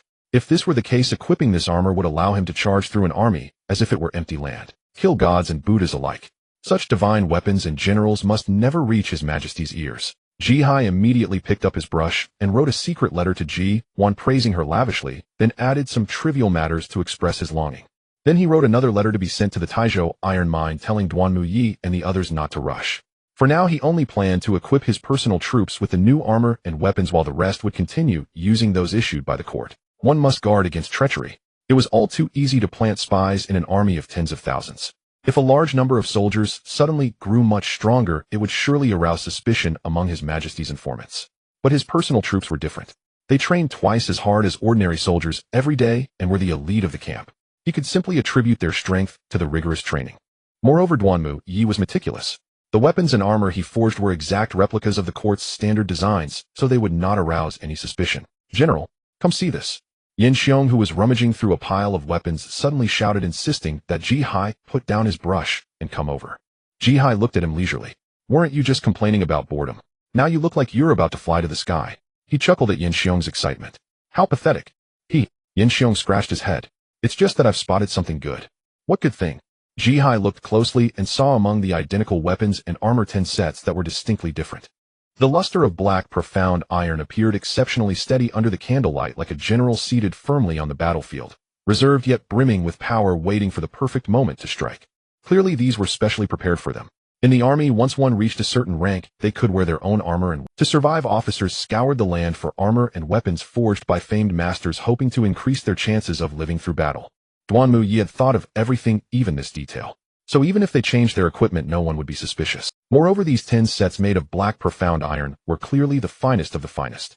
It had taken this long to produce just 10 sets, a testament to their rarity. If ordinary armor and weapons were already that impressive, what about those made of black profound iron? Yin Xiong dared not even imagine. Everything that happened today felt like a dream. He swallowed excitedly. General, he. As soon as he spoke, Ji Hai knew what he was after. Choose. He waved his hand grandly. First come, first served. Upon receiving the order, Yin Xiong rubbed his hands together and began selecting. One set was clearly meant for the general, so he dared not touch it. From the rest, he chose the one that suited him best. He was skilled with a spear, and luckily there were 2 spears among the sets. He hugged his chosen armor and spear with deep affection, his grin stretching nearly to his ears. He today was truly rewarding. It was worth spending half an hour testing blades with the general. He knew that following the general meant good fortune. After Yan Xiong left, Ji Hai picked up his own weapon, a large blade. The blade was not yet sharpened, with a thick back and broad body entirely black, like solidified abyss. The moment his fingers wrapped around the hilt, his entire soul trembled. He swung it casually. There was no shrill whistle, only a low muffled roar like distant thunder rolling over mountains. The blade's wind swept across the grass outside the tent, and the stems snapped cleanly into their cuts, scorched yellow, as if licked by raging fire. What a blade! Ji Hai drew in a sharp breath. If someone had been standing outside the tent, the blade's wind would have cut them in two as well. His daughter must have told Master Duanmu about his preference for a large blade, which was why he had forged this one specifically for him. Ji Hai swung the blade a few more times, feeling every muscle in his arm perfectly aligned with the weapon. Not a fraction too much, not a fraction too little. Such a well-fitted weapon was a rarity, once in a century, nay a millennium. He never imagined he would obtain one in his lifetime. As a martial artist, he could die without regret. Formation breaker. His face radiant with joy, he caressed the blade and murmured, "From now on you shall be called Formation breaker." The next day, having been severely beaten last time, the barbarian army had not invaded again. Guo Jushui, the governor of Yingzhou, felt the danger had passed and finally came to the camp to have a look. As soon as he entered the camp, he sensed something amiss. For some reason, General Ji's personal troops were all brimming with energy, as if they had drunk deer blood. War meant death. One wrong move, and heads would roll, bones would be lost. Why were they so excited, practically rushing to their doom? Madness. Guo Jushui shook his head and headed straight for the training ground. Ji Hai was indeed there. "General Ji, any movements from the barbarians lately?" As the saying goes, a smiling face invites no conflict. Guo Jushui walked up to Ji Hai with a smile, but Ji Hai acted as if he hadn't heard him and continued shouting at the running soldiers. "Have you all not eaten? At this pace, how will you charge into battle? Do you want to be killed by the barbarians and never return home? Move it!" He bellowed, his roar shaking the heavens. The soldiers' bodies quivered, then they quickened their pace. The training ground was filled only with the dense thud of footsteps and the soldiers' labored breathing. Ji Hai was always strict in training, treating his personal troops and the others alike. "Governor Guo, what brings you to the camp today?" After scolding a few more times, Ji Hai sauntered over to him, as if just noticing his arrival. Guo Jushui immediately put on a smile, though it didn't reach his eyes.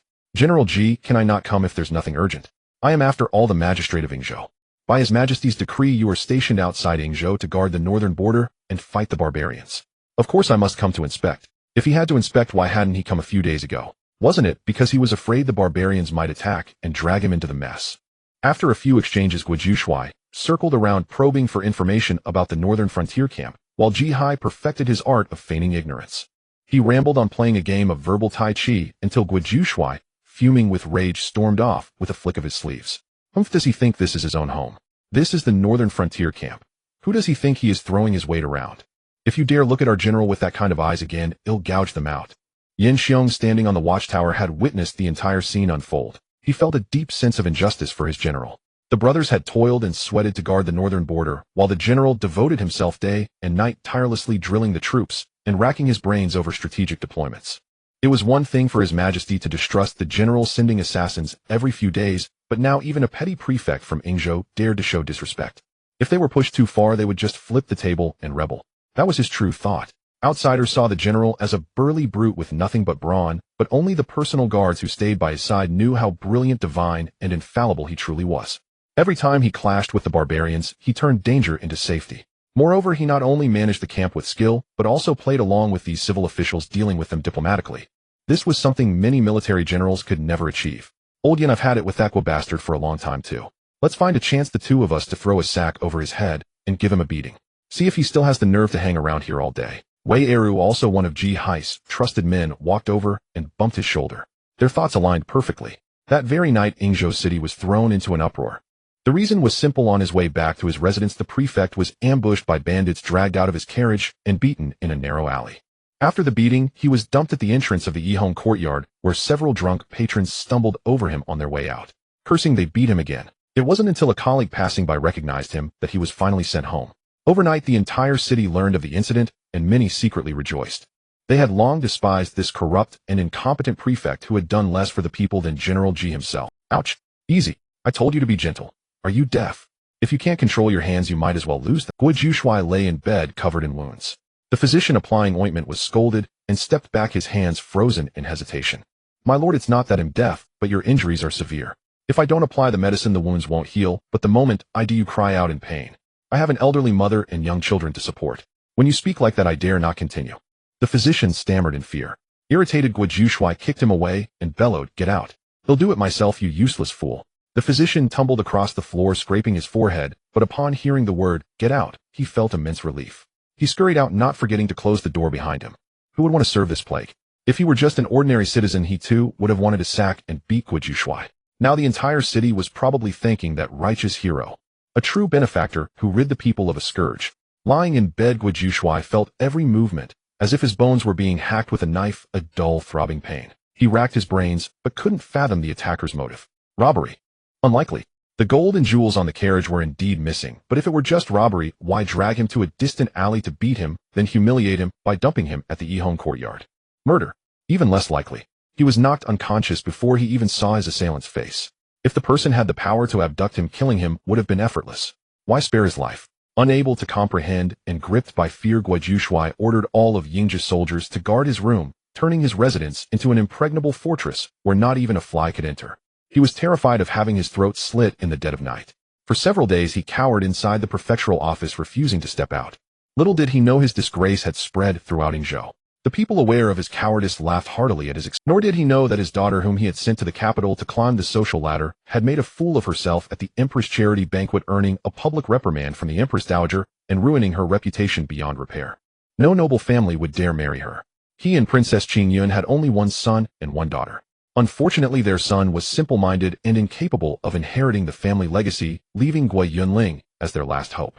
He had considered fathering children outside, but strangely, despite keeping 7 or 8 mistresses, none had. Eventually, he gave up and focused entirely on grooming Gui Yunling, spoiling her to the point that she believed she could have the moon if she asked for it, raising her to be utterly arrogant and oblivious.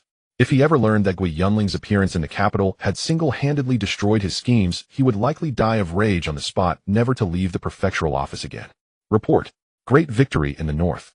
The barbarians launched a night raid on the northern frontier camp, but General Ji, foreseeing their move, had set an ambush and wiped out the entire 10th Sandstrong raiding force. Report. Another victory from the northern commandery. The barbarians marched 70,000 troops to the gates of Yingzhou. General Ji personally led 30,000 soldiers to meet them, repelling the barbarian army and killing nearly half their numbers. Reports of triumph poured in over the following days, filling the court with jubilation. They had never imagined General Ji could be so valiant, defeating 70,000 barbarians with only 30,000 men and slaying 35,000 of them. Such a feat was unprecedented in the entire military history of Great Yan. Emperor Chongwen's smile never faded. "Your Majesty." Prime Minister Feng Weixiao suddenly stepped forward. Emperor Chongwen waved his hand, urging him to speak. In his excellent mood, he was open to any advice, even if it meant being scolded. After all, in the face of national interest, Ji Hai's victory was his own. The better the northern campaign went, the more secure his throne became. "Your Majesty, although General Ji is a brilliant strategist and wins every battle, the 50,000 troops in the north are far outmatched by the barbarians' 200,000. The barbarians, having suffered consecutive defeats, will surely send reinforcements soon. We must also dispatch additional troops to the northern front without delay. Of course, I have long dispatched the southern army to reinforce the northern border using the Tiger Tally, though the journey from the south to the north is arduous and will require several days." The maids guarding the gate could not restrain him, so they dragged her up to assist. They held the fool at bay until the servants arrived, and only then did she return to the banquet hall, only to find the second young mistress missing, prompting her to search frantically. As he spoke these words, Emperor Chongwen could not help but feel a pang of guilt. Initially, when the barbarians invaded, he had indeed harbored sinister intentions, not dispatching reinforcements immediately, hoping instead that Ji Hai would perish in that great battle. A general commanding troops has always been an object of imperial suspicion. Moreover, in the northern border, Ji Hai's prestige far eclipsed that of the emperor himself, leaving no choice but vigilance. Yet later he abruptly came to his senses. At this juncture their fates were inextricably bound. Should Ji Hai truly fall in battle, could the northern border hold when reinforcements finally arrived? Thus he hastily issued a second decree ordering the southern army to gallop without respite toward the northern border. Judging by the timeline, they should arrive within 2 or 3 days. Recalling it now, Emperor Chongwen broke into a cold sweat. Fortunately, Ji Hai commanded with unparalleled brilliance and seasoned mastery, achieving repeated extraordinary victories in this campaign. Otherwise the consequences would have been catastrophic.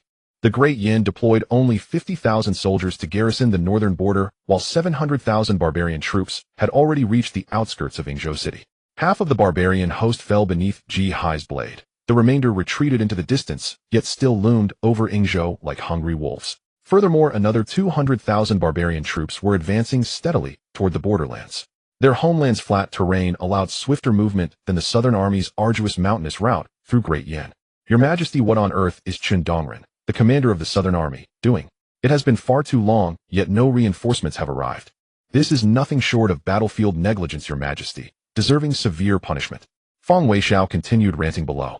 Emperor Chongwen tuned him out completely. His sole desperate hope was for the southern army to arrive faster, ever faster. As soon as Feng Weixiao spoke, many courtiers echoed his sentiments, except Meng Jingwen, who stood silently unmoving. He noticed the emperor's unusual demeanor, a flicker of deep contemplation crossing his eyes before he pressed his lips tightly together, his entire bearing hardening into austere reserve. When news of the northern border's triumphant victory reached the Taizhou iron mines, Han Feng and Uncle Chao celebrated so ecstatically they lay awake night after night. Hearing that General Ji Hai had routed 700,000 barbarians, with merely half their number, left them utterly incredulous. To all outsiders, the general's military genius seemed self-evident, but only veterans like them understood just how staggering such a feat truly was. They recalled recent reports from the gatekeepers. Lai Kai had arranged several carts laden with weapons and armor shipped northward. Could those very supplies have turned the tide? Han Feng slammed the table so hard that Uncle Chao jolted upright. Old Han, you'll give me a heart attack. Deshu, we may have gravely underestimated Master Duanmu. At the mention of Duanmu Yi Chao, Deshu suddenly remembered something. His jaw dropped in stunned silence. Great heavens, could it really be that miraculous? It seems we misjudged them entirely. Perhaps because they had previously questioned Duanmu Yi, Lai Kai had not even informed them once the weapons were forged, nor allowed them to test the arms before shipping them directly to the northern border. Consequently, they had yet to witness the weapon's true power. Exchanging a glance, they abandoned their wine cups and dashed outside, burning with urgency to discover just how formidable those arms and armor truly were. This time, however, their attitude had undergone a complete reversal. They were practically ready to kneel before Lai Kai and Duanmu Yi. Alas, they had truly been foolish. After all, if the eldest young mistress could summon Qin Jinshan, a peerless master, to guard the iron mines, and dispatch elite warriors and physicians to aid General Sangtian in the north, then securing a divine artificer capable of forging legendary arms was hardly beyond reach. The gatekeepers reported only a few carts had departed, so they estimated the armaments were limited in number. Yet even that modest quantity had enabled a decisive, overwhelming victory over the barbarians. They dared not imagine the spectacle should every one of the general's personal guards be equipped with these new arms. The mere thought sent their blood surging. In addition to lavishing praise upon Ji Hai and court emperor, Chongwen bestowed generous rewards upon both the general's residents and Ji Duan. By custom, imperial favors rarely extended to married daughters, but His Majesty defied precedent. Even the general's household, upon receiving its share, promptly dispatched half its bounty to the Changping Marquis. Princess Mingzhu was truly adored like a celestial jewel. The emperor, the Empress Dowager, and the general's family all cherished her as their most treasured daughter. Noble families across Yanjing vied to win her favor. Beyond palace banquets, she seldom attended any social gathering, maintaining remarkable discretion. Yet this occasion marked Lady Ho's 60th birthday, a celebration too momentous to exclude the princess. Street firecrackers had long since ceased, leaving behind only crimson shreds scattered across the ground, festive remnants of jubilation. Outside, the marquisate crowds overflowed, jostling and pressing forward, each clamoring to enter first. I've come to wish her ladyship long life. I'm carrying many gifts. Let me pass first. Uffed. Everyone's here for the birthday banquet. Are you implying only you brought offerings? Showboating. Make way.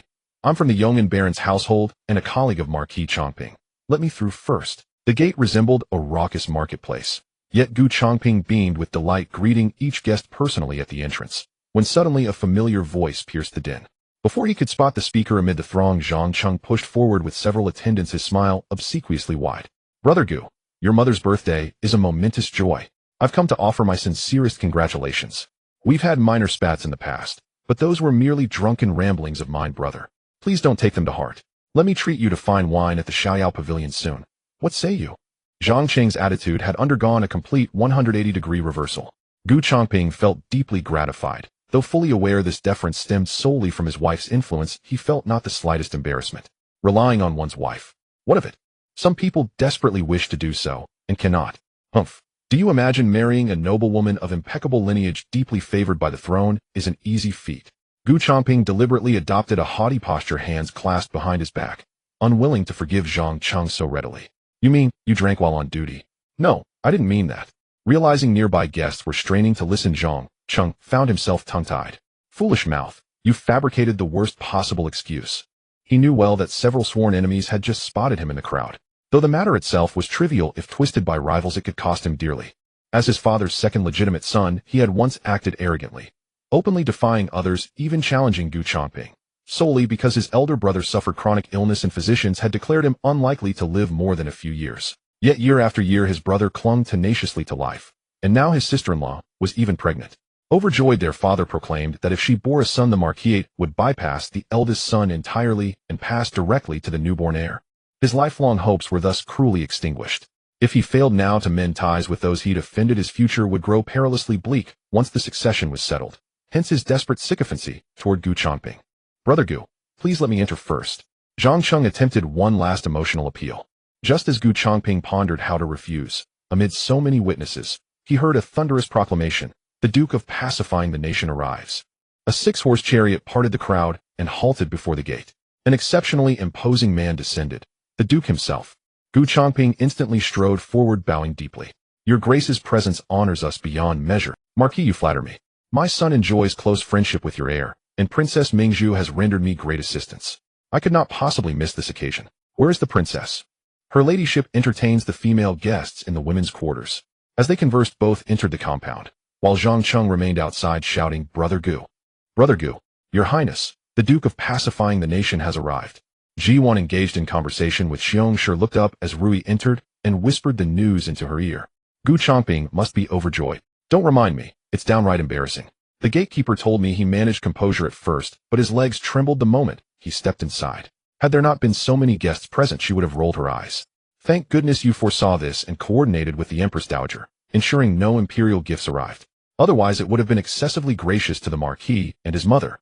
Ji Duan smiled faintly at her. It seems you're more excited than he is. Rui stood there bristling like a cat whose fur had been ruffled. The Marquis was tolerable. He at least showed proper deference, never striking back when scolded or replying when berated. But Lady Ho, she was pure chaos incarnate, and Rui refused to let that venomous old woman bask in the princess's reflected glory. Rest assured, even had you said nothing, the Empress Dowager would never have honored her. Her Majesty's status is supreme, only others celebrate her birthdays. Save for royal duchesses and titled ladies, no one else dares presume such an honor. Ji Duan replied. From the very day she formally recognized her maternal grandmother, the Changping Marquis's transgressions, including Lady Ho hurling a cup at her, had been thoroughly reported by Rong Momo. Thus her grandmother would never welcome the old woman. Given her advanced age, sparing her the cane was already magnanimous. At the head table, Lady Ho, flattered relentlessly by collateral branches of the Gu family, beamed so broadly she could barely speak, yet still insisted on boasting Thai's grandeur, all thanks to my son's excellence. Indeed, your ladyship is truly blessed to have such a virtuous daughter-in-law. Your ancestors in heaven must glow with pride. Who could disagree? With the princess among you who wouldn't show the Marquis deference. I hear countless guests are rushing in, eager to wish her ladyship long life. Others swiftly chimed in, yet every word praised Ji Duan alone, not a single syllable mentioning Gu. After all, the princess sat right there. Naturally, they lavished compliments, hoping to make a favorable impression, facilitating future requests perhaps. Ihihei, it's my son. Mother, please. Your stroke makes boasting exhausting. Everyone knows you have a splendid daughter-in-law. Rest quietly and recover. Fearing her mother-in-law might utter something unforgivable, Xiongshi sprang up and hurried to her side, feeding her. The moment Lady Ho opened her mouth, she was met with a spoonful of broth. Barely swallowing it, she opened her mouth again, only to receive another full spoon. She glared furiously at Xiongshi, arms flailing wildly in futile attempts to strike. Ji Duan smiled gently at the assembly. Look, my younger sister-in-law is truly devoted, knowing mother was famished and feeding her diligently. The princess speaks wisely. Lady Ho is indeed most fortunate. Haha, elders need nourishment. Today's birthday banquet lasts the full day and stamina must be sustained. How thoughtful of the second madam. None acknowledged Lady Ho's silent pleas. Instead, all eagerly concurred.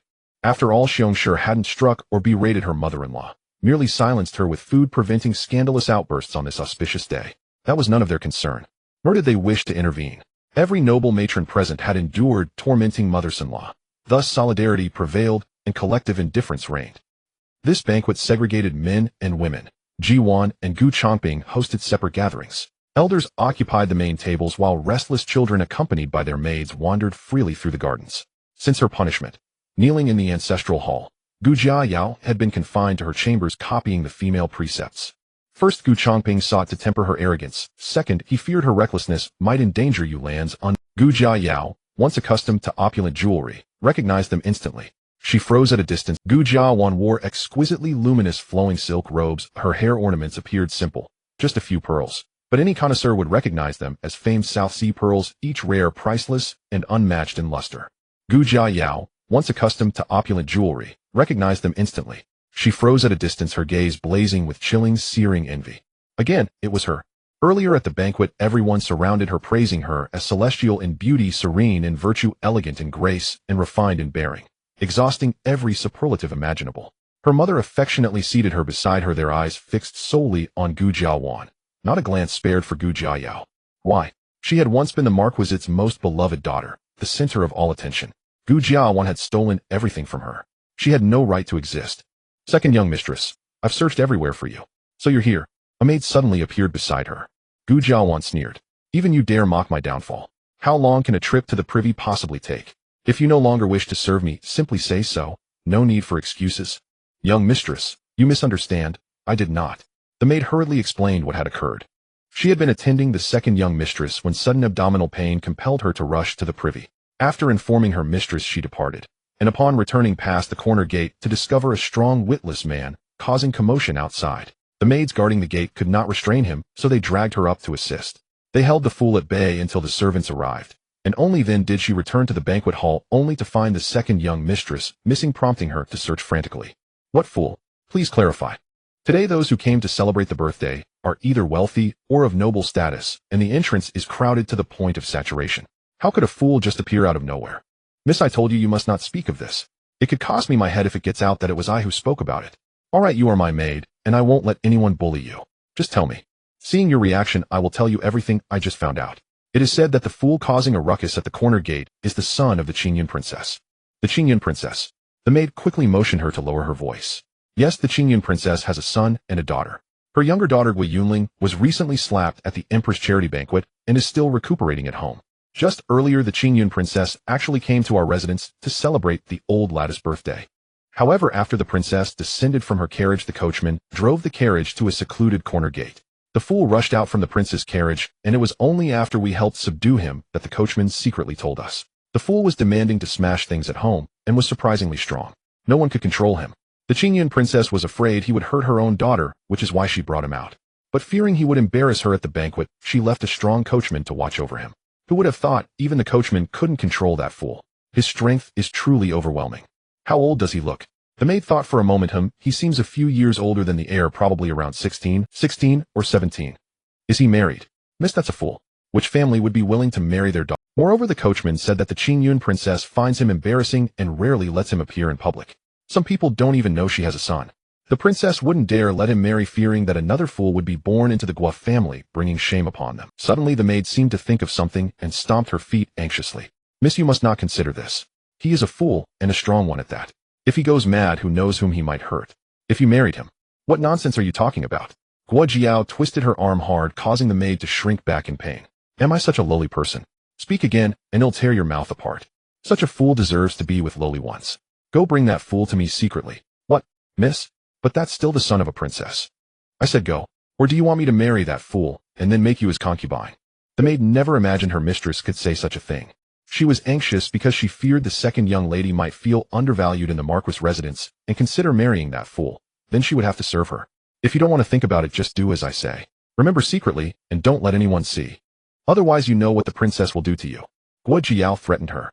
The maid looked miserable. She did not want to do it, and was afraid, but she knew her mistress would follow through. Her mistress was so cruel that even if she wouldn't personally marry to punish herself, she would still arrange for herself to be betrothed to some lowly person to humiliate her. Rather than be humiliated to death, it was better to take a gamble. What if no one discovers it? After struggling for a few seconds, she turned and headed toward the corner gate. Seeing the maid obediently follow her orders, Guo Jiao finally revealed her first smile of the day. She turned to look in the distance where Gu Jian was whispering with Yue Qing, the noble ladies around them still laughing. Laugh while you can. The happier you are now, the more miserable you will be later. Hee, fairy sister. You didn't deceive me, there really is a fairy sister. After talking for a while, Gu Jian and those noble ladies smiled until their faces grew stiff.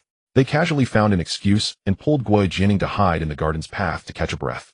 just as they rested for a short, while suddenly a burly fat man jumped out from the bushes. His skin was so pale that it glowed, and his chubby face was grinning foolishly. "Who are you?" Gu Jining was startled, and Gu Jian quickly pulled her behind herself, spreading her arms to protect her. Qingyan lay in the tree, closely observing every movement below. Upon seeing a stranger approach, she readied a stone in her fingers, prepared to throw. Gu Jian stared at the person before her for a while, then shook her head at the direction of the tree. Qingyan then withdrew the stone, but did not dare shift her gaze from her mistress. After the last time her mistress fell into the water and got sick, she didn't dare to slack off for even a moment. Otherwise, even if the princess didn't punish her, she would have to die to atone for her mistakes. Gu Jian knew that she was terrified by what had happened last time. Even though curiosity stirred within her, she dared not follow again and decided to return to consult her mother first. Guo Yunxiao, however, quickly returned, dragging a person behind him. It was Gu Jiao. Now what else could the two of them not understand? "So it was you. Why aren't you copying the admonitions for women in your own courtyard? You want to harm eldest sister again, you villain." Gu Jining struggled for a long time, but could not come up with any harsher words of reproach. Hearing the word villain, Guo Yunxiao seemed to recall something and instantly became frenzied. He rammed his head into Gu Jiao's stomach, sending her flying. As luck would have it, she landed right in the water. "Gulp, gulp, help sister, save me." Gu Jiao sank beneath the water, choking on several mouthfuls, then surfaced again. She bobbed up and down, her windpipe filling with water, her consciousness gradually fading. But driven by survival instinct, she still reached out her hand toward Gu Jian on the shore, begging for rescue. Without a second thought, Gu Jian was about to order Qingyan to save her when another unexpected turn occurred. Seeing the person struggling in the water, Guo Yunxiao belatedly realized he had made a mistake. He murmured to himself, "Chow chow chow chow, did something wrong, can't let people die." Then he plunged head first into the water. "Qingyan, go quickly. If you don't go now, both of them will die." It wasn't that Gu Jian had forgiven her. Rather, in her heart, no matter how detestable Gu Jiao was, she was still her own sister, born of the same mother. She couldn't bear to watch her die, especially now that another person had fallen into the lake. This fool was utterly senseless. They had only just met, and he had already given her one shock after another. Didn't he know that falling into water could kill a person? Qingyan executed lightness skills to descend, but before her toes even touched the lake's surface, Guo Yunxiao had already dragged the person ashore with brute strength. All three of them were dumbfounded. Isn't that the second miss of the Changping Marquis manor? How is she embracing a man and both of them are drenched? What a disgrace. Several noble ladies emerged from somewhere, pointing and gossiping about the pair. Soon more and more people gathered, all witnessing the two embracing. Guo Yunxiao finally came to his senses and pushed Gu Jiao, who was lying on top of him, away. Then he grinned foolishly at Gu Jian. He fairy sister. Gu Jiawan felt a throbbing headache. It seemed impossible for the day to remain peaceful. After the noble ladies gathered, a group of aristocratic wives soon followed. Having finished the banquet, they heard that the garden of the Changping Marquis manor, managed by Princess Mingzhu, was beautifully maintained and wished to take a look. Little did they expect to stumble upon this scene. The maidservant, hiding in the shadows, turned pale with fright. How could her young lady be embracing that fool? Wasn't she supposed to lure people over? How had she fallen into the trap herself? Heavens, am I seeing things? A noblewoman whispered to the person beside her. Princess Qingyun had not wanted to follow, but since all the others had left, and only the old marquise and a group of elderly women remained at the table, she decided to come to the garden to relax, even if she despised Ji Duan. It was still better than facing those dreadful old hags alone. If not for the Empress reprimand, she wouldn't have come this time. Hearing the crowd's chatter, she was overjoyed and sneered at Ji Duan. "Oh, so this is how you've taught your daughter? How dare you mock me? Your own daughter is far more disgraceful than our youngling. Embracing an unrelated man in broad daylight, so wanton at such a young age. Are you that desperate for a man?" Ji Duan's face darkened. She pushed past her and strode toward the center, relieved only after seeing that Gu Jian and Gu Jining were unharmed.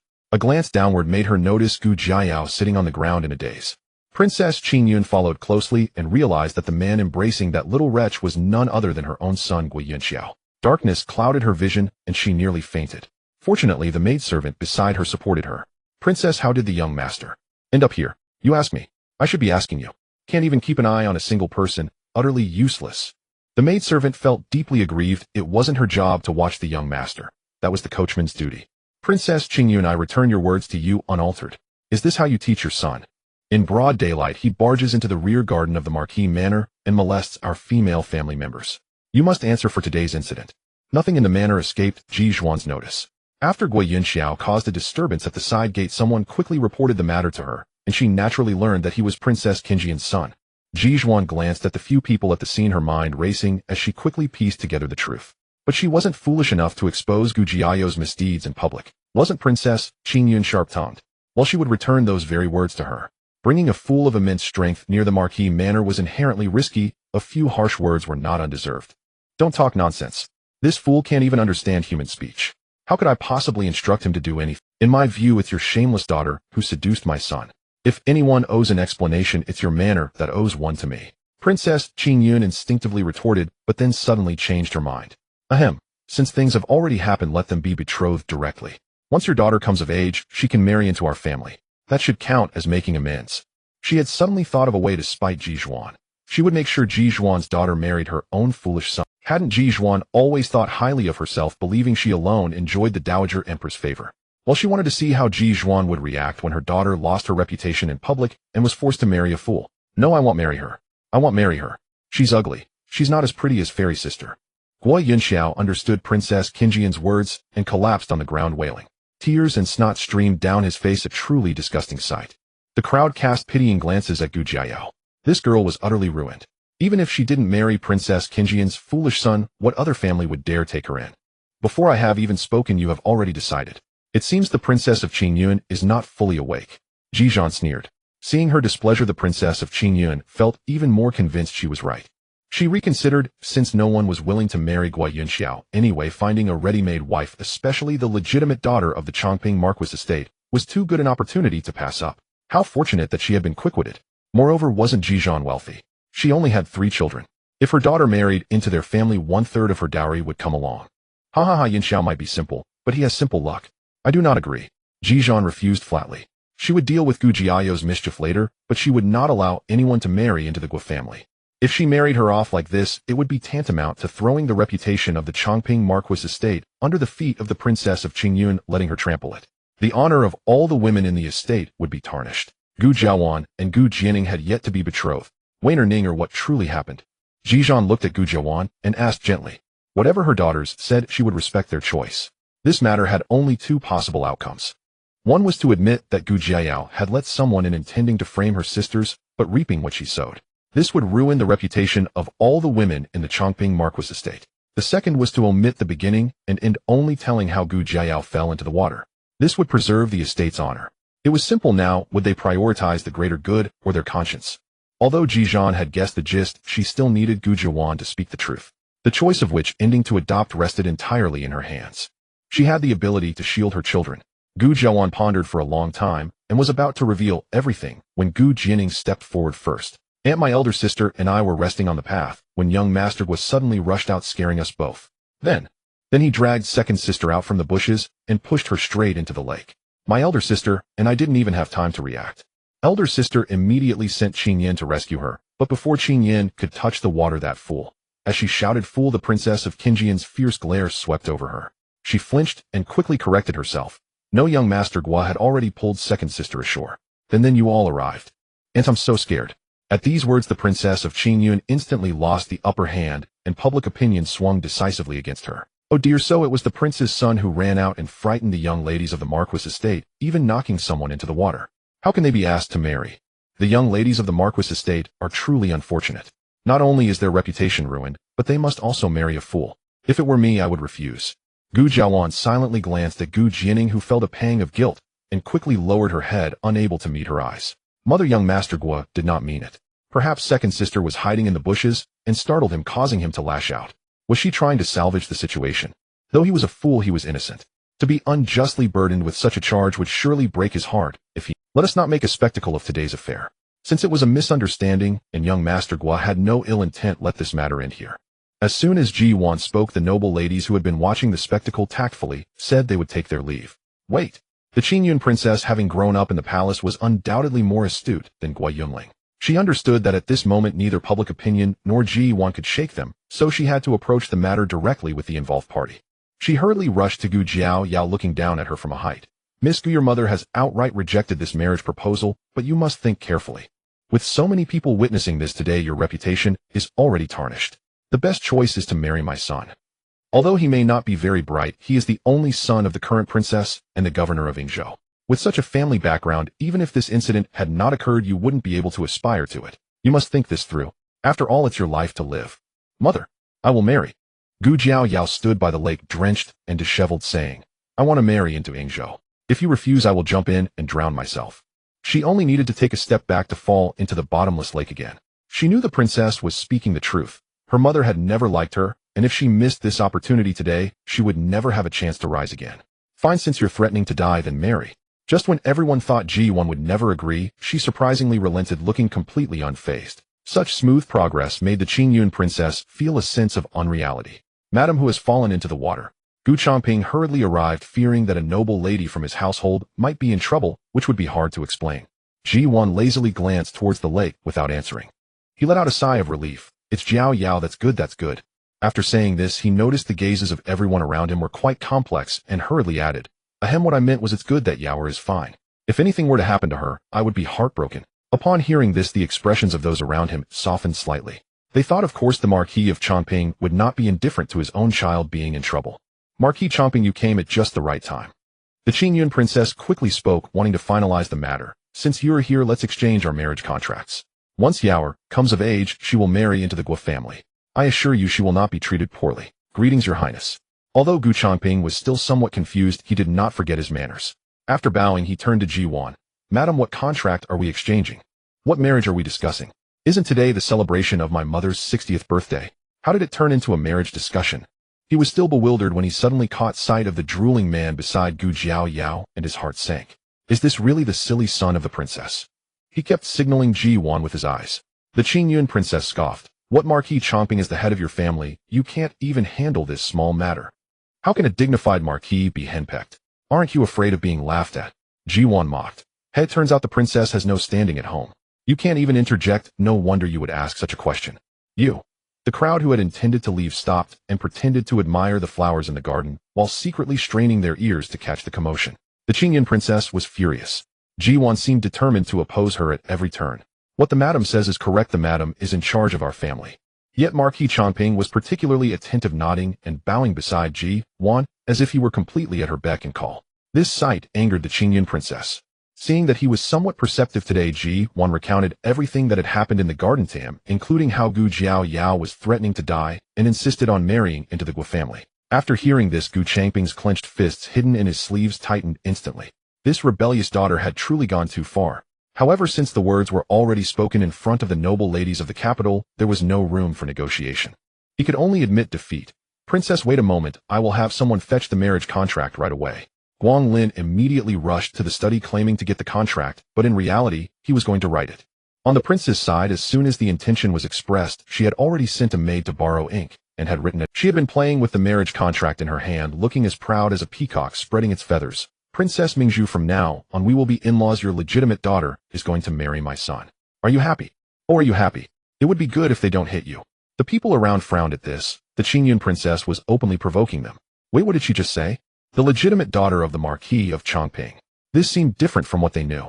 I'm afraid this will disappoint the princess. Ji Duan slowly spoke. Gu Yao is not the legitimate daughter of my Marquis house, but a concubine's daughter. This statement was like a thunderclap, instantly shattering the smile on the Qingyun prince's face. She shouted like a shrew, impossible. I clearly inquired about this. You have one son and two daughters, and those two girls are twins. How can she be a concubine's daughter? Don't try to fool me. What this princess said is the truth, and everyone can testify to it. Ji Duan spread her hands, her calm demeanor causing the Qingyun princess, previously firm resolve, to waver slightly. It seems to be true. Someone quietly chimed in. Do you remember not long ago when we first heard about this, everyone was skeptical?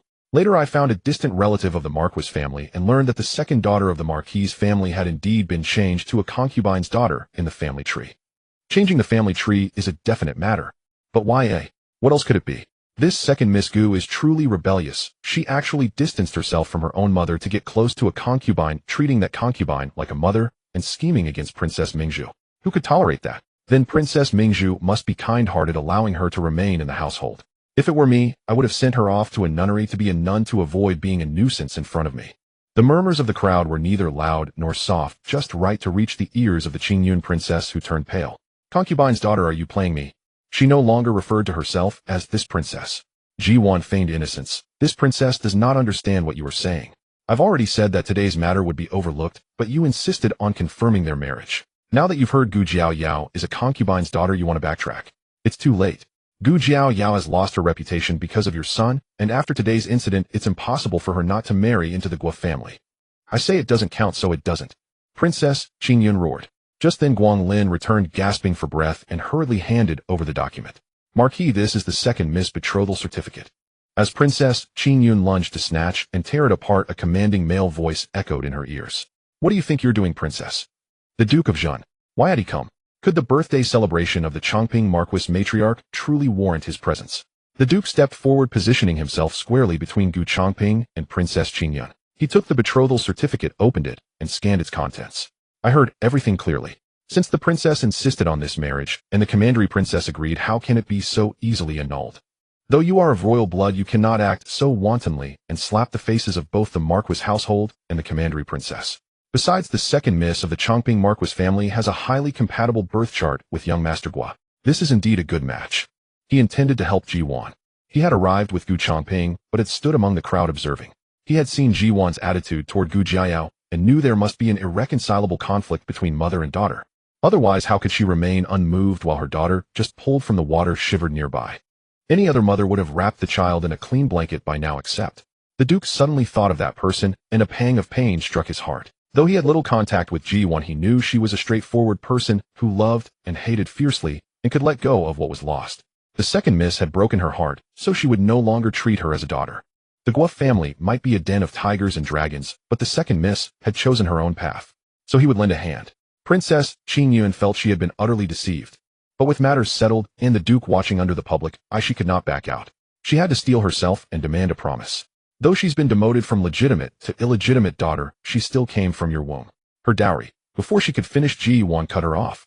The Marquis household will provide a dowry for a legitimate daughter. For anything more, the princess can negotiate with consort Yu. A snicker escaped someone. Others could no longer hold back, and a ripple of low laughter spread through the garden. Each laugh was like an invisible slap to Princess Qingyun's face. She shot Ji Duan a venomous glare, snatched the betrothal certificate from the Duke's hand, then hurled the one representing Guo Yunxiao into Gu Changping's arms and stormed off without a backward glance. Seeing her mistress leave in a huff, the old nanny could only coax Guo Yunxiao. Young master, come back with me. There's plenty of sweet candy at home. I don't want to. Guo Yunxiao pushed her away, his eyes fixed on Gu Jiuan. I want the fairy sister. I want marry that ugly monster. He was strong and prone to lashing out. The nanny hesitated to stop him, but seeing the expression of the maidservant beside the eldest miss of the Changping Marquis house, far more terrifying than her own young master, she panicked and reached out to block him. Enraged, Guo Yunxiao grabbed her by the collar and hurled her into the lake. A splash echoed. Looking over, only a large ripple remained on the water's surface. The noble ladies cried out in alarm. Someone's fallen in again. Gu Changping quickly ordered a servant to jump in and retrieve her. Amid the chaos, Gu Jiao lunged madly at Gu Jiawan, screaming, "It's all your fault. You have to snatch everything from me, don't you? If it weren't for you, I wouldn't be forced to marry an idiot." She blamed Gu Jiawan for everything and tried to push her into the water. But before she could even reach her, she was grabbed and thrown into the lake in the same manner. Ugly monster, stay away from the fairy sister. Guo Yunxiao clapped his hands, making faces at her from the shore. The scene had devolved into utter chaos.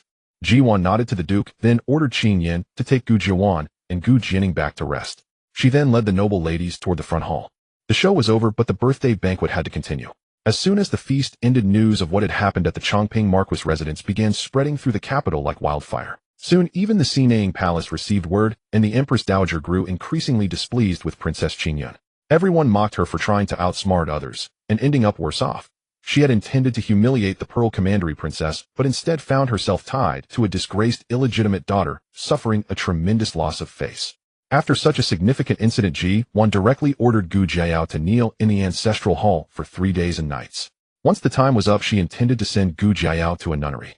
Gu Jiao is 12 years old this year, and in 3 years, when she turns 15 and reaches maturity, she will be brought back to marry Guo Yunxiao.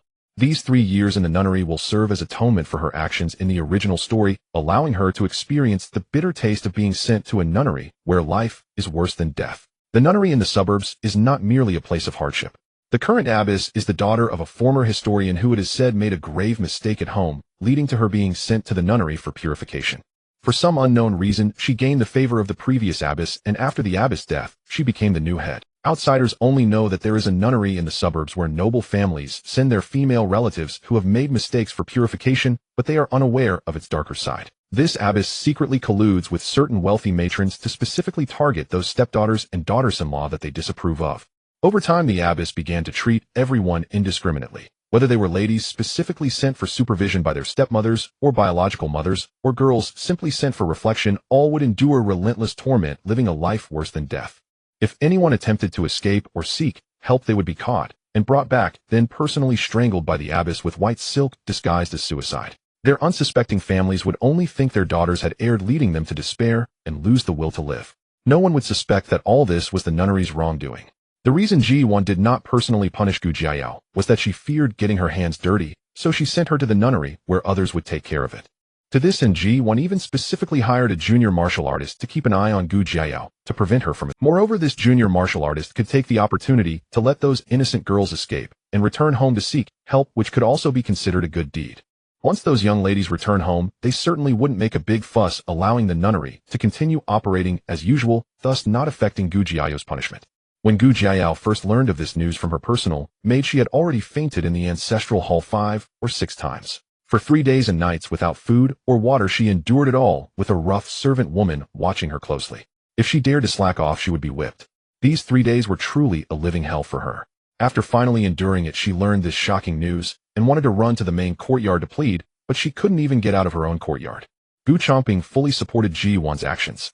He was utterly disappointed in Gu Jiao and believed that the nunnery was the best choice, as sending her away would bring peace to the household and also benefit Yue Qing's pregnancy. As for the old madam of the Ho family, she would certainly not come to her rescue. Gu Jiao had ruined her 60th birthday, causing a major embarrassment, and the old madam would be glad if she died, even feeling that sending her to the nunnery was a favor. Gu Jiao had just been released from the ancestral hall in the morning when Rui came to her courtyard in the afternoon, telling her to pack her things and leave immediately. Gu Jiao, unwilling to comply, resorted to threatening to kill herself, saying, "You go tell my mother that I won't go to the nunnery. If she insists on sending me, I will crash my head here." With that, she gathered all her strength and charged towards a thick pillar surrounded by 3 people. Unexpectedly, Rui did not intervene at all. By the time she wanted to stop, it was too late. The immense inertia prevented her from halting, and her head collided heavily with the pillar, causing her to bleed profusely and faint. When she woke up, she was already in the nunnery. She was dressed in a coarse nun's robe, lying on a hard and cold bed with her head throbbing painfully. Suddenly, an old nun in her 50s barged and slapped her twice, without saying a word, and shouted, "Get up. You lazy thing, do you think you're still in your Ho residence?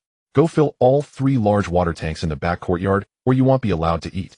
Gu Jiao attempted to resist, but 4 or 5 young nuns entered the door and held down her limbs. The old nun then pulled out a thorny whip from behind the door and approached her while waving it. Get away, I want to kill you. I want to go home." "Your Highness, this outfit has been specially designed by the Brocade Garment Pavilion, and the Jiangnan embroiderers worked for a month to create this new dress. What do you think?" In the main courtyard, Rui held a deep purple dress and came to Ji Duan asking for her opinion. Ji Duan merely glanced at it and gently shook her head. "This color is too dignified and more suitable for palace banquets. Today is just an ordinary gathering. There is no need to wear something so formal. Just take my usual colors." As soon as she finished speaking, the maidservants brought out several dresses for her to choose from. She casually pointed to a light blue dress with an outer garment in moon white featuring very simple embroidery that seemed somewhat too plain. Rui frowned. "Your Highness, this is after all a meeting with the Prime Minister's wife. Won't this be too plain?" Ji Duan allowed the maidservants to change her clothes, taking the opportunity to explain, "My dear Rui, while the Prime Minister's wife is indeed older than me, she is not some old-fashioned person. Don't forget she spoke up for me at the charity banquet. This time she's invited me to her residence for tea, which is just an ordinary gathering. If I dress too formally, it might make others uncomfortable. She won't care about those things." Speaking of which, she was quite surprised to receive the invitation yesterday. She had no particular relationship with the Prime Minister Fang Weixiu's wife, Pei, at most just the time when Pei had spoken up for her at the charity banquet. Why would Pei think to invite her to the Prime Minister's residence for tea and a chat? Moreover, the servant who delivered the invitation clearly stated that today their lady had invited her alone, which was a clear signal to discuss personal matters. Fang Weixiu is a person of the emperor, and given the current war situation in the northern border, the emperor would not move against her father. What could the Prime Minister's wife want with her? Regardless today, whether it be a dragon's lair or a tiger's den, she must go in person. The Prime Minister's mansion and the Marquis residence were not far apart, and a short carriage ride brought them there. Rui and Shuangren leaped down, first one holding up the carriage curtain, while the other set down the footstool. Ji Duan stepped down slowly from the carriage, and an elderly matron immediately approached her. This old servant Wei pays respects to the bright pearl princess. My lady specifically instructed me to wait for you at the gate. Please, princess, come inside. Ji Duan nodded to her. The prime minister's wife is far too courteous. Matron Wei was the same matron who had stood behind the prime minister's wife at the charity banquet. She could not even recognize all the wives of the officials in the capital, let alone their attendants, but Xiongshi knew.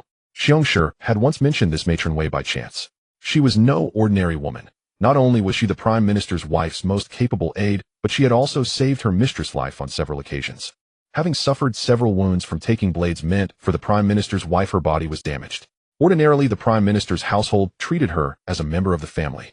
Except for important occasions when the prime minister's wife required her company, she rarely appeared. Even the prime minister's several sons treated her with great respect. Ji Duan had not expected that such a significant figure would be dispatched to receive her today. The prime minister's wife was extending an olive branch. The group followed Matron Wei through the winding corridors and finally arrived at the main hall. Hearing the sound, the prime minister's wife Pei Shi set down the fan in her hand and rose to greet her. Come quickly. I wonder if you have had your morning meal. I specifically had them prepare some clotted cream and pastries. Though they cannot match the skill of your estate chef, they are still quite good. Pei Shi smiled warmly. She had also heard that the Bright Pearl Prince's courtyard housed a chef more skilled than the imperial cooks. It was said that even the Empress Dowager and virtuous consort were full of praise for that chef's pastries. You are so thoughtful, madam. I only had a few casual bites before leaving, and now I am truly craving something. Responding to the elder's familiar tone, Ji Duan relaxed, and upon taking her seat, began to sample the pastries. Your estate's chef has remarkable skill. Ji Duan was not exaggerating. The green plum cakes in her hand were unlike the ordinary kind. They had an extra layer of freshness and chewiness that left a lingering, delightful aftertaste. Every chef had their own secret recipes, and today her palate was truly fortunate. After eating 3 pieces herself, she instinctively passed the plate to the 2 people beside her. Do try these. The green plum cakes are sweet and sour. Chef Pang has never made anything like this. The 2 before her remained motionless frantically, signaling her with their eyes. Only then did Ji Duan realize she was a guest in someone else's home. Having grown accustomed to a lazy and formal lifestyle, she was still not used to rising early. The delicious pastries had made her forgetful, and in her drowsy state, she had thought she was still at home. Madam. Ji Duan felt a flush of embarrassment. Pei Shi burst into hearty laughter. Oh, no wonder the Empress Dowager dotes on you so. You are simply adorable. When I was young, I too wished for a lovely daughter to raise, but I never had that fortune. Seeing you today, child, it feels as though I truly have a daughter of my own. There is nothing to be embarrassed about. This actually makes me happier, for it shows that in your heart, I am a kind elder, and that is why you are so at ease. Her words struck a chord. Ji Duan indeed felt that way. Everyone, please do not stand on ceremony. Quickly taste the skill of my estate's chef. This last remark was directed at Rui and the other. Pei Shi treated Matron Wei the same way, always wanting her to share in any good food. Seeing this, Matron Wei took the lead and picked a piece from the plate before Pei Shi. Delicious. This old servant has not had sweets for a long time. I never knew old Li's skill had become so refined. With Ji Duan's permission, the 2 accepted the pastries and tasted them. After eating, Rui's eyes sparkled, and even Shuangren could not help but lick the lingering flavor from her lips, clearly delighted. Pei Shi was overjoyed. She treated her subordinates with kindness and had never favored the noble ladies who looked down on servants. Ji Duan was a rare find who suited her tastes. Thank you for your affection, madam. If you have free time, please feel free to visit me at the Marquis residence. I will have Chef Pang prepare a table of his finest dishes to entertain you. Ji Duan warmly invited her, and soon turned to the matter at hand. Madam and I have had a wonderful conversation, which is a joy between us. But I wonder, since we are not well acquainted, you would not have invited me to your home alone, without reason, would you? With that, she sat upright in her chair, quietly sipping her tea, waiting for a reply. Matron Wei bowed, and withdrew, taking Rui and Shuangren with her. The conversation that followed was not for their ears. Though her mistress treated her kindly, she knew when to show discretion. Matron Wei reached out to tug at Shuangren, but the girl stood as firm as a rock. She was slightly startled, apparently not expecting such steadiness. Shuangren had not even shifted her feet an inch. Moi, what are you doing? Crumbs from the green plum cake still lingered at the corner of Shuangren's lips. She looked up at Matron Wei with a puzzled expression, her eyes holding both confusion and a hint of reluctance at being pulled away from her mistress. Miss Shuangren, the lady and the princess have some private matters to discuss. Let us wait outside.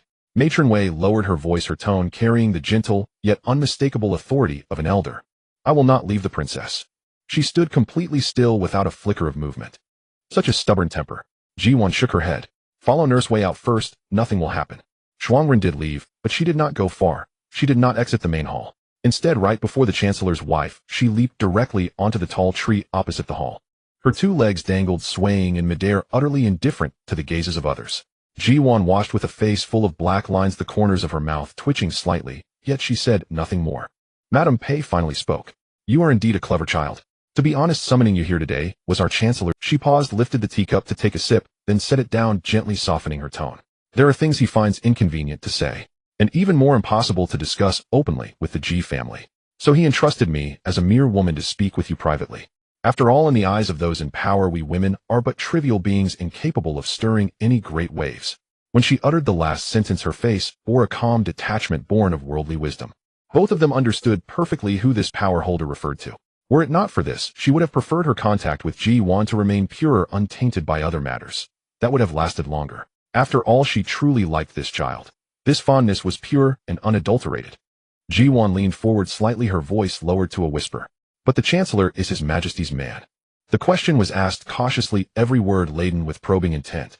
Fang Weixiao was a staunch supporter of Emperor Chong. When all of the Emperor's trusted confidants knew he harbored deep wariness toward the Ji family, and Fang Weixiao was the foremost among those confidants. For him to seek her out for a conversation, what a terrifying thought.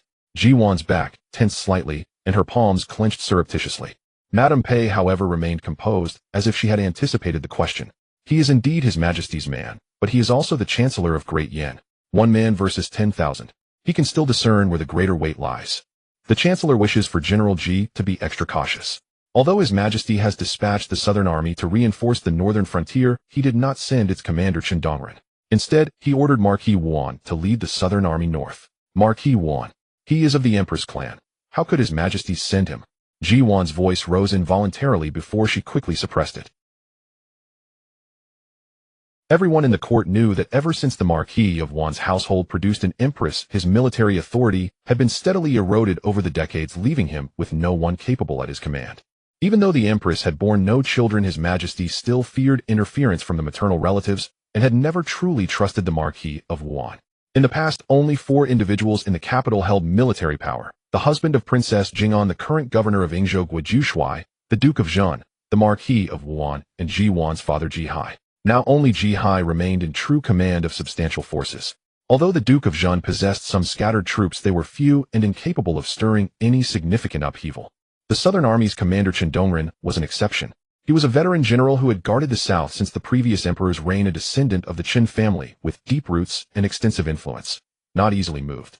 Emperor Chongwen's decision to let Marquis Wan seize Chen Dongren's authority this time was driven not only by suspicion of Chen Dongren himself, but also more crucially by the desire to use Marquis Wan to counterbalance Ji Hai. This was to prevent Ji Hai, after crushing the barbarians, from gaining the people's hearts and amassing a prestige that might eclipse the emperor himself, while still commanding a formidable army. If that happened, Emperor Chongwen would likely find no peace at night. The more Ji Duan thought about it, the colder her spine grew, a chill creeping up from the soles of her feet. From beginning to end, His Majesty had never intended to spare her father. In a few fleeting moments, countless thoughts raced through Ji Duan's mind. Had the Chancellor not sent his wife to reveal this information, allowing her father to prepare early? Once Marquis Wan led the Southern Army to the northern frontier, it would have caught her father completely off guard. At that juncture, the slightest misstep on her father's part would leave him vulnerable to restraint. With internal strife and external threats in the northern frontier, even if he did defeat the barbarians, Marquis Wan and His Majesty would then discard him like a spent donkey, eliminating her father outright. By then, not only would he lose military command, but even his life might be forfeit. The Chancellor and his lady are both individuals of great righteousness. Ji Duan took a deep breath, suppressing the surging emotions within her, rose and bowed deeply to Madame Pei. "I am immensely grateful. On behalf of my father, I thank you both." Conversation between two intelligent people was indeed this simple. Madame Pei nodded with satisfaction, a glimmer of approval in her eyes. "Like father, like daughter. You are truly worthy of being General Ji's child. Go now. I know you are eager to return and write a letter. Hurry home, but do not rush too obviously when you leave, lest others notice something." She added the caution deliberately. Ji Duan's heart had already flown away, yearning to return to her residence at once. She quickly took her leave, turned, and strode rapidly outward. Yet just as she was about to exit the main hall, she suddenly halted, turned sideways, and uttered an inexplicable remark. "Madam, no matter what the future holds, the Chancellor will remain the Chancellor." With that, she departed without looking back, her silhouette resolute and brisk. Madame Pei saw the tall tree outside sway lightly, and Shuang Ren appeared like a specter, robes fluttering as she instantly materialized at Ji Duan's side. The mistress and her 2 servants followed Nurse Wei through the winding corridor toward the main gate. At first, Madame Pei assumed Ji Duan had spoken those words, "The Chancellor will remain the Chancellor," out of gratitude, intending to praise her husband. But the look in her eyes as she left was too profound, leaving Madame Pei puzzled. Oh well, perhaps she was overthinking it. Madame Pei gently shook her head, lifted the now cold tea, and took a sip. No matter how noble that child's status was now, it was merely an empty title. What could she possibly do? Little did Madame Pei know what Ji Duan's words would truly come to signify in the days ahead. As Ji Duan just stepped out of the Prime Minister's residence before the morning court had even adjourned, the news had already reached the ears of Emperor Chongwen. He sat on the dragon throne, overlooking the ministers below his gaze, soon landing on Feng Weixiao, but quickly shifting away as he discussed the matters just mentioned by the Deputy Minister of Personnel. If it weren't for Feng Weixiao having already mentioned that the lady should get close to Mingzhu to gather information regarding Ji Hai, he would have suspected that this loyal aide was openly harboring ulterior motives. Even if she gathers information, it would be of no use. The military situation in the northern border is such that even his own informants cannot glean any intelligence. They could only discern the general movements of the army, let alone a mere woman. How could Ji Hai possibly divulge anything to her? A waste of effort. Listening to those below, they had been arguing for half an hour. Emperor Chongwen was quite irritated and directly interrupted. Enough. What kind of spectacle is this? You all sound like street vendors. Silence before me. The Deputy Minister of Personnel, his face flushed from the argument, glared at the people from the censorate before he was willing to relent. Your Majesty, it is not that I wanted to argue. I also did not expect such a scoundrel to emerge among my subordinates. That Zhao Wen has already been dismissed and investigated, and all the embezzled funds have been recovered. But the censораte's people are hounding me like dogs, and it makes me uneasy, Your Majesty. Who are you calling a dog? You dare claim ignorance when your subordinates embezzled 200,000 taels of silver. Only a fool, Emperor Chongwen. Your Majesty, cough, cough, cough. Just as the Deputy Minister of Personnel was about to plead, he found himself parched from the long argument, struggling to utter even a few more words. Like one suffering from consumption. Emperor Chongwen furrowed his brows. Dismiss the court. This matter shall be handled by Meng Jingwen, and all involved shall be severely punished according to the rules. I accept the decree. Meng Jingwen stepped forward, taking on this hot potato. After the court session, Emperor Chongwen merely wished to return to his palace for some quiet, yet the little eunuch by the Empress' side was already waiting outside. Your servant greets Your Majesty. The Empress has personally prepared lunch and requests that you come and taste it. The eunuch's voice was sharp and thin, making Emperor Chongwen feel a headache, and he couldn't just push this eunuch aside. The Marquis of Wuan hadn't gone far. It was precisely the time he needed him, and if he were to see him, who knows what thoughts would cross his mind. The Marquis of Wuan, though advanced in age, remained a capable general in military matters, experienced and well regarded by his troops. This was also the reason he had chosen him to lead the Southern Army for support. Otherwise, even with 1,000 times more courage, he would not dare to gamble with the Empire. Just hold on a little longer. The decree for the Marquis of Wuan to lead the troops will be issued tomorrow, and he will set off immediately to rendezvous with the Southern Army before heading to the northern border, serving as his eyes there. Sigh. Emperor Chongwen sighed deeply, finally saying, let us head to the feigned palace. Being an emperor was harder than being a eunuch. Your Majesty, you must be exhausted after attending court all morning. Today you adjourned later than usual. Is there some important matter? The Empress linked her arm with Emperor Chongwen's as they entered the hall. She knew he would definitely come today, so she had deliberately donned a peach-colored brocade palace dress, hoping to appear delicate. Empress. The Emperor pulled his hand away, his face darkening. It was my mistake. I only felt sorry for Your Majesty for saying something wrong. Please forgive me. The Empress, frightened, knelt on the ground, and the surrounding palace maids and eunuchs also knelt, filling the hall with silence, except for Emperor Chongwen's heavy breathing. Enough, you didn't mean it. Get up. The Empress had always acted without thinking. Emperor Chongwen was too lazy to argue with her, walking to the dining table and sitting down, waiting for her to rise on her own. On the table were 28 neatly arranged dishes, still steaming, most of which were his favorites. The Empress is very considerate. It is good if Your Majesty likes it. All of it was personally made by me early this morning. I do not mind putting in the effort, but what matters most is that after a long day's work, Your Majesty can eat well. The Empress personally served the dishes beside him, only sitting down after Emperor Chongwen spoke. Your Majesty, is the meal to your liking? Not bad. Emperor Chongwen replied blandly. The Empress, as if she hadn't heard, continued talking to herself. Your Majesty, you have not come to Feigned Palace for a long time. I am almost suffocating from it. If you feel bored, go for a stroll in the Imperial Garden. Don't think of unnecessary matters. If only I could have a child, then I would have some comfort in this palace. Cough, cough, cough. Emperor Chongwen almost choked on his soup. What does she mean? At his age, he could hardly count the grandchildren he had. Or what was the Empress trying to say? Your Majesty, you misunderstand me. The Empress' cheeks flushed as she whispered, I wish to take the Ning Wang under my name. In the past, there were no children in the palace to raise, but now that the Gui Fei is gone, the Ning Wang has lost his mother, and I happen not to have children either. Why not? Does the Ning Wang at his age still need your care? Your Majesty, I also long for a bloodline. After 100 years, there should be someone to offer incense for me. You are the empress, all the princes and princesses are your children, and many would offer incense for you. He has guarded against the empress his entire life, and he did not expect to be schemed against in his old age. Does she think he does not know what these two are planning? Who wouldn't want to vie for the position of crown prince? Emperor Chongwen snorted coldly and stood up to leave.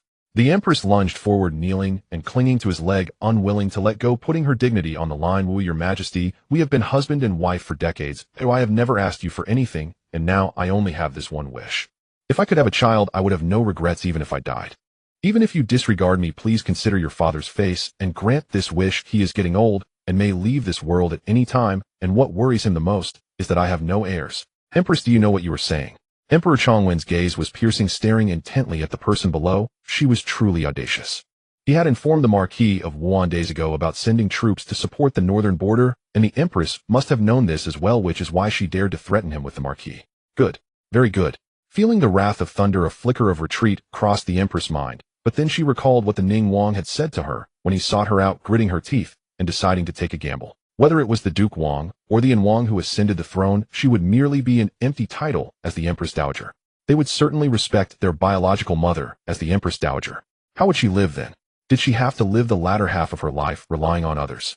But if the Ning Wang became emperor, things would be. With the Gu Fei deceased, it was she and the Marquis of Wuan who had strongly supported him. Even if he grew distant from her after ascending, it wouldn't matter. Nothing was more tangible than the power in her hands. Your Majesty, this is what I seek, and it is also what the entire Marquis of Wuan's household desires. I implore you to fulfill it for the sake of our past relationship. The Empress clung, desperately refusing to let go. Early the next morning, 2 imperial edicts were issued from the imperial study. One shook the court, and the other shook the harem. 2 utterly unforeseen events occurring on the very same day. Even in the court, the ministers fell into a sudden silence, unlike their usual clamor. The Marquis of Wuan, he was the father of the Empress. These veteran ministers had all witnessed how His Majesty had gradually stripped the Marquis of Wuan of his military power. At the time, the affair had left them sighing in lament. Yet everyone could understand. After all, since ancient times, the rise of consort clans had been a great taboo. It was only right for His Majesty to reclaim military authority from the Empress family. But who could have imagined? Decades later, His Majesty would make a decision that defied ancestral precedent. To place Prince Ning under the Empress name. Wouldn't that make him a legitimate son? With the status of a legitimate heir, he could even contend for the position of crown prince. Did His Majesty favor Prince Ning? In the Palace of Eternal Joy. Your Highness, please don't frighten your maidservant. The palace maid supporting the virtuous consort who had nearly collapsed spoke with a trembling voice. The virtuous consort said weakly, "It's nothing." Lacking all strength, she sank down to sit on the ground.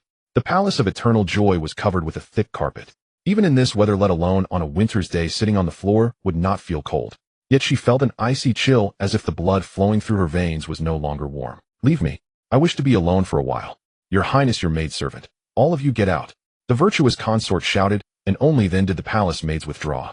As the palace gates closed, only the virtuous consort remained in the main hall. She slumped to the ground, letting out a self-mocking laugh. "Ha ha, your Majesty, after all these years, the one you truly love is still yourself." From the day she entered the palace, she had never slept a single peaceful night.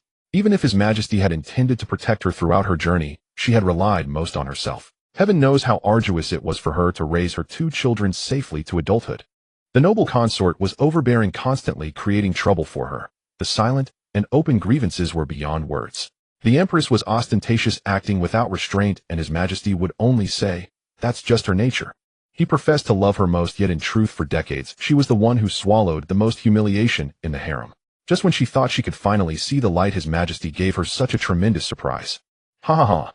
At that moment, the virtuous consort completely shed her gentle mask and burst into She lifted her eyes to gaze at the countless precious ornaments bestowed by Emperor Chongwen in the Palace of Eternal Joy. Each consoling gift represented a matter that had caused her grievance. These seemingly precious objects deeply pierced her heart. She scrambled to her feet, and like a madwoman swept everything onto the floor. Countless treasures fell, but were cushioned by the thick carpet, remaining perfectly intact, not even making a sound. It was just like herself in the harem. No matter what happened, she could only swallow her grievances and forever feign an air of serene indifference. But had anyone ever asked if she was willing? If she had a choice, she wouldn't have entered the palace either. After the morning court, Prince Duan walked out of the great hall and stood outside, gazing into the distance toward the Palace of Eternal Joy, his heart a turmoil of mixed emotions. He ached for the blow his mother had suffered today, yet felt a faint stirring of excitement. "Mother, oh mother, now you must understand your son's heartfelt intentions, must you not?" "You should. You should accept your son's earlier proposal, shouldn't you? Prince Duan knew that his mother, who seemed to neither contend nor care about anything, still harbored a sliver of hope. Now that hope has been shattered, it is good for everyone. In the northern frontier, dawn. The barbarians' war horns echoed across the wilderness, and a dark tide of cavalry had already blanketed the horizon. Leading them was Huluan Lai, the most renowned, fierce general of the barbarians.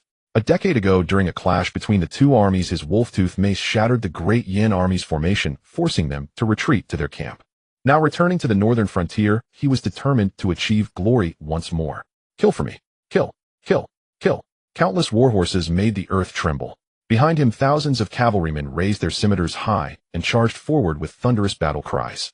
Ji, we meet again at last. Huluan Lai reined in his horse. Spotting the familiar figure before the northern army's formation from afar, he bared his teeth in a wide grin. Ha, I failed to kill you last time because you fled fast. But today, Ji couldn't be bothered with his rambling. Raising his sword, he pointed it forward, and behind him the soldiers drew their long blades in unison. His personal guards heard the resonant hum of their own blades being drawn, a sound they had never heard before. Was this the divine weapon? The chorus of swords leaving their sheaths merged into one, like a colossal beast awakening from slumber, emitting a low, rumbling growl. Huluan Lai furrowed his brow. Something was wrong. Having fought for half his life, he was accustomed to the sound of swords being drawn, and was intimately familiar with Great Yan's weaponry. But this sound was different. Its aura was too overwhelming. Mounted, he gazed ahead. Ji stood at the very front, followed by his personal guards, and then the soldiers of Great Yan. The blades in the guards' hands looked ordinary at first glance, but under the refraction of sunlight subtle differences were discernible. The swords were undoubtedly heavy, forged from extraordinary materials. Yet their movements as they drew the swords were light and effortless. The previous waves of the army had all returned in defeat. Could this be the reason? Charge! Before Huluan Lai could ponder further, the enemy had already surged forward. He spurred his horse and met them head-on. The warriors from both sides clashed like a tidal wave. 300 paces, 200 paces, 100 paces. The distance between them shrank until the barbarian cavalry was within 50 paces. Ji's arm swung down sharply. Kill! That damned Huluan Lai has slaughtered so many of our soldiers. Today let that bastard taste our might. The guards behind him charged out simultaneously, fighting shoulder to shoulder with him, crashing straight into the torrent of barbarian cavalry. Huluan Lai almost laughed out loud. Ji was getting stupider with age. This was not how you charged to your death. But the next second, his smile froze on his face. The foremost guard slashed at an opposing barbarian. The two blades collided, but there was no expected clang of metal. Instead, a crisp crack rang out. The scimitar in the barbarian's hands broke cleanly in two, as if made of paper. Utterly fragile. The blade didn't stop there, it continued through the barbarian's armor. A clean gash split the hard armor, and a mist of blood instantly sprayed forth. His own man hadn't even reacted before he was dead. With just one strike, Huluan Lai's pupils constricted sharply. A foreboding sense of dread washed over him. He seemed to understand how the previous armies had been defeated. Then more crisp snapping sounds exploded across the battlefield. Crack, crack, crack. It was the sound of scimitars breaking as dense as firecrackers during the new year. With every strike from Ji's guards, a barbarian's weapon was invariably severed in two. Scimitars broke, spears shattered, even defensive shields were cleaved in half, let alone the stray arrows shot. The barbarian cavalry, renowned for their ferocity, now seemed as fragile as paper. For every one that charged forward, one fell without even a chance to fight back. Impossible. This is impossible. Huluan Lai's face turned pale, and his hand holding the wolf-tooth mace began to tremble. Great Yin couldn't possibly have weapons like this. You must have done something. That's it. He bellowed and charged forward, swinging his mace with all his might at the nearest enemy. This strike carried his full strength. Even a 500-ton boulder would be shattered by it, let alone a man. Seeing this, Ji immediately spurred his horse forward to intercept the blow. Duanmu, yes, weapons were excellent, but one had to account for the difference in strength. If his opponent was Huluan Lai, this blow would either kill or severely injure his guard. Clang! Huluan Lai felt a tremendous force transmit from the mace's handle. His tiger's mouth instantly split, and the wolf-tooth mace flew out of his grip. He turned to look. The dense iron teeth on the mace's head had been sheared off, with the few remaining ones bent and twisted. Had the weapon that had served him for decades been destroyed like this? Yet Ji's long blade didn't even have a neck. Huluan Lai's eyes widened as he stared at Ji as if he were a monster. No good. Retreat. Everyone retreat now. Just as he realized the dire situation, an arrow whizzed past his ear, embedding itself firmly into the forehead of a barbarian cavalryman behind him. Wei Eru stood atop the city gate, his hand still holding the pose after releasing the arrow. The shock in his heart was no less than Huluan Lai's. Had he really shot that arrow just now? This distance was completely beyond the bow's range. Damn it. If had known he could hit it, he would have aimed for Huluan Lai himself. Huluan Lai. That arrow just now. He saw a comrade about to be ambushed and shot it out on a whim.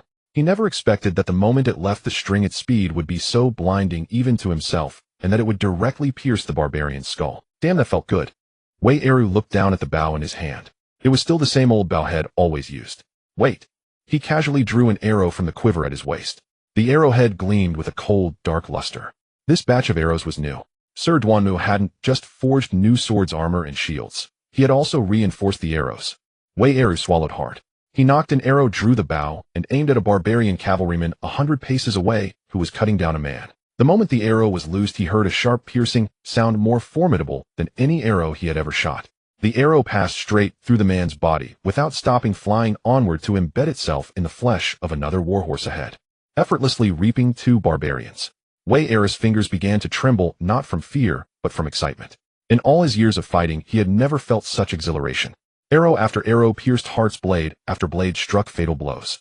The barbarians, who were usually so ferocious they made one's scalp tingle, were today no different from lambs waiting for slaughter in his eyes. What are you standing around for? Ji Hai's booming voice came from the center of the battlefield, making Wei Eru's ears ring. Shoot, damn it. Don't let a single one escape. Wei Eru grinned. He drew 3 arrows, knocked them to the string, and let them fly. 3 barbarian cavalrymen fell from their horses almost simultaneously. The archers behind him snapped out of their stupor. A rain of arrows poured down from the sky. The barbarian's leather armor was as useless as paper against the tempered arrowheads. After a volley, the ground was littered with bodies, and cries of agony rose and fell without end. Taking advantage of the chaos, Ji Hai struck with his blade, not granting Huluan Lai a single moment to catch his breath. The Pojian saber carved an arc through the air, its edge descending mercilessly toward his face. Huluan Lai reacted swiftly, jerking his body to the side, while drawing a spare curved saber from his waist to parry. A metallic clang rang out, and the curved saber shattered on impact.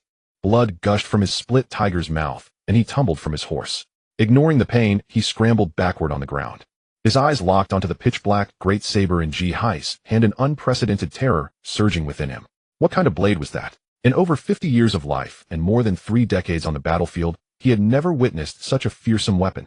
His own wolf-tooth mace had been forged by the finest blacksmith over 3 years, its head infused with meteorite iron, smashing countless enemy arms. Yet before Ji Hai's blade, it crumbled like clay. Huluan Lai. Ji Hai dismounted, advancing step by step with the saber in hand, each footfall like a hammer on Huluan Lai's heart. 10 years ago, you slaughtered countless soldiers of Great Yin. Today the debt must be repaid. Huluan Lai scrambled to his feet to flee, but Ji Hai's personal guards had already encircled him, closing in tight. He glanced around at the scene of utter devastation. Of the tens of thousands of troops he had brought, the dead and wounded lay strewn about, and the remaining were falling one by one. The very ground beneath him was soaked through with blood. The thick, cloying stench of blood was nauseating. This was nothing short of hell. Ji Hai, you cannot kill me, or the 2 kingdoms will fight to the bitter end. Huluan Lai shouted, finally tasting fear. If you slay me, the king will surely mobilize the entire tribe southward. And then, his words were cut short. Ji Hai brought his saber down in a single stroke. Huluan Lai frantically raised his broken curved saber to block, but it was utterly useless against Pojian. The blade cleaved from the crown of his head across his brow and nose all the way down, splitting the man in 2. He didn't even have time to scream before his life was extinguished. A torrent of blood burst forth, splattering Ji Hai. Though it was a scene of unspeakable gore, he felt an immense surge of satisfaction. Revenge was finally his. A sharp hiss of indrawn breath rippled through the surroundings seconds later. Though Ji Hai's personal guards wielded divine weapons, witnessing their general cleave the barbarian's foremost warrior in 2 still sent a tremor through their hearts. That was Huluan Lai, the shadow that once loomed over the northern border, now not even leaving an intact corpse. Ji Hai flicked the blood from his blade. Pojian's surface remained pristine, not a single trace of crimson clinging to it. Huluan Lai is dead. Is there any fool left to resist? Surrender now. His voice was not loud, but it detonated like a thunderclap across the battlefield. The remaining barbarian forces, already demoralized, saw their chieftain cleaved in 2 by a single stroke. The last shred of their fighting spirit dissipated into thin air. A clatter rang out as someone dropped their weapon first. Then a cascade of metallic sounds echoed across the Some fell to their knees, muttering frantically in their barbarian tongue, their foreheads pounding against the earth.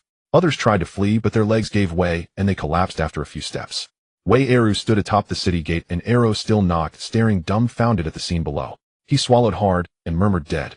That bastard is really dead. The archers beside him were equally stunned, mouths agape, unable to speak. Who could have imagined it? 10 years ago, Huluan Lai's wolf-tooth mace had driven the Great Yin army into retreat, spilling the blood of tens of thousands across the northern border, leaving not even whole bodies behind. 10 years later their general had split him in two with a single blow, not even granting him an intact corpse. The general is mighty. Wei Eru snapped back to reality, raising his bow and shouting. Instantly, all the soldiers raised their blades, their roars shaking the heavens. The general is mighty. The general is mighty. The general is mighty. The sound carried far across the wilderness, startling flocks of birds from the distant woodlands into flight. Ji Hai sat astride his horse, still splattered with Huluan Lai's blood, his gaze calmly sweeping over the blood-soaked land. He then looked down at Pojian in his hand. The blade gleamed with a steady dark luster under the sunlight, not a single drop of blood clinging to it. Pojian, he murmured, a faint smile curling at the corner of his mouth. Today it has truly broken the formation. Marquis Guan had just arrived at Yingzhou with the Southern Army, not yet catching his breath, when he summoned Governor Gu directly. Governor Gu, you are well aware of the purpose of my visit. I intend to station half of my troops within the city to secure full control of Yingzhou. When Ji Hai's last ounce of usefulness has been wrung dry in the final battle, we will seal the city gates tight and leave him and his personal guards to die outside the walls. To integrate, one must pass through the gates of Yingzhou. Beyond the city, save for a few border villages, lies the domain of the barbarians. Ji Hai and his men would be doomed. Governor Gu listened, a troubled expression crossing his face. Marquis Guan frowned. What is it? Governor Gu sighed. Your Grace, Ji Hai. He has already sent 20,000 troops into the city to garrison it. What? Marquis Guan was stunned. 20,000. When did this happen? A month ago, Governor Gu said. He sent a military order overnight, and I dared not refuse. Marquis Guan's face turned ashen. Just as he was about to speak, a thunderous cheer erupted from the direction of the city gates. What was happening? He strode quickly to the high wall of the prefectural office and looked down. The common folk were thronging the streets, shouting with joy. Governor Gu's subordinate ran up to report. Sir General Ji has slain Huluan Lai outside the city, routed the barbarian elite, and captured 10,000 of their troops. The people are celebrating. Marquis Guan was dumbstruck. Governor Gu's eyes went wide. Huluan Lai. He actually killed Huluan. Marquis Guan said nothing, staring blankly at the jubilant crowd. Ji Hai had the people's deep support. This mission was far from ordinary. He could only succeed. If he failed, and the people of the northern border learned the truth, they would devour him, bones and all. His tactless adjutant sidled up. Your Grace, why don't we drive out Ji Hai's men and keep only our troops in the city? This fool. Go ahead and try. Marquis Guan snapped. His men are already inside. Given the current situation, do you think we'd come out on top if we used force? Idiot. They had to stay, but Ji Hai's men could not be expelled. The adjutant dared not utter another word. Seeing this, Governor Gu quickly tried to soothe the situation. Your Grace, lodgings have been prepared. You must be weary from your journey. Perhaps you should rest first, and then make your plans. There is plenty of room in the city. After you have rested, you can select suitable places to station some of the Southern Army. Thank you, Governor Gu. Your arrangements are most thoughtful. Marquis Guan exchanged a few pleasantries before following the guide away. All the way he pondered one thing. Ji Hai's troops had always been stationed at the northern border camp outside Yingzhou. Why had they suddenly entered the city, and precisely when the emperor had dispatched him here? Could he have sensed something? Impossible. Even the court ministers only learned of it on the morning of his departure. The moment the imperial edict was issued, he and his men set off. Ji Hai was far away in the north. How could he have known? Was it mere coincidence? Outside the window, the cheers of the people continued unabated. Marquis Guan tapped his fingers lightly on the table, his heart seething with irritation. Ji Hai, I can't touch you for now, that's true. But an army must eat. When the time comes, they'll cut off your supplies and see how you and your personal guard survive. Early in the morning, Gu Changping arrived at the main courtyard, clutching a letter and clamoring to be let in. Ji Yuan, irritated by the noise, eventually allowed him entry. When Gu Changping entered, she was lounging on a daybed, peeling a tangerine. She didn't even lift her eyes, continuing her task as if he weren't there. Madam, Gu Changping called out. No response. Madam, I have something to tell you. Still no answer. She peeled the tangerines slowly, placing each segment on a plate with deliberate care. Gu Changping took a deep breath, walked over, and placed the letter on the table before her. A letter has arrived from Taizhou from your aunt. Only then did Ji Yuan glance at the letter, then at him. What does it say? Alas, my aunt is truly putting me in a difficult position. Gu Changping sat opposite her, his hands fidgeting. She writes that Minji is gravely ill. All the physicians in Taizhou have been consulted, but none could cure her. She wants me to invite an imperial physician from the capital. As I say, summoning a physician to the mansion is simple enough, but asking one to go to Taizhou is impossible. Those physicians treat the emperor and empress. If I were to make such a request. Who am I? Ji Yuan finished reading the letter, folded it, and placed it on the table. Finally she spoke. What do you plan to do? I haven't replied yet. Gu Changping leaned forward, looking at her pleadingly. I wanted to ask you first, madam. What should I do? If you find it troublesome yourself, and want me the princess to do your bidding, dream on. Don't even think about it. Ji Yuan sneered. She saw right through his intentions. Gu Changping caught out, opened his mouth to defend himself, but after seeing Ji Yuan's expression, he swallowed his words. The room fell silent for a moment. Ahem, well, he'll be going then. Gu Changping stood to leave. The oppressive silence was unbearable. He dared not stay any longer for fear of being beaten. Stop! Gu Changping's shoulders trembled. Ji Yuan, still reclining on the daybed, spoke slowly. The letter says Minzi's condition worsens daily. She coughs blood every day, and a few days ago, she couldn't even eat. Any further delay, and she'll die. I know it can't be delayed, but I'm at my wit's end. Gu Changping's voice faded. I will go myself. Gu Changping's eyes widened. And madam, what did you say? Are you deaf? I said I will go to Taizhou myself. No need to invite an imperial physician. Ji Yuan repeated, suppressing her temper. What good will you do? Gu Changping blurted out. Ji Yuan gave him a look, neither cold nor warm. But Gu Changping inexplicably felt a chill on the back of his neck, and quickly swallowed the rest of his words. I mean, Taizhou is so far I wouldn't dare trouble you, madam. That's all. If his mother-in-law found out, he'd be bettered in for months again. Absolutely not. Enough, no more nonsense. I, the princess, have decided to go. With fooling around, Minzi's illness is no problem. You reply to aunt saying a physician will come to treat Minji. Having said that, she ignored Gu Changping's reaction and had Shuangren drive him out. Upon hearing they were going to Taizhou, Rui immediately began packing without a word. It depends. We can do some sightseeing after we finish the important business. Ji Yuan smiled at her. Great. Then I'll bring more warm clothes. It depends. We can do some sightseeing after we finish the important business. Ji Yuan smiled at her. Great. Then I'll bring more warm clothes. The weather might change on the road. Rui was overjoyed and stuffed 2 more padded jackets into the trunk. As they packed, hurried footsteps sounded in the courtyard. Growing closer, Gu Jiawan ran in. She was wearing a water blue flowing dress today, her hair slightly disheveled from running. Clearly she had come straight from school, without even returning to her own room. Mother, are you going out? She looked at Ji Yuan with confusion. Ji Yuan teased her. Who told you that? I didn't know myself. Aunt Rui is packing the trunk. I saw it as soon as I came in. Gu Jiawan said confidently, then sidled up, grabbing Ji Yuan's arm. Mother, where are you going? Can you take me? Taizhou. Gu Jiawan's eyes lit up. Taizhou, that's where grandaunt lives. Yes, we're going to your grandaunt. I want to go too. Mother, take me with you. Ji Yuan looked down at her, her expression serious. What about your studies? No nonsense. You can go wherever you want during your break. For now, focus on your schooling. Seeing her mother unmoved, Gu Jiawan resorted to all-out cajolery. She let go of Ji Yuan's arm, wrapped her arms around her waist, rested her chin on her, and looked up with pitiful eyes. Mother, please take me, okay? Grandaunt hasn't visited in a long time. I miss her. Ji Yuan lowered her eyelids, not answering. This trip isn't for fun, and she has more important matters. Before, when no one at home took care of me, grandaunt would always bring me lots of things whenever she came. Gu Jiawan's voice softened, no longer as boisterous. She bought me clothes and jewelry, and brought me delicious food. When I couldn't sleep at night, she would hold me and pat my back to soothe me to sleep. Ji Yuan looked down at the little head in her arms, saying nothing. Besides, my brother grandaunt was the kindest to me. Gu Jiawan rarely mentioned the past in front of her. This time she unexpectedly used past events to evoke. Ji Yuan's heart ached. She explained patiently. I know she was good to you, which is why I'm willing to make the trip to Taizhou. Your grandaunt's daughter is ill, very ill. She's seen all the doctors in Taizhou, but none could cure her. That's why I plan to take Fulling to help treat her. This isn't a pleasure trip. In the original story, after Jia's death, Gu Qingyu traveled thousands of miles from Taizhou to pay his respects, truly grieving for her. Later, when he heard Gu Jiawan was sent to a nunnery, he angrily wrote to Gu Changping and made another trip himself, intending to take Gu Jiawan under his care.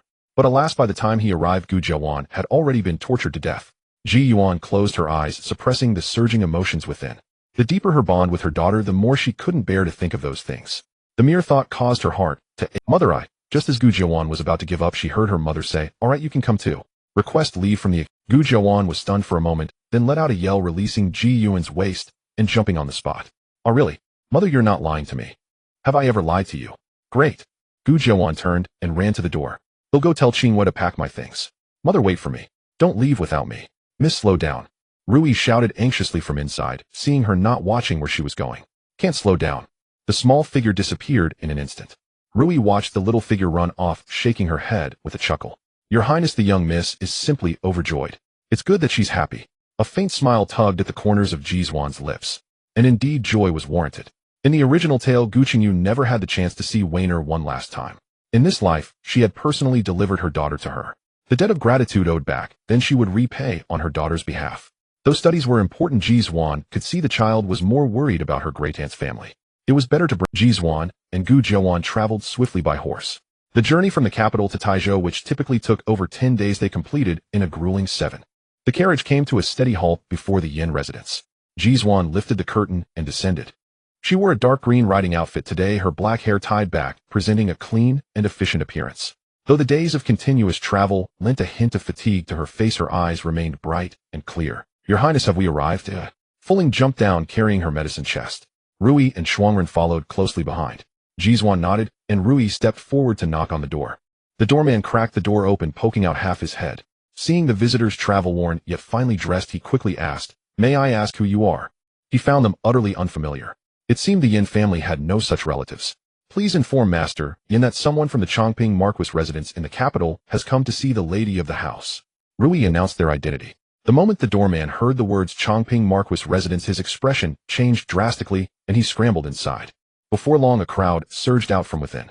At the lead was a woman in her 50s, well-preserved, her eyes slightly reddened, as if she had wept many times in recent days. Behind her followed a middle-aged man in his early 50s, somewhat stout, his face etched with worry. This was Gu Changping's biological aunt, the younger sister of the late Marquis. Years ago, she had engaged in a secret relationship with Yin Daizhuang, a spice merchant from Taizhou. When they were discovered, the late Marquis flew into a rage, smashing everything in her room and vowing to beat Yin Daizhuang to death. She had threatened suicide, forcing the old Marquis to consent to their union. But the old Marquis' heart was broken, and from that day on he acted as if he had no daughter, forbidding her from ever returning to the Marquis residence. It wasn't until the late Marquis inherited the title that he decreed his beloved sister should visit home more often so the family could reunite. After the late Marquis passed away and Gu Changping became the Marquis, Gu Qingyu never got along with the Dowager Marquise. Apart from the annual death anniversary of the late Marquis, she seldom returned to the capital. In recent years, due to Yan Minzi's illness, she couldn't even spare the time to return for the late Marquis memorial rites, having to conduct them at home instead. Gu Qingyu hurried forward, her gaze anxiously searching behind Ji Duan. She looked at the carriage, then peered down the alley. When she confirmed no imperial physician had come, her face gradually dimmed. "Zuan." Her voice trembled. "Did Changping not send a physician with you? Didn't he say in his letter?" Ji Duan shook her head. "Imperial physicians require the emperor's approval to leave the capital. However, I have brought a special healer this time." Gu Qingyu forced a faint smile, but her eyes reddened. "I am already immensely grateful that you made the trip yourself. I know it was wishful thinking to ask for an imperial physician in Taizhou, but Minji is fading. As her mother, I had to try everything." Yin Daizhuang sighed beside her, supporting his wife's arm. "The Marquise has had a long journey. Please come inside." Ji Duan stepped forward and spoke solemnly. "Aunt, though I couldn't bring an imperial physician, I have brought an exceptionally skilled healer. Her medical expertise will not disappoint you." With that, Fuling stepped forward, clutching her medicine chest, her face youthful, appearing to be no more than 16 or 17. Gu Qingyu looked her over, exchanged a glance with Yin Daizhuang, and both fell silent. While there was no harm in trying, any treatment was better than none. Gu Qingyu quickly ushered them into the residence. Just then the carriage curtain was suddenly lifted a crack. Gu Jiawan poked her head out, rubbing her sleepy eyes. "Mother, why has the carriage stopped?" She jumped down her steps, still unsteady. The entire journey had been a rush. Though not as bumpy as riding a horse, the days of continuous travel had taken a toll on her. Gu Qingyu turned back, startled at first, then a wide smile bloomed across her face. A smile carrying surprise and delight. "Wainer." She rushed over and embraced the girl, her gestures brimming with affection. "Why have you come along, little one? The last time I saw you, you were just a tiny thing. You've grown so much." Holding Gu Jiawan, she was both overjoyed and puzzled. Hadn't Azuan always disliked Wainer? Why had she agreed to bring her? Gu Jiawan giggled, wrapping her arms warmly around Gu Qingji's waist. "Great Aunt, I missed you. And Mother said my aunt is ill. I wanted to come see her. Great Aunt Fuling is amazing. With her here, my aunt will surely get better. Good girl, your great aunt hasn't doted on you for nothing." Gu Qingji's nose stung as she held back tears. She reached out to smooth Gu Jiawan's wind-tousled hair. "The last time I saw you was years ago. Your great aunt has missed you terribly, Wainer." Gu Jiawan acted coy. "Then I'll stay for a few more days. Don't get tired of me." Gu Qingyu feigned anger. "Who would dare get tired of you? You could stay until next year, and I wouldn't mind as long as your mother is willing." Mother probably wouldn't be willing." Gu Jiawan pondered this very seriously. The sight made Gu Qingyu burst into hearty, clear laughter. Yin Daizhuang, watching from the side, couldn't help but show a relieved smile. Since Minji had fallen ill, it had been a long time since he had seen his wife laugh so joyfully. Ji Duan watched from the side with a smile and chimed in, "I originally forbade her from coming, but this child insisted on tagging along. I simply couldn't refuse, so I brought her." Seeing the good relationship between mother and daughter, Gu Qingyu was deeply gratified. She tapped Gu Jiawan's head with her finger. "Then you must be very grateful to your mother for being so generous. Come, let's go in and see your aunt first. She's been thinking of you too, saying she misses you. It's a pity her health won't allow her to travel to the capital to see you." Yan Minji was recuperating at home. Worried that the Zhang family wouldn't care for her properly, Gu Qingyu had brought her. Yan Minji was Gu Qingji's only daughter. The late Marquis, pitying his sister for marrying a merchant, didn't want her descendants to also marry into merchant families and remain without prospects. Thus he arranged a good match for Yin Mingji. The prospective groom was the second legitimate son of the Jinzhou prefect. Though the Yin family were merchants, they were wealthy. Moreover, Yin Mingji herself was intelligent, virtuous, and talented. The match was quickly settled. Gu Qingyu was also overjoyed. In her youth, she had imprudently pledged herself to Yin Dezhuang, and though she harbored no regrets, even in old age, she alone knew the hardships she had endured in her descent from a noble lady of a marquis household to the wife of a merchant. Scholars, farmers, artisans, and merchants. Merchants had always been considered the lowest class. Even though she was once the daughter of a marquis, as time passed, others no longer held her in high regard. She did not wish for her daughter to follow in her footsteps. Yet the old marchioness was displeased. She felt that Gu Yufan had not yet been betrothed, yet the old marquis had arranged such an excellent match for the daughter of an outcast. Rage festered in her heart. Thus she deliberately approached the prefect's wife when she returned to the capital to visit her family, constantly whispering slander about Yin Mingji. At first the other party remained unmoved. But later she claimed that Yin Mingji had been doing business with Yin Dezhuang in Taizhou, always showing her face in public, ruining her reputation. If she were taken as a wife, she would surely become a laughingstock. The prefect's wife made inquiries and learned that Yin Mingji had indeed followed her father in business since childhood. Coupled with the disparaging words the old marchioness had whispered in her ear, after much deliberation, she insisted on annulling the engagement.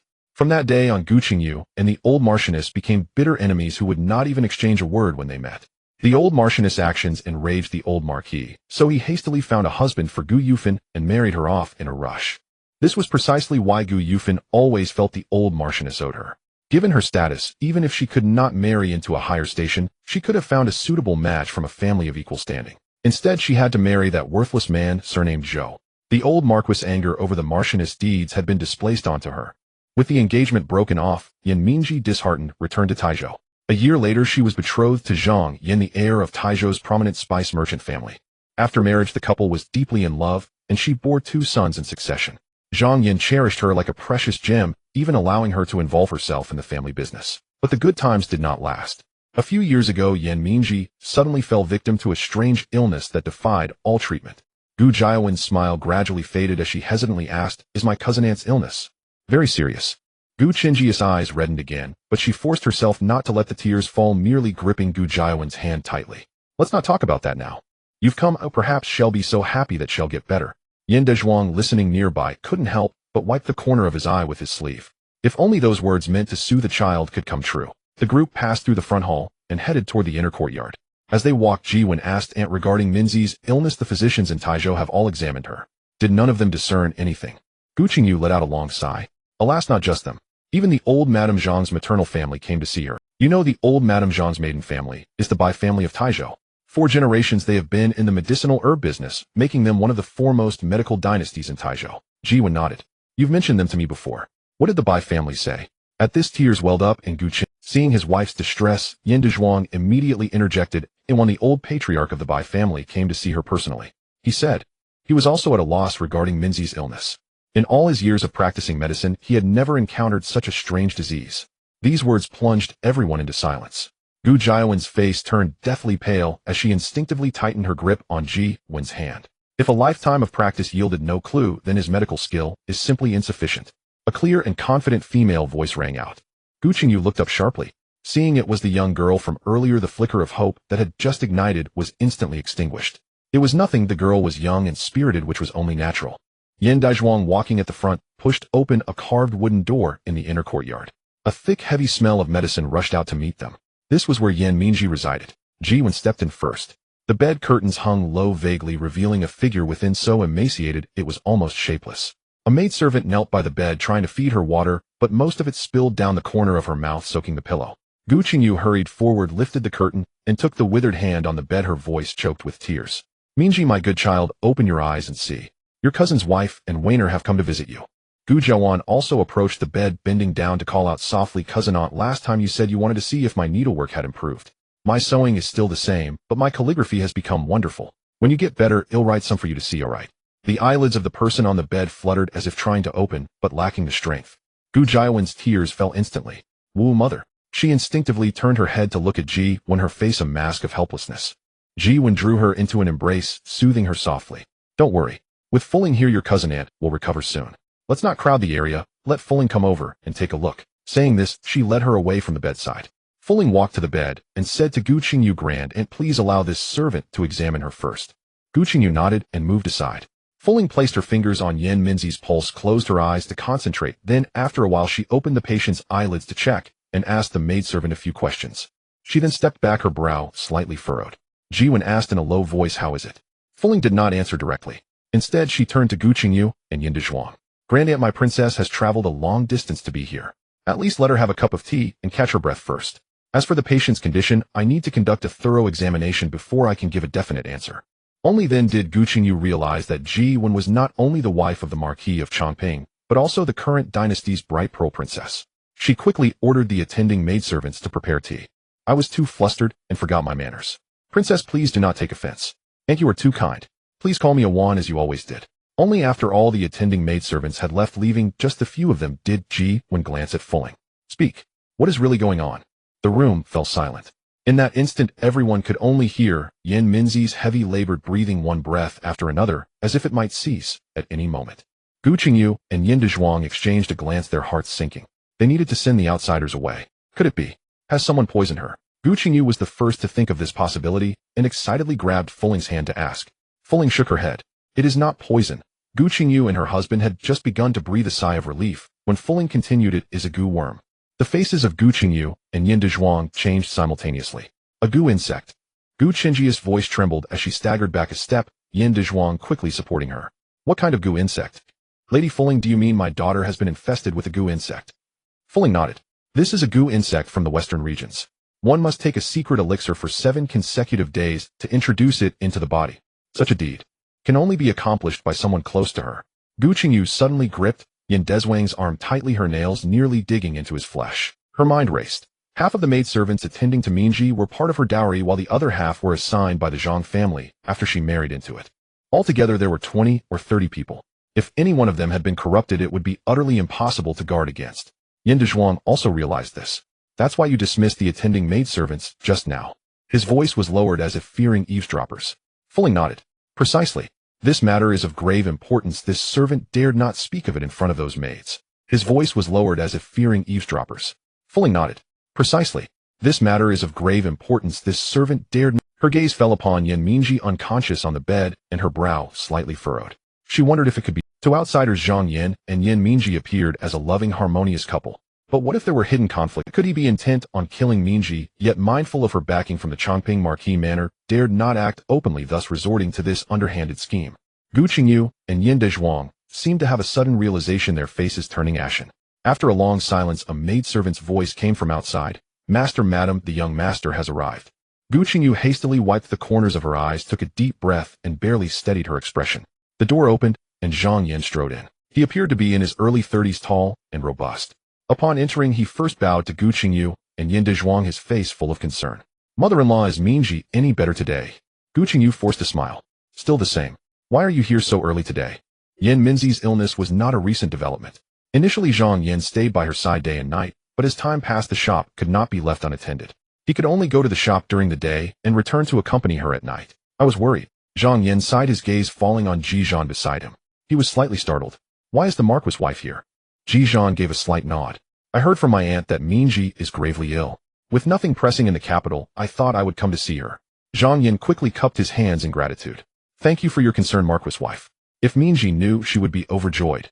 He turned his head to look at the figure on the bed, walked over, and called out gently, "Minji, your cousin-in-law has come to see you. Won't you open your eyes and look?" There was no response from the bed. Zhang Yan merely smiled undeterred. Just then, a maidservant entered carrying a tray with freshly brewed tea and a bowl of bird's nest soup for Ji Duan and Gu Jiwan, along with a bowl of freshly decocted medicine.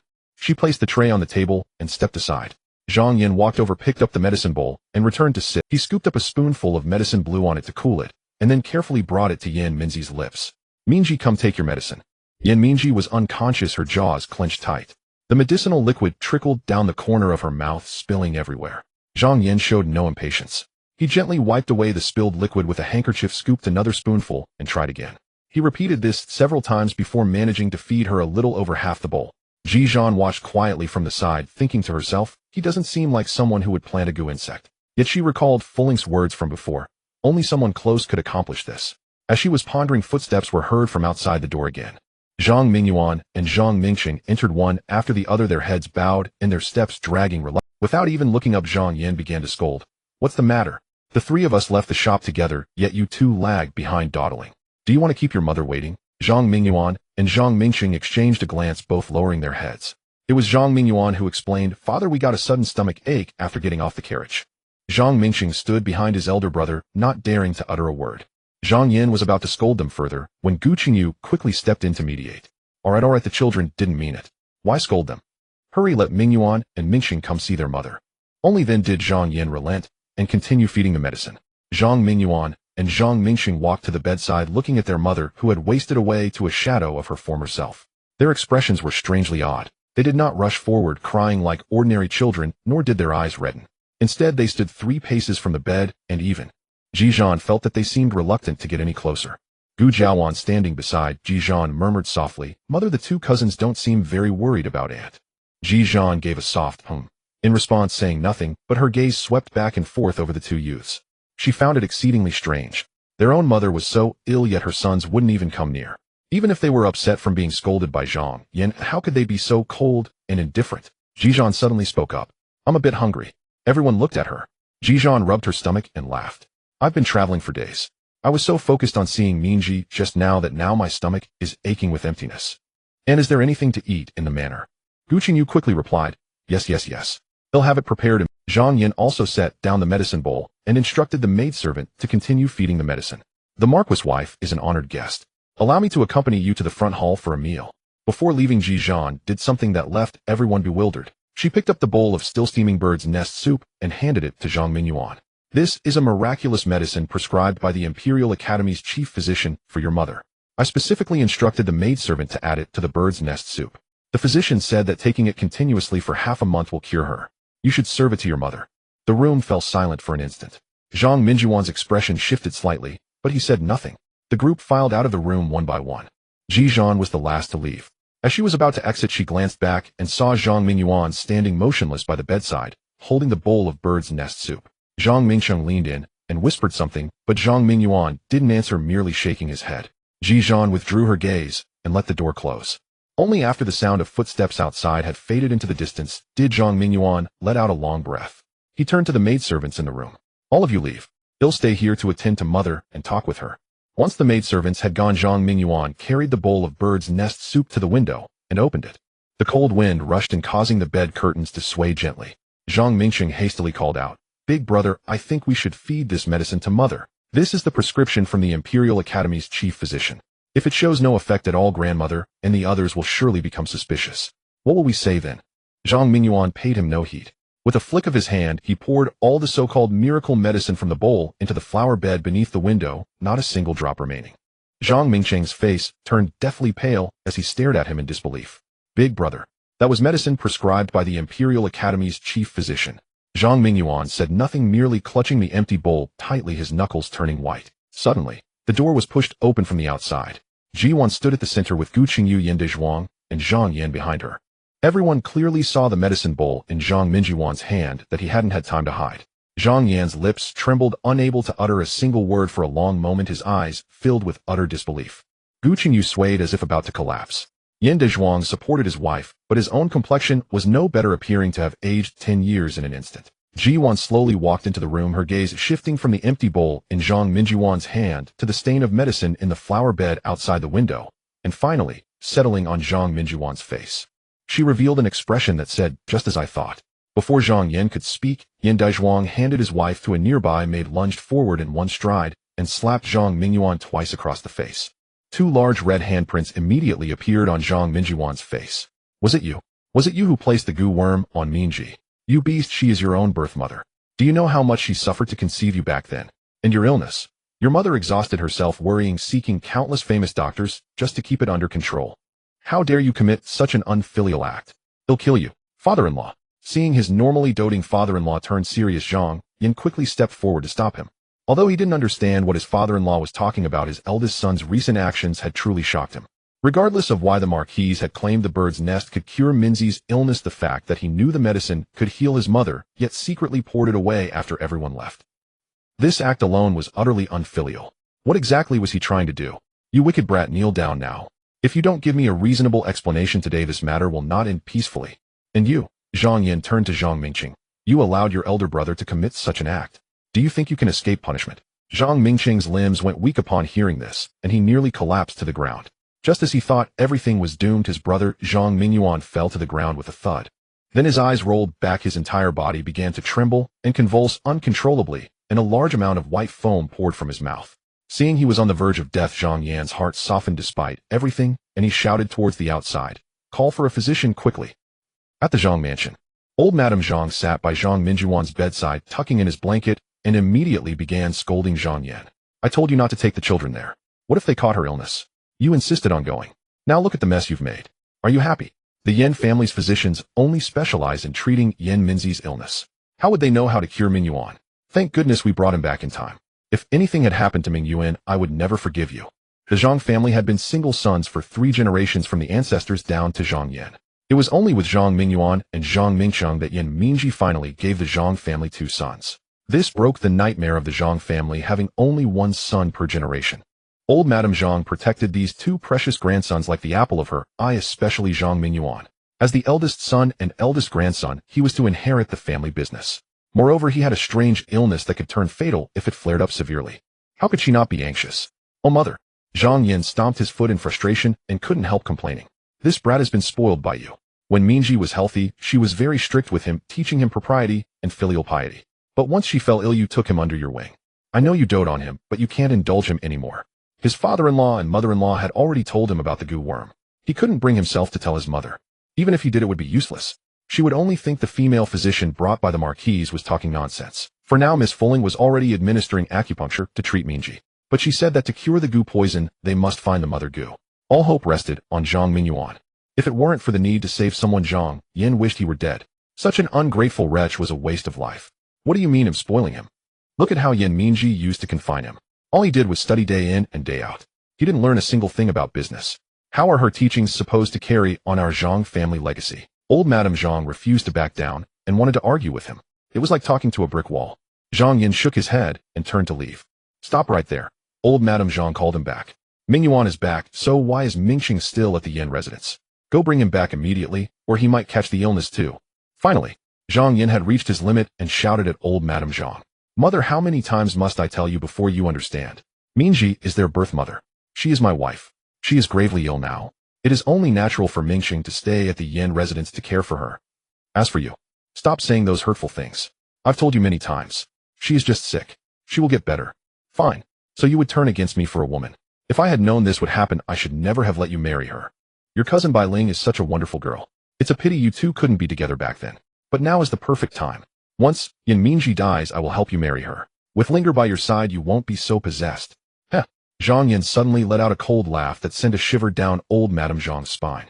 "If I had married cousin back then, I would have been widowed by her by now." With that, he slammed the door shut and left heavily. Old Madame Zhang was left speechless with rage. This wretch was deliberately trying to anger her. Bai Ling's husband had died 5 years ago, and she had returned to the Bai family, never remarrying. He had always been quite friendly with this cousin. Yet today, just to spite her, he said such nasty things. Villain. A complete villain. After leaving Zhang Mingyuan's courtyard, Zhang Yin did not rush to the Yin residence. Instead, he returned to the main courtyard. Soon his personal attendant ran in from outside. "Master, while old madam was at the eldest young master's place, I quietly slipped into her courtyard to search. I looked under the bed and the cabinets, even in the storeroom with her dowry. I found nothing unusual." "I see. You may go." Zhang Yin felt all the strength drain from his body. After learning about the Gu worm, he hadn't missed a single possibility. After carrying Zhang Mingyuan back to the courtyard, he made a big show of sending for his mother.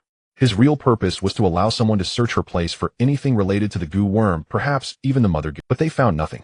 He wondered if there had been any progress at the Yin residence. Did Zhang Mingqing know anything? If not, they would just have to wait for Zhang Mingyuan to wake up. The night wind caused the candle flames in the lanterns to flicker wildly. Bai Ling pulled her cloak tighter, but her pace did not slow. Carrying a small lantern, she hurried through the corridor, her heart and mind filled with anxiety. The lights in Zhang Mingyuan's courtyard were still on. From a distance, she could see the shadows of maids moving back and forth on the paper window. A young maid on guard duty saw her and was about to announce her arrival, but Bai Ling raised a finger to her lips and gently shook her head. She lifted her skirt and stepped over the threshold. Old Madame Zhang sat before the bed, her back slightly hunched. One hand held Zhang Mingyuan's wrist, which was exposed outside the blanket, while the other propped up her forehead. She was exhausted but stubbornly refused to close her eyes.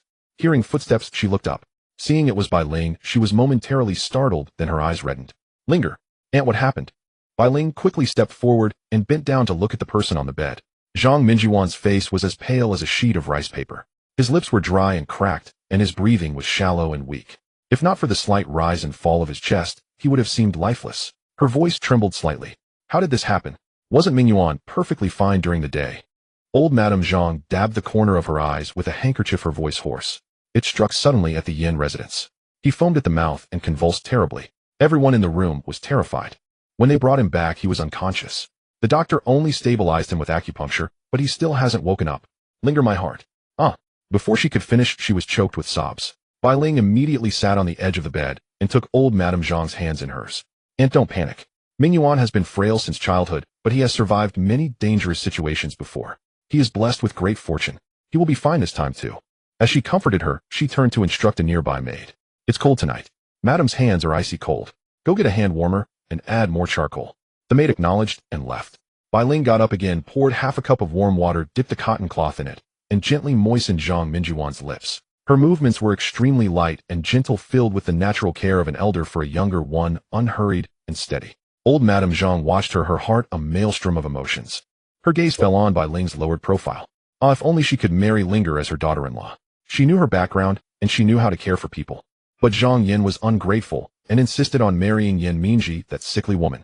Over the years, Yan Mingji had indeed given the Zhang family 2 grandsons, breaking the curse of single sons for 3 generations. But her own health deteriorated day by day, and now she was bedridden, unable to even leave the house. She was clearly an ill-mannered person. Not only did she drive a wedge between her son and his mother, but today she also brought calamity upon Mingyuan, making him so ill he was unconscious. The more old Madame Zhang thought about it, the more furious she became. She clutched Bai Ling's hand tightly and mumbled involuntarily, "If only Yinner had married you back, then the family wouldn't have come to this." Bai Ling's cheeks flushed a delicate pink in the candlelight. "And why bring up such old stories again? Everything I say comes from the bottom of my heart."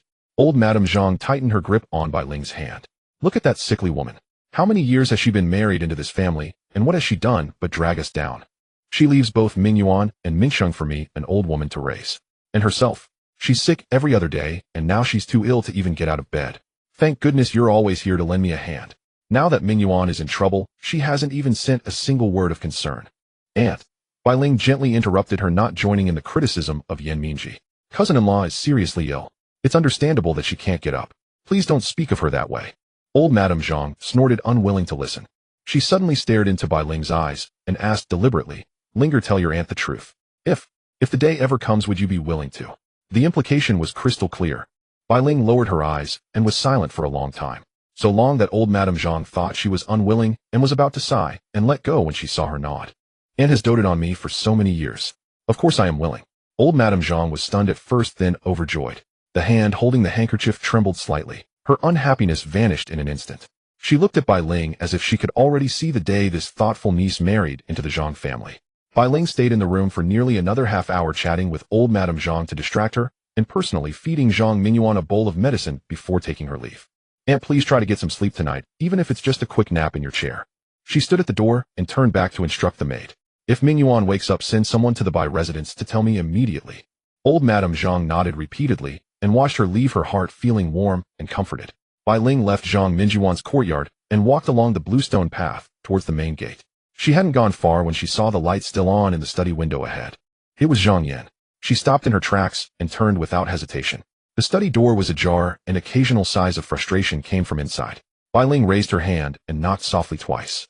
The noise inside stopped. After a moment, footsteps approached. The door cracked open. Zhang Yan was dressed in a simple gray-brown robe, looking haggard with bloodshot eyes, clearly having been up for most of the night. Seeing it was her, his brow furrowed almost imperceptibly. "Cousin, why are you at the mansion so late?" Bai Ling looked up slightly, her expression full of concern. "I heard about Mingyuan's accident. I was so worried I had to come and see. I've just been to see him and spent some time with Aunt. I only left after seeing that her mood had improved a little." Zhang Yan nodded. "You are very thoughtful.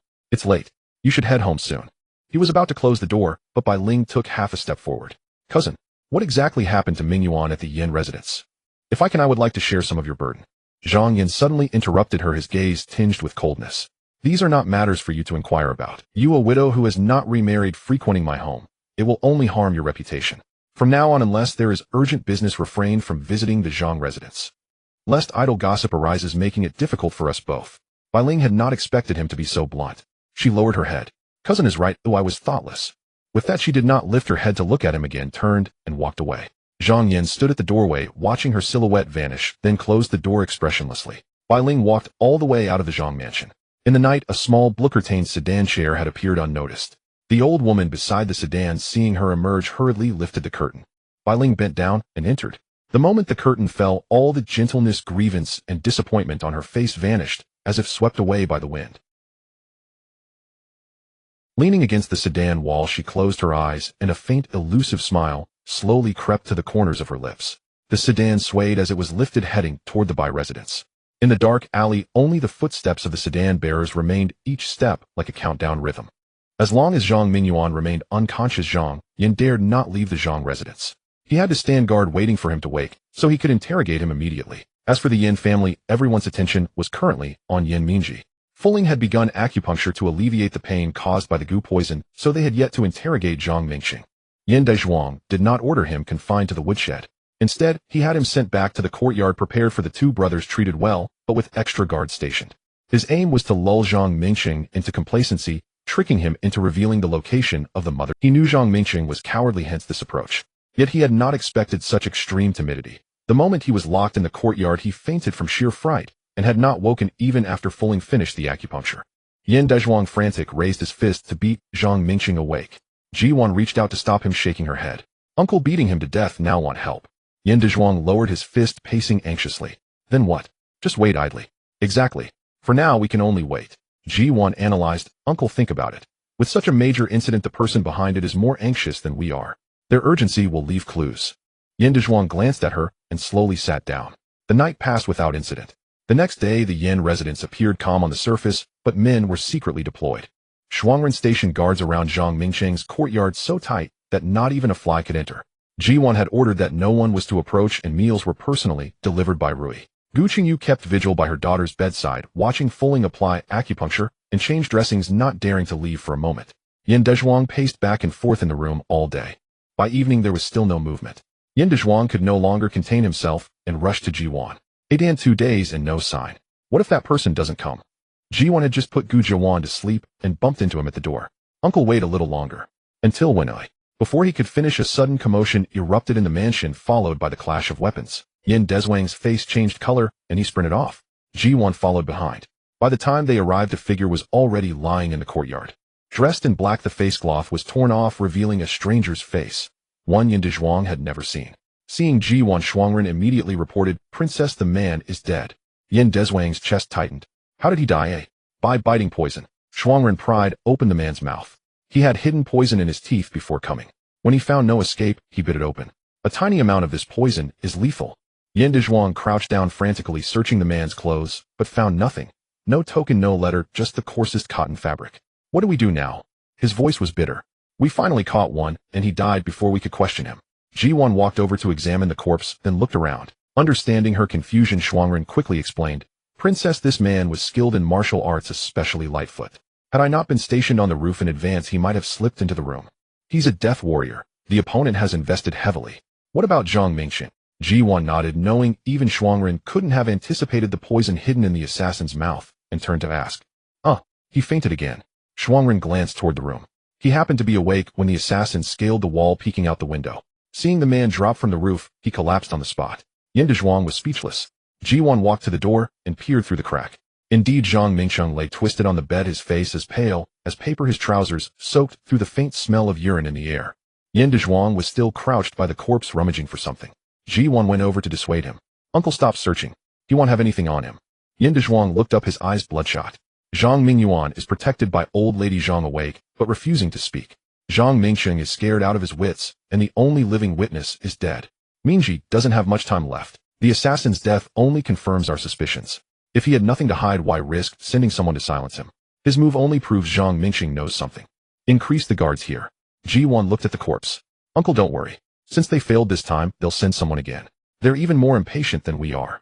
Yin Dezhuang was silent for a moment before finally agreeing with Ji Duan.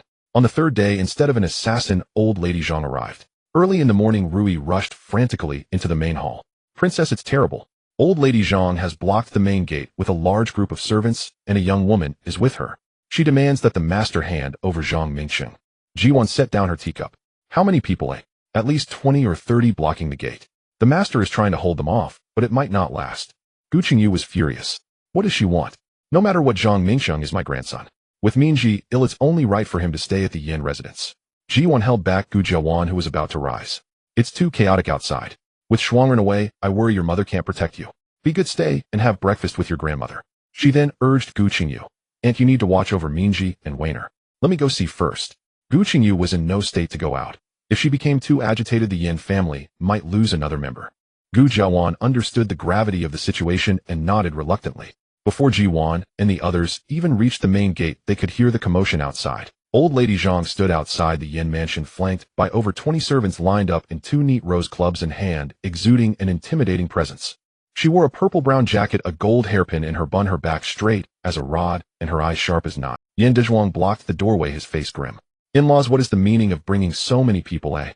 Hi, Yin Dezhuang, I've come to take my grandson home. Zhang Mingxing is of the Zhang bloodline.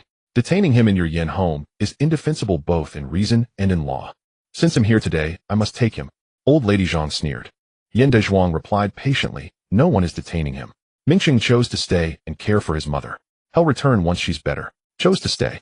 How what does a child his age know? Besides, with his mother ill, what help can a little boy be? If he catches the sickness like Ming Yuan, can you bear the responsibility? She stepped forward. In law, for the sake of our family ties, I'll say this nicely. Hand Mingxing over, and I'll leave with my people. ITLL save face for everyone. If you refuse, she glanced back at the servants behind her, then this matter won't end so easily. Yin Dezhuang's face turned ashen. You're going to take him by force. Old Lady Zhang laughed as if she had heard a joke. Taking my own grandson home is force. Yin Dezhuang, tell me, what right do you have to keep my grandson in your house? How absurd. My grandson's surname is Zhang, not Yin. If you don't release him, my men will break in with clubs. Even before the authorities, I'd be in the right. The two stood locked in a standoff, neither willing to yield. Both sides' men were poised for action. Just then Bai Ling stepped out from behind. Old Lady Zhang curtsied to Yin Dezhuang and spoke in a gentle voice. Master Yin, my aunt's urgency is understandable. Mingxing is young, and she truly worries about him staying alone in your esteemed residence. Please show some understanding for her old heart, and let Mingxing return with us. Besides the two families, a crowd of onlookers had gathered. Hearing Bai Ling's words, they found them reasonable. It seemed the Yin family was in the wrong. Master Yan's daughter, Old Lady Zhang's daughter-in-law, had been ill for years. Everyone in Taizhou knew that. If they kept the grandson to serve his mother, how long would that take? It was clearly unreasonable. Yin Dezhuang glanced at her, but didn't respond. Old Lady Zhang grew impatient. Enough talk. He'll ask you one last time, will you release him or not? No. Amid the murmurs, Yin Dezhuang stood tall and declared loudly, our great Yin dynasty values filial piety above all. This is his duty. No matter how many people you bring, it won't change that. Old Lady Zhang's face darkened, and she was about to explode, when Ji Duan stepped out from inside. Uncle, let him go. Her voice was soft, yet it silenced everyone present. Yin Dezhuang turned to look at her, stunned. On. Ji Duan walked to the doorway, ignoring Old Lady Zhang, and addressed the gathered crowd. Since Old Lady Zhang has come personally to fetch him, we cannot force him to stay. Mingxing is in the side courtyard. He'll be sent out shortly. It's just a pity for my cousin, alas. At these words, the crowd was moved. Indeed, the Yin family had done nothing wrong. Master Yin had only one daughter who might pass away any day. Wanting his grandson to spend more time with her was only human. The Zhang family is being so unreasonable.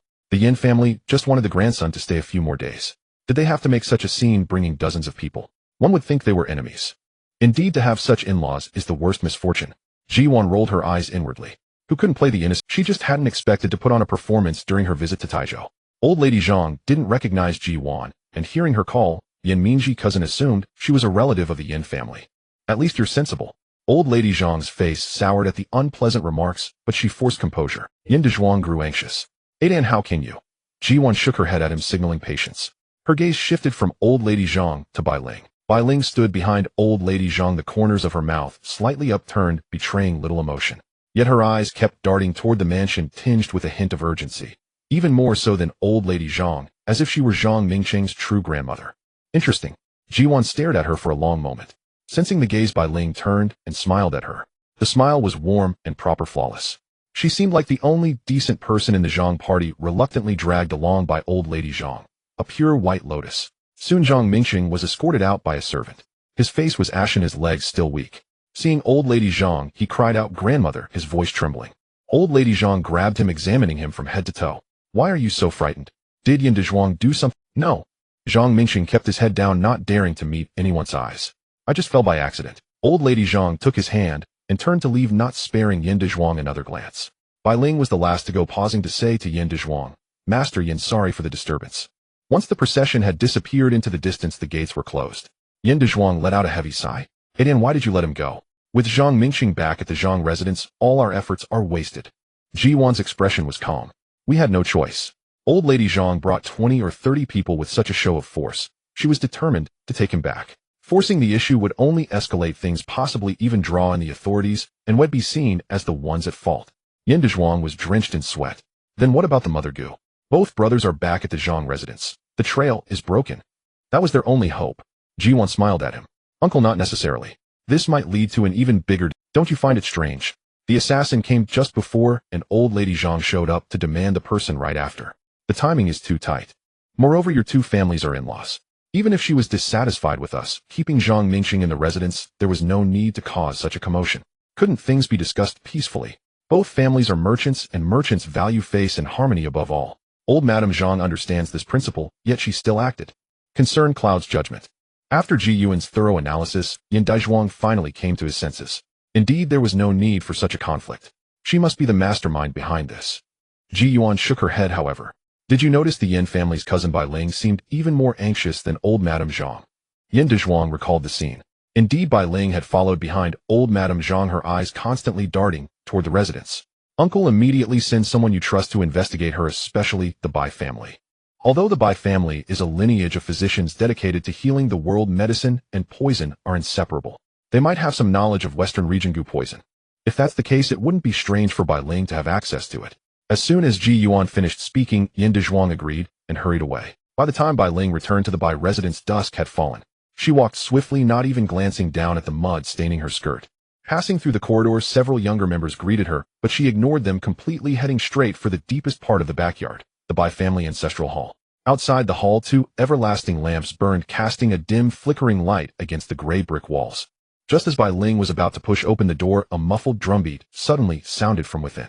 Thump, thump, thump. The drumbeat was unhurried, steady, like some ancient rhythm or an invisible giant hand squeezing one's heart. It made one inexplicably tense. Bai Ling's hand froze midair. After a moment of hesitation, she gently pushed the door open.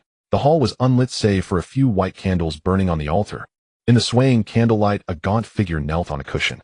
Before him lay a small pitch-black drum, its surface made of some unknown hide, gleaming faintly in the candlelight. Bai Hetong, eyes closed, beat the drumhead rhythmically. The sound was not loud, yet it seemed to penetrate one's very bones, causing Bai Ling's chest to tighten. Grandfather, Bai Ling called softly. Bai Hetong ignored her. Bai Ling stood at the door, not daring to move forward. She waited, and after what seemed an eternity, the drumming finally ceased. The old master of the Bai family, Bai Hetong, slowly opened his eyes. His face was deeply wrinkled, and his gaze was unsettling. What is it? Only then did Bai Ling dare to enter, kneeling 3 steps away from him. Grandfather, I feel the Yin family might have sensed something. They detained Zhang Mingxing. Fortunately, Aunt is easily swayed. With a few instigations, she went and got him back. But no matter how I ask Zhang Mingxing what happened at the Yin residence, he refuses to speak. Could the Yin family have threatened? In a sense, she was right. Before releasing Zhang Mingxing, Fuling had forced him to swallow a poison, threatening him not to speak of things he shouldn't. Otherwise, given his cowardly nature, he would spill everything under the slightest pressure. Bai Hetong reached out and stroked the surface of the black drum. The reason? He was always a man of few words, and Bai Ling was used to it. Granddaughter feels that Yin Minzi's cousin is not ordinary. The way she looked at me was strange, as if she knew what I had done. But I cannot be certain. I just have a foreboding feeling. Her remaining in Taizhou will bring trouble sooner or later. Bai Hetong listened, then fell silent for a moment before suddenly laughing. A harsh, grating cackle. The sound echoed in the empty hall, sinister and chilling. What is her background? All we know is that she arrived in Taizhou 3 days ago. We know nothing else. Even Aunt didn't know the Yin family had such a relative. Bai Ling lowered her head and added, but judging by her mannerisms, she is not from an ordinary family. Bai Hetong waved his hand dismissively. No matter her origin, she is just a relative from the maternal side. Even if she overreaches, she can't overturn the heavens. But grandfather, what if she finds something out? Bai Ling urged anxiously. What if she traces Zhang Mingyuan and Zhang Mingxing back to us? Panic not. Bai Hetong suddenly turned his head, his dark eyes fixed on Bai Ling, frightening her into swallowing the rest of her words. An outsider with no foundation in Taizhou, what could she possibly uncover? Bai Hetong stood up and walked slowly to the altar. On it were arranged the countless memorial tablets of the Bai ancestors. The candlelight stretched their shadows long against the wall like a row of silent ghosts. My Bai family has practiced medicine for 5 generations, rooted in Taizhou for over 100 years. He picked up a tablet, wiping it gently with his sleeve. Outsiders only know the Bai family as a lineage of healers saving the suffering and distressed. But they don't know. He replaced the tablet and turned around. The candlelight danced on his face, half in light, half in shadow. Medicine and poison have never been separate. Those who save lives know best how to take them. Do you know what this drum of mine is made of? He suddenly asked. Bai Ling was startled and shook her head. She only knew that her grandfather cherished the black drum immensely, but its origins were a complete mystery to her. It is made of human skin, my master's skin. A secret method from the western regions: take the most intact piece of skin from a living person's back, tan it meticulously, while still connected to flesh and blood, then feed it with gu insects for 14 days to create this single gu drum. Bai Ling's face turned pale, her stomach churning. She had heard her father say that her grandfather once apprenticed under a woman from the western regions and learned his skill in raising gu from her. But no one had ever said that her grandfather had killed her and turned her into a human skin drum. With this drum and gu techniques, one can activate gu, suppress gu, or extract gu. Bai Hetang's voice dropped very low. The child gu inside Yan Mingji can only be extracted with this drum. Even if the Yin family knows Yan Mingji is poisoned by gu, what can they do? Without evidence, how can they blame us? Moreover, they will only focus on finding the mother gu. How would they ever imagine that there is no such thing, and the true antidote is this human skin drum? After speaking, he looked down at Bai Ling, his eyes full of disappointment. Useless thing. A little disturbance, and you're this scared. The more you do, the more mistakes you make. Don't you understand this principle? Get out of my sight. Yes. Bai Ling, her forehead covered in cold sweat, scrambled out of the ancestral hall. After Bai Ling left, Bai Hetang's thoughts began to drift far away. The first time he saw Nada was in a poplar forest west of Liangzhou. He had been traveling for 3 months. His horse had lost weight, and he himself was sunburnt and peeling. As he rested against a dead tree drinking water, he suddenly heard the faint tinkling sound of silver bells. Looking up, a woman from the western regions in a crimson long skirt stood 10 paces away, holding a round wicker basket covered with black cloth. "Are you a doctor?" she asked, first her Chinese accented but clear. "You reek of medicine. What are you doing alone in this wilderness?" Bai Hetang put down his water skin and stood up. "I am Bai Hetang of the Bai family in Taizhou, out collecting herbs." "Miss, why are you alone in this desolate place?" Nada smiled, crouched down, placed the basket on the ground, and lifted a corner of the black cloth. "Come and see this." Bai Hetang leaned in. Inside the basket coiled a small crimson snake, hissing its forked tongue at him. He gasped and stepped back. Nada covered the basket and tilted her head. "You're a doctor and you're afraid of it. This is no ordinary snake." Bai Hetang steadied himself. "Is it a gu?" "Good eyes." Nada clapped her hands and stood up. "This is my crimson lian gu. 1 drop of its venom can fell a camel, but used skillfully, it can also sustain a dying person's last breath. You Central Plains doctors have never seen this, have you?" Bai Hetang stared at the wicker basket, his heart racing. "Miss, are you a gu master?" "My name is Nada." She picked up the basket and turned to leave. "Your horse is dying. The shoe on its left forehoof is cracked. You want to make it out of these woods. If you want to live, follow me." Bai Hetang looked down. Indeed, a crack had appeared in the horseshoe. A chill ran down his spine. After hesitating for barely 3 breaths, he took the reins and followed. That night, they camped in the gobi. As the campfire blazed, Bai Hetang couldn't help but speak. "Miss Nada, can you teach me your gu techniques?" Nada was poking the fire with a twig. She looked up. "You want to learn, eh?" Bai Hetang sat up straight.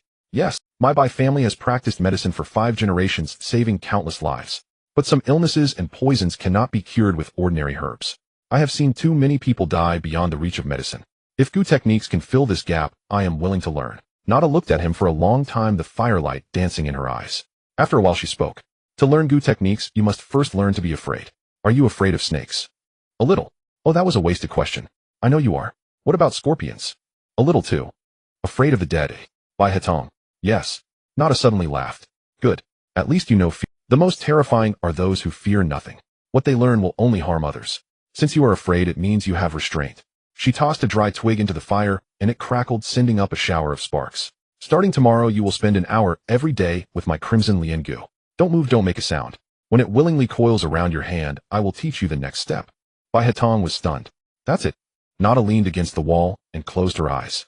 "Of course. What did you think gu techniques were? Some mystical art of riding clouds?" "Gu techniques are about living with insects.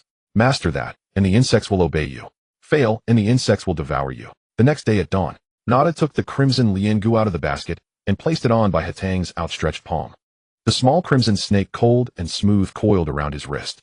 its vertical pupils fixed on his eyes, its tongue flickering in and out, almost touching the tip of his nose. Bai Hetong was rigid, sweat beading on his forehead and rolling down one by one.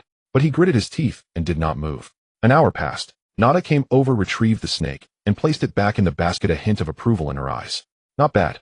You didn't wet yourself. Same time tomorrow. This continued for 7 days, day after day. On the 8th day, the crimson Liangu no longer stared into his eyes. Instead, it lazily circled his fingers and coiled around his tiger's mouth, as if asleep. Nada came over, took a look, and nodded. Impressive. It seems I can teach you the first lesson. Bai Hetong let out a long breath. His suffering over these days had not been in vain. What is the first lesson? Killing. Bai Hetong's smile froze on his face. Nada sat down casually, plucked a blade of grass, and put it in her mouth. Did you think Gu techniques were for saving lives, eh? Let me tell you, Gu techniques are inherently tools for killing. It's just that skilled people can make them do a few other things besides killing. If you want to learn Gu techniques, you must remember every insect you raise carries poison. One thought for life, one thought for death. If you don't even have the psychological preparation to kill, you'd better not learn at all. Bai Hetong was silent for a long time. But didn't you say learning Gu techniques requires fear? Why are you now telling me to kill? I didn't tell you to go out and kill anyone. Nada spat out the grass blade. I'm just telling you the truth. Gu techniques are like a knife. You can use it to cut vegetables or to cut people. She stood up and patted her skirt. All right, that's enough for today. Tomorrow, I'll start teaching you how to raise your first batch of Gu insects. The choice is yours. Use them for killing or for saving. Bai Hetong made his choice without a second thought. Saving lives. Wasn't his purpose in coming here to learn more ways to save people? Nada looked down at him, her gaze complex, a mixture of relief and regret. Then learn the healing kind. But just because you chose to save today doesn't mean you want change tomorrow. Over the next 2 years, Bai Hetong followed Nada across the tribes and oases of the western regions. She taught him how to feed Gu with herbs, how to use silver needles to guide the path of Gu poison, and how to use Gu insects to devour the lesions within a patient's body. Bai Hetong learned extremely quickly, showing remarkable talent. By the spring of the 2nd year, he could independently formulate 3 types of detoxifying Gu and 2 types of life-prolonging Gu. But at the same time, he also witnessed other things. One day in a small tribe, the local chieftain's son had been poisoned. Bai Hetong saved him using Gu techniques. The man was so grateful he wept, offering a bag of gold coins. Bai Hetong declined. The chieftain then knelt and offered his daughter to him as a concubine. Nada stood by watching him passively, then turned and walked away. Bai Hetong chased after her and stopped her in the moonlight. Master, are you displeased? Nada stopped. The silver bells on her ankle chimed softly in the night breeze. No. I was just thinking you saved his son's life, and his first thought was to offer you his daughter as a concubine. He really doesn't see women as people, does he? Humans are indeed such base and despicable creatures. Bai Hetong was stunned. Then why are you still willing to save people, eh? Nada turned around, her expression as calm as a pool of stagnant water. Because I still owe a life debt. In my youth, I used Gu arts to kill someone I shouldn't have. All these years of saving lives are merely repaying that debt. Once I'm done, I will never touch Gu again. Bai Hetong's heart trembled. Then what will you do afterward? Nada continued walking forward, spreading her hands. I don't know. They'll just find a place to settle, grow grapes, cook meals. That'll be nice. Bai Hetong stood rooted to the spot, watching her silhouette grow distant, the sound of silver bells fading into the wind and sand. A thought suddenly arose in his heart. If only his master could return to Taizhou with him, how wonderful would that be? Snapping back to reality, Bai Hetong let out a bitter smile. Master, oh master, weren't we fine back then? Why did everything change after you came back to Taizhou with me? No longer responding to my every request as you once did. After spending over half a month in Yingzhou, the Marquis of Wuan finally made a move. He summoned his subordinate Zhao Feng and instructed, didn't Ji Hai say during his earlier visit that if I had any needs I should just let him know? Zhao Feng revealed a sly grin. What does the Marquis plan to do? Since he's being so courteous, it would be rude of me not to take him up on the offer. The Marquis of Wuan's lips curled slightly. Go find Governor Gua and have him, in the name of the Yingzhou prefect, assign me the task of managing the city's grain supplies. Zhao Feng clapped his hands. Brilliant move, Marquis. This way what Ji Hai's 20,000 men eat, and how much, will all depend on our goodwill. Not just that. Also have Governor Gua issue an order stating that due to limited grain in the city, all station troops must have their daily rations reduced by 20% to supply the prisoner camps. This is for the nation's benefit. Anyone who dares to oppose will face military justice. The Marquis of Wuan added slowly. He'll see to it immediately. Zhao Feng left cheerfully, but returned an hour later with a livid face. Why so fast? The Marquis of Wuan frowned. Zhao Feng stammered. Marquis, Governor Gua said. He said he has no authority over the grain. The grain for the northern frontier camp is stored in the southern warehouse and is directly managed by General Ji Hai. No authority. He is the prefect of Yingzhou. The entire city is under his jurisdiction, and he tells me he has no authority. What utter nonsense. The Marquis of Wuan nearly stormed to the prefectural office to curse him out. That man spoke so pleasantly when they met, but when needed he became a shrinking turtle saying one thing and doing another. Why didn't he just become an actor? He said that since Ji Hai had just won a victory and the people adored him, cutting the troops' rations would make him the first to be blamed if word got out. He also said. Zhao Feng stole a glance at the Marquis. He said if the Marquis had a plan he would cooperate, but he couldn't take the lead. The Marquis of Wuan slammed the table. That old fox. He paced back and forth in the room more anxious than anyone. He had come here with a mission, and if he failed, all the glory of the Wuan Marquis would vanish like a mirage. And the Empress? No. Zhao Feng, take a squad to the Southern Grain Depot and check how much stock Ji Hai's men actually have.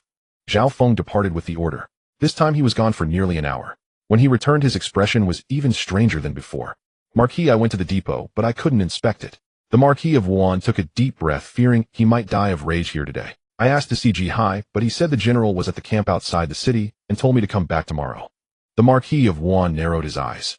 Did you not mention my name? I asked to see Ji Hai, but he said the general was at the camp outside the city and told me to come back tomorrow. The Marquis of Wuan narrowed his eyes. Did you not mention my name? I did. Zhao Feng's voice grew softer. That officer said, you are the commander of the Southern Army, not the Northern Frontier Army. He said if the Marquis had an imperial decree they would comply, but if not, they would have to refuse. The Marquis of Wuan kicked him over in fury. Useless fool, can't even handle a small matter. Zhou Wenyuan, seeing the situation deteriorate, quickly interjected to mediate. Marquis, please calm down. This cannot be rushed. Ji Hai holds great prestige in the city, and Zhao Feng had no choice. If we force the issue, we'll only give others ammunition. The Marquis of Wuan took a deep breath, suppressing his anger. Of course I know that. Since force won't work, well, try another approach. He turned to Zhao Feng. Go tell Governor Gua that I will inspect the city defenses tomorrow. Have him arrange it. I want to see what kind of men Ji Hai's troops really are. Zhou Wenyuan bowed in agreement. Marquis, this is a brilliant plan. Since we can't choke him from the outside, we'll find his flaws from within. His men are stationed in the city. There are bound to be some who break the rules. I refuse to believe every one of Ji Hai's men is made of iron, and that we can't find a single weakness. The next morning, the Marquis of Wuan, accompanied by Zhao Feng and a dozen personal guards, began the inspection under Governor Gua's escort. Ji Hai's troops were stationed in two locations, the eastern and southern parts of the city. The Marquis first went to the east, where 3,000 men were garrisoned, led by a colonel named Lu. Upon hearing that the Marquis of Wuan was coming for an inspection, Colonel Lu did not obstruct him and politely guided them through the camp.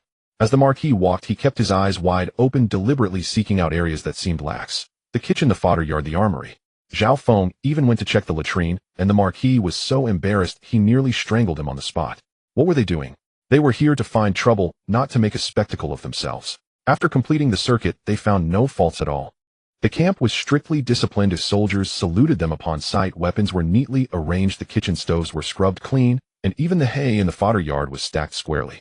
Zhao Feng muttered under his breath, "This is too clean." The Marquis glared at him, then turned to Colonel Lu with a smile. "Colonel Lu, you command with great skill.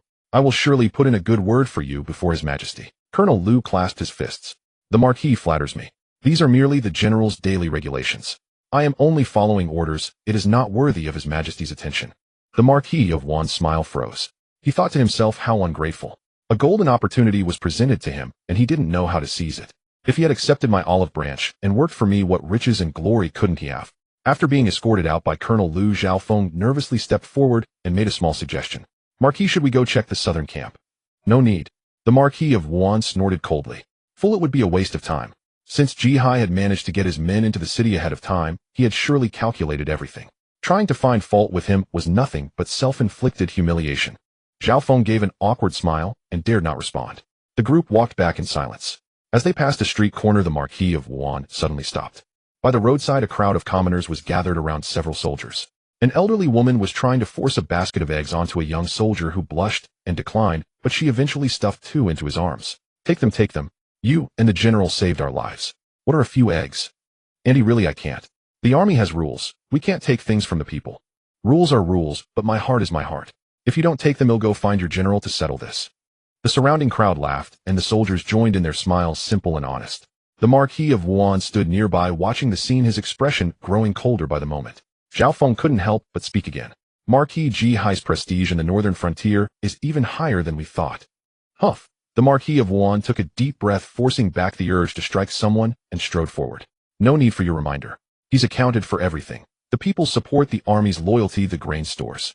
He had barely caught his breath upon arriving in Yingzhou, and Ji Hai had already blocked him at every turn. What a Ji Hai, a mere military commander, yet with more cunning than all those old foxes in the court. Realizing he had misspoken, Zhao Feng quickly tried to make amends. Marquis, you need not worry too much. No matter how capable Ji Hai is, he is but a general. You are the commander appointed by His Majesty, superior in rank. He wouldn't dare openly oppose you, would he? The Marquis of Wuan stopped in his tracks and turned to look at Zhao Feng. The look in his eyes made Zhao Feng's heart tighten. Oh no. Had he said something wrong again? My rank is indeed above his, but are you blind? Every path I try to take he effortlessly deflects with minimal effort. On the surface he treats me with courtesy, but everything he does tells me one thing: in this city of Yingzhou, he is the one in charge. You fool, shut your dead mouth. If you speak another word, don't open it again. Zhao Feng broke out in a cold sweat and knelt on the ground begging for mercy. Marquis, spare me. I know I was wrong. He'll never speak out of turn again. Whatever you say goes. The Marquis of Wuan didn't even look at him and strode away with his entourage. The laughter of the street folk continued drifting over from a distance, but to the Marquis' ears each laugh was more grating than the last. The Marquis of Wuan didn't leave his residence for 3 consecutive days. In his study, he went over and over the question of how to deal with Ji Hai from beginning to end. Ji Hai was a military man who had fought for over a decade. He commanded immense prestige in the northern frontier. His soldiers were utterly devoted to him, and the city's commoners revered him like a living Buddha. He was outwardly polite to me, but secretly he had fortified Yingzhou like an iron bucket.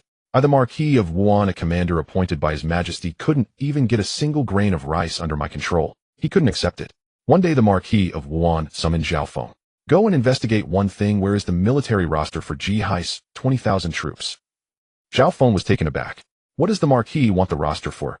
Since Ji Hai won't let me check the grain, he'll check the men. The Marquis of Wuan let out a cold laugh. In a camp of 20,000 there must be some drawing pay without serving right. There must be some imposters, right? At the very least some elderly or infirm filling the ranks. No matter how strict Ji Hai's discipline is, he can't stop me from going through that roster page by page. Zhao Feng's eyes lit up. Brilliant move, Marquis. Flattery came easily, but privately he felt that even these small efforts might prove futile. Go find Governor Gua and have him issue an official document to Ji Hai in his capacity as prefect of Yingzhou, stating that for the city's unified management, the Northern Frontier Army's military roster needs to be filed. This is a legitimate official matter. If he refuses, he is defying a prefectural order. If he complies, I will go through it piece by piece until I've worn him down. Zhao Feng departed with the order. This time he was gone for most of the day. When he returned, his expression was even worse than before.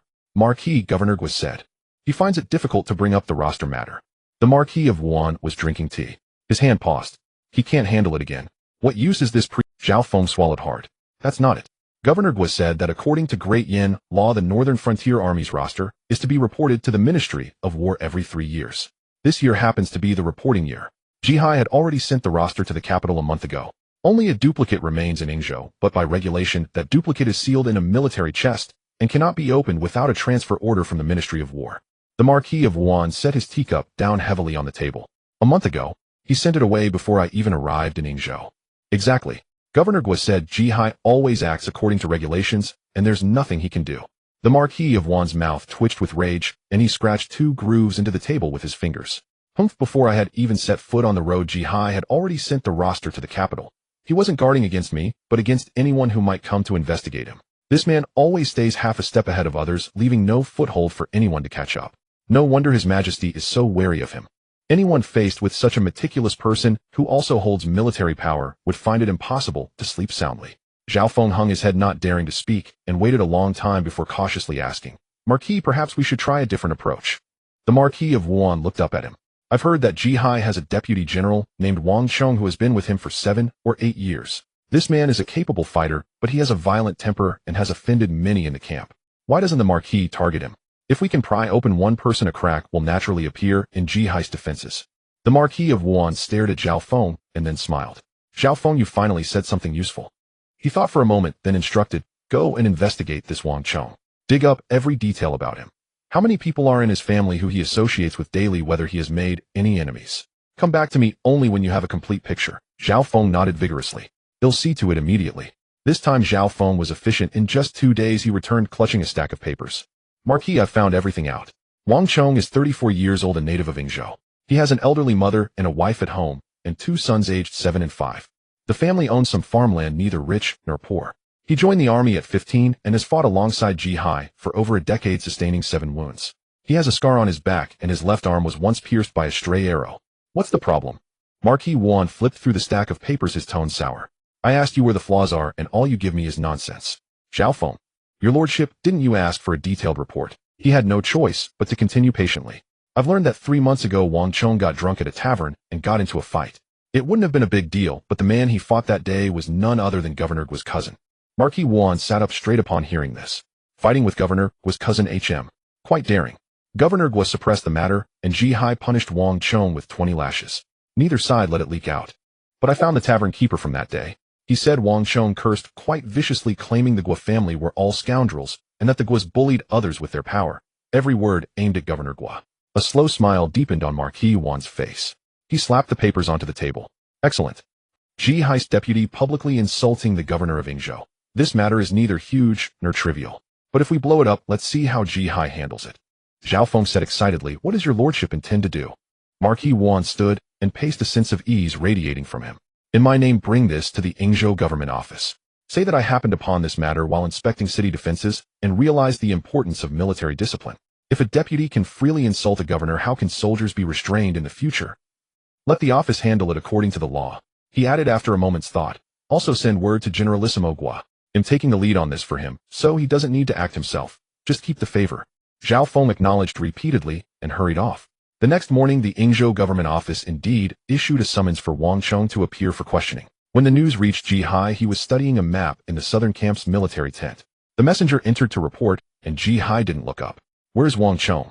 General Deputy Wang is drilling in the camp. Let him go. The messenger froze. Go. To the government office. Go. Ji Hai altered a mark on the map, his tone brooking no dissent. He hasn't committed murder or arson. If the office summons him, he goes. He'll say what happened and answer truthfully. Men in the army lived with their lives on the line daily. Quarrels were common. As long as no one stirred up trouble deliberately, he wouldn't interfere. Generalissimo Gu understood this principle too. Marquis Wan was growing senile, using such a trivial matter as a pretext. Wasn't he afraid of shooting himself in the foot? The messenger dared not ask further and left to carry out the order. Wang Chong arrived at the government office and straightforwardly recounted everything that had happened at the tavern that day. Governor Gu's cousin had brought men to forcibly occupy the private room Wang Chong had reserved, shoving 2 veteran soldiers to the ground. Wang Chong lost his temper and fought back. He had indeed cursed, but the other party had started it. The chief clerk presiding over the hearing frowned deeply, asked a few questions, and hastily adjourned, saying he would await a decision from his superiors. When the news reached Marquis Wan, he was eagerly waiting for the drama to unfold. But what happened next completely blindsided him. Generalissimo Gu personally came calling. Marquis Wan, thinking he was coming to thank him, went out to greet him. Yet Generalissimo Gu entered with a bitter expression, clasping his hands in salute. Your lordship, I've come to beg a favor. What is it? Can we drop the case against Wang Chong? Marquis Wan's smile froze. Drop it. Generalissimo Gu let out a long sigh. Your lordship may not know, but my cousin is a worthless scoundrel. Everyone on the streets knows his character. This case has gone to the office, and while it appears to be trying Wang Chong, the talk in every alley is that the Gu family bullies others with their power, that I condone my cousin beating and cursing army veterans. I went out today, and even the storytellers in the tea houses have turned this into a tale. If word reaches the capital, how can I continue to hold up my head in Yingzhou? Moreover, it would incite the wrath of the northern border army. Sometimes he truly wondered what the emperor had sent Marquis Wan here for. Nothing but trouble for his own people. Marquis Wan's face darkened inch by inch. He had thought to use Generalissimo Gu's influence to suppress Ji Hai, but instead Gu had been caught in the fire of public opinion and was now begging him to back down. I implore your lordship, let's pretend this never happened. Generalissimo Gu clasped his hands again. I won't pursue Wang Chong any further. He'll personally speak to General Ji Hai, and well, I'll take a step back. Marquis Wan sat in his chair silent for a long time. He wanted to rage, but seeing Generalissimo Gu's gloomy face, he forced his anger down. He still needed this man, and couldn't push him too far. Fine. He ground the word out through clenched teeth. Since you've asked, I'll give you this face. Generalissimo Gu thanked him profusely and left. As soon as the door closed, Marquis Wan kicked over a nearby flower stand, the ceramic pot shattering on the floor. Zhao Feng cowered in the corner, not daring to breathe. After panting for a while, Marquis Wan slowly turned his head. Zhao Feng, has there been any movement from Ji Hai? Has he sent anyone to inquire about this? Zhao Feng shook his head. No, Ji Hai's side is completely quiet, as if nothing happened. Marquis Wan's fists clenched until his knuckles turned white. He had made a great fuss to dig up a handle, and in Ji Hai's eyes it wasn't even worth a sound. The man had done nothing at all, and yet Generalissimo Gu, unable to bear the public pressure, had come begging for mercy on his own. What kind of farce was this? and he himself was the clown who had labored in vain. Marquis Wan did not give up. He turned his target to Wang. Zhao Feng had previously discovered that Wang Chang's elderly mother and wife lived in a lane on the west side of Yingzhou.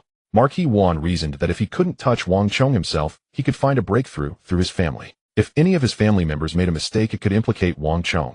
He began secretly having Wang's residence watched for 5 whole days.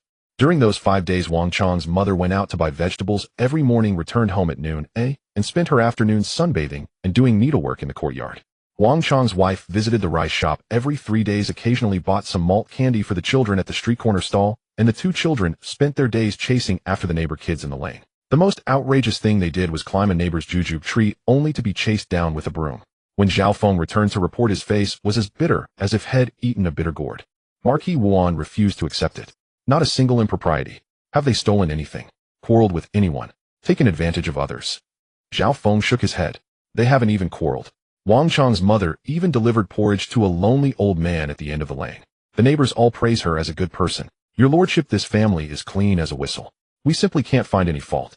Perhaps we should stop targeting Wang Chong. What was the point anyway?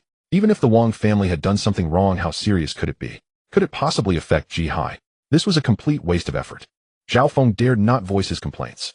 Marquis Wan fell silent for a long time, suddenly feeling something stuck in his chest that he could neither spit out nor swallow down. But he still didn't give up. He changed his approach. Since he couldn't find fault with Ji Hai's men, he would investigate Ji Hai himself. Zhao Feng looked into Ji Hai. Has he accepted any gifts or gotten too close to local gentry? Zhao Feng groaned inwardly, but dared not refuse, and once again led his men on a frantic search. This investigation took several more days. He even lost a few pounds. After finishing, Zhao Feng recited his findings like an inventory. Ji Hai rises at the 5th hour each day, practices martial arts for half an hour, then handles military affairs. At noon, he eats with the soldiers in the camp kitchen, then reviews military reports until evening. Every 3 days, he inspects the outer camp and returns to the city before dusk. He never stays overnight outside. As for visitors, aside from his deputies and army captains, he never sees local gentry. Governor Guo once sent an invitation for a banquet. He attended but drank only 3 cups of wine and spoke exactly 12 sentences, all about city defenses and grain supply. He accepted no gifts afterward. Marquis Wan sat in his chair, the tea in his hand long cold. He neither drank it nor set it down. Zhao Feng swallowed and carefully added, "Your lordship, I also discovered one more thing." "Speak." In the over 10 years General Ji Hai has been in the northern border, he has never purchased a single property or a single mu of farmland. He lives in the military camp here in Yingzhou. A bitter taste suddenly filled Marquis Wan's mouth. He had brought over 20 trunks of luggage with him to Yingzhou, and Ji Hai lived in a camp tent without even a house to his name. Wasn't the Yun family wealthy? Who was he trying to impress with this act of austerity? This man was truly a monster. What was he after? He didn't crave money or land, didn't form factions or befriend gentry. He had fought for decades, earned his merits with his life, and yet he lived in a camp tent. The most shocked was Zhao Feng, who recalled the rumors about Ji Hai in the capital. Some said he was so powerful he disregarded the emperor, others that he was ambitious enough to declare himself king in the northern border. None of it was good. But the Ji Hai he had seen with his own eyes was a completely different person from those rumors. "Your lordship." Seeing him silent, Zhao Feng called out tentatively. Marquis Wan snapped back to reality, his voice slightly hoarse. "Keep watching. I refuse to believe a man can be this watertight." Several more days passed. Marquis Wan finally found what seemed like an exploitable opportunity. Ji Hai had a batch of military equipment to be transported from outside the city, escorted by his trusted men. According to Great Yin law, military equipment transport required inspection and approval from the local prefecture. Marquis Wan blocked this step, sending Zhao Feng to tell Generalissimo Guo that the equipment must be inspected by the governor's office before entering the city. He expected Ji Hai to send someone to negotiate, where he could then create trouble over procedures. But instead of a negotiator, Ji Hai himself arrived. That day, as Marquis Wan was scheming in his study about how to harass Ji Hai's people, a deep voice suddenly rang out from outside. "Is Marquis Wan here? Ji Hai requests an audience." Marquis Wan's brush paused, then he straightened his robes and went out to greet him. Ji Hai stood in the courtyard clad in a dark battle robe with an unsheathed blade hanging at his waist. No scabbard, the naked steel gleaming in the light. He was tall and broad-shouldered, his face etched with rough lines weathered by wind and sand, but his eyes blazed with startling intensity. Seeing Marquis Wan emerge, he clasped his hands. "Your lordship, I hear that batch of military equipment has been held up at the city gate. I've come personally to ask, what exactly is the problem?" Marquis Wan's mind raced, but he smiled. "Oh, General Ji, why trouble yourself? It's a trivial matter. You could have just sent someone. When it comes to military equipment, nothing is trivial." Ji Hai stepped forward, his gaze level with Marquis Wan's. His tone wasn't heavy, yet Marquis Wan inexplicably felt a weight on his shoulders. I know your lordship has been investigating the army roster Wang Chong, and even me. I've chosen not to comment on it. Your lordship is here to oversee the northern border's military affairs, and I am duty-bound to cooperate. Marquis Wan's smile faltered, caught off guard by the directness. General, you misunderstand. I was merely... Ji Hai cut him off. Your lordship, I have, but one question: are you truly inspecting military affairs for the sake of the northern border, or are you looking for faults in Ji Hai? The words lodged in Marquis Wan's throat like a bone. Ji Hai didn't wait for an answer, and continued. You've been at it for nearly a month. What have you found? The courtyard fell silent. Zhao Feng stood behind Marquis Wan, head bowed. The guards under the eaves held their breath as if crushed by some invisible force. Marquis Wan's mouth opened and closed. He suddenly realized he couldn't utter a single word in rebuttal.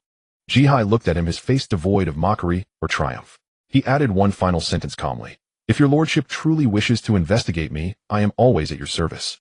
But I must remind you, the barbarians have not yet retreated. This is no time for internal strife. If something goes wrong, even 10 heads won't be enough to pay for it. He took another half step forward. The 20,000 men of the Northern Border Army were forged by my hand. They answer to my blade, not your lordship's decrees. War is hard enough. If they are constantly disturbed by trivial matters and pushed to their limit, I cannot guarantee what those 20,000 men might do. With that, he stepped back. The approval for that batch of equipment has already been sent to the governor's office.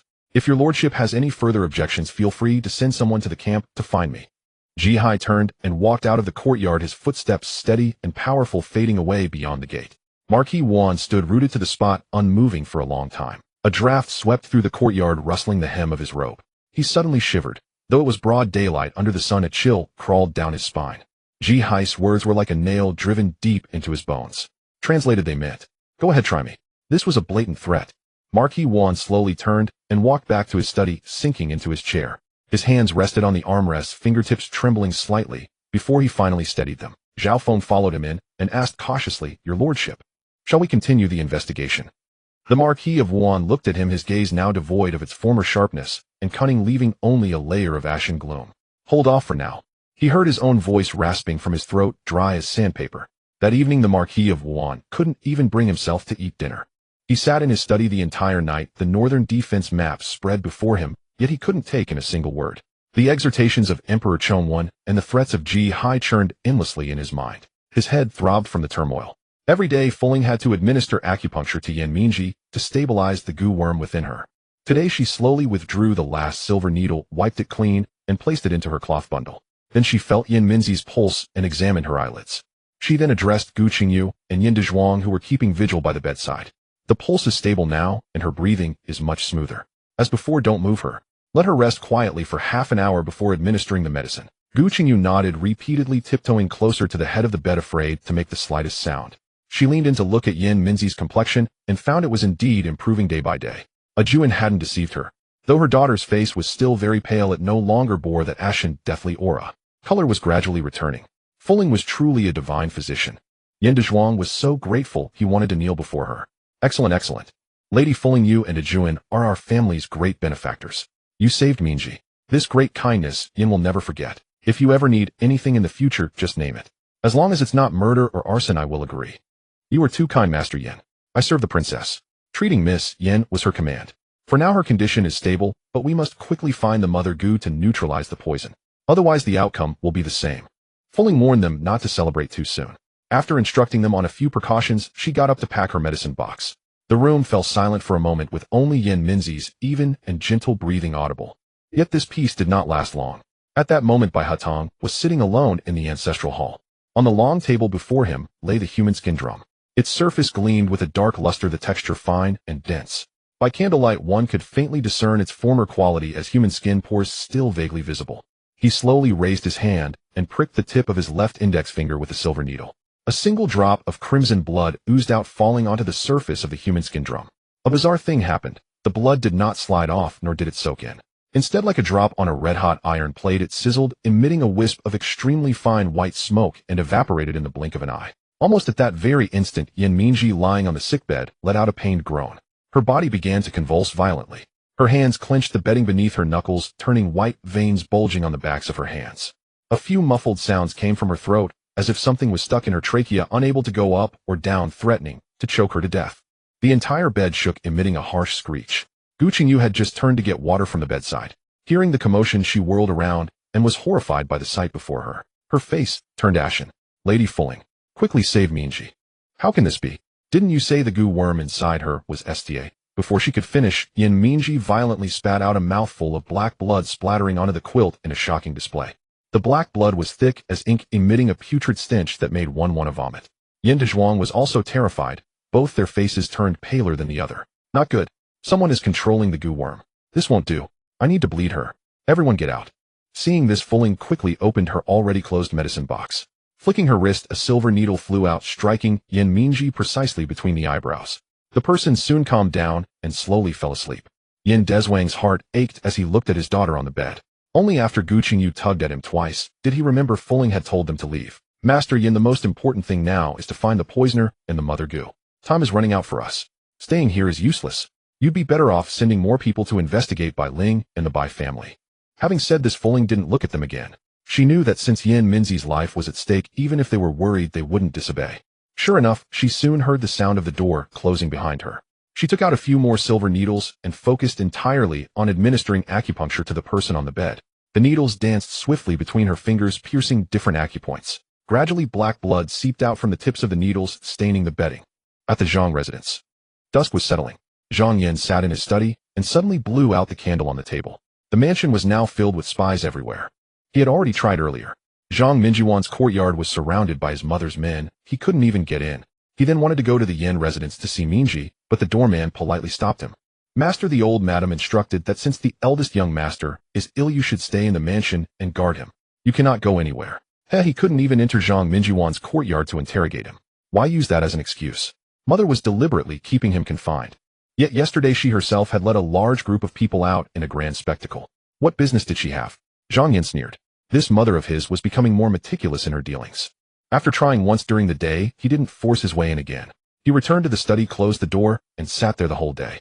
Those outside thought he had resigned to his fate. Seeing the lamp extinguished in the study, the maidservant waiting under the eaves even breathed a sigh of relief, whispering to her companion, "The master has finally gone to sleep."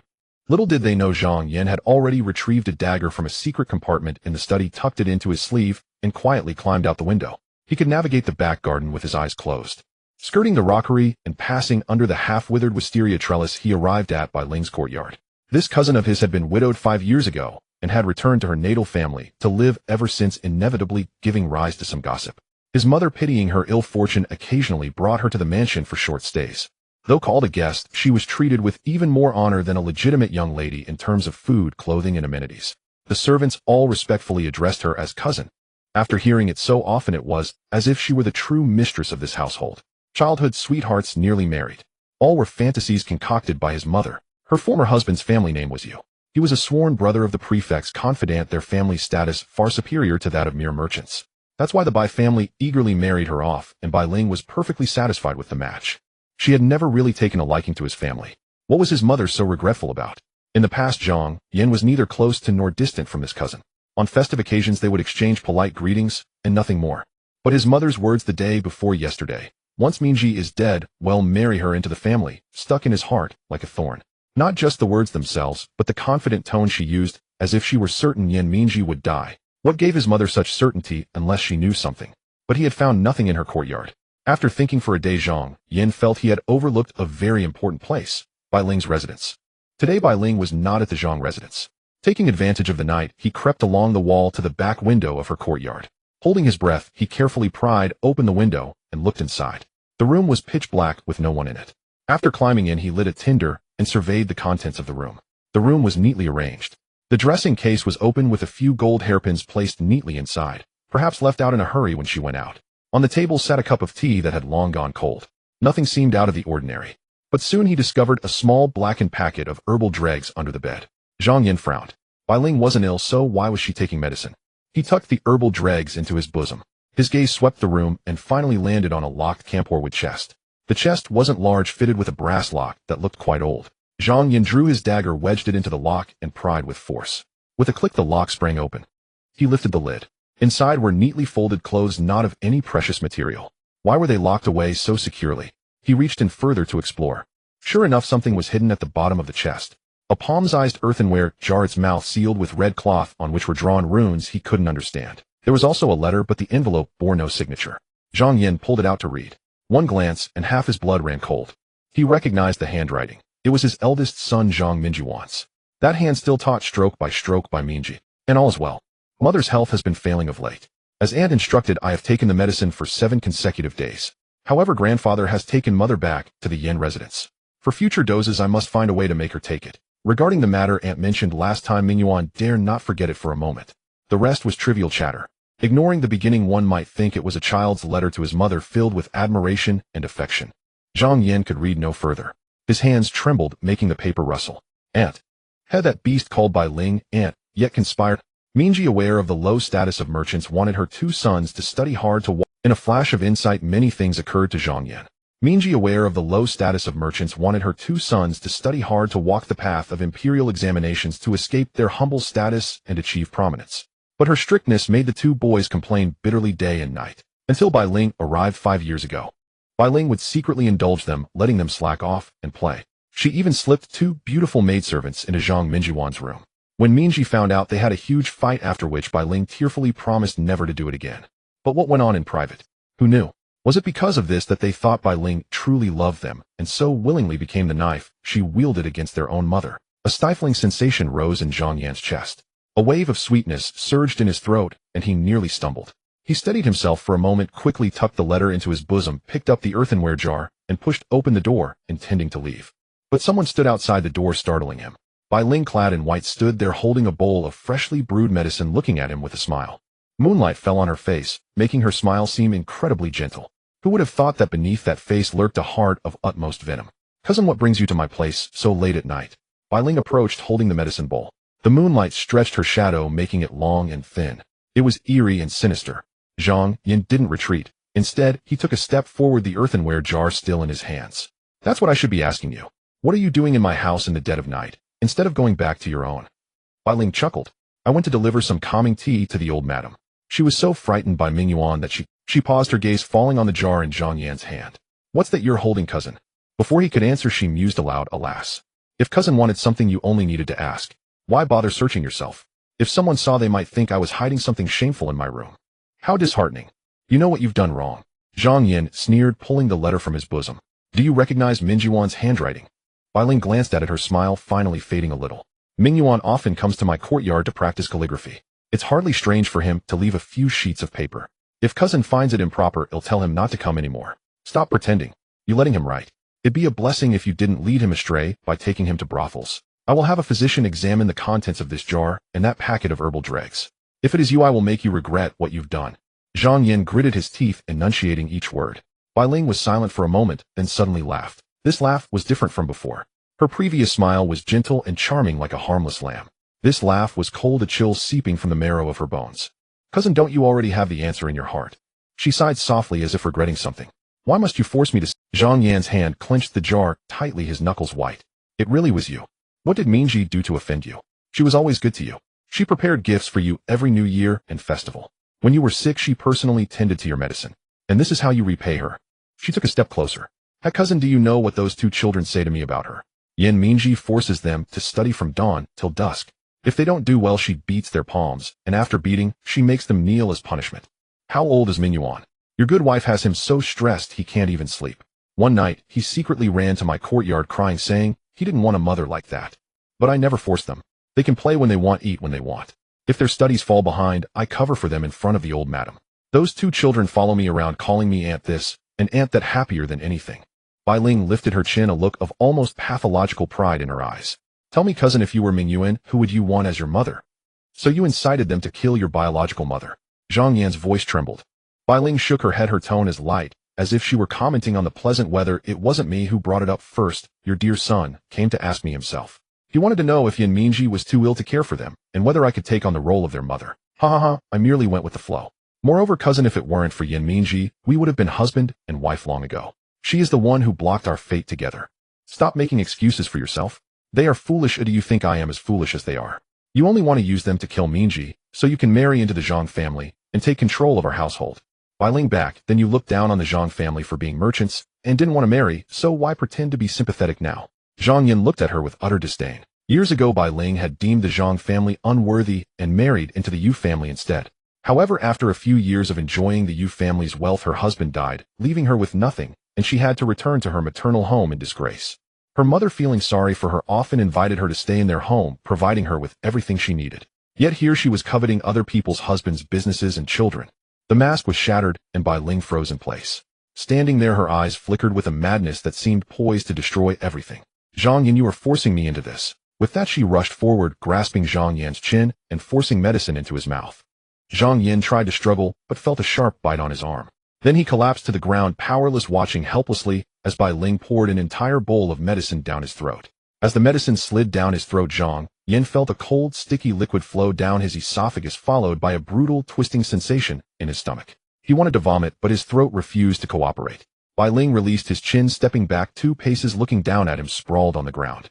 Her smile remained as gentle as ever, though the madness in her eyes had yet to fade. "Cousin, don't be afraid. This medicine won't harm you. I just want you to be a bit more obedient and compliant. You'll be fine in a couple of days. This poison was taught to me by my grandfather. On the first day of being poisoned, I can control Zhang Yan alone, and afterward, I will have to rely on my grandfather. Therefore, I must quickly accomplish what I need to do." Zhang Yan desperately wanted to curse her, but his lips moved for a long time, producing only a few indistinct syllables.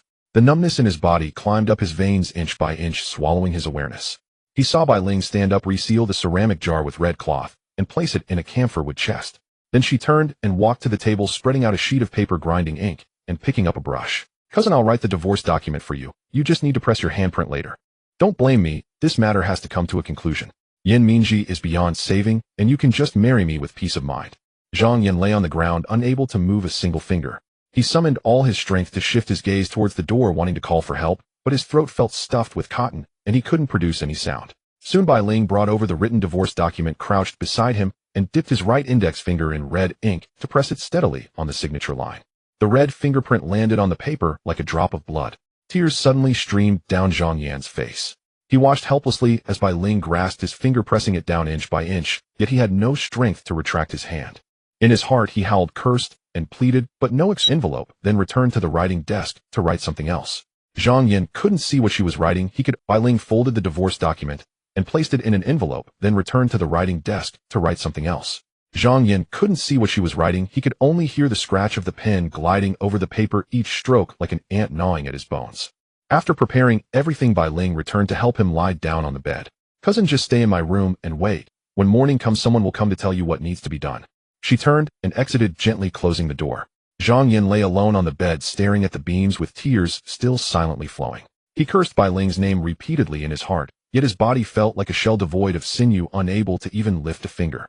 He sat there watching the moonlight outside, inch by inch, the night shifting from pitch black to deep blue, and then to a layer of grayish white.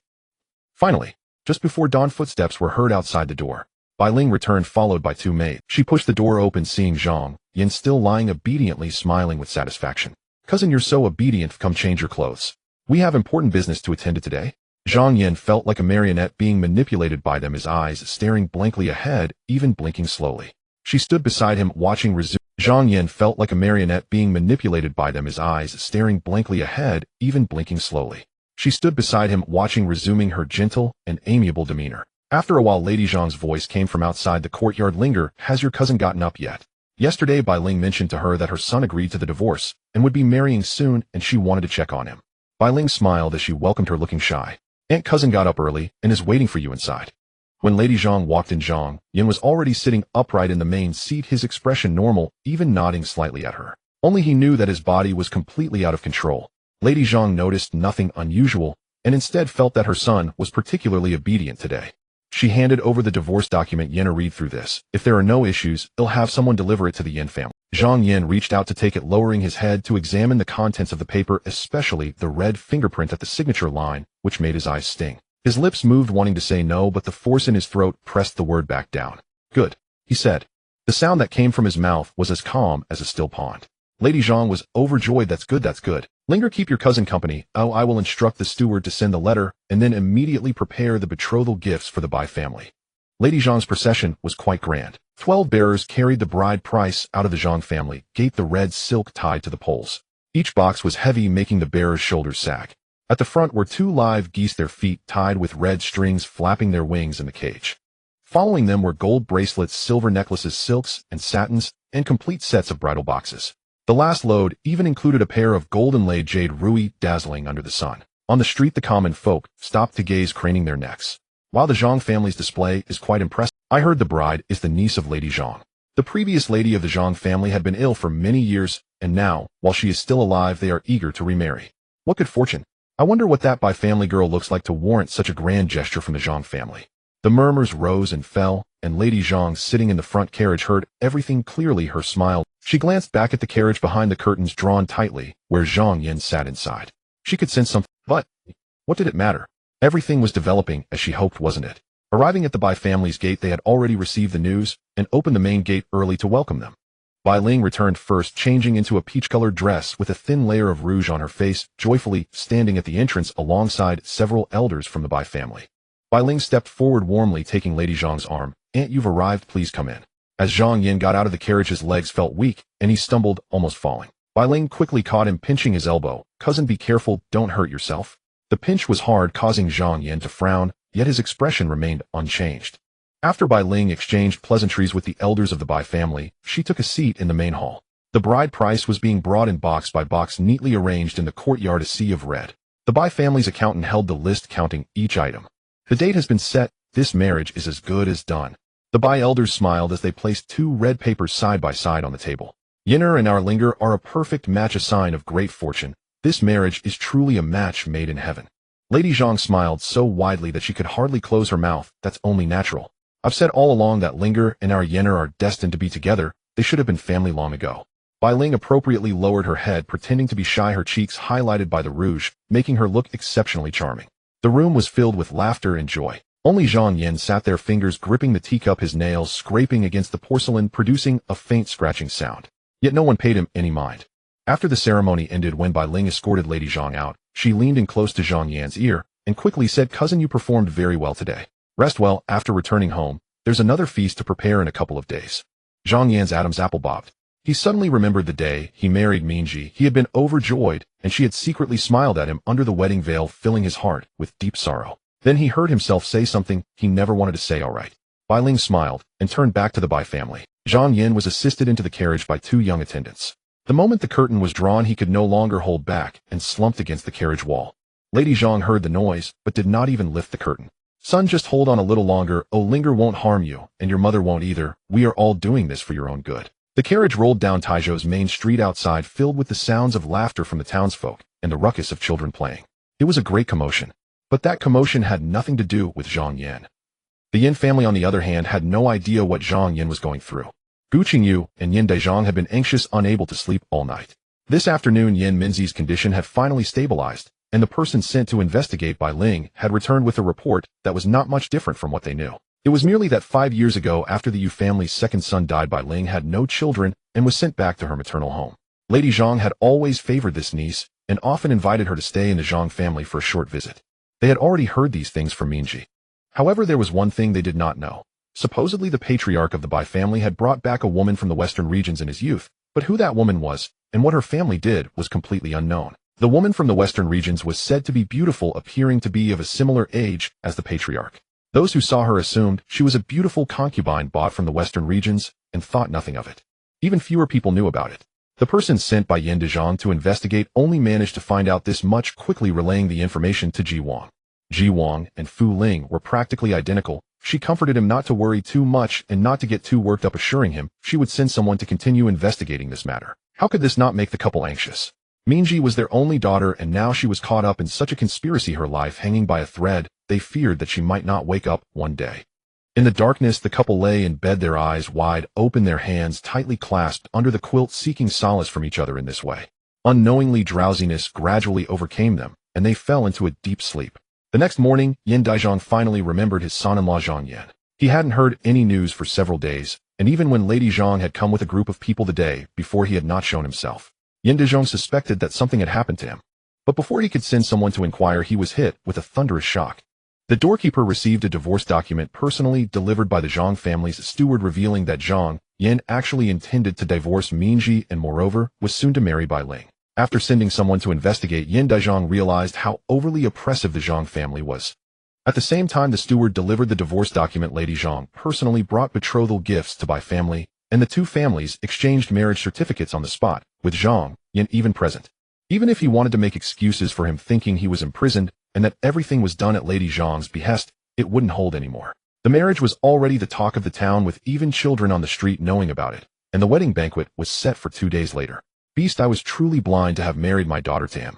He has played his role well these past few years, earning the reputation of a good husband. Even now, marrying again won't attract too much criticism. People will only think he acted out of kindness, that it was Ji, who was incapable, that led him to remarry. The 2-day deadline arrived in the blink of an eye. The Zhang residence was festooned with lanterns and colorful bunting, with crimson double happiness characters plastered throughout the entire alley. A flowing banquet stretched from the main hall all the way to the lane's entrance. Firecrackers crackled for half an hour, and the acrid scent of gunpowder mingled with the aroma of wine and dishes drifting for miles. Guests came in an endless stream, congratulatory words echoing one after another, the clamor as lively as the new year. Yet somehow beneath the festivity lurked a sense of urgency. The matchmaker urged the bride to enter, the steward pressed for dishes to be served, and even the maids pouring wine moved as if borne by the wind, as if some specter were chasing this wedding. Xinxing sat at the banquet, a wine glass in his hand, but his eyes were fixed on his friend Zhang Yan. He sensed something was amiss.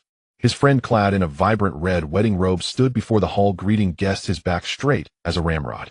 As he exchanged pleasantries, cupping his hands, smiling, offering tea, every gesture was impeccable, every expression flawless. That was precisely the strangeness. He had known Zhang Yan for decades and knew that while he was courteous, he was never a rigid man. Yet today's Zhang Yan was as mechanical as a puppet pulled by strings. Could anyone possibly treat every single guest with identical movements? While others were busy with chit-chat and drinking, only he noticed the anomaly. Brother Zhang, congratulations. A fellow diner rose to offer a toast.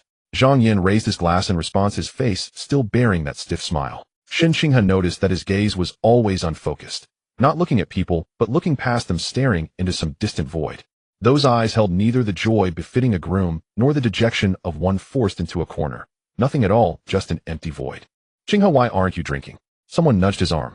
Xinxing snapped back to reality, managed a faint smile, and downed his wine. He thought he was probably overthinking. Perhaps his friend was being forced by old Madame Zhang to marry Bai Ling, while his heart still belonged to Ji, explaining his demeanor. Thinking this way, the wooden behavior suddenly made sense. When a person's heart dies, they become nothing but a walking corpse, don't they? He sighed, stopped overthinking, and poured himself another glass of wine. The auspicious hour had arrived. The master of ceremonies bellowed, "Let the couple step forward. First bow to heaven and earth." Bai Ling was escorted out from the side corridor, adorned in a phoenix coronet and embroidered cape, a red veil covering her face. With a graceful figure, she walked into the main hall. Her exquisite silhouette stirred envy in many. Brother Zhang is truly fortunate. His previous wife was a rare beauty from a good family, but unfortunately her fate was ill. Now his second wife is also a beauty and his cousin to boot. But I heard that Miss Yan is still, sure, that's a matter of time. Today is the Zhang family's happy day. Keep your voice down, or old Madame Zhang will hear you, and you'll be in for it. Second bow to the parents. Old Madame Zhang sat at the head of the table, grinning from ear to ear, clutching a handkerchief and dabbing at the corners of her eyes. Heaven knew how long she had waited for this day. With Linger married into the household, she would surely be far more considerate than Yan Minji. Spouses bowed to each other. Zhang Yan and Bai Ling stood face to face, slowly bending at the waist. Before the bow was completed, a sudden commotion erupted outside the door. "Out of my way! Who dares to stop me?" A resonant voice rang out, and everyone turned to look. Yan Dezhuang strode in with forceful steps. Behind him were Gu Qingyu and Ji Duan, followed by dozens of aggressive servants, clearly here to cause trouble. Bai Hetang, who had been sitting silently at the banquet, darkened his face. Truly a persistent ghost. The guests scattered, some recognizing Yan Dezhuang and immediately whispering among themselves. Old Madame Zhang shot to her feet, her smile vanishing instantly. She demanded sharply, "Yan Dezhuang, what are you doing? Today is my son's happy day, and you dare to cause trouble." Yan Dezhuang ignored her completely. He strode straight into the hall, his gaze as sharp as a blade fixed direct. "Bai Ling, it's not enough that you used the Gu worm to harm my daughter. Now you've used it to control Zhang Yan and steal her husband. Do you think the Yan family is to be trifled with?" His voice was not loud, but it was as cold as ice, instantly silencing the entire hall. Bai Ling paused mid-step, her expression hidden beneath the red veil. The matchmaker beside her had already let go in terror. Gu worm. Heavens, she had been supporting Bai Ling the whole way. Could there be bugs inside her body too? "You're spouting nonsense. What Gu worm? You fabricated all this. My Zhang family has already written the divorce papers with your Yan family. From now on we go our separate ways. Your daughter's own ill fate and short fortune, who is to blame?" Old Madame Zhang's eyes flickered, and she immediately denied it. "Ha, divorce papers? Fine ID like to go to the government office and ask whether a divorce paper written by someone controlled by a Gu worm holds any validity. In Taizhou Prefecture, how should those who dare use such evil arts to harm others be dealt with? Yin Dezhuang gave a cold laugh. The guests in the hall exchanged glances. Shen Qing's brow furrowed deeper and deeper. He instinctively looked at his friend. So he had been poisoned by a Gu worm. What a venomous scheme. Bai Hetong saw the crowd beginning to waver after Yin Dezhuang's words, and knew he could wait. He stealthily moved his hand toward his waist, his fingertips touching the cool, smooth human skin drum. With just a gentle tap, the Gu worm inside Zhang Yin would compel him to speak, proving to everyone that he was perfectly normal. Then Yin Dezhuang's accusations would collapse on their own. His fingers had already hooked the edge of the drum, about to act, when a slender, yet powerful hand suddenly seized his wrist. Old sir, mind if I borrow this? Bai Hetong jerked his head up. He saw an unfamiliar girl standing beside him, grinning at him mischievously. Before he could react, her fingertips flicked, and the human skin drum slid from his waist, landing securely in her hand. Give it back. Shuang Ren leaped with the drum in hand, landing lightly beside Ji Duan. At the same time, Ji Duan walked up to Zhang Yin, and in full view of everyone gently pushed his shoulder. Zhang Yin fell straight backward, his arms pressed rigidly against his sides, without the slightest movement. If not for a servant catching him, he would have crashed to the floor. This was utterly unlike a normal person's reaction. The guests couldn't help but cry out in shock. Some covered their mouths, others, like the matchmaker earlier, retreated in fear. Waves of gasps rippled through the bed. Bai Hetang's aged eyes bore into Ji Duan, as if wishing he could tear her apart. Bai Ling also lifted her veil, her face pale, as she watched everything unfold. Shuang Ren handed the human skin drum to Fuling. Fuling took the drum and slowly walked before Zhang Yin. She lightly tapped the drum's surface 3 times with her finger. Not too hard, not too soft. 3 crisp drum beats. Zhang Yin's eyes suddenly blinked. Fuling tapped a few. Zhang Yin broke free from his servant's support, and under the gaze of the crowd stiffly took 2 steps, raised his arms, and cupped his hands and smiled just as he had while greeting guests. Same joy, same joy, same joy.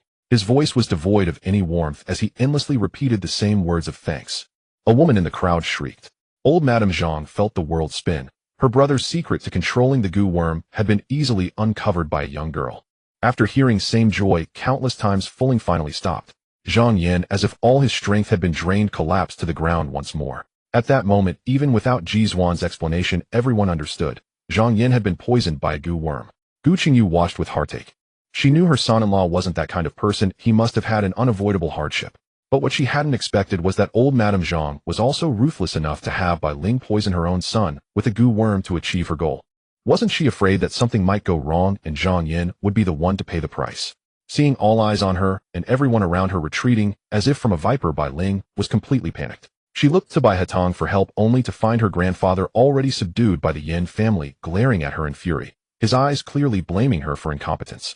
But that day she had said they should strike first. It was grandfather himself who had forbidden it. No, she had to save herself. You have no evidence. How can you accuse me of poisoning my cousin and his wife with Gu worms? Everyone knows my cousin doted on his wife to the bone. Maybe he wanted to sabotage this marriage and deliberately staged this scene with the Yin family. Whoa. Bai Ling threw herself into old Madame Zhang's arms, sobbing loudly. Aunt Linger knows you like me, but since cousin is unwilling, we shouldn't force him anymore. Let's call off this wedding here and now. Better that the marriage fails than for Linger to be burdened with the crime of harming my cousin and his wife. Old Madame Zhang quickly embraced her, wailing with tears and mucus. This old woman has lost her wits. I originally thought that since Minzi's time was short, rather than letting some other woman enter the household, it would be better to marry you in.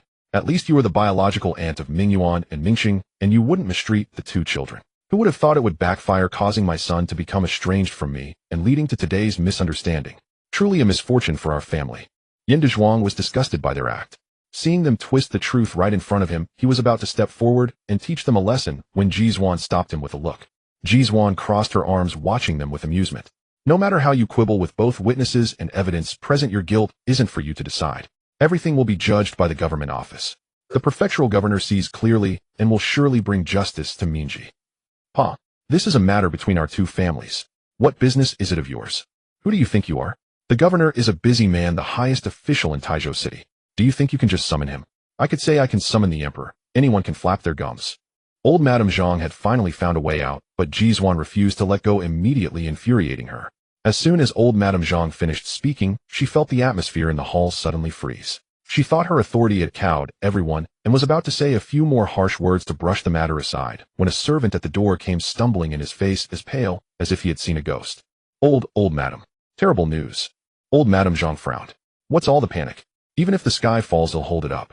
The servant pointed tremblingly toward the door. The governor. The governor has come with soldiers. The hall erupted in uproar. The guests who had been whispering moments before all changed color. Some even stood up, instinctively craning their necks. Old Madame Zhang's face froze instantly. Her lips moved several times, but she couldn't utter a single word. Her expression was even uglier than if someone had dumped a bucket of ice water over her head. Impossible. Why would the governor come? She muttered to herself, her legs beginning to weaken. Bai Ling's face was ashen, her fingers clenching old Madame Zhang's sleeve so tightly that her knuckles turned white. But no one had time to comfort her, because the heavy rhythmic footsteps were drawing closer, uniform and synchronized, making the ground tremble slightly.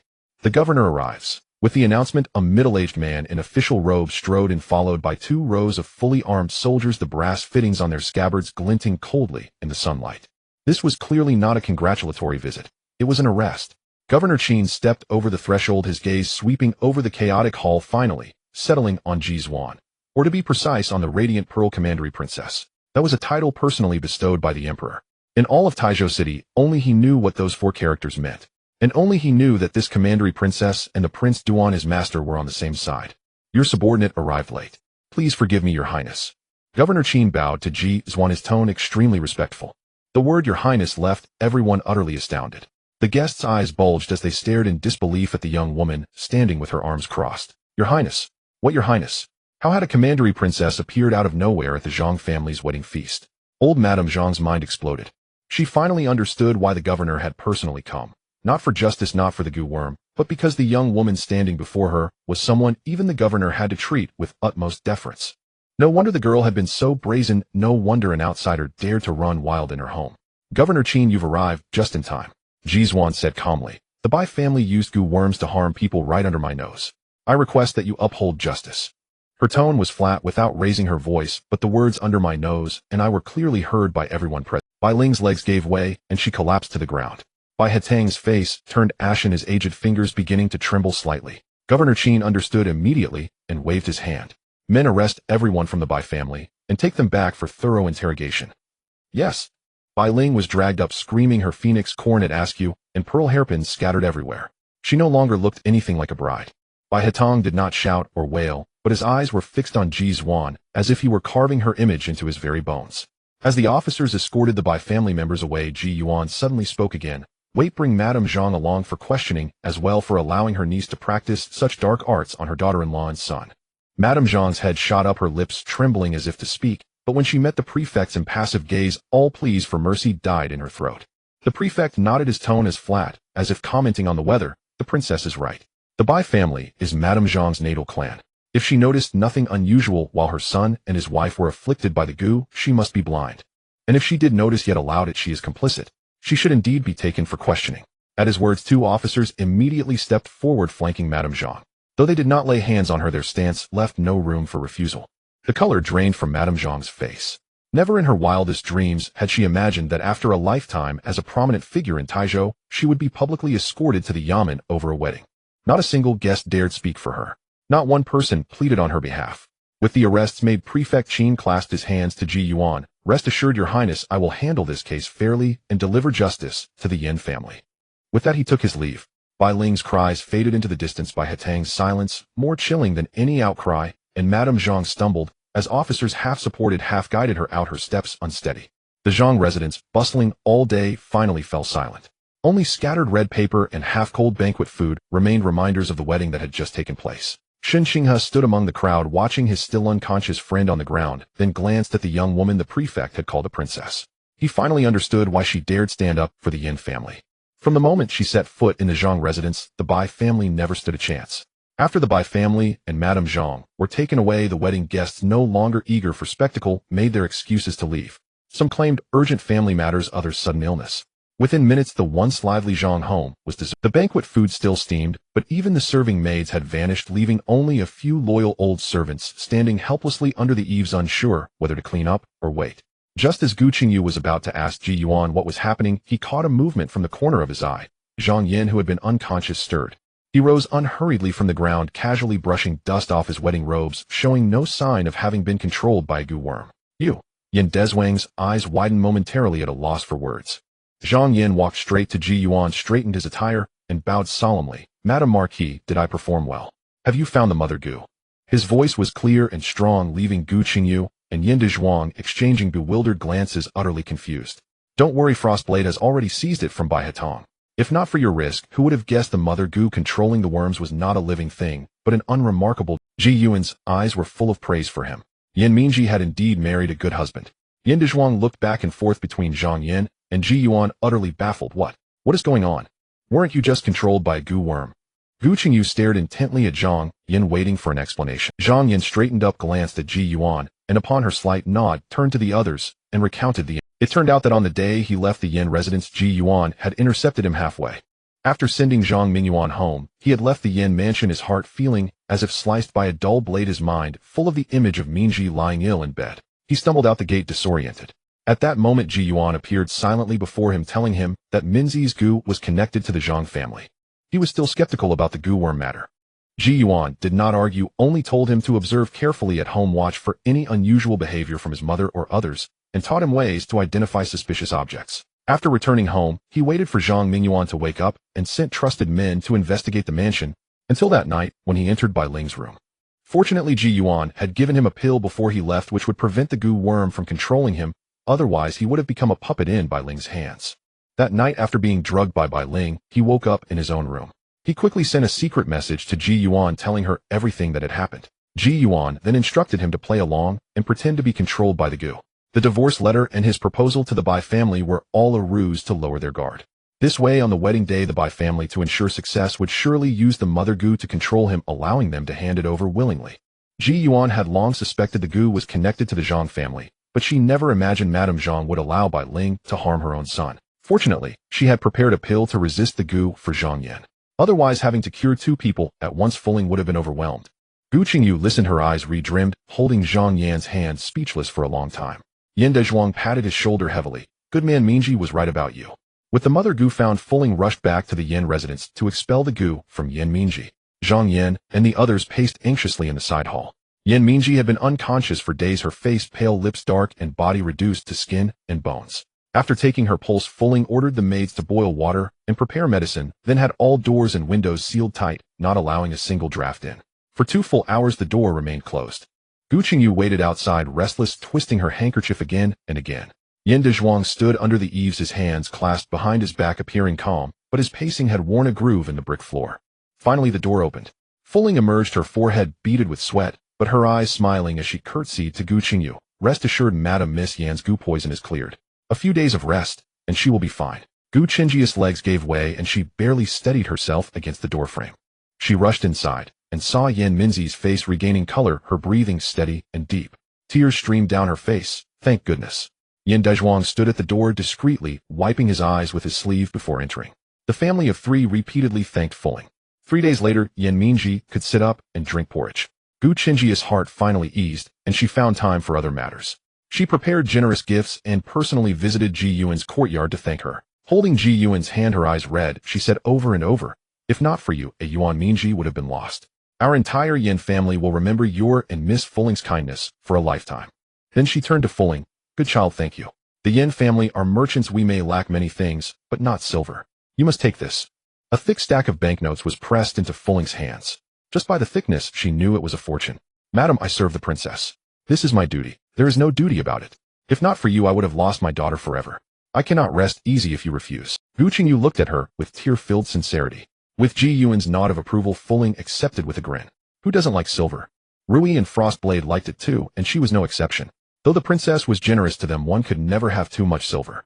With a thicker purse, she could buy more rare herbs for her experiments. Yin Dezhuang also came. The man who dominated the business world was now tongue-tied, only repeating, words cannot express our gratitude. If you or Miss Fulling ever need anything, I will not hesitate to risk my life. Ji Yuan smiled and brushed it off. Aunt and uncle, we are family, no need for formalities. I was foolish in the past, and I am grateful for your care of Wainer. If anything, I should be thanking you. Zhang Yin, after seeing Yin Mingji take her medicine, also came and bowed repeatedly to them. His heart was now wholly devoted to Yin Mingji. As for Madame Zhang, after she was taken to the yamen, he never visited her once. No pleas, no gifts, not even a single inquiry. When the trembling old steward asked if they should bribe the officials, he only said flatly, did she think of this day when she allowed others to harm my wife, her own daughter-in-law? The steward dared not mention it again. What truly broke Zhang Yan's heart was that Zhang Mingyuan and Zhang Mingxing still tried to lie. After Madame Zhang was taken, the two lost their protector, and Zhang Yin immediately had them interrogated. Perhaps fearing exposure would lead to a fate as grim as their grandmother's, they stubbornly refused to confess. So Zhang Yin returned to the Zhang residence himself. Zhang Mingyuan and Zhang Mingxing knelt in the study initially, trying to hide the truth.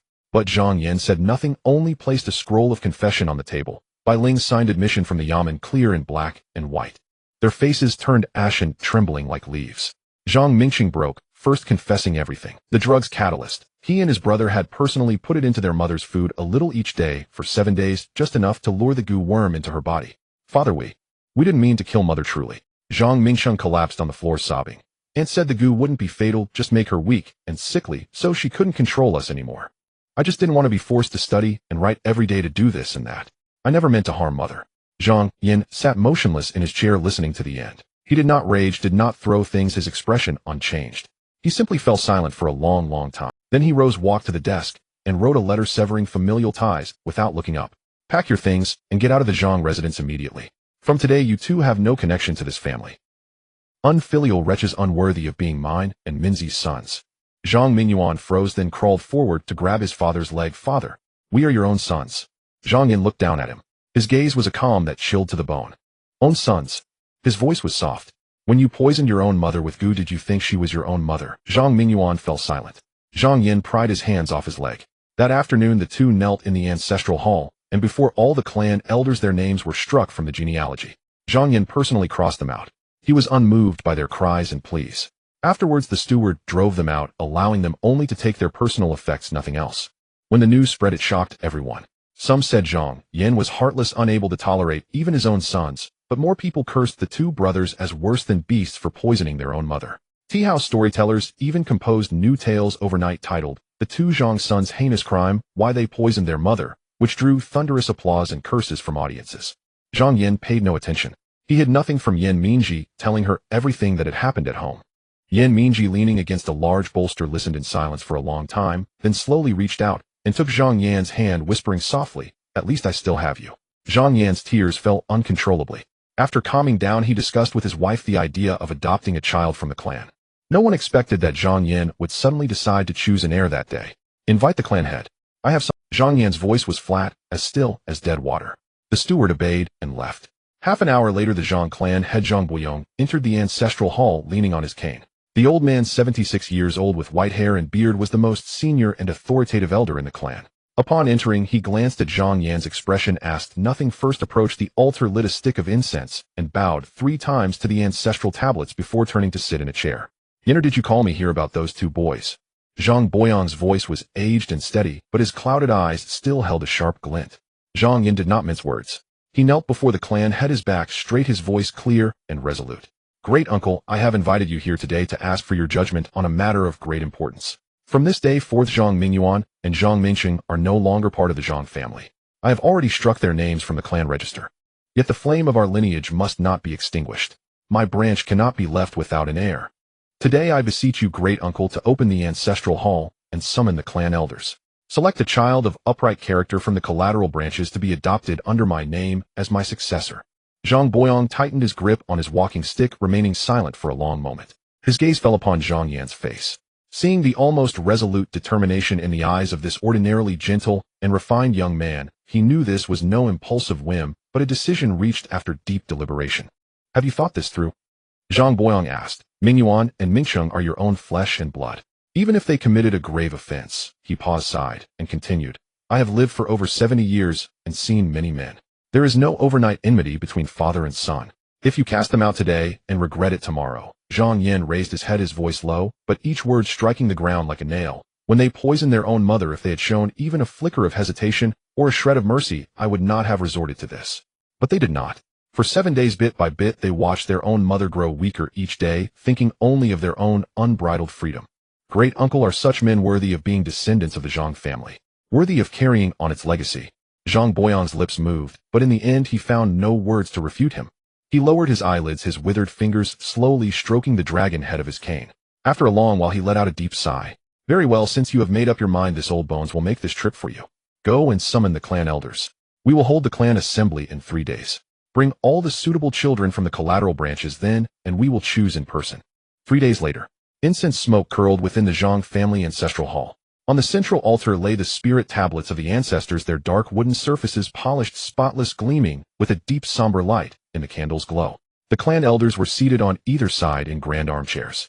The youngest was well over 50, each face solemn and stern. Zhang Boyong sat in the center holding the clan register, his gaze slowly sweeping across the hall. Standing in the hall were 4 children sent from the collateral branches, all orphans or from families in dire straits taken under the clan's care. Their ages ranged from 8 or 9 to 13 or 14. Some hung their heads timidly, while others couldn't resist sneaking glances at Zhang Yin seated above. Zhang Yin sat in the seat below the elders, his gaze passing over each of the 4 children one by one. The first child was sturdy and robust-looking, but his eyes were shifty, and he couldn't stand still, fidgeting. The second child was as thin as a bamboo pole, shrinking behind the others with his head buried low, never daring to lift it once. The third stood straight, yet wore an inappropriate smile on his lips, as if coached by the adults at home, but the smile was hollow, empty at its core. Zhang Yan's gaze finally rested on the 4th child. The boy stood at the edge, his clothes washed pale with frayed cuffs, yet he was tidy and clean, his hair combed neatly. He did not shrink back nor fidget. He simply stood there quietly, hands respectfully at his sides, his eyes clear and bright, meeting Zhang Yan's gaze without flinching. In that look was curiosity and caution, but no timidity. Zhang Yan narrowed his eyes slightly and beckoned to him. "What is your name and how old are you?" The child stepped forward, unhurriedly walking up to Zhang Yan. He first made a proper bow, then replied, "In answer to uncle, my name is Zhang Qinggan. I am 12 years old. My father was the 3rd son of the 2nd branch Zhang Bojian. He was lost to a storm while sailing on the river 7 years ago. My mother passed away the following year. I have been studying with the tutor at the clan school." His voice was clear, his articulation precise, neither humble nor arrogant. Zhang Yan asked further, "How many years have you studied at the clan school?" 6 years. Zhang Qinggan replied, "I have finished the 4 books and am now studying the 5 classics. The tutor says I am quick at memorization and my calligraphy is passable." Zhang Yan nodded casually, took a thin poetry and stage fright. He cleared his throat and began to read aloud in a steady voice. Zhang Qinggan took the book, glanced down, and showed no stage fright. He cleared his throat and began to read aloud in a steady voice, his pauses and inflections clear. At moving passages, he slowed slightly. At stirring lines, he unconsciously straightened his chest. Having finished the passage, he closed the book and returned it to Zhang Yan with both hands. Zhang Yan took it, not speaking immediately, but stared at him for a moment. This child had a light in his eyes when he read, unlike the other 2. One utterly indifferent, the other distracted. More importantly, after finishing the poem, his lashes trembled slightly, as if touched by something in the words. Zhang Yan turned to Zhang Boyong. "Great uncle, he is the one." Zhang Boyong did not immediately agree, but let the other elders question the child and review his lessons and calligraphy. The elders exchanged glances. Though not all nodded in full agreement, no one voiced opposition. Only then did Zhang Boyong slowly close the clan register and say solemnly, "Then let it be as you wish." After the adoption ceremony, Zhang Yan helped the child up and looked down at his thin but composed little face. After a long silence, he spoke only one sentence. "From this day forth you are my child. I do not ask for wealth or honor, only that you study to understand reason and become an upright person." Zhang Qinggan looked up at him, a thin sheen of moisture in his bright eyes, but he held back the tears, refusing to let them. He nodded firmly, his voice still carrying the innocence of youth, yet already possessing a hint of steadiness. "Father, I will remember." Zhang Yan's nose stung sharply. He raised his hand and gently pressed it on the boy's head, then turned around to light another incense stick before the ancestral tablets. The smoke curled upward, dispersing and gathering in the air, as if carrying away all the old grudges and the tangled ties of blood. On their return, Zhang Yan took Zhang Qinggan to see Yan Mingji. Yan Mingji was reclining against a large bolster, her complexion much better than in previous days. Hearing footsteps, she opened her eyes, her gaze falling on the small, thin child. Her eyes warmed, and she reached out her hand to him. "Good child, come here." Zhang Qinggan walked over and stood obediently by the bedside. Yan Mingji held his slender wrist, looked him over carefully, then turned to Zhang Yan and said softly, "This child has clean eyes. He is a good child." Zhang Qinggan lowered his head, and his eyes finally reddened. He pressed his lips together, forcing back the tears, and called out softly, "Mother." Yan Mingji's nose tingled. She gently drew him into her arms, patted his back, and spoke warmly, as if to her own child, "From now on, this is your home." The matter was finally resolved. Yet Gu Jiawan was not eager to return to Yanjing immediately. She had always been very close to her granddad. Having come all the way to Taizhou and experienced so many upheavals, she truly could not bear to leave in such haste. "Mother, I want to stay in Taizhou for a few more days to keep Grandaunt company." She tugged at Ji Duan's sleeve, her voice soft, her eyes full of expectation. Ji Duan looked at her, seeing clearly into her heart. She was pleased that her daughter was close to her granddad. Moreover, she herself still had matters to attend to. "All right, you can stay comfortably at Grandaunt's house. No need to rush back." Ji Duan smiled and tidied her stray hairs. Coincidentally, I also want to look around Taizhou and see the local customs. Gu Zhaoan nodded happily, then added with some concern, Mother, please be careful when you go out. Take more people. Ji Duan smiled and agreed. With your Aunt Shuangren here, she's worth 8 men. The next morning, Ji Duan bid farewell to Gu Qingyu and Yin Zhuang, saying she wished to wander around Taizhou for a few days to see scenery different from the capital. Gu Qingyu suspected nothing, cheerfully ordered a carriage and provisions, and gave a few words of caution. The whole family saw her off at the gate. But the carriage, once out of the Yin residence gates, did not head for the city's busiest streets. Ji Duan lifted the curtain and whispered an order to the driver Shuangren. Head southwest. Shuangren understood immediately. With a flick of the whip, the carriage changed direction, left the city, and sped south. Rui, sitting inside the carriage, lowered her voice. Princess, the iron mine is about 30 li southwest, hidden in a mountain hollow. It is truly wise of you, Princess, to use the pretext of treating Miss Yan's illness to come to Taizhou. No one would suspect a thing. After a while, the main road turned into a gravel path, the carriage jolting, the scenery outside growing increasingly desolate. Ji Duan lifted a corner of the curtain, gazing at the looming mountain shadows in the distance, anticipation stirring within her. That iron mine was the true purpose of her journey. Several months had passed since Duan Muyi arrived at the southwestern iron mine. During these months, the mine had operated day and night without cease. The furnace fires had never been extinguished. Duan Muyi and his craftsmen lived and ate at the mine. Batch after batch of blades sharp enough to cut iron and armor strong enough to resist any attack were forged from their hands and secretly transported to the northern border garrison. Ji Hai's personal guard had been fully re-equipped, their combat effectiveness more than tripled, and the second batch of equipment had already begun distribution to other elite battalions. One day, an unremarkable carriage arrived outside the mine. As the guard was about to step forward for questioning, the curtain was lifted to reveal a face they recognized, like I. His demeanor today was different, less slick, more solemn. After alighting, instead of walking straight in as usual, he respectfully turned back and held up the carriage curtain. Ji Duan stepped down slowly from the carriage. She wore simple, unadorned clothes with only a jade hairpin in her hair, looking like an ordinary noblewoman out for a spring outing. Yet when her eyes swept over the guard, it made him straighten his back involuntarily. Rui and Shuangren flanked her, one on each side. The three walked unhurriedly toward the mine entrance. The guard captain had never seen Ji Duan in person, but Lai Kai's respectful demeanor said it all. He had already guessed who she was. He quickly clasped his hands in salute. Subordinate pays respects to the princess. Ji Duan nodded slightly. No need for formalities. You have all worked hard these days. The guard captain responded with a hearty laugh and promptly ordered his men to open the mine gates while quietly sending someone inside to announce her arrival. By the time Ji Duan walked along the mine tunnel, Han Feng and Chao Dashu had already come out to greet her. Both were visibly tense, clearly not expecting her personal visit. Chao Dashu in particular strode over to Ji Duan and without a word dropped to one knee. Miss, this old Chao had eyes but failed to see. I said some nonsense back then. If you want to punish me, I won't utter a single complaint. His voice boomed, echoing through the tunnel, drawing the attention of craftsmen and soldiers alike. Ji Duan looked down at him, a slight curve at the corner of her mouth. She reached out as if to help him up. General Chao, please rise. What are you doing? Chao Dashu stubbornly refused to get up. I said you didn't understand weapons, that you were wasting the iron mine, and that Master Duanmu was here to cause trouble.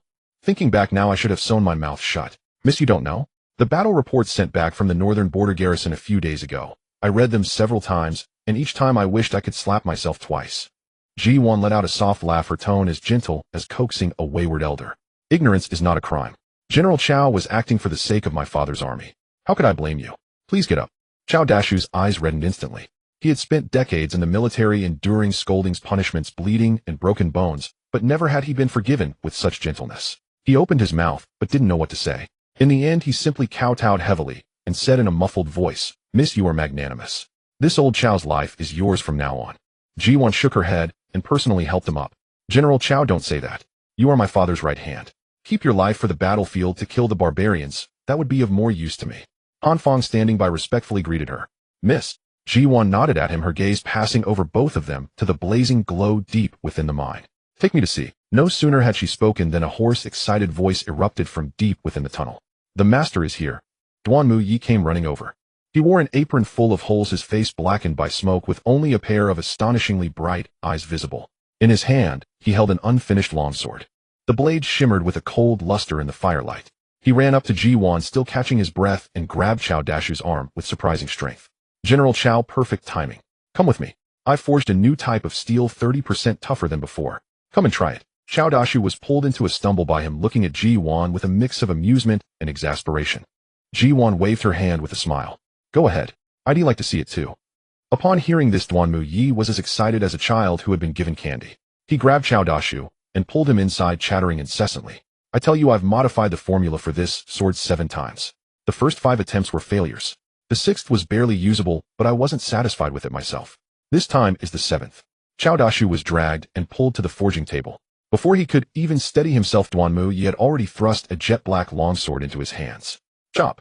Chop that! Duanmu Yi pointed at a pile of discarded armor stacked in the corner. They used these for testing blades. The pile was a full 5 layers thick. Xiao Dashu hefted the sword in his hand.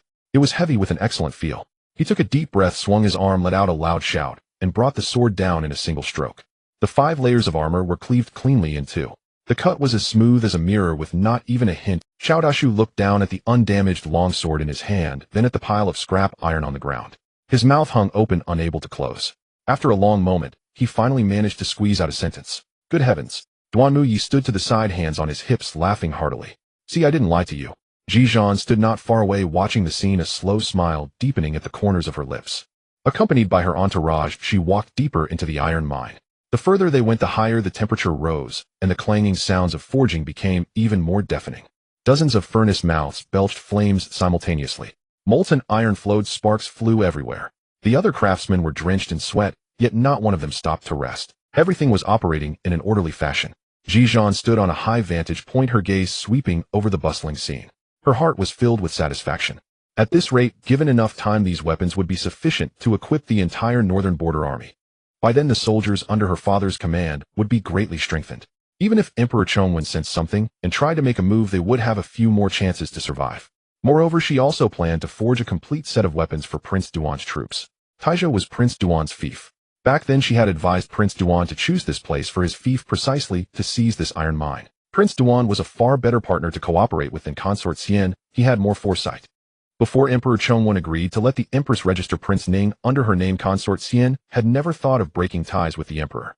Her cooperation with Ji Duan was merely to solidify Prince Duan's position. Later, when Prince Ning allied with the Empress, it threatened not only Prince Duan's status, but potentially his very life.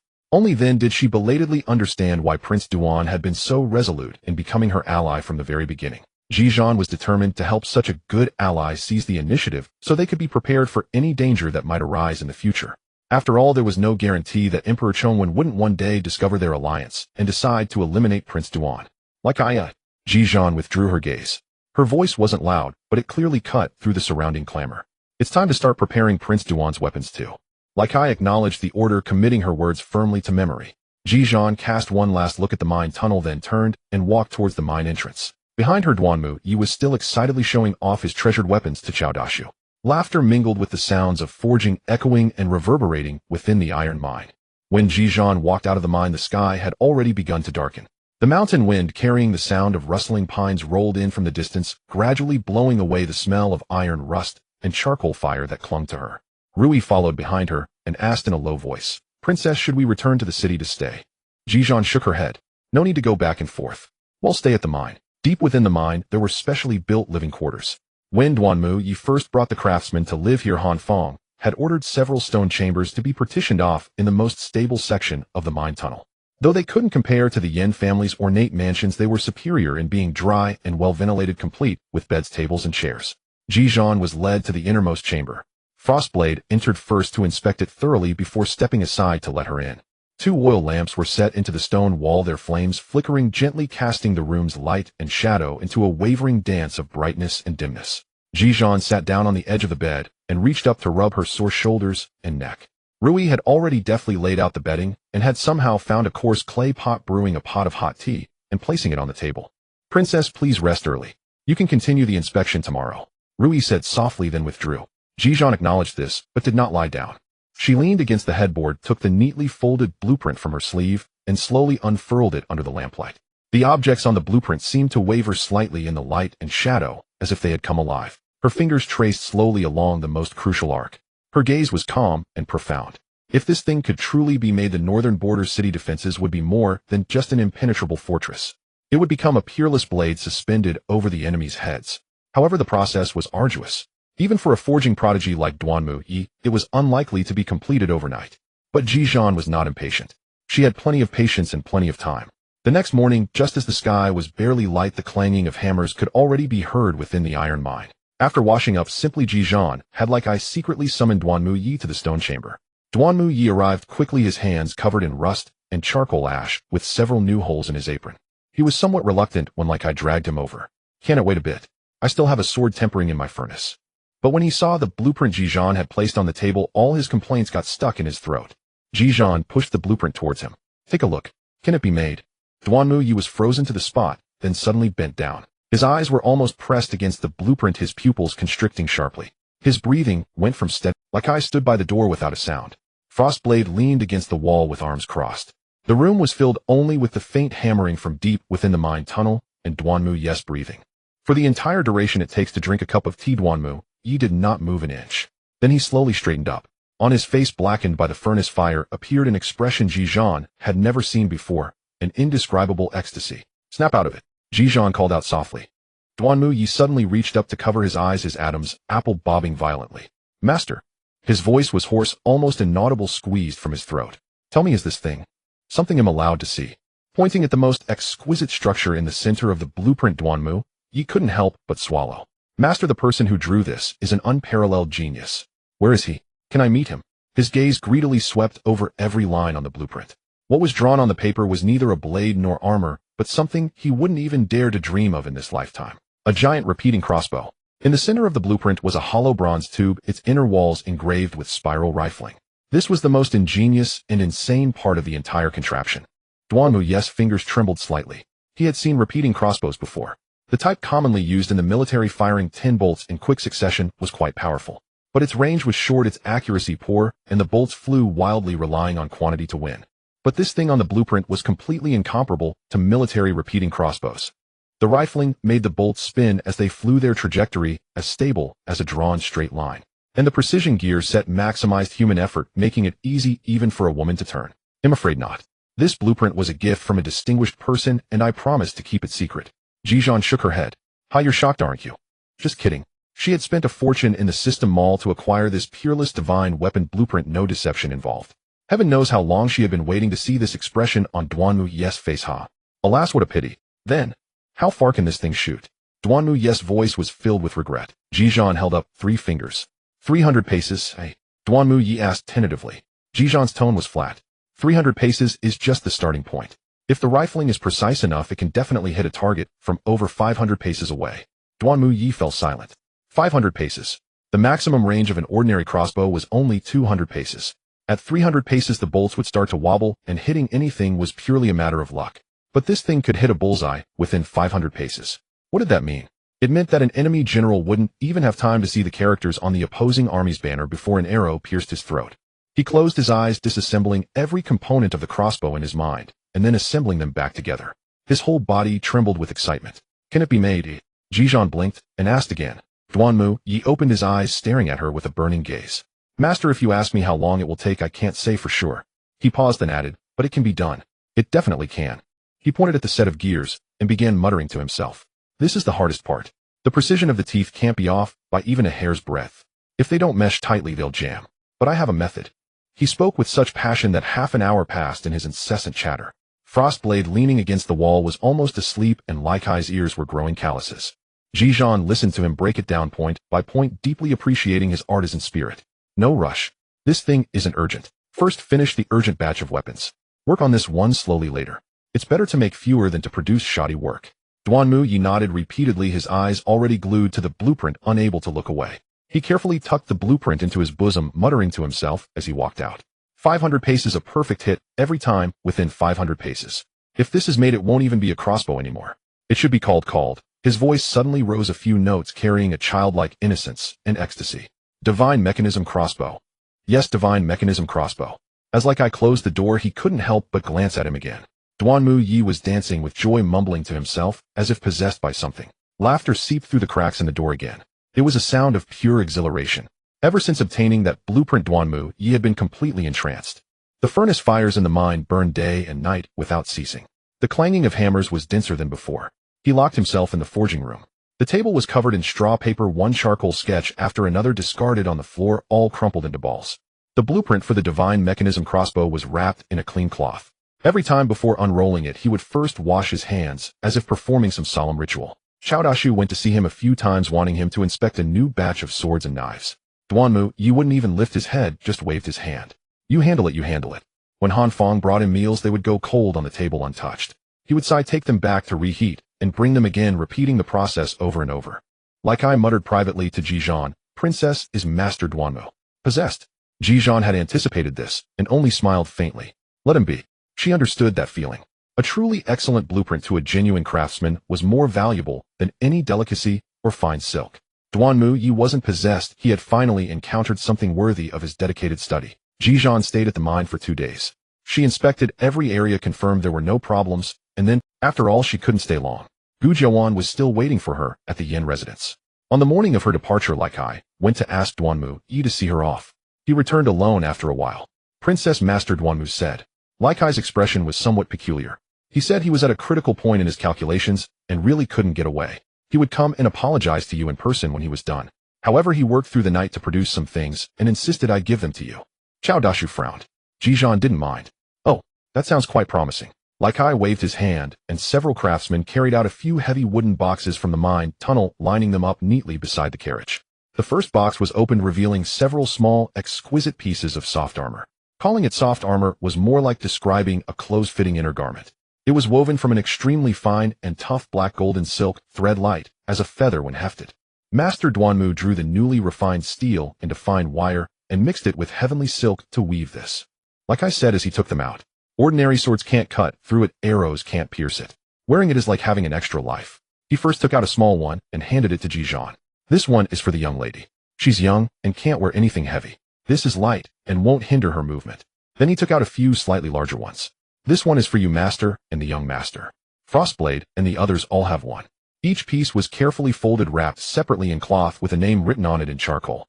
Rui took them and examined them repeatedly, clicking her tongue in admiration. This craftsmanship is countless times better than the official ones.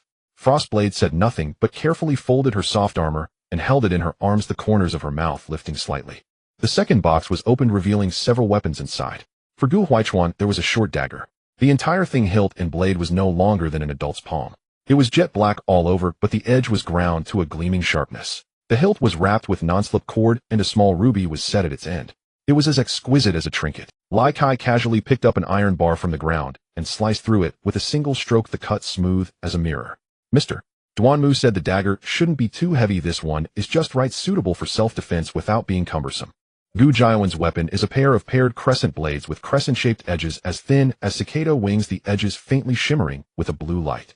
This item appears delicate, yet it is extremely dangerous. One for offense, one for defense, making it hard for opponents to guard against in close combat. Ji Duan took it and practiced a few moves, nodding in satisfaction.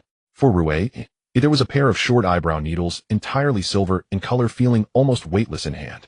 Rui took them, flipped her wrist, and the two needles twirled between her fingers, producing a sharp, piercing sound. Her eyes brightened, so light, so fast. For Shuang Ren, there was a soft sword that could be coiled around the waist like a belt and straightened like iron when drawn against an enemy. Shuang Ren drew the soft sword and swung it in the air, the blade humming like a dragon's roar, and she rarely revealed a smile. This is good. The smallest and heaviest box was last. Your Majesty, my head still aches. I wish to sleep for a while. The noble consort did not want to spend another moment with him. Emperor Chongwen did not think much of it, assuming her injuries were severe and her discomfort natural. Thinner than ordinary silver needles, yet quite heavy and substantial. These were specially made by Mr. Duanmu for Miss Fu Ling. Lai Kai said the entire set of silver needles is forged from mysterious iron, much harder than ordinary silver needles, capable of easily piercing through bone. Mr. Duanmu said that these needles were difficult to make. If they were too thin, they would break easily, and if too thick, they would be ineffective, wasting dozens before making this set. Fu Ling cautiously picked one up, holding it against the light. The needle tip was as fine as a hair, and she longed to find someone to practice on immediately. She attempted to jab it into a wooden board, and without a sound the silver needle embedded itself halfway. Fu Ling's eyes lit up, holding the box of mysterious iron needles, her voice filled with excitement. This is wonderful. Silver needles can bend when piercing bone. This one surely won't. I can use it to try many pressure points I was afraid to attempt before. Mr. Duanmu is simply my confidant. Ji Duan couldn't help but laugh at Fu Ling's eagerness to find someone to practice on right away. Lai Kai then took out a neatly folded square of paper and handed it to Ji Duan. Your Highness, Mr. Duanmu also asked me to deliver this to you. He has already begun testing the first component of the divine mechanism crossbow. This is the progress and insights. He said that although it is slow, every step is solid, asking your Highness for a little more time. Ji Duan unfolded the blueprint and glanced at it. It was densely filled with data and insights, the handwriting messy, yet clear in structure. She couldn't help but chuckle, wondering why it looked like an elementary school student submitting homework with all the insights written out. But she still tucked the blueprint into her sleeve.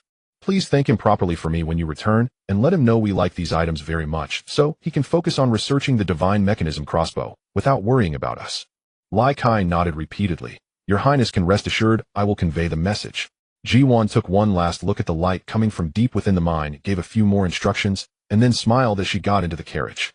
A country dog that had become familiar with them during these days followed the carriage for a short distance, reluctant to part. In the end, it was called back by Lai Kai's whistle wagging its tail as it sat at the entrance of the mine, watching the carriage disappear at the end of the gravel road.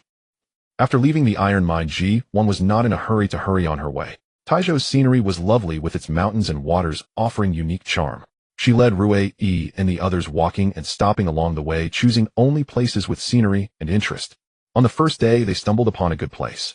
The carriage traveled along the official road for about an hour, rounding a bend in the mountain, and the view suddenly opened up. A clear stream wound down from the mountains, both banks filled with dense reeds. When the wind blew, the reed flowers floated up like a light snowfall. The stream was very shallow and crystal clear, the pebbles at the bottom warmed and glistening in the sunlight. Several egrets stood on the shallow banks, balancing on one foot, occasionally bending down to peck at the water's surface, their postures leisurely beyond measure.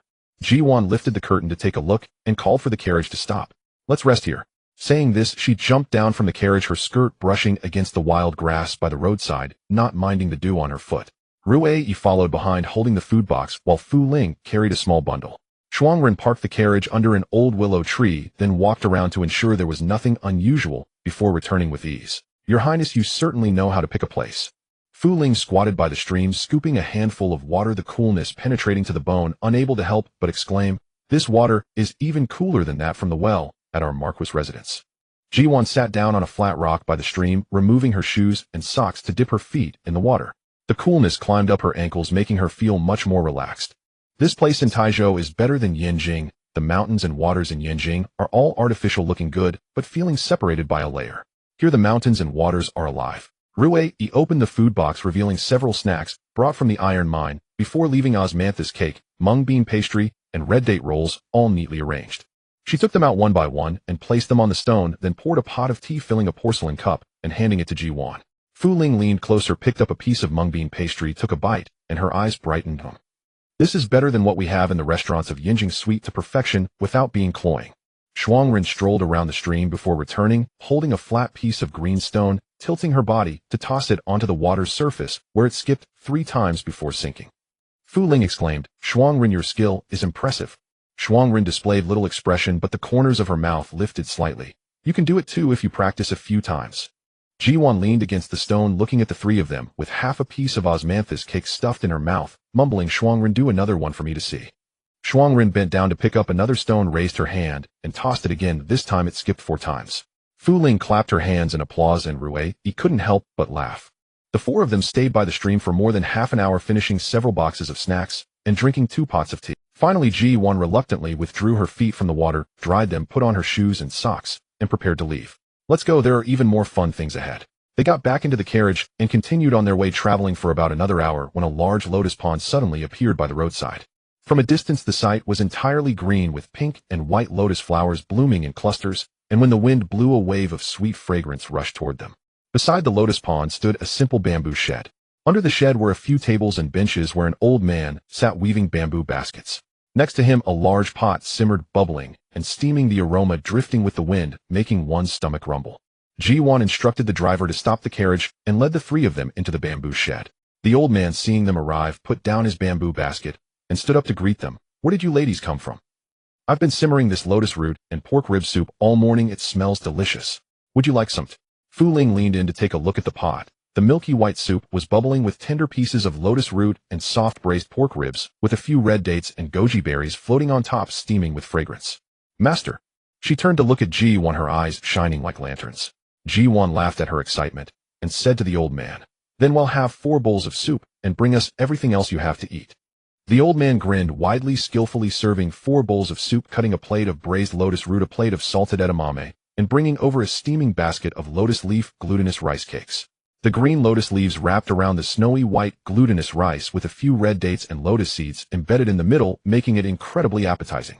Fu Ling took a spoonful of soup and sent it to her mouth, burning hot, but too delicious to spit out, murmuring, "This is so fresh, this soup is better than any I've had before." Master Pang. Yue also tasted a spoonful, nodding. The lotus root is braised to perfect tenderness, and the oil from the pork ribs has infused the soup. It truly is delicious. Ji Duan drank half a bowl of soup, picked up a piece of braised lotus root, and took a bite. It was crunchy and fragrant with the marinade slightly spicy, very appetizing. She leaned against the pillar of the bamboo shed, eating while gazing at the lotus pond. The wind rustled the lotus leaves, and several dragonflies perched on the lotus buds, their tails swaying. Sunlight filtered through the clouds, falling on the water's surface and breaking into shimmering gold flakes. She suddenly felt that this time in Taizhou was even more comfortable than all the years combined in Yanjing. Life in Yanjing seemed glamorous, but it was filled with calculations. One had to tread carefully in speech and action. There was nothing like the ease of this moment. "Your Highness, what are you thinking about?" Yue asked softly, handing her a piece of lotus leaf glutinous rice cake. Ji Duan accepted it and took a bite. The glutinous rice was soft and chewy, with the fragrance of lotus leaves seeping into the grains, sweet but not cloying. "I was thinking if I ever get tired of staying in Yanjing, I could come to Taizhou and buy a small courtyard where I could drink soup by the lotus pond and bask in the sun. Now that's what life should be like." Fu Ling immediately chimed in, "If you buy a courtyard, remember to leave me a room. I want to come with you." Shuangren didn't say anything, but her pace of drinking soup slowed down, clearly listening in. Ji Duan smiled at them, not responding, but the warmth in her eyes was evident. After they were full and satisfied, Ji Duan had Yue give the old man some extra money, but the old man repeatedly waved his hands, saying it was too much. Yue smiled and pressed it into his hands. "Grandpa, your soup is truly excellent. Please, don't be Only then did the old man accept it, enthusiastically pointing them toward a nearby road. "Ladies, follow this path ahead. After walking about 10 miles, you'll find a town with an old-fashioned tavern. Their rice wine is a specialty, and they have a braised catfish dish that can't be matched anywhere else in Taizhou." Upon hearing about more delicious food, Fu Ling's eyes sparkled again. Ji Duan was amused by her expression. "Let's go, we have to check out that fish." The carriage continued on its way, and they soon arrived. The town was small, with a main street made of blue stone running north to south, lined with shops on both sides, the sounds of people and carts blending together, full of life. The tavern the old man mentioned was at the end of the street. Its entrance was modest, but the old sign hanging at the door was polished by wind and rain, exuding a sense of long-standing reliability. Ji Duan led the 3 of them inside, ordering a private room facing the street, and upon opening the window, they could see the bustling market below. The tavern's proprietress was a forthright woman in her 40s. Upon learning they were from out of town, she warmly recommended her establishment's signature dishes: braised catfish, sweet rice balls, osmanthus, glutinous rice, lotus root, and a pot of homemade rice wine. Once the food arrived, they had a table full. The braised catfish was rich in sauce, the fish meat tender and flavorful, melting on the tongue. The sweet rice balls were sweet, but not cloying, and the glutinous rice balls were soft and chewy, infused with a light fragrance of wine. The pot of rice wine was exceptional. It entered the mouth smooth and mellow, with a hint of osmanthus fragrance lingering in the aftertaste, warming the stomach without being harsh on the throat. Fu Ling had 2 cups of rice wine, her face flushed, and she spoke more than usual. She insisted on talking to Yue, saying, "Sister Yue, wouldn't it be wonderful if every day was like this, without worrying about all those messy troubles, just enjoying the mountains and waters, drinking soup, and eating fish? I'd be willing to live like this my whole life." Yue served her a piece of lotus root. "Drink a little less, you've already had 2 cups, and you're feeling it." Fu Ling chuckled, holding her cup and taking another sip. Shuangren, on the other hand, had been relatively quiet, but she had eaten more than half of the fish on her plate, even scooping up 2 spoonfuls of the sauce to mix with her rice. Ji Duan leaned by the window, slowly sipping her cup of rice wine, her gaze falling on the bustling market below. She watched the vendors and pedestrians coming and going, observing the twilight gradually descending from the eaves, tinting the entire street a warm orange. Suddenly she felt that despite the many twists and turns experienced on this trip to Taizhou, sitting in this small tavern at this moment, surrounded by trusted companions with good wine in hand and the bustle of the world outside, it was worth it. "Your Highness, what are you thinking about?" Yue leaned closer and asked softly. Ji Duan turned her head, the glow of the sunset reflecting on her profile, clean and clear, just like the mountains and waters of Taizhou. She smiled slightly. "I was thinking, this place is wonderful. I must come here more often." Yue laughed along, refilling her cup with the remaining rice wine. "Then let's play for a few more days." After it got dark, the four of them rested overnight at an inn in the town. The next day, Ji Duan did not rush to leave, instead taking the three of them to explore the town for most of the day. They bought several pieces of locally woven cloth. Though the patterns were not as luxurious as the brocade of Yinjing, the fabric felt thick and soft, possessing a kind of rustic beauty. Fu Ling bought a large bag of dried fruits and candied fruits, while Shuangren carried 2 vivid bamboo-crafted grasshoppers which she said were given to her by an old man on the street. Rui purchased a small, exquisite green stone inkstone for Gu Jiwan along with a box of ink cakes, claiming it was for writing once they returned. By afternoon, the four of them finally packed up their belongings and boarded the carriage to continue their journey. Ji Duan leaned against the carriage wall, slowly chewing a preserved fruit pinched between her fingers. The carriage curtain was lifted at one corner, revealing the landscape of mountains and rivers receding unhurriedly outside the window. The sunlight was just right, and the wind was gentle. Fu Ling, leaning against her side, had already dozed off. Rui was whispering something to Shuangren, who responded occasionally in a steady tone. A faint smile curved at the corners of Ji Duan's lips. She remained silent, sitting quietly, letting this moment of ease flow gently through her heart. Their next stop was Bai County. This county town was not large, but it possessed an extraordinary charm due to its proximity to a clear river. Ji Duan and her companions chose a restaurant by the street to rest. They had just ordered a few local dishes and were about to eat when they heard an almost hysterical exclamation from outside the private room. "Your Highness!" Ji Duan looked up and saw Qin Muji standing outside, holding a bag of medicine and a food container. He stood frozen in place, his usually steady eyes welling up with redness. Rui almost thought he was about to cry. Ji Duan was somewhat surprised. "Governor Qin, why are you in Bai County? Is it official business?" Qin Muji strode over quickly. In the span of just a few steps, he took several deep breaths, as if desperately suppressing something. When he reached Ji Duan, he knelt down with a thud. "Your humble servant presumes to beg the princess to save a life." This kneeling startled everyone in the room. Ji Duan quickly glanced at Shuangren, who immediately rose to close the door. Then she gestured for him to rise, and had Rui bring a chair over. "Governor, what are you doing? If you have something to say, speak calmly." But Qin Muji did not sit down immediately. His hand clutching the medicine bag trembled slightly, and his voice carried a hoarseness. "Your Highness, I know this is abrupt, but I am truly at my wit's end." Qin Muji took a deep breath and revealed everything. It turned out that ever since that day at the Zhang residence when he witnessed the disposal of the Bai family, he had seen Fu Ling's formidable skill, able to identify goo worms and control the human skin drum. How could that young lad's medical expertise be compared to ordinary doctors? His wife's illness had dragged on for over half a year. He had consulted all the renowned physicians in Taizhou City, even inviting the Bai family, but medicine had proved ineffective and her condition worsened day by day. However, after he finished handling the Bai family's affairs and rushed to the Yin residence to beg Ji Duan to have that divine physician lady offer her help, Yin Dezhuang informed him that she was no longer at the mansion but had taken her people traveling. Ji Duan was a princess, she was the sovereign, and he was her subject. He dared not, and could not send people to investigate her whereabouts. He thought that was the end of it. Unexpectedly, when he came to the restaurant today to pick up medicine and order his wife's favorite dishes, he stumbled upon them by sheer luck. "Your Highness, please save my wife. The doctor says she has only half a month left to live." Qin Muji's voice dropped low. He looked up at Ji Duan, his gaze filled with supplication. "After failing to find you at the Yin residence, I thought since her time is short, I couldn't let her die alone in a foreign.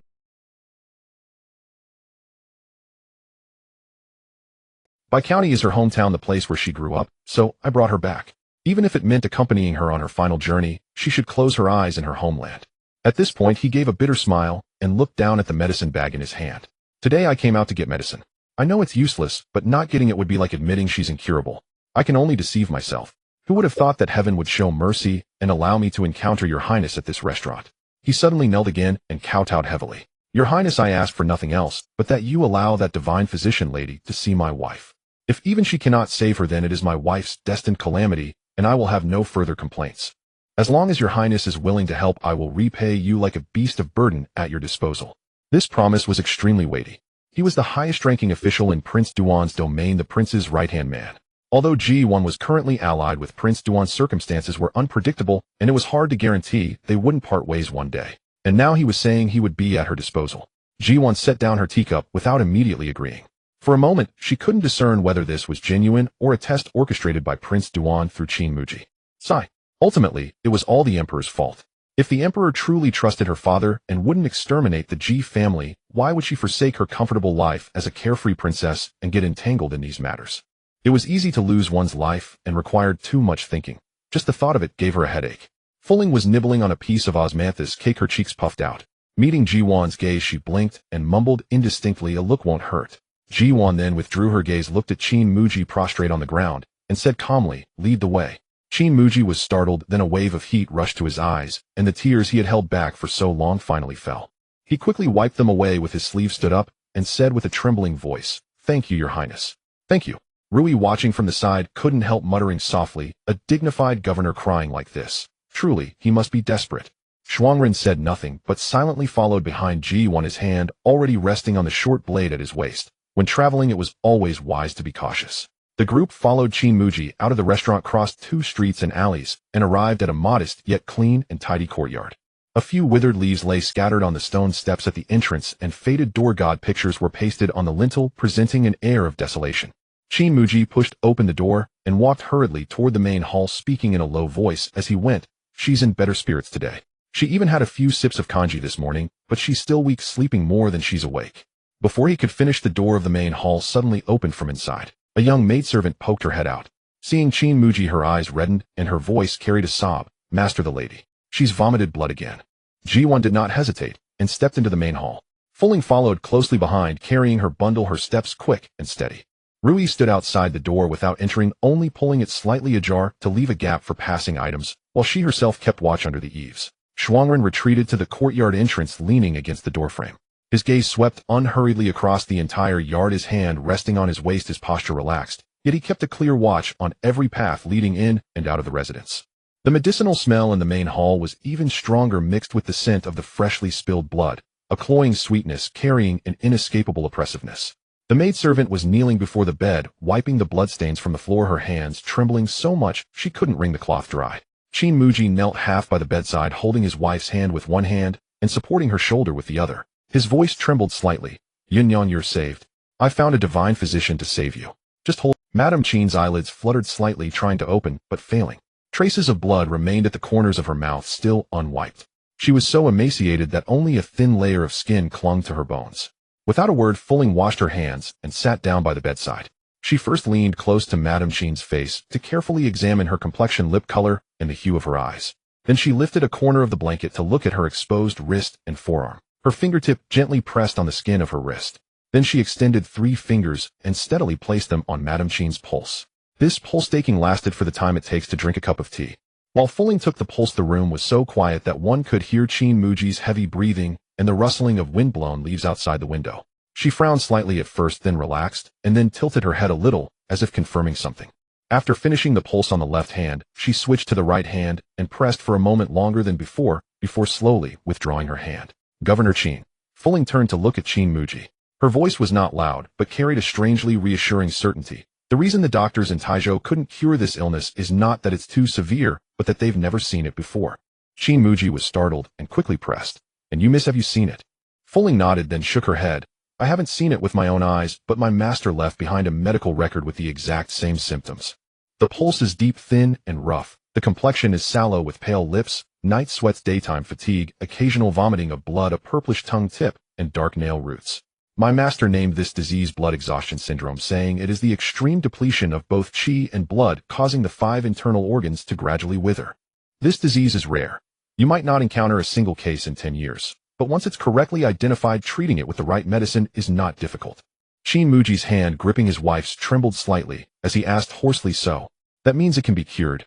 Fuling had already turned to open her bundle, taking out several porcelain bottles and a roll of silver needles. Laying them out, she said, "It can be cured, but it must be done slowly. A haste won't work. Madame's body has been depleted for too long. It's like a well nearly dry. Pouring in too much water too quickly will only collapse the walls. It needs to be nurtured day by day, gently replenished to rebuild the foundation solidly." As she spoke, she had already picked up a silver needle and passed the tip over a candle flame. Then she turned to the maidservant and said, "Help Madame sit up, pat her back higher, and let her upper body lean slightly forward." The maidservant quickly complied. Fuling pinched the silver needle and walked behind Madame Qin. Her fingertip pressed on several acupoints on her back, and with a flick of her wrist, the first needle was steadily inserted. Madame Qin's shoulders and back trembled slightly, but she did not wake. Then came the second and third needles. Fuling's needling was fast and precise. After the 3 needles were in place, she took out a small celadone bottle, poured out a brown pill, dissolved it in warm water, and had the maidservant feed it to Madame Qin spoonful by spoonful. After about the time it takes for an incense stick to burn, Fuling removed the silver needles one by one and put them back in her bundle. She then carefully examined Madame Qin's complexion and pulse again before standing up and shaking her sore wrist. She turned to Qin Muji and said, "That's enough for today. I've stopped the bleeding. Madam shouldn't vomit blood again tonight. He'll leave a prescription. Get the medicine as prescribed and decoct 1 dose each morning and evening. Avoid greasy raw cold and allergenic foods. Stick to rice congee clear soups and steamed eggs for now. Overnourishing would be counterproductive. Once she can get out of bed, gradually add some fish and chicken." Qin Muji nodded emphatically and bowed deeply to Fuling. His lips trembled, unable to form a complete sentence, repeating only the words, "Thank you," over and over. Fuling was a bit embarrassed by his demeanor and waved her hand, saying, "Governor, don't be like this. I am the princess person. If the princess tells me to treat, I treat." In the following days, Fuling came to the Qin residence daily to administer acupuncture and change the medicine. There was no significant change in the first 2 days. Madame Qin still slept most of the time, but she no longer vomited blood. On the 3rd day, she could sit up for half an hour and drink an entire bowl of rice congee. On the 4th day, she voluntarily asked the maidservant about the weather outside. Her voice was soft, but no longer as hoarse as before, which had been heart-wrenching. Qin Muji's first task every day was to rush into the main hall. Seeing his wife's complexion improve day by day, the anxiety that had hung over him for over half a year finally began to settle back into place. Later, Fuling came as usual to administer acupuncture. Madame Qin was in exceptionally good spirits. She was even able to take a few steps with the maidservant's support, though her legs were too weak to walk far before needing to sit down. But the brightness in her eyes was already a world apart from when they first met. Leaning back in her chair, she held Fuling's hand and thanked her repeatedly. Her eyes were red, and although her voice was soft, it was much stronger than in previous days. "Miss Fuling, if it weren't for you, I'm afraid I wouldn't have made it through this month." Fuling smiled and patted her hand. "Madam, don't say that. Your constitution was not bad to begin with. It's just that this illness has dragged on for too long. Recovery is only a matter of time. Just set your mind at ease." Qin Muji stood to the side, watching his wife's long-lost smile. Suddenly, he turned around and quickly wiped the corner of his eye. He took a deep breath, strode over to Ji Duan, straightened his robes and hat, and solemnly bent at the waist in a deep bow. This bow was even heavier and more profound than the one he had made while kneeling in the restaurant that day. "Your Highness." His voice was slightly hoarse, but every word was clear and distinct. "From now on, this humble servant's life belongs to your Highness. Whatever you command, be it through a mountain of swords or a sea of flames, I will not even furrow my brow." Ji Duan was drinking tea by the window. Upon hearing this, she looked up at him, but did not respond immediately. She took a slow sip from her teacup, as if weighing the significance of his words. After a moment, she set down the cup. "Governor, you exaggerate. Saving lives and curing diseases is just a favor I did in passing. Take good care of your wife. We'll discuss the rest another time." Between the lines, she had essentially accepted his allegiance. Qin Muji straightened up, his eyes still red, but no longer as distraught as in previous days. He did not say any more words of gratitude, merely nodded seriously and retreated to his wife's side, fussing over her with concern. Fuling treated her for 3 more days, readjusted the remaining prescriptions, and confirmed that Madame Qin's pulse had stabilized and the trend of recovery was clearly visible. Only then did she pack her bundle and prepare to depart. On the morning of their departure, Qin Muji personally saw them off at the gate. Behind him, the maidservant supported Madame Qin, who stood under the eaves watching from afar. Madame Qin wore a lotus-colored cape. Though still thin, there was already color in her cheeks. She gently performed a bow in Ji Duan's direction. Ji Duan looked back, smiled, and then turned to board the carriage. Madame Qin Mu's illness was not difficult to treat, merely quite rare. Few physicians in Taizhou had encountered it, hence they remained at a loss. Since Poria began treating her, she had improved within days. Madame Qin Mu's illness was not difficult to treat, merely quite rare. Few physicians in Taizhou had encountered it, hence they remained at a loss. Since Poria began treating her, when the carriage came to a halt at the Yen residence's gate, Gu Jiawan had already rushed out, lifting her skirts. "Mother, you finally returned. I missed you so much." She buried herself in Ji Zha's embrace, her voice thick with deep attachment. "You've been gone for so long. I thought you had abandoned me." Ji Zha smiled and patted her back. "Don't talk nonsense. Weren't you the one who wanted to spend more time with your great-aunt? How could that mean I abandoned you?" Gu Jiawan pouted. "I did spend time with her, but I truly missed you too." As she spoke, Gu Qingyu and Yin Dezhuang came out to greet them. Yan Mingji had even gotten out of bed, wrapped in a thick cloak, supported by a maid as she stood under the eaves. Though still somewhat frail, her complexion had regained a healthy flush. Zhang Yin was away handling some matters and was not at the Yin residence. "Aunt, I've troubled you to look after this mischievous child during this time." Ji Zha stepped forward to thank Gu Qingyu, then turned to Yan Mingji. "Mingji, you're not fully recovered. Why have you come out? Be careful not to catch a chill." Yan Mingji smiled faintly. "If I didn't come out, I feared I'd miss the chance to bid farewell to my sister-in-law and Wainer." At this, Gu Jiawan's eyes reddened instantly, and she stepped forward to take her hand. "And I hate to leave you." Yin Mingji reached out to wipe the corner of her eye, her tone gentle. Silly child, this isn't a permanent farewell. Come whenever you wish. They'll always keep a courtyard ready for you here. She knew Ji Zha was leaving today. Gu Qingyu quietly turned aside, pressing a handkerchief to the corner of her eye. When she turned back, a smile was already on her face. All right, stop standing in the draft. Come inside quickly. Everyone entered the main hall, and the maids promptly served hot tea. Ji Zha took a sip from her cup and spoke of her plans. Uncle, aunt, we have imposed on your hospitality in Taizhou for many days. It's time we return to Yanjing. Though Gu Qingyu had long known she couldn't keep them, hearing it spoken aloud still made her eyes well up. So soon? Stay a few more days. Mingji hasn't fully recovered yet. Rest assured, aunt. Poria has left the prescription with the family physician. Follow it for recuperation, Ji Zha said warmly. Besides, Wainer misses home, and I imagine Chuaner misses her too. Gu Jiawan nodded obediently. If mother hadn't mentioned it, she'd almost forgotten. Only her brother was home now. If they didn't return soon, how pitiful he would be. Yin Daizhuang pondered for a moment before speaking. In that case, I won't insist you stay. But take extra care on the road. They'll have the household guards escort you part of the way. Ji Zha declined with a smile. Uncle, there's no need to trouble so many people. We have enough hands, and the road ahead is all official highways. It's fine. Yet Yin Mingji suddenly spoke, her voice soft, but carrying an unyielding insistence. Sister-in-law, at least let them escort you out of Taizhou, or none of us will sleep soundly. Ji Zha thought it over and nodded in agreement. By afternoon, 2 carriages were ready outside the Yin residence's gate. Gu Jiawan held Gu Qingji's hand, whispering for a long time. Both of them readied. Finally, Gu Qingyu slipped her a heavy pouch, lowering her voice. This is private money from your great-aunt. Don't let your mother know. Gu Jiawan's tears turned to laughter. Great-aunt mother wouldn't care about that. Yin Mingji also stepped forward, handing Ji Zha an exquisitely embroidered sachet. Sister-in-law, inside are specially prepared calming herbs. The journey will be bumpy. Wearing this will help you sleep better. Ji Zha took the sachet and gently squeezed her hand. Take good care of yourself. When you're fully well, come visit us in Yanjing. Yin Mingji nodded, tears glistening in her eyes. After bidding farewell, they finally boarded the carriage. Gu Jiawan leaned out the window, waving back incessantly until the Yin residence's gate blurred into a tiny speck. Only then did she retreat inside, curling into Ji Zha's arms in sullen silence. The carriage took the official road heading north. Ji Zha lifted the curtain to look outside. The mountains and waters of Taizhou gradually fell behind, while the roadside trees stretched straight into the distance. After about 2 hours, Rui suddenly lifted the curtain and poked her head in. Your Highness, it seems a carrier pigeon is chasing us from behind. Ji Zha was slightly startled. Stop the carriage. Unbeknownst to her, Gu Jiawan had fallen asleep, leaning against her shoulder, breathing evenly and peacefully. Ji Zha glanced down and reached out to adjust the slipping cloak over her daughter. The carriage slowed to a halt. Frostblade reined in the horse, and a gray-white pigeon fluttered down, landing on the shaft, a small bamboo tube tied to its leg. Frostblade removed the tube and handed it into the carriage. Ji Zha pulled out the note inside and unfolded it. It was a letter from Qin Mu. Your Highness' great kindness is beyond my ability to repay. My wife can now get up and walk, all thanks to Miss Poria's miraculous skill. I am willing to serve your Highness with utmost loyalty. Should your Highness ever have need of me, take this token to the Bright Moon Inn in Yanjing and seek out Steward Chun. Inform him of the matter, and I will carry out your bidding, without fail, never breaking my word. Beneath the note, wrapped in a plain silk handkerchief, lay a small jade token. The token was a deep translucent green, engraved on one side with the character Qin, and on the other with an auspicious cloud pattern. Rui leaned in for a look and whispered, Your Highness, Lord Qin has entrusted his very life and fortune. Ji Zha held the jade token in her palm, feeling its cool smoothness.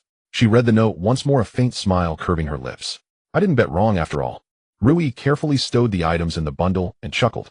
Lord Qin is a man of Prince Duan's. Those Prince Duan values are naturally not the kind to betray their trust. Ji Zha didn't respond, merely humming softly as she leaned back into the carriage. The journey resumed, the wheels rolling over the road with a rhythmic sound. After several more days, they were only half a day's journey from Yanjing. But dusk was falling, and the city gates were likely already closed. Ji Zha lifted the curtain to check the sky, then glanced at Gu Jiawan, who was dozing on the small table. She instructed Frostblade, find an inn in the town ahead. Well, rest for the night, and enter the city tomorrow morning. Yes. Frostblade acknowledged with a flick of the whip, urging the horses faster. Inside, Rui lit a small lamp. Its warm glow cast a cozy light over the mother and daughter's faces. But at that moment, the carriage lurched to a sudden halt. Ji Zha pitched forward, steadying herself with one hand on Gu Jiawan and the other against the wall, avoiding injury. She frowned slightly. What's happening? Frostblade's voice came from outside, taut with tension. Your Highness, someone suddenly ran into the road. I nearly hit them. No sooner had the words left his mouth than a hoarse weeping cry arose from outside. Help me. Please help me. I don't want to die. I don't want to go back. Please take me with you. Still shaking, Gu Jiawan rubbed her eyes and asked, "Mother, what's happening outside?" Ji Jia patted her hand to signal her to stay put, then lifted the curtain to look out. In the fading light illuminated by the lantern hanging from the carriage, she saw a disheveled woman kneeling before the horses. Her clothes were gray and grimy, their original color indistinguishable. Her hair was a tangled mess, her frame emaciated beyond recognition, and her body was covered in scrapes and bloodstains, as if she had crawled out of some dungeon. Frostblade stood in front, whip in hand, his voice cold. "Step back at once. Do not disturb my mistress." The woman, as if grasping at her last lifeline, knelt and kowtowed frantically, her forehead striking the gravel road with dull thuds. "I want leave. Please take me with you. He'll do anything. Be a servant, a slave, anything. I can't go back, I can't go." Rui's expression suddenly changed. She leaned close to Ji Jia's ear and whispered, "Your Highness, doesn't this person look a bit like the second miss?" Ji Jia narrowed her eyes and studied the woman carefully. Just then the woman lifted her head and her tangled hair fell away, revealing a gaunt, sallow face. Though she was so thin that her cheekbones protruded sharply and her cheeks were hollow, the contours of her brows and eyes were unmistakably Gu Jiao. "Gu Jiao," Ji Jia called out directly. The woman's body trembled violently. She desperately looked up into the carriage, and upon seeing Ji Jia's face, tears streamed down instantly. She scrambled forward on all fours. "Mother! Please save me, mother. I know I was wrong, I truly know I was wrong. Don't send me back, I beg you. That place is uninhabitable. Someone is trying to kill me, someone really is trying to kill me." Despite recognizing her, frost blade still blocked her path. Ji Jia's expression remained impassive as she surveyed Gu Jiao, a flicker of surprise crossing her mind. How long had it been? Only a month or two since the girl was sent to the nunnery, and she had already been reduced to this. Her once fair complexion was now sallow and pallid, her lips cracked and bleeding, her clothes in tatters, and the exposed skin marred with wounds. A nauseating stench emanated from her. Kneeling and shivering in the twilight, she bore no trace of the noble lady of a marquis household. Seeing her like this, Ji Jia felt no satisfaction. Instead, she was filled with heartache, thinking of how Weiner in the book had once suffered similarly. "Take her along," Ji Jia said, averting her gaze. Frostblade hesitated. "Your Highness, shall she ride with us?" "No. Have her follow behind the carriage and don't let her inside. We'll deal with her at the inn." Frostblade understood. He grabbed Gu Jiao by the arm and yanked her to her feet, his voice cold. "Second miss, the carriage is full. You'll have to follow on foot." Gu Jiao tried to lunge for the carriage, crying out. Frostblade hesitated. "Your Highness, shall she ride with us?" "No. Make another scene and I'll leave you on the road." Frostblade threatened in a low voice. Gu Jiao fell silent instantly, tears streaming silently as she limped behind the carriage. Inside, Gu Jiawan had already caught the commotion and whispered, "Mother, is that second sister?" Ji Jia hummed in affirmation without elaborating. Gu Jiawan asked no further questions, obediently clutching her arm, though her brows were tightly knit. The carriage entered the town and Frostblade found a clean inn, booking an entire floor of rooms. After settling Gu Jiawan, Ji Jia had Rui bring Gu Jiao in. As soon as Gu Jiao entered, she knelt and kowtowed like a pestle, her forehead quickly bloodied. "Mother, I was wrong. I shouldn't have schemed against eldest sister or ruined grandmother's birthday banquet. I was wrong in everything I did. Please don't send me back. That nun is not human. She's a madwoman. And someone is trying to kill me." Someone was trying to kill Gu Jiao. Ji Jia was somewhat surprised. "Speak. What exactly happened? How did you escape?" She had assigned a junior martial artist to watch over the nunnery constantly, both to keep Gu Jiao from fleeing and to find opportunities to free the innocent girls trapped there. With that martial artist present, Gu Jiao couldn't have run away. Yet here she was in this state. Clearly something serious had occurred. Kneeling on the floor, Gu Jiao spoke in halting fragments. That day after Aunt Rui sent me to the nunnery, the nun was polite on the surface. She settled me into a guest room. I thought life would be hard, but at least I could survive. But that very night that beast had people drag me." At the word cellar, Gu Jiao's pupils contracted sharply, as if recalling something horrifying. She curled into a ball, her voice trembling so much she could barely form sentences. "There were several girls locked in the cellar. Some were older than me, some only a few years old. Their bodies were covered in wounds. Old, and knew not a patch of unblemished skin. The nun said that the girls sent here were unwanted by their families, guilty of grave sins, and that she had the final say over whether they lived or died. She said even nobles in the capital were her backers, and even if we died here, no one would ask a single question. She made us get up before dawn to chop wood, carry water, and work. If we didn't finish, we got no food. And even if we did, we were beaten. Anyone who cried was dragged out and pricked with needles." By now she was sobbing uncontrollably. Ji Jia frowned slightly. Locking people in the cellar. No wonder the martial artist hadn't noticed anything amiss and failed to free the innocent girls. "Get to the point. How did you escape, and who was the assassin?" Gu Jiao shuddered. "That night I was huddled in a corner of the cellar trying to sleep when I heard fighting outside. I was too scared to move. But soon the cellar door was thrown open from outside. A black-clad figure rushed in wielding a blade, slashing at anyone in sight. Recalling the horrifying scene, she trembled uncontrollably, wrapping her arms tightly around herself, as if reliving that bloody night. He killed several people, attacking anyone he saw. The cellar was drenched in blood. I thought I was going to die too, when suddenly someone rushed in and engaged the man in black. Gu Jiayao raised her head, her eyes filled with tears as she looked at Ji Duan. Mother, I crawled out of the cellar while they were fighting and ran for my life, but there was not just one man in black. I heard footsteps behind me chasing after me. I didn't dare to look back and just kept running, heading up the mountain through the back door of the nunnery, the footsteps getting closer and closer. I was so terrified that I accidentally stepped into thin air and rolled down the mountain. She rolled up her sleeves, revealing horrifying scrapes and scratches on her arms. When I woke up, it was almost dawn. I was covered in injuries, and every movement was excruciating, but I didn't dare to stop. I was afraid that the assassin was still looking for me, so I could only keep fleeing. I don't know how long I walked. I just kept going down the mountain. After several days, I finally saw the official road, and then I ran into you. At this point, she was crying so hard that she could hardly catch her breath. Mother, I really didn't mean to run away. I was being chased and had to come out. Please don't send me back. That person will kill me. I will definitely behave from now on. I won't do any more bad things. Will you take me back to the Ho residence? Ji Duan did not hear her cries behind her. Her thoughts had already drifted far away, pondering who it could be. The primary martial artist was someone she exchanged for. Although their skills were not top tier, they were more than enough to deal with ordinary experts. To be able to fight with him, and even distract him from others, the opponent's skills must be formidable, and there must be more than one person. What a grand scheme. Who sent that assassin?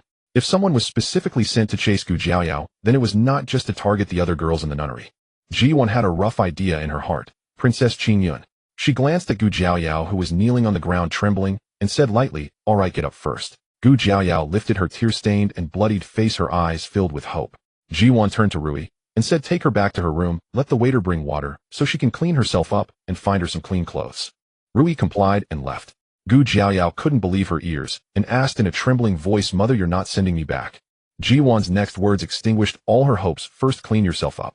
I will investigate the matter with the assassin, but as for returning to the residence, don't even think about it.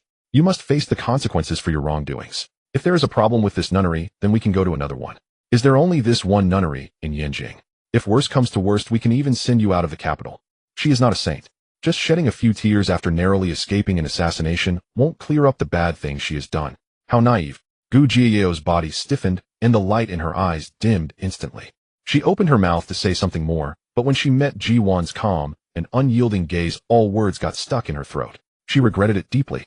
If she had not been so arrogant and targeted Gu Jiawan everywhere, if she hadn't done those things that broke her mother's heart, everything today would have been different. Rui stepped forward to support her, and she no longer struggled, but when she got up, her legs went weak, almost causing her to kneel again. Ji Duan watched her leave, tapping her fingers lightly on the table, her thoughts still lingering on those assassins. That night, as she climbed over the back wall of the nunnery, the martial artist still carried the last girl on his back. The mountain wind blew into his collar, carrying the unique chill of the night along with a thick, lingering smell of blood. Following the wind from the direction of the nunnery, it choked the group, making their throats tighten. He set the girl down from his back. Her legs went weak, and she slumped to the ground, trembling like a sieve, her lips quivering to the point she couldn't articulate. The martial artist glanced back at the group following him, totaling over a dozen, all disheveled, their clothes stained with mud and blood, some barefoot, and others hadn't even had time to put on an outer robe. The group huddled together, shivering in the night wind like a flock of startled quails. "Is there anyone left behind?" the martial artist asked in a low voice. The girls exchanged glances. One older girl trembled as she spoke. "There are many others, but those men in black killed anyone they saw when they came in. I don't know about them." She trailed off, covering her mouth, and began to cry. "Let's go." The martial artist withdrew his gaze, his voice deep and curt. "We need to leave here first." Not knowing if there were more assassins, he could only lead the dozen girls along the mountain path deeper into the mountains, afraid to light a torch, relying only on the dim moonlight to navigate the path. The girls stumbled along behind him, some fell and were helped up by others, and some walked while silently shedding tears, none of them uttering a word of pain. They all knew that lying behind in the nunnery were the dead, while they at least were still alive. After about half an hour of walking, they reached a hollow in the mountain. The martial artist allowed the girls to rest for a moment while he climbed a tall pine tree to observe the terrain. In the moonlight, the undulating mountains stretched endlessly. The nunnery was no longer visible, but on the other side there was a cluster of flickering lights, as if someone lived there. The martial artist squinted to discern for a while, his heart sinking. That location was halfway up the mountain. The firelight was not dense, but scattered in patches, with at least dozens of sources of light, not resembling the scale that ordinary hunters or woodcutters could have. He slid down from the tree, not telling the girls about this, but instead comforted them. Let's go a bit further, we'll find a place to spend the night. We'll think of a way to descend in the morning. After walking another half an hour, the martial artist stopped in front of a steep rock wall. The wall was covered with vines and shrubs. He pushed aside the vines to explore and found that the wall had a large hollow forming a natural recess.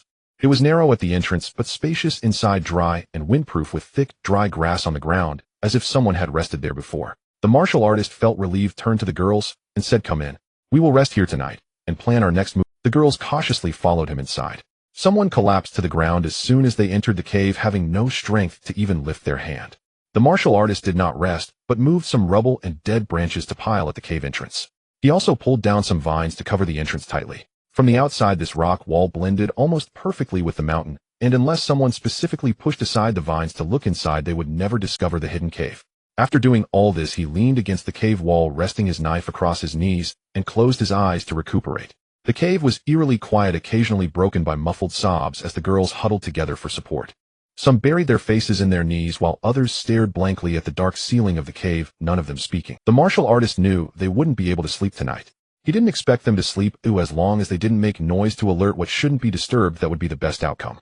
At dawn, the martial artist woke up. He pushed aside the vines at the cave entrance to take a look outside, and the view was much clearer than at night. He could finally see the full landscape of the mountain below. Upon seeing this, his brows furrowed. The cave was located halfway up the rock wall, and looking down, there was a winding stream in the valley. Scattered along both sides of the stream were a dozen crude wooden houses and thatched huts enclosed by wooden fences with lookout towers on top, where people were moving about. Within the fence, some were cooking over a fire, others sharpening knives, and some were moving barrels in and out. The martial artist counted. There were at least 15 wooden houses and 3 lookout towers, and judging by the activity in the morning, there were at least 50 or 60 people. That was undoubtedly a bandit den. He didn't expect there to be such a large-scale bandit den on the outskirts of the capital.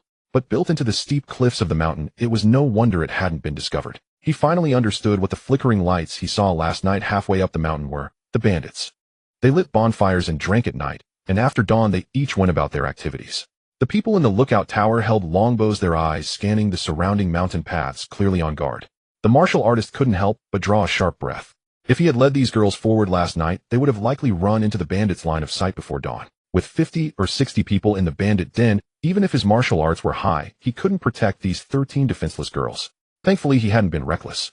He retreated back into the cave, crouching on the inside of the entrance, lowering his voice to hush the girls. Seeing his serious expression, the girls held their breaths. Even the one who had been quietly sobbing a moment ago bit her lip tightly, not daring to make a sound.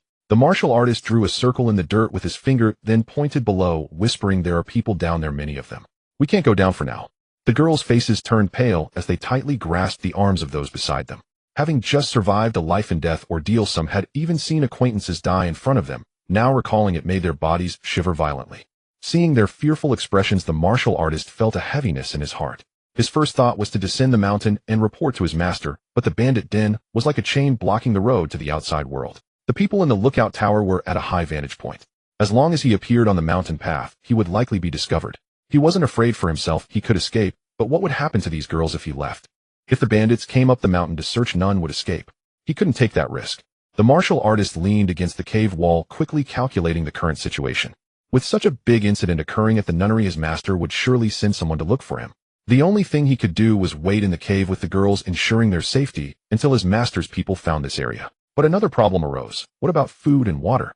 More than a dozen people hiding in the mountains could endure for a day or two, but over time, they would need water and food. He glanced into the cave, seeing the girls huddled in a corner, their lips chapped, their faces pale. They had escaped last night, without anything, not even a water pouch.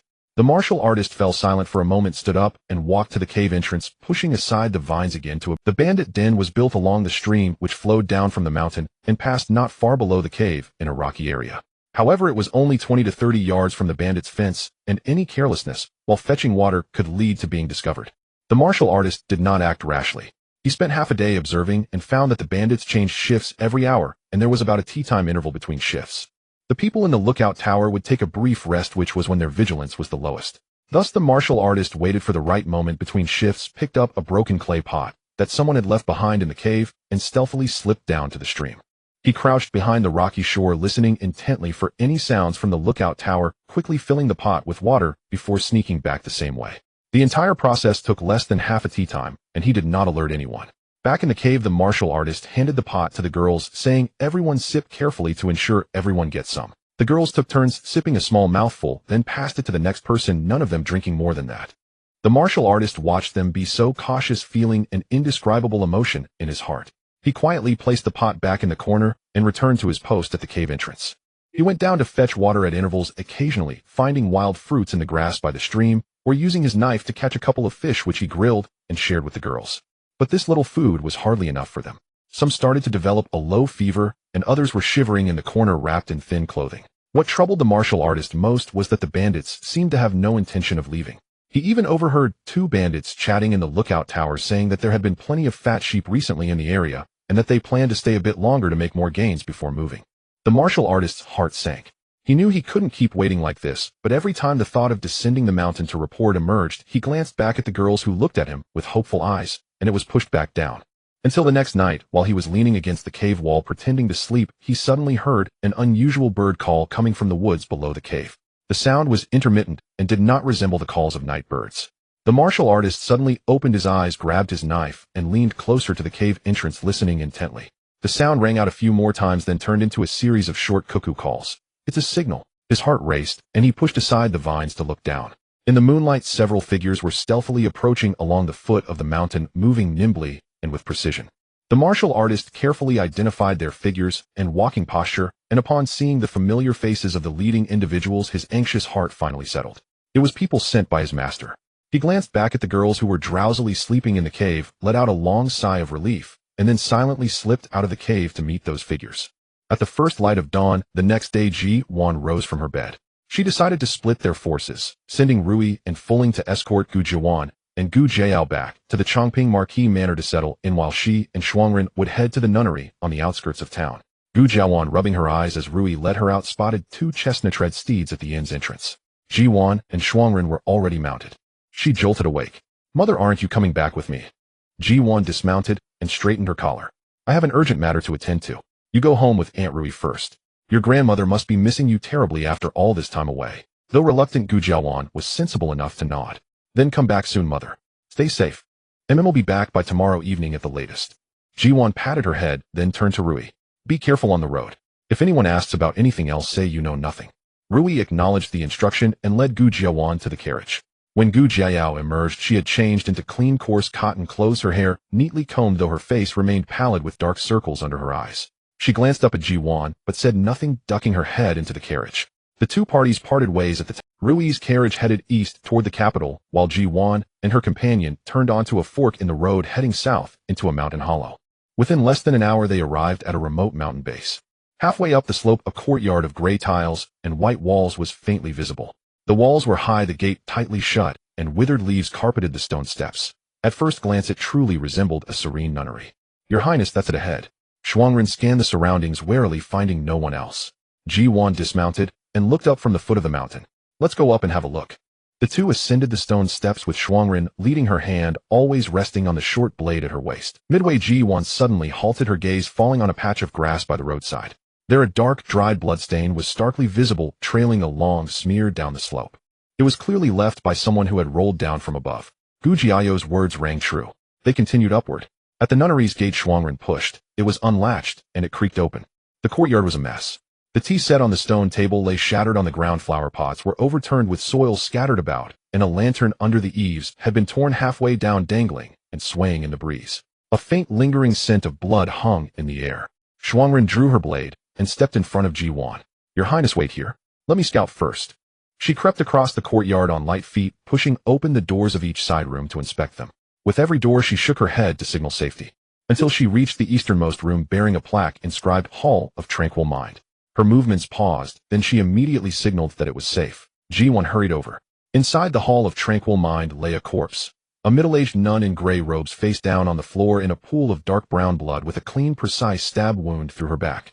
Shuangren crouched to examine the body, then looked up. The nun was killed with a single blow. There are no signs of struggle. The killer was very fast.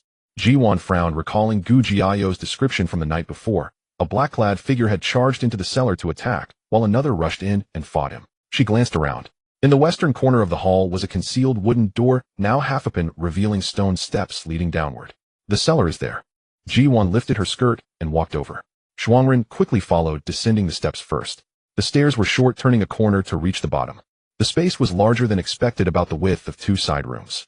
Several oil lamps hung on the walls, most extinguished, with only one in the corner still casting a faint light. By that dim glow, Ji Duan saw 4 corpses lying haphazardly on the cellar floor. 3 young women had died tragic deaths, and 1 black-clad man lay on his back nearby, a deep gash nearly severing half his neck. The martial artist she had sent to the nunnery was nowhere to be found. Ji Duan knelt and pulled off the black cloth covering the man's face. It was a completely unfamiliar, ferocious-looking face, around 30 years old. She also searched his collar and sleeves, finding a very faint tattoo on the inside of his right wrist, a small blue cloud pattern. So it really was someone from the Azure Cloud Princess Manor. She must have never expected her assassin to fail, so she hadn't bothered to clean up the scene, leaving the evidence right before Ji Duan's eyes. Ji Duan's gaze turned heavy and she sneered. No matter how much I dislike Gu Jiao, she is still a child of the Ji family and the Marquis household. That doesn't mean others can casually decide her fate. Rui's carriage raced all the way, arriving at the gates of the Changping Marquis Manor just before noon. As soon as the carriage stopped, the gatekeeper's attendant hurried over. Recognizing Rui, he bowed and said, "Aunt Rui has returned." Rui jumped down first, then turned to support Gu Jiawan's hand. "Young miss, take it slow." Gu Jiawan stepped off the carriage and looked up at the familiar plaque above the manor's gate. The exhaustion of days of travel surged over her, but it was tempered by the reassuring feeling of being home. Gu Jiao followed, getting off the carriage with her head bowed, not daring to look around, clutching the hem of her clothes tightly. Rui glanced at her, but said nothing. She first led Gu Jiawan through the gate, then handed Gu Jiao over to a senior maid in the courtyard. "Place the second miss in the side courtyard. She is not to leave the yard. Wait until the princess returns." The maid acknowledged and took Gu Jiao away. After arranging everything, Rui went straight to the court of the Grand Inquisitor. Presenting the token of the Bright Pearl Princess, she informed the Vice Minister of the court about the events at the suburban nunnery, urging him to send men immediately. The Vice Minister, surnamed Zhou, was a man in his 50s. He was not exceptionally brilliant as an official, but he was steady and had never made major mistakes in his tenure. Knowing that such a grave incident had occurred right under the emperor's nose, he quickly organized a team and set out. Upon entering, Rui explained the matter concisely. "Our princess was passing through this area. Last night outside the town, she encountered the second miss who had escaped from the nunnery. She said black-clad men were attacking with knives in the nunnery, and many girls were locked in the cellar, their fates unknown. Please, sir, dispatch men immediately to investigate." The group rode swiftly, reaching the foot of the mountain by early afternoon. Vice Minister Zhou climbed the stone steps and arrived at the nunnery's gate, finding it wide open with chaos inside. Shuangren was waiting in the courtyard. Seeing the arrivals, she cupped her hands in salute. "Sir, our princess is inside. Please follow me." Vice Minister Zhou wiped the sweat from his brow and followed Shuangren into the courtyard. Ji Duan was already standing under the eaves outside the Hall of Tranquil Mind, holding a bundle of letters. As he entered, she gave a slight nod. "Vice Minister Zhou, you've had a hard journey." Vice Minister Zhou quickly bowed in return. "I am late in arriving, Your Highness. Please forgive me. Are you unharmed?" "I am fine." Ji Duan stepped aside, revealing the door to the hall, and said calmly, "There are several corpses inside. I would like you to see them for yourself." His heart tightened, and he hurried into the hall. The first thing he saw was the nun's body on the floor, the clean wound through her back, the blood already dried. When Shuangren informed him that the cellar held 3 more young women's bodies and 1 black-clad corpse, and that there were other bodies in the nunnery, his face turned pale. "Your Highness, what is the meaning of this?" Ji Duan did not rush to answer. Instead, she pulled 2 letters from the stack and handed them over. "Sir, take a look at these first." Vice Minister Zhou took them with both hands and unfolded them. His face shifted from pale to green. These letters describe sending people here to be imprisoned and abused." Ji Duan's tone was flat. 3 young women died in the cellar along with this nun and the black-clad man. The man has a blue cloud tattoo on his wrist. You should know what that signifies. Vice Minister Zhou's hand trembled violently, nearly dropping the papers. The Azure Cloud Princess people. Under normal circumstances, he would never dare to touch such a hot potato. But the complainant was the Bright Pearl Princess, and the crime was so heinous that the emperor would inevitably learn of it. Ji Duan saw his hesitation. Her voice remained unhurried. "Vice Minister Zhou, you must report this case whether you want to or not. Instead of thinking about how to suppress it, consider how to write a compelling memorial." Vice Minister Zhou's brow beaded with sweat. Ji Duan added, "These life-and-death crimes are laid out before you. No one can deny them." After a moment of silence, he gritted his teeth and nodded. "Your Highness is right. I will immediately seal the scene, examine the bodies, and draft a memorial to be sent to the Ministry of Justice." Ji Duan gave a slight nod. "Then I'll leave it to you." She turned and walked out of the hall. Shuangren followed. "Your Highness, shall we go down the mountain and wait for news?" "It will take the officials a long time to finish their work. The eldest miss and the old lady will be worried." The old lady she referred to was, of course, Yun Ruai. Ji Duan agreed, but as she passed the side room, she suddenly stopped, her gaze landing on the wall inside. It was here that she had accidentally triggered a mechanism and discovered the hidden compartment containing the letters. Yet she felt a strange sensation from the compartment. The space behind the wall seemed hollow. Wait! Ji Duan returned to the wall, reached into the compartment, and carefully felt along the inner surface. Her fingertips touched a slightly loose brick at the deepest part of the compartment. She pushed it inward. With a click, the entire wall slid inward, revealing a narrow gap, just wide enough for one person to pass sideways. There's a hidden chamber, Ji Duan murmured, and slipped through the gap. Shuangren followed, pulling out a flint and steel to light a tinder. The dim glow illuminated the concealed room. The chamber was small, windowless, with only a low cabinet in the corner. But Ji Duan's gaze was not on the cabinet. It was fixed on the floor in the corner. Someone was curled up there. A young woman of 17 or 18, her hair disheveled, her face as pale as paper, with a dried bloodstain on her forehead trailing down her temple. Her breathing was so faint that one might mistake her for a corpse. Shuangren quickly crouched down, reached out to check her breathing, and looked up. Your Highness, she's still alive, but she's unconscious. Carry her out where it's brighter, and check her for other injuries. Shuangren acknowledged, carefully lifted the woman horizontally, and sidled out of the narrow gap. Ji Duan knelt to examine her wounds. Besides the bloodstain on her forehead, there were marks on her wrists and scrapes on her ankles, all minor injuries. In her tightly clenched palm was half of a cracked jade pendant with the character Lan carved into it. Ji Duan's heart skipped a beat. She studied the gaunt face on the ground, and a name suddenly surfaced from her memory. At last year's palace banquet, she had seen an elderly lady bringing her granddaughter to the feast from a distance. The girl had worn a lotus-colored cloak, quietly following her grandmother, gentle and dignified. That had left a faint impression on Ji Duan. That elderly lady was the wife of Grand Tutor Lin, a Tu Dynasty veteran, and one of Emperor Chongwen's most trusted ministers, with a vast network of disciples and allies throughout the court. His beloved legitimate granddaughter Lin Rulin was said to be intelligent and graceful from a young age, deeply cherished by him. At the beginning of spring this year, the Lin family suddenly announced that Lin Rulin had fallen ill with an acute disease and was sent to a manor outside the city to recuperate. After that, there was no further news. Ji Duan had paid it no mind at the time. Now it was clear that the so-called manor was merely a front. Lin Rulin had not gone to recuperate. She had been sent to this nunnery. The legitimate granddaughter of a grand tutor had been locked up in this devouring nunnery, nearly dying here. If those letters were evidence of the crime, then Lin Rulin herself was living, breathing proof. One could only imagine how many households would erupt into irreconcilable quarrels and lose all face once this was exposed. After all, the filth within was not meant to be known. Those outwardly respectable, prestigious families harbored so many dark secrets behind closed doors. Some girls were sent here because their stepmothers could not tolerate them scheming to secure their own children's futures, claiming the girl was ill and needed rural recuperation, then sending her to the nunnery to be tormented. Others were sent because their daughters were unruly or had committed grave mistakes, with the hope of genuine repentance, only to deliver their own daughters into a den of wolves. Lin Rulin was of the first type. It seemed the Grand Tutor's wife had fallen severely ill around the new year. The couple were deeply devoted, and he attended to her day and night, leaving no time to look after Lin Rulin. That must have been when the daughter-in-law seized the opportunity. The Grand Tutor believed the girl was sent to the manor to recuperate. Once she was gone, the daughter-in-law would shed a few hypocritical tears, saying Lin Rulin's health had failed her. Even if he harbored suspicions, he would have no evidence. The stepmother had also borne a son and a daughter for the Lin family. He could not simply dispose of her on baseless suspicion. What a shrewd calculation. Ji Duan had Frostblade carefully wrap Lin Rulin, then added her own cloak over the girl. Zhou Xiaoqing was so busy he barely had time to breathe, completely oblivious to what was happening, and Ji Duan had no intention of telling him. They reached the foot of the mountain.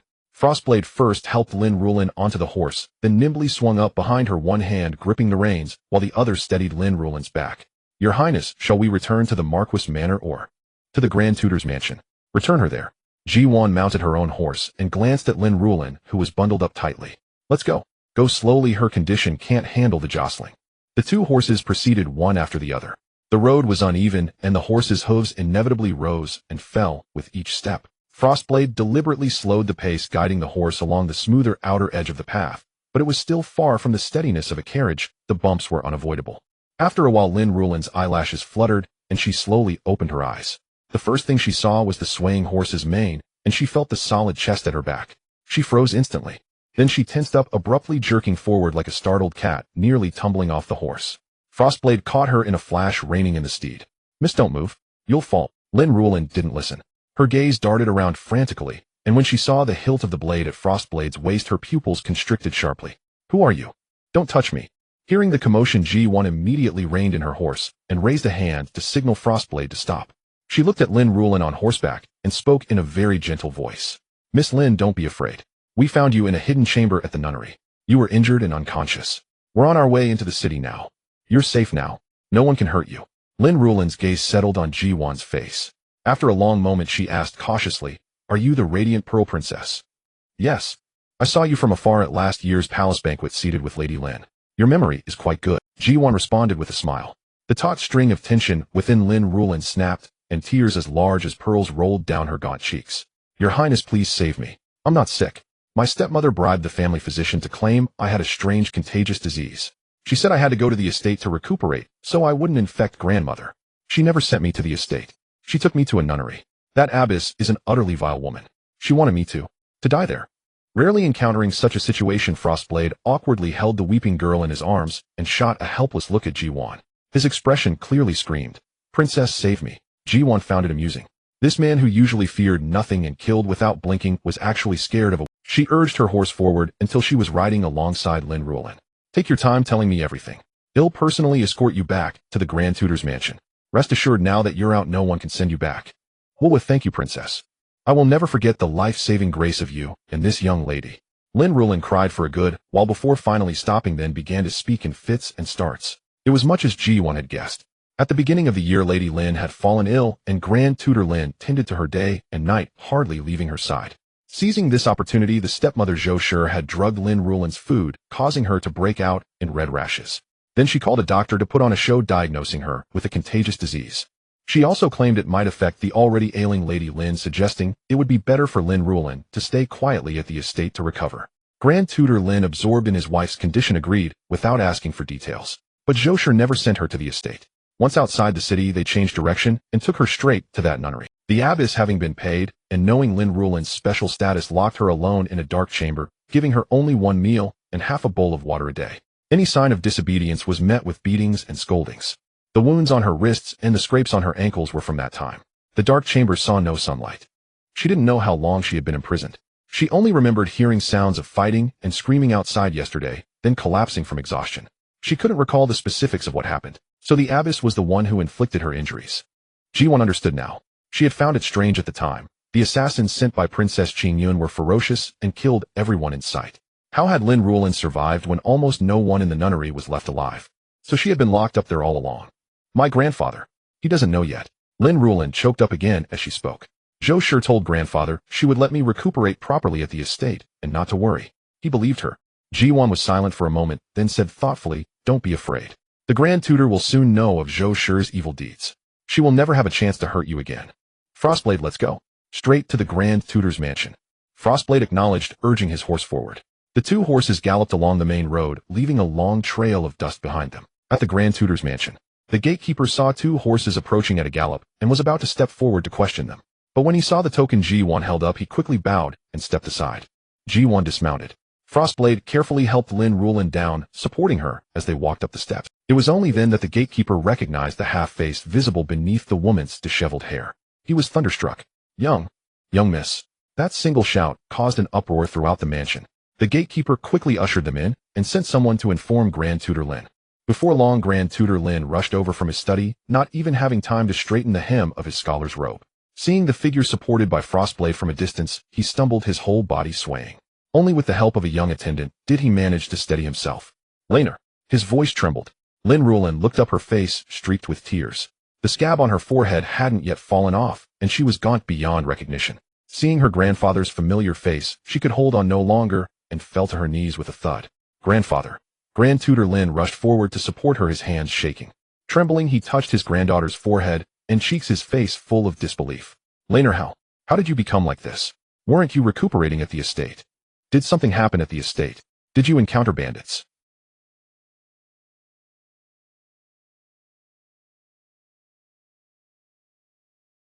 Lin Rulin couldn't speak through her tears, clutching his sleeve and refusing to let go. Whoa. Ji Duan stood to the side, waiting until the grandfather and granddaughter had calmed down a little before stepping forward to speak for her. Grand Tutor Lin, Miss Rulin's situation is far more complicated than you imagine. She was locked in a dark chamber in a nunnery, not recuperating at an estate. Grand Tutor Lin then noticed Ji Duan standing nearby. After bowing and greeting, he quickly understood. Zhou, sure. He ground out the two words, his voice barely containing a raging fury. Someone go and bring that venomous woman to the ancestral hall. If she resists, tie her up and bring her. Even in his anger, he remembered the principle that family scandals should not be aired publicly. After taking a deep breath, Grand Tutor Lin turned and bowed deeply to Ji Duan once more. Princess, I am forever indebted for your kindness today. Laner is the eldest legitimate granddaughter of my Lin family, a child raised by my wife and me. She is our very life. I was negligent, so focused on my wife's illness that I never knew Zhou Shi would be so audacious. If not for your rescue, Princess, Laner would surely have perished. I owe you a great debt. In the future, should you ever need anything, as long as it does not involve murder, arson, or betrayal of trust, I will do my utmost. Having said what needed to be said, Ji Duan took her leave with Frostblade. Grand Tutor Lin personally escorted them to the gate, bowed solemnly once more, then turned back. He walked slowly, each step steady, but the fist clenched in his sleeve never loosened.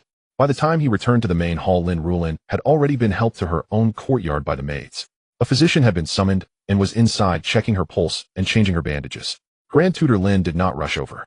He first sat down in the main hall, picked up the now cold cup of tea, took a slow sip, then set it down. He asked Lin and the steward waiting nearby, "Where is that venomous woman?" Lin stepped forward and said in a low voice, "Someone has been sent to fetch her. She is said to have gone to a banquet at the Zhou residence and hasn't returned yet." Grand Tutor Lin let out a cold laugh. "A banquet? She certainly is in good spirits. Have someone wait at the Zhou residence gate. Bring her back the moment she comes out. If she offers any excuses, don't be polite. Tie her up and bring her." Lin acknowledged the order and hurried out to make the arrangements. Grand Tutor Lin sat alone in the main hall as the sun outside climbed higher. He didn't ask for a fresh cup of tea. The cold tea sat beside him. He would occasionally pick it up for a sip, his gaze fixed on the blue brick pavement beyond the threshold, lost in thought. After about half an hour, the sound of footsteps came from outside the courtyard. Then Zhou Shi's sharp, urgent voice rang out from beyond the gate, full of displeasure. "What are you doing? I was perfectly fine attending a banquet at my maiden home. What's the meaning of dragging me back like this? Where is father? I want to see father." Before her voice had even died down, Zhou Shi was half invited, half pushed into the main hall by two matrons. She was dressed today in an autumn gold silk gown with 2 gold hairpins in her hair and a pair of jadeite drops hanging from her ears. Her entire ensemble was meticulously chosen and elegant, clearly the result of careful preparation. But at that moment her hair bun was slightly askew, her face flushed with a thin veneer of anger, and she was still muttering complaints under her breath. Entering the main hall, she immediately saw Grand Tutor Lin sitting in the seat of honor with a grim expression. Her earlier arrogance deflated by a third. Forcing a smile, she stepped forward and curtsied. "Father, what is the meaning of this? I was perfectly fine attending a banquet at the Zhou residence. Having your men drag me back in front of all those ladies. Where am I supposed to put my face?" Her own family had seen it all. Grand Tutor Lin did not respond to her words, nor did he tell her to rise. He sat upright, his heavy gaze fixed on Zhou Shi for a long, long time. So long that her smile froze on her face and her curtsying body began to ache. Finally, she straightened up uncomfortably. "Father." Zhou Shi ventured her gaze, sweeping the hall without moving her head. The maids and matrons all stood in the corners with their heads bowed. The oppressive atmosphere made her heart uneasy. Grand Tutor Lin finally spoke. His voice was not loud, but it was as cold as ice. "How is Laner recuperating at the estate?" The smile on Zhou Shi's face stiffened for a moment, but quickly returned to normal. She hurriedly replied, "Oh, Laner, I sent someone to the estate just a few days ago. They said she was much better, the rashes had faded. The physician said she could return to the mansion after a little more rest. Rest assured, Father, I've had people looking after her all along. I would never neglect Laner." "Is that so?" Grand Tutor Lin cut her off, slowly shifting his gaze from her face to the doorway. Sunlight streamed in from outside, laying a golden swath on the floor, but the light did not warm his eyes in the slightest. "Then Zhou Shi, tell me." His voice suddenly dropped low enough to send chills down one's spine. "The bruises on Laner's wrists from being tied with rope, the blood scabs on her ankles from being scraped raw. On which part of the estate did she get those?" Zhou Shi's pupils constricted sharply. Her mouth opened, but the color drained from her face in an instant, and she couldn't utter a single word. "What's happening?" Grand Tutor Lin slammed his hand on the table and rose to his feet. The teacup jumped with a loud crack, rolled off the table, and the cold tea trickled down the edge, dripping onto the blue bricks. The stone walls of that dark chamber in the nunnery, the daily ration of 1 stale meal and half a bowl of cold water. That's what you call taking good care of her. Grand Tutor Lin's roar exploded in the hall, shaking dust from the rafters. Zhou Shi fell to her knees with a thud. Her face was as white as paper, her hands pressed flat on the floor, her entire body trembling like a leaf. All her previous elegance and composure shattered into nothing. "Father, I don't know what you're talking about. You must have been listening to someone's rumors. You don't know?" Grand Tutor Lin looked down at her, stepping down from his seat one slow step at a time, each step feeling like it landed on Zhou Shi's heart. You don't know Laner was locked in a dark chamber. You don't know about the rope burns on her wrists. You don't know she was carried out of the ruined nunnery today by Princess Raid. Shall I count them for you one by one, item by item? Cold sweat beaded on Zhou Shi's forehead, and her lips trembled uncontrollably. Father, I am being wronged. I really did send her to the estate. It must have been the servants at the estate who, afraid of catching her illness, secretly took her to the nunnery. I knew nothing about it. A servant sending the legitimate young miss of the household to a nunnery. Huh. Grand Tutor Lin let out a cold laugh. He bent down, staring into Zhou Shi's pale face, and asked word by word, "Fine then. Call out that servant. Let him explain himself in front of me. Who gave him the audacity?" Zhou's mouth opened and closed, her eyes darting rapidly, yet she could fabricate no words. He turned and walked back to the main seat, then said to Lin, "And go summon physician Liu from Laner's courtyard. Have him document every wound on Laner's body in detail. Every scar, every bruise. Record them all clearly on paper." Lin acknowledged and left. Zhou knelt on the ground, cold sweat soaking her undergarments. She suddenly realized Grand Tutor Lin was deadly serious this time. From his words, Lin Ruolin was already home. If she didn't confess now, today might truly end badly. Father. She tried to grab the hem of Grand Tutor Lin's robe, but a matron beside her pressed down on her shoulder. Struggling in vain, she prostrated herself on the ground and wept, her voice shrill. "Your daughter-in-law admits her mistake. Your daughter-in-law was momentarily deluded. I was bewitched, but I have my hardships, father." "Hardships?" Grand Tutor Lin's gaze was filled with icy mockery. "Let's hear them. What hardships drove you to lock a 16-year-old girl in a dark room, intending to torture her to death?" Zhou trembled all over, tears and mucus smearing her face, her former dignity in the hall utterly gone. She stammered, too, was afraid. Afraid Laner would block my child's path. "Father, you know, after all these years in this household, I finally bore a son. But Laner is the eldest legitimate granddaughter, and the old lady dotes on her so. In the future, the family's assets. If Laner is here, what share would Chung have?" Her voice grew fainter, nearly inaudible by the end. Grand Tutor Lin sat there listening to her hardships, and instead laughed in bitter rage. After 2 laughs, his expression turned terrifyingly cold. "For this alone." He looked at Zhou. "Zhou, have you considered this? If the princess hadn't rescued Laner today and she had died in that dark room, when your child grows up and asks how his sister died, how would you answer? Would you tell him that his mother locked his sister in a dark room and tortured her to death to clear his path?" Zhou was left speechless, collapsing to the ground, trembling violently. Grand Tutor Lin no longer looked at her. He turned to Linen and said, "Lock her in the woodshed first. Once Laner's injury report is ready, summon that beast Lin Xian too, and let him see what his precious wife has done. Also retrieve Zhou's dowry list. Our Lin family cannot tolerate a woman with a heart as venomous as a serpent. She can return to where she came from. I have already ordered the letter of divorce to be written."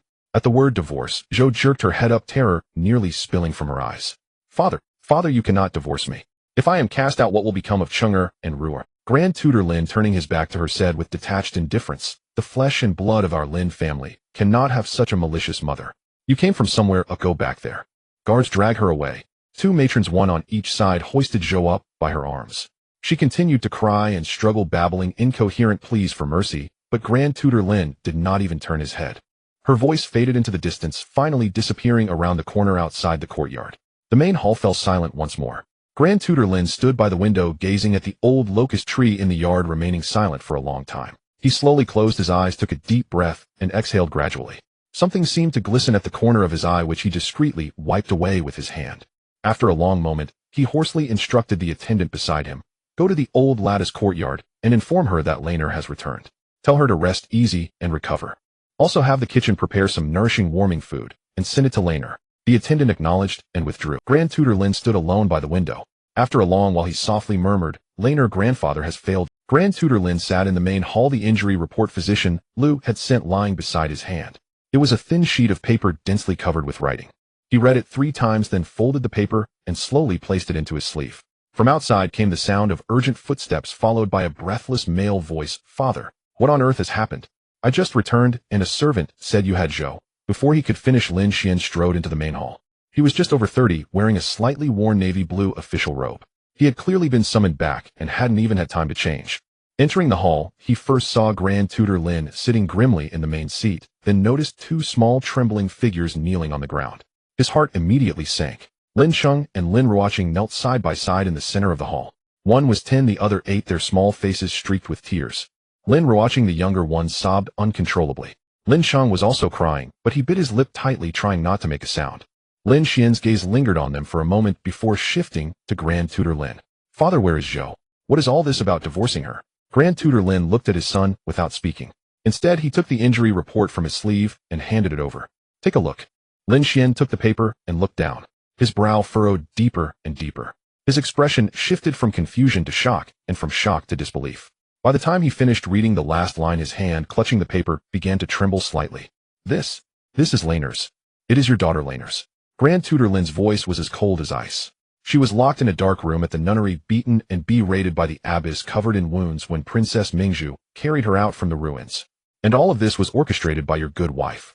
Lin Xian's head shot up. Impossible. Zhou said she sent Laner to the country estate. She said Laner had a strange contagious disease and was sent there to recuperate. And you believed her just because she said so. Grand Tutor Lin slammed his hand on the desk, making the teacups clatter. You, as her father, did you not notice the state she was in before she was sent away, or the state she was in when she was taken? Did you sense nothing? He was scolding his son, but wasn't he also scolding himself? Lin Xian opened his mouth, the color draining. He looked down at the injury report in his hand. The dense characters burrowed into his eyes like insects, stinging until his eyes burned.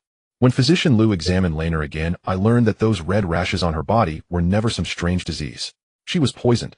A little was added to her meals each day. Over time, it caused her whole body to break out in rashes, making it look like she had a contagious plague. Zhou had clearly bribed that original quack doctor to put on this act with her. Grand Tutor Lin was filled with regret. If only he had been more thorough back then. Lin Xian's figure swayed. He looked down at the two children kneeling on the floor, then at the glaring injury report in his hand.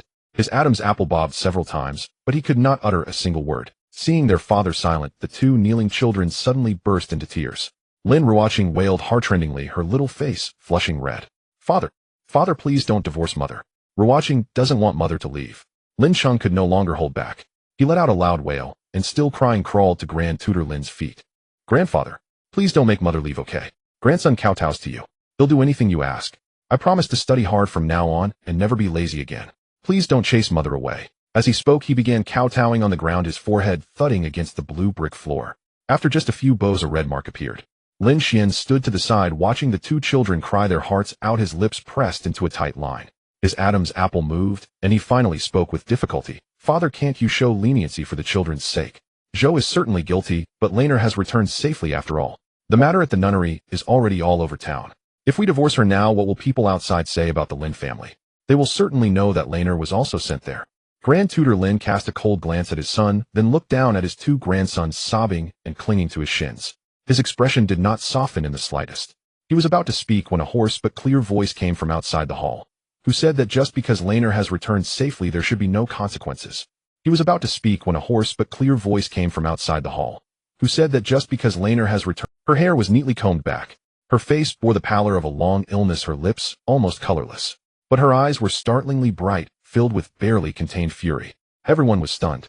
Old Madame Lin had been bedridden since the end of last year, barely leaving her couch. Everyone in the household knew she was weak, too frail, even to speak much. No one expected her to appear here today and walking on her own. Lin Xian was the first to react. He stepped forward quickly to support her. Mother, why are you up? You are not well. Old Madame Lin raised a hand to stop him. Her gaze passed over him, landing directly on the two children kneeling on the ground. Then she turned to Lin Xian. You say Laner has returned safely. Then tell me, what do you call safe and sound? Over a dozen wounds on her body. Is that safe and sound? Rope marks on her wrists so deep they drew blood. Is that safe and sound? Lin Xian was bombarded by her barrage of questions, unable to lift his head, not daring to make a sound. Old Madame Lin, supported by the maids, walked to the main seat and sat down beside Grand Tutor Lin. After settling herself, she spoke slowly. You all say Zhou is wrong. But do you know where she went wrong? She was wrong in her audacity, wrong in her viciousness. What was in her heart? She wanted Laner dead. If Laner had died in that dark room, how would she have explained it when she returned? She would have brushed it off with a succumb to a serious illness. By then, who would remember Laner? Who would cry injustice for her? Old Madame Lin's voice was hoarse from illness, but every word was spoken with force, striking the hearts of. You say Laner has returned safely now. That is the grace of Princess Mingzhu. That is because Laner's own fate is strong. What does it have to do with Zhou? When she was harming others, she never thought to stop.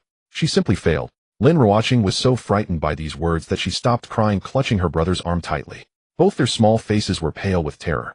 Lin Cheng was also stunned, his lips trembling, wanting to speak, but unable to. Old Madame Lin said coldly, look at the state your daughter is in now, and then think of how she used to be, full of life and vigor. Feel your own conscience, and ask yourself, do you still have the face to plead for that poisonous woman? Lin Xian was left speechless. Grand Tutor Lin glanced at her, then at the two children on the ground, who were now terrified into silence. Finally he spoke. Rest assured, my lady. The letter of divorce has been written. He took a sealed and stamped letter from his sleeve and handed it to Lin. Deliver this divorce letter personally to the head of the Zhou family, and convey a message. If the Zhou family dares to breathe a single word about Zhou's poisoning of our eldest daughter, I, Lin, will use every connection and every ounce of my wealth to ensure the Zhou family cannot survive in the capital. If it weren't for fear of ruining Laner's reputation, he wouldn't let Zhou off so easily. The atmosphere in the main hall was suffocating. Lin Cheng and Lin Ruoqing were still kneeling on the ground, their small faces streaked with tears, the red marks from their kowtows still visible. The two huddled together, trembling, not daring to cry loudly. Lin Xian stood there, head bowed, the injury report crumpled into a ball in his hand. He looked like a tree stricken by frost, his head drooping listlessly. Old Madame Lin looked at him, shook her head, and sighed softly. Xiana, you are a father too. Think for yourself. If it were Cheng'er and Qing'er locked in that dark room today, could you still say they had returned safely and shouldn't be held accountable? Lin Xian's shoulders trembled violently. Finally he squeezed out a hoarse reply. Your son admits his mistake. Old Madame Lin said no more. Supported by her maids, she stood up and slowly walked out. As she reached the doorway she paused and said to Grand Tutor Lin, I am going to see Laner. Grand Tutor Lin nodded and watched her leave. In the main hall, Lin Xian remained standing. His gaze fell upon the crumpled injury report in his hand. He stared at it for a long time, then slowly crouched down and reached out to pull the still trembling children into his arms. Once Lin Cheng and Lin Ruoqing were held by him, they finally seemed to find a refuge, burying their faces in their father's shoulders and wailing loudly. Lin Xian closed his eyes, pressing the children's heads against his chest, patting their backs rhythmically. His voice was as hoarse as if he had swallowed sand. Don't cry. Father is here. Your mother did do something wrong. She nearly harmed your elder sister. She must pay the price for her actions. His eyes were bloodshot, but in the end he did not let a tear fall. The sun gradually sank westward, and the shadows in the main hall lengthened bit by bit. The storm within the Lin family had finally drawn to a close. But the wounds left in some hearts would take a very, very long time to slowly scab over. Ji Duan did not linger long. She left the Grand Tutor's residence with Frostblade completely unaware of what transpired behind her. On the return journey, Frostblade asked in a low voice, Princess, regarding Grand Tutor Lin, are you truly not counting on him to speak before His Majesty? Ji Duan tightened the reins, her gaze calm as she looked ahead at the street shrouded in the gathering dusk. If he were to make a scene before the throne, Lin Ruolin's reputation would be utterly ruined. An unmarried young lady known to have been locked away for so long in a nunnery steeped in heinous crimes. Even if we know she only suffered some physical pain, what of the outsiders? Idle gossip would run rampant. By then her purity would be beyond saving. This time Grand Tutor Lin owes me a favor, and that is sufficient. I need nothing more. At the very least, she had saved a vibrant life rather than leaving Lin Ruolin to perish alone in that dark chamber. Frostblade nodded and asked no further questions. Two horses traversed the main street and returned to the Changping Marquis Manor. At the manor gate, Rui was seeing Ji Yuan's weary expression. She quickly stepped forward to help her dismount. Princess, you finally returned. The old madam has sent someone to inquire several times, and the eldest young lady is so anxious she refuses to rest, insisting on waiting for you to come home. As for the second young lady, she has been settled in the side courtyard guarded by the matrons from our estate. There will be no mishaps. Ji Yuan nodded as she walked inside. Leave Gu Jiao be for now. Oh, just keep a close watch. Have the kitchen prepare some hot water. I wish to bathe and freshen up first. Rui acknowledged and departed. Ji Yuan first went to Gu Jiaowen's courtyard to chat with her for a while before returning to her own quarters. After bathing, she had just leaned against the couch to doze off for less than the time it takes to finish a cup of tea when hurried footsteps sounded from outside the courtyard. Immediately after, Rui's voice rang out from beyond the door. Princess, someone has arrived from the palace. His Majesty summons you to the imperial court immediately. Ji Yuan opened her eyes, showing no surprise at all. She had long anticipated this. Rising, she changed into a proper set of attire and followed the palace eunuch. Entering the palace gates, she was led all the way to the imperial study. Before she even crossed the threshold, she could hear a woman's sobbing and whimpering from within. After the eunuch announced her, Ji Yuan stepped inside. She saw Emperor Chongwen seated behind the imperial desk, his face ashen. Beside his hand lay a memorial submitted by Junior Minister Zhou of the Court of Judicial Review, its cover still stained with fresh ink. Kneeling on the floor before the desk was a single person, Princess Qingyun. Her face was streaked with tears, her shoulders trembling as she sobbed, her voice nearly hoarse. Your Majesty, please see clearly. Qingyun truly knew nothing. That assassin must have been someone else impersonating my household's people. It's a deliberate frame-up. Emperor Chongwen ignored her, looked up as Ji Yuan entered, and said in a deep voice, Ming Zhu has arrived. Tell me what exactly happened at the nunnery. Junior Minister Zhou's memorial is vague. It only mentions the discovery of the Qingyun tattoo, but the rest is unclear. Ji Yuan stepped forward to perform the formal salute. As she rose, her eyes were already reddening. Humph, who didn't know how to play the innocent victim? At home, she always settled things with Gu Changping through fists, but that didn't mean she couldn't use such tactics. She seemed to be holding back some emotion. Your Majesty, Mingzhu had just returned from Taizhou. Yesterday, I happened to pass by outside the city and saw my errant second daughter rolling down from a hillside path. She had escaped from the nunnery covered in wounds and delirious. I questioned her all night before I managed to glean some details. She was sent there to reflect in solitude, yet who would have thought it would nearly cost the child her life? I couldn't sleep a wink all night, so I took people to the nunnery at dawn to demand an explanation. But who knew? Her voice trembled slightly, as if recalling something utterly horrifying. Your Majesty, Mingzhu will never forget that scene. The nunnery was filled with dead bodies, their deaths horrifyingly gruesome. It was clear how vicious and ruthless the assassin was, treating human life like mere grass. On the inner wrist of the fallen black-clad figure was tattooed a Qingyun pattern. Though Mingzhu is of limited knowledge, I recognize that symbol. In all of Yinjing City, who else would dare use the Qingyun as a tattoo besides Princess Qingyun? Princess Qingyun jerked her head up, her voice sharp. You lie? I do not know any assassin at all. Someone must have deliberately copied the pattern to frame me. Ji Yuan did not argue with her. Instead, she turned her gaze to Emperor Chongwen, tears streaming down her face. Your Majesty, Mingzhu does not wish to entertain such suspicions either. But those corpses lay there as undeniable evidence. The Court of Judicial Review personally removed them. The proof is ironclad. Mingzhu is filled with a lingering terror. Although Gu Jiayao committed a grave error, she is still my daughter, born of 10 months pregnancy. Princess Qingyun sent assassins to kill her, clearly intending to destroy the marriage alliance between our two families. She harbors a grudge against me. Today she dares to kill Gu Jiayao, tomorrow she will dare to kill Mingzhu. My death would be insignificant, but I am still the Mingzhu princess appointed by your Majesty. If even a princess' life can be taken at will, where would your Majesty's dignity stand? Emperor Chongwen's expression grew even darker. Above all, Mingzhu was his own beloved niece. Unless she plotted treason, no one could take her life. Moreover, he had heard of the betrothal between Gu Jiayao and Guo Yinxiao.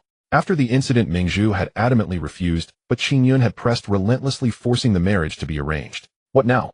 Did she find Gu Jiayao, now a concubine's daughter, beneath her, and want to kill her to annul the marriage? Princess Qingyun was stunned and lunged forward, grabbing the hem of Emperor Chongwen's robe. Your Majesty, don't listen to her lies. She holds a grudge against me from before. Perhaps this entire scene was orchestrated by her. She killed everyone in the nunnery just to frame me. Enough. Emperor Chongwen slammed the desk hard. You claim it wasn't you, so explain the Qingyun tattoo. The Court of Judicial Review witnessed it with their own eyes, and the coroner, who performed the autopsy, has signed his affidavit. The evidence is here, and you still dare to deny it. You still refuse to repent, even trying to frame Mingzhu. You have disappointed me deeply. If you dare slander Mingzhu again, I will cut out your tongue. Princess Qingyun trembled in fear at these words, collapsing to the floor. Tears still clung to her face, but she dared not cry out in protest any longer. Emperor Chongwen pinched the bridge of his nose and let out a heavy sigh. He looked at Ji Yuan, his tone softening slightly. Mingzhu, rise first. Ji Yuan wiped her tears, thanked him, and stood up quietly, moving to one side. The imperial study fell silent for a moment. Emperor Chongwen's brow furrowed deeper and deeper. Those old foxes in the court had ears sharper than anyone. The moment they learned of the nunnery incident, they began impeaching Princess Qingyun. Many also requested an audience with him. All were the fathers and elder brothers of the young ladies who had died in the nunnery. Among the women killed in the nunnery, 80% had fathers or brothers serving as court officials. Half of that 80% were unaware of the nunnery's true nature. They had originally sent their unruly daughters there to cultivate their character, never expecting that it would lead to an eternal separation. How could they bear it? They were all prominent figures in the court. Just moments ago, they had knelt outside the imperial study, weeping and begging him to rigorously investigate the nunnery massacre. It had taken great effort to send them away. If they were merely ordinary families, it would be acceptable, but among these people, more than half are his ministers, whom he sees every day during court sessions. Moreover, Mingzhu is also involved. She is the Mingzhu princess whom he personally bestowed the title upon, and she is also his own niece. Gu Jiayao, no matter how one looks at it, has royal blood flowing through her veins, being the daughter of the Changping Marquis. Qingyun truly lacks foresight, daring to kill anyone. If this matter gets out, people will not only say that the Qingyun princess is overbearing, but also that he, as the emperor, is condoning the violent behavior of royal relatives. Just thinking about it gives him a headache. Right now, the northern border is in dire need of General Guo, yet even if he wanted to suppress the Qingyun princess, he cannot do so anymore. Emperor Chongwen closed his eyes for a moment, and when he opened them again, his gaze had turned cold. He looked at the Qingyun princess, who was still sitting on the ground sobbing, and spoke in a voice devoid of warmth. You shall return to the palace, and remain there. Without my decree, you are not allowed to step outside the palace gates. I will order the Ministry of Justice to investigate this matter thoroughly with the Supreme Court. If it is found that you are involved. No, Your Majesty. Brother, I am your own sister. You cannot treat me this way. What does it matter if a few royal nobles are killed? Their lives are as cheap as grass. How can you? The Qing princess completely descended into madness and began shouting at Emperor Chongwen.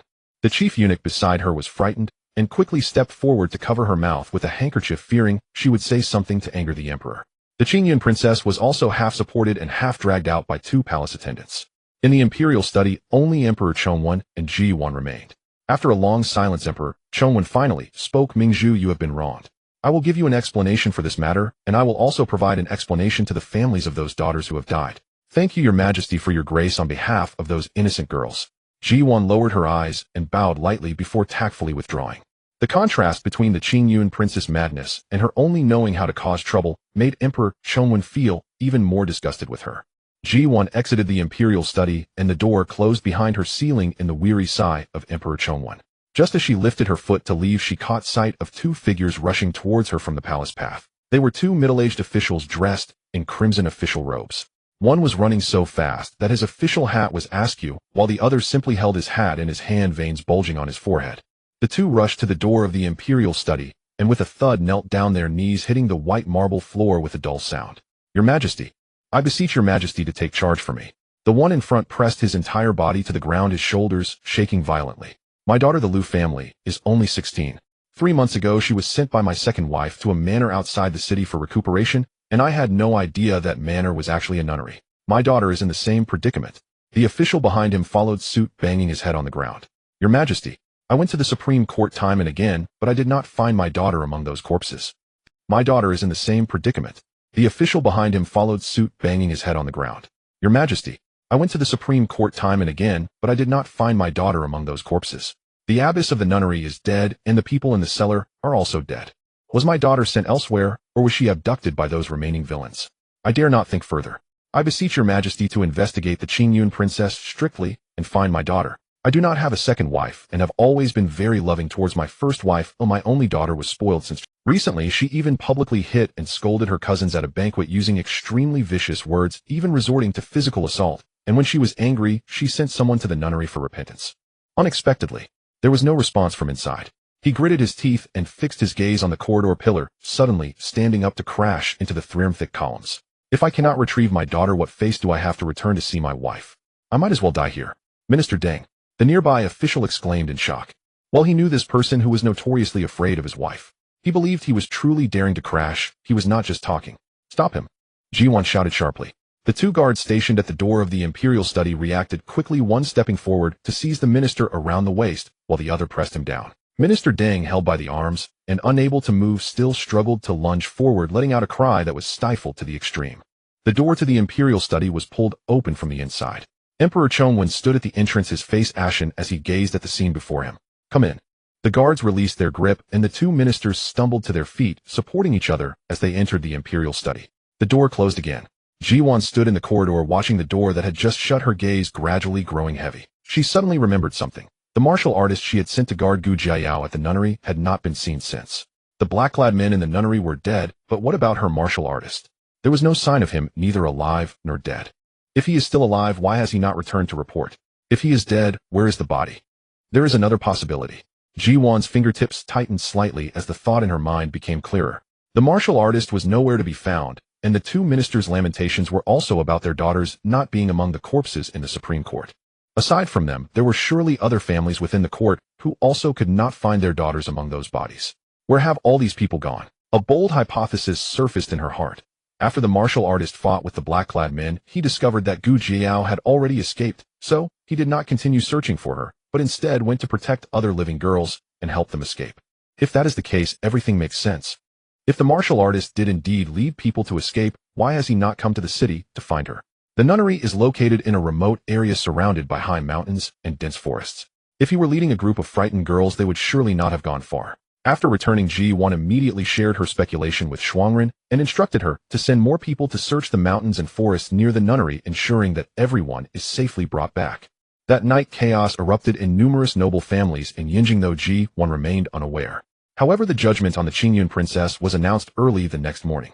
Princess Qingyun was stripped of her title and reduced to commoner status. Effective immediately, she was to vacate the princess residence and be confined to an abandoned mansion in the western district of the capital, her release forbidden without imperial decree.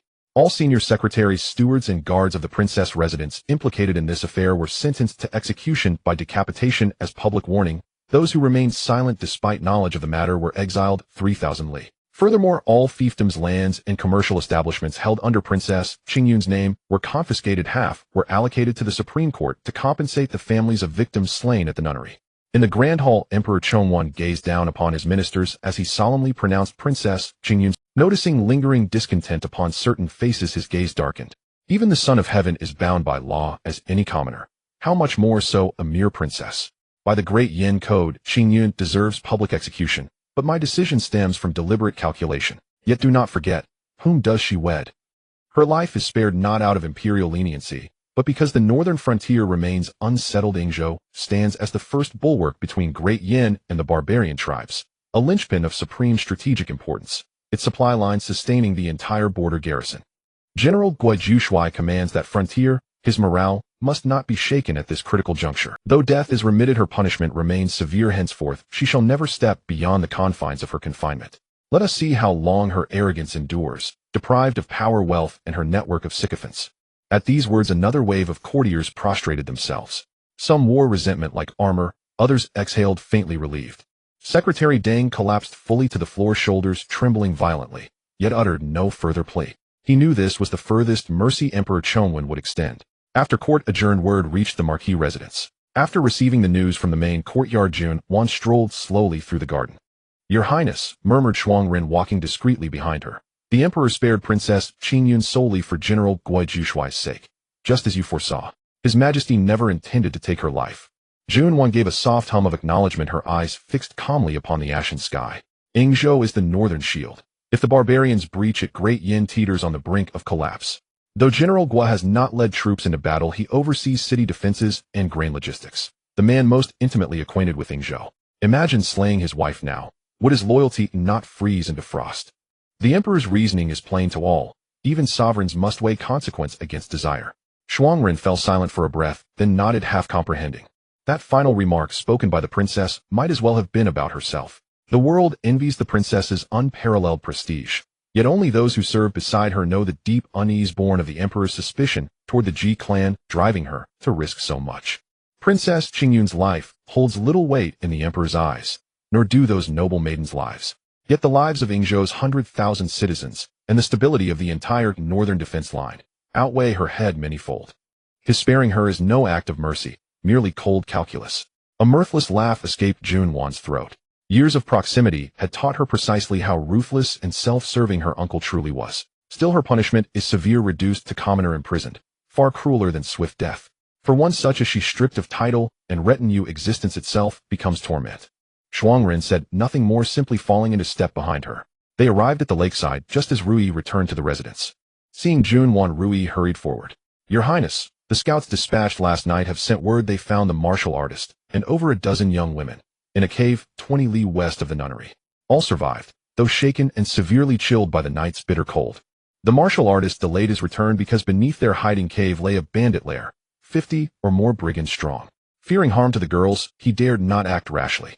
Our people have secretly escorted them down the mountain. By now they should be arriving at the city gate." A rare smile flickered in Jun Wan's eyes. She issued orders instantly. "Inform Secretary Deng and his colleague. Their daughter has been found. Have carriages and heavy winter cloaks prepared and meet them at the gate.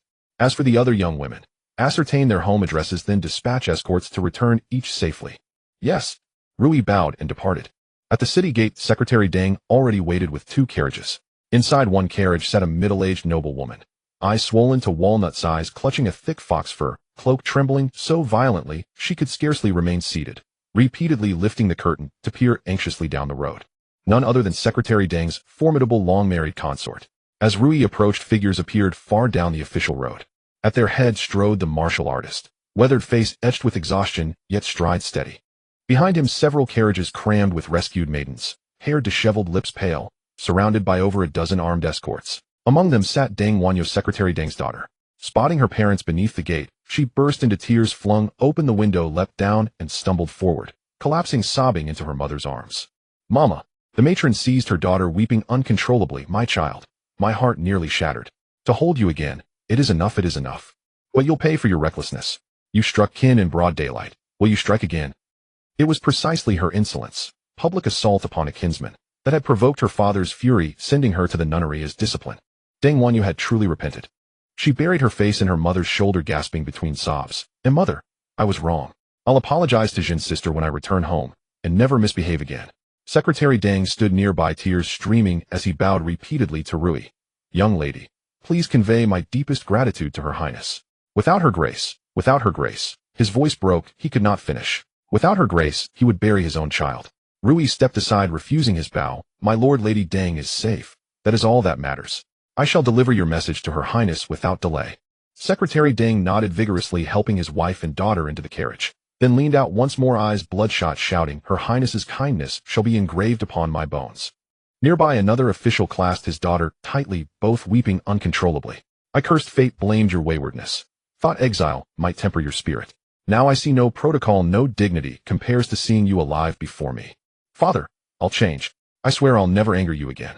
Tears streamed down the young woman's face. One by one the others' families arrived to claim them, unwilling to wait for Rui's arrangements to deliver them home. The city gate buzzed with activity, as lively as a market. The families of those young ladies were mostly minor officials or wealthy merchants in the capital. They no longer avoided one another, exchanging greetings, wiping away tears, and helping their daughters into carriages. Someone called out thanks to Rui from afar, another bowed deeply from a distance. An elderly maidservant rushed over, insisting on kowtowing to Rui, who smilingly stopped her, saying all the credit belonged to the princess, and she was merely carrying out orders. Two young ladies had no one to receive them, so Rui had to dispatch servants to escort them home. Yet judging by their families' attitudes, even if they returned safely, their days might not be easy. She stood at the city gate for a while, watching until everyone had been taken away. She then instructed the martial artists to return and tend to their wounds before turning back to the Marquis mansion. Ji Yuan thought the matter was settled and planned to laze around the courtyard for a few days. Little did she expect that starting the next morning the threshold of the Changping Marquis mansion would be nearly worn down by visitors. First came the steward from Minister Deng's residence, accompanied by 4 servants carrying 2 heavy mahogany chests filled with fine silks, medicinal herbs, and 2 sets of gold headdresses. The steward presented his card and said respectfully, My master says that great kindness requires no words of thanks. These humble gifts are for you to accept, princess. If you do not, my master and his wife will not be able to sleep at night. Ji Yuan could not refuse, so she accepted and instructed Rui to record them in the register. Soon after, a Madame Sun arrived in person, the wife of an official from the Ministry of Personnel. Besides lavish gifts, she carried a food box containing freshly steamed osmanthus cakes and 4 plates of delicate pastries. Madame Sun set her eyes red. Princess, please don't think it's too humble. My daughter made these herself and insisted you try them. Ji Yuan took the box, picked up a piece of osmanthus cake, took a bite, and smiled. It's very sweet. Please thank Miss Sun for me. Madame Sun wiped her tears and smiled. By evening, several more households sent people with gifts and thanks, some with brocade, some with antiques, and one with a basket of fresh fruit and a thick stack of banknotes. The gatekeeper's servant ran back and forth all afternoon until his voice was hoarse. Rui came in with a list of gifts, reading them out to Ji Yuan. She read for the time it takes an incense stick to burn, and still wasn't finished. Ji Yuan leaned back on the couch, massaging her temples, and laughed. I've become a recipient of gifts. Rui also laughed. Princess, you don't know? There's still a crowd outside the gate. Some families sent gifts and refused to leave, insisting on waiting to thank you in person. Several young ladies came themselves, standing at the gate hoping for an audience. Among today's visitors, only Minister Deng's steward and Madame Sun had arrived early, whom Ji Yuan received personally. She had Rui handle the rest, never expecting such persistence. After a moment's thought, Ji Yuan rose, straightened her clothes, and instructed Rui to invite everyone to the main hall. She went herself. The moment she arrived, she found the hall packed. Seeing Ji Yuan emerge, they surged forward, thanking her in a chorus. The young ladies stood at the front, their faces still pale, but their eyes bright. Together they curtsied to Ji Yuan. Ji Yuan helped them up, looked around, and declared, I have received your heartfelt intentions and today's gifts. There is no need for more. The days ahead are long. It is enough that the young ladies are safe. Ji Yuan helped them up, looked around, and declared, I have received your heartfelt intentions and today's gifts. There is no need for more. The days ahead are long. It is enough that the young ladies are safe. Ji Yuan glanced at the young lady, who bit her lip and lowered her head. Several other young ladies also looked uneasy, clearly sharing the same concern. Ji Yuan said gently, Life is what you make of it. We can never silence others' tongues. Pay them no heed, just live your own life well. If there is an existing engagement, and the fiancé's family takes offense, then they are not worthy of your trust. Better to prepare a generous dowry for your daughter, and find a steady, honest husband elsewhere. If none in the capital, look beyond. As long as her family supports her, she will not be wronged. Purity lies in one's own heart, not in others' words. At these words the families exchanged glances, and gradually showed relieved expressions. Someone murmured, "The princess speaks sense. We won't aim for high connections anymore. The child's well-being." Once someone spoke, others chimed in. "I'll ask relatives in my hometown to look for a well-off family far from the capital to avoid this storm." The crowd lingered around Ji Duan for a good while before gradually dispersing. Only when the last group had gone did the Changping Marquis mansion finally fall silent. Rui had the gifts from all sides moved to the storeroom, cataloged them one by one, and finally brought a thick stack of gift lists for Ji Yuan's review. Ji Yuan flipped through them, set them aside, and took a sip of tea. These families are all sincere without any devious thoughts. Rui nodded. Indeed. When they lost their daughters, they cried to the heavens. When they got them back, they wanted to give you everything they owned. Ji Yuan put down her teacup and gazed at the deepening dusk outside the window, letting out a soft sigh. The surviving young ladies had been found. No matter what path lay ahead, at least they still had their lives and their families. As for the idle gossip, the words she had spoken at the gate were both comfort for those families and a heartfelt truth. With a generous dowry and a steady husband from their hometown, marrying far away would bring peace of mind. The young ladies of Great Yin didn't have to compete for status in this small patch of the capital. If all else failed, they could simply not marry, keep their family fortunes, and live comfortably for the rest of their lives. Ji Yuan had just seen off the guests and returned to her main courtyard when Rui hurried in to announce, "Princess, the general's wife has arrived and is already inside the mansion." Ji Yuan was startled. "Mother." Before she finished speaking, hurried footsteps sounded from outside the courtyard. Then came Yun Rui's voice, carrying her usual briskness, but tinged with an unusual urgency. "Ah, Yuan, are you here?" The door curtain was swept aside, and Yun Rui stepped in. She was dressed in a dark blue narrow-sleeved brocade robe, her hair simply coiled in a bun secured with a white jade hairpin. Her entire appearance was plain, clearly the result of a hasty departure. Her face bore no makeup, and dark circles under her eyes showed she hadn't slept all night, not even taking time to choose proper attire. Ji Yuan quickly rose to greet her. "Mother, why have you come? You didn't inform me beforehand, so I could have sent someone to meet you." Yun Rui seized her wrist firmly and scrutinized her from head to toe. Her gaze swept from Ji Zhan's face to her shoulders and neck, then down her arms to her waist and abdomen, even turning her fingertips over to inspect them. Only after confirming there was not a single scratch did she let out a long breath, yet she still held Ji Zhan's hand without releasing it. "How could I not come?" Yun Rui's voice trembled noticeably, her eyes already reddening. "Tell me, yesterday you led people to that nunnery, and it was full of corpses. I only heard about it this morning. You were standing right in the middle of those bodies. You wanted to scare me to death, didn't you? If I hadn't learned it from someone else, were you planning to keep it from me?" The more she spoke, the more agitated she became, her grip on Ji Zhan's hand tightening. "Last night when I heard something had happened at the nunnery outside the city, my heart inexplicably sank. I woke before dawn this morning and immediately sent someone to investigate, only to find out it involved you. You entered the palace yesterday and confronted the Qingyun princess face-to-face in the imperial study. I was terrified when I heard. I rushed over without even changing my clothes." Ji Zhan, seeing her mother in such a state, felt a pang in her heart. She reached out and gently patted the back. She said softly, "Mother, don't worry. Am I not standing here perfectly fine in front of you? Not a single hair is out of place. Please sit down, have some tea, and catch your breath." Rui had already tactfully brewed a cup of hot tea and brought it over. Yun Rui was guided to sit down by Ji Zhan, and a cup of tea was immediately pressed into her hands. Yet she could hardly bring herself to drink it. After only a sip, she set it aside, her eyes still locked onto her daughter, as if fearing she would vanish the moment she blinked. "Tell your mother what exactly happened yesterday. Why did you?" Ji Zhan patiently recounted the events. She began with encountering Gu Jiao rolling down the hillside, then proceeded to describe leading people to the nunnery to demand an explanation, pushing open the gate, and seeing the ground littered with corpses. She continued with the arrival of Zhou Shaoqing from the Grand Court, who discovered the Qingyun tattoo on the black-clad assassin's wrist, and finally the late-night confrontation with the Qingyun princess at the palace. She deliberately glossed over the gory details. But Yun Rui was no ordinary woman. Having married into the general's mansion decades ago, she had heard plenty about the perils of the battlefield. The lighter her daughter's tone, the more she understood how dangerous the situation had truly been. When Ji Zhan mentioned that the nunnery was filled with the dead, Yun Rui's fingers suddenly clenched, her nails nearly digging into her flesh. She bit her lower lip and after a long moment squeezed out a single sentence through gritted teeth. "The Qingyun princess is so ruthless and heartless." Ji Zhan answered truthfully, "That's right. The abbess, the servants, and the girls sent there to repent. The assassins killed everyone they could see. Only a few girls managed to escape." Yun Rui closed her eyes, her chest heaving violently. After a moment, she opened them again and examined Ji Duan from head to toe once more, as if she absolutely had to confirm with her own eyes that every inch of her was unharmed before she could rest. When you confronted the Qingyun princess yesterday, she didn't lunge at you and attack you, did she? Even in the emperor's presence, she dared to act so crazily. She's utterly mad. I heard she was wailing so hard her voice went hoarse, and she even had the audacity to claim you staged the whole thing to frame her. How shameless. Yun Ruoyi cursed angrily. Ji Duan shook her head. She wanted to, but with His Majesty present, she didn't dare. Mother, rest assured. Although His Majesty spared her life, he has stripped her of her title and reduced her to a commoner. She is under house arrest in the old estate west of the city, forbidden to leave for the rest of her life. She no longer has any power to bully others.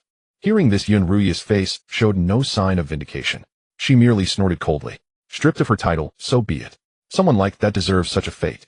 Your mother only cares if you were hurt, nothing else matters. As she spoke, she pulled Ji Duan's hand over and examined it again.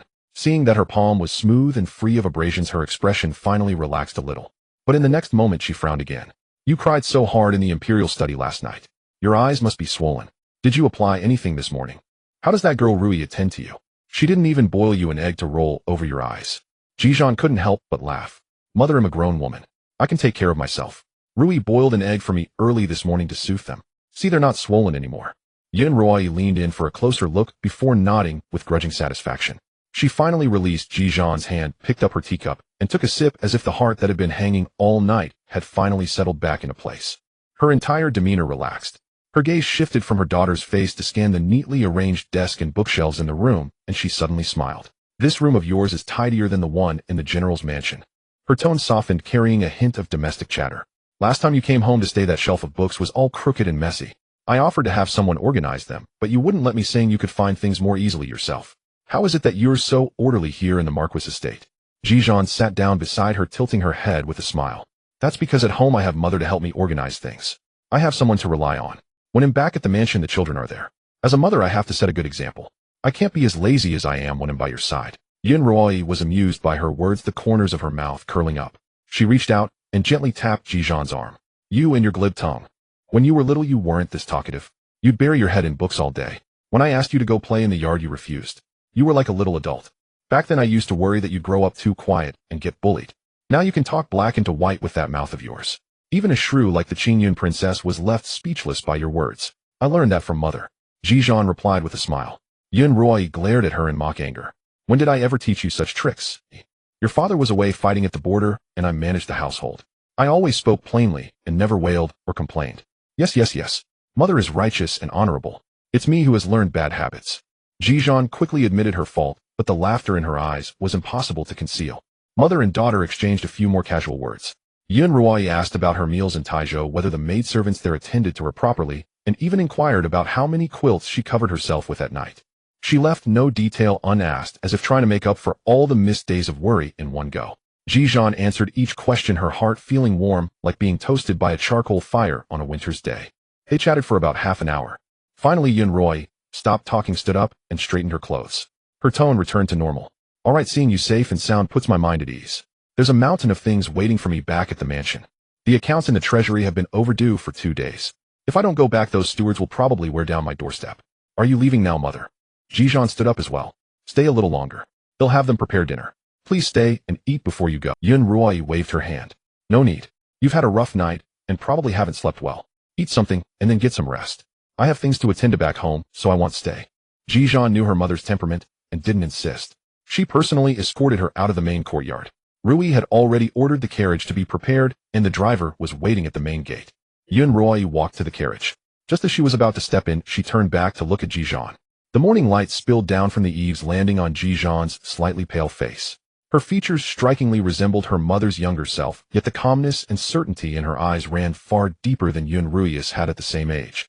Her Ajan was far braver than she had been. Ajan, Yun Ruoyi called out to her. Mother. Yun Ruoyi opened her mouth, wanting to give her some advice. But the words caught in her throat, and 1,000 thoughts finally condensed into a single sentence. Eat well. Don't lose weight. Her child was grown now, a mother herself. Any more nagging about trivial matters would only be annoying. Ji Duan's eyes curved into a smile as she replied, I understand, mother. Your daughter will remember. Only then did Yun Ruoyi turn and climb into the carriage. The curtain fell, and the horse's hooves clattered as it set off down the long street towards the general's mansion. Ji Duan stood outside watching the carriage disappear at the corner of the street. The smile on her face slowly faded. She gathered her cloak and turned to walk back inside, her steps heavier than before. Rui hurried up from behind and said in a low voice, "Your Highness, the madam is right. You haven't slept all night. Why don't you rest first? Whatever needs to be done can wait until you wake up." Ji Duan nodded. This time she didn't refuse. She went straight to the inner chamber. Rui helped her remove her hair ornaments and pulled back the brocade quilt. As soon as she laid down, an overwhelming wave of fatigue washed over her, her eyelids as heavy as lead. Leaning against the bed, Ji Duan finally felt the tension that had gripped her for the past 2 or 3 days slowly dissipate. She closed her eyes and sank into a deep sleep as dusk fell. Rui turned around and found that her mistress had somehow fallen asleep. She quickly covered her with the quilt. Her Highness had spent all her time recently either saving people or on her way to save them. The number of lives she had saved in this period probably exceeded those of a magistrate solving cases in a small county. She must have been exhausted. Now she could finally get some proper rest. Ji Duan slept deeply, not even dreaming. When she opened her eyes again, it was already the next morning. Light was just breaking outside the window, and birds were chattering noisily on the branches. She lay on the bed for a while to collect herself before slowly sitting up. Rui entered with a copper basin and smiled when she saw she was awake. "Your Highness, you're awake. Last night while you were asleep, a messenger came from the Empress Dowager's palace. She requests that you visit the palace today to tell her the story in person." The Empress Dowager had wanted to summon Ji Duan on the very first day she returned to the capital, but couldn't bear to disturb her after the long journey. She had waited until now to call her to Sinang Palace. Ji Duan rubbed her temples and nodded in agreement. She washed and changed, choosing a lake blue douagine jacket and adorning her hair with only a single white jade hairpin. Simple, yet dignified. Then she took a carriage to the palace. Arriving at Sinang Palace, Ji Duan stepped into the hall. The first person she saw was the Empress Dowager seated at the head. The old lady was in good spirits today, wearing a dark green palace robe embroidered with floral clusters, sipping tea with her head bowed. To the Empress Dowager's left sat a woman in a bright yellow palace gown. Her features were composed and serene, her hair adorned with only 2 plain gold hairpins. There was not a trace of ostentation about her. Yet the color of her attire proclaimed her identity was no ordinary one. A flicker of realization passed through Ji Duan's mind, but her face revealed nothing. She stepped forward and executed a graceful curtsy. Mingzhu pays respects to Her Majesty the Empress Dowager and to Her Majesty the Empress. The Empress Dowager smiled and beckoned her. "Rise, rise. Come closer to me." Ji Duan stood and walked over. The Empress Dowager took her hand and scrutinized her from head to toe, her brow furrowing slightly. "How have you grown thinner? There are faint shadows under your eyes. Haven't you rested well? I shouldn't have summoned you to the palace today. In response to Your Majesty, Mingzhu has been sleeping well. Perhaps I haven't fully recovered from the busyness of these past days." Ji Duan replied with a smile, her tone filled with affection. The Empress Dowager patted the back of her hand and ordered a seat to be brought for her. As soon as Ji Duan sat down, she felt a gaze fall upon her, neither heavy nor light, yet carrying a hint of reproach. She looked up and met the Empress' eyes. The Empress held her teacup, her face wearing its usual dignified and proper expression, yet something clearly lurked within her gaze. There was no need to guess. It was undoubtedly the matter of the Qingyun princess that had soured the Empress' mood. Guo Jushui was the son of the Empress' maternal aunt, and the Qingyun princess was the wife of the Empress' cousin. This web of marital ties naturally made the Empress closer to the Qingyun princess than others. Now that the Qingyun princess had been stripped of her title, reduced to a commoner, and placed under house arrest, the Wuan Marquis household was also disgraced. Though the Empress could not openly express her displeasure, her resentment was real. But Ji Duan was not afraid. The matter of the Qingyun princess was a decree personally issued by Emperor Chongwen. If the Empress had any objections, she would be questioning the imperial judgment. Moreover, look where they were. In Sinang Palace, could she possibly be bullied by the Empress? The Empress Dowager paid no attention to the Empress at all. She held Ji Duan's hand and eagerly asked, "There are so many wild rumors spreading outside. None of them sound true. Tell me yourself what really happened." Ji Duan then picked out the key events of that day. She started from when she encountered Gu Jiao on the road, then described how she discovered the massacre at the nunnery, and even mentioned the letters found in the secret compartment. Upon hearing this, the Empress Dowager could not help but curse the abbess and those malicious women who deliberately tormented their stepdaughters. Of course, the Qingyun princess was not spared either. She was the one who was cursed the most harshly. After all, no matter how sinister and vicious the abbess was, at least she hadn't ordered their deaths the moment they entered. Not like the Qingyun princess, who, to eliminate evidence, instructed her men to kill everyone they saw. I knew she was ruthless and held the court's laws in contempt. I should never have agreed to let her return to the capital. She has brought nothing but calamity to this city. She is a disgrace to the imperial family. Thank goodness you were sharp and exposed her scheme. Otherwise she would have come after you next. Judging by her behavior, she had grown accustomed to being a tyrant in Yingzhou. She probably thought the entire Great Yin was hers for the taking. Damn wretch. The Empress Dowager was furious. Ji Duan quickly brought up other matters to divert her attention. The Empress Dowager listened intently, nodding occasionally. Upon hearing that 50 or 60 bandits had entrenched themselves beneath the mountain cave, her brows knitted tightly. So many brigands. How did your people manage to extract them? The martial artist hid the young women in the cave, not daring to light a fire at night for fear of discovery by the bandits. They suffered greatly from the cold. After my men scouted the terrain, they secretly escorted them out while the bandits descended the mountain to seek prey without alerting them. Otherwise, a bloody battle would have been inevitable. Ji Duan replied. Those bandits lived by the edge of the blade. If they had encountered her party, they would surely have harbored malicious intent, abducting them for ransom, possibly resulting in casualties. The Empress Dowager sighed in relief, patting her chest. Amichuofo, it's a blessing they returned safely. At that moment, the Empress, who had been silent, suddenly spoke, her voice neither loud nor low, yet distinct. The commandery princess is indeed capable. Feigning ignorance of the sarcasm, Ji Duan inclined her head toward her. Your Majesty flatters me. Mingzhu merely did her duty. Anyone with the means would surely not stand idly by. The Empress' gaze fell upon Ji Duan's face. Yet there is one thing I fail to understand. You and Qingyun are both of the imperial clan. You ought to uphold the royal family's dignity. Your daughter is unharmed, so why must you push matters to this extreme? Her tone was gentle, yet her words concealed a blade. Knowing the Empress was using this as a pretext, Ji Duan replied, without changing her expression. My daughter is safe, but countless ministers' daughters perished on the spot. This matter is of grave consequence. The Court of Judicial Review and the Ministry of Justice conducted a joint investigation, and it was His Majesty himself who ordered her house arrest. May I ask, Your Majesty, what do you mean by those words? The implication was clear. She had merely presented the evidence before the throne. How to deal with Princess Qingyun was Emperor Chongwen's own decision. If the Empress was dissatisfied, she could take it up with him in the imperial study. The air in the hall froze for a moment. The Empress Dowager's smile faded as she turned to the Empress. To dare treat a wand like this in Sinang Palace. Was she acting as if she herself did not exist? Empress, as the mother of the nation, have you lost your senses uttering such words? As the exemplar of the entire harem, you should be the last person to abuse public office for private gain.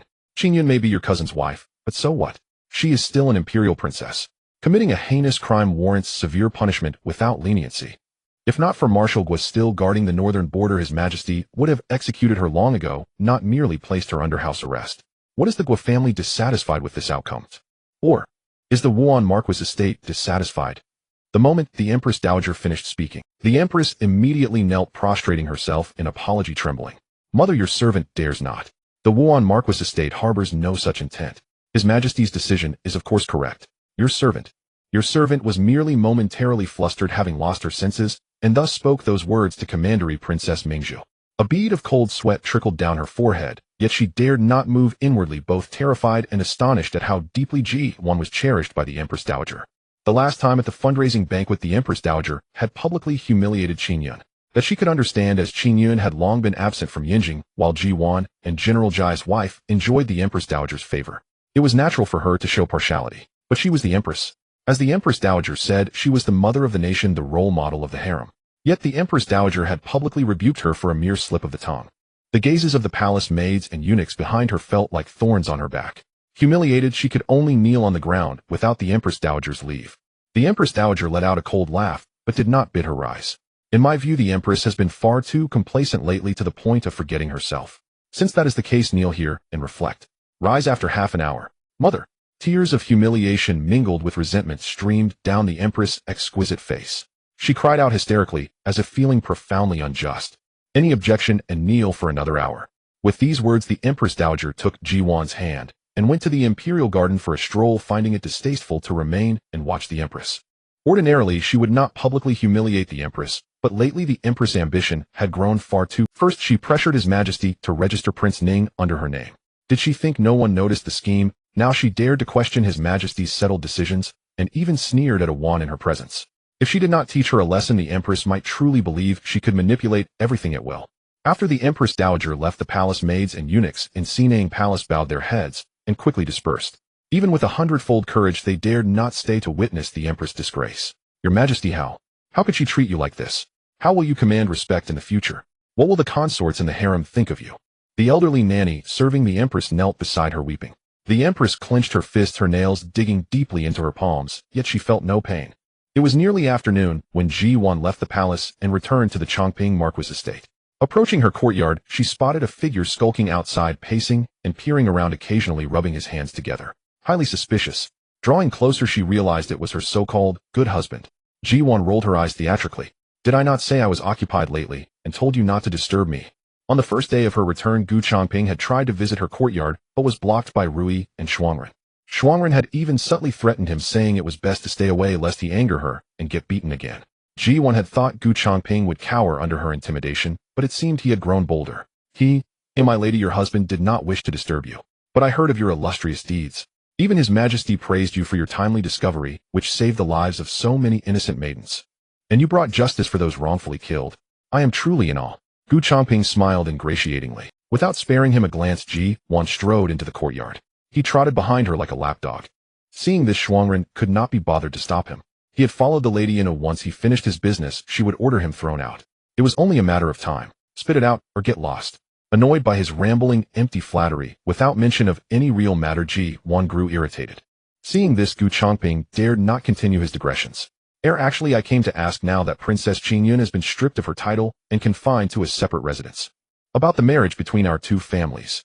He paused, glancing at Ji Duan's expression. Ji Duan had not concealed from him that Gu Jiayao was in the estate. He knew. He could not be bothered to meddle with that wayward daughter, but the marriage concerned the Marquis' honor, so he wished to inquire. Now that Princess Qingyun has met such a fate, perhaps we should call off the engagement. His Majesty will not object. Ji Duan let out a cold laugh, cutting him off with a few words. So what? Princess Qingyun has fallen, but Gui Yunxiao is fine. Is he dead or injured that we need to cancel the engagement? Do not forget, though Princess Qingyun is finished, the Guo family remains. Even if Marshal Guo falls and Gui Yunxiao becomes a beggar, Gu Jiayao must marry him whether she likes it or not. She brought this upon herself. Now that she has been lucky enough to come down the mountain and stay for a while, she dares to think of other nonsense. No, I am not defending her. Flustered and stammering, he quickly defended himself. I was just asking, he. Whatever you decide about her is your prerogative. I have no right to interfere. Do as you wish, my lady. Gu Changping smiled nervously, afraid that any misstep might provoke Ji Duan's wrath and earn him another beating. After all, he had come to realize that as long as he did not provoke his wife and treated her like a deity, the Marquis' estate would enjoy prosperity and peace. Otherwise, he would not even know how he died. Henceforth, he would never dare defy her. Thinking of his past follies, he wanted to slap himself twice. Fortunately, his wife was magnanimous and merely ignored him, not taking his life. Thankfully, at least they had 3 children, so she would not resort to killing him. Through this ordeal, Gu Changping vaguely understood that his wife, seemingly a reclusive woman, actually commanded capable people beneath her, someone he could not afford to offend. Given the Ji family's status and his wife's current favor, he would have to be out of his mind and tired of living to anything else. Leaning lazily on the chaise lounge, Ji Duan accepted a grape handed by Rui. She lifted her eyelids, and the mere glance sent Gu Changping into a fright, causing him to scramble out of the courtyard. Nothing. I have disturbed you today, my lady. I shall take my leave now. Before Ji Duan could react, the man who had been slouching a moment ago vanished without a trace. The sight left Rui torn between laughter and tears. Commandery Princess, the Marquis has become quite well-mannered lately. He knows to leave without Shuangren's intervention. Hearing her words, Gu Changping, who had not yet gone far, stumbled and fled even faster. Heavens! Rui, you wretched girl, if you cannot speak, shut up.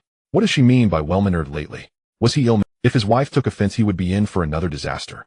The next day, upon learning that the lady had agreed to see the Marquis, concubine Xiao understood that Ji Duan had rested enough. She rose early and waited at the main courtyard gate, intending to pay her respects as soon as the lady awoke. Knowing she was always obedient and prudent, Ji Duan rewarded her with some items brought from Taizhou and sent her back. Around noon, concubine Yu arrived belatedly. She wore a brand new watered embroidered satin skirt with a golden-laid pearl step-swaying hairpin in her hair. As she walked, her waist swayed gently and her ornaments tinkled as if she had emblazoned the words, "Riding High," on her forehead.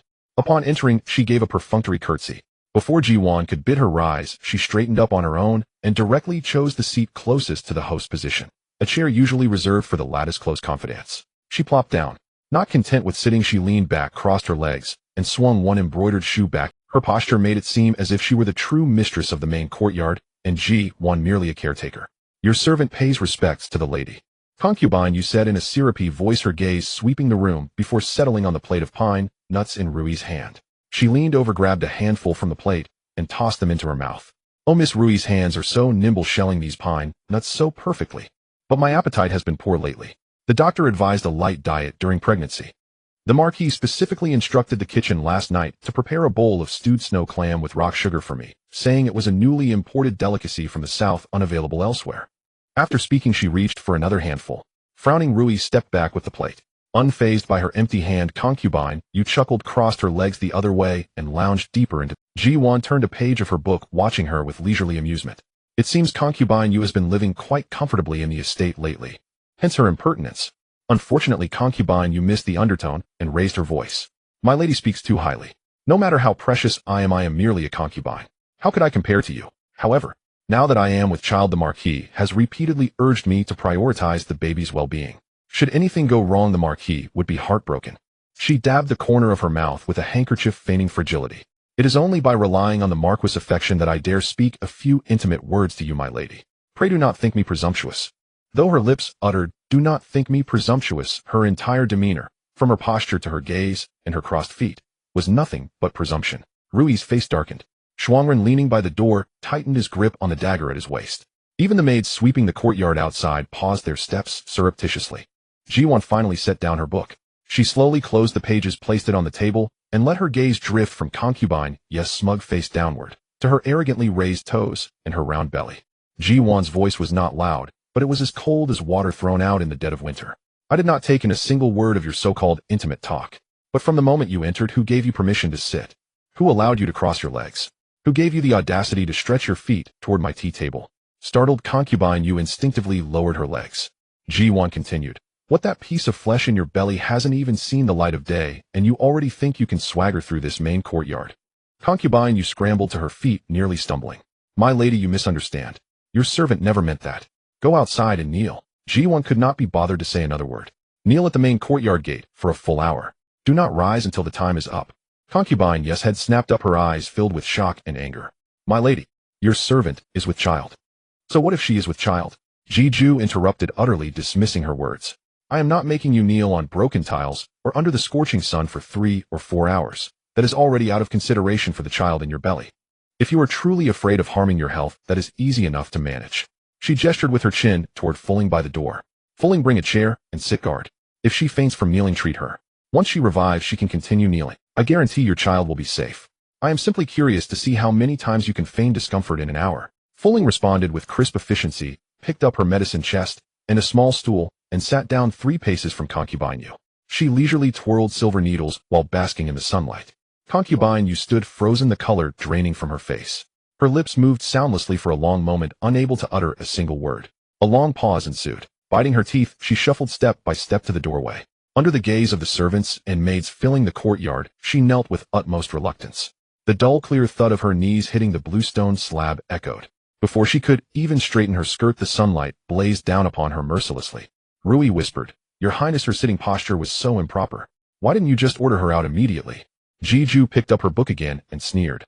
I just wanted to see how far she would dare to go. Since she does not know how to spell death, I will teach her. An hour later, concubine Yue was supported back by 2 young maids. Her legs trembled, her makeup was ruined by the sun, and the rosered satin at her knees was scuffed with grayish-white. When Fuling returned to report, she said that concubine Yue had tried to fake fainting halfway through. Fuling pricked her Higu acupoint, causing her to yelp in pain, and she dared not pretend again. Ji Ju merely acknowledged with a hum and slowly turned another page. These annoying creatures were not worth ruining her mood over. When concubine Yue was helped back to her own courtyard, her legs were as weak as if treading on cotton. Her knees burned with pain, and even through the satin skirt, she could feel the scalding swelling. The moment she was laid on the bed, tears streamed down her face, half from pain, half from rage. Ranger. She clutched the bed frame, her nails nearly digging into the wood grain. Go quickly and fetch a doctor. Call Dr. Lu from Huichun Hall in the south of the city. Tell him my pregnancy is unstable and I'm in severe abdominal pain. Dr. Lu had always been the one attending to her pregnancy. Ranger dared not delay. Lifting her skirts, she ran out of the courtyard. Concubine Yue leaned back against the bolster, smearing her ruined makeup even more, then instructed another young maid to remove her golden hairpin studded with pearls and place it by the pillow. She let her hair down, assuming a pitifully delicate appearance. She intended to make a scene. The entire Marquis household knew the mistress had made her kneel for an hour. In truth, only her knees hurt, her belly was fine. But without calling a doctor, how could the Marquis realize the severity? How else could she have grounds to seek his intervention? The Marquis had always fallen for this. Last time she merely mentioned having a nightmare, and the Marquis came rushing over to keep her company for half the night. Now she had genuinely knelt on the hard stone under the sun for an hour. "Rangier, is Rangier back yet?" she asked every few moments. The young maid guarding the door looked back several times, each time shaking her head. "Not yet, madam." "Why is it taking so long?" Concubine Yue fidgeted anxiously with her handkerchief. Suddenly she felt a faint dull ache in her belly, whether from anger or something else she couldn't tell. After waiting nearly another half-hour, footsteps finally sounded outside the courtyard. Concubine Yue collapsed onto the pillow, clutching her lower abdomen, with a furrowed brow adopting an expression of utmost frailty. The footsteps drew closer, but only Rangier entered. Behind her was empty space. No doctor, and certainly no Marquis. The feigned weakness on Concubine Yue's face instantly cracked. She burst out, "Where is the doctor? Are you trying to kill me and my child by not calling one?" Rangier bowed her head and hurried to the bedside, her voice low and urgent. "Madam, I went to Huichun Hall, but Dr. Liu was out on a house call. Then I went to find the Marquis, hoping he would send the household physician, but—" "What did the Marquis say?" Concubine Yue interrupted, her eyes suddenly brightening. "Is he coming? Did you tell him about my stomach ache?" Rangier bit her lip, her head drooping, even lower, her voice muffled. I told him everything. How you knelt for an hour and have been in pain since returning.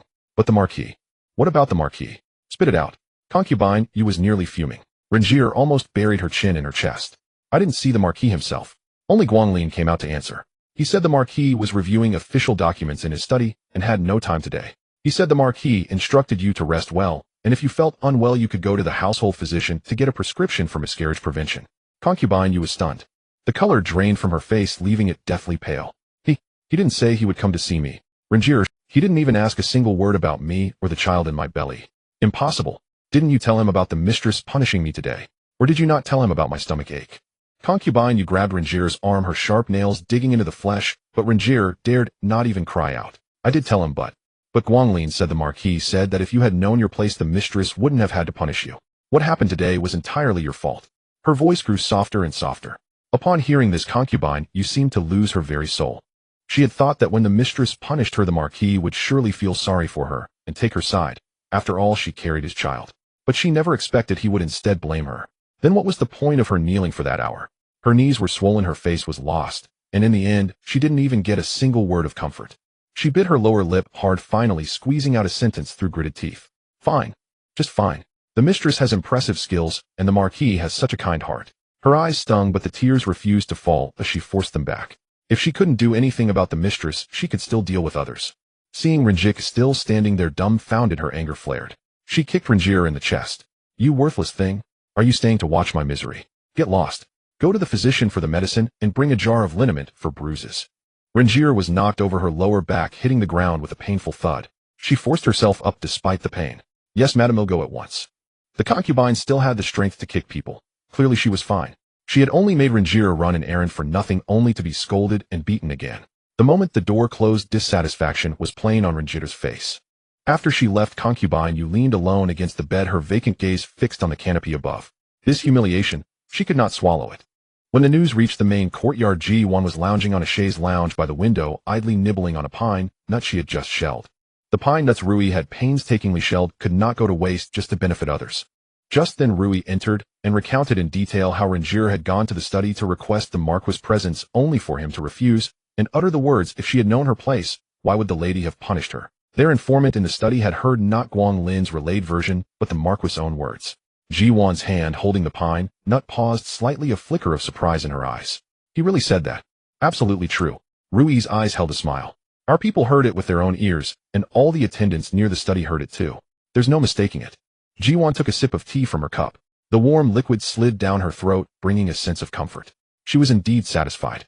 She had a deep understanding of Gu Changping's former foolishness and had expected another fierce confrontation today. In the past, as soon as Concubine Yue shed a few tears and clutched her stomach claiming discomfort, he would storm over in a rage to demand an explanation. Who would have thought he would be so sensible today? Had he finally sensed the glaring green light above his head? "It seems those beatings I gave him a few days ago were quite a fears," and clutched her stomach claiming discomfort, he would storm over in a rage to demand. But Rui, having served her for so long, could tell from the slight relaxation of her brow that she was in a good mood. Oh, and about Gu Jia. Ji Duan suddenly remembered the person she had almost forgotten and immediately instructed Rui to handle a task. The small room where Gu Jia was confined was deep in the western corner of the Marquis estate. Originally used for storing old odds and ends, it had narrow windows and doors, was dimly lit, with only a few rays of sunlight streaming in through a high window. On the first day of her confinement, she had kicked up a fuss, crying and banging on the door. But with the lock firmly in place from the outside, no one paid her any heed no matter how loudly she screamed. By the second day, she had suddenly quieted down.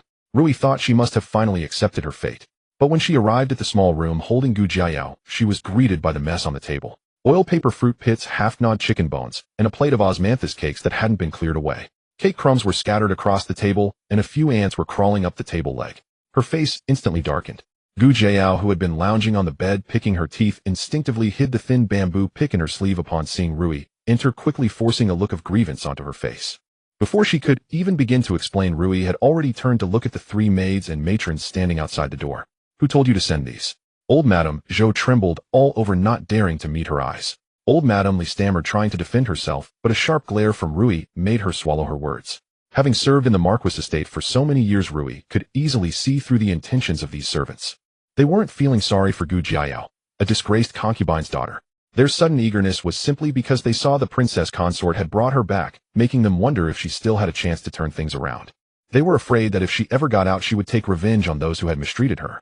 In short, they didn't dare to gamble and wanted to stay on everyone's good side. But they had forgotten who truly held power in this Changping Marquis estate. The princess consort had already ordered that Gu Jiayao's food and clothing be on par with the maidservants, yet they dared to defy her orders. Rui let out a cold laugh, her gaze slowly sweeping from old Madame Zhou's face to old Madame Li's, then landing on the rough maidservant. What do you think that, because she's been brought back, there's profit to be made, so you treat her like a legitimate young miss?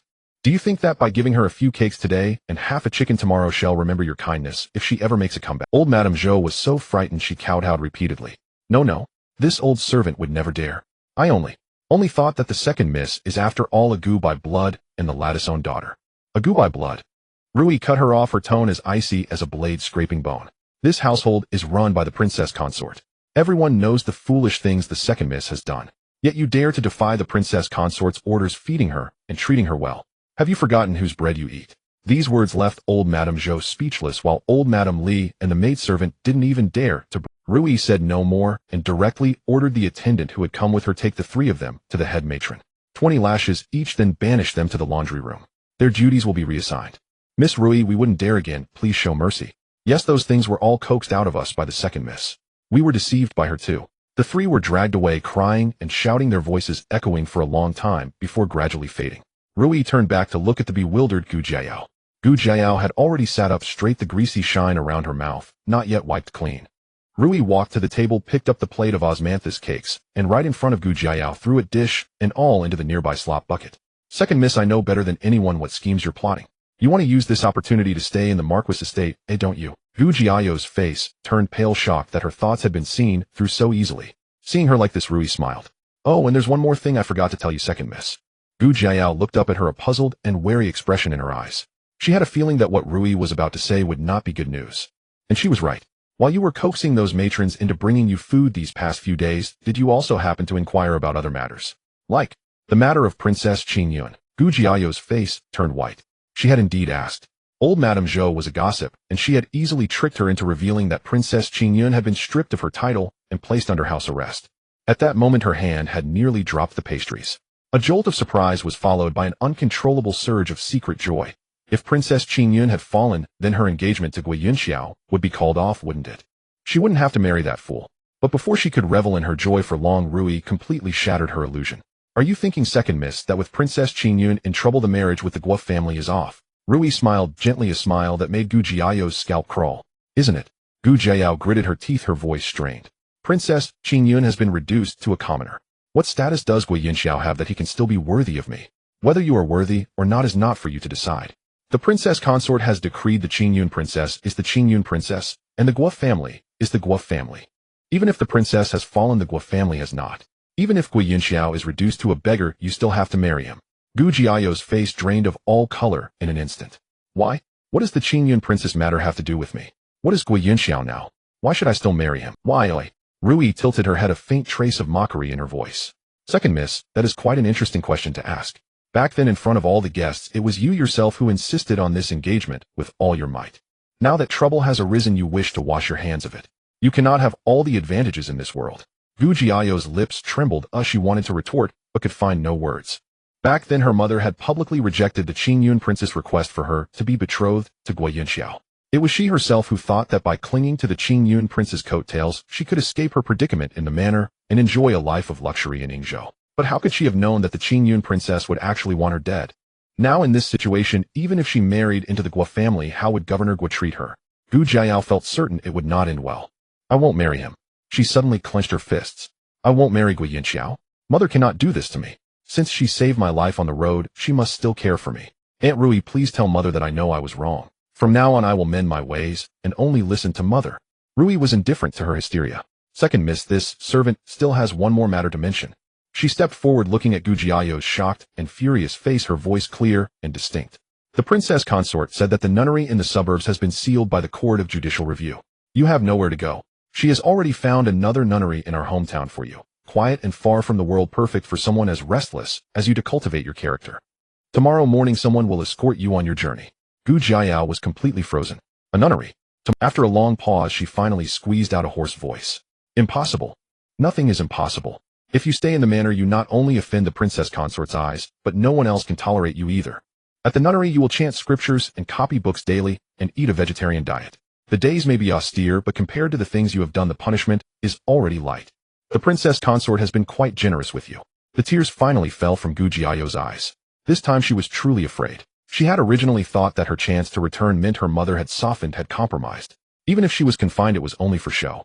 She had coaxed the servants, learned about the Qing princess affairs, and her mind was full of plans on how to turn things around once the marriage fell through. But she had never imagined that her mother had no intention of giving her any chance at all. Her mother truly no longer cared about her. I won't go. She lunged forward, grabbing Rui's sleeve, her face a mess of tears and snot. Sister Rui, please plead with Mother for me. I won't dare do it again. I will stay quietly in the manor from now on and do no more wrong. Don't send me to the nunnery. Rui pulled back her sleeve.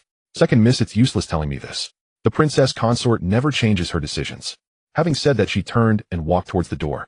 She paused at the threshold, turning her head to add one final remark. Pack your things well tonight. You will depart at dawn tomorrow. The lock clicked shut. Gu Jiao stood frozen in place, tears still streaming down her face, but she had even forgotten to wipe them away. She stared at the tightly closed door, then looked around the small dim room, and felt as if the very air had turned icy cold. A nunnery. A nunnery again. She slowly crouched down, burying her face in her knees, a suppressed, distorted wail escaping her throat. But no one outside paid her any heed. The sky gradually darkened, and the side courtyard was as silent as a lonely tomb. 5 days passed. During these 5 days, although the incident at the Palace of Compassionate Peace was not widely publicized inside or outside the palace walls have ears, the news that the Empress had been publicly punished by the Empress Dowager to kneel for half an hour still spread silently like fine spider silk into the ears of every palace. No one dared to discuss it openly, but the covert glances and whispers were sharper than blades. The resentment in the Empress' heart had not subsided for 5 whole days. This morning the consorts came to pay their respects as usual. In the hall, a gilded incense burner emitted the fragrance of aloes wood, the smoke curling up, creating an atmosphere of solemn dignity. The Empress sat at the head, her expression as calm as usual, even more composed than on ordinary days. But the dark circles under her eyes showed she had slept poorly. The consorts below performed their bows and took their seats, in turn exchanging the usual polite pleasantries. Today Beauty Zhao was in high spirits. She had recently received a bolt of cloud-patterned brocade tribute from Jiangnan, its color as bright and lustrous as water. She had made it into a garment yesterday, and was now wearing it, chatting and laughing softly with Virtuous Consort beside her. Their relationship was generally amicable. Virtuous Consort, having heard something amusing, covered her mouth with her handkerchief and laughed, her eyes crinkling as she glanced at Beauty Zhao. Their expressions were full of ease and joy. That laughter, however, fell upon the Empress' eyes like a red-hot needle stabbing straight into her heart. What are they laughing at? Laughing at me. Laughing at my wretched appearance kneeling on the ground, crying in the Palace of Compassionate Peace that day. The Empress' fingertips suddenly clenched the armrest, her nails scraping against it, producing a faint grating sound. Only one scene replayed in her mind over and over. The Empress Dowager taking that wretched Ji Duan by the hand and walking away triumphantly, while she herself lay prostrate on the ground, her back bent like a homeless dog. At that moment, the laughter of Virtuous Consort and Beauty Zhao was clearly a stab in her back. Have you laughed enough? The Empress suddenly spoke, her voice not loud, but as cold as if it had been tempered in ice. The hall instantly fell silent. The smiles on Virtuous Consort's and Beauty Zhao's faces froze. Realizing something was wrong, they quickly apologized. We have been disrespectful. Please forgive us, Your Highness. The Empress slowly rose to her feet and approached them step by step. Her gaze was fixed on Beauty Zhao's face, the shimmering cloud-patterned brocade garment stabbing her eyes until they reddened. I asked you, have you laughed enough? Beauty Zhao's face turned pale. She lowered her head and said, I was merely sharing some private words with virtuous consort. I had absolutely no intention of being disrespectful to your highness. Your highness. Beauty Zhao was indeed, Before virtuous consort could finish her sentence, the empress suddenly grabbed a heavy fruit platter from a maid's hands beside her and viciously smashed it onto virtuous consort's head.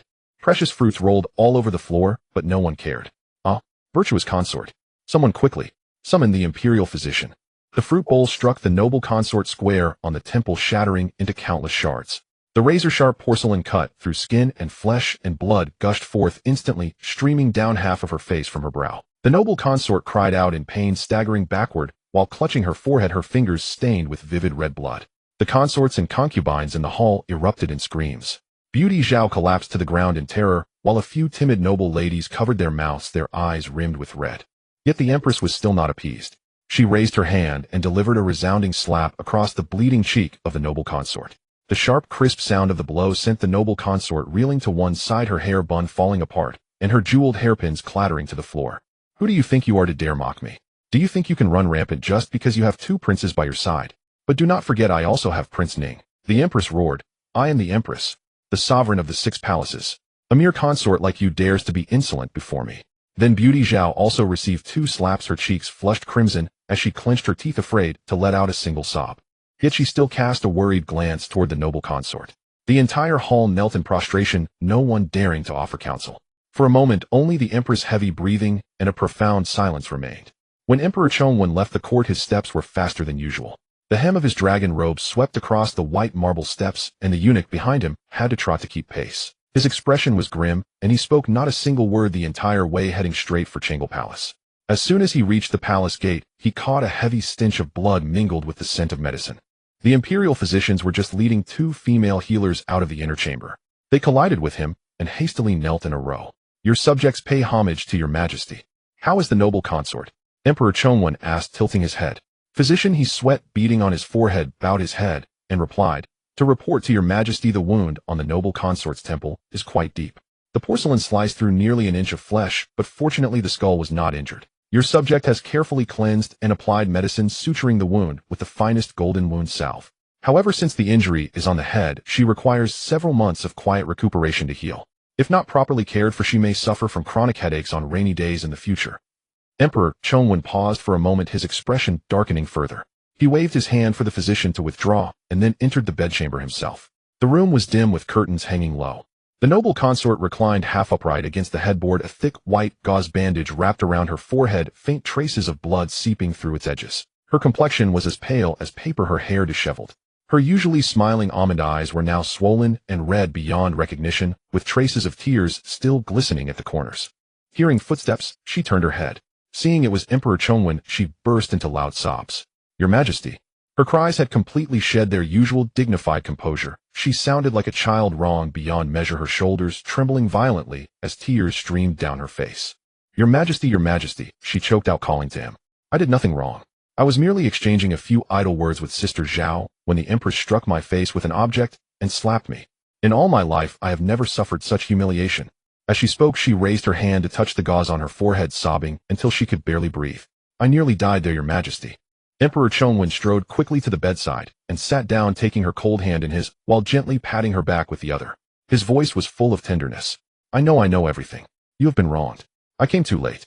He took a handkerchief and wiped her tears, his movements careful, as if coaxing a sulking child. The noble consort buried her face in his shoulder and wept for a long time, soaking half of his dragon robe with her tears. Yet as she cried, she gradually sensed something amiss.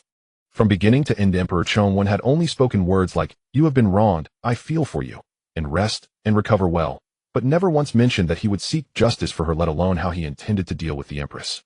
The noble consort's sobs gradually subsided. She lifted her head from his shoulder, her swollen eyes staring straight at him, her voice carrying a final glimmer of hope. Your Majesty, the Empress' actions today were clearly meant to take my life. I am your consort, a member of the harem. If anyone can strike and kill, it will. What rules remain in this palace? Your Majesty, will you not seek justice for me? Emperor Chongwen's expression stiffened for a moment. He lowered his eyes and was silent for a moment before reaching out to smooth her disheveled hair. Listen to me. I have already issued an edict placing the Empress under house arrest. She is not to step out of her palace gate without my decree. She will trouble you no more. Rest assured. House arrest. The noble consort murmured, repeating the phrase, a bitter self-mocking smile curling at the corners of her lips. Just house arrest. Emperor Chongwen avoided her gaze, gripping her hand tightly. I know you are not satisfied. I feel for you too. But for now I cannot move against the Empress.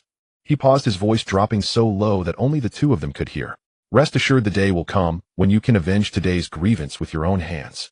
Huh? What necessity? It was simply that compared to her he valued his own interests more. Marquis Guan was currently in the northern frontier commanding troops. Emperor Chongwen needed him to check Ji Hai, and even if necessary to eliminate this thorn in his side. If he moved against the Empress now and Marquis Guan grew disloyal, all his plans would fall apart. He was not unaware of the humiliation she had suffered today, he simply cared more about his own interests. It had always been this way, and it had not changed now. It was her own greed to think that after what had nearly cost her life today, he would stand up for her just once. Who would have thought? The light in the noble consort's eyes gradually dimmed. Then slowly she forced a smile, bowed her head meekly, and spoke in a tone so calm it did not seem like her own. I understand, your majesty. As the sovereign of the nation, you must prioritize the stability of the realm. I will not make things difficult for you. House arrest then. I will not pursue the matter further. She spoke magnanimously, but her lowered lashes concealed all the coldness in her eyes. Emperor Chongwen sighed with relief and patted the back of her hand again, saying warmly, I am heartened that you can see it this way. Rest assured this will not last long. Once the northern frontier matter is settled, I will give you an explanation. Your majesty, my head still aches. I wish to sleep for a while. The noble consort did not want to spend another moment with him. Emperor Chongwen did not think much of it, assuming her injuries were severe and her discomfort natural. After offering a few more words of comfort, he departed. After he left, the noble consort stared at the empty doorway, and the smile on her face slowly faded. She raised her hand to touch the gauze on her forehead, her fingertips meeting the faint throb of pain, and suddenly let out a low, hollow laugh. An explanation. Huh. You profess to love me, yet when interests are at stake you only urge me to endure. Today it was a fruit bowl. Tomorrow what if it is a dagger? In his eyes my life is ultimately worth less than the stability beneath his dragon throne. Her tears silently soaked into the pillow. From this day forth she would never believe again. When the news reached the Prince Rui's residence, he was practicing archery in the rear garden. The bowstring was drawn taut, the arrow aimed at the bullseye 100 paces away as the autumn wind rustled his robes with a crisp flapping sound. He squinted one eye, about to release the arrow, when his personal eunuch Fuan stumbled in from outside, his face ashen, shouting, Your Highness, it's terrible. The virtuous consort has been injured by the Empress in the Palace of Eternal Joy. Prince Rui's hand trembled. The arrow veered off course, embedding itself askew into the wooden frame of the target. He spun around abruptly. What did you say? Fuan, panting heavily, knelt and poured out the news he had heard. The Empress had inexplicably flown into a rage, striking the virtuous consort's forehead with a fruit bowl in public. The shards of porcelain had cut nearly an inch into her flesh, blood covering half her face, and she had even slapped the virtuous consort. Beauty Zhao was also struck, and all the concubines in the hall knelt in terror, none daring to intervene. Prince Rui's face instantly darkened. The bow in his hand creaked under his grip, his knuckles turning white. How is my mother now?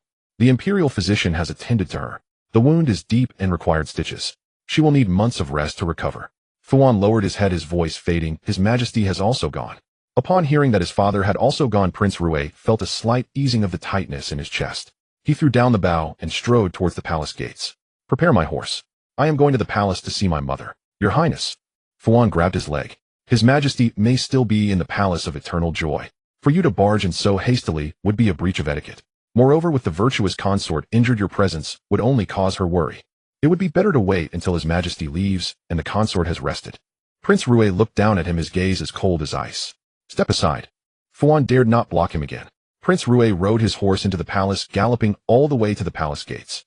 But at the entrance to the Palace of Eternal Joy, a eunuch guarding the hall stopped him. He was about to lose his temper when he looked up and saw the hall door half closed. From within came the voice of Emperor Chongwen, gently offering comfort. He paused, forcibly suppressing the rage in his heart, and retreated behind a pillar to wait. After a while, Emperor Chongwen emerged from the hall. His expression was calm, even carrying a hint of relieved ease. Prince Rui stepped forward and bowed. Father, how is my mother? Emperor Chongwen glanced at him and patted his shoulder. She is out of danger. Your mother is sensible and has said she will not pursue the matter. You must not cause trouble either.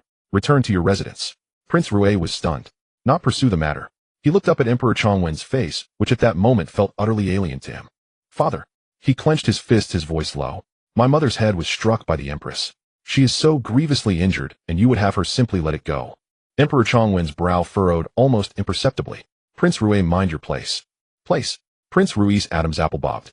The gentleness on his face faded, completely replaced by a stubborn, irrepressible anger. My mother is your consort, a lady of the harem. If her being publicly beaten by the Empress does not warrant my losing my composure, then what does? Father, if you will not seek justice for her, who will? Emperor Chongwen did not reply. He simply walked forward, his back radiating an unassailable distance. Prince Rue stood rooted to the spot, watching that figure recede. The fire in his chest blazed ever brighter. He suddenly turned and strode towards the imperial study. Inside the imperial study, Emperor Chongwen had just sat down and raised his teacup, not yet having taken a sip, when a series of urgent, heavy footsteps sounded from outside, followed by the guard's attempts to block someone in a high-pitched voice. Stand aside. I must see the emperor. Emperor Chongwen's brow twitched.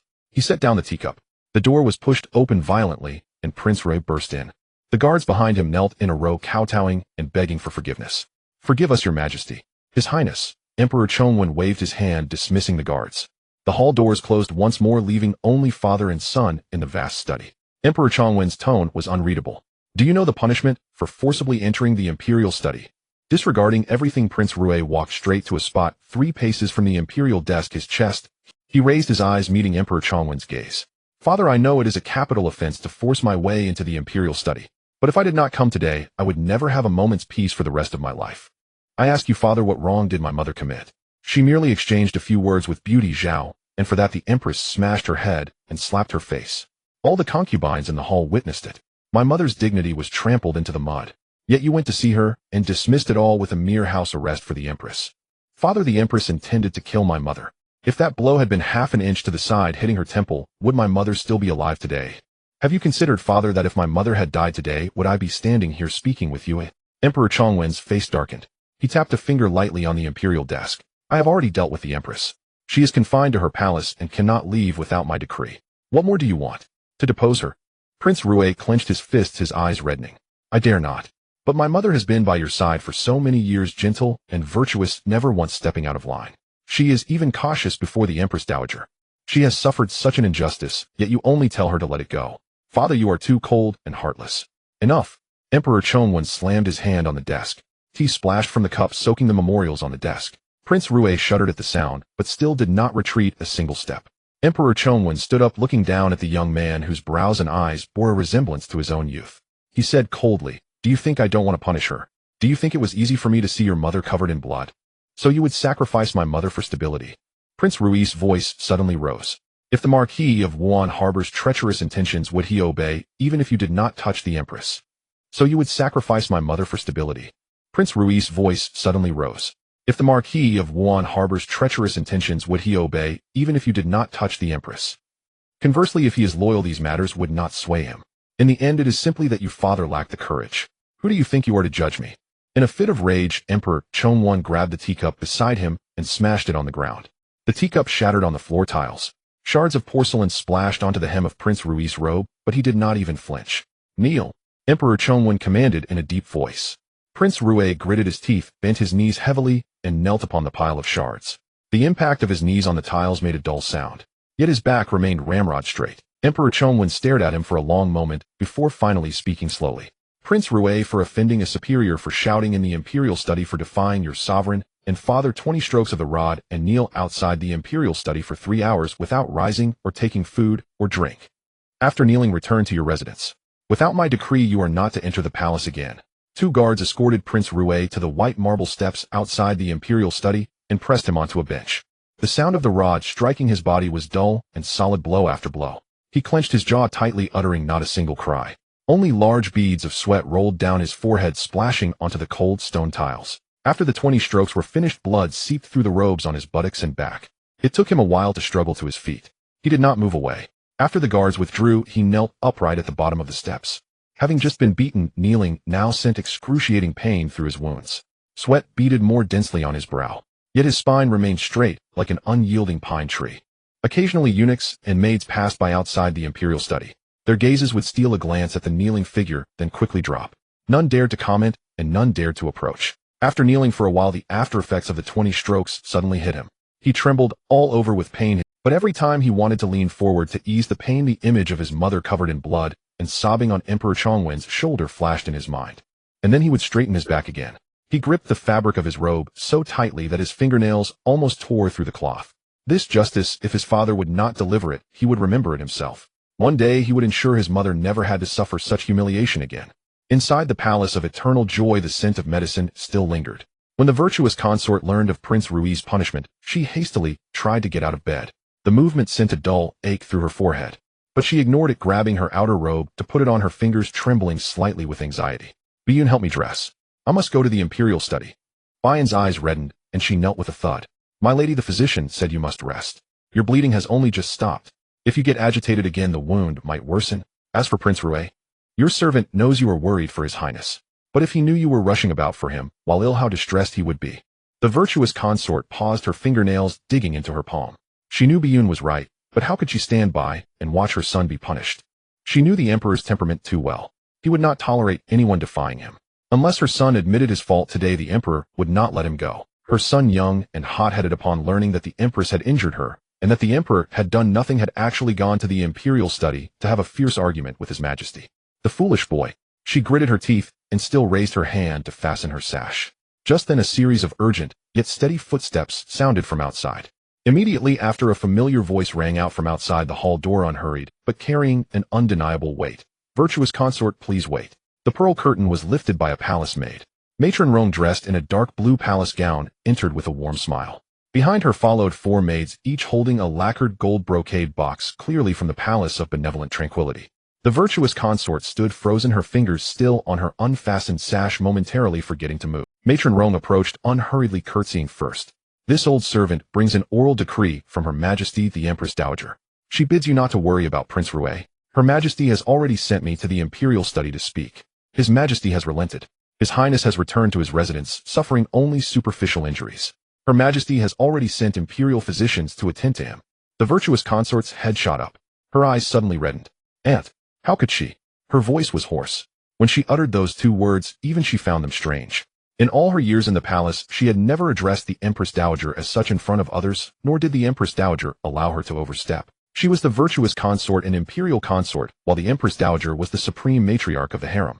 The bond of aunt and niece had long been ground to dust by court etiquette and that old incident.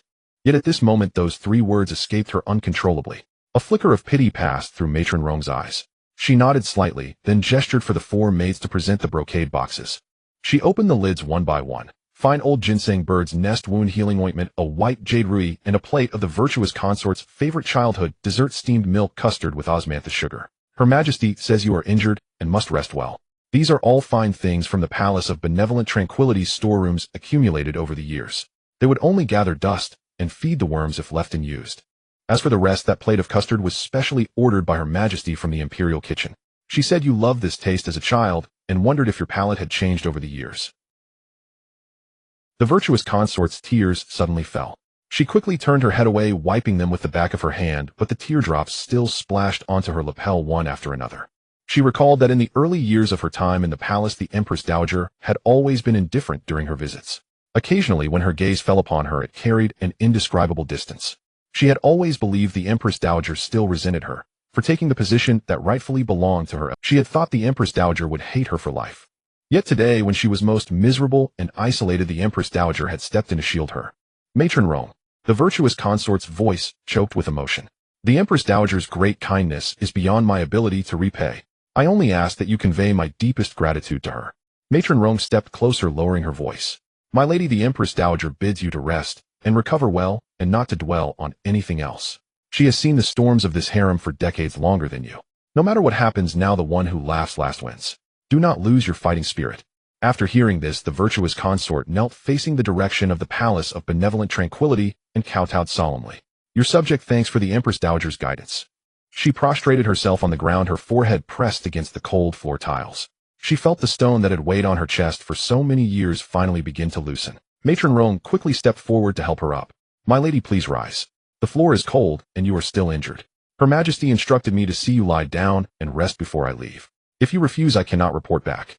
The virtuous consort's tears turned into a smile. She allowed Matron Rome and Biyun to help her back to the couch. As she lay down, her gaze fell on the plate of custard. The sweet fragrance of osmanthus sugar drifted over in wisps. So her aunt had known what she liked to eat. News of the virtuous consort being injured by the Empress and Prince Rui being punished by Emperor Chongwen in the imperial study for defending her spread like wildfire. The noble ladies who usually had good relations with the virtuous consort all kept their distance. But Ji Duan ignored this and still submitted a request to enter the palace to visit. By all accounts of propriety and sentiment, she should come to see the virtuous consort. Ji Duan had just emerged from the Changle Palace, the hem of her skirt still bearing the scent of the palace's incense. As she stepped through the gate heading toward her carriage, she saw Rui rushing toward her with a pale face, her steps so hurried she nearly tripped over the threshold. She had only brought Shuangren with her to the palace today. Why was Rui here? Princess. Rui's voice was barely a whisper, yet it trembled uncontrollably. She grabbed Ji Duan's arm, her fingertips icy cold, her eyes already reddened. Ji Duan's heart plummeted, the smile on her face vanishing in an instant. What happened? Rui's voice choked with tears. The general's mansion just sent word that the young general was ambushed on the official road outside the city while returning from his errands. He was gravely injured and has fallen unconscious. He has been brought back to the mansion. Madame has already sent for Fulling to tend to him. Knowing you were at the palace, she ordered me to wait here and bid you return as soon as you receive the news. A buzzing sound filled Ji Duan's ears and she swayed slightly. Rui quickly steadied her. Ji Duan closed her eyes, and when she opened them again, only a profound icy calm remained in her gaze. Back to the general's mansion as fast as possible.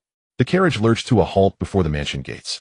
Before it had fully stopped, Ji Duan threw aside the curtain, leaped down, gathered her skirts, and dashed inside. As she entered the courtyard, the heavy stench of blood mixed with medicinal herbs assailed her. Yun Rui stood under the eaves, her lilac-colored sleeves stained with a few dark red splotches. Her entire demeanor radiated sheer anxiety. Hearing footsteps, she turned. The moment she saw Ji Duan, tears streamed down her face. Awan, mother, how is big brother? Ji Duan hurried forward and grasped her hand. The moment she touched it, she realized how terrifyingly cold her mother's hand was. Yun Rui took a deep breath. Fulling is inside, removing the arrow and neutralizing the poison. He's been in there for nearly an hour. His body is covered in wounds, slashes, arrow wounds, everything. I'm so afraid he. Mother, with Fulling here, big brother will be fine. Ji Duan tightened her grip on her hand and led her inside. At the entrance to the inner chamber, Fulling's apprentice emerged with a basin of blackish-purple bloody water, reporting that most of the poison had been expelled. However, due to excessive blood loss, the young general had yet to regain consciousness. Both women heaved a sigh of relief. Yun Rui wept tears of joy. Ji Duan peered through the crack in the door. Her big brother lay face down on the couch, his back a canvas of countless wounds, the arrow injuries especially harrowing. The surrounding flesh was bruised and blackened. Fulling was using silver needles to seal the acupoints and force out the dark blood. Ji Duan turned her face away, guiding Yun Rui to sit down under the eaves. Mother, who do you think is behind this? She had only just returned to Yanjing and didn't know what her brother had been up to. Could he have stirred up unnecessary trouble while assisting Prince Ning? Yun Rui was silent for so long that Ji Duan thought she had no leads and was about to say she would investigate herself. Then her mother spoke with difficulty, her voice hoarse. Awan, do you still remember Zaire? Ji Duan was stunned, then recalled Ji Zhe, who had been confined in the mansion. Could this matter be related to him? But big brother was his biological father. No one had anticipated Chang's death. Had he truly hardened his heart to such an extent? Yun Rui clenched her handkerchief, her knuckles turning white. No one knew your brother's route out of the city except me and the steward. But I inquired carefully today. A few days ago, Zaire asked the steward, saying he knew he was wrong and wanted to personally apologize to his father. You know, the steward watched him grow up. He felt sorry for the boy who had lost his mother and was confined to the mansion. Without thinking, he told Zaire that your brother had gone out of the city and would return today. Ji Duan's heart sank heavily. Zaire has always believed that if his father hadn't insisted on divorcing his mother, if not for those severe beatings, his mother wouldn't have died, and so miserably at that. Ji Duan's heart sank heavily. Zaire has always believed that if his father hadn't insisted on divorcing his mother, if not for those severe beatings, Ji Duan's heart sank heavily. Zaire has always believed that if his father hadn't insisted on divorcing his mother, if not for those severe beatings, his mother. A chill ran through Ji Duan. She recalled Ji Ze's eyes. After the Chang incident, they were always downcast, watching others with wariness. But after that day at the horse grounds, Ji Duan had distinctly seen something else in his gaze. The smoldering, barely contained hatred of a child pushed to the wall, unsure how to vent it. Ji Duan asked softly, "But mother, how could a teenager like him have the means to hire assassins?" As the eldest grandson of the general's mansion, Ji Ze had never lacked money. But the kind of killer who could wound her brother couldn't be hired with mere silver alone. Yun Rui closed her eyes. He couldn't have done it alone. But what if someone was whispering in his ear, fanning? What if someone told him that his father killed his mother, and that if his father died, he, as the only male heir of the Ji family, could inherit the entire general's mansion? Ji Duan knew whom Yun Rui meant, the Chang family. After Chang was divorced, the Changs felt the Ji family had humiliated them. They dared not act openly, but their machinations behind the scenes never ceased. It was possible that the Changs had secretly contacted Ji Ze, tempting him with the prospect of avenging his mother and inheriting the family estate. But Ji Duan had another suspicion, one she found more likely. She discreetly studied Yunrui, but ultimately held her tongue. At this point words were useless without evidence, and speaking would only frighten her mother more. Where is Zaire now? Ji Duan asked. Yunrui gave a bitter smile. He has quite the nerve. After doing something like this, he still dares to stay in the mansion. He's in his own courtyard eating and drinking as usual. Seeing her mother like this, Ji Duan's heart ached. Her brother always sought justice, never sparing even those closest to him when they erred. Yet in the end he might be stabbed in the back by his own son. Mother. Ji Duan placed a hand on her back. Let me investigate this. If Zaire was truly manipulated, neither the Changs nor he will escape. Yunrui looked at her, her lips moving soundlessly before she finally nodded. For her, letting go of Ji Zhe was equally heartbreaking. After all, he was a child she had raised with her own hands. Shuangren. I'm here. Take some men to find Ji Zhe, then station a few more to guard the courtyard. No one is allowed in or out. If you find anyone from the Chang family near him, detain them all. Don't let a single one escape. Shuangren acknowledged the order and left swiftly. Next, Ji Duan instructed Rui to investigate those who had been in contact with Ji Zhe recently, as well as the Chang family's activities. Ji Duan stood under the eaves. The wind caught the hem of her cloak. She clenched her hands within her sleeves, her nails digging into her palms. Big brother, you have to hold on. Ji Duan watched as Frostblade and Rui departed to carry out their orders. The wind, thick with the scent of medicinal herbs, brushed against her face as she slowly exhaled. Instead of immediately seeking out Ji Zhe, she turned and re-entered the inner chamber. Poria was withdrawing her acupuncture needles, a thin layer of sweat glistening on her brow. Seeing Ji Duan enter, she wiped her forehead with her sleeve and said in a low voice, Your Highness, rest assured.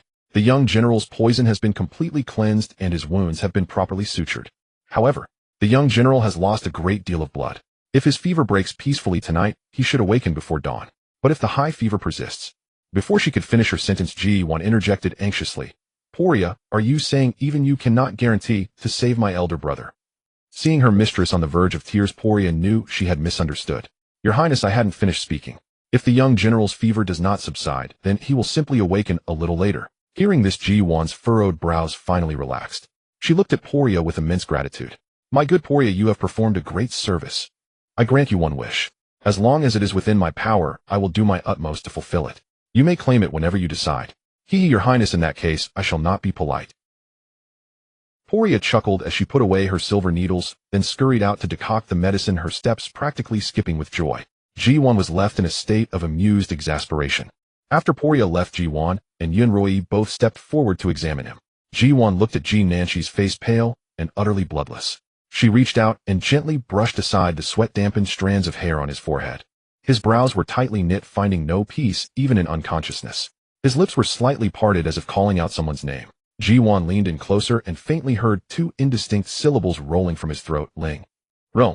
A lump formed in her throat. She straightened up and chose not to listen further. Alas, in this life the fates of her elder brother and sister Shui were truly cruel. After Shui Lingrong's divorce, the Shui family entrusted her with their business in the capital. She would come to the capital every few days to meet her brother, to drink and have fun with Ji Duan, and to visit their mother at the mansion. But she never breathed a word about her relationship with Ji Duan's brother. Ji Duan used to think this was fine. A woman didn't have to walk the path of marriage.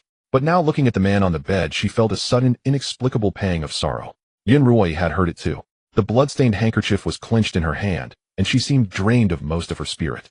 Ji Duan helped her sit down on a nearby chair, said nothing more, and simply placed her hand over her mother's cold one. Mother, please go and rest for a while. Poria is watching over him, so nothing will go wrong. You heard what she said. My brother will be fine. I'm going to question Ji Zhe. Yunrui's head shot up, a flicker of struggle in her eyes. Awan, how do you plan to? What if he refuses to admit it? If it were me, I would deny it to the death. Mother, rest assured. Ji Duan's voice was calm and resolute. I know what I'm doing. If he truly did it, I will not be lenient just because he is my nephew. If he was used by someone else, then the one pulling the strings deserves 1,000 cuts. As long as he has done it, he will have left traces. Yunrui opened her mouth to speak, but in the end she just gave Ji Duan's hand a firm squeeze. Go then. Ji Duan nodded and rose to walk towards Ji Zhe's courtyard. A large lock hung on the courtyard gate. Frostblade and her men were guarding outside. Seeing Ji Duan approach, they deftly unlocked it. Your Highness, no matter how I questioned him, he wouldn't speak. He only said he wanted to see you. The old woman who brought his meals said he acted as if he knew the young general would meet with trouble today. He hasn't touched a single grain of rice since this morning. Ji Duan gave a soft in acknowledgement and pushed the door open to enter. Frostblade followed behind. The room was lit only by a single oil lamp, its dim flickering light casting dancing shadows on the walls. Ji Zhe sat on the floor, his hair disheveled, a book spread open on his knees. He looked up at the sound of the door. Seeing it was Ji Duan, there was no great surprise on his face. He simply closed the book slowly. "Anne has arrived." His voice was as hoarse as Yun Rui's. Ji Duan sat down opposite him, studying him. Jise had lost a lot of weight. The baby fat in his cheeks was gone, the line of his jaw becoming sharp. A deep gloom, unusual for his age, had settled in his eyes. He wore a faded, washed-out blue old robe, the cuffs frayed. His current distracted, listless state seemed more like worry over his father's injuries. "You know about your father, don't you?" Ji Duan did not beat around the bush. Ji's eyes were downcast, his eyelashes casting a small shadow in the lamplight. After a few moments of silence, he spoke. "I heard. What do you have to say?" Jise lifted his head to meet her gaze. "Has Aunt come to interrogate me?" He countered, his tone flat, revealing neither grievance nor guilt. Ji Duan stared at him for a moment, then suddenly smiled. A smile that did not reach her eyes. "Zaire, you have studied since you were young. You should know the principle of concealing the crimes of kin. Then you also know the crime of patricide. I do not believe you have the ability to carry this out alone. Tell me who is behind this, pulling your strings." Ji's gaze flickered a moment of hesitation, so fleeting it was almost imperceptible. But both Ji Duan and Frostblade saw it. He turned his face away. "No one put me up to it." Ji Duan did not press him further. She stood up, walked to the table, and glanced at the untouched cold bowl of rice. Then she turned back. "Zaire, your mother's death was an accident. Your father never intended to cause her death. If you believe he was wrong, you can hate him. But you shouldn't have done it this way." Ji's head snapped up. His eyes were rimmed with red, but he gritted his teeth to keep the tears from falling. "He shouldn't have treated my mother that way. Even if my mother was wrong, she had already been divorced. Why did he still have her caned? She died alone with no one." His voice was thick with long-suppressed bitterness and hatred. "Aunt, tell me, who should I hate? Who else is there to hate?" Ji Duan looked at the tears rolling down his stubborn face, and her heart felt as if it were being violently squeezed. "Did you know that your father went out of the city these past few days to invite a high monk to offer an eternal lamp for your mother at the 10,000 Buddha's temple?" Ji's entire body trembled. He looked at her, utter disbelief in his eyes. "Impossible. He clearly went to beg for the Prince of Ning." He stopped mid-sentence, realizing he had misspoken. "So it was you after all." Ji Duan let out a long sigh.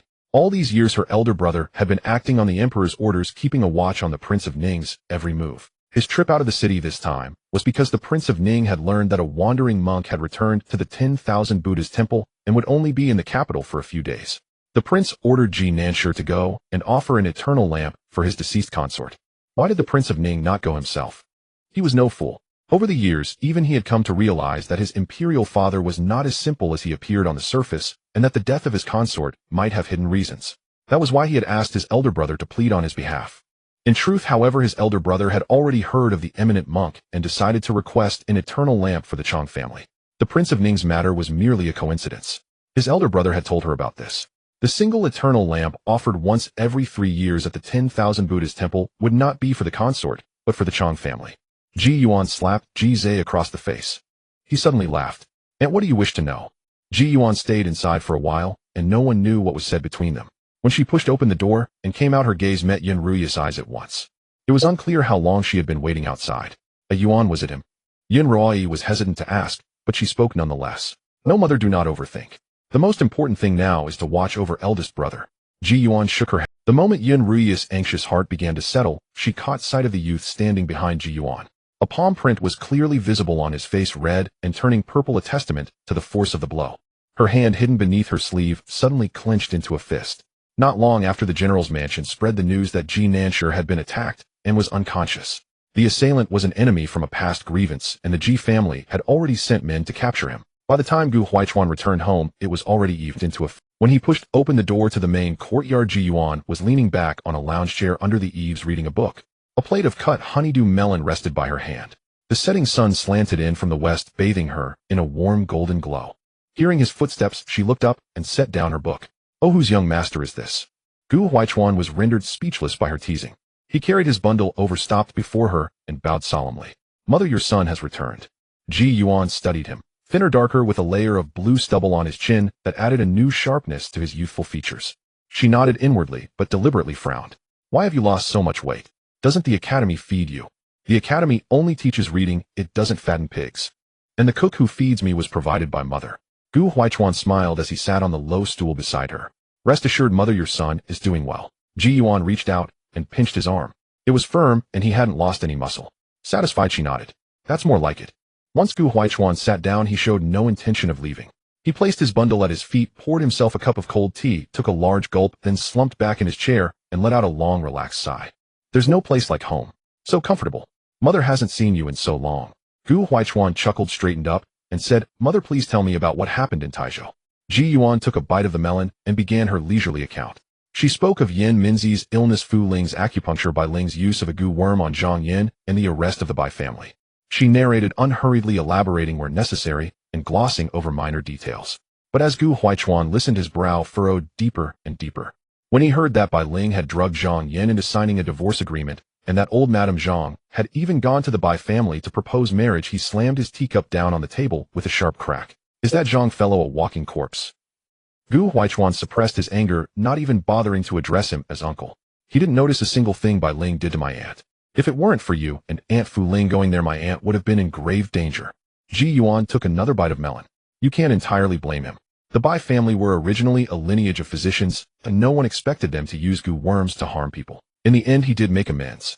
Gu Huaichuan fell silent, his jaw clenched tight for a long moment before slowly relaxing. Thankfully, my aunt's gu worm was removed.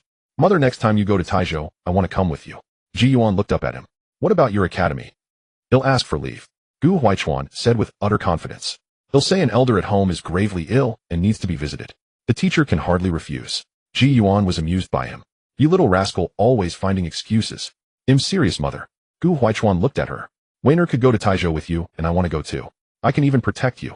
The words were spoken softly, but Ji Yuan could feel their weight. She reached out and ruffled his hair. All right, I understand. When the time comes that I truly need you, do you think I would lock you away in the academy? But for now, stop worrying about these things and focus on your studies. Gu Huaichuan let her mess up his hair without dodging a wide grin spreading across his face. Just then a rapid patter of footsteps echoed through the courtyard, growing louder like a small whirlwind. Gu Jiaowen's voice hadn't even faded before her figure burst into the yard. She was dressed in a short goose-yellow jacket and a lotus root-colored skirt with two little buns on her head. As she ran, the buns bobbed up and down like fluttering butterflies. The moment she spotted Gu Huaichuan, her eyes lit up, and she charged at him like a little cannonball. Gu Huaichuan was ready. As she reached him, he steadied himself, caught her in his arms, and spun her around in a half circle to absorb her momentum before setting her down firmly. Running so fast again. Have you forgotten how you flew out last time? Gu Huaichuan looked down at her, his tone scolding, but a smile tugged at the corners of his mouth. Gu Jiaowen wasn't upset after being set down. She stood on her tiptoes, reaching for his face. Brother, you're so dark. You look like charcoal. That's called masculine charm. No, you're just dark. Fine, I'm dark, Gu Jiaowen circled around him twice, looking him over, then suddenly threw her arms around his waist. She buried her head in his clothes and murmured softly, Brother, I missed you so much. Gu Huaichuan was stunned for a moment. Looking down at the little head in his arms, he reached out and gently touched one of her buns. It's only been a little while. You miss me already. It's been forever. Gu Jiaowen lifted her head from his embrace, her eyes sparkling. Do you have any idea how boring it was for me alone in Taizhou? Mother was busy catching bad guys, and Aunt Fu Ling and the others were busy too. Ji Yuan cleared her throat lightly from the side. And who was it that insisted on going along?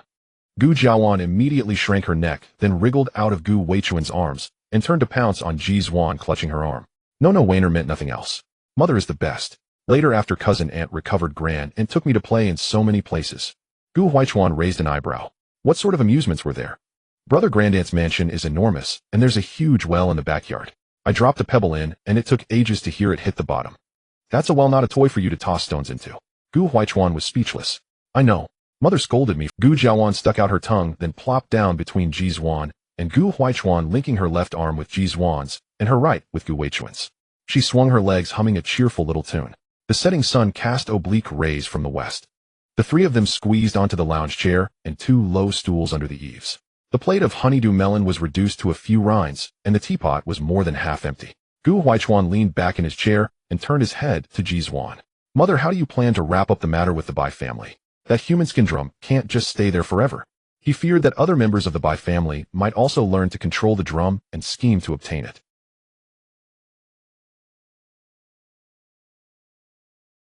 Ji Duan nodded in agreement. We must retrieve the human skin drum, not only for Minzi's sake, but also to allow Nada to be laid to rest. She had already learned everything about Bai Hetang's affairs. After Nada followed Bai Hetang back to the Central Plains, she enjoyed a period of happiness. At that time, Bai Hetang was hailed as a divine physician for his skill in saving lives with poison insects. Gradually, he realized he had fallen in love with Nada. The two quickly fell into the throes of love and conceived Bai Ling's father. Bai Hetang initially wished to give her a title, but Nada insisted she cared nothing for such formalities, preferring to live freely. But happiness was fleeting. Bai Hetong soon aroused envy, and his business was constantly targeted. Unable to swallow his pride, he asked Nada to teach him the art of killing with poison insects. Nada refused, and they erupted into one fierce quarrel after another. Finally, unable to bear his descent into madness, she prepared to leave with their child. Bai Hetong sensed her intention and stumbled upon Nada's notes on using poison insects to kill. Resolute in his ruthlessness, he made her into the human skin drum. Bai Ling could never have imagined that the eerie, chilling human skin drum she once saw was fashioned from her own maternal grandmother. Mother, shall I write to that lad Song Qian? He has traveled far and wide with the martial saint and is well informed. He might know ways to counter Western region Gu arts and how to deal with that drum. Gu Huichuan suddenly brought up. No need for that. Ji Duan shook her head. Fuling has made some progress and claims to have a method to suppress the drum's gusimoning power. But it will take some time to prepare the medicine. There's no rush. Gu Huichuan suddenly brought up. No need for that. Ji Duan shook her head. Fuling has made some progress and claims to have a method to suppress the drum's gusimoning power. But it will take some time to prepare the medicine. Since Aunt Fuling has a plan, let her handle it. Gu Jiawan, unwilling to dwell on those dreadful memories, pleaded coquettishly, Mother, next time you go to Taizhou, I want to come with you. What for? To throw more stones into people's wells. I promise I want. Gu Jiawan raised one hand solemnly. I just want to see Aunt Minji to check if she's recovered, and to keep Grand Aunt. Ji Duan looked at her earnest eyes, her heart softening. She reached out and tucked a stray lock of hair behind her daughter's ear. All right, I'll take you along. Really? Really? Wonderful. Gu Jiawan jumped up and down with joy, then suddenly remembering something, turned to shout at Gu Huichuan. Brother, you come too. Let's all go together. Gu Huichuan smiled and agreed. Yes, yes, yes. The whole family will go. Only then was Gu Jiawan satisfied. She sat back down between them and linked her arms around theirs again. Twilight deepened and lanterns were lit in the courtyard. Rui came to replenish the tea with a fresh pot and placed a plate of osmanthus cakes on the table. Seeing the three huddled together chatting and laughing, she couldn't help but smile. After eating 2 osmanthus cakes, Gu Huichuan suddenly asked, Mother, is father not in the residence today? No, he's gone to the estate outside the city. Gu Changping still had some properties to manage. He depended on those estates and shops for his livelihood all year round, so he had to keep a close watch. Ji Duan's tone was casual. What do you miss him? Not at all.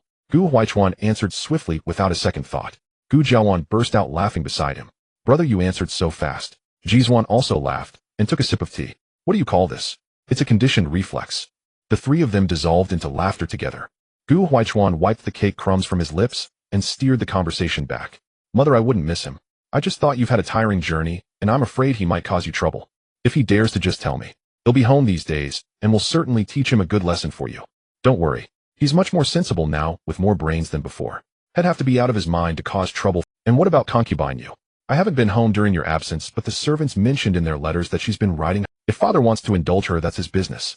But if she's blind enough to offend you, Mother, he'll make sure she regrets it. Ji Duan knew he would eventually learn about concubine yes matters, so she told him everything and mentioned that she had already punished her. Mother and son chatted about other things until Gu Jiawan grew drowsy. Her head bobbed as she leaned against Ji Duan's arm, dozing off in a haze. Ji Duan looked down at her daughter's small face, then at her son, who was still talking animatedly beside her. In the twilight, the warm lantern light glowed softly, and the sweet fragrance of osmanthus cakes drifted through the courtyard. She suddenly felt that whether in the capital or Taizhou, no matter how many storms raged outside, as long as she returned to this courtyard and sat between her son and daughter, she no longer felt weary. All right, that's enough for today. She reached out and gently patted Gu Weichuan's shoulder. You've just returned from the academy. Rest well first, and remember to come for breakfast tomorrow morning. Having learned earlier that her son had already eaten dinner on the road, she hadn't asked Chef Pang to prepare anything more. Gu Huichuan nodded, stood up, and gently lifted the sleeping Gu Jiawan into his arms, carrying her to her room. Ji Duan watched his steady back as he held his sister, feeling that the child had grown even taller. She wondered what he would be like when he married and had children of his own. She leaned against the porch pillar and looked up at the sky. The night was clear, and the stars shone brightly like scattered diamonds. There were still many days ahead. Early the next morning, just as the sky had fully brightened, Ji Yin led Gu Huichuan out of the house. When they arrived at the general's mansion gate, the servant on duty, recognizing her, hastily opened the door to let them in. Ji Yin guided Gu Huichuan directly toward the inner courtyard, traversing the covered corridor along the way. The maids and elderly servants under the eaves bowed their heads in greeting, their demeanor more solemn than usual, yet lacking the panic of the preceding days. Upon entering Ji Nanshi's courtyard, Fuling was just exiting with a medicine bowl in hand. Seeing Ji Yin and Gu Huichuan, her face lit up with joy. The princess and the young prince have arrived. The young general is in much better spirits today. He was just speaking of you, your highness. A wave of relief washed over Ji Yin, and she took Gu Weichuan's hand as they entered the room. Ji Duan was propped up on the couch, his back supported by two thick soft pillows. Though his complexion still bore the pallor of significant blood loss, a spark of vitality had returned to his eyes. He was slowly drinking half a bowl of porridge on his own when he heard footsteps and looked up. Seeing Ji Yin and Gu Huaichuan enter one after the other, he was momentarily startled, then broke into a smile. Xian is here and Huaichuan has returned. Gu Huaichuan strode forward, quickly crouching by the couch to carefully scrutinize his uncle's face. Ji Duan, amused by his nephew's anxious demeanor, reached out and tapped him on the head. All right, no need to look at me like I'm some rare artifact. Your uncle is still breathing. Gu Huaichuan didn't flinch. His gaze moved from his uncle's pale face down to his body wrapped in bandages. His voice was tight. Uncle, how many people attacked you that day? Ji Duan set down the porridge bowl, his tone dismissive. About 20 or so. I was alone, so I did take, but you know your uncle's background. Those men didn't get off easy, either. I gave them a taste of their own medicine. Gu Huaichuan, however, was not fooled by his uncle's light-hearted words. He looked down and saw the discarded old gauze on the small table beside the couch, stained with large, shocking patches of dark brown blood. His fists slowly clenched. Ji Yin watched from the side, but made no move to stop him. She knew her son all too well. Gu Huaichuan was usually cheerful and informal with his family, but once something he truly cared about was touched, the stubborn temper buried deep within him would surge forth. It was impossible to stop him. Gu Huaichuan took a deep breath, stood up, and smiled at Ji Duan. Uncle, please rest well. I'm going to step out for some air. Ji Duan didn't think much of it, and waved his hand. Go on, but don't wander too far. He'll have the kitchen prepare something delicious for you. Gu Huaichuan acknowledged with a sound, and turned to leave. His pace was unhurried, even steady, but the moment he crossed the courtyard gate, he headed straight for his target. He had only learned of his uncle's injury that morning in the carriage, as his mother had kept it from him yesterday to spare him worry. Even after seeing his uncle, the anger in his heart had not subsided. Ji's courtyard was still secured with that iron lock, with two guards standing at the entrance. Seeing Gu Huaichuan approaching from a distance, the two guards were startled. Before they could even bow, Gu Huaichuan was already before them. Open the door. His voice was not loud, but it brooked no refusal. The guards exchanged hesitant glances. Young prince, the princess has ordered that without her command. I said open the door. Gu Huaichuan cut him off, his eyes dark and intimidating. They trembled under his gaze, no longer daring to obstruct him, and produced the key to unlock the door. Gu Huaichuan pushed the door open and entered. Ji was sitting by the window. Hearing the door, he looked up, and a flicker of surprise passed through his eyes when he saw who it was. Before he could speak, Gu Huaichuan was already standing before him. A distance of 2 paces separated them. You know why I'm here. Gu Huaichuan's voice was eerily calm. Ji pressed his lips together. I know. Good that you know. The moment the words fell, Gu Huaichuan grabbed Ji by the collar and slammed him against the wall. Ji's back hit the wall with a dull thud. He grunted in pain, but did not fight back or dodge, only clenched his jaw tightly. Gu Huaichuan's fist hung in the air for a moment. When he was lying there barely alive, what were you thinking? Did you? Ji turned his face away, remaining silent. Gu Huaichuan asked no more. He threw a punch, landing squarely on Ji's shoulder. He held back some force, not aiming for the face, but it was enough to drain the color from Ji's cheeks. Then came the second and third punches, each landing on the thick flesh of the shoulders and back.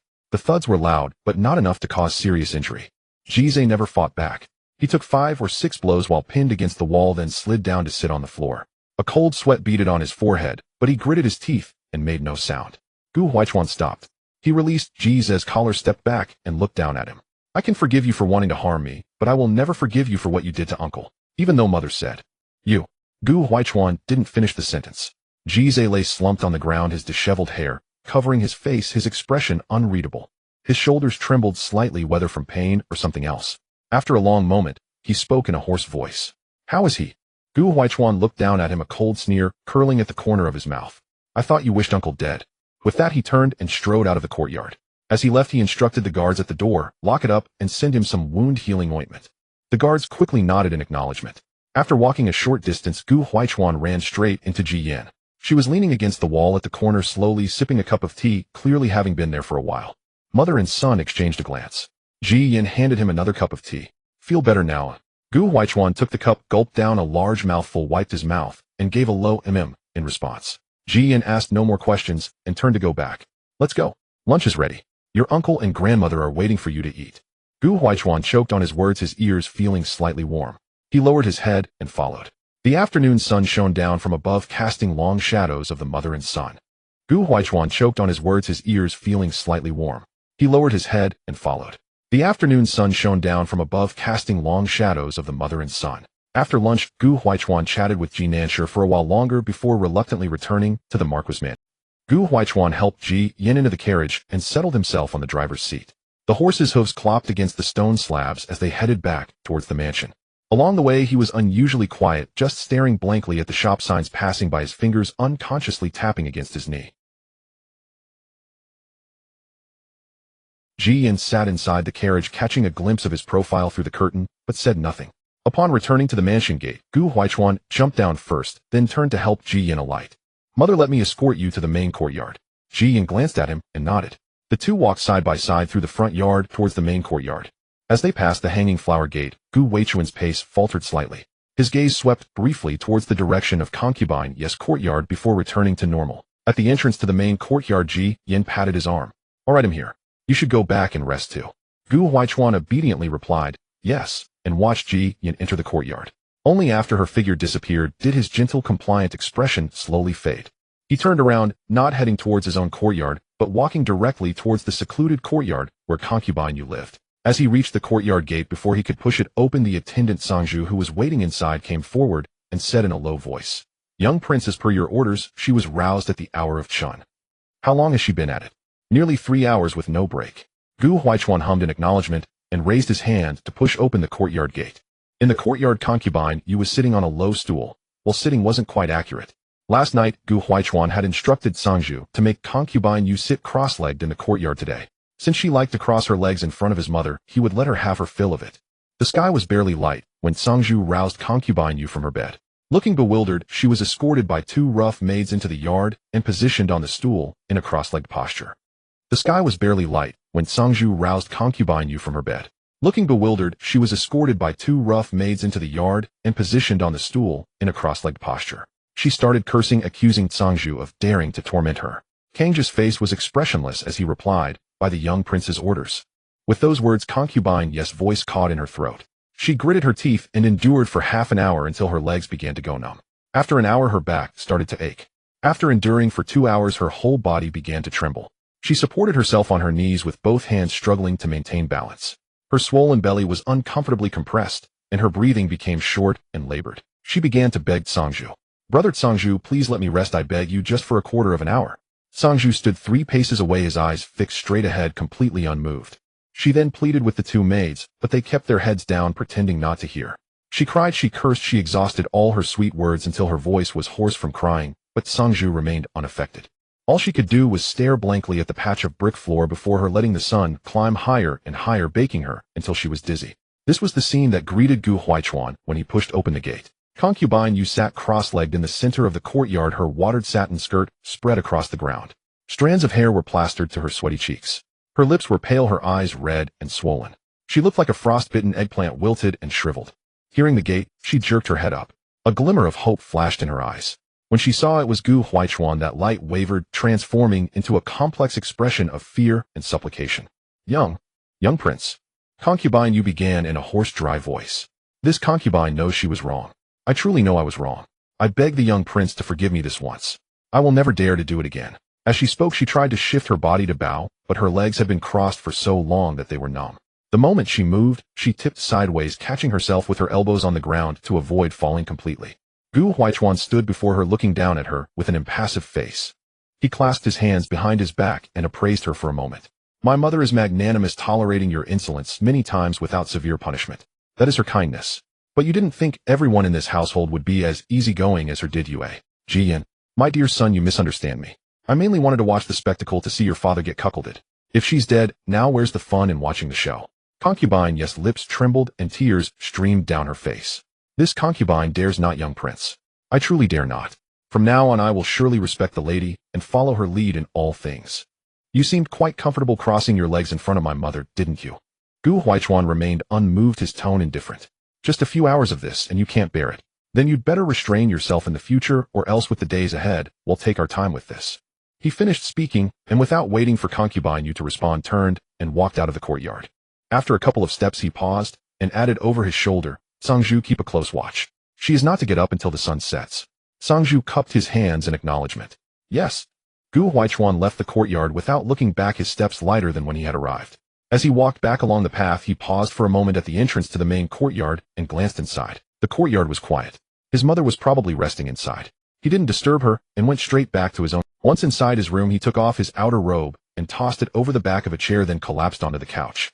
He pillowed his arms behind his head and let out a long sigh as he stared at the canopy. Today had been full of events. First, visiting uncle at the general's mansion, beating Ji Zhe, then returning to check on concubine Ye's punishment. Matters were everywhere. But he closed his eyes, a slight smile curving his lips. Having vented on his mother's behalf, he felt much better inside. He turned over, found a comfortable position, and soon fell asleep. He slept deeply. When he opened his eyes again, the light outside the window had turned a warm orangeade. Gu Huaichuan sat up, rubbed his eyes, and drank some cold tea. Just as he was about to head to the main courtyard to see his mother, he saw Sangju striding towards him as he reached the gate. Young prince, the sun has set, so I have returned. How? Just as he was after you left, Lady Fuling also came to watch over her. In between, concubine, you complained of stomach discomfort 4 or 5 times. Lady Fuling took her pulse and said the fetal heartbeat was still stable, nothing serious. She administered a couple of acupuncture points to ease her, then made her continue the posture. Haha, you should have seen it. When this subordinate and Lady Fuling left, concubine Ye's legs were so stiff, she couldn't even stand. The maids had to carry her back to her room. She won't dare to do it again next time. Gu Weichuan's eyes widened in surprise. Aunt Fuling went there. Did mother send her? Yes. The princess heard that you had arranged something at concubine Ye's place. So she sent Lady Fuling over. She instructed Lady Fuling to stay and immediately treat any discomfort concubine you might experience, and then continue with the punishment. Sangju scratched his head in embarrassment. The young master had originally instructed him to keep a low profile, but the princess had discovered him anyway. It couldn't be helped, though. Every corner of the estate was filled with her people. How could it possibly be kept secret? Gu Huaichuan was stunned for a moment, then lowered his head with a soft laugh. His mother truly knew everything. Not only did she not stop him, but she had even prepared all the contingencies on his behalf. With Aunt Poria sitting there, even if his father returned and wanted to say something, he wouldn't dare to speak. She was a physician after all. With her watching over Lady Yu, even if she was forced to kneel for a day or two, the child in her belly would be safe. His mother had indeed thought of everything. Let's go to the main courtyard. Gu Huaichuan strode toward the main courtyard. Halfway there, he encountered concubine Xiao. She was carrying an empty food box, apparently just leaving. When she saw Gu Huaichuan, she quickly bent her knees in a curtsy. The young master has returned. Concubine Xiao, have you come from my mother's place? Yes, I made osmanthus glutinous rice lotus root, and personally delivered it to the madam. I have no great skills, only the ability to make some small pastries to win her favor. Concubine Xiao paused, hesitated for a moment, then spoke softly. I happened to pass by concubine Ye's courtyard earlier. Gu Huaichuan raised an eyebrow. You saw it? Concubine Xiao nodded, a hint of emotion in her voice. She was made to kneel the entire day. Her legs couldn't move anymore.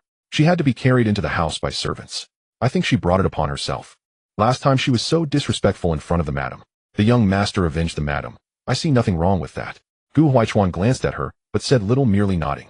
Concubine Xiao, take your leave. Concubine Xiao stepped aside to let him pass. Only after he had gone far did she straighten up and head toward her own courtyard, empty food box in hand. When Gu Huaichuan entered the main courtyard, Ji Duan was sitting in the yard eating pastries. The setting sun slanted in from the west, enveloping her in a warm golden glow. When she saw Gu Huaichuan enter, she looked him over from head to toe. Awake, are you? Awake. Gu Huaichuan walked over and sat beside her, pouring himself a cup of tea. Mother, did you send Aunt Poria over? What, afraid I'd mess up your plans? Ji Duan took another slow sip of tea. I was sticking up for you after all. I couldn't let you put on a one-man show. With Poria sitting there, even if your father came back, I'd have to swallow whatever he wanted to say. Gu Huaichuan grinned widely, raising his teacup to clink against Ji Duan's. Mother thinks of everything. Ji Duan shot him a sidelong glance. Less flattery. You've been running around all day. Are you tired? I've had Chef Pang make your favorite braised pork knuckle. Make sure you eat plenty at dinner. Gu Huaichuan downed the tea in one gulp, leaned back in his chair, and let out a comfortable sigh. Not tired at all. I got a vent for mother, and there's braised pork knuckle to eat. Life is good. Ji Duan was amused by him, and reached out to tap him on the head, laughing. Hi, you rascal.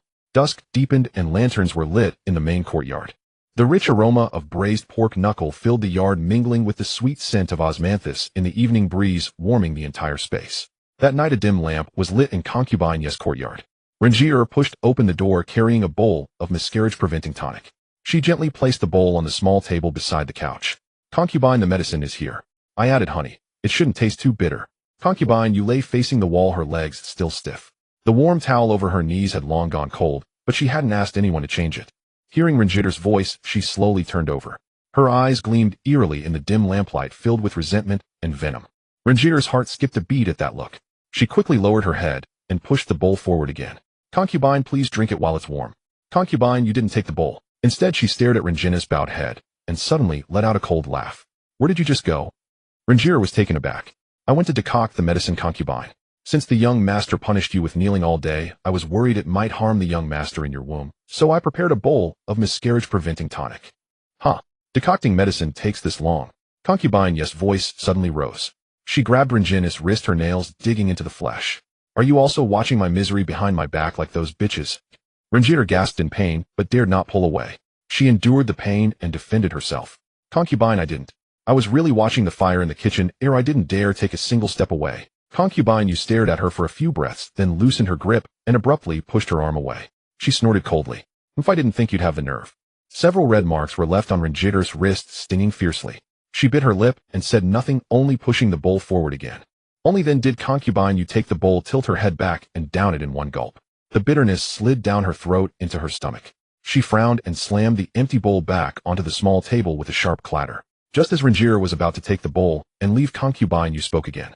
Did you see that bitch Chioshui when she passed by my courtyard today? Ranjita stopped in her tracks. I didn't pay much attention, Concubine. Concubine, you squinted, her voice cold and hateful. But I saw her. She stood right outside the gate, her eyes full of contempt as if looking at something filthy. The more she spoke, the angrier she became. Who does she think she is? A barren old woman who can't even lay an egg, always hanging around the old madam serving tea and pretending to be filial. What does she have to compare with me? I'm carrying the Marquis' own flesh and blood, and she dares to look down on me. Ranjira dared not respond, only murmured, yes, Concubine is right. But Concubine, you wouldn't let it go. What right does she have to look at me like that? The young master forced me into it. She just stood there watching the show, then shook her head, pretending to be so aloof. If she's so capable, let her get pregnant too. If her belly were any good, she wouldn't still be playing the maiden at her age. Her throat went dry from cursing. She picked up the cold tea beside her, took a sip, then slammed it back down. Her chest heaved, but the fire in her eyes couldn't be quelled. Ranjita timidly advised, Concubine, please don't upset yourself. You're still carrying a child. I know I'm carrying a child. Concubine, you glared at her. It's precisely because I'm carrying a child that I can't swallow this insult. Once I give birth to a son, once I've secured my position in this Marquis estate, I won't let a single person who bullied me today off. When she uttered those last words, her voice carried a gnashing, ferocious intensity. Ranjira felt a chill run down her spine and hurriedly lowered her head, afraid to look at her again. Aunt Yu fell back onto the pillows, staring at the canopy, her eyes swirling with hatred for a long moment before gradually settling. After an unknown amount of time, footsteps suddenly echoed from outside the courtyard, followed by Guanglin's low. Aunt Yes' ears perked up, and she quickly shrank into the quilt, her previously domineering and fierce expression instantly fading away, replaced by a pitiful and delicate demeanor. The door was pushed open. Gu Changping was dressed in a dark gray formal robe, holding a food container in his hand. He glanced at her at the door. Under the light, Aunt Yu had a pale face, her eyes re-trimmed, half of her face buried in the quilt, looking quite pitiful. He let out a gentle sigh, stepped inside, and placed the food container on the table. Guanglin said you suffered some grievances today, so I came to see you. Upon hearing this, Aunt Yes' eyes turned red again. She propped herself up, wanting to sit up and perform a greeting, but her legs were so weak and numb that she couldn't muster the strength. As soon as she moved, she inhaled sharply and fell back onto the pillow, instinctively protecting her belly with her hands. Seeing this, Gu Changping hurriedly walked to her side to support her, placing a soft pillow behind her back. How's your belly? Aunt Yu remained silent, biting her lip, tears silently rolling down her cheeks. She didn't cry out loud, but quietly shed tears, each drop hitting the quilt. Occasionally she would raise her hand to wipe her eyes, but the more she wiped, the more they flowed, her whole demeanor appearing utterly aggrieved. Gu Changping's heart softened at the sight, and he gently patted her shoulder. All right, don't cry. I know everything. Aunt Yu sniffled a couple of times, raising her tear-filled eyes to look at him, her voice soft and hoarse. Lord, I was at fault when I lost my composure in front of the lady last time. It was my mistake, and I accept it. But today, the young master. Upon saying this, she immediately covered her lips with a handkerchief, her shoulders trembling, about to cry again. Gu Changping sighed. Chuaner indeed went too far today. You're a pregnant woman, and isn't it tormenting you to treat you like— Aunt Yu, hearing this, cried even harder. I kowtowed to the young master to plead for mercy, but he remained unmoved. Lord, my worthless life doesn't matter, but what I'm carrying is your flesh and blood. If the child doesn't survive, I won't live either. Gu Changping sat beside her, watching her in this state, feeling both pity and annoyance. He felt pity because she had indeed suffered, but he was annoyed because in the end these matters were also brought upon herself. If she hadn't been so flamboyant and reckless in front of the lady back, then how would there be today's predicament? Yet he ultimately did not voice these thoughts. After a moment of silence, he reached out, opened the food container, and brought out a bowl of warm rock candy snow frog, presenting it to her. All right, stop crying. Drink this first. Oh, I specifically had the kitchen prepare it for you. It's nourishing and good for the baby. Aunt Yu lifted her tear-filled eyes glancing at the bowl of snow frog, then at Gu Changping. Gradually she stopped crying and took the bowl to sip gently. As she drank, she stealthily observed Gu Changping's expression from the corner of her eye, but her heart was swirling with another thought. The Lord still cares for her after all. As long as the Lord stood by her side, as long as the flesh in her belly remained, she still had the capital to turn things around. She remembered every grievance from today. The lady, the young master, and that wretched Qiu Shui. After she gave birth to her son, she would reclaim every grievance suffered today with interest. She swallowed the last mouthful of snow frog, returned the empty bowl to Gu Changping, and raised her head to reveal a gentle and weak smile. Thank you, Lord. I feel much better. Gu Changping looked at her like this and finally breathed a sigh of relief, reaching out to tuck the quilt around her.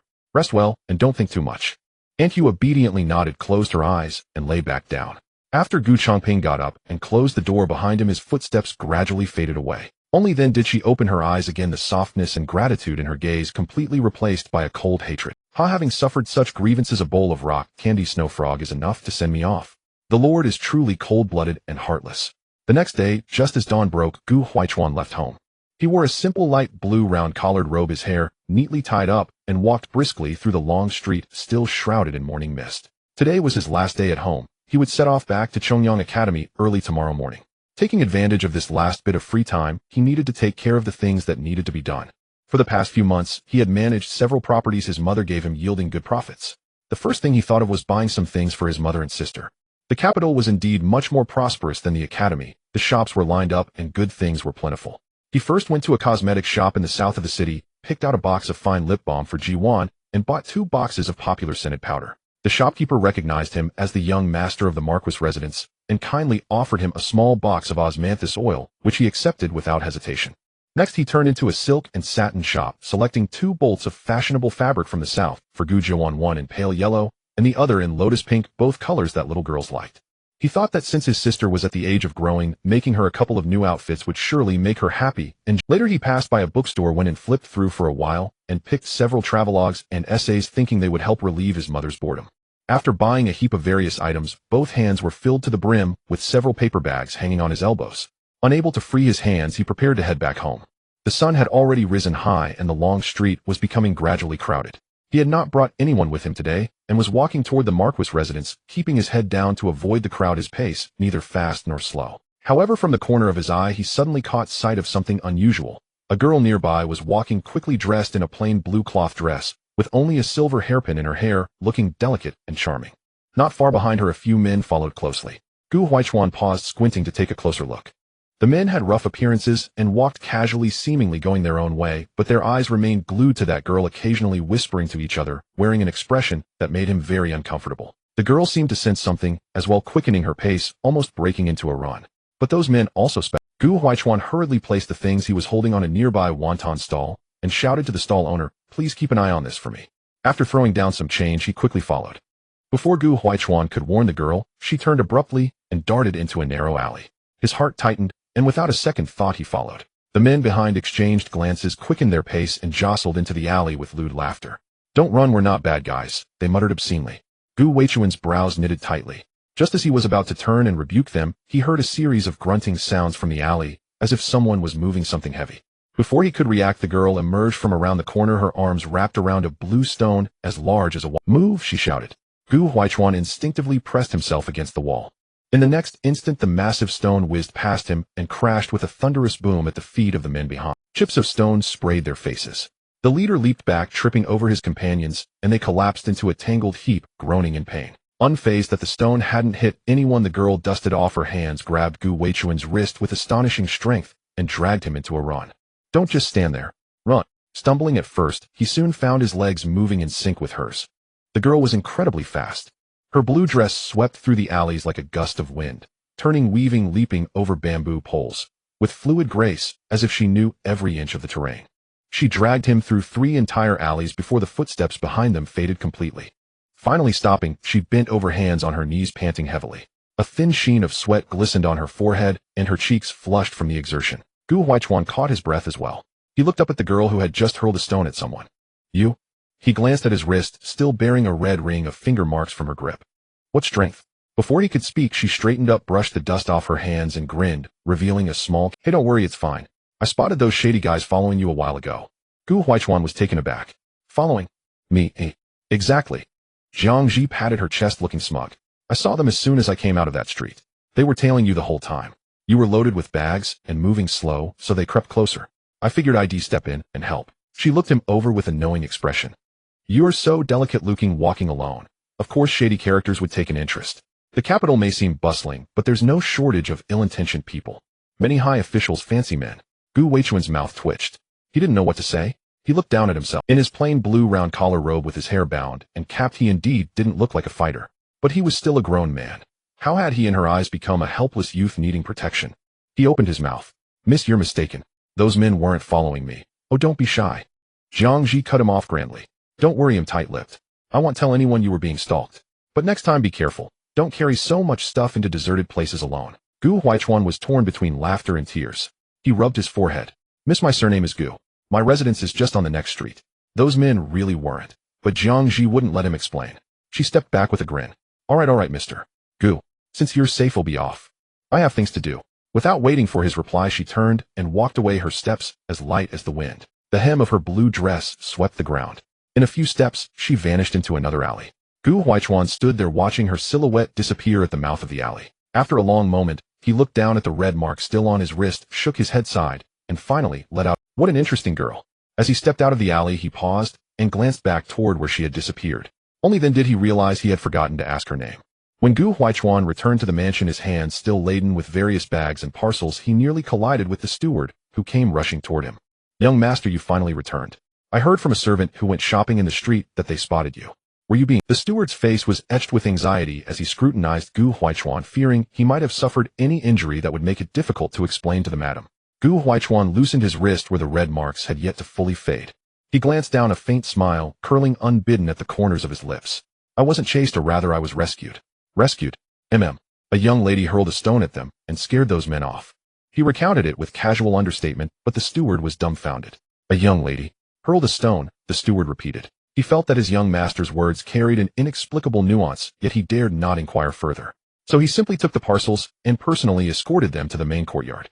With his clothes soiled, Gu Huaichuan went straight to his study to change into fresh garments. He then sat at his desk for a while, but could not absorb a single word. The slanting sunlight streamed through the window, falling upon the teacup at the corner of the desk. Suddenly he recalled the blue cotton skirt that billowed as the girl ran, and that tiny canine tooth. "I don't even know her name," he murmured to himself. Then, thinking himself utterly ridiculous, he shook his head, suppressed the thoughts, and picked up his brush to begin handling his pending assignments. Yet by evening he could not help himself. He summoned Guanglin and said, "Go and make inquiries. On the street in the western part of the city today was there a young lady in a blue cotton skirt who ran very fast. About 2 years younger than me, with a round face and a canine tooth that shows when she smiles." Guanglin looked troubled. "Young master, asking me to kill someone for you would be easier. Find a girl.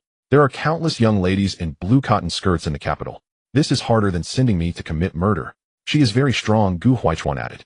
"She could lift a blue stone as large as a wash basin." He thought that such a woman would surely be known to someone. "Why does the young master seek her? Could it be that you've taken a fancy to her?" Guanglin insisted on getting to the bottom. Gu Huaichuan gave a helpless smile. "Where did your mind wander?" "I'm returning to the academy tomorrow. She helped me today. What if those men seek revenge on her another day? If she is truly resented by those people because of me, I would be uneasy. Just go as I say." "Oh." Guanglin scratched his head in irritation, wondering where to even start looking. As he reached the main gate, a sudden realization struck him. Wait a moment. Would a girl with such immense strength, who had even rescued the young master, really fear retaliation from some petty thieves? If it were merely to repay a debt of gratitude, why not inform the princess and let her conduct a slow, thorough search? Why such haste? Strange, too strange.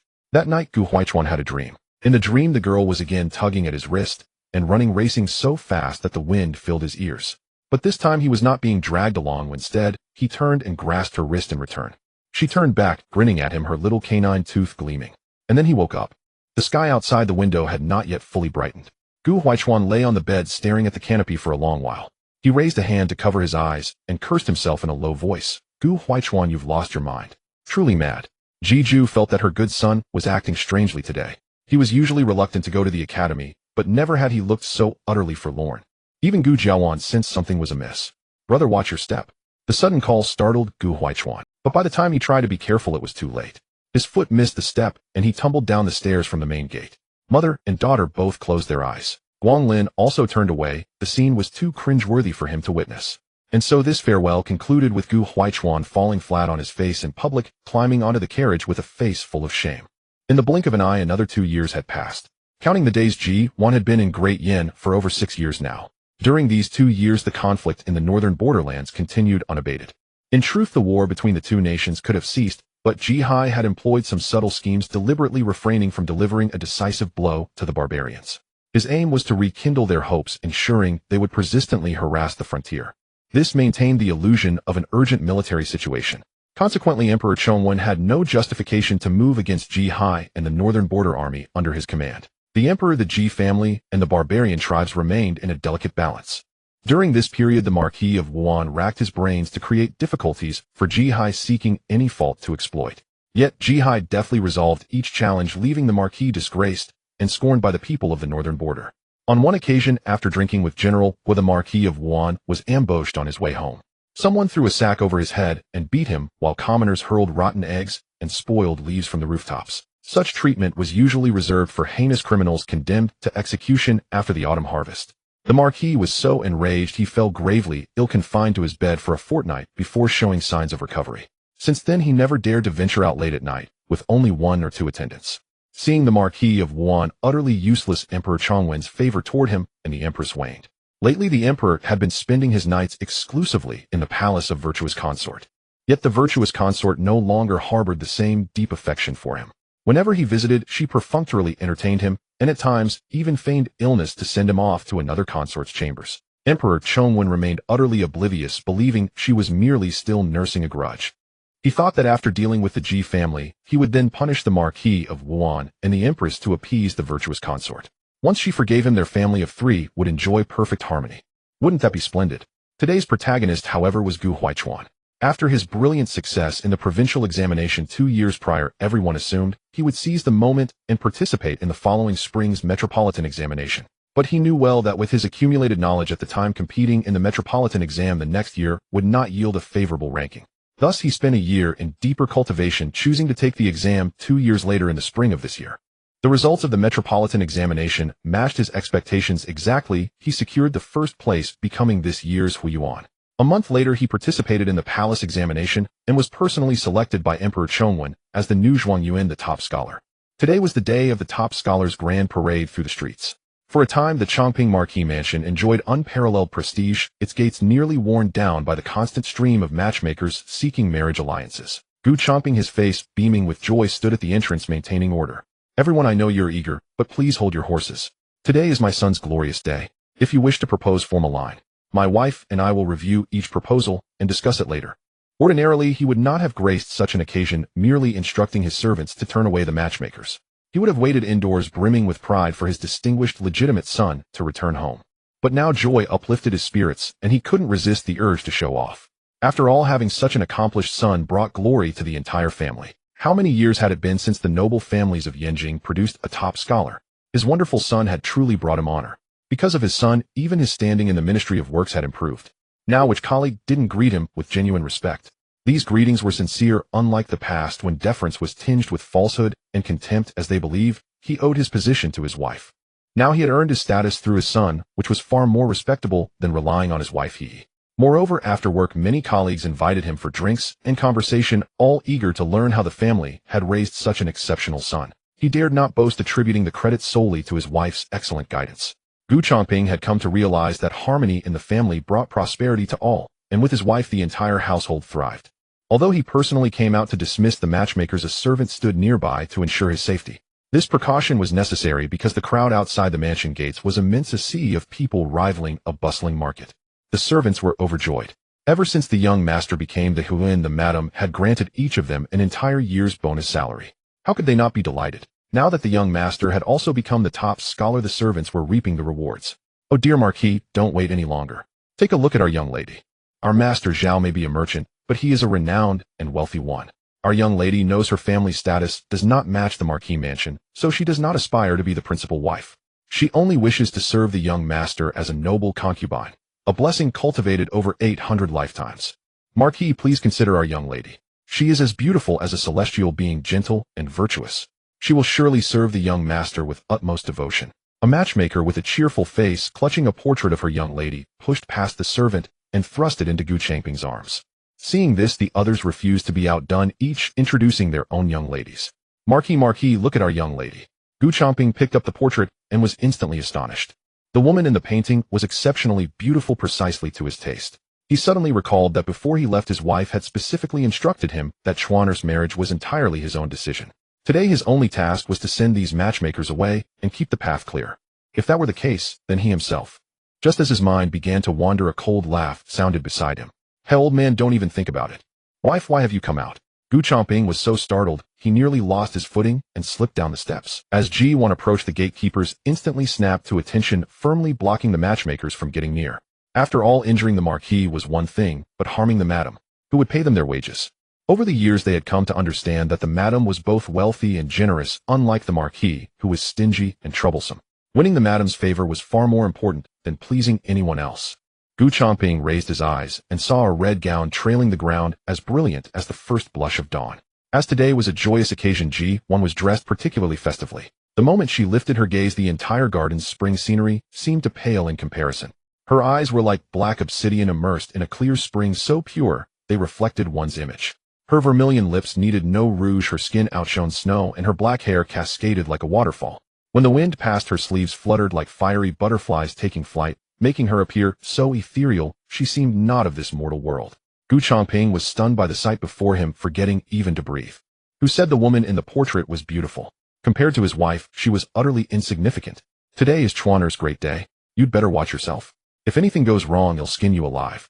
A faint smile still lingered on the bowtie's face, but her words sent chills down one's spine. Understood, he said, nodding and bowing obsequiously.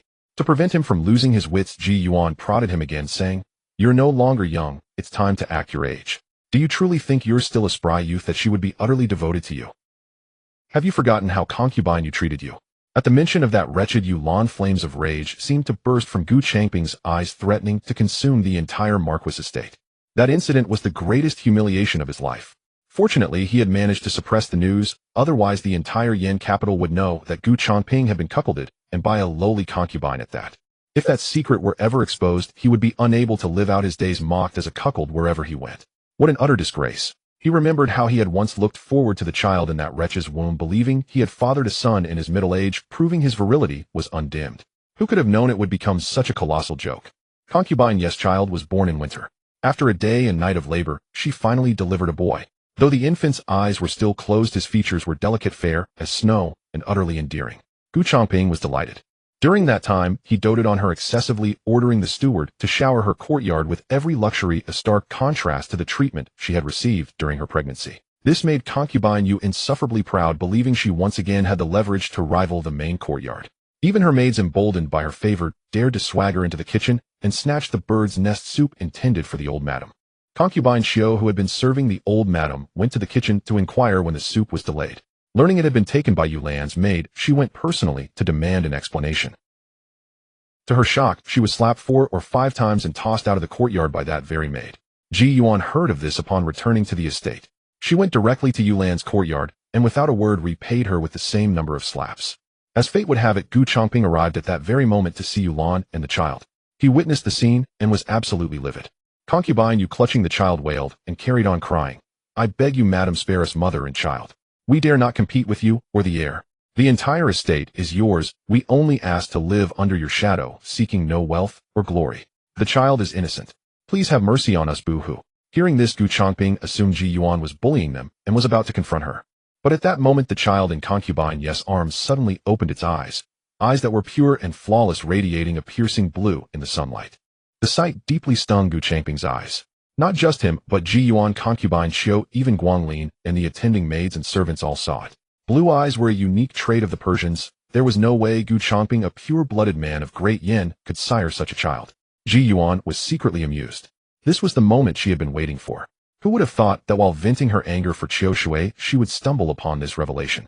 No one had imagined concubine Yue would be so audacious as to have an affair with an outsider, and not just any outsider, but a foreigner, and so carelessly at that. "My lord Marquis, since when did you have Persian blood?" No one dared speak to provoke Gu Changping, but Ji Duan, as nonchalant as ever, dropped this bombshell. Gu Changping's face darkened further. She continued, I hear the Drunken Moon Pavilion has many Persian male courtesans. It seems concubine Yue knows how to enjoy life. Having seen the wider world, no wonder she looks down on everyone here. Realizing her secret was exposed, concubine Yue forgot the madam's sarcasm and fell to her knees before Gu Changping, pleading her innocence. But Gu Changping, now fully awakened, would never believe her again. He immediately ordered her maid seized and tortured for the truth, only to learn that Ji Yuan's guess was entirely correct. The lover was indeed a male courtesan from the Drunken Moon Pavilion. He sent men to find the courtesan. At first glance, he looked no different from any ordinary man, but in the sunlight his jet-black eyes held a faint telltale blue. No wonder that wretch Yue Lan hadn't known she was carrying a foreigner's child. Later, when Gu Changping wanted to kill the infant, it was Ji Yuan who stopped him. She said, "It is a life after all. Killing it wantonly would violate the law." Was he supposed to swallow his rage and allow that bastard to live? In a fit of fury, he sold both Yue Lan and that illegitimate brat to a slave trader, leaving them to their fate. Stirring up this old wound made Gu Changping practically breathe fire. Seeing his state, Ji Yuan smiled with satisfaction. Had he taken her words to heart? Good. In the past, she couldn't be bothered with him. He could do as he pleased as long as it didn't affect her or her son. The estate was dull, and his antics were a source of entertainment. But now that her son had excelled in the imperial exams and was to enter officialdom, she would not allow the sordid affairs of his harem to tarnish her son's reputation. She would make sure of it. He's coming. The Zhuangyuan is coming. A loud cry erupted from the end of the long street, and the crowd instantly boiled over. Firecrackers crackled along the route, sending red paper scraps flying like a blizzard of rouge. Gongs and drums led the procession. Swonas pierced the clouds, and 8 large banners snapped in the wind. The gold-embroidered characters for Zhuangyuan on the banners dazzled the eyes in the sunlight. Gu Huichuan rode a pure white steed, a large red silk flower pinned to his chest.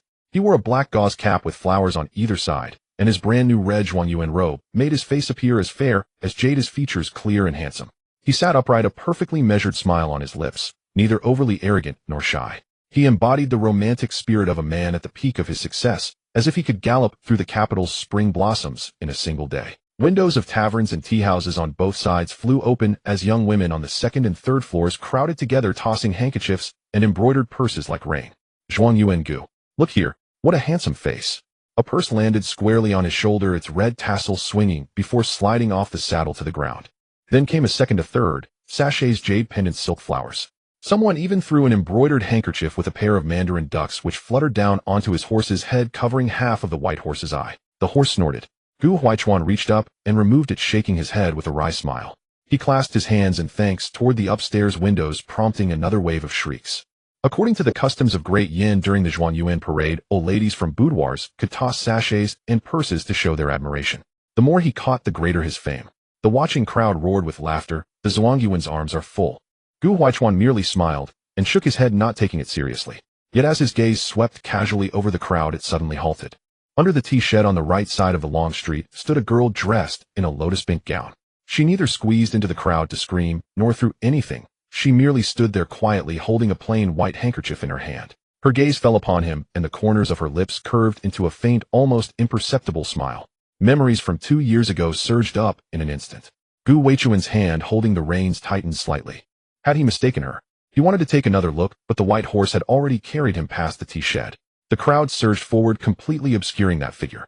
He turned his head instinctively, only to catch a glimpse of the girl lowering her head and slipping into a nearby alley. A flash of her lotus-pink hem vanished, and she was nowhere to be found. The clamor of gongs and drums continued, and the cheers of the people persisted. Yet Gu Huichuan suddenly felt that all the fragrant sachets and perfumed breezes of the street were not as striking as that fleeting glimpse of lotus pink. He withdrew his gaze, composed his expression once more, but the calm smile on his lips had faded slightly. The procession of the top scholar continued, yet his heart had been disturbed. After Gu Huichuan achieved the title of Zhuangyuan, the Chongwen Emperor appointed him as a compiler in the hem. Although the rank of a 6th-grade official was not particularly high, his status as a Zhuangyuan, an heir to the Marquis of Changping, made him the most sought-after figure in the capital. In the court, even the grand secretaries would cast extra glances at him, offering smiles and pleasantries about how the young compiler Gu was accomplished at such a tender age. Outside the court, portraits, birthday cards, and even embroidered sachets bearing twin lotus flowers from various noble ladies were continuously delivered to the Marquis' residence, piling up so much that the steward had to set aside a special room to store them. The most troublesome was his maternal grandmother Yun Roy. She would come to the Marquis' residence for visits every few days, and during these visits she would casually pull out a stack of scrolls and spread them before Ji Duan. Pointing at each one, she would say, "This Miss Li has a good appearance and a gentle nature, and this Miss Wang is proficient in music, chess, calligraphy, and painting. A perfect match for Chuaner. Ji Duan would initially accompany her in watching, but eventually unable to bear it, she passed the burden to her son. Thus for a long time Gu Huaichuan would get a headache at the sight of his grandmother's sedan chair at the door and would want to climb out the window upon hearing her voice. Once while dining with his mother, his grandmother arrived. He put down his chopsticks, claiming urgent business at the Hanlin Academy, and left without even finishing his soup. Ji Duan sighed at her son's hasty retreat. When Yun Ruoi came in, she complained, "Mother, let Chuaner decide his own affairs. If you keep pressuring him, he might just move into the Hanlin Academy and never return." But Gu Huaichuan did not find peace in the Hanlin Academy for long. Initially his colleagues maintained a reserved demeanor of scholarly respect, but as time passed, and they saw his good nature, profound knowledge, and his refusal to flaunt his status as the Marquis heir, they relaxed. After work, several editors and correctors often dragged him to the Carefree Tower for drinks and literary discussions, and they soon became familiar. Among them, the one who left the deepest impression was editor Jiang. This man named Jiang Huai was in his 40s. He had a gentle and honest disposition and had toiled in officialdom for decades before finally reaching the 7th grade rank of editor. He was usually taciturn, only nodding and smiling when others spoke, never arguing with anyone. He was exceedingly cautious, proofreading a manuscript 4 or 5 times before daring to submit it. His colleagues knew of his mild temperament and treated him with courtesy. Later in the office, he overheard Editor Jiang was blocked at his door and scolded by his elder brother again yesterday. I saw it as I passed by. His brother's voice was so loud it could be heard half a street away. You know his elder brother. He doesn't even have a proper job and lives off the family inheritance. But Editor Jiang's mother dotes on her eldest son, giving everything good to him. Editor Jiang doesn't dare to breathe loudly in front of his mother. When his elder brother points at his nose and curses, he just lowers his head and listens. We outsiders feel frustrated for him. What can be done? He refuses to quarrel with his brother. We've tried to advise him, but he's still the same when he goes home. We can't stand up for him, can we? Alas, that's true. But luckily Editor Jiang has a capable daughter. I heard she's formidable, having rebuffed his elder brother several times, and even his mother can't handle her. If it weren't for that girl protecting him, Editor Jiang would have been devoured by his brother long ago. A daughter. Around 16 or 17, I think. I met her once at his doorstep when I went to deliver documents. She's a clever-looking lass with a sharp tongue. She was very courteous when she offered me tea. As soon as her uncle came out, her face darkened, and a few words sent him back inside. Upon hearing this, Gu Huaichuan paused in his page-turning. He recalled the girl carrying blue stones 2 years ago, remembered her grinning face with small canine teeth. She too had a sharp tongue. He shook his head, thinking he was probably overthinking. There were plenty of sharp-tongued girls in the world, not every one of them could be her. Yet once this thought emerged, it refused to be suppressed. Life went on as usual. The Hanlin Academy's duties were unhurried. Besides reporting for duty, compiling books, and attending meetings with the Grand Secretaries, Gu Huaichuan was occasionally dragged by colleagues to the Carefree Tower for drinks. That day, the day before the holiday, a few young correctors urged everyone to go to the Carefree Tower to taste the newly brewed osmanthus wine. Unable to refuse, Gu Huaichuan joined them. Editor Jiang was about to head home as usual when a colleague grabbed his sleeve. Editor Jiang, it's a rare occasion for everyone to be happy. Make an exception today and have a drink before you go. Editor Jiang looked troubled, rubbing his hands together. But my family is waiting for me. 1 or 2 times won't kill you. Everyone's here today, come on. Editor Jiang hesitated for a moment before finally nodding. The group went to a private room on the 2nd floor of the Carefree Tower, ordered food and wine, and lively sat at 2 tables. At first they were reserved, but after a few rounds of wine they lost their inhibitions. Some played finger-guessing games, others tapped their chopsticks and sang. Even Editor Jiang's face flushed, and he became more talkative. Then a burly man with a face full of drunkenness lifted the curtain and barged in. Well, Jiang Huai. So this is where you've been hiding, eating. Then a burly man with a face full of drunkenness lifted the curtain and barged in. Well, Jiang Huai. So this is where you've been hiding, eating, and drinking in style. The newcomer was none other than Editor Jiang's elder brother Jiang Qing. He wore a wrinkled silk robe with oil stains on the collar and carried half a flask of wine in his hand, clearly having come straight from another drinking session. To prevent him from losing his wits, Ji Duan prodded him again, saying, "You're no longer young, it's time to act your age. Do you truly think you're still a spry youth, that she would be utterly devoted to you? Jiang Huai, tell me yourself, what have you accomplished all these years? You've been an official for decades, yet you're still nothing but a lowly 7th-rank compiler.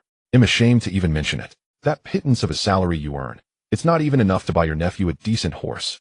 Compiler Jiang barely suppressed his fury, speaking placatingly, "Elder brother, this is a tavern. Let's discuss this back home." "Discuss it back home? What, now that you're an official you think I embarrass you?" Jiang Qing slammed his palm on the table. "If you truly feel ashamed, then resign from your post and go back to farming. It saves you from telling everyone you meet that you're from the Hanlin Academy. I feel embarrassed for you." Several colleagues nearby rose to mediate, some pulling at Jiang Qingye's arm, others steadying compiler Jiang's shoulders to make him sit, and someone even called downstairs for the owner to come help. But the more they tried to calm him, the more agitated Jiang Qingye became. Pointing at his nose, he continued to berate him. I tell you, if it weren't for mother protecting you, I would have spilled all your dirty secrets long ago. That wife you married can't even bear a son. What use is raising a useless girl? She'll just be a burden sooner or later. The moment these words were spoken, the entire private room on the second floor fell into a momentary silence. Compiler Jiang abruptly lifted his head, fury blazing in his eyes, but thinking of his ailing mother at home, he swallowed his anger. Gu Huaichuan could no longer stand by. Just as he set down his wine cup and was about to rise and speak, a crisp, familiar voice rang out from the staircase. Quite the imposing manner you have, uncle. Everyone turned their heads in unison. A young girl in a goose-yellow short jacket stood at the top of the stairs holding a plate of peanuts, as if she had just brought it up from the small kitchen downstairs. A smile graced her lips, but it never reached her eyes.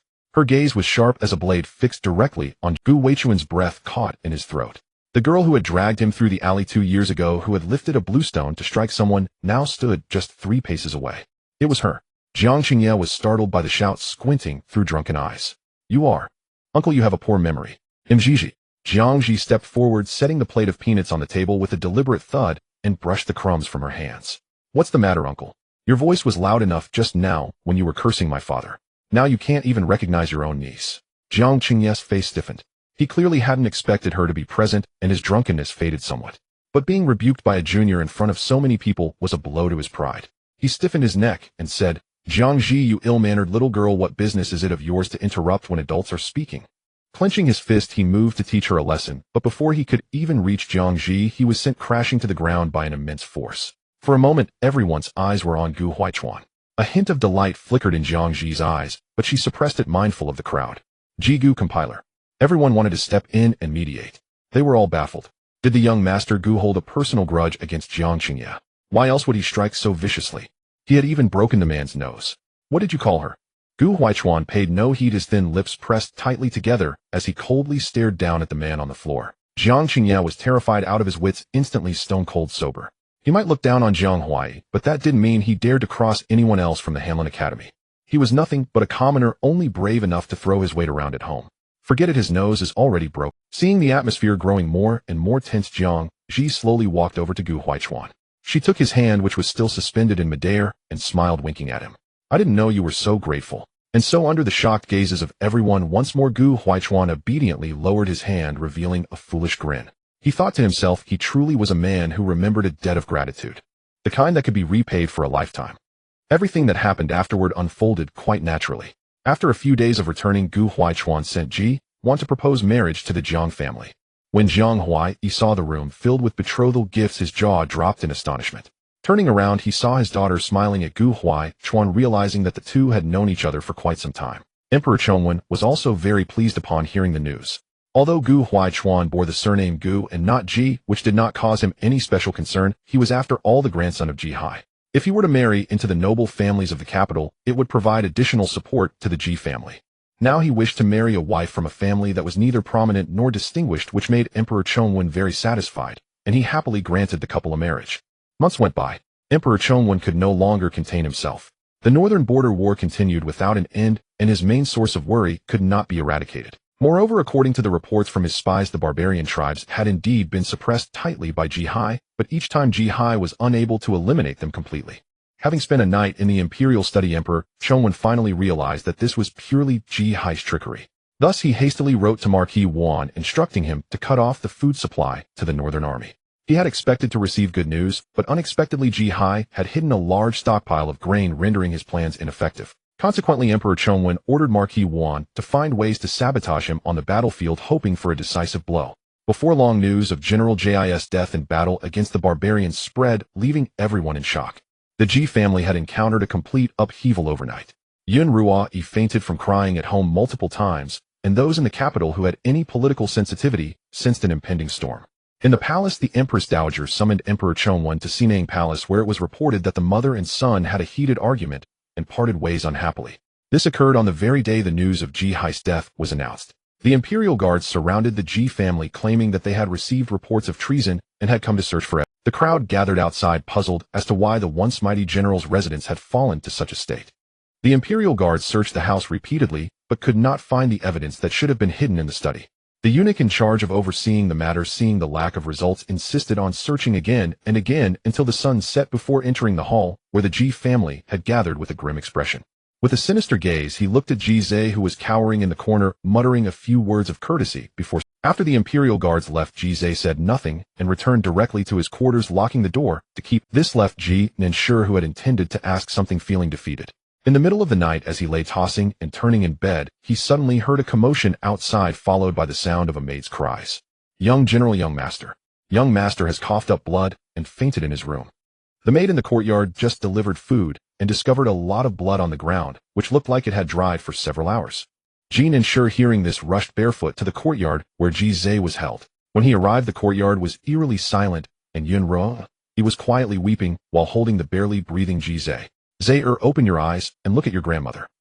"Zaire," Ji Nansher called softly, unable to believe that the figure on the ground, resembling a broken doll, was his own child.